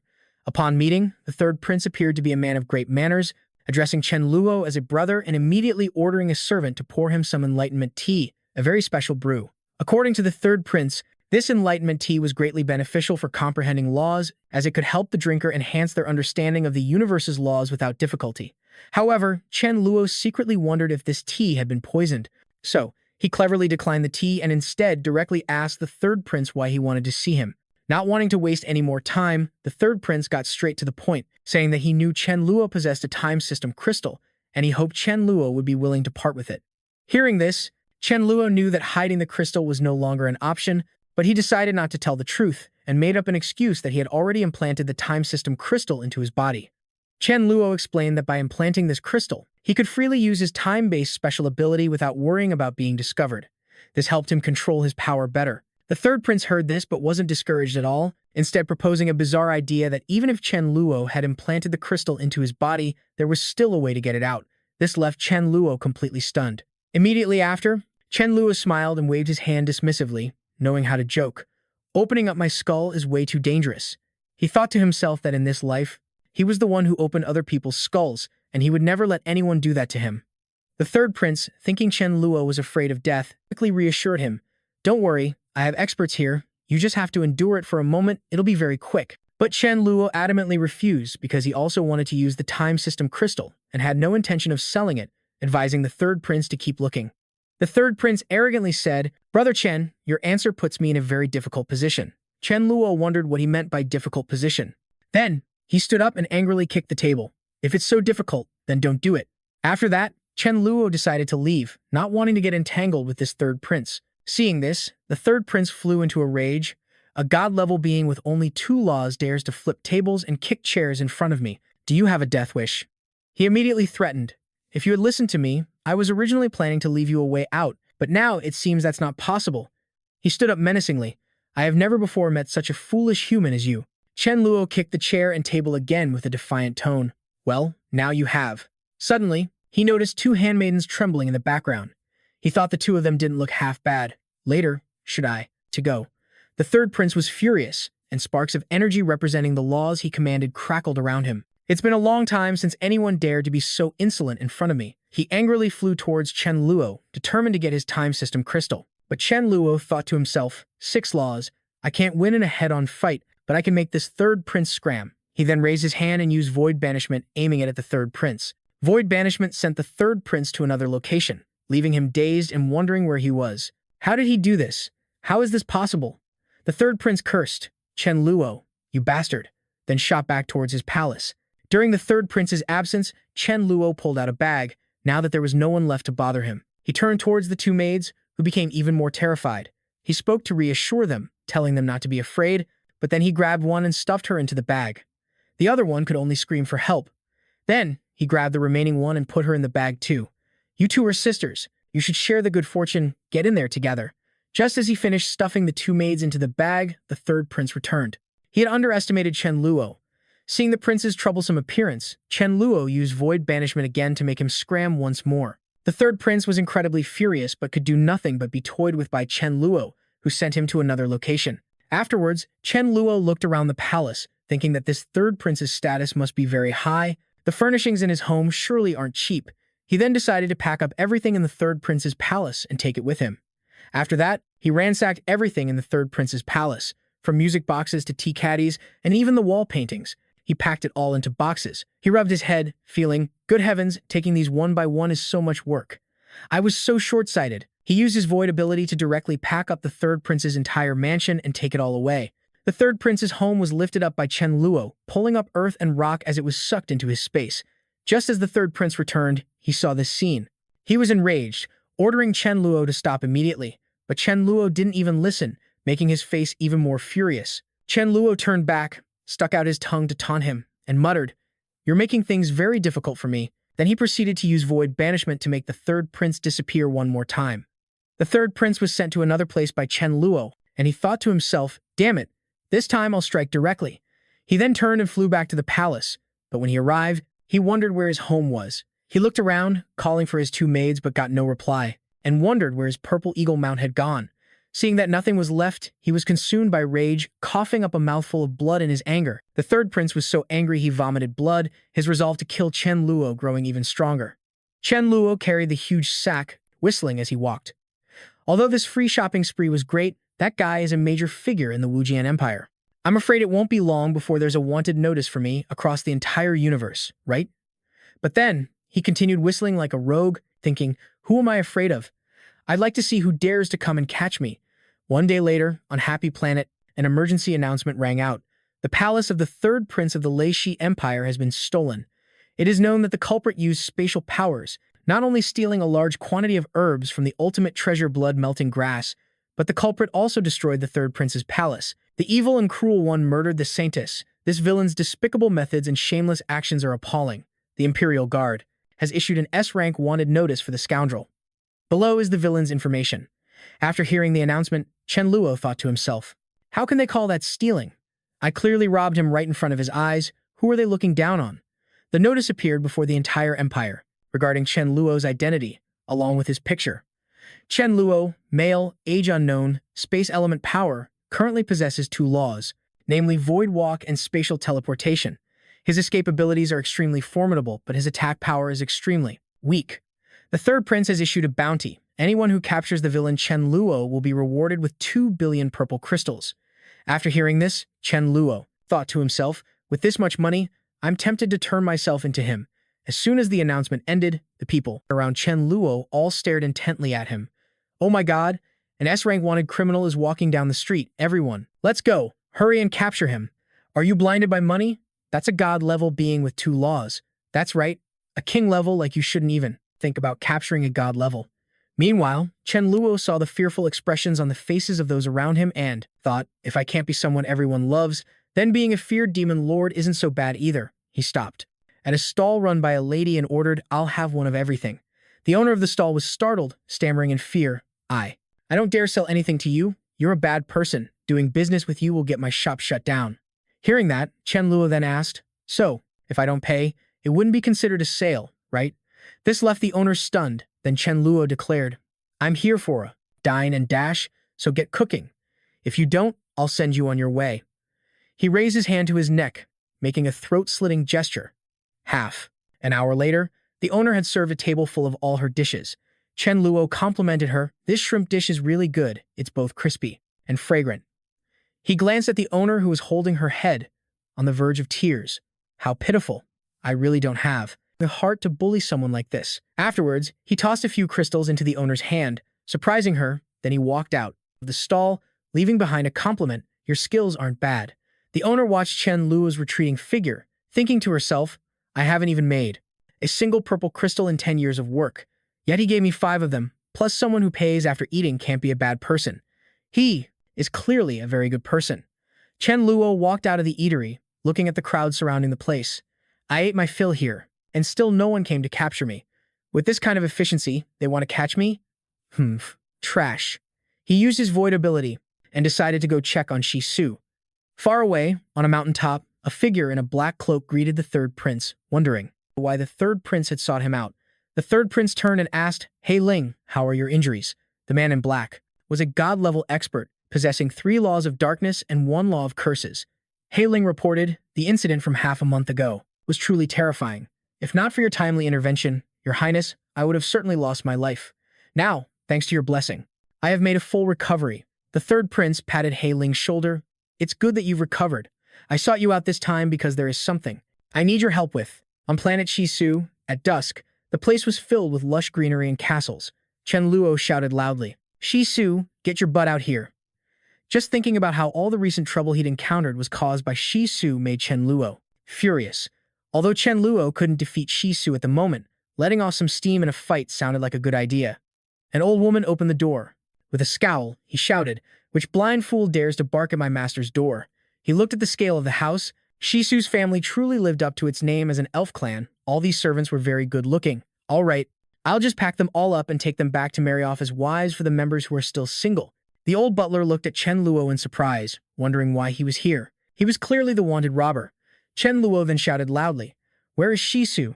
Tell him to come out and see me."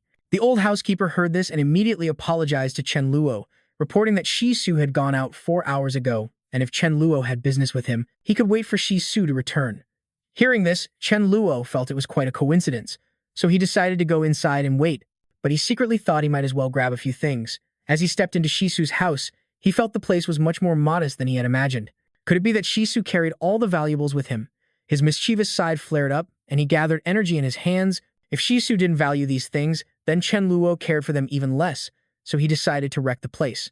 On the other side, Shisu was having his retainers move things. He ordered them to try and quickly finish building the palace for the third prince, so everyone could get paid earlier than planned. Pick up the pace. Suddenly, a buzzing sound went off. He looked at his communicator, wondering why there was a sudden warning sound. When he opened the surveillance monitor, he was shocked to see Chen Luo destroying his home. This infuriated Shisu, but there was nothing he could do.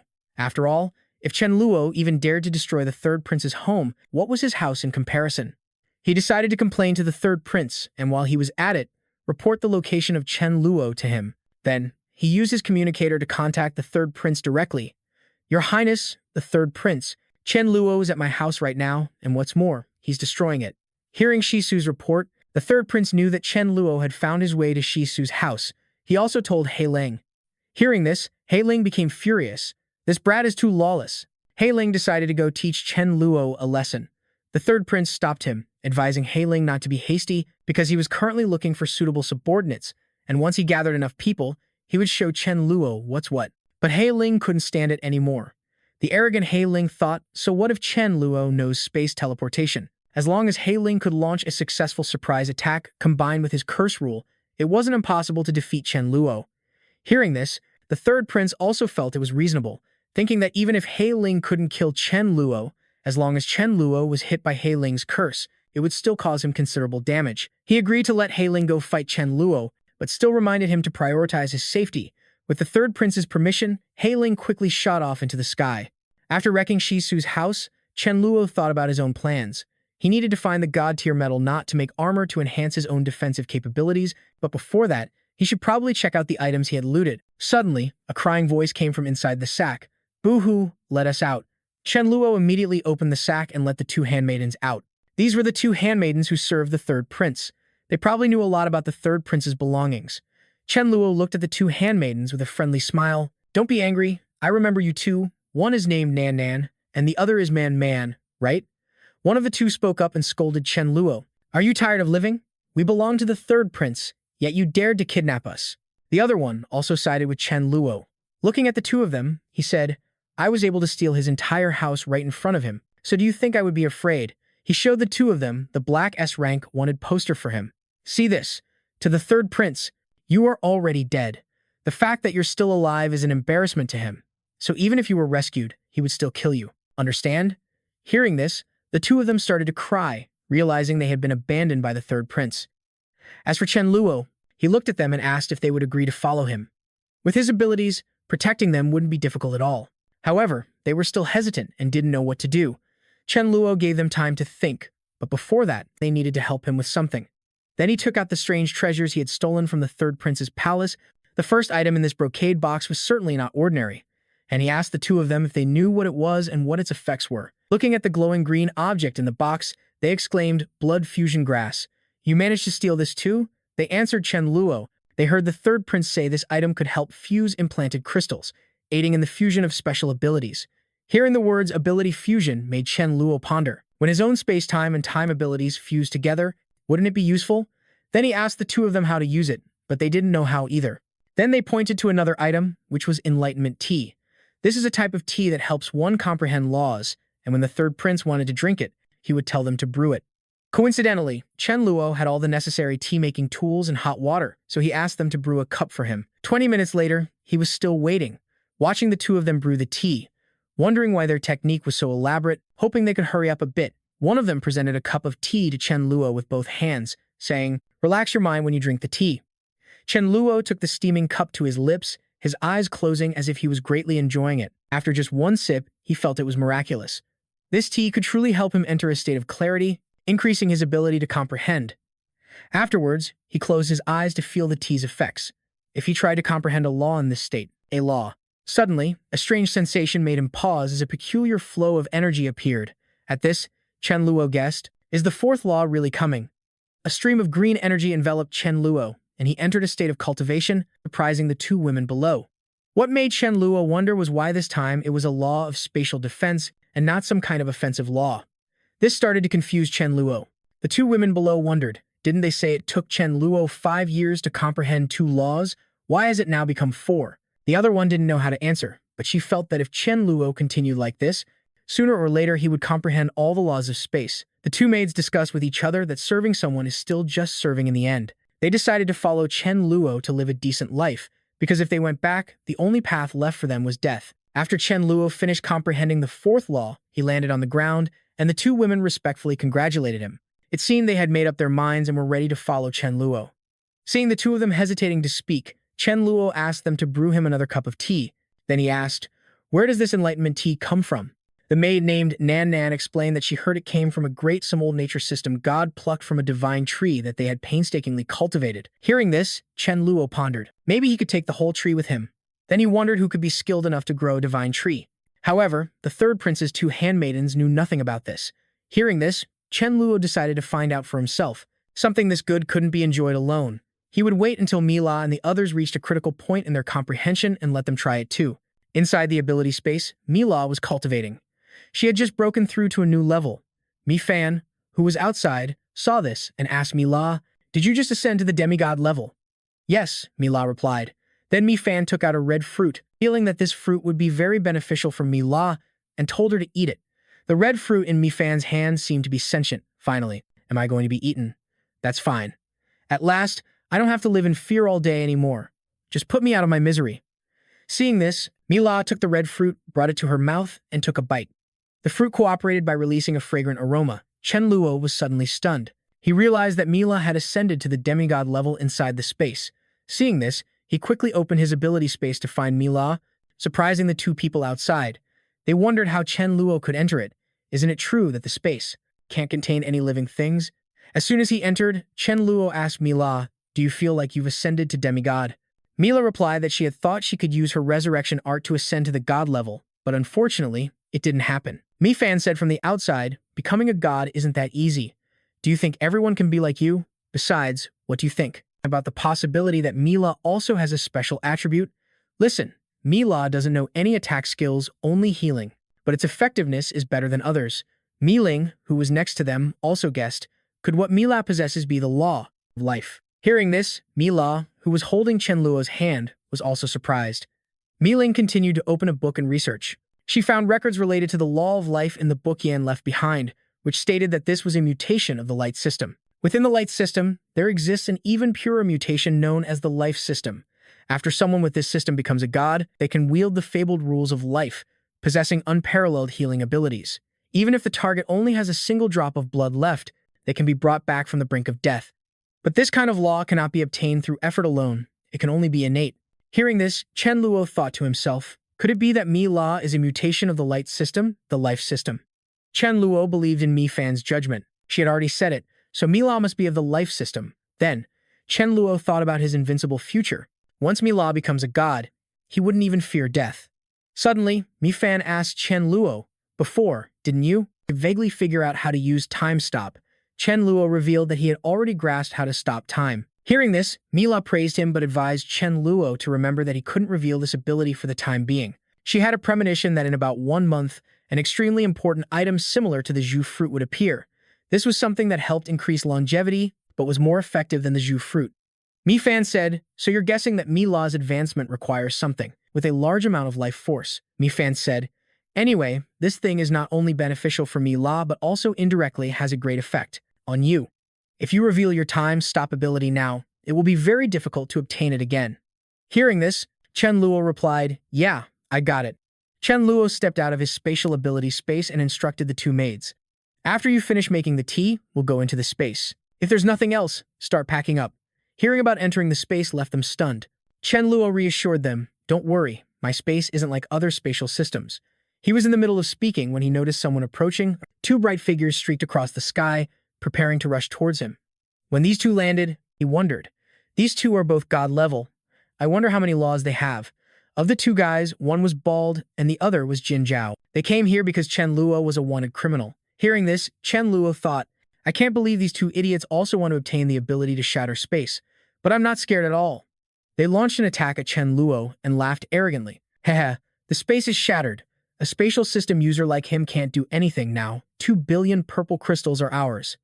Good fortune has arrived, and nothing can stop it." This guy's words angered Chen Luo, who threatened, "Don't say I didn't give you 2 a chance. If you leave now, you still can, otherwise, your homes will be gone." The bald guy remained arrogant. "You don't stand a chance. Today I'll send you to meet your maker." He and his accomplice were very smug. "He doesn't even know where my house is. How could you possibly know?" The other guy chimed in, "Don't take it seriously. This guy is probably scared. That's why he's making such a strange threat." Chen Luo held up 2 fingers, his eyes showing his fury. "You were given a way out but refused to take it." Then he flicked his fingers at the 2 of them. "Get them out of my sight. Later, I'll confiscate both of your houses. See how you like that." Then he said to the 2 maids, "I remember when I confiscated the 3rd prince's house.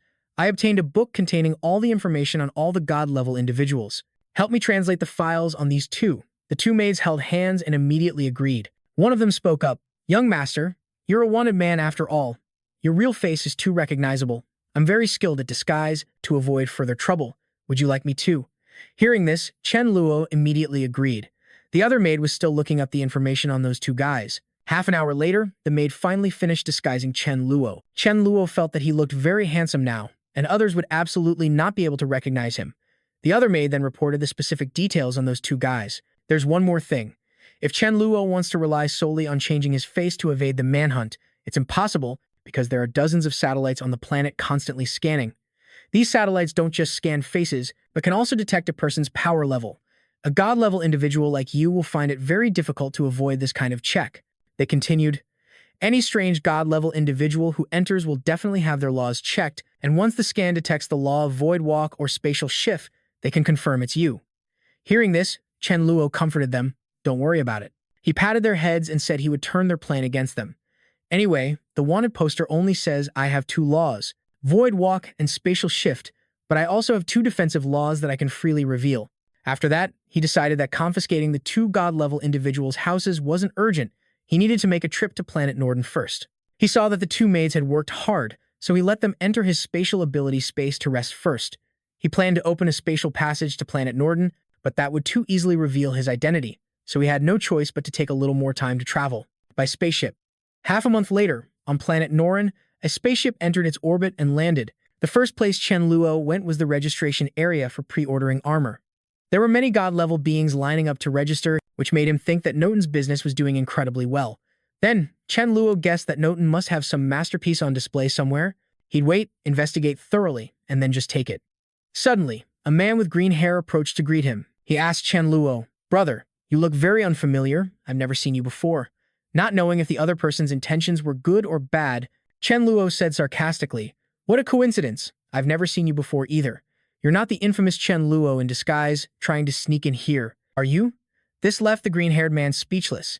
Hearing the name Chen Luo, many people turned around, searching frantically. Chen Luo is here. Where is he?" Then, looking back at the 2 men talking, they realized that this couldn't be Chen Luo. "Isn't that little Luzi? I remember when the bounty was put on Chen Luo. Little Luzi was already standing in line here." "That's right. What a false alarm. Big brother, you can't joke around like that. It could get someone killed. Don't get me in trouble, the green-haired man said in a panic. Meanwhile, Chen Luo, still in disguise, smirked slyly. It was just a joke. You're so timid. Then he thought, you're looking at the real deal right now, and look how confident and arrogant I am. The green-haired man then said, brother, I saw you were a new face and figured you just ascended to God level, so I wanted to befriend you. After all, one more friend means one more opportunity. Then he and Chen Luo shook hands. He introduced himself. My name is Sarajia de Hun, but because I'm the sixth child in my family, my acquaintances all call me Lao Liu. Chen Luo also came up with a fake name for himself, introducing himself as Wanling Gui. Chen Luo looked at the enthusiasm of his new green-haired friend and thought, befriending this Chen Luo guy will indeed give you another opportunity, an opportunity to die. Chen Luo then asked Lao Lu, how long have you been waiting in line here? When can you actually get the armor? Seeing this, Lao Lu eagerly replied, if you're lucky, a dozen or so years. If you're unlucky, it might not even be your turn after several decades. On my home planet, I'm a boss admired by thousands, but now I can only wait obediently here. Then Lao Lu lamented, besides, this armor is way too expensive. He had to go through great trouble to sell the female disciples from his sect, and only then did he save up enough money to buy the lowest grade armor. Chen Luo's jaw dropped when he heard this. What? You even sold the female disciples from your sect? Hearing this, Lao Lu also said confidently, if the patriarch doesn't get stronger, how can he protect the other disciples? They were all willing. This left Chen Luo speechless. Does Master Noten have any ready-made armor? Money is not an issue. Chen Luo continued to ask. Hearing this, Lao Lu's eyes lit up. Money is not an issue. Big brother, do you have some way to make money? Let me join you. Then he hugged Chen Luo's leg and begged, if we can make 100,000 a year, you'll be my biological brother. If we make 200,000 a year, your business is my business. If we make 500,000 a year, you'll be the reason I was born. If we make 1,000,000 a year, anyone who wants to mess with you, big brother, will have to step over my dead body. Chen Luo replied, my method is very dangerous. Someone as timid as you won't be able to do it. But the other guy kept pleading, brother, for money, I'll do anything you say. But having money or not doesn't really matter here. Last year, Shi Su also came here. Lao Lu saw with his own eyes that Shi Su spent a huge amount, but he still has to wait 10 years to get his armor. As for ready-made stock, Noten sells each piece as soon as it's finished, so there's no available inventory. Hearing this, Chen Luo felt really annoyed. A wicked thought popped into his head, to just kidnap this god-tier metal system, Noten, and have him make armor for him alone.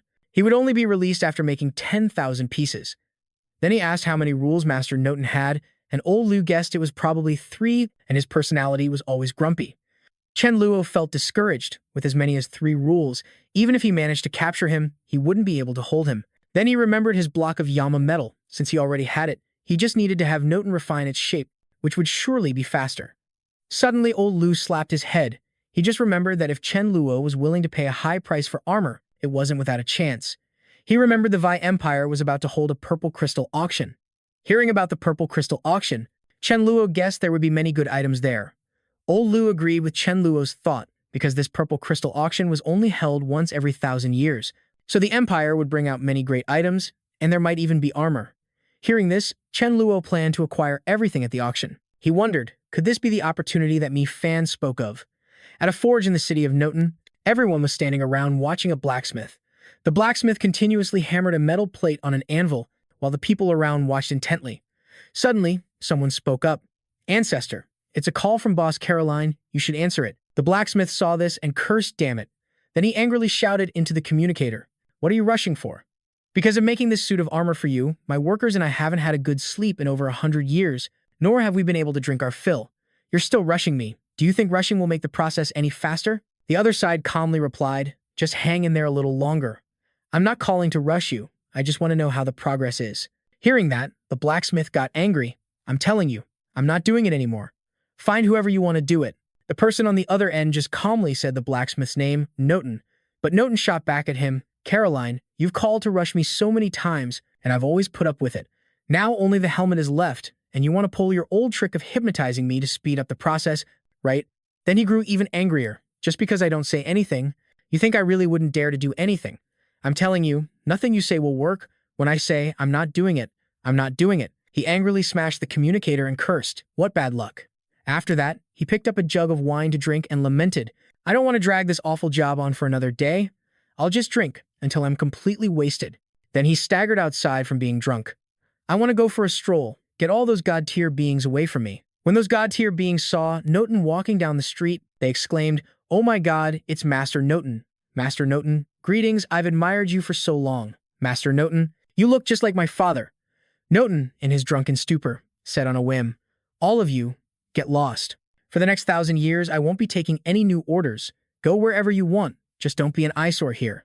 This entire scene was witnessed by Chen Luo. He had thought Noten was a calm, seasoned weaponsmith, but he never expected him to be such a fierce old man. An elderly man with a white beard and hair spoke up. "Master, I've been here for 30 years. It's almost my turn, and now you're saying you won't work anymore. That's not right." Noten angrily smashed something. "I said I'm not working. What are you whining about? Do you want to be put on a wanted list?"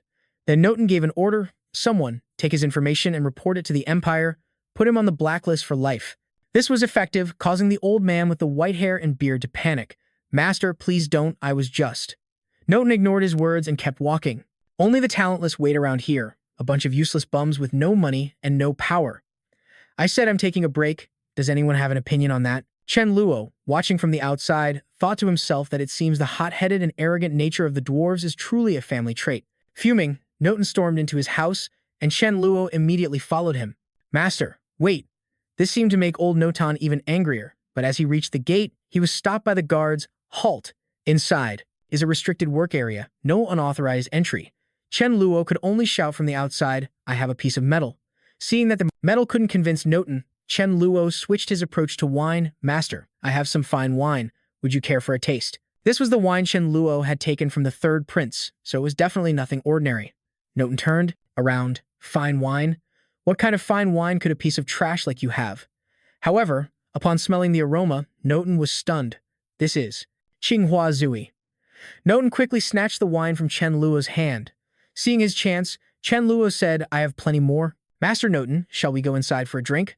The fine wine held a strong appeal for Noten, so he invited Chen Luo inside his home.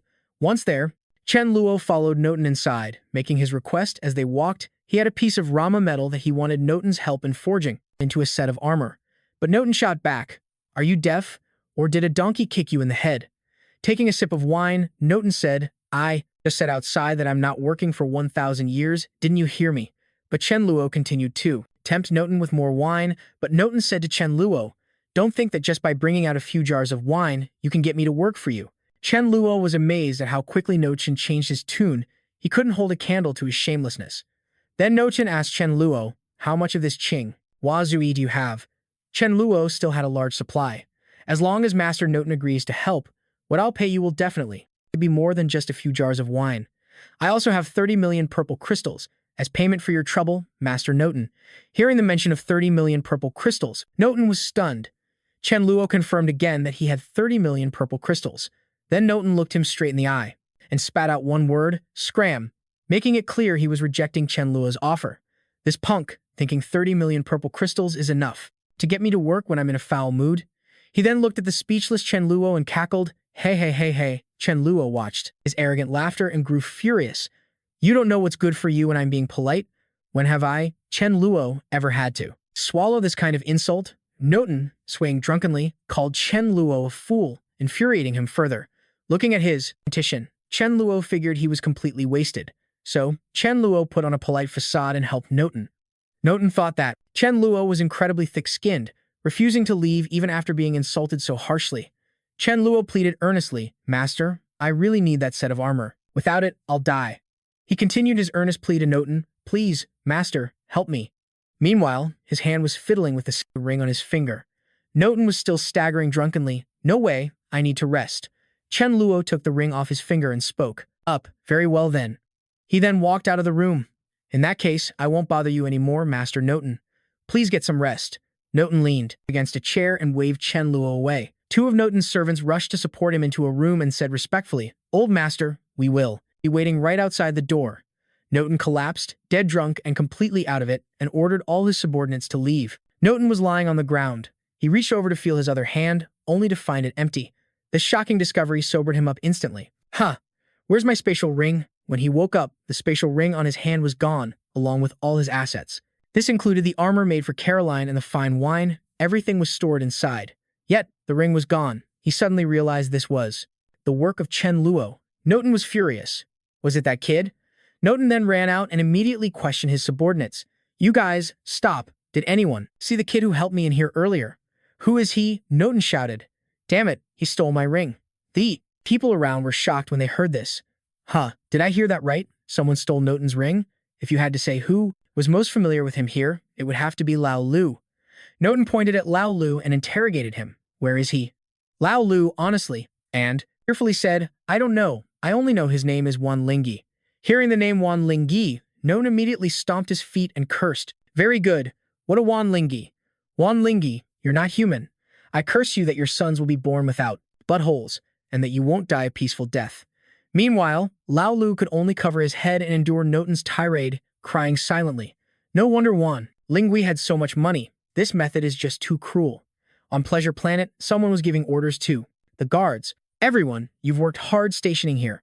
Recently, have you detected anyone causing trouble on the planet? The guards replied, Commander and Bai, according to the rules, why would we need to trouble you to come here personally for such minor matters? You can rest assured. With us on guard here, no one will dare to cause trouble. It's almost the birthday of Commander and Bai's daughter, and we brothers all wanted to show our appreciation. As they spoke, they presented their gifts to Bai in unison, but Bai politely replied, There's no need for this. It wasn't easy for you all to earn this money. Suddenly, an announcement came through. Reporting, an unidentified god-level individual has entered the planet. We currently have no information on them. Hearing this, everyone raised their guard. Unidentified? Could it be that bastard on the wanted list? Commander, and Bai. I'll go check it out. Hearing that, and Bai also wanted to go see what the newly arrived god-level being intended to do, since they were already here. At the Cloud Pavilion dining hall, many delicious dishes were spread across the table. I can't believe it went this smoothly. Chen Luo was enjoying his meal and thinking. As Chen Luo ate, he thought, and on top of that, I even managed to find a few pieces of the armor set. He thought about the pink armor. Although I don't know what grade those armor pieces are, the color is really something a man like me could never wear. A pink armor set? After that, he picked up a piece of cake and continued eating. Luckily, inside the ring, there are still some divine pills. I need to restore my god-level abilities quickly. As for the armor, I'll see if there's any suitable paint later to repaint it a different color. Suddenly, Bai approached and greeted Chen Luo. Sorry to bother you, but you've probably heard that a space system-wanted criminal has appeared recently. To avoid any misunderstandings, would it be possible to scan your power level? Hearing this, Chen Luo got annoyed. Can I even eat a meal in peace? He then replied, Wait until I'm done eating, then you can scan. I'm not in the mood right now. Because of this, Bai immediately became suspicious of Chen Luo's identity and demanded he come with him. Chen Luo got angry and cursed Bai for being so annoying. Then, in his mind, he activated Void Banishment, and Bai suddenly vanished, right in front of everyone, causing them to panic. Where's the commander? Why did he disappear? Was it him? What did he do? Chen Luo waved his hand. Everyone shut up, get the hell out of here. He sat down at a dining table, dejected. They were all clearly god level, yet still so dedicated to their jobs. To the point of risking their lives like this, he really couldn't understand them. He thought he might as well just pack up the entire cafeteria and take it with him. That way, he would have food to eat anytime and anywhere in the future. Half an hour later, the entire cafeteria had been absorbed into Chen Luo's space. When Anne returned, he was shocked. This was the most famous cafeteria on Pleasure Planet, and someone had just stolen it. Truly audacious, daring to do anything. Then he used his communicator to contact the third prince directly. Your Highness, the third prince, Chen Luo from the wanted list has just appeared on Pleasure Planet. I hope you can quickly send reinforcements. Hearing that Chen Luo had appeared, the third prince realized it was the perfect time to give this information to He Ling. After receiving the information from Am, he contacted He Ling directly. When He Ling heard the news about Chen Luo, he also mentioned that he was near Pleasure Planet. It seemed He Ling's luck was quite good. Hopefully he could capture Chen Luo this time. The prince offered to help He Ling use the teleportation array, putting the cost on his own tab.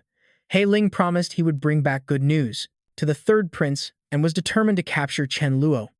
After ending the call, the third prince thought that He Ling definitely couldn't kill Chen Luo, but he could at least injure him. As long as he seized the opportunity while Chen Luo was wounded, he could land a fatal blow. He dialed a number. Now he had to contact Uncle Chu Yang, a grandmaster who had mastered 7 laws of space and would surely have a way to deal with him. High above the clouds, the space system god Yun Chu Yang was cultivating. Then, a maidservant came to announce that she had brought a communication device saying there was a call from the third prince, which made Chu Yang wonder, what could he possibly want to call me for? On the other end of the line, the third prince said it had been a while, so he was calling to check on his health. Such sentimental talk, Chu Yang said bluntly. Spit it out. I'm in the middle of comprehending a law. The third prince got to the point asking if he had comprehended the eighth law, void walk, yet. Chu Yang replied, I don't know what's holding me back, but I still haven't been able to grasp it. He asked him, do you have any enlightenment tea over there? If you do, it could increase the chances of comprehending the law. The third prince was furious but didn't dare to reveal that all of his enlightenment tea had been stolen. He only dared to say he was out of the tea, but then mentioned that Chen Luo was a space system genius who became a god in 5 years, and had even comprehended void walk and spatial teleportation. Plus, he also possessed a time system crystal. Hearing this, Chu Yang was a little surprised that such a powerful newcomer existed. He proposed that after killing Chen Luo, the time crystal would be his, while the space crystal containing void walk would belong to Chu Yang. This would also help him with his comprehension. Chu Yang smiled. This is a sweet deal, mutually beneficial. He immediately agreed. The third prince asked further, when will Chu Yang arrive? Chu Yang replied, he'll come during the amethyst level auction, or if you can confirm Chen Luo's exact location, you can also inform him to come over earlier. He added a warning, stay safe until we meet. In addition, he also called 2 more people to make sure they could eliminate Chen Luo. Chu Yang jumped down and said, I also heard the Delan Empire discovered that the universe is currently seeping out, the rule of destruction. The third prince recounted that He Ling was the first to discover it, and even though he wore armor and charged in, he almost lost his life. That place is now guarded by the Delan Empire, and it might contain the long-lost law of destruction. Speaking of Chen Luo, Chu Yang felt a bit regretful. Such a promising spatial system prodigy. If only he could just grasp the law of void walking, then he would have kept and protected him in his ability space after he literally abducted an entire restaurant. Chen Luo stood there reassuring the staff that he wasn't a bad person, and what's more, working for him would mean a 10-fold salary increase. The big spender Chen Luo flashed his cash, promising that working for him would definitely not be a raw deal, and even promised they'd be released in less than 100 years. With so many temptations, the chefs below all had their eyes light up upon hearing the benefits, and now all they could think about was money. It didn't matter where they worked. Looking at the girl kneeling on the ground, Chen Luo said, I remember you're the owner of this restaurant, named by Menqi, right? Why would an emperor-level individual like you become a restaurant owner? What is your real identity? It's a joint venture between several owners. I'm just the unloved daughter of one of them, and I'm usually in charge of managing the restaurant and preparing various beverages. Chen Luo thought he had caught the right person, so he leaned down and asked if she knew how to make recovery drinks. She quickly answered yes. Chen Luo asked further, so do you know about the enlightenment tea? This question made her a bit flustered. He leaned in closer and pressed her. Who grows it? She replied, I heard it was a great master of the nature system named Long Jin.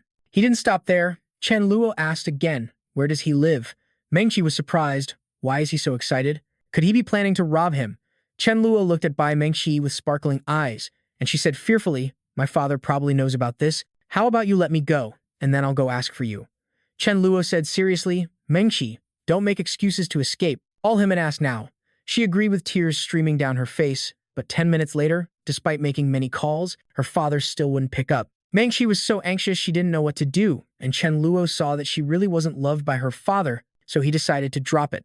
Besides, even if he found out, it would arouse suspicion, and it wouldn't be good if Long Jin became guarded or relocated. Mi Fan suddenly appeared and said, you don't need to stay in your space all day, you should still go out and get some fresh air. But right now, you'll be detected as soon as you go to any important planet.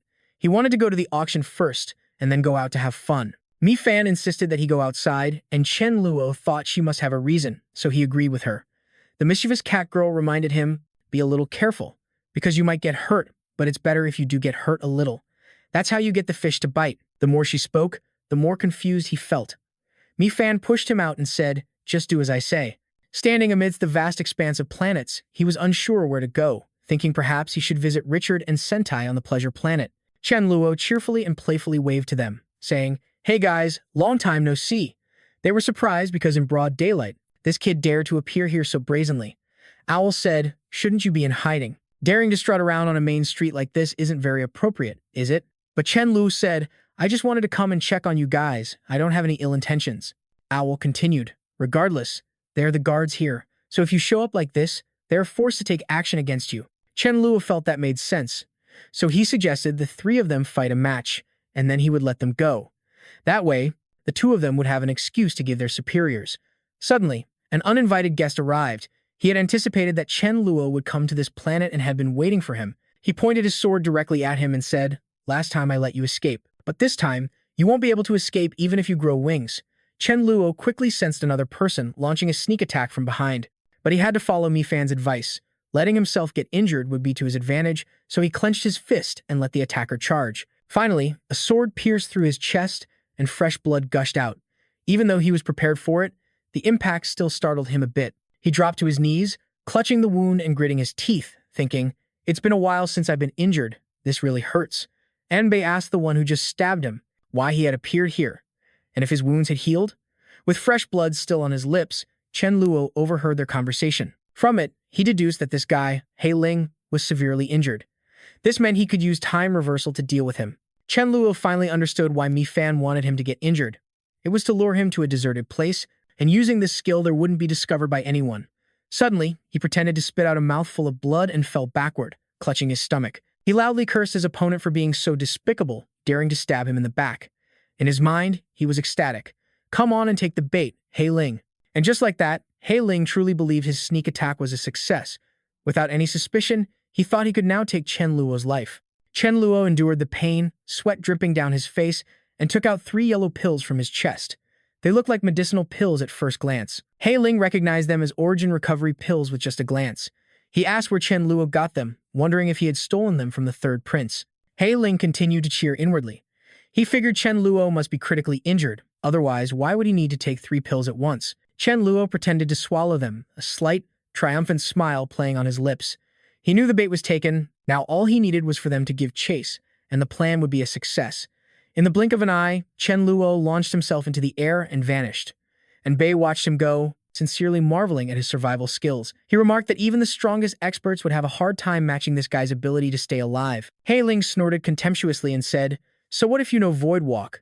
Both of them then launched into the air. The law of He Ling was still inside him. As long as Chen Luo didn't get too far, he could be found no matter where he hid.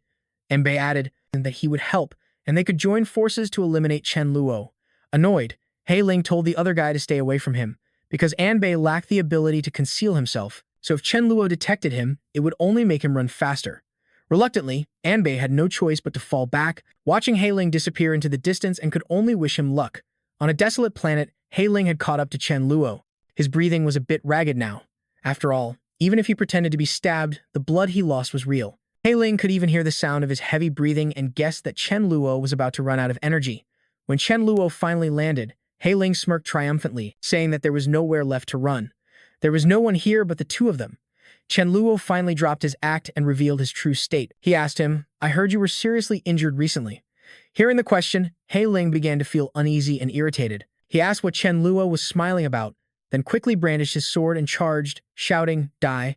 Countless skulls flew towards Chen Luo. They looked sinister and grotesque. Chen Luo swiftly moved behind him, smiled, and said, "The one who should die is you." Then, he immediately used time reversal. This technique came at the perfect moment for Chen Luo to test his new power, but of course, it would take a little time. He Ling turned around and asked him, "You can still use Void Walk, then why didn't you keep running?" He swung his arm, and a terrifying dark purple cluster of light in the shape of a human face appeared behind him. Mockingly asked where all his confidence had gone, he said with a sarcastic tone, "What a shame, you're about to die." Chen Luo, who had been standing still as a statue, scorned that this guy would even dare to show off such a pathetic attack in front of him. Chen Luo gently placed his 2 hands in front of his chest. Instantly, a protective shield surrounded him, and He Ling couldn't believe his eyes. He even possessed a defensive law, not just one, but 2 of them. He began to grow fearful, asking Chen Luo if he wasn't supposed to only have 2 laws. How did it suddenly become 4? He Ling silently cursed the third prince. In 2 years, it wasn't. That he had comprehended 4 laws, not 2.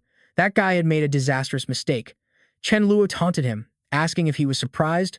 Was he delighted? He Ling began to tremble, and although he didn't want to admit it, he knew that right now, with just his own strength, he couldn't possibly defeat Chen Luo. He wondered to himself, what kind of monster are you? The cowardly He Ling knew his own limits and decided to run, planning to report back to the third prince so he could figure out a way to deal with this.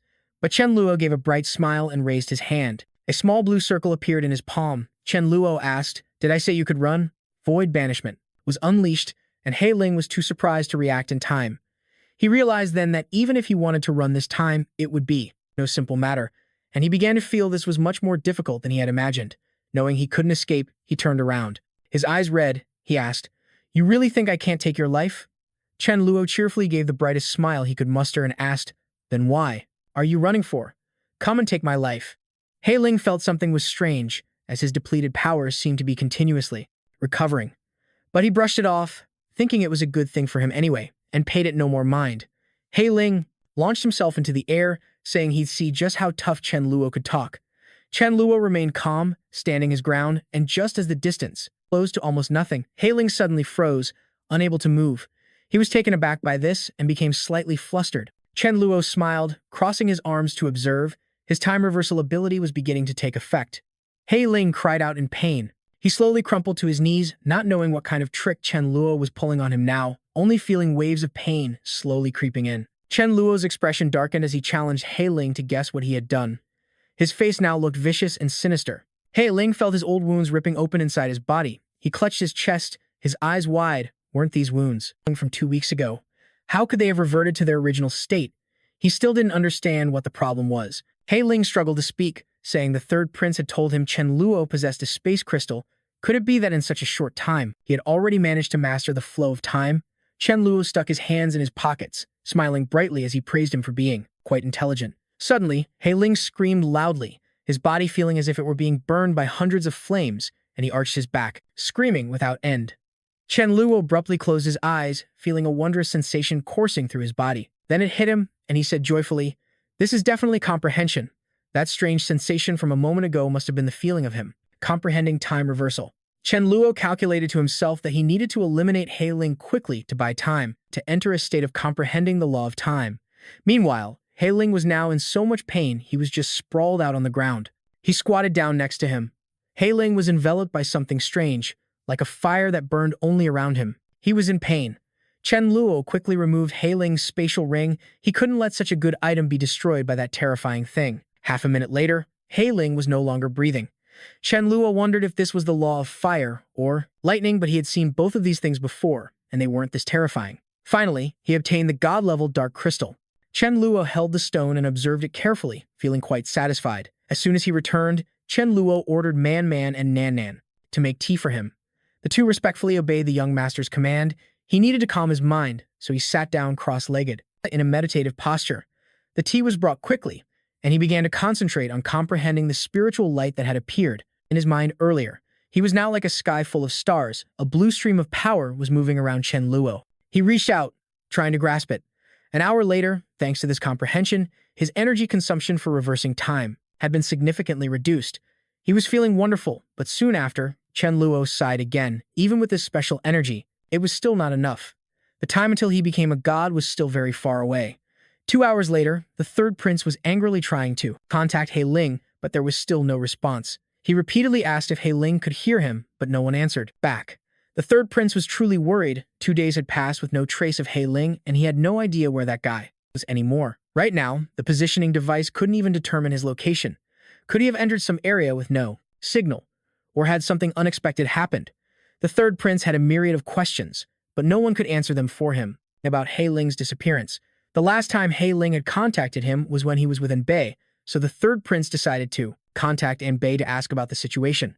But Anbei said that at the time, Hei Ling had claimed he was a burden and sent him away, so now he didn't know either. The third prince became even more uneasy, gave a vague reply, and hung up.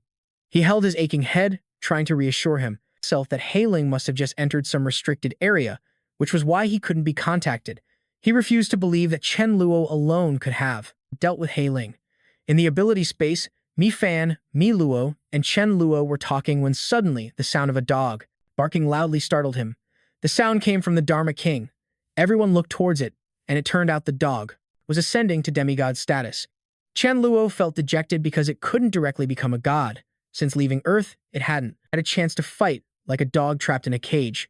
He sighed to himself when suddenly the image of a certain mutated beast appeared in his head. A thought flashed in his mind. He remembered that Manmo's lightning power was on par with the Dharma King's. Chen Luo quickly gave that creature's crystal to it, telling it to absorb it quickly, as this would be beneficial for its own advancement. The Dharma King obeyed. Suddenly, his powers began to seep out of his body, flowing into a blue circle, which confused him. Chen Luo followed his powers to where they disappeared, and suddenly witnessed a scene that made his jaw drop. 4 to 5 young men with green hair and red hair were teaming up to attack one person. These were the laws. They were planning to join forces against the law of lightning. Chen Luo's face turned pale. He still hadn't calmed down. He just stood there frozen, observing them, realizing this was the reason the Dharma King couldn't become a god. All the laws were confined outside the ability space, unable to get in. After that, he immediately called the Dharma King over, telling it to hurry and come out. Suddenly, something with a wicked laugh rushed towards the Dharma King, saying that it had arrived. Just like Chen Luo earlier, it was still dazed and didn't understand what was happening. Instantly, the Dharma King was struck crooked by lightning, letting out a loud cry. Next, Chen Luo joyfully waited for the Dharma King to be enveloped by lightning just like a real thunderbolt. 13 minutes later, the Dharma King finally became a god. Its face also became much more human-like. Chen Luo joyfully hugged it tightly, saying he would ask Meng Qi's cooking class to prepare some delicious dishes to celebrate the Dharma King's ascension to godhood. It was truly a joyous occasion for everyone. While they were happily eating and drinking, the Dharma King suddenly said there was something it had thought through carefully, but it needed Chen Luo's approval. He asked what it was. The Dharma King said it wanted to go out and experience things on its own for a while, which came as a bit of a surprise to Chen Luo. It continued to persuade him, saying that his enemies were getting stronger and stronger, and even if he let it out, it would be no match for them, and it didn't want to cause him trouble. So was it supposed to hide for its entire life and be of no help to its master? Chen Luo was troubled by this request, but it had already spoken. Could he still stubbornly keep it in the space? Chen Luo looked over at Mi Fan, who was happily nibbling on a fish, and wondered if the Dharma King would be in danger if it went out. Could Mi Fan possibly predict it? Seeing him like this, the Dharma King immediately said, "This is my decision. Why are you looking at her?" The Dharma King said firmly, "You believe that destiny is in the hands of each of us. This is my choice, and no one can stop me." It was the first time Chen Luo had seen this dog reason like this, and he was very surprised. It bowed its head and continued to reassure him, saying that no one knew their relationship right now, so he shouldn't worry about it, and that it wouldn't be as lawless as him, so everything would be fine. Chen Luo awkwardly said he would let this dog go out as it wished, but it had to wear this. Then, he awkwardly took something into his hands. It seemed that after knowing each other for so long, this was the first time he had seen the Dharma King so serious and determined, so he was very surprised. But the Dharma King pushed the item back towards him and refused to take it. It said, "Chen Luo, you can owe me, but I can't owe you too much." Chen Luo agreed, but he still hadn't snapped out of his stunned state.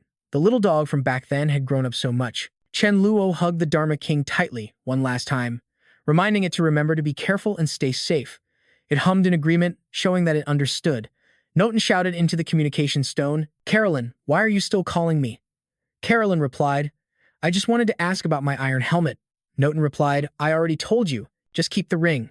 My armor was stolen by a bastard named Wanling Wei." Carolyn was bewildered, but on her end, Carolyn was floating in the air, her face blank with confusion, only hearing the other side add, "If you're so capable, then go find that thief yourself.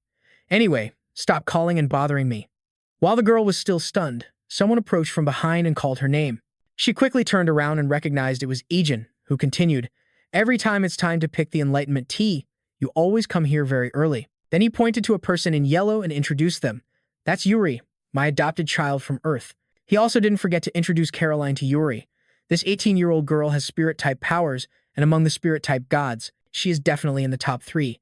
The girl was startled and wondered, "An adopted child? This person actually has the exact same appearance as Uncle Ijin's son." The old man is entrusting Yuri, who is also a spirit type. "Shen, if you have time, please teach the boy a little. After 2 months when the tea plant grows leaves, I'll give you a larger share." The girl quickly apologized and refused. She wasn't in the mood to teach anyone right now and told the old man to find someone else. The old man was curious about what was wrong, and Carolee crossed her arms, sighed, and replied, "It's because that idiot Nen had his storage ring stolen. Even Nen got robbed?" The old man was surprised. "These are truly chaotic times. I heard that the third prince's home was also robbed by someone named Chen Luo." Hearing the name Chen Luo, Yuri, who was beside them, was a little startled. Yuri guessed, "Could it be the leader Chen Luo from Shuguang City back when I was on Earth?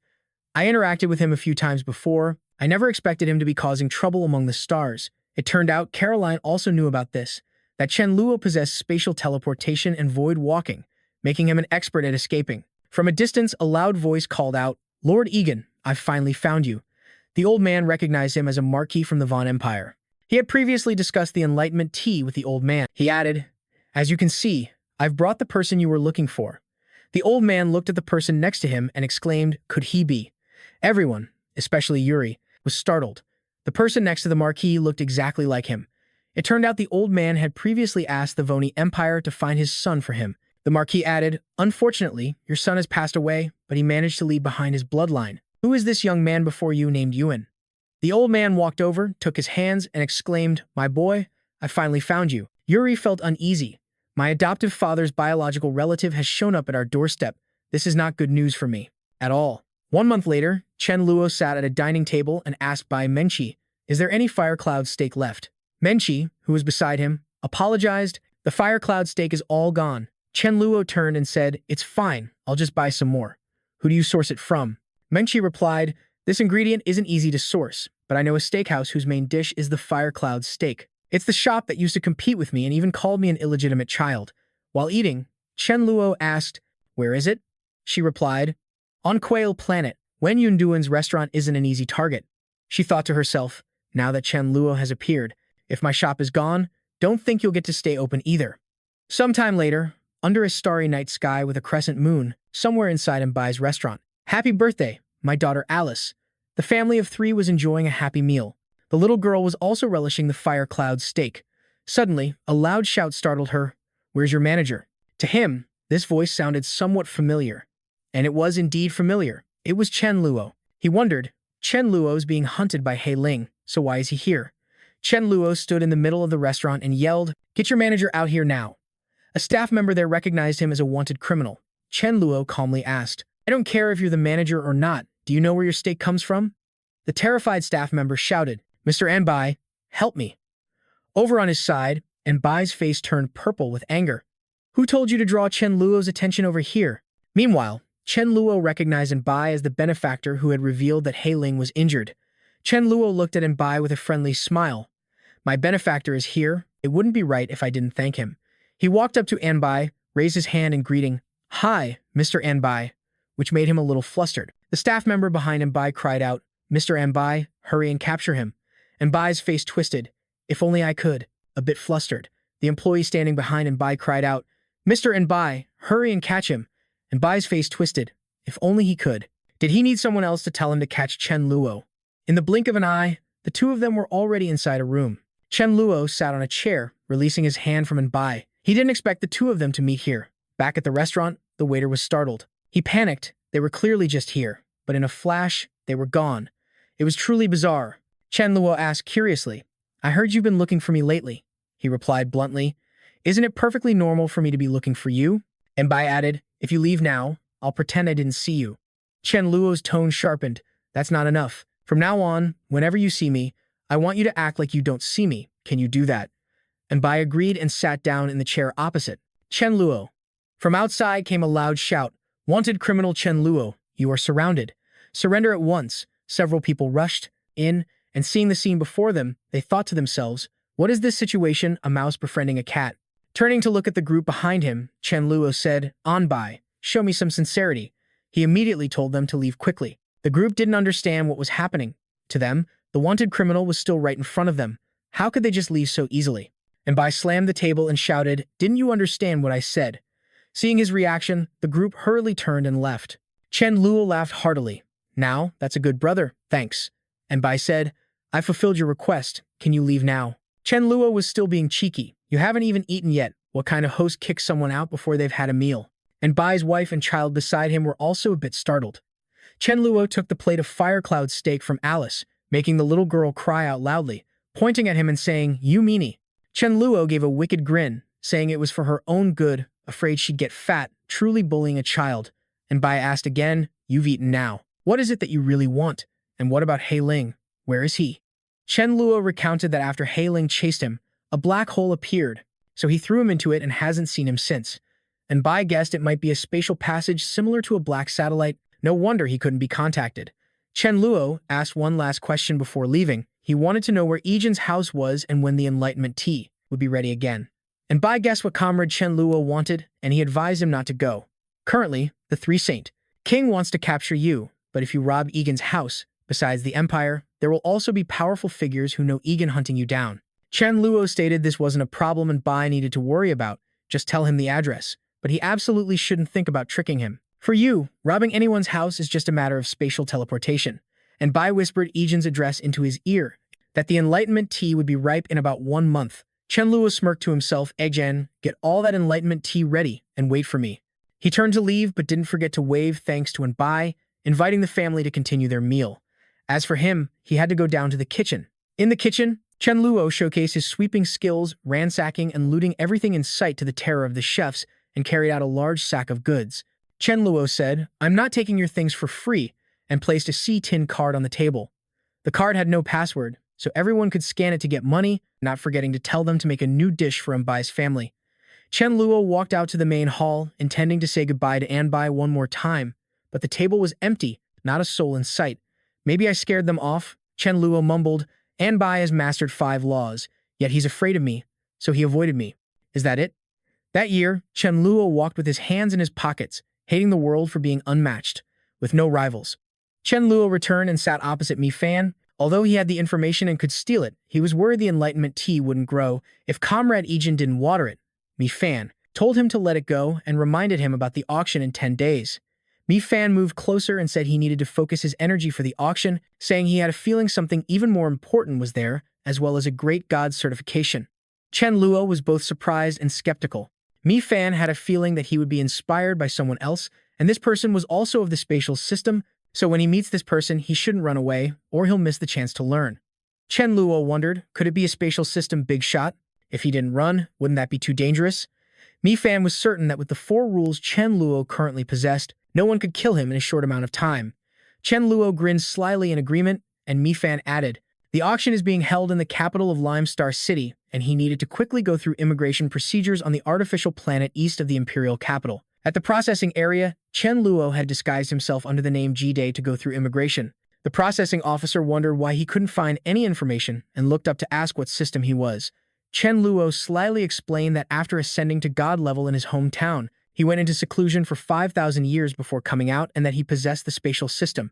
The officer adjusted his glasses and looked at Chen Luo, and upon hearing about the spatial system, he immediately wanted to scan his rules. Chen Luo happily agreed, and 2 beams of blue light scanned him, detecting 2 defensive rules. The officer concluded this wasn't the thief from the 3rd prince's mansion and asked his purpose for coming here. Chen Luo replied, to participate in the auction, broaden my horizons, and maybe make a few god-level friends along the way. The officer nodded. You're approved. This entry badge is your identification. Remember, when you go out, you must wear it. With that, he handed him a badge and added a warning. Absolutely no troublemaking in the imperial capital, and definitely no fighting. Chen Luo smiled, took the badge, and pinned it to his chest. I'm a very reasonable person. The auction venue in the imperial capital was a complex of grand and majestic Western-style buildings with a fountain in the middle of the courtyard. Chen Luo walked up and asked a staff member for an auction catalog. He opened it to see if there was anything good, and the list included 100 vials of origin recovery pills and spirit recovery pills, 2 sets of armor, and various weapons, including records of rule comprehension from great masters, 30 god-level crystals, a pound of enlightenment tea, a fire spirit, a divine object containing the fire of the universe that could help a fire system god-level being ascend to godhood, enjoying a spiritual and physical lifespan similar to a god-level being with 1 rule, but without receiving the favor of the laws. He recalled Mi Fan's words, that there was something similar to the vermilion fruit that could increase lifespan but was much more effective. Chen Luo wondered, could this be the thing that Mi Fan was talking about? But this time, the auction wouldn't wait until the end to hand over the items. As soon as a bid was successful, they would immediately give the item to the buyer. Chen Luo could steal a few items, but doing so would throw the auction into chaos, and besides, he wouldn't be able to steal much. However, he also couldn't wait until the auction was over to rob everyone one by one. This auction, he wanted it all. What should he do now? It was a real headache. In the imperial palace of the Wu Empire, standing before the 3rd prince were 2 elders. They stood there and instructed, it is your turn to oversee the amethyst auction this time, 3rd prince. This is the first time you are organizing it, so there must be no mistakes. The 3rd prince bowed and said, I will ensure everything is perfectly prepared and that no trouble occurs. The 2 elders praised his talent as quite good, but to become the great emperor, one must also rely on ability. This was his chance to prove his abilities. The elder handed him a space ring, which contained an item. Other auction items that couldn't be stored inside were kept in a secure room, and he was instructed to transport the item to the auction site without any errors. Just as the 3rd prince put the ring on his finger, a voice suddenly called out, asking, 3rd brother, can you even handle this? It turned out to be the second prince, who mocked him. You couldn't even stop your own home from being robbed, so I really doubt your ability to organize this auction. If you can't handle it, let me do it. The third prince explained, that bold thief only succeeded because I wasn't home. That's the only reason he got away with it. The second prince chuckled and said, then why do the rumors I hear say he robbed you right in front of your face? The second prince continued to laugh. If it happened right in front of you, you can't call it stealing. It's robbing, isn't it? The great third prince, the empire, getting robbed right under his own nose, how hilarious. The third prince angrily retorted, that's ridiculous. Someone who has mastered only 2 principles could rob me to my face. You actually believe a rumor like that? What do you use that brain of yours for? The first prince arrived, chiming in with a smile. Whether it's a rumor or not, the fact remains that your home was burglarized. The second prince eagerly agreed, eldest brother is absolutely right. The first prince continued, this amethyst-grade auction concerns the honor of the empire, and the grand princess of the Delan Empire will be attending as well. Third brother is still young, perhaps. He isn't ready for such a responsibility, so how about you hand it over to me? In the magnificent royal chamber, the 3 princes were vying for the right to host the auction. The third prince declared with determination, as long as I live, the item is safe. I will not let anything happen. The second prince added fuel to the fire. And what if the item is lost? Pushed to this point, the third prince stated firmly, if the item is lost, so am I. This auction was promising to be incredibly interesting. As Chen Luo walked down the hallway, he overheard people discussing the room rental prices. 10,000 amethyst crystals for one night was outrageously expensive, but many were still willing to pay that price to network and build connections. Chen Luo thought to himself, only 10,000 a night? These god-tier folks really are poor. He walked over to the reception desk and deliberately rented the lowest-tier room. Even though he could afford a much better one, he was trying to keep a low profile. In the hallway, Chen Luo saw a crowd of people gathered together. Someone was asking the Mint Rabbit for a 50-tael packet of enlightenment tea. How much? Can it be auctioned for? It turned out they were all surrounding the Mint Rabbit. He answered the crowd. Based on my experience as an auctioneer, at the last auction, 50 taels of enlightenment tea would go for about 50 to 100 million, depending on the mood of the big shots. Hearing this, Chen Luo glanced over, wondering, this Mint Rabbit is the auctioneer? Someone next to the rabbit asked him if he knew who was in charge of this auction. The man replied, this time, the third prince is in charge. Upon hearing this, Chen Luo thought, enemies truly do cross paths. I've run into the third prince again. The old man then boasted, I have a bit of a relationship with the first prince. If he were in charge, then I would certainly be the auctioneer. It's a pity it's not the first prince this time. As he was speaking, he hinted that he was hungry, but the surrounding crowd immediately dispersed, not a single person offering to treat him. They had no respect for their elders whatsoever, which really angered the old man. Chen Luo stood there, thinking those other people were poor, but he had nothing but money. What was one meal to him? Chen Luo approached and spoke to the Mint Rabbit. Master, please come with me. I'll treat you to a meal. The old man immediately stood up with a laugh. What a generous young man. Let's go. And so, the two of them went. At the dining table, Chen Luo took the menu, skipped 3 dishes, and ordered everything else, a true rich man's style. Meeting such a generous person, Mint Rabbit suggested that if he wanted to know the price of anything, he just had to ask, and he would answer it all.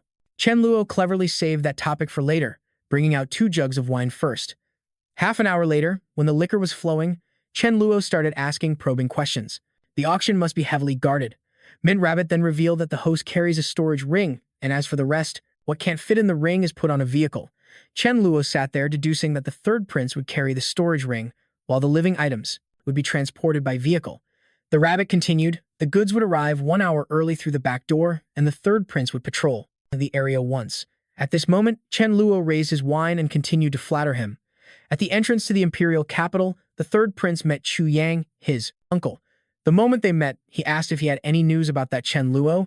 The third prince replied that he had recently seen Chen Luo appear outside planet Anand, where a kid was threatened by him.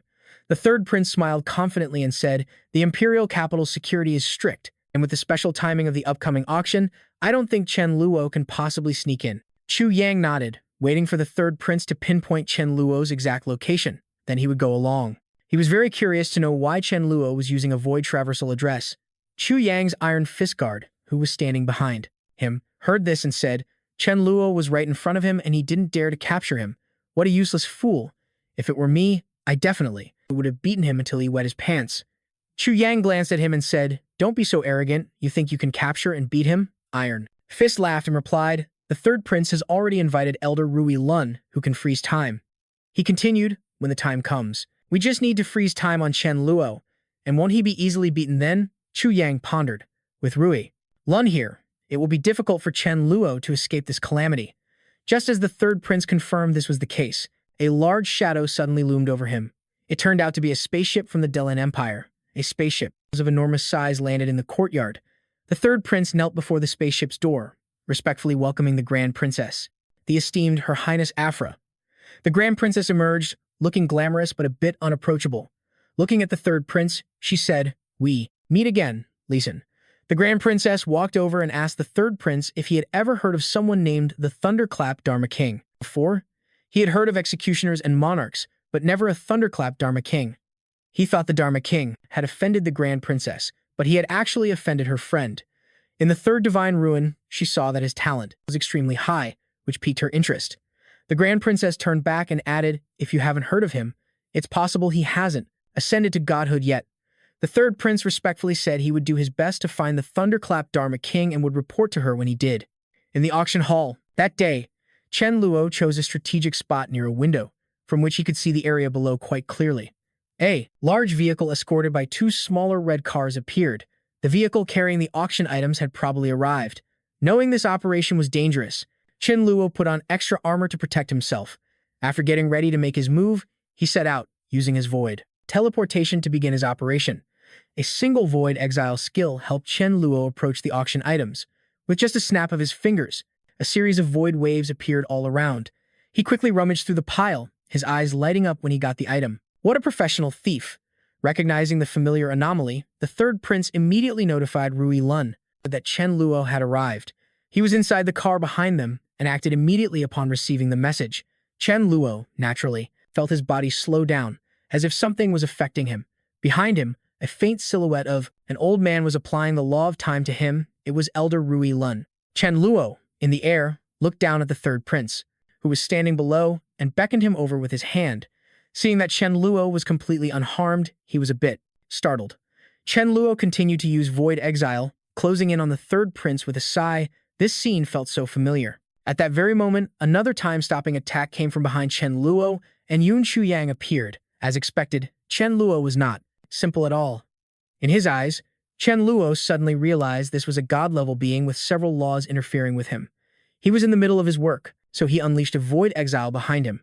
While the time-stop effect was still active, Chen Luo gently approached and effortlessly took the space ring containing the auctioned items. Chen Luo shouted, "You put a bounty on me across the entire universe, and you want to fight me? Do you even have the strength for that?" With that, he slapped the third prince so hard his face turned, making him cough up blood. Chen Luo grabbed the third prince by the collar, flew into the air, and slapped him repeatedly in the face as Yun Chuyang watched in astonished delight. He thought to himself, "Well, this is it. The news of the third prince being slapped in the street will spread everywhere very quickly." Chen Luo looked over, a bit suspicious, thinking, did this guy use Void Walk to return? So he must be the one Mi-Fan mentioned, a god-level space system user who could inspire him. The third prince's face was now swollen like a cutting board. Chen Luo looked around. There were too many god-level beings here. It was a bit dangerous. If he didn't run now, it would be hard to escape. With that thought, he activated Void Walk. Chen Luo wanted to escape first and then hide to observe the situation, but with Yun Chuyang in front of him, he wouldn't easily let him achieve his goal. The third prince regained his composure.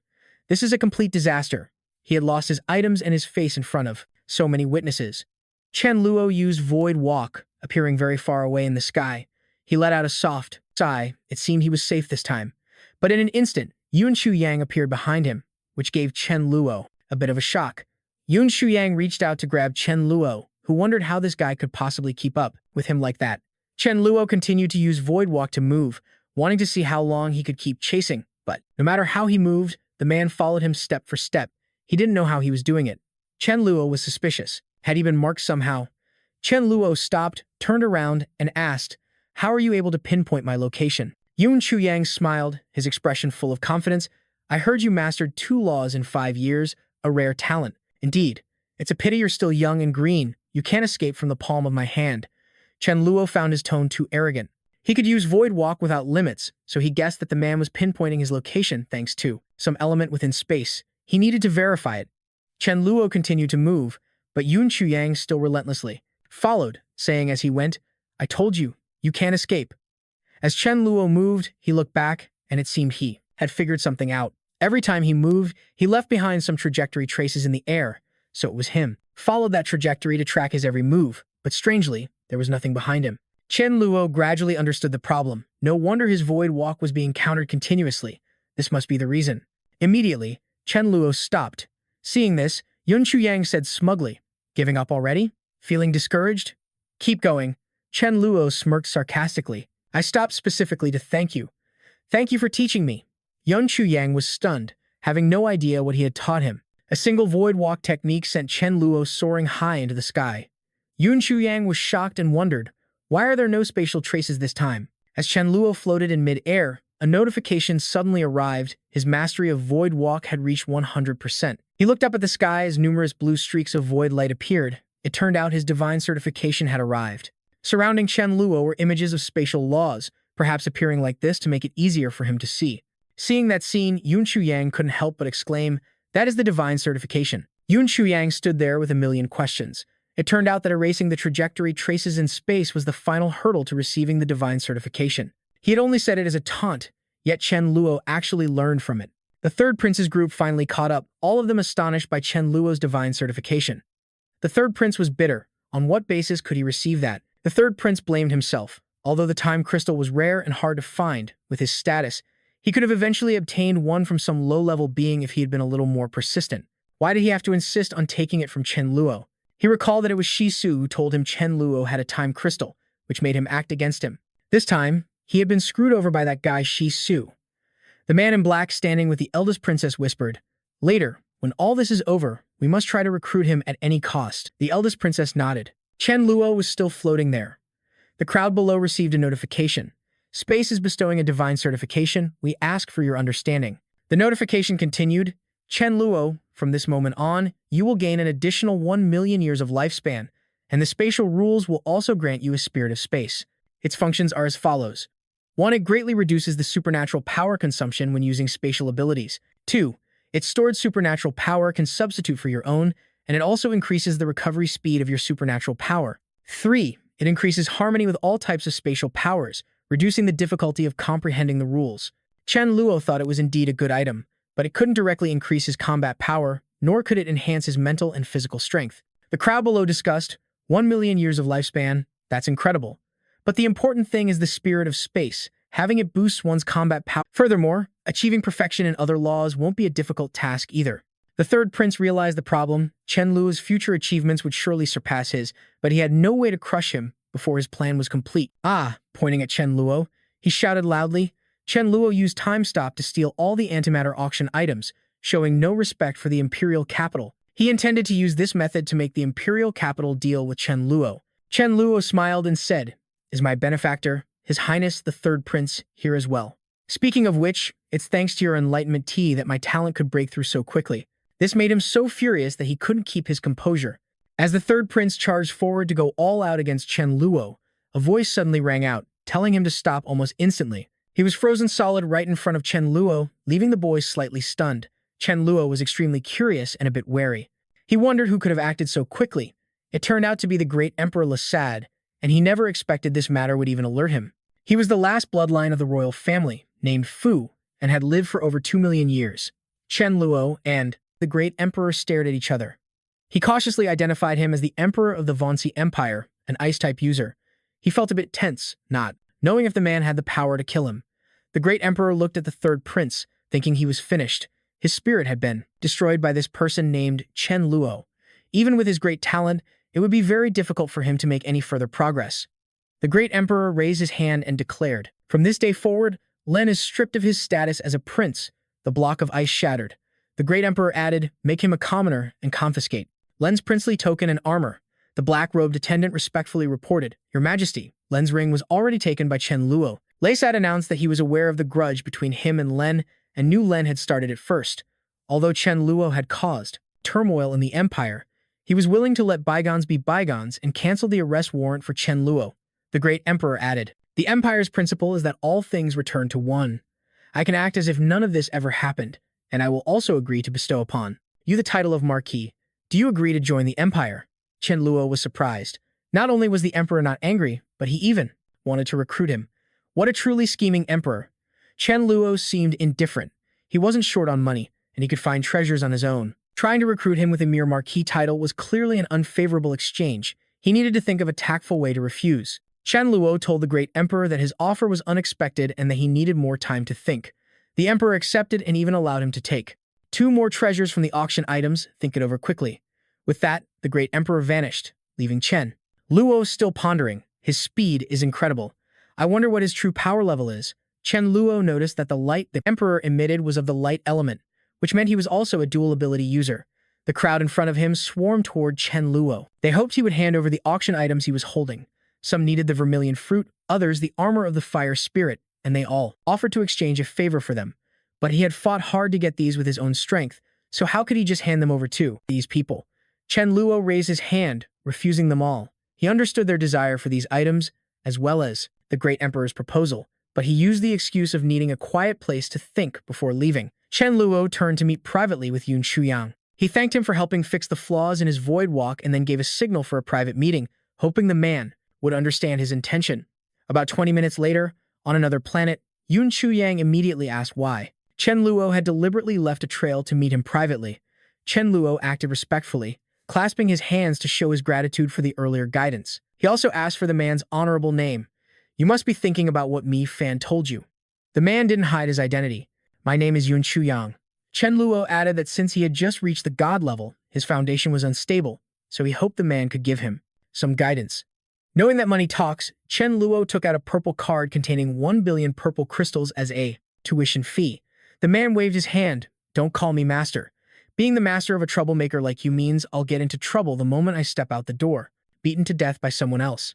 Chen Luo felt a bit let down, but Yun Chuyang added that he didn't want to be called his master, but he could still teach him. Hearing this, Chen Luo was overjoyed and asked, really? He wanted Chen Luo to teach him Void Walk. Chen Luo agreed, seeing it as a mutually beneficial partnership. Even if Chen Luo didn't teach him, he could probably learn it on his own anyway. Yun Chuyang added that among the 8 laws of space, Void Walk was the only one he hadn't mastered. Mastering all 8 laws of the space system would grant a qualitative transformation. Chen Luo realized, mastering all the laws came with a reward. Chuyang confirmed, that's right, but it can't compare to the divine endowment. He told him to take out the crystal robe from the pile of auctioned items, explaining that it could record images. I'll have you enter those images. When I start speaking in a moment, channel your ability into the crystal robe and start recording. He began to explain, Void Walk is your specialty, so I won't embarrass myself. I will start by explaining the 2 defensive laws. 3 hours later, Chen Luo was sitting there cultivating the 2 defensive laws, while above him, Yun Chuyang stood nearby, observing. In just 3 hours, Chen Luo's proficiency in the 2 defensive laws had increased by 20 points. Chuyang said the next part was on spatial support, which relates to dimensions and order, with the key aspect lying within space.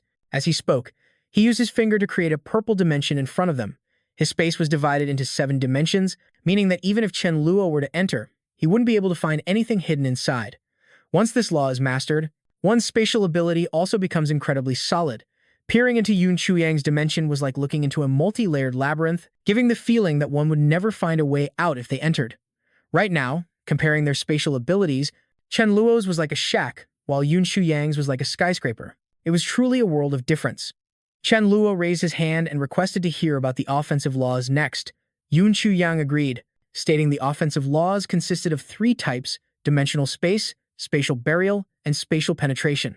Furthermore, he had a method to master the offensive laws very quickly. As he said this, he materialized a massive golden sword in his hand. Seeing this, Chen Luo hurriedly asked what the method was. Yun Chuyang answered bluntly, endure my attacks. In other words, he had to stand still and take the hits without fighting back. While he took the hits, Yun Chuyang would infuse the offensive laws into his body. There was no better way than having the laws imprinted directly into his body, a method that would help Chen Luo learn much faster. Chen Luo was wary. It might be a good method, but standing completely still and letting the man attack him. What if he used this opportunity to kill him? So he turned and asked Chuyang to demonstrate first. Chuyang agreed. Holding the sword with both hands, he began the demonstration, explaining, spatial power is much stronger than other elements. Its main advantage is that it's difficult to defend against. Just as he finished speaking, a dimensional blade suddenly lunged at Chen Luo from behind, startling him immensely. Yun Chuyang explained, this isn't just simple dimensional power, it's combined with spatial support power. I released this dimensional blade into another spatial layer. Because you weren't focusing and didn't know the coordinates of the spatial support, you had no warning. By the time the blade appeared, it was already too late. Chen Luo began to understand that although spatial support had no direct offensive power, it was incredibly useful. Su Yang demonstrated his ultimate move for Chen Luo, called Heaven-Shattering Quake. This technique combines 3 types of spatial laws. However, he couldn't create too big of a disturbance because others would notice, so the skill's display was still a bit small. Although its transparent color was invisible, Chen Luo could still feel a terrifying power emanating from Su Yang's hand. He held the dimensional sword and struck the ground with a heaven-shattering quake, and although it was suppressed, the attack was still incredibly frightening. If he had used his full power, who knows what the result would have been. Seeing such power, Chen Luo was eager to learn this move and told Su Yang to use all 3 attack laws, one after another, to attack. He didn't forget to ask him to go easy, otherwise he was afraid he'd be seriously injured. Su Yang raised his sword and swung down, while Chen Luo stood still to take the hit. Since Mi Fan didn't issue a warning, it meant he was fine. Nothing ventured, nothing gained. He had to be brave this time. A purple void slash struck down towards Chen Luo, and surrounding him was a blue defensive spatial circle. Su Yang wondered why he was using a defense, as that would only make him strike harder. Chen Luo scratched his head, explaining it was just a natural reaction and told him to continue, but then he continued to make Yoon Su Yang furious. Chen Luo quickly explained that he didn't do it on purpose. Su Yang's attacks continuously rained down on Chen Luo, who could only stand there and endure it. After a while, Su Yang asked him how he felt, and although it was a bit painful, he could still bear it, so he told him to proceed with the next law. After some time, Chen Luo had experienced enough pain. Su Yang stopped and said that he had taught him everything he knew, and now it was Chen Luo's turn to teach him. He used Void Walk, not forgetting to tell Su Yang to try and feel it. Half an hour later, Su Yang felt like he understood a little of the basic concept, but Chen Luo had thrown him straight into the advanced level. The knowledge was too vast, and he couldn't understand anything anymore. This left Chen Luo a bit flustered, unsure of what to do, and feeling a little guilty. He turned to Su Yang and offered to continue teaching, but the man said it wasn't necessary. His mind was a mess right now, and he needed some quiet time. Chen Luo sat beside him, taking this time to train and begin comprehending the laws. Chen Luo closed his eyes, thinking about how everyone exists within space, so he decided to start by comprehending spatial support first. Half a day later, Su Yang had a frustrated expression, ruffling his hair in annoyance. Void Walk was indeed not simple, and perhaps he would think about it later when he had more time. As he thought about the time spent comprehending, he noticed Chen Luo beside him. The gap in talent was indeed immense. The young man in front of him made him feel utterly inferior, and the more he learned, the worse he felt. Meanwhile, in less than a day, Chen Luo had already comprehended another law. From within Chen Luo, a stream of blue spatial energy emerged. Then this energy wrapped around Chen Luo, making him suddenly realize something was touching him. He opened his eyes and saw it was the spatial support law. It seemed that being disturbed by it made Chen Luo a bit grumpy, but it assured him there wouldn't be a next time, as it was only visiting this once. Yoon Su Yang sat there, still in disbelief that Chen Luo had comprehended 5 laws in just 6 years. Chen Luo was quite confident that if given enough time, comprehending all of them was inevitable. Su Yang realized that if Chen Luo had enough time, he would even surpass the great Emperor Regressed. No problem. By the way, Chen Luo curiously asked what kind of person Regressed was. Yoon Su Yang began to recount. About 8 years ago, a god-tier being possessed the divine grass but didn't hand it over to his superiors. When Regressed received the news, he dispatched dozens of spaceships to that god-tier being's home planet. The entire home planet and all other directly related life-bearing planets were destroyed. Everyone was wiped out. Another innocent god-tier being was implicated. Truly, when an emperor is angered, a river of blood flows and bodies pile up like mountains. Chen Luo wondered, how could such a cold-blooded person suddenly be so lenient just now? Not to mention his own actions were a direct slap in the face of the empire. Perhaps being ennobled as a marquis was to keep him quiet, then find an opportunity to ambush and take his life. Chen Luo asked about the great emperor's strength, but Chu Yang wasn't sure either, only knowing that he hadn't had a worthy opponent for many years. But from his observation, this great emperor definitely possessed at least 12 laws, which made Chen Luo gape in astonishment, because the spatial system originally only had 8 laws. Chu Yang further explained that it was because he had dual abilities. Moreover, the number of laws could be as high as 13 to 14, which was indeed a bit terrifying. He revealed that he himself also possessed 8 laws, 7 belonging to the spatial system and 1 to the physical system. Chen Luo was curious about which body part Chu Yang had awakened physically. How could such a secret ever be revealed? Chen Luo was truly a sly one, even thinking that part was his family jewels. What a pervert. In the distance, as twilight fell, Chu Yang said, and his goodbyes, Not forgetting to remind Chen Luo to never speak of what happened today, Chen Luo nodded in agreement and even teased him about repaying kindness with enmity. The soft-hearted Xu Yang felt a bit of a headache, but it was too late for regrets. However, he stated that if they met again in the future, they would act as strangers, but if he was forced to deal with him, he would leave him a way out. Chen Luo was about to boast that he would show mercy, but Xu Yang clapped his shoulder and laughed, saying he didn't even have a single law of attack and wanted to fight him. He really knew how to joke. Chen Luo's pride was wounded, and he was fuming but could do nothing because the man was absolutely right. Xu Yang clasped his hands behind his back, turned to look at Chen Luo, and said, "Goodbye, I'm leaving now." Chen Luo wondered, "If you're leaving, just leave. Why are you hopping around?" It turned out Xu Yang was practicing Void Walk. What a clown. It turned out he had forgotten how to use Void Walk. Xu Yang covered his face with one hand in embarrassment, while creating a purple void gate with the other to prepare to leave. Chen Luo stood there thinking. It was only a matter of time before he grasped the law of attack. Once he mastered the law of dimensions, that guy Shisu would definitely die at his hands. Chen Luo considered that the Enlightenment tea was almost ready to be harvested, so he might as well go to Ijin's planet first to prepare, but he was debating whether to take all the leaves or uproot the entire plant. Using the Void Walk technique, a short time later, Chen Luo arrived on planet Ijin. Before him was a vast tea hill, and Chen Luo landed. Fortunately, he had mastered spatial support, so he could stay deeper in space unless a god-tier being of the spatial system was present. They wouldn't be able to sense the spatial fluctuations and discover him. Looking at the tea hill with so many plants, he didn't know which one was the Enlightenment tea plant. Should he go back and ask Mbae what it looked like?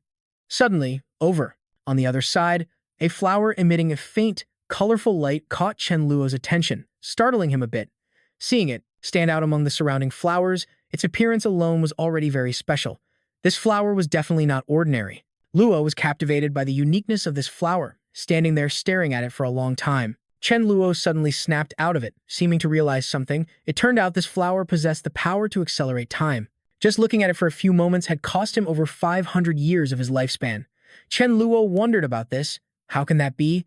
When Mi Fan spoke up. "I have a feeling this petal will be of great use soon. You should pick one of its petals." Mi Fan poked his head out and added, "Absolutely do not take the whole flower. Just one petal is enough. Be very careful while picking it. Don't damage the flower, otherwise the consequences will be very serious." Chen Luo agreed but was a little worried. But since Mi Fan said so, losing 100 years of life was nothing. He had to pick it. Chen Luo activated his void skill, approached the flower, and reached out his hand. To pick it, a wave of pressure made him grunt. He gently plucked a single petal, just as Mi Fan had instructed. He finally got it. Chen Luo pushed off and retreated. He was only near it for a few seconds, but had already lost hundreds of thousands of years of his lifespan. Chen Luo turned back and asked Mi Fan, "What does this flower do?" It replied that it didn't know either, but it could temporarily grant him immunity to the power of time. Chen Luo also felt a connection to this flower, but right now, there was no way to take the whole thing, so his only option was to find the Enlightenment tree first. While wandering around the garden to find the Enlightenment tree, he was suddenly startled by a sign in front of him. Before him stood a tall tree, and at its base were the 3 words Enlightenment tree. He had been searching for so long, and it was right in front of him. It seemed to be the real deal. The tree emitted a faint fragrance.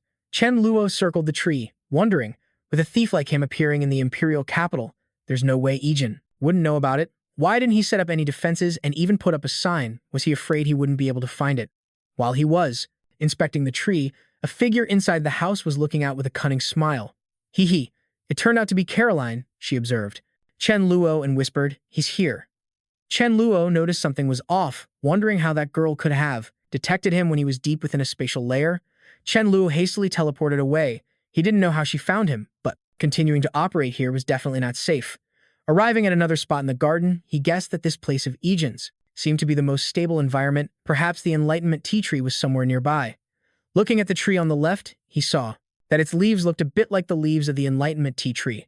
He moved closer to observe the tree, his face beaming with joy. Seeing its shape, this scent, this feeling was exactly like the Enlightenment tea. With that thought, he reached out and began picking the leaves, continuously, showing no signs of stopping. A moment later, holding a box full of leaves, Chen Luo laughed happily. "I've picked enough to last me half a year." Looking back into the box, he was shocked. Only a few scattered leaves remained. He wondered, "Hey, where's my Enlightenment tea?" Chen Luo threw the box on the ground. Could he have unconsciously fallen into an illusion set up by a mental-type user? Thinking about the girl from before, He was certain there was a skilled mental type user here. Could it be that very girl? Chen Luo scratched his head. He was just stealing a little bit, yet they set up a whole illusion to guard against it. A sound echoed from the distance. Yuri, carry faster, even faster.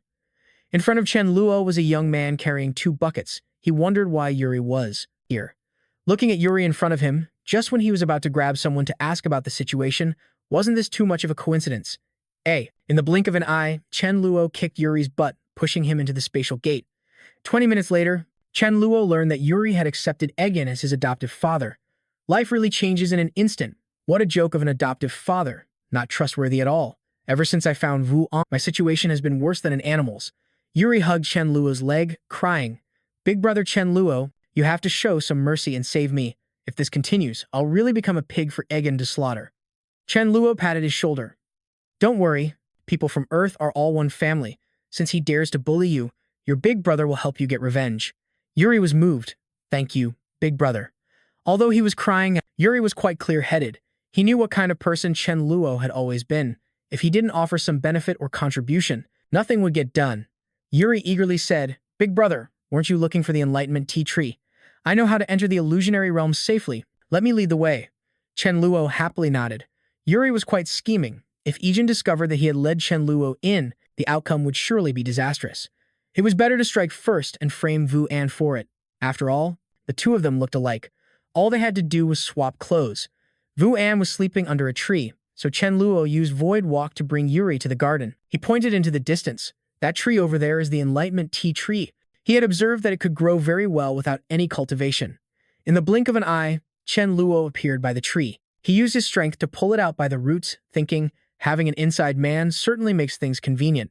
Before leaving, Yuri suggested that he and Chen Luo go see Wu An for a moment. He wanted to distort his memories to make him take the fall. Chen Luo was surprised. "You even know how to distort memories. You're that impressive?" Yuri smiled faintly and replied, "Distorting the will of a weakling like him is a piece of cake." Chen Luo agreed and immediately brought Yuri to the tree where Wu An was sleeping. He grabbed a knife and lunged forward, startling Chen Luo, who was behind him, before he could process what was happening. Asterisk thud asterisk. Yuri landed a powerful punch on Wu An's stomach, making him spit blood. Chen Luo was stunned. "Yuri, what are you doing? I thought you were just going to distort his memories. Why are you killing him?" Chen Luo had only come here to steal something, not to murder anyone. Yuri turned around and said, "No, you're the one who killed Wu An." He left the body there to die, as his soul leaving his body. Chen Luo was furious. "Damn it, this guy is trying to ruin my reputation." Yuri explained, "Without Wu An, he would be the only son. If Chen Luo takes the blame for him, he'll continue to be your inside man. How does that sound?" Chen Luo tentatively agreed, telling Yuri to behave and be a proper inside man. Ijin's place had a lot of good stuff. Besides, there was no rush to deal with this guy. Chen Luo asked about a glowing flower, and he replied that it was a red spider lily, which had existed for a long time in the Voxy Empire and was being cultivated by Ijin. No one dared to get near it, and as for its effects, he had no idea. Chen Luo patted his shoulder, giving him an order. "I'm giving you your first mission. Find out the secret of this flower. If anything important comes up, report to me immediately. And don't forget about me, Fan." Chen Luo put Wu An's body into the void gate. If Yuri didn't do his job properly, he would revive Wu An to kill him. Leaving Yuri standing there obediently, Chen Luo instantly vanished. Half an hour later, Ijin was on his knees crying, "My Enlightenment Tea Tree, my descendant." Yuri stood beside him, feigning concern and telling him not to be too heartbroken, that his health was more important. In the Voxy Empire, inside a secret conference hall within a magnificent castle, Sen was kneeling before the Great Emperor. The Emperor asked, "Do you know where you went wrong?" He stammered, and the Great Emperor added, "You are wrong." Trying to save face by hiding Chen Luo's true strength, he tapped the scepter in his hand and added, "If you had spoken up back then so the Empire could join forces, Chen Luo would have been dead long ago." Legzen added, "I also didn't know he was that powerful. I truly thought I could eliminate him on my own." The Great Emperor asked his court, "What do you all think we should do about Chen Luo?" A commotion arose below. "For the honor of the Empire, we absolutely cannot let Chen Luo live, but his void walking is too unpredictable and uncontrollable. Even time freeze is ineffective. It's truly very difficult to capture him." The second prince saw that the elder's plan was impossible to execute, because finding a Grand Master with time powers would take a long time. The first prince wondered, how could Su Yang be late when he has spatial teleportation? The second prince replied, "It's possible, but where is Yun Suchu? Hasn't he also suddenly disappeared?" As he was listening, A beeping sound suddenly came from Lizen's communicator. The other side said, "Third Prince, we've arrived at the coordinates you provided, but there's nothing here. Could you ask him again if this is really Chen Luo's hometown?" The Great Emperor asked him, "You sent people to Chen Luo's home planet?" Lizen replied, "Yes, they set out several months ago. I just didn't expect them to arrive only now." The Great Emperor mused. Every man has his worries. Perhaps his hometown is the weakness of Chen Luo. The Great Emperor Lei Sade thought the best way now is to dispatch many people to the home planet of Chen Luo to find his weakness, while also continuing to attack Chen Luo, trying to kill him. While everyone was discussing how to deal with Chen Luo, someone ran in to report. He reported to the Great Emperor that the mermaid queen Olivia, it seems her lifespan is about to end. This was a bit sudden, surprising the Great Emperor. The man added, according to a reliable source, she still hasn't found a successor with a sufficiently pure bloodline. What a pity. The Great Emperor raised his hand and ordered, "As for Olivia's matter, you continue to monitor it, and also pass on my order. From now on, everyone is to search for the missing Yun Suchu with all their might." In Chen Luo's ability space, he was repeatedly hitting the tree. "Let me tell you, this is my territory. If you want to live, you have to listen. Are you going to produce enlightenment tea for me or not?" The tea tree obediently said, "I'll produce it. Is that okay?" Indeed, force was the best way to negotiate. Chen Luo demanded 10 pounds a day. The tea tree cried, "I can't do that." It negotiated with Chen Luo. It could produce 30 pounds up front, then 50 pounds each month, as that was its absolute limit. He agreed, "Let's do that for now." Mi Fan came to announce, "Mi Ling has just ascended to demigod. This is truly good news." Chen Luo ordered, "Tell Bai Menqi, we're throwing a party tonight to celebrate her." "There's still more good news," it added. "Now, use your spatial teleportation and head straight west. Mi Fan had a feeling that a great opportunity was waiting for you." Hearing this, Chen Luo left immediately.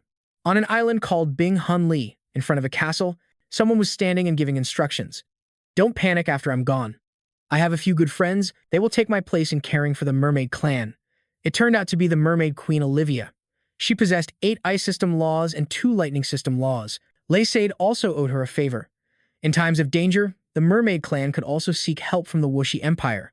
However, if Lei Sade could not wait for the red spider lily to bloom to extend his lifespan, he wouldn't have much longer to live either. The attendant beside her cried, "Your Majesty, please eat the vermilion fruit. Perhaps if we wait a little longer, we can find a suitable person to pass on the throne." She understood all too well that it was not that simple. The 2 merfolk performing the succession must have a compatible bloodline and similar talents. She had started preparing 100,000 years ago, but still could not find a suitable person. The attendant beside her was begging fate to send a suitable person. She was willing to sacrifice 100,000 years of her lifespan in exchange. When a speck of light appeared in the sky, it turned out to be Ning Shuang falling, crying, and silently cursing Chen Luo for being a jerk. 3 minutes earlier, in Chen Luo's space, Mi Fan said that a great opportunity awaited him here, but he could not get too close. So he told Ning Shuang to go down there. From there, Mi Fan instructed her, "Do not say you know Chen Luo. If anyone asks, just say a bad guy threw you down." Looking at the height, Ning Shuang was a little scared. Chen Luo, who was next to her, gave Ning Shuang a kick, sending her down. No wonder she was cursing him for being a jerk. Ning Shuang fell towards the castle where everyone was gathered, screaming at the top of her lungs. As Ning Shuang fell, she could not stop blaming Chen Luo for his dirty trick, suddenly kicking her out like that. Seeing Ning Shuang, Olivia quickly told her attendant to bring the girl over. Her aura made the queen realize something. Ning Shuang was also surprised, not knowing where this was and why there were so many of her kind. Queen Olivia looked at Ning Shuang, overjoyed. Her bloodline was even richer than her own, peak emperor-level ice element. Just a little more and she could reach demigod. This was the perfect choice for a successor. The heavens were protecting the merfolk clan. The queen approached and placed a hand on Ning Shuang's cheek, asking, "Young lady, how did you appear here?" She replied with wide eyes, "My name is Ning Shuang. A bad guy threw me down." The queen comforted her, "Do not be afraid, my child. We are not bad people. I will protect you." With that, the queen brought Ning Shuang forward and declared, "It is her. Ning Shuang will be my successor." Someone beside her tried to intervene. "Your Majesty, would it not be better to investigate a little more thoroughly?" She added, "The timing of Ning Shuang's appearance is too strange. Could there be a problem?" But the queen dismissed it, saying, "There is no need. There is no time left." Suddenly, missing the crybaby girl, Chen Luo felt a bit reluctant. But Mi Fan added, "This is also for Ning Shuang's own good." He had a feeling that after Ning Shuang, Mi Ling, and Mi La all became gods, it would be his turn. Chen Luo never expected that Mi Fan's own ascension would depend on others ascending to godhood first. Holding a fish in his hand, Mi Fan sensed that Fa Wang would soon be in danger. Chen Luo asked worriedly, "What is it?" Mi Fan replied, "It is the type with considerable danger but also great rewards. With my current abilities, I cannot know the specifics. I do not even know if he will be able to survive." Chen Luo did not know what to do either with Fa Wang's personality. He would definitely not turn back. Mi Fan said, "You can leave him a reminder, inform him of the situation, but the right to choose should still be left for Fa Wang to decide for himself." The Delan Empire, a vast city leaning against a giant mountain. Fa Wang sighed and asked the eldest princess, "How on earth did you find me in the real world?" She replied, "It was with the help of a friend. Congratulations on becoming god level, with 2 laws." At the same time, she did not forget to welcome him to the Delan Empire. A voice called out from the castle, "Sister, you are back." The eldest princess introduced the two to each other. It turned out this was Addis, her younger brother. Fa Wang immediately asked, "What is your brother's strength level?" The eldest princess replied to her brother, "I am the most outstanding genius in the family. The boy possesses 3 rules." The Dharma King wondered, Afra has 7 rules of the physical system, so how can her younger brother be considered a genius with only 3 rules? Unless she's like Haiji, also a type of person. He dotes on her younger brother. The eldest princess says the Thunder Law King is very powerful, and wonders if her younger brother wants to test his strength against the Law King for a bit. He's indifferent, not interested, and doesn't want to waste his energy. If there's nothing else, he's heading back to the palace first. The eldest princess quickly apologizes, saying he is focused on his training. In the palace of the Delan Empire, Des, cultivating. His time stagnation has reached a critical level, but the law of time has not yet arrived. He feels that something is wrong. Adafu approaches the boy, having just returned from the Law of Destruction to see his grandson, and how his cultivation is going. He stands up and asks how things were over there. He replies that the central location is a bottomless abyss that made him feel a sense of danger, but the Law of Destruction is nothing special. You are our hope with your time system. He wonders why his wind system skills have reached godhood, but the Law of Time remains stagnant, perhaps a special talent, as strong as his needs a challenge. The prince has always been heavily protected, and no one knows he has the time system, so the law has not arrived. Des worries, do I still have to go through a calamity? What if I can't withstand it and die prematurely? Zelan has the ability of foresight, so he decides to go ask her. Before leaving, he instructs, "My good grandson, you just focus on your cultivation here. I will go and investigate the situation for you." Over on planet Zelan, a fishing bobber on the water surface is gently moving. It turns out Zelan is fishing, and next to her is Shisu. Adofu has just arrived and greets them both. Lan turns and says, "Adofu, I've been waiting for you for a long time." It turns out he is the second karmic link she initially drew in. "Waiting for me? Could it be that you already predicted I would come to ask about Des's calamity?" She replies, "That's right, I can give you the answer." She answers that his calamity is Chen Luo. Adofu wonders why Chen Luo is the calamity of his grandson. Just now, after Afra returned, she also mentioned this person's name to him. Zelan says he will find out after he returns. Hearing this, Adofu also turns and takes his leave. Lan is very cunning. Watching Adofu leave, even if he has a law stronger than hers, he is still subject to my arrangements. 7 parts karma, 3 parts deception. These 2 karmic paths are about to intertwine with each other. Lan is smug. The 2 great empires are about to join forces. She will witness with her own eyes how Chen Luo will perish. At the arena of the Delan Empire, a sparring match is taking place. The Law King is being held by a person with 4 laws, who has him by the neck and lifted off the ground. The Law King realizes that fighting force with force is not the way. He is absolutely no match for this man. On this side, eldest Princess Afra is a bit worried. She followed the Law King's request to find him, a powerful opponent, but it seems he's a bit outmatched. She shouts, "Law King, hurry up and surrender." The Law King's face is full of determination. He refuses to admit defeat. With that, he grabs his opponent's wrist tightly, then uses his special ability, a series of purple. Lightning appears around them, making it impossible to escape. Thunder Swap. That swap move just helped the Law King escape from the hand of his opponent, flying into the air, with the purple lightning taking his place. The eldest princess, witnessing what just happened, is extremely surprised and exclaims, "Law King, you're so amazing." The Law King returns to Afra's side, saying he just managed to escape. It doesn't count as a win yet, but for her, that was already very impressive. Plus, it seems to have a real talent for escaping. Hearing this, Fa Wang thought of Chen Luo. Perhaps it was influenced by him. The eldest princess suggested, "You have incredible talent. Do you want to find the #1 master of the lightning element? That could also help you improve." Fa Wang asked in surprise, "Who is it?" The eldest princess happily replied, "It's a Daofu, my grandfather inside the castle. Adolfo said to Fa Wang, I heard you're a genius, so try demonstrating the laws of the lightning element. Let's see how much you can comprehend. Daofu unleashed his ability. This is the law of dream thunder, creating countless purple lightning bolts behind him. Then from those purple bolts emerged numerous figures of Daofu, making Fa Wang exclaim, This is too powerful. I can't even tell which one is the real Daofu anymore. He continued by demonstrating the law of wrathful thunder, imbuing a series of purple lightning bolts in front of him with spiritual attack power, which terrified Fa Wang. A series of purple lightning bolts appeared behind Fa Wang, and Daofu continued, This is the law of rushing thunder. Only by mastering it and integrating it with other laws can the attacks of our lightning element truly be as fast as a flash, leaving others no time to react. As soon as he finished speaking, the purple lightning struck Fa Wang's back. Daofu instructed, That's enough for now. You should cultivate slowly. Come back and find me in 1 year, and I'll consider whether to continue teaching you based on your level of comprehension. Night fell, and Fa Wang sat thinking, I haven't reported my safety to Chen Luo for many days. I should open the game and check. Just as he opened the game, he received a danger warning message from Mi Fan. Opening the message, the words appeared, Fa Wang, you will be in danger. Fa Wang thought to himself, Thanks for letting me know. But I'm not going anywhere. My rate of improvement is faster here. What's a little danger? When my strength has improved significantly, that will be the time for the dog assassin to return.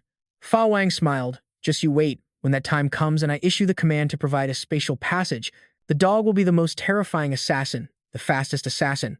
Chen Luo opened Fa Wang's message, his face scrunching up a bit. As expected, it refused to come back. Well then, I'll let it choose. Chen Luo slowly exited the game, thinking that for Fa Wang's sake, he won't cause any disaster for the Delan Empire. Chen Luo was floating in space. The urgent task now was the power of dimensional refinement to comprehend the dimensional law. He remembered that in Li Sen's files, there was mention of a god-level being named Gi Rui, who would be very suitable for him to spar with for training. Chen Luo traveled to Gi Rui's home, the planet Qi Ren. According to Li Sen's files, this god-level Garui often appeared in this area. A while later, Chen Luo stood in front of a house and saw a father playing with his 2 children and asked, Hey, are you Jirui? The father's jaw dropped in surprise. This appearance, aren't you Chen Luo, that wanted criminal? Chen Luo admitted it right away. That's right, it's me. Come with me for a trip. Then he grabbed the man by the collar, causing him to ask in panic, What do you want? Chen Luo used Void Walk, taking the father away before the terrified eyes of his 2 children. A while later, on an uninhabited planet, a ball of fire was hurtling forward at a terrifying speed.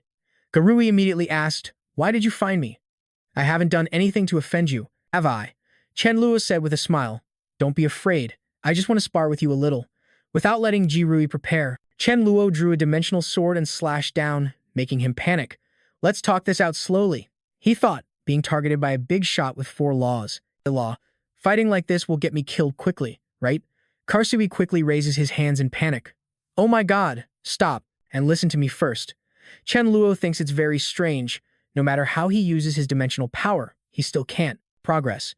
Recalling what Chu Yang once said, comprehending any laws related to one's personality, at that time Yun Chu Yang also added, If you're cowardly, you'll easily comprehend defensive laws, and if you're brave, you'll easily comprehend offensive laws. Therefore, you must change your personality to become stronger so you can more easily obtain the laws of attack. You might not believe this, but in truth, your emotions are a major factor in determining which type of law you comprehend. Hearing this, Chen Luo was indeed a bit confused. Yun Chu Yang continued to explain that when you are utterly terrified, you will easily comprehend life-saving skills, and when you're at the peak of anger, you'll comprehend the laws of attack.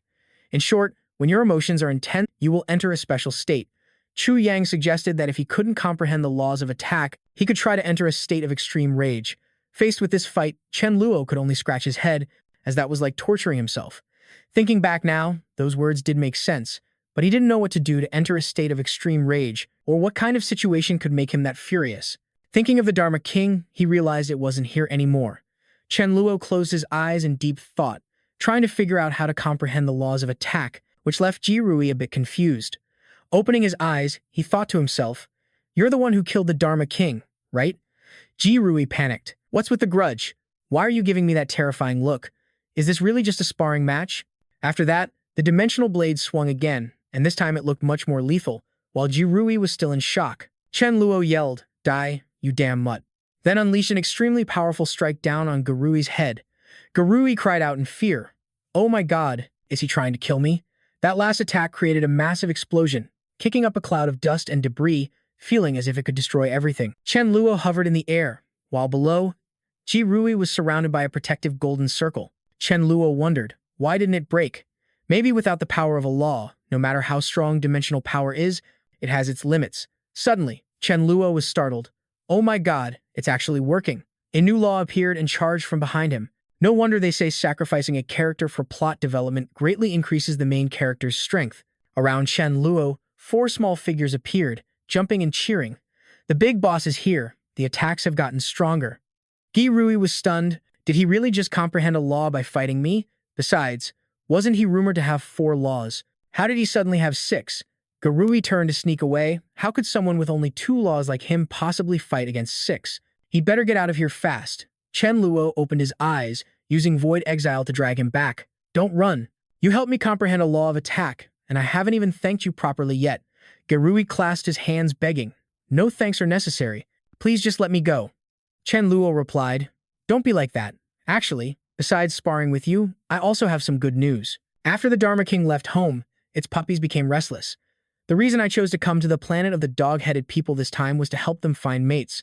Chen Luo slung an arm around his shoulder and asked, are you interested in uniting our families through marriage? We can. Ge Shui was still reeling in confusion.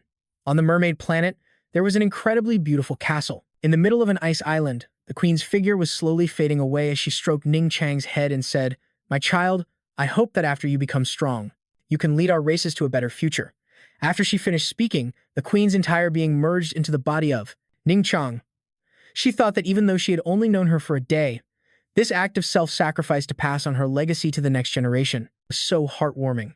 Upon completing the fusion, Ning Chang immediately ascended to the rank of demigod, and the nearby merfolk exclaimed in awe. Whether or not Ning Chang can comprehend 100% of Her Majesty, the Queen's laws will depend on her aptitude. Indeed, Ning Chang might soon achieve godhood. Meanwhile, a certain merman was plotting, thinking that Ning Chang would surely become the next mermaid queen, and since he was the only merman, if he could just find a chance with Ning Chang, he would soar to new heights. Blue ice crystals surrounded Ning Chang, and a profound ice shard shot down from above. Everyone was shocked. It was the profound ice law. To think Ning Chang could achieve godhood. Meanwhile, while everyone was eating together, Mi Fan suddenly sensed something. Ye La asked, what's wrong? Mi Fan replied, it's good news, Ning Chang has ascended to godhood. My abilities have also grown much stronger. With that, Mi Fan stood up and told everyone to eat first, saying she was going to test out her abilities. For a bit, Mi Ling thought to herself, so Ning Chang has become a god too. Now, Ning Chang's ascension to godhood had caused Mi Fan's power to increase significantly, allowing her to create something from nothing. She thought she would create a wonder for Chen Luo to help him comprehend the laws. Since Chen Luo was currently unable to comprehend the law of time, she would try to see if she could create a region governed by the law of time for him. With that, she closed her eyes and began to act, and around Mi Fan, pink rays of light appeared. Although changing certain things required using her fate ability, it was all worth it for Chen Luo. Her eyes widened with excitement, and about 20 minutes later, Mi Fan was finished. She based it on known conditions to create a time vortex, accelerating time in the southern region. When Chen Luo saw Mi Fan come out, he asked, with concern, are you okay? Why did you go back to your room after only a few bites? Mi Fan replied, Chen Luo, go immediately to the south. I've prepared a surprise for you. Chen Luo wondered what kind of surprise it could be. Mi Fan answered, it's a time-accelerating vortex. It won't last long, so you should hurry and go. In space, before Chen Luo now, was an enormous vortex. This must be the time-accelerating vortex Mi Fan mentioned. Chen Luo remembered that recently, there was only one such region with accelerated time, and now Mi Fan had created another. Chen Luo reached out and touched the vortex. He was shocked to find it was a time-accelerated zone with a flow rate of about 30,000 times normal speed, which was immense. As he stepped inside, he thought, this is truly a pleasant surprise. 2 days later, on a spaceship in the void, Caroline was thinking it was a waste to have come a month early, only to get nothing. Despite having the mission in hand, in the end, she couldn't obtain even a bit of the Enlightenment tea. That Chen Luo is so detestable. Looking out the spaceship's window, she was startled. What is that white light? She spotted a figure inside the glowing sphere and realized it was Chen Luo. Why is he still in there? And he looks like he's in a state of comprehension. Caroline cast a spiritual seal, thinking to herself, it seems even the heavens are on my side. This mark will help her lock onto Chen Luo. Chen Luo opened his eyes with a start, feeling as if something had just blinked. Caroline appeared in front of Chen Luo, calling out affectionately, "Brother Chen Luo," which startled him a bit. The girl on the outside acted cute. What a coincidence. I didn't expect to see you here, but on the inside, she thought he had already been marked with her spiritual imprint. When the time comes, I can take him out easily. Chen Luo looked her over and commented, "Such a sweet talker, huh?" He thought to himself, "I wonder if on her she has any good items." Caroline raised her two empty hands and said, "Brother Chen Luo, look, there's nothing on my hands. You know how to freeze time, right? Why would I dare wear a spatial ring on my hand?" The girl came over and hugged Chen Luo's arm, acting cute. "Right now, all the enlightenment tea is with you, isn't it? Even the enlightenment tree itself. Could you give me 2 pounds of the tea?" Chen Luo said, "Okay, okay," which made her happy inside.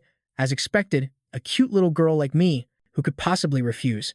Chen Luo was suddenly taken aback. My gosh, why am I letting a stranger hug my arm like this? Saying that, he used Void Walk to retreat. This Lolita is a bit dangerous. She was surprised. My hypnotic power suddenly failed. But he only has 4 laws. How could he see through my hypnosis technique? On this side, Chen Luo thought, the spiritual system is really powerful. I remember she has 6 laws. So, should I fight her to practice my skills? Caroline stood there, still not forgetting to ask for the 2 pounds of enlightenment tea. Chen Luo crossed his arms and replied, "That's something I risked my life to get. You think I have to give it to you just because you say so?" Caroline thought, could he mean times that asterisk? She again put on a shy expression. If it's brother Chen Luo asking, then of course it's possible, leaving Chen Luo dumbfounded. What kind of nonsense are you thinking? With that, Chen Luo launched a void attack at Caroline. Caroline recognized it as a dimensional blade, but she didn't even bother to dodge, standing perfectly still. Suddenly, the dimensional blade flew back towards Chen Luo. She stood there and said, "I'm surprised you were able to comprehend the law of dimensions." Chen Luo praised her while blocking the attack. What a skilled opponent. Her spiritual power can even control my own attack and turn it back on me. Chen Luo didn't stop, continuing his assault, while she just stood there and asked, "So you have 5 laws now?" Chen Luo launched 5 blades at Caroline, but she still stood there, looking calm. Suddenly, around her figure appeared these streams of orange-yellow light, neutralizing everything completely. She said, "It's all useless." Her external appearance began to change, no longer looking like a Lolita. She added, "No matter how you attack, it's useless against me." In her hand, a scythe appeared, pointing at Chen Luo. "If you think you can take me on one-on-one, then I will grant you your wish." Pink armor. Chen Luo remembered the armor he had stolen.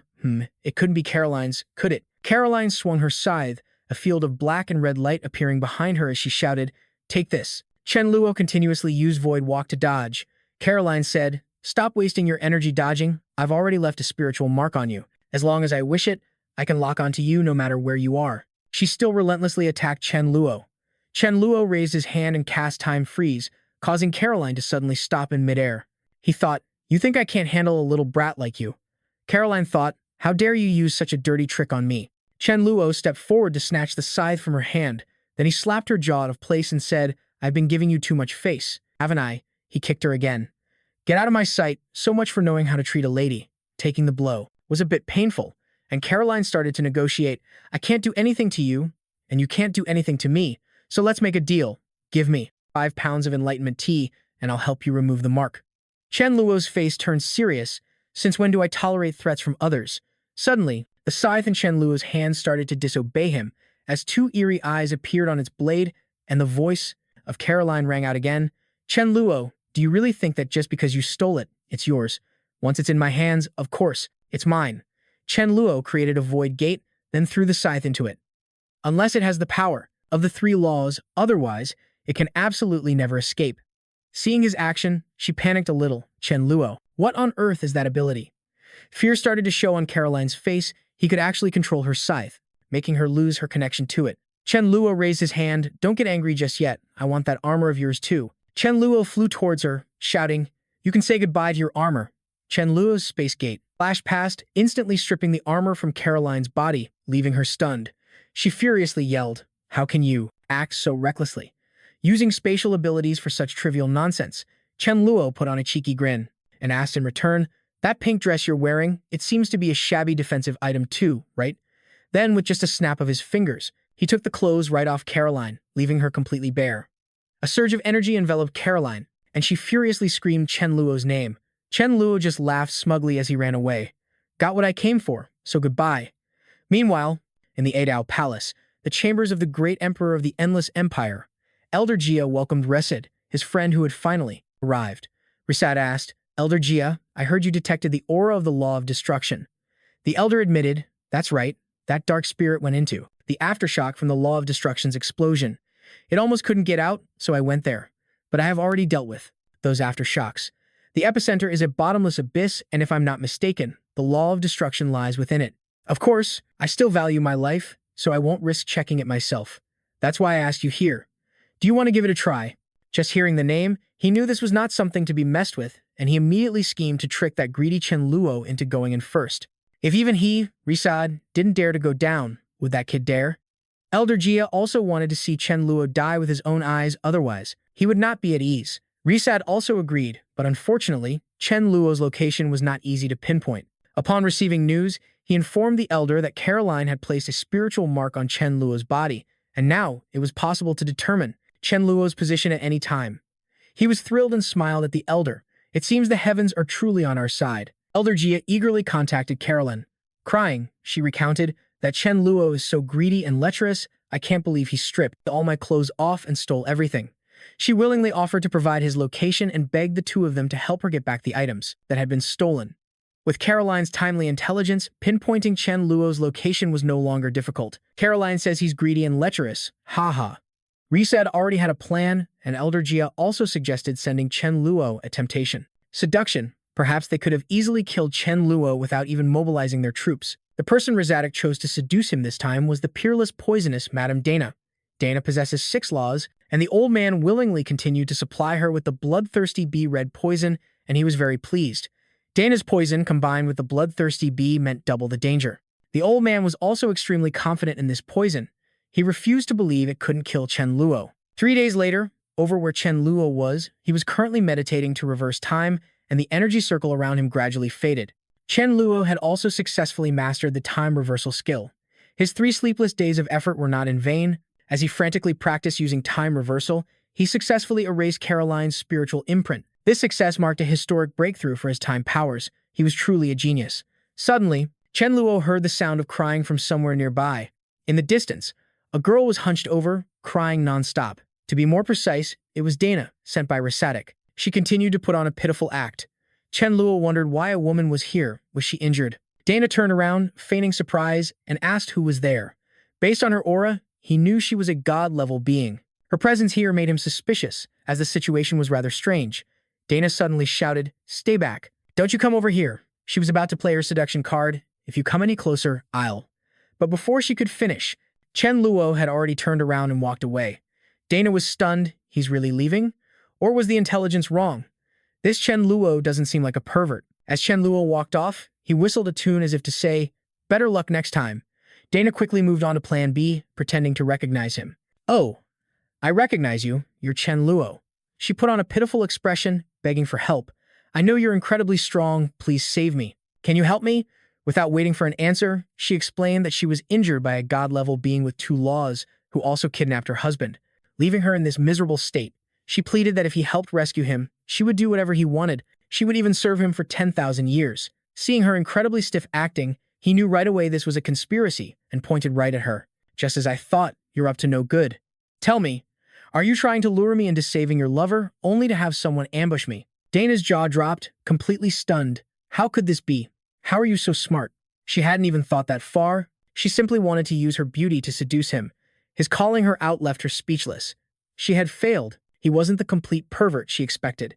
Yet she still played dumb, offering to let Chen Luo do anything he wanted with her, promising not to resist as long as he was satisfied and would help her. He then fired off a barrage of questions about her so-called husband. What's his race, age, attributes, and rank? How many minutes can he go? This stream of questions left Dana completely speechless. She thought to herself, what in the world are these horrifying questions? Chen Luo just smirked. Since she couldn't answer his questions, with her level of intelligence, she had no hope of deceiving Chen Luo. "You fool!" Her face darkened. As the peerless poisonous beauty, she had lost count of how many people she'd killed. How could she allow herself to be humiliated by him like this? This was her true transformation, from a pitiful girl into a vicious demon. Chen Luo glanced at her. A moment ago, she was a peerless beauty, but now she had turned into a monster. Fortunately, Chen Luo's good guy persona kicked in at the right moment, otherwise, the very thought was nauseating. From Dana's mouth shot out. The disgusting spider-woman screamed ferociously, "Chen Luo, die." The other three spiders had transformed into three giant monsters. Right in front of him, Chen Luo stood there, observing calmly, realizing that for her to create so many venomous creatures like this, she must be a summoner. Chen Luo summoned his armor and smirked with amusement. But he was the Void Monarch, the best at dealing with summoners, a natural counter. The thing he was targeting now was her armor, which was surely a fine piece of gear. Dana ordered her legion of venomous creatures to advance. Dana watched in confusion as her own armor disappeared inexplicably. She shrieked, covering her chest. With such a massive legion of venomous creatures, his teleportation wouldn't be simple. Chen Luo glanced at his finger, formulating a plan. Chen Luo then kindly teleported Dana on a little trip to another planet. She screamed, telling him to stay away from her. Chen Luo reassured her, "Don't be afraid. I'm going to show you something big." A stream of purple energy was unleashed by Dana. This was her law of dissolution technique. How could such a trivial trick trouble a man of his talent? He used time, stop, and then he delivered a sword strike straight to Dana's body. Her body heated up and began to smoke. Sweat poured down her face. She looked completely overwhelmed. He looked at her, slightly surprised. A normal god-level being would have already died from that. It seemed she was quite powerful. No problem. If once wasn't enough, he would just keep doing it until she died. Dana raised one hand high, pouring all of her power into her poison cloud technique. A rain of poison fell upon Chen Luo, but an area of effect attack was useless against him. Chen Luo's skills were just too perfect a counter for her. He suggested they change to another location to continue their game. Since she was losing, she called for help. Dana yelled, "Brother Chu Yang, stop hiding and come save me." Hearing the familiar name, Brother Chu Yang, could it be that Yun Chu Yang was nearby? Did Yun Chu Yang bring Dana here to kill him? He thought again. Yun Chu Yang had absolutely no reason to kill him. It must have been Lizad who ordered him to bring Dana to use a honey trap scheme, and he was in no position to refuse. Dana screamed louder and louder, "Brother Chu Yang, where are you? Save me." He thought to himself that she could scream all she wanted. Yun Chu Yang was his master and wouldn't show up. She begged him to stop attacking, volunteering to serve him for 10,000 years. He retorted bluntly, "Are you trying to make me cheat? Trying to ruin my relationship with Mila? You deserve to die. Just look at yourself. Your whole body has a disgusting stench. All the plants and flowers around here are dead. Don't they have lives too?" Today, Chen Luo would deliver justice in the name of the heavens, swinging his sword to kill Dana. She refused to accept her fate and stubbornly fought back, vowing that if she couldn't live, she would take him down with her. Not letting this wench spout any more useless nonsense, Chen Luo sent her on her way to the afterlife. The venomous creatures were self-destructing, but Mephin hadn't warned him of any danger, so he didn't bother to dodge, figuring it would be fine. Sometimes, if you don't push yourself, you never know your true potential. Besides, if he got injured, he could just use time reversal to recover. Another massive explosion erupted, blinding Chen Luo with its brilliant light. However, Chen Luo remained completely unscathed. Wow, this armor was insanely tough. It wasn't even penetrated by the poison. Since that was the case, Chen Luo decided he would use this armor to practice his time reversal. Dana's head, which was left over from the explosion, rolled to Chen Luo's feet. What a good person, wanting to make a contribution even in death. 2 days later, Chen Luo did not, fell for the honey trap.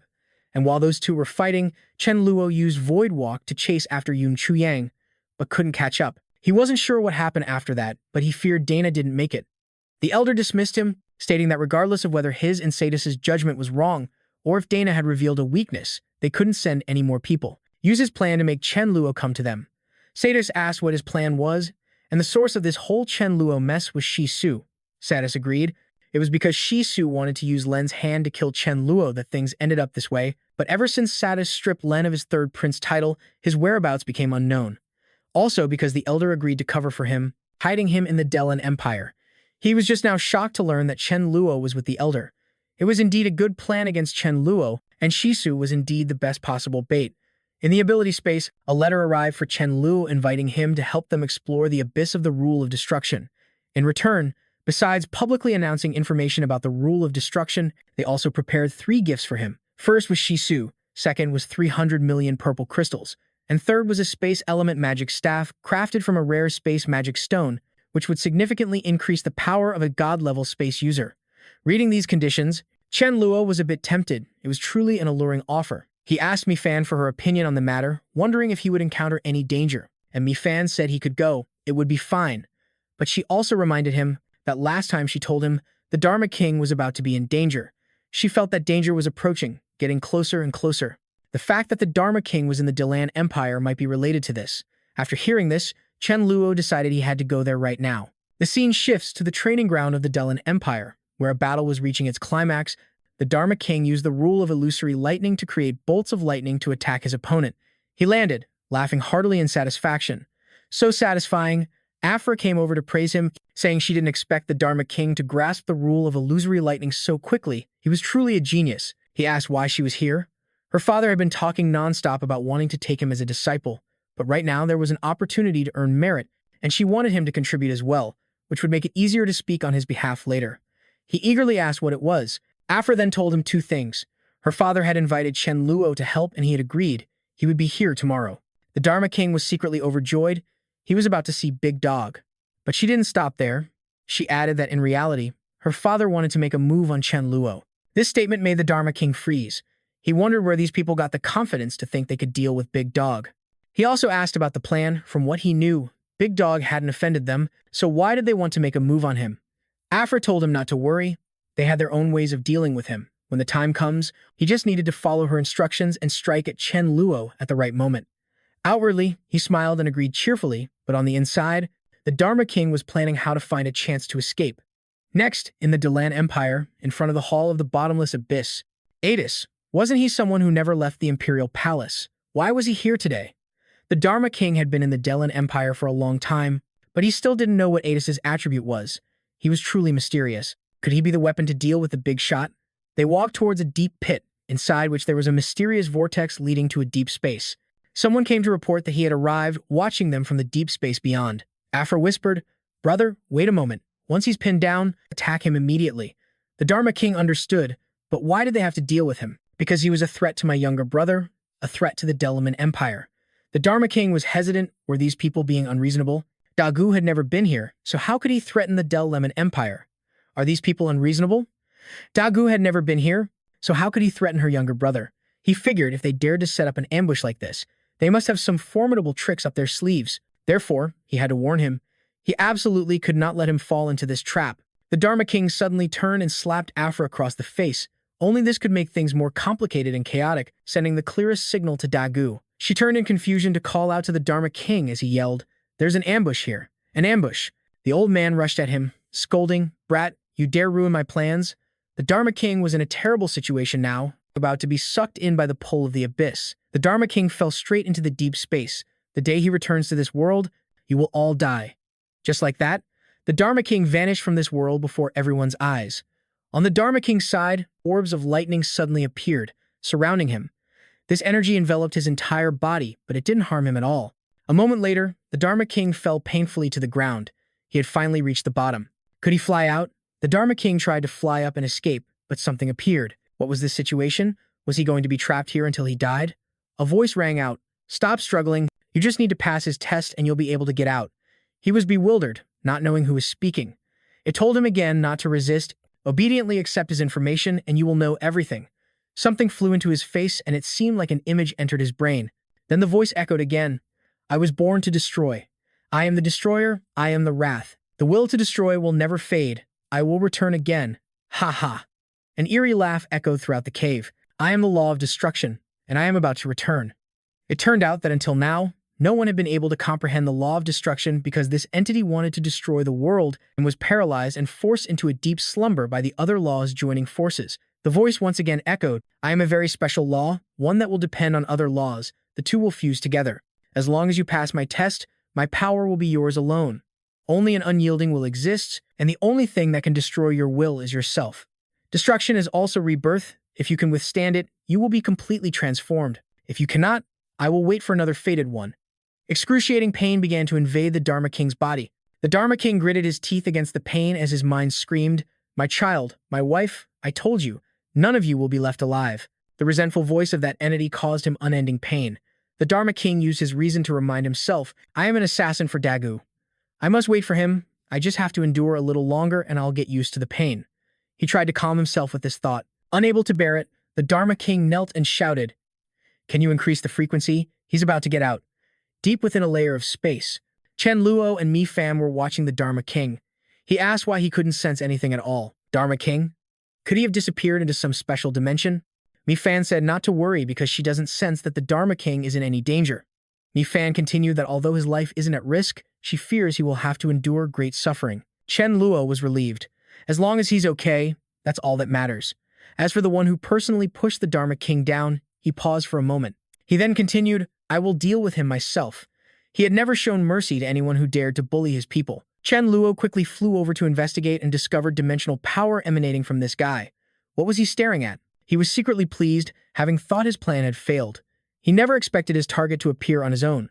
The moment the thought crossed his mind, an attack was unleashed. The old man dodged in time and neutralized the attack, then said scornfully, what a lack of talent. Pathetic. With that, he turned to the person beside him. It was AIDS.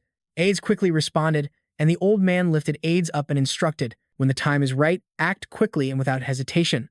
The boy replied like a soulless husk, saying he understood. The mustached old man held out his hands, channeling internal energy combined with the laws of nature. The long-haired blonde man also stepped forward, wanting to help his boss a hand. He thought with a sinister grin, Chen Luo, don't blame me for being ruthless. Blame yourself for choosing the hard way. AIDS froze time, causing Chen Luo to stand motionless. Seeing that he couldn't move, the boy cheered happily. Grandpa, it worked. I did it. I've stopped him. Now's your chance, everyone. His eyes were completely white, but you could still see Ada's was incredibly excited. The old man seized the opportunity, gathering spiritual energy into his fist before charging forward to take Chen Luo's life. Suddenly, a golden light appeared on Chen Luo's hand, shaped like a tiny silk ribbon. The long-haired blonde man recognized it instantly. That aura belonged to the red spider lily. He was stunned, and his movements stiffened slightly, was not understanding how 80's time freeze could be nullified so easily. Chen Luo smiled at him. Then, he lunged towards Adis. The old man still couldn't comprehend how he had dodged his attack. This defies all logic. He should have been frozen solid. Grabbed by the scruff of his neck, Chen Luo lifted him up like a kitten, but Adis tried to remain calm.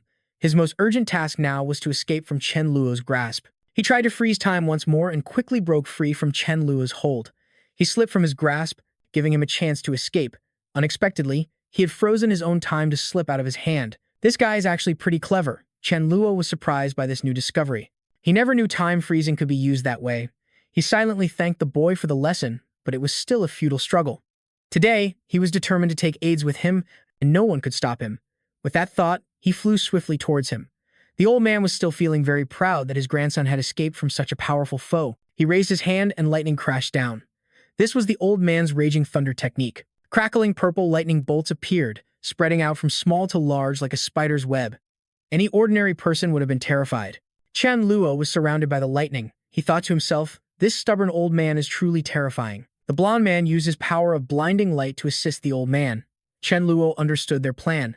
They wanted to use the moment he was distracted, dodging to get AIDS away. He shot forward, dodging 4 lightning bolts at once. They could dream on if they thought they could take away the person he intended to capture. The thunder strike was indeed incredibly powerful, smashing everything to bits. But that's all right.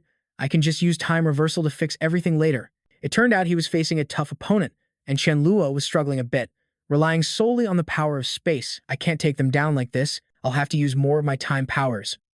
I heard these guys are all very old, so let's see how you handle my time acceleration, he thought, then unleashed his mana.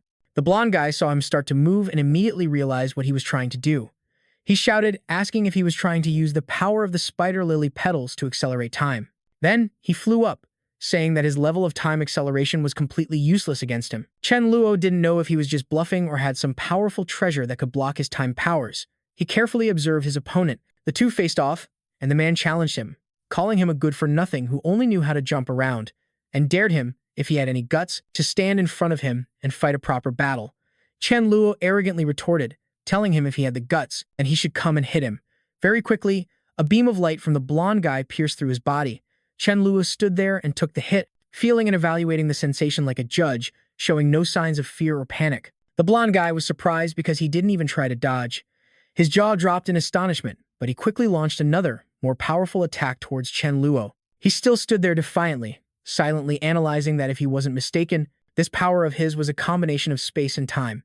He remained standing, not because he was overconfident, but because it was unnecessary to dodge. Chen Luo flashed a wicked smile. For some reason, he was now fluctuating within the atmosphere, and Chen Luo comfortably enjoyed the sensation. Meanwhile, the blonde guy wondered why, even though he was standing right in front of him, he couldn't land a hit. The old man also wondered if this was some kind of illusion clone technique.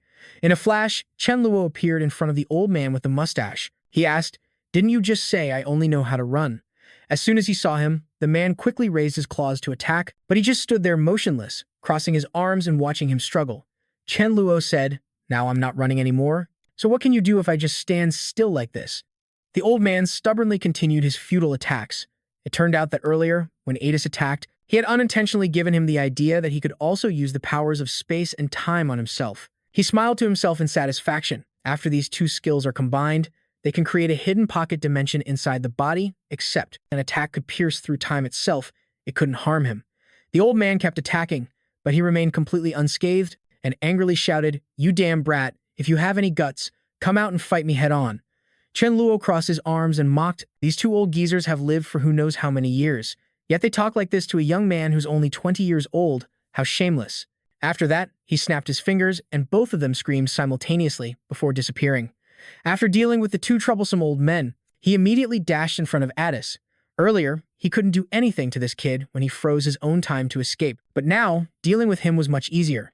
Just as Chen Luo predicted, when faced with his space-time power, Addis could no longer use his old trick, and his time-stopping ability was quickly nullified. Chen Luo once again grabbed him by the scruff of his neck and lifted him up, cheerfully telling him to behave, or he would smash his head in. "Addis," he growled in frustration, struggling with all his might, but it was useless. Desi cried and begged him not to kill him, saying he would tell his elder whatever Chen Luo wanted. He promised his elder, who loved him dearly, would grant any request. Chen Luo found his crying annoying and quickly tossed him into a time-space vortex. He figured the time ability was a real nuisance. He couldn't kill this guy quickly here, so he would send him somewhere else to be killed. Who told him to get on his bad side anyway?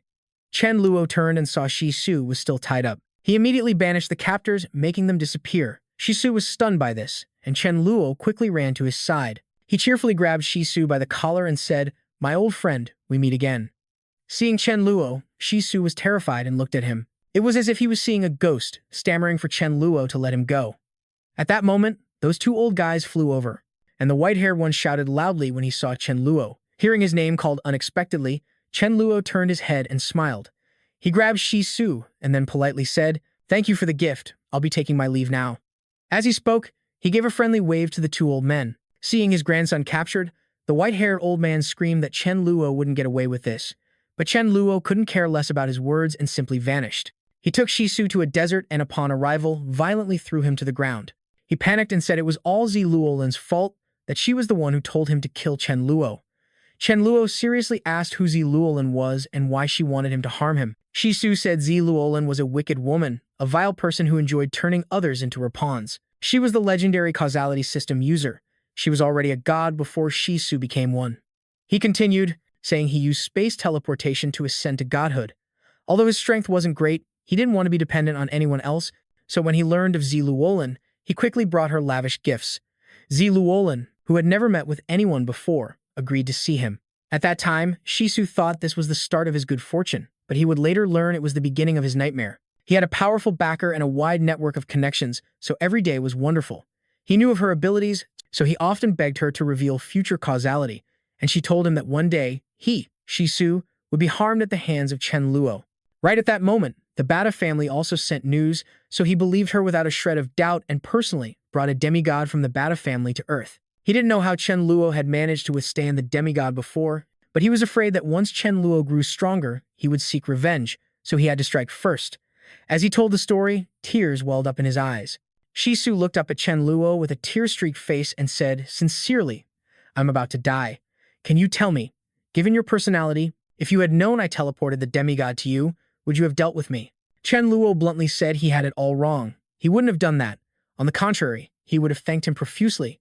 He continued, saying the Bata demigod became a useless bum after exiting the spatial passage. He had easily defeated him and taken his crystal. After hearing that, he became distraught, flopping onto the ground and wailing like a spoiled child. Chen Luo found him noisy and directly kicked him, asking, "Is that Zi Luolin's combat power really strong?" Shi Su said it was very, very weak, to the point that a single slap from him could end her life. He sat up, wiped his tears, and continued, "But she can resurrect. At most, it takes a few decades for her to revive again. And anyone who harms Zi Luolin will suffer a very gruesome death, even if they send someone else to do it. Others to harm her. The one who gave the order would still suffer the same consequence." Chen Luo wondered to himself, Could it be that this ability has no counter? Shisu also told him that the third prince and a Dao Fu wanting to harm him was also single-handedly orchestrated by Zi Luolin. Annoyed, Chen Luo finally understood that the mastermind all along had been her. He pointed at Shisu and asked what would happen if he went to take that woman down. He continued, Shisu hates Zi Luolin, doesn't he? Then just go and deal with her. However much hatred you have in your heart, make her suffer that much.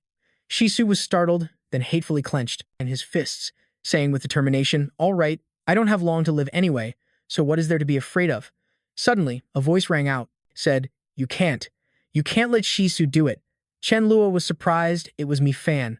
She emerged from the teleportation portal and explained that if she's harmed now, the one who will suffer the backlash is Chen Luo, but Zi Luolin can still be revived after.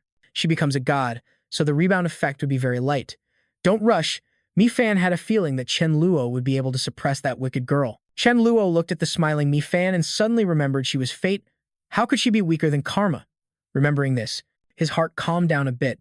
He vented his frustration on Shisu. Chen Luo kicked him straight into the spatial portal, saying, just stay put in there. He would give instructions about Zi Luolin later, and if he dared to cause trouble again, he would directly eliminate him. Then, he reached into the portal and fumbled around, dragging DC right out. He was caught by surprise, with tears still on his face. Unexpectedly, Chen Luo gave him a hard slap across the face, causing him to cry out in alarm. After getting slapped, he immediately started crying pitifully, begging Chen Luo to spare his life and promised to tell his grandfather not to harm him. From now on, the Delan Empire would never cause trouble for him again. Not expecting him to wail so miserably, Chen Luo secretly felt that this kid's mentality was too weak. He raised his hand again, intending to strike. A terrified DSI immediately raised 2 fingers to the heavens, pleading and swearing all kinds of oaths, wailing even louder as he spoke, but a blow still came down coldly. The terrified DC covered his face to take the hit. Mi Fan stopped him just in time, saying she felt it was better not to take his life right now, but keeping him alive. What about avenging Fa Wang for being kicked into the abyss? He still had no intention of giving up, but Mi Fan continued to give him beneficial reasons to spare DC. Besides, Fa Wang's life wasn't in danger anyway. Chen Luo finally listened to her. He reluctantly withdrew his magical power, while DC was still cowering with his eyes shut in fear. Since he couldn't harm him to vent his anger for Fa Wang, he fiercely kicked the brat hard in the butt and told him to get lost and tell a Dao Fu this was all Zi Luolin's scheme. Watching DC scramble away, his heart burned with frustration. Mi Fan, if I can't directly kill Zi Luolin, would it be okay to just get a little revenge? This guy really couldn't stand not getting even. Mi Fan said that if it were anyone else, there would be a problem, but as long as you don't put her life in danger or injure her too severely, it would be fine. Satisfied, he punched his fists together and told Mi Fan to go to the bathroom and prepare some waste. Then they went together to meet Zi Luolin at a simple thatched house. Zi Luolin was sitting there, fishing. She calculated to herself that the karma she had created for Chen Luo had reached a critical stage, and she was thinking that Chen Luo must be a being of space-time. Otherwise, she wouldn't have suffered such a heavy backlash when she first created the karma for him. Suddenly, a voice echoed from underwater. Damn fate, you deserve to die even more. No one can lord it over me. The loud shout startled La Lan into jumping to her feet. This was Shisu's voice. She realized she had been betrayed. But how could he dare to do that? Moreover, La Lan sensed Shisu. It seemed he had arrived. In the sky, Chen Luo appeared, hovering. Zi La Lan shouted that she knew Shisu had told this despicable guy everything, asking if he was that eager to assassinate her. Zi La Lan continued her taunts, calling Chen Luo a weak coward, and said she would stand right there and let him do as he pleased. If you don't have the guts, then get lost. Chen Luo thought she was quite brave, even daring to provoke him so that he would harm her and suffer a counterattack. Chen Luo told her not to worry because he had no intention of harming her, and he never had even thought about it.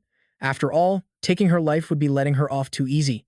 After speaking, Chen Luo raised his hand, and a large pile of waste was thrown all at once towards Zi Lalin. Standing below, she panicked as soon as she realized what was being thrown at her.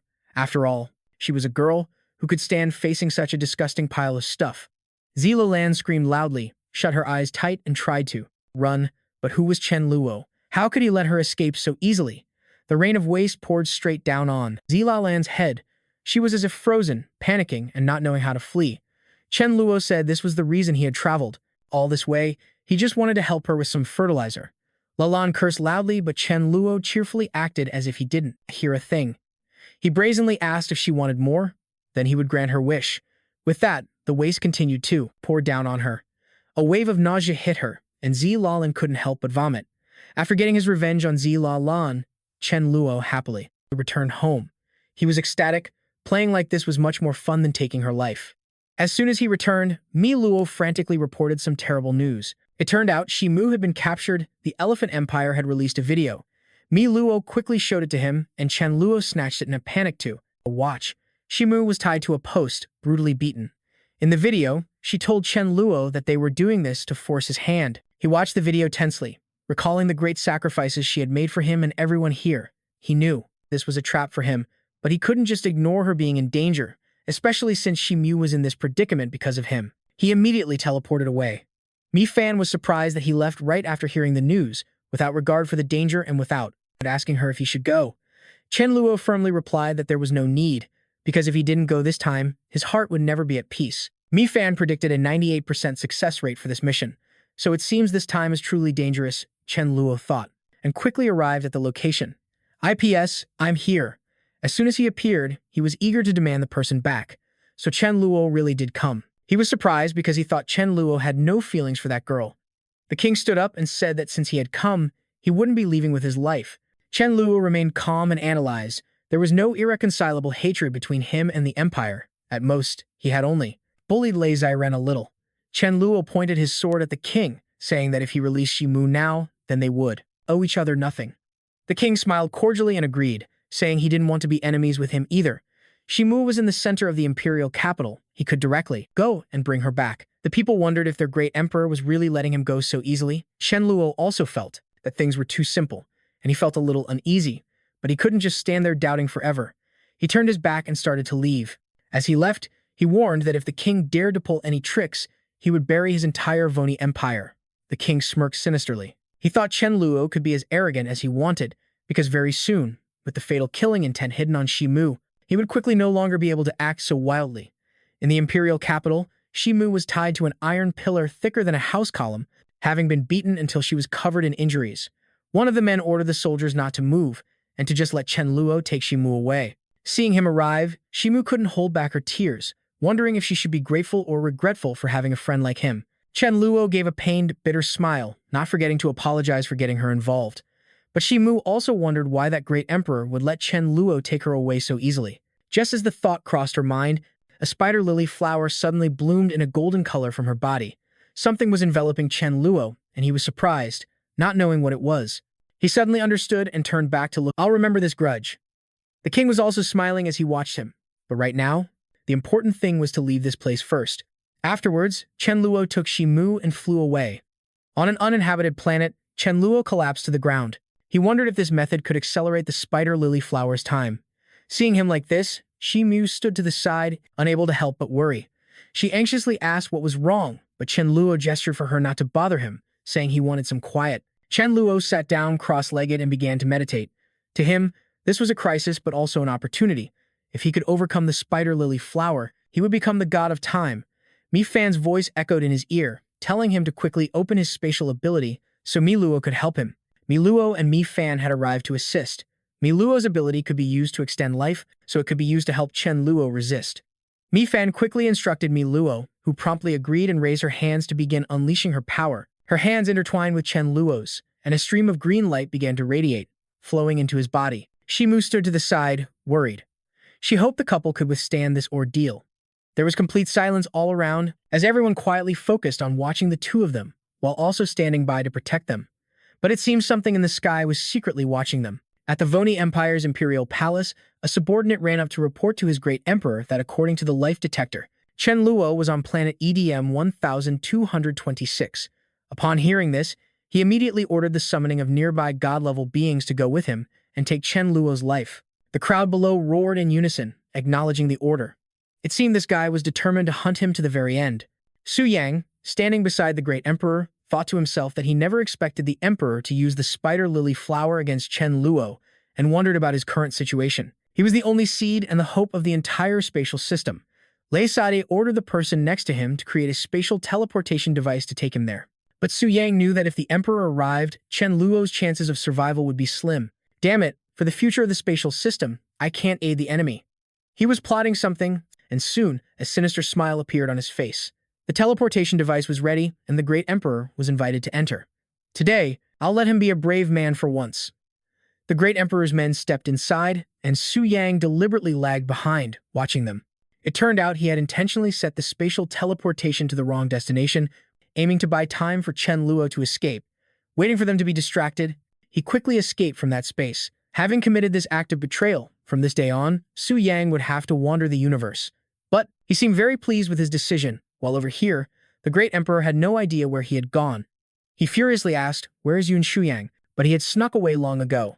The Great Emperor gritted his teeth in anger, furious that he dared to play tricks on him.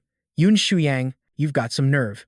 Feeling betrayed, he angrily took out a triangular object and contacted someone named Adolf for help because he had a very urgent matter. His face showed his frustration as he spoke. Meanwhile, DC saw his grandfather looking tense, so he ran over to ask what was wrong. The old man sighed sorrowfully and said, "Isn't it all because of Chen Luo causing trouble?" But then he remembered. DC had told him that he had grasped the power of time. "What do you mean?"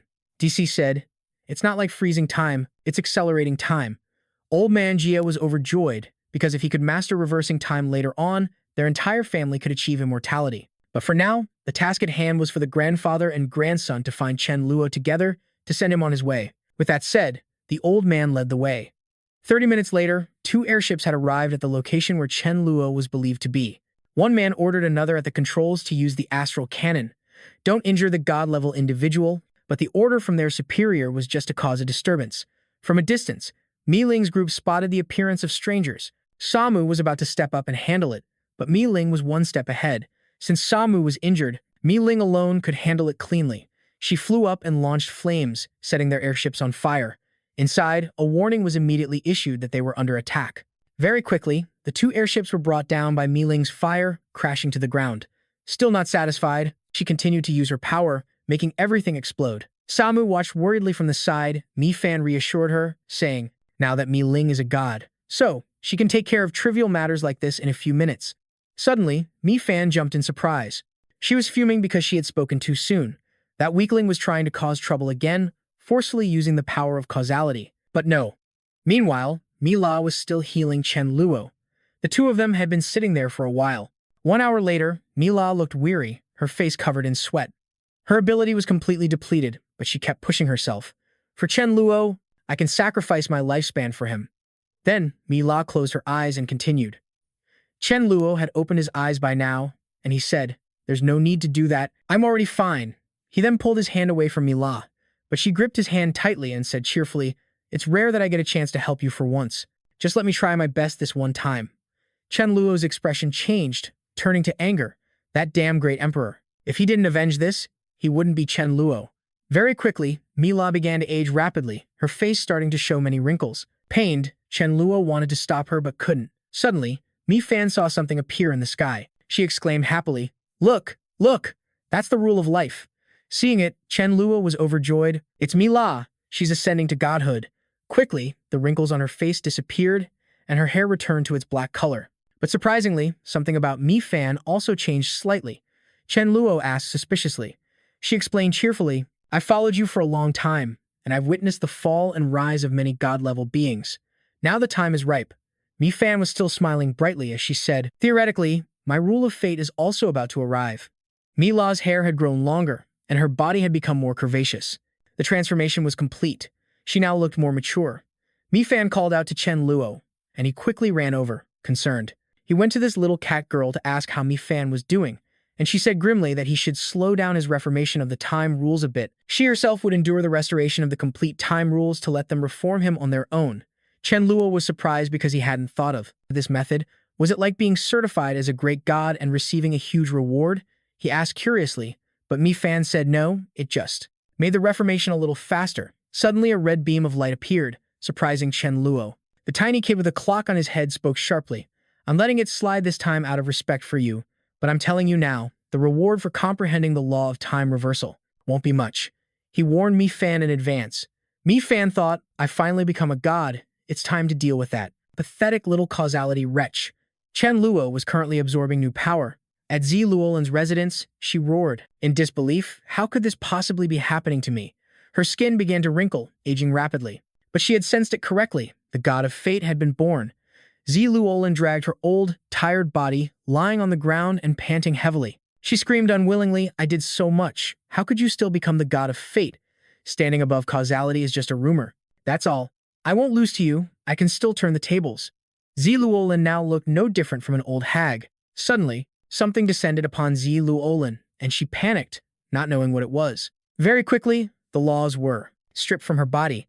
She looked even older than before, crying and begging for them not to take her laws, but it was useless. She wept as she watched everything that belonged to her slowly disappear, unable to do anything but constantly admit her mistakes and plead. But it was all useless. Mi Fan propped her chin up and said cheerfully, "She's just a nobody, and she wanted to fight me." Chen Luo still wasn't finished. Mi Fan told him, "I have to hide for now, because after all, I am the god of fate. I don't possess the law of fate itself." Chen Luo still didn't understand what she meant and asked again, but Mi Fan lazily said it couldn't be explained in just a sentence or two. Just finish reforming the laws. Then she quickly entered a portal and disappeared. An hour later, Chen Luo had grown tired. After all this time, the two crystals could finally fuse together. 3 strands of light intertwined and moved around him. "Ah, not this thing." Chen Luo panicked. He screamed helplessly. "I became the god of time and no one even congratulated me, and now I'm getting struck by lightning." Chen Luo lay exhausted on the ground, not wanting to believe this anymore. But he could feel a special kind of power flowing through his body. He closed his eyes to feel it. Looking at his face, it was clear that fusing them wasn't easy, but suddenly the process stalled. A portion was left over that couldn't continue to fuse. Chen Luo was also confused. He panicked, thinking maybe it's because our levels of comprehension don't match. Just as he sadly sat up, someone came to bother him. "Chen Luo, your end is here." The man named DC pointed at his face, listing a series of things Chen Luo had done to him. He boasted, "Now, I have become the god of time," and gloated seeing how miserably Chen Luo had been tormented by the red spider lily. Ah, DC thought for sure that Chen Luo was no match for him now. The old man looked at him, feeling that something was wrong because the effect of the red spider lily was to accelerate time, so why was he so severely injured now? But seeing his pathetic state, he probably hadn't fully become the god of time, so Leisaid's plan could be considered a success. Ah, DC hurriedly said to the old man. He should let him handle Chen Luo himself. As adults are generally more cautious, the old man said they should both attack at the same time. If they dragged it out, he was afraid something might go wrong.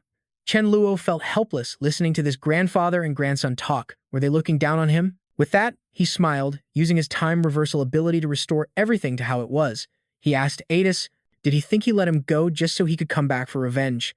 Seeing this, the two were dumbfounded, their eyes wide with shock as they stared at him. But just as Mi Fan said, letting him go had its uses. Just when he needed to comprehend time stop, Adis brought the now divine time crystal right before Chen Luo. A wicked smile on his face. Unable to bear it any longer, Adis rushed forward, eager to take his life. He was confident now that he had become the god of time, then immediately pointed his hand at Chen Luo and froze time. Seeing him stand still, the old man seized the opportunity, gathered his spiritual energy, and charged. But just as he got close, Chen Luo laughed cheerfully and said he was just tricking him, then used void banishment. This sent the old man into a panic, but before he could say anything, he was made to disappear. Adis was also flustered by what was happening before him. At this moment, Chen Luo decided to finish off the ungrateful Adis. Chen Luo raised his hand, and a glowing blue circle wrapped around him. Chen Luo cheerfully beckoned, and Adis immediately flew toward him. Oh, this time crystal is truly fascinating. A slap landed, and Adis spat out blood. He asked him if he had any last words. He again resorted to covering his face and crying, admitting he had been a bit too loud earlier, begging for forgiveness and repeating his promise not to attack him again. Very quickly, the old man returned. He realized Chen Luo wasn't controlled by Adis at all and shouted, asking Chen Luo, "Has your space-time ability reached godhood?" The old man stubbornly refused to believe he had become a god of space-time. Then he ordered Adis to fight back. But at this point, Adis could only cry and say he couldn't do it. Chen Luo smiled. "Since you came back so quickly, I might as well let you watch me send off your grandson." Then came the time stop that made the old man freeze.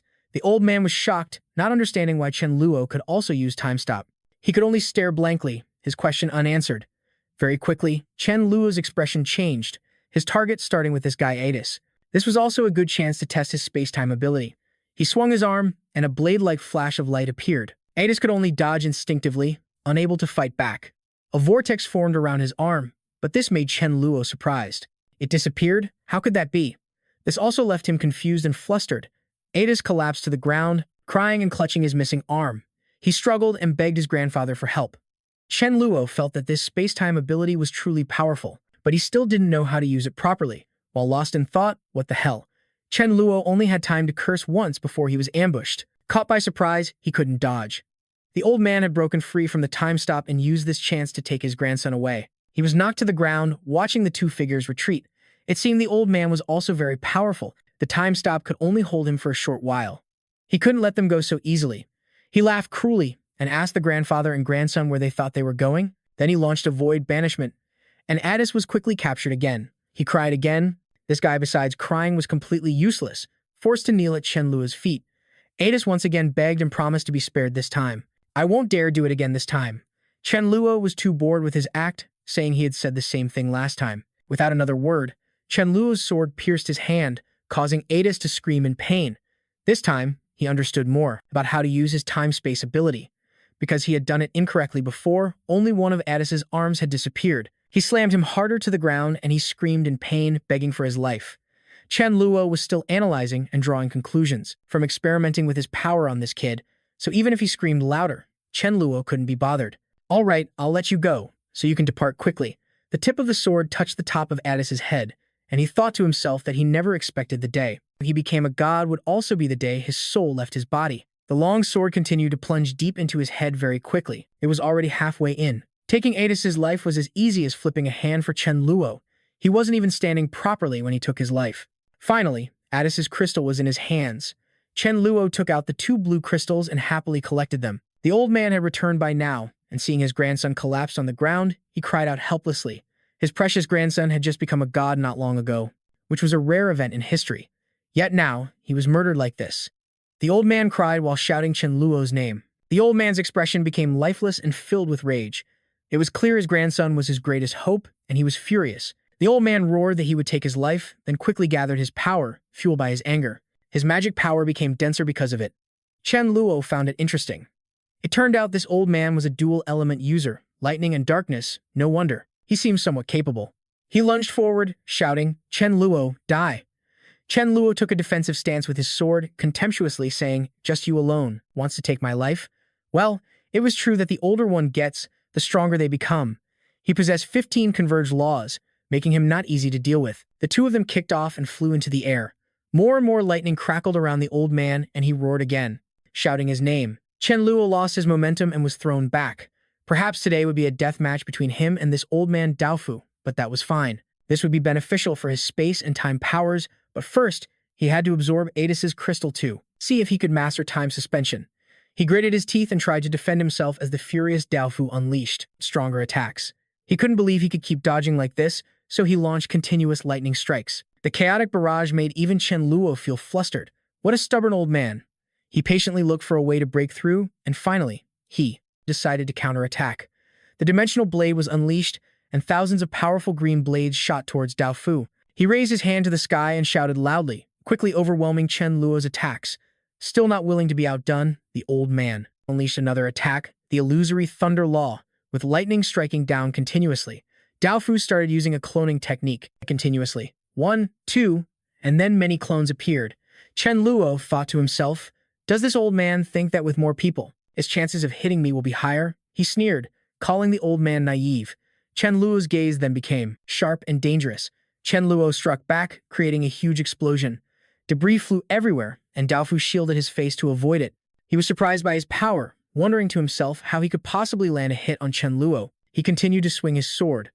Although his attacks hitting the old man were like cutting through air, Chen Luo believed that as long as he chipped away enough hits, he could grind the old man to dust, but this sparring partner was just too good, giving him plenty of opportunities to test out his new powers. Although the fight was difficult, it was also very exciting. The battle lasted for half an hour when suddenly, a red glow enveloped Chen Luo. The unexpected situation caught him a bit by surprise. It turned out that at this very moment, the Law of Burial had appeared. Daofu was also very surprised by what he saw, but it was actually a good thing to be in this state since he could avoid all attacks. So you've recovered a bit of strength, Chen Luo silently calculated. Daofu also had his own thoughts, so what if the kid comprehended the Law of Burial? Reset was on his way, and once the law's transformation was complete, his doomsday would arrive. Out of nowhere, a dark purple cloud appeared in the sky. No way, another law? But Chen Luo could tell this one wasn't his. The old man rejoiced. This is the law of the origin of darkness. In a moment of extreme rage, he had finally achieved a breakthrough. He laughed happily and thanked Chen Luo. Dao Fu roared, "This is my 8th law. Although it wouldn't help much in dealing with you, it would allow him to receive more lifespan rewards from the law of darkness." Chen Luo smiled and asked what he was so smug about. "Don't forget, time is supreme." As he spoke, he reached out and used his spiritual power. With a light wave of his hand, he sent the origin of darkness back to where it came from. Dao Fu was shocked. He had actually used time reversal.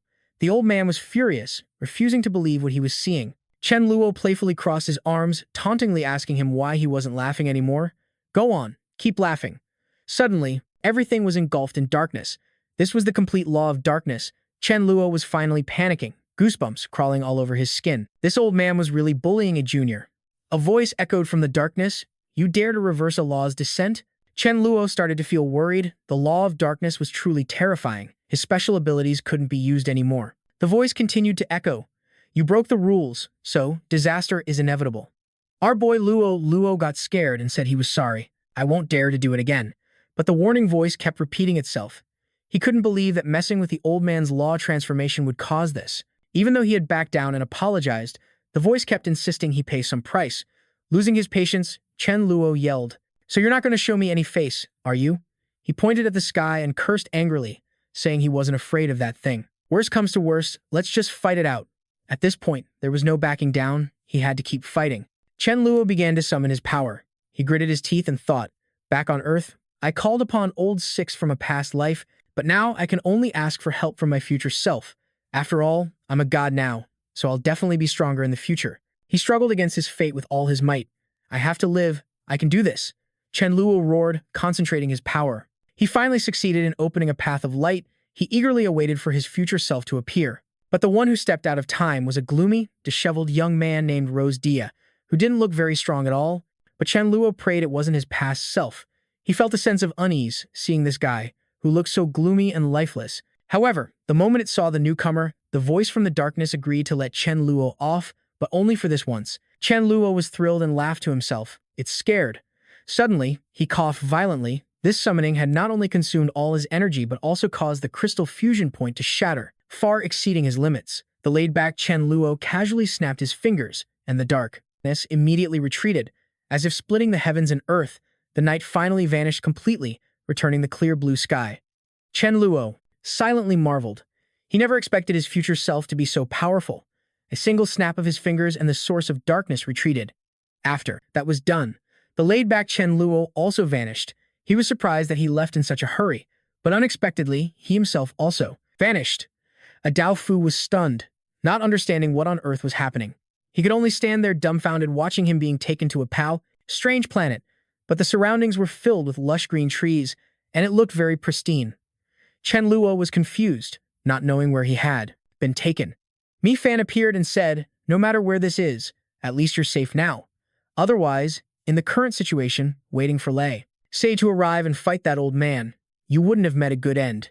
Mi Fan said the time was ripe, and it was also time for us to go get Ning Chang. Chen Luo agreed to everything she said. On that other planet, a Dao Fu was still standing, rooted to the spot.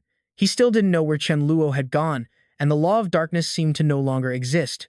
Lei Sad asked his old brother, "Where's Chen Luo?" A Dao Fu angrily yelled at Lei Sad. It was because he insisted on using the spider lily on Chen Luo, which not only failed to kill him, but even caused him to evolve into a god. He couldn't believe what he was hearing. The old man said they didn't have much time left to live, and if they wanted to recover, they would have to use the tears of the mermaid queen. Lei Sade knew it was the best divine artifact available now, but he only had 3 drops left. He took out 3 shimmering pearl-like orbs and announced, "I heard the new mermaid queen has been born." Dao Fu said saving their lives was the most important thing. Hurry and invite her over. Chen Luo stepped out of a space-time portal, and before he could even get his whole leg out, he heard the sound of Ning Chang hugging a pillow and crying, demanding to eat tomato beef stew. The little girl was homesick and wanted to go home. The more she spoke, the louder Ning Chang wailed, so he gave her a kick on the butt. Ning Chang angrily spun around and screamed, "Who is it who dares to provoke me right now?" Seeing Chen Luo, she shouted and pointed at him, "It's you, tomato beef stew." He was speechless. "This, silly fish, my name is Chen Luo." Chen Luo affectionately pinched Ning Chang's cheek and said, "It seems your time here hasn't been Very pleasant, you've gotten so thin. Taking the opportunity, the mermaid cried even more miserably, her tears streaming down as she continuously demanded tomato beef stew. Her tears fell and turned into large, round pearls. Chen Luo picked one up to observe it carefully, while not forgetting to say that he had already instructed the chef to prepare food for her, and it would be served soon. Now that Ning Chang had reached the god level, he wondered if her tears had any additional effects. A servant knocked on the door and told Ning Chang that people from the empire had arrived, saying they were acting on the orders of the great emperor to invite her for a visit. The maid opened the door and entered, seeing Chen Luo standing there while their queen was crying. On the bed, she assumed he had bullied their queen into tears. He picked Ning Chang up and happily said that he was about to take their queen away. Ning Chang also confirmed with a bright smile, saying she was about to be taken away, and once she got stronger, she would continue to protect the merfolk. Then the two of them bid them farewell. The maid stomped her foot in anger, shouting for someone to quickly report to the great emperor. 1 month later, Lei Sad, his subordinate, had tracked Yun Chuyang down to his hiding place to capture him. He never expected that he and this guy had a friendship spanning over 100,000 years. Yet now he was sent here to capture him. The man shouted at him, "Do you still have the right to call him your friend?" Yun Chuyang offended the great emperor but made him suffer the consequences. He coldly condemned and lamented his suffering, saying that after Chu Yang ran away, Lai Said took his anger out on him by beating and torturing him. He couldn't believe this great emperor was so cruel. His friend was still fuming and cursing non-stop. At such a critical moment, that guy Chu Yang screwed Li Said over like that. How could he not be furious? But right now, besides apologizing, Yun Chuyang had no other choice. He admitted that he had been too reckless at the time, but the other guy quickly became cheerful. He whispered to him, "Chu Yang, you've hit the jackpot now. Li Said wants to beg you." Chu Yang was surprised. "How have I hit the jackpot?" He slyly recounted how Chen Luo's power had somehow skyrocketed, beating Lei Said so badly that he was preparing to sue for peace. So he sent him to find Chu Yang, wanting him to be the mediator. He even added, "Only you have this kind of clout," he said. Chen Luo is Yun Chuyang's disciple. With a disciple causing such a stir, a person like you has hit the jackpot without lifting a finger. Chu Yang pondered. Chen Luo had indeed been poisoned by the red spider lily back then, and he thought he wouldn't make it. He suddenly realized that for his power to skyrocket like that, the only possibility was that Chen Luo had achieved godhood. He was so stunned that he couldn't help but exclaim, "He's a total badass."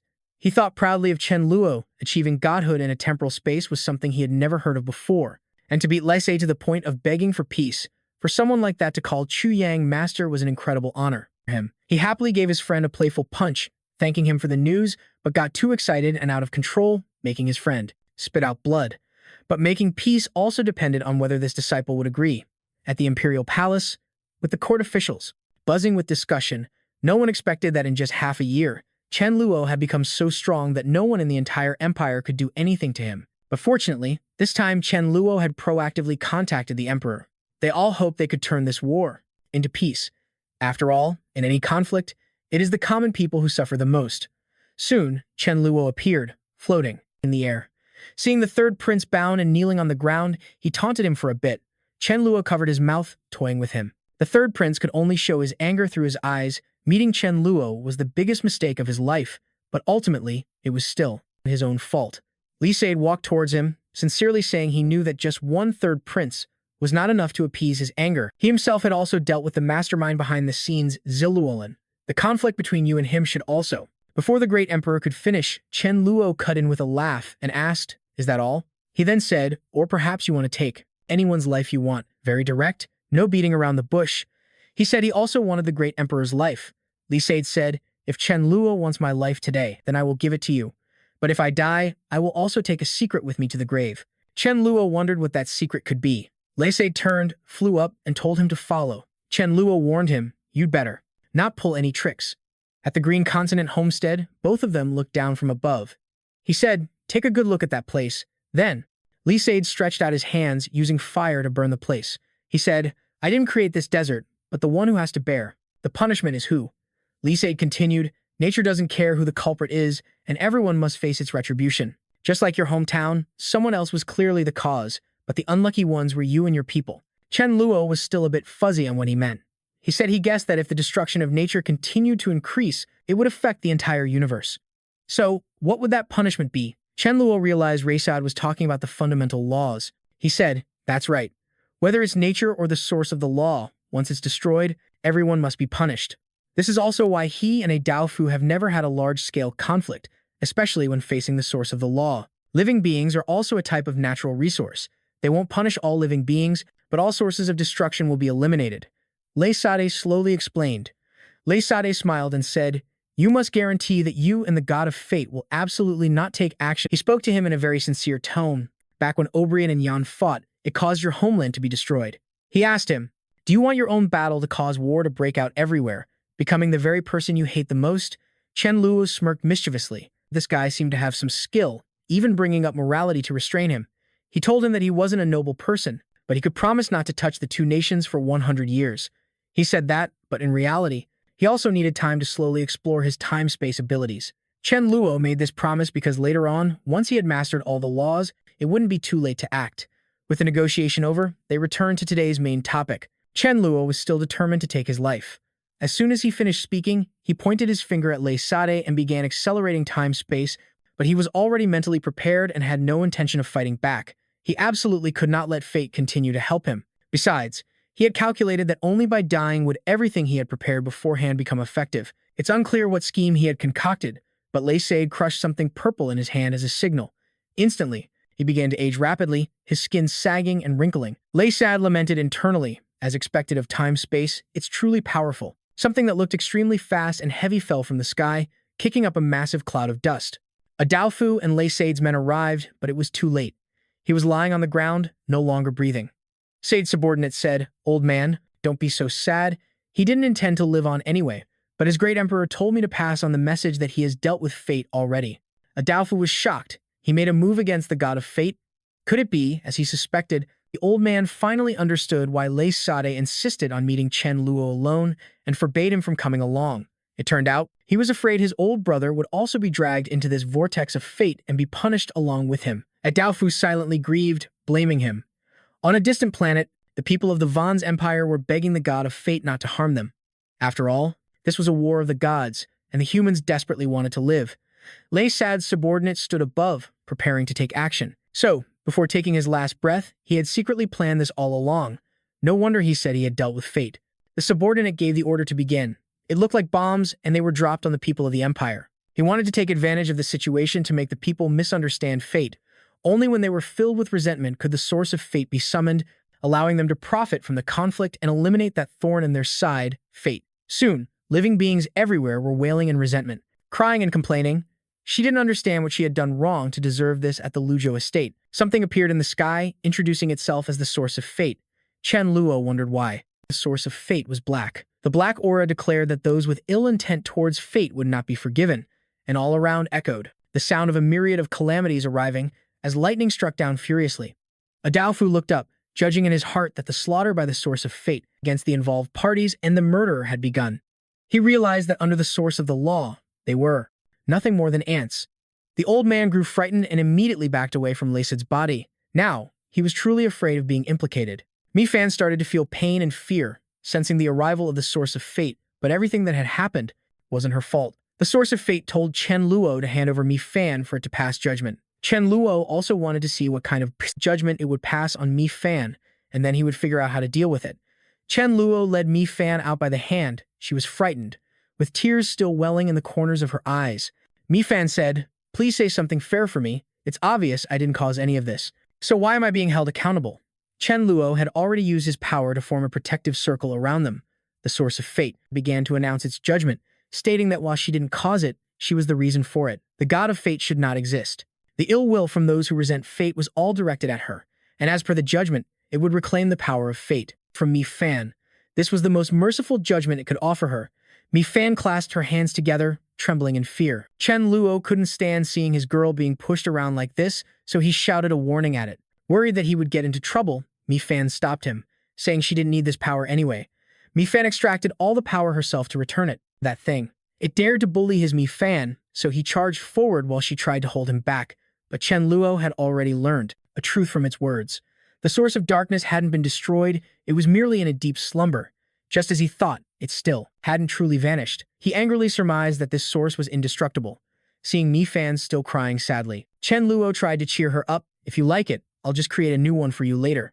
But Mi Fan just kept crying. She said tearfully that without the power of fate, she could no longer help Chen Luo. Finally, Unable to hold back, the tearful cat girl said she didn't want to be like Ning Chang, becoming a freeloader who only knows how to eat. She was afraid that if she wasn't useful, Chen Luo wouldn't like her anymore and would treat her like an outcast. He smiled and said, "Back when Mi Fan's power of fate hadn't manifested, I still liked you and hugged you often. Whether you have the power of fate or not, I'll still adore this little cat girl of mine." Chen Luo patted her head and continued, "Before, when you had the power of fate and held everything in your hands, you spoke mysteriously and were pretty intimidating. It's better now. You cry when you're sad and laugh when you're happy. I feel it this way. You're more like a real girl." Touched, Mi Fan whimpered, "Hold me." He happily lifted her up just like when she was a cat, letting Mi Fan sit on his shoulders. Our boy Luo thought to himself that as long as it was her, she could always ride on his neck. But with her natural, worried nature, Mi Fan asked, "What should we do next?" Lacet had used his ultimate move so that fate could no longer help Chen Luo, but he just nonchalantly said he didn't know, and that she should ask someone else. As soon as they returned, everyone immediately gathered for a meeting. Chen Luo briefly explained the situation to everyone.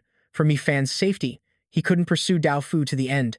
Mi Fan said that after wandering for so long, nothing felt like home, and suggested they move back to Earth. Chen Luo immediately agreed because now, returning was very simple, and it would also give everyone time to calm down. On the yacht, they were on their way home. The scenery looked more and more like it did in his memories, which was great. Moreover, a quick glance revealed no zombies or mutated creatures. Chen Luo figured they must have all been wiped out by the other members. Standing before a tall, high-rise building was a statue of him. It was smiling brightly, with the words "Earth's Hero Chen Luo" engraved below. He looked at it and felt embarrassed. On the bustling street, a girl was cheerfully selling fried chicken on the street. In a research institute, people were actively taking notes on what happens when body temperature and humidity increase. A chubby, purple-haired guy was standing above, instructing everyone that even though it was safe, they still had to be wary of zombies, because they could still eat people at any moment. Chen Luo had been away for a long time and felt a sense of awkwardness upon his return. He scratched his head, smiled, and said to everyone, "I'm back." He thought to himself that things had changed, but this place was home. He wished this happy time could last forever, that he wouldn't have to fight the two great empires, and that he could also let go of his hatred. At the villa, Chen Luo sat at the center of the dining table, as everyone threw a party to celebrate their reunion. He smiled cheerfully, but his mind was still racing. Things had come to this point and he couldn't stop. The tree may prefer calm, but the wind will not subside. If he wanted to make peace now, the people of those two empires wouldn't agree. Then it's time to fight. For Earth, for everyone. I can't stop moving forward.